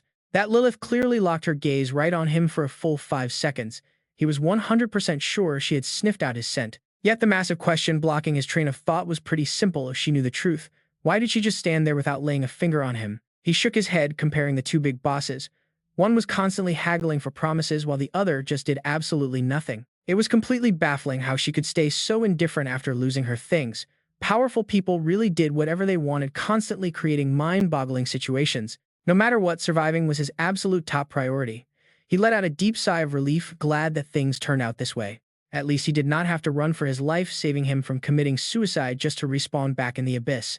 While he was muttering to himself, his cold-faced female rival suddenly blocked his path and loudly issued a direct challenge. She claimed that since he proved his insane tankiness in round 2, he was officially her only worthy opponent for the final round. Putting her hands on her hips, she demanded to know what kind of power-up he got, challenging him to show it.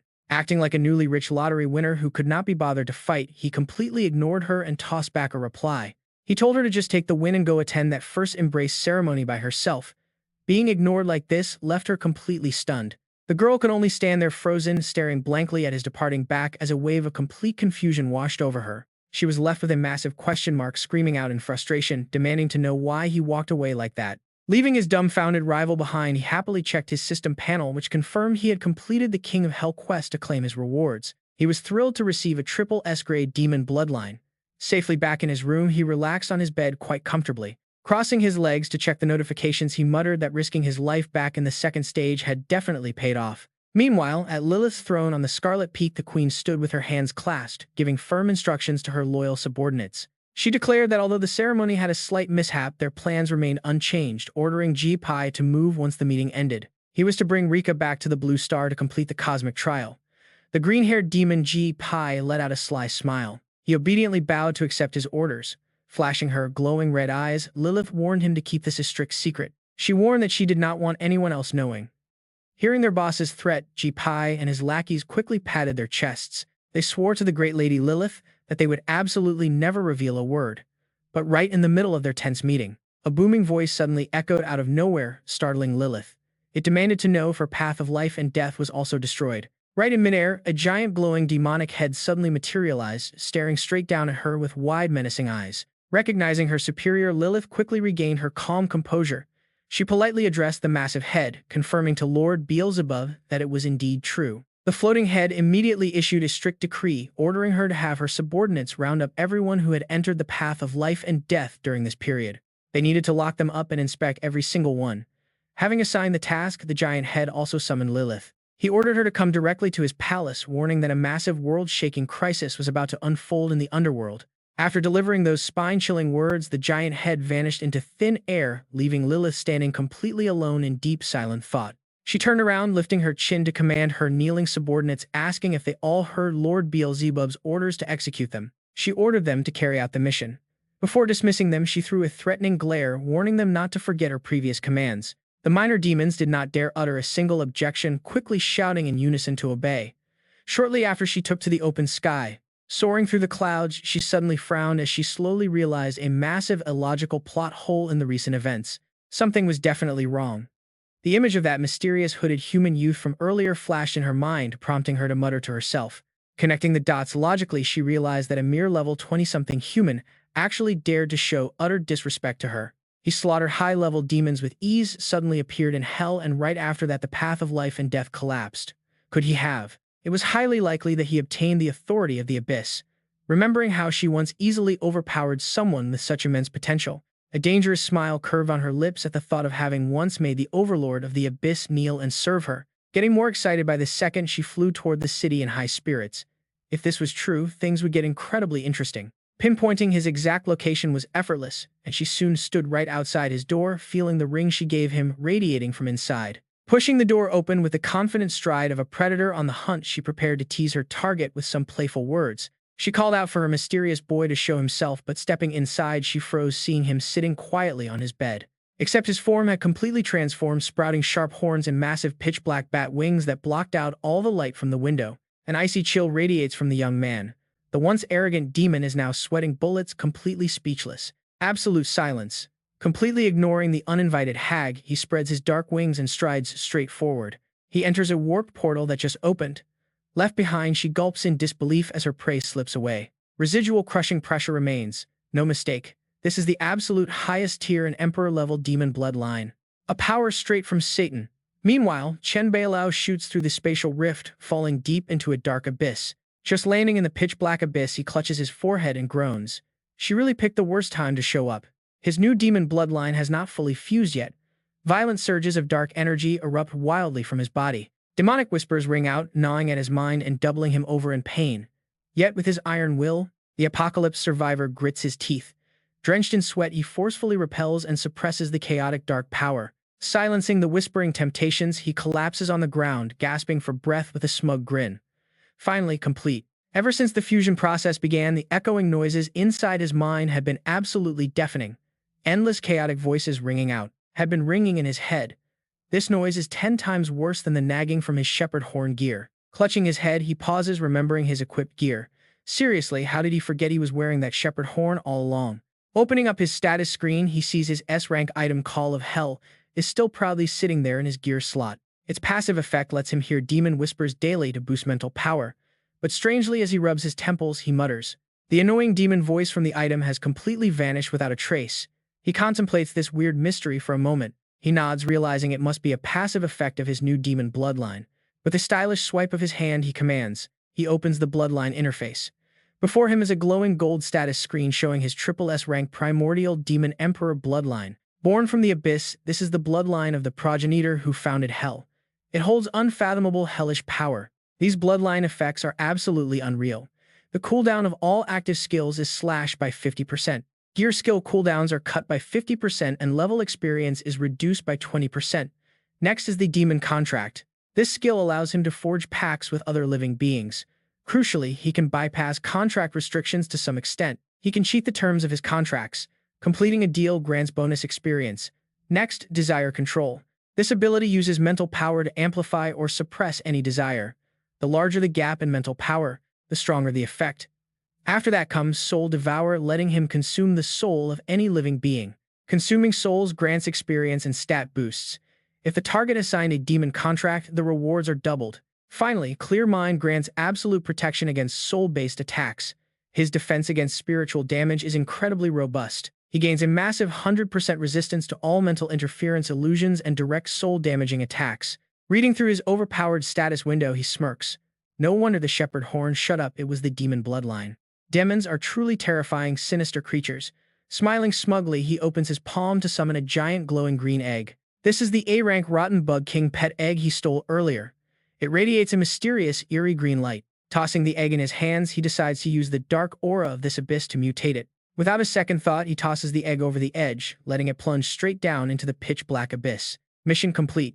He raises his chin with a confident smirk, eager to go test his newly upgraded strength. Leaping down to the 20th floor of the abyss, his eyes lock onto his first testing target, the Dark Priest. Landing right in front of the Dark Priest Lord, he points arrogantly at his face and tells him to start fighting. But before he can even throw a punch, the priest drops to his knees.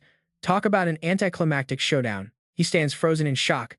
Seeing his confusion, the groveling priest flatters him, calling him the Great Lord. The priest explains that his supreme power is enough to conquer the entire abyss and claim absolute dominion. Lowly bowing his head, the priest pledges absolute loyalty, claiming he would never dare raise a hand against him. With the priest offering up his purple soul imprint, he calmly steps forward to accept the vow.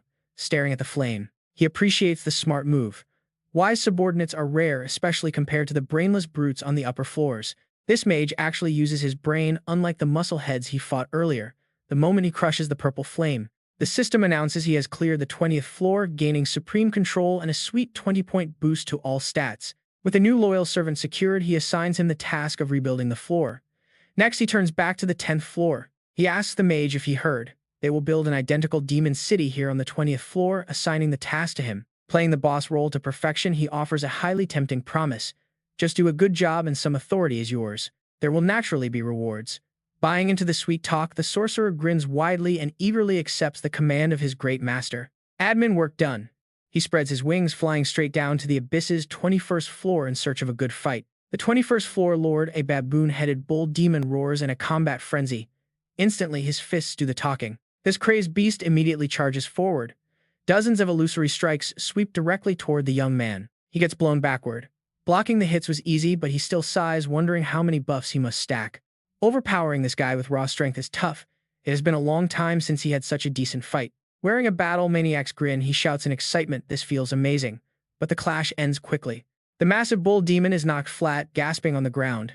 Coughing in anger, the beast accuses him of cheating. The demon claims he used dirty tricks and is no real warrior.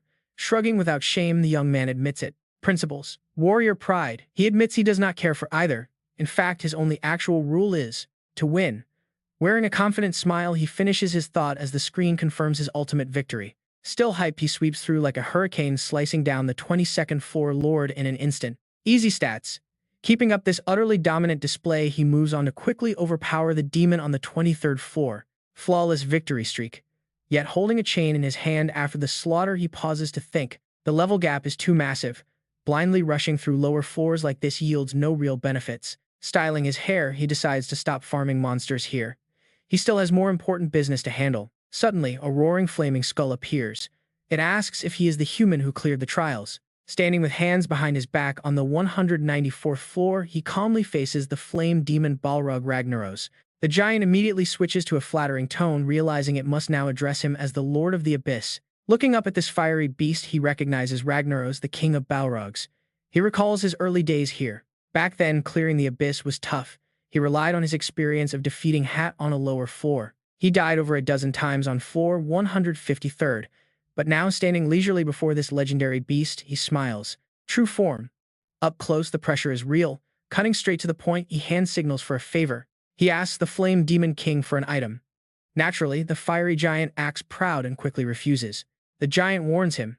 If the request is too extreme, even true gods cannot force him to yield. Every transaction requires a fair price. Hearing this, the young man calmly gets straight down to business. He asks for the flame core, inquiring about the cost. Ragnaros laughs heartily and begins to bargain. He has plenty of cores. Bringing his terrifying face close, the giant whispers the price of flame seed. He boasts that across the myriad realms, countless types of flames exist, and this abyssal fire is just one. Smoke billows from his mouth. The giant complains that although this fire is incredibly powerful, he is bored of it. Proposing a quick business deal, he asks for unique flame seeds from the myriad realms in exchange for his flame cores. Use my cores as you please, he says. Instantly, a glowing crystal rises from the quiet sea of lava. Pushing the stone forward, he generously says that if the Lord ever needs help, his entire army is ready. This crystal is a down payment. Instantly, the young man reaches out and snatches the brilliant flame core. He pockets it decisively.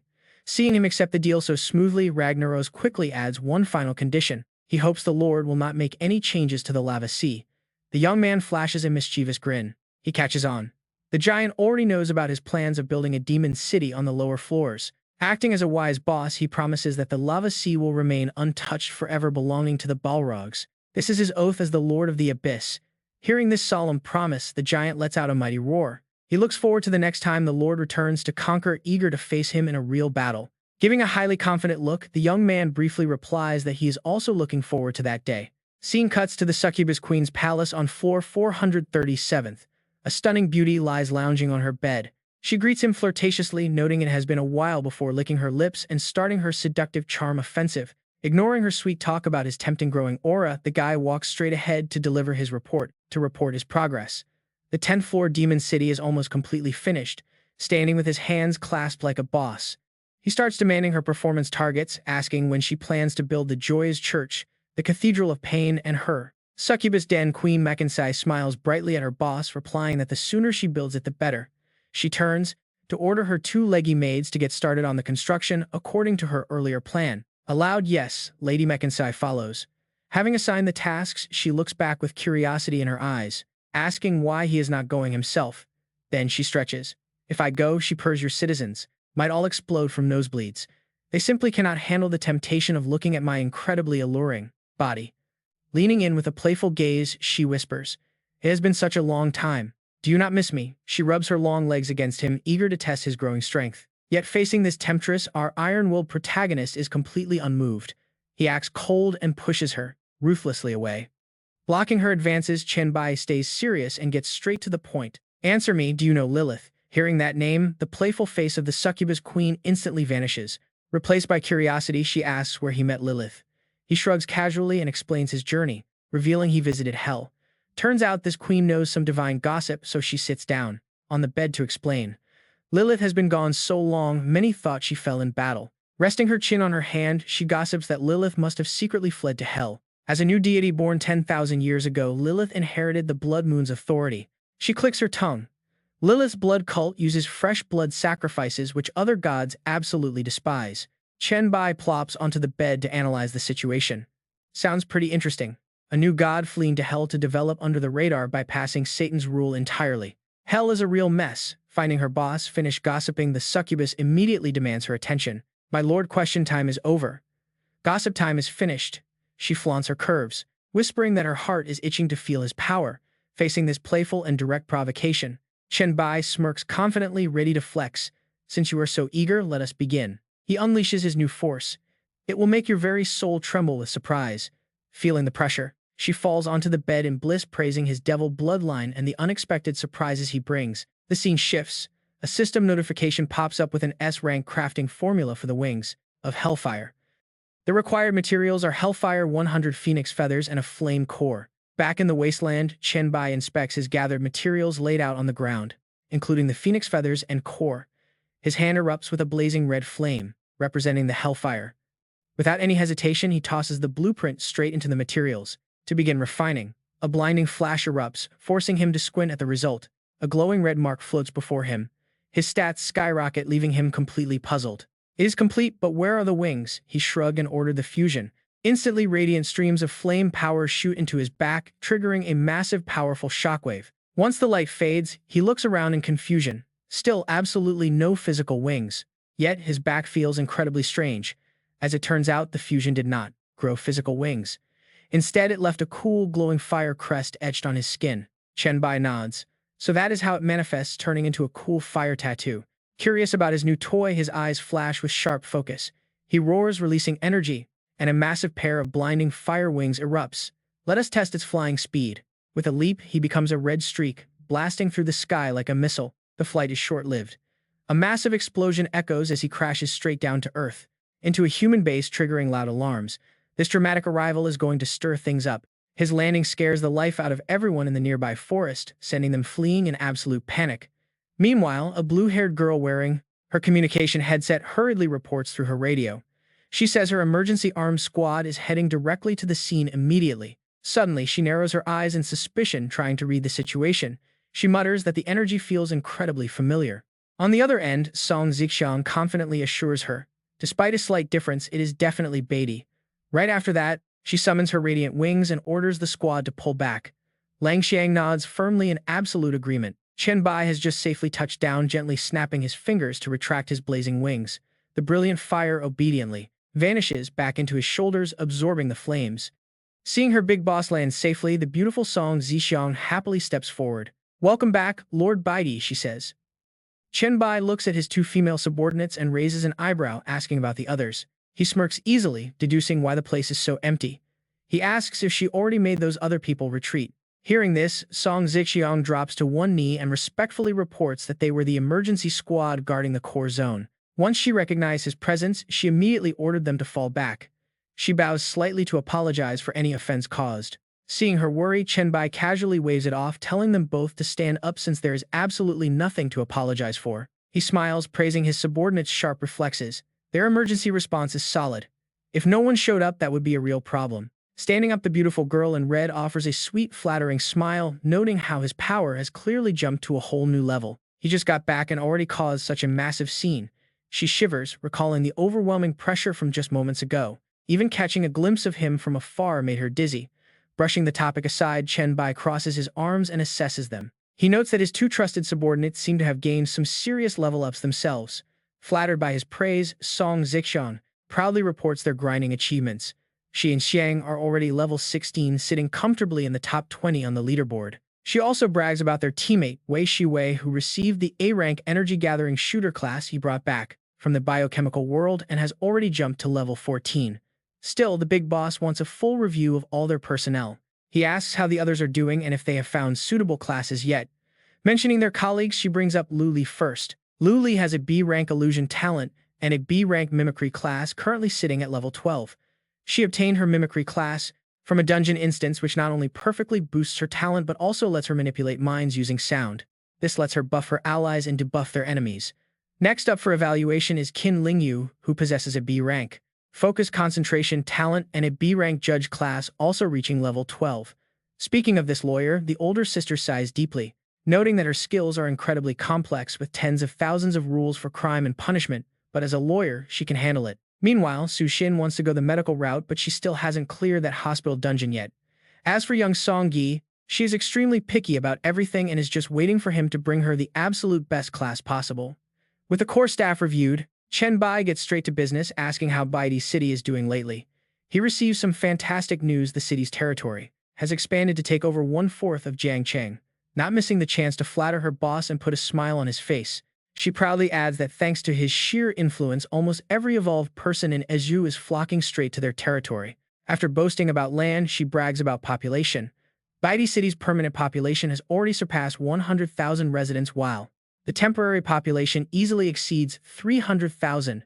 Their military is equally impressive with their own elite forces, the Baidi Army, maintaining extremely strict selection criteria focused on absolute loyalty, yet they have already gathered a massive force of nearly 10,000 soldiers. Seeing how massive his empire has grown, Chen Bai raises an eyebrow in approval, admitting they have done a lot of hard work. Hearing this, the head girl seizes the chance to playfully complain about how exhausted they are, saying they have been working crazy overtime. Everyone is utterly drained. However, these beauties know exactly how to handle things. She explains that to ease the heavy workload, they open up recruitment and screen a few talented people to share the pressure. Stepping into the grand hall of the luxury villa, the young man glances over at the fresh batch of recruits and asks if these are the new helpers. She warmly confirms. She happily begins the introductions, pointing first toward two secretaries wearing exceptionally short corporate skirts, introducing them as Xiao Huang and Xiao Lan, her direct assistants. Next up are two other stylish girls, one wearing a cap who serves as support for Lu Li, while Fei Fei is assigned to assist Su Sun. Finally, there is a shy girl dressed up in a nurse outfit, Xiao Jiao, who is the disciple of Qin Lingyu. The newly recruited beauties bow in perfect unison to greet their master Baidi, asking him to grant them a covenant. They vow to protect him with their very lives, pledging absolute loyalty to Baidi. Looking at the stunning lineup of girls, he can't help but ask with a wry smile if all the top talents in Baidi City are beautiful women. That would be an immediate shutdown. Of course not. The contracts of dozens of other guys are in her hands right now. She explains the female dominance here, noting those guys are strictly forbidden from stepping into the core zone unless it is an absolute emergency. She follows that up with a highly suggestive wink, asking if he forgot that she once designated this core zone as his absolute domain, a place where he can easily satisfy any desire his heart wants.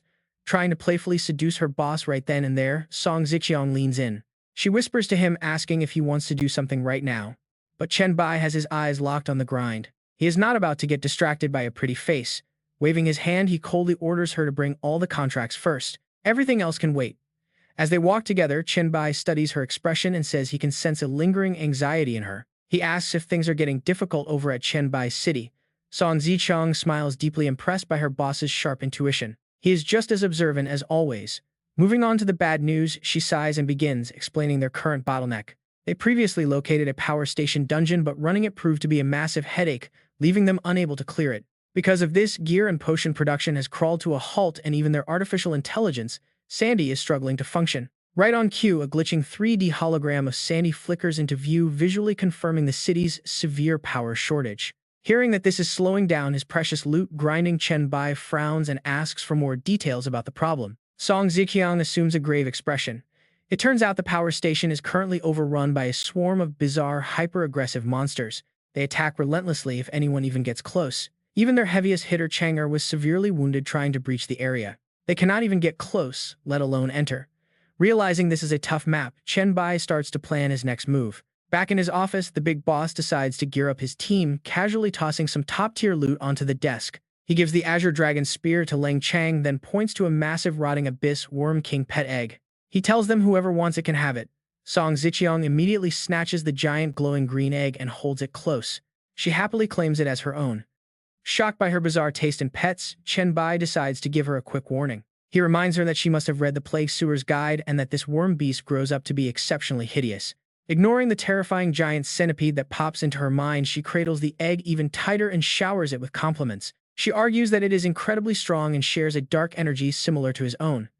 Lifting her chin with pride, she smiles. She claims that taking this beast out for a walk will easily intimidate the entire city. Speechless at her weird logic, Chen Bai laughs. He laughs at her weird logic, calling her a true pragmatist. Look at that, she's already eyeing the remaining weapon on the desk. She is amazed by his high-tier gear, recognizing the spear as a genuine divine artifact.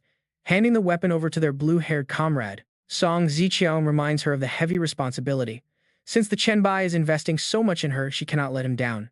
Holding the epic spear in her hands, the blue-haired girl nods with fierce determination, ready to prove her absolute worth to the team. Overwhelmed by this incredible weapon upgrade, Leng Chang immediately drops to one knee to pledge her undying loyalty to her leader. She vows to sacrifice everything to serve him. Chen Bai finds the atmosphere way too dramatic, quickly waving his hand to dismiss her. He tells them he appreciates their loyalty and urges them to get back to work. He then turns to his red-clothed subordinate, Song Ziqiang. He asks her to have someone deliver the latest dungeon intelligence on both the hospital and the power station to his desk. She gives a crisp nod of agreement. Suddenly, a system chat notification flashes across his screen from Meng Meng asking if he is back. She urgently messages that something terrible has happened to Liu Huai. Chen Bai is instantly startled, wondering what could have gone wrong. He reads Liu Huai's desperate plea for help. Right below it, Liu Feifei chimes in with a panicked explanation about Liu Huai's talent. It seems her unique ability is malfunctioning, causing her to literally transform into a giant tree. Right then, another user jumps into the chat. Calling himself the Sword Immortal, he claims to have uncovered the root cause after searching through the ancient archives of Shushen. Meng Meng follows up with a helpless sigh, stating she delivered all their gathered resources to Liu Huai, but it was not nearly enough. As Chen Bai skims the chat, he thoughtfully nods, piecing together the crisis. Meanwhile, the group members are frantically rallying to gather more items. Some desperate members even tag him directly, asking if their powerful boss is online because they are completely out of options. Chen Bai quickly processes the timeline of events. It all started when Liu Huai began turning into a literal wooden trunk. She logged onto the group to beg for help, and that is when the Sword Immortal discovered the trigger behind her bizarre mutation. Her physical constitution has completely outstripped her talent, allowing the wood element to dominate her body and suppress her yin soul. Although allies from all over have frantically pooled their mental strength potions together, their efforts are proving to be too late. Her body is already transforming into solid tree roots. Luckily, the Willow King has rushed to Fengshan to temporarily stabilize her. Chen Bai teamed up with Meng Meng to send items to Liu Huai through the Dream Realm, but unfortunately, the sight of her eyes shut tight while trapped inside a massive tree trunk showed that their efforts were completely useless. This bizarre case had fallen into. Chen Bai frowned as he analyzed the problem. Liu Huai's talent caused her physical stats to rise right along with her mental strength. Ever since she rooted and started transforming into a tree, her physical stats skyrocketed daily, making the party's hard-earned gear utterly useless. Luckily, their guildmate Zhen Shu Bu Shu discovered a specific monster in Shushen that actually dropped rare soul pearls. This incredible item would massively boost her mental strength while stabilizing her fading soul, but unfortunately, the drop rate was absolutely abysmally low. The entire party spent hours grinding and swearing in frustration, yet barely got any drops. Out of options, Lightning Whip and Meng Meng had to send Chen Bai a message begging for help. Honestly, back when she first showed him her talent, he had his suspicions. Now, he was absolutely certain. The notorious thousand-wood ghost mother from his past life was 100% this very girl. So he had to drag himself all the way to the demon-locking tower in Shushen to play the heavy lifter, contemplating her transformation on the way. Chen Bai clicked his tongue, remembering that the soul-devouring beasts dropping those pearls lived on the second floor. He decided to farm some for her. After all, his own past advice to focus on physical stats had accidentally accelerated her terrifying transformation into the Ghost Mother. Staring at his glowing hand with a confident, cocky smirk, Chen Bai grinned. A low drop rate. He had plenty of rare gear that boosted drop rates. Suddenly, a monster status window popped up, warning him about level 26 soul-devouring beasts that could completely block senses and drain mental strength. When entering as a party, players had to watch out for short-term mind control on teammates. Recalling what the group had discussed earlier, Chen Bai merely smiled. Zhen Shu Bu Shu had already shared a detailed breakdown of this monster in their group chat. Lunging forward, he readied a devastating dark punch. Before the beast could even react, Chen Bai growled aloud. There was no way he would let this thing cast a single spell. Having easily slain the monster, Chen Bai casually messaged the group asking how many soul pearls Liu Huai needed. On his very first kill, 3 pearls dropped instantly, so 100 would be a breeze. Meng Meng immediately popped up to worship him. Her master was too incredible, because even with boosted drop rates in her dream, she had to defeat 10 monsters just to get a single pearl.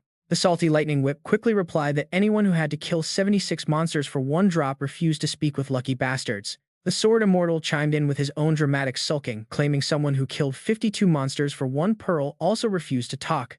Just as King of Han started bragging about his master luck for getting a drop in 5 kills, King of Liu instantly shut him down. He brought up the 200 failed attempts earlier, ruining the bragging rights.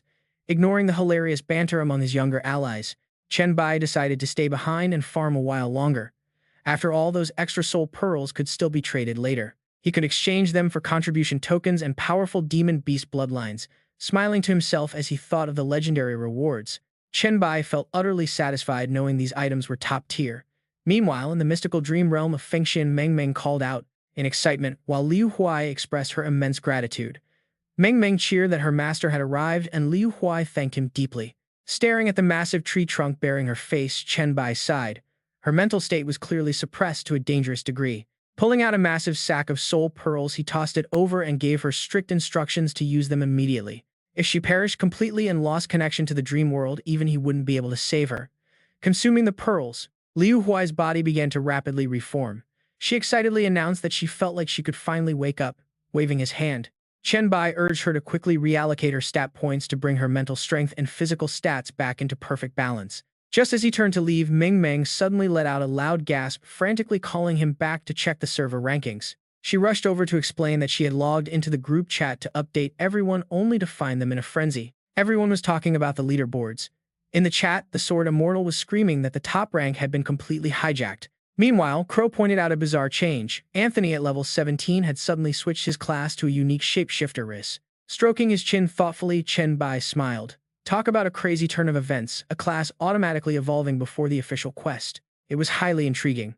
Just then, King of Han popped up asking if anyone knew who this Rika character holding first place was. Chen Bai scoffed and typed back, calling him a fool, since that was literally his own little sister's name. How could he not even recognize his own family? Realization hit King of Han hard, his expression instantly shifting to pure horror. His sister Rick had been banished to hell. Could she have actually fought her way back? Putting aside that family drama, Liu Huai had finally materialized back into her stunning human form.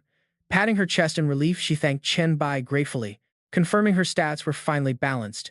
She stepped closer, her eyes brimming with deep gratitude, thanking Chen Bai and the others for everything they had done. The attribute balance is already complete. She walks over, eyes filled with deep gratitude for their help. She promises to remember his kindness forever. Seeing that she has recovered, Chen Bai crosses his arms in confusion. With Liu Huai's top-tier talent, she should have sensed the power imbalance right from the start. How on earth did things get so incredibly out of hand? Hearing this, Liu Huai looks down, her voice turning heavy. She explains that not too long ago, a massive zombie tide completely overwhelmed Fengxian City. Recalling the brutal, bloody battle, her eyes grow quiet and distant. To protect the survivors, she had to dump all her stat points directly into stamina. But then she lets out a heavy, tired sigh. Everyone was just too scattered, and with her limited strength, there was only so much she could do to protect them. After that devastating tide, barely 1 out of 100 evolved humans in Fengxian City survived. Looking at her defeated posture, kneeling helplessly among the endless corpses, Chen Bai can only stand in silent empathy for her terrible loss. Suddenly, Liu Huai's eyes burn with fierce determination. Once this crisis is over, she wants to build a stronghold right here in Fengxian, a place to bring the survivors together so they can stand as one when the next threat hits. Hearing this ambitious plan, Chen Bai smiles. If she wants to build a city, he says, she should absolutely go for it. Having a solid base in this brutal world is definitely the smart play. He tells her to rally some people in the chat. Maybe someone can score a city creation order. He even promises that his own Chen Bai city will supply resources to help out. This is a massive lifesaver. She is absolutely thrilled, thanking him profusely before running off to recruit people right away. She looks like she just hit the jackpot with a golden sponsor. Meanwhile, Chen Bai recalls that glowing purple core from earlier, the one that dropped right out of the mask's mouth. Pulling it out to inspect, he scans the system panel details. It is an S-tier Chaos Great Demon bloodline, but it carries a warning of unknown consequences. This is a pretty insane find. But stopping at that final line, Chen Bai frowns in confusion. What on earth do these unknown consequences actually mean? Driven by curiosity, he activates his Eye of Secrets skill to unearth whatever the system is trying to hide from him. The system immediately spits out the exact drop rates: 10% soul-devouring beast, 7.5% black tiger, and so on. Scrolling down, he sees a tiny 0.01% chance for a legendary Kunpeng. Chen Bai just smirks at this. Those god-tier bloodlines have ridiculously low drop rates. But wait, why is there a massive 25% chance of gene collapse? A cold sweat breaks out on his neck as the system bluntly explains that gene collapse means a 100% chance of death. Standing outside his villa in Jiang City, Chen Bai turns the deadly core over in his hands. A 1 in 4 chance of dying is no joke. One wrong move and his soul gets wiped from existence. He sighs heavily. Mass farming this for his crew is definitely out of the question. He can't just hand these out. Bad idea. As he is deep in thought, a sudden voice cuts through. A messenger arrives with intelligence on the power plant and hospital dungeons sent directly by Deputy City Lord Song Zixiong. Chen Bai steps forward, waving the guard away to take the files directly. Suddenly, the ponytail-wearing messenger locks eyes with Chen Bai and lights up with excitement. "My lord, it is an absolute honor to finally meet you in person. It has been way too long," he exclaims happily. Studying the familiar face, Chen Bai nods. If he remembers correctly, this guy has been following Song Zixiong since before the apocalypse even started. Song Zixiong usually calls him Old Zhao, right? Curious about his progress, Chen Bai casually asks how much his strength has grown lately. Old Zhao beams with pride, amazed that the leader actually remembers him. He explains that he changed class to a beast-type gene warrior, specifically a tiger mutant from Company X. His squad average is level 13, making them quite formidable under Captain Leng Qin Lingyu. That is awesome. Keep it up. Chen Bai gives him an appreciative, encouraging look. Chen Bai City stands strong today because of fighters like him, and he promises that their hard work will never go unrewarded. Old Zhao suddenly stares hard at Chen Bai's hand, swallowing nervously. He asks if he can know what kind of treasure that is. His brow furrows with intense curiosity. He explains that from the moment he walked in, he felt a strange, familiar energy radiating from it. Surprised, Chen Bai holds up the glowing purple bead right in front of him, asking if he truly finds this energy familiar. His mind immediately starts racing. Could the mutated Black Tiger Great Demon bloodline inside this core actually resonate with his class? To test his theory, Chen Bai swipes his system interface screen over to let him see the stats firsthand. He tells him to check it out. The second Old Zhao spots that massive S-tier rating. His eyes nearly pop out of his head. An S-tier bloodline core, he gasps. He wonders if this is the legendary treasure meant for the Deputy City Lords group. Chen Bai puts his hands behind his back and sighs. Honestly, he originally planned to farm these for her and the top warriors. While he has a solid way to farm them, they come with a massive catch. Lifting the core, he explains the details. Swallowing it offers a 75% chance to unlock a random S-tier demon bloodline.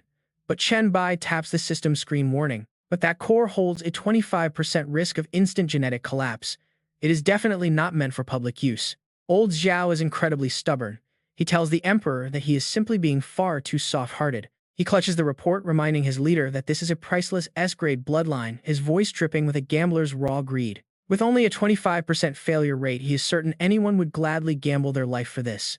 Catching himself, he chuckles awkwardly, clarifying he means everyone except peak powerhouses like the Chen Bai and Vice City Lord Ziquan. His eyes flare with a manic hunger, admitting that if he got it, he would swallow it instantly. Seeing how incredibly fired up the man is, Chen Bai narrows his eyes, wanting to double-check his claims right away. Chen Bai narrows his eyes. Did you really say you felt a familiar energy radiating from inside that core? Old Zhao nods vigorously, swearing that he definitely smelled a familiar scent coming from that exact core. A smirk plays on Chen Bai's lips as he decides to set up a quick character test right then and there. He commands him to gather 2 mutated beast-type warriors, 3 non-beast types, and 3 regular evolved humans now. A massive life-changing opportunity. Old Zhao proudly salutes and rushes to carry out the Emperor's command. Once the diverse group is assembled, Old Zhao bows deeply, respectfully, asking the Chen Bai for his next instructions. Holding up the glowing purple core, Chen Bai scans the crowd and asks if anyone feels a strange connection to it. Almost immediately, 2 heavily muscled young warriors step forward from the group to answer the Emperor's call. The first scratches his head, claiming he feels a familiar pull, and the second quickly chimes in with the same. No one else reacts at all. It seems these 2 are the only ones who feel a connection. Old Zhao quickly pipes up, explaining they are both beast-type gene warriors. Chen Bai strokes his chin, thinking.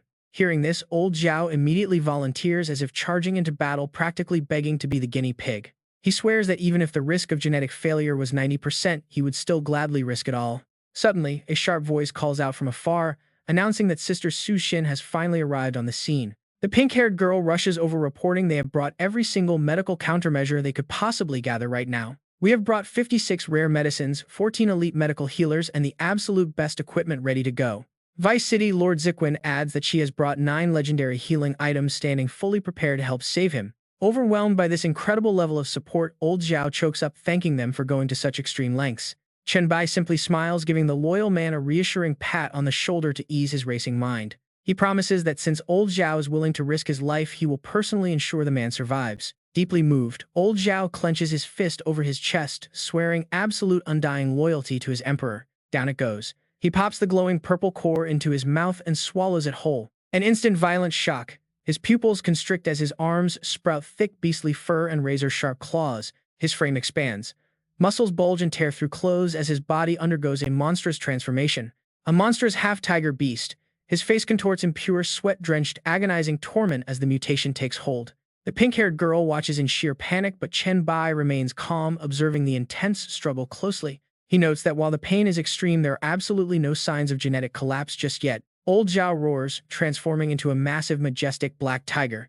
10 minutes later, Chen Bai smiles at his success. He congratulates the warrior on successfully obtaining an S-grade bloodline. Soon after, they move to a quiet recovery room. Standing by the bed, Chen Bai and Ziquin ask him to share his new bloodline skills for evaluation. Now back in human form and looking incredibly healthy, old Zhao eagerly complies with his leader's request. A glowing system screen materializes, displaying his new S-grade Black Tiger Demon bloodline and its massive stat buffs. It boasts a 100% threat boost, 100% resistance, permanent stat increases, and rare active skills. These include legendary abilities like Tiger King True Form and Inner Core Mastery. He proudly points to the screen. Reviewing the overpowered stats, Chen Bai nods in approval, while Ziquin is left completely speechless by the raw numbers. She admits the bloodline exceeds all expectations, proving that risking his life was absolutely worth it in the end. Excitedly, old Zhao reveals that his class has also evolved, a massive grin spreading across his face. His rating has shot up from B grade to A grade. Chen Bai crosses his arms, deeply intrigued by the result. It seems demon bloodlines are closely linked. Even so, he still adds a quick warning. They cannot be sure if this connection will actually completely eliminate the risk of death. Old Triyu sits straight up in bed, a serious look on his face. He believes it is possible. Just as he swallowed the core, the system popped up. Wiping his sweat, he explains. Since he already carried the tiger gene, his success rate skyrocketed. Other risks, dead last. All other negative side effects plummeted. While failure is still possible, genetic collapse is basically out of the question. He chuckles, adding that detail. Hearing this, Song Zixiang strokes her chin. Time to calculate. With such a low mortality rate, they could use these cores to raise a giant demon army to dominate the map. Chen Bai nods. He will gather more S-class cores, but first they need 10 people to test their luck. If everyone survives, he will approve the army project. Instantly, with a wave of his hand, a golden armor appears. A bright yellow tiger-skin soft armor floats in mid-air. His subordinate had completely shredded his own clothes during his wild transformation. Chen Bai hands the gear over as a gift. His loyal subordinate eagerly takes the shining piece. Holding it, old Triyu's eyes light up. This is high-quality B-class gear. He is so touched he starts to tear up. He sobbed, thanking the emperor. Seeing the mood get too emotional, Chen Bai quickly shooed him away. He tells him the gear is custom-made. Go test the new power instead of crying like a woman. Scolded by his boss, old Triyu snaps to attention and salutes. He quickly heads out. Once he leaves, Song Zixiang reminds Chen Bai that it is getting late. Everyone is waiting. They are all at the villa. But Chen Bai just shrugs. The sun is still bright outside. She sighs. She sounds exactly like a nagging wife complaining about a husband who is always away on business. He is always running around outside, only coming home occasionally. The crew really misses him. She even reveals that Tam secretly asked if the boss was going to slip away again. Chen Bai smiles and promises he will not. Tell them to rest up at the villa first. He plans to scout the power station. Song Zixiang frowns, sensing his workaholic habits kicking in. Is it really that urgent? Seems he only stays a day before disappearing. She checks the latest files. Many city projects are starving for electricity. Chen Bai nods, adding that there is another issue. Since the world merged, they snatched a massive amount of high-tech machinery from Company X. With a playful smirk, he asks if her team is also running out of power and needs a recharge. Song Zixiang flips her hair, smiling playfully. She says that both business and personal matters are equally important. Whichever he chooses, she will gladly follow. Chen Bai smiles completely, admitting defeat to her smooth talking. He turns around and waves, telling her she is too clever. Don't worry, he will return quickly. Watching her workaholic boss depart, Song Zikyeon gently waves her hand, telling him to travel safely. The scene shifts as Chen Bai spreads his glowing crimson wings, soaring high into the quiet sky. Looking down at the industrial zone below, he murmurs that this is definitely the place. Beneath him lies a giant factory complex, and trust me, the silence hanging over it is absolutely spine-chilling. Suddenly, a massive bolt of blue lightning, thick as a pillar, tears through the sky straight toward him. Chen Bai's eyes widen as he curses under his breath. At this speed, dodging is impossible. A terrifying wave of electrical energy blasts directly into him, exploding in a brilliant flash.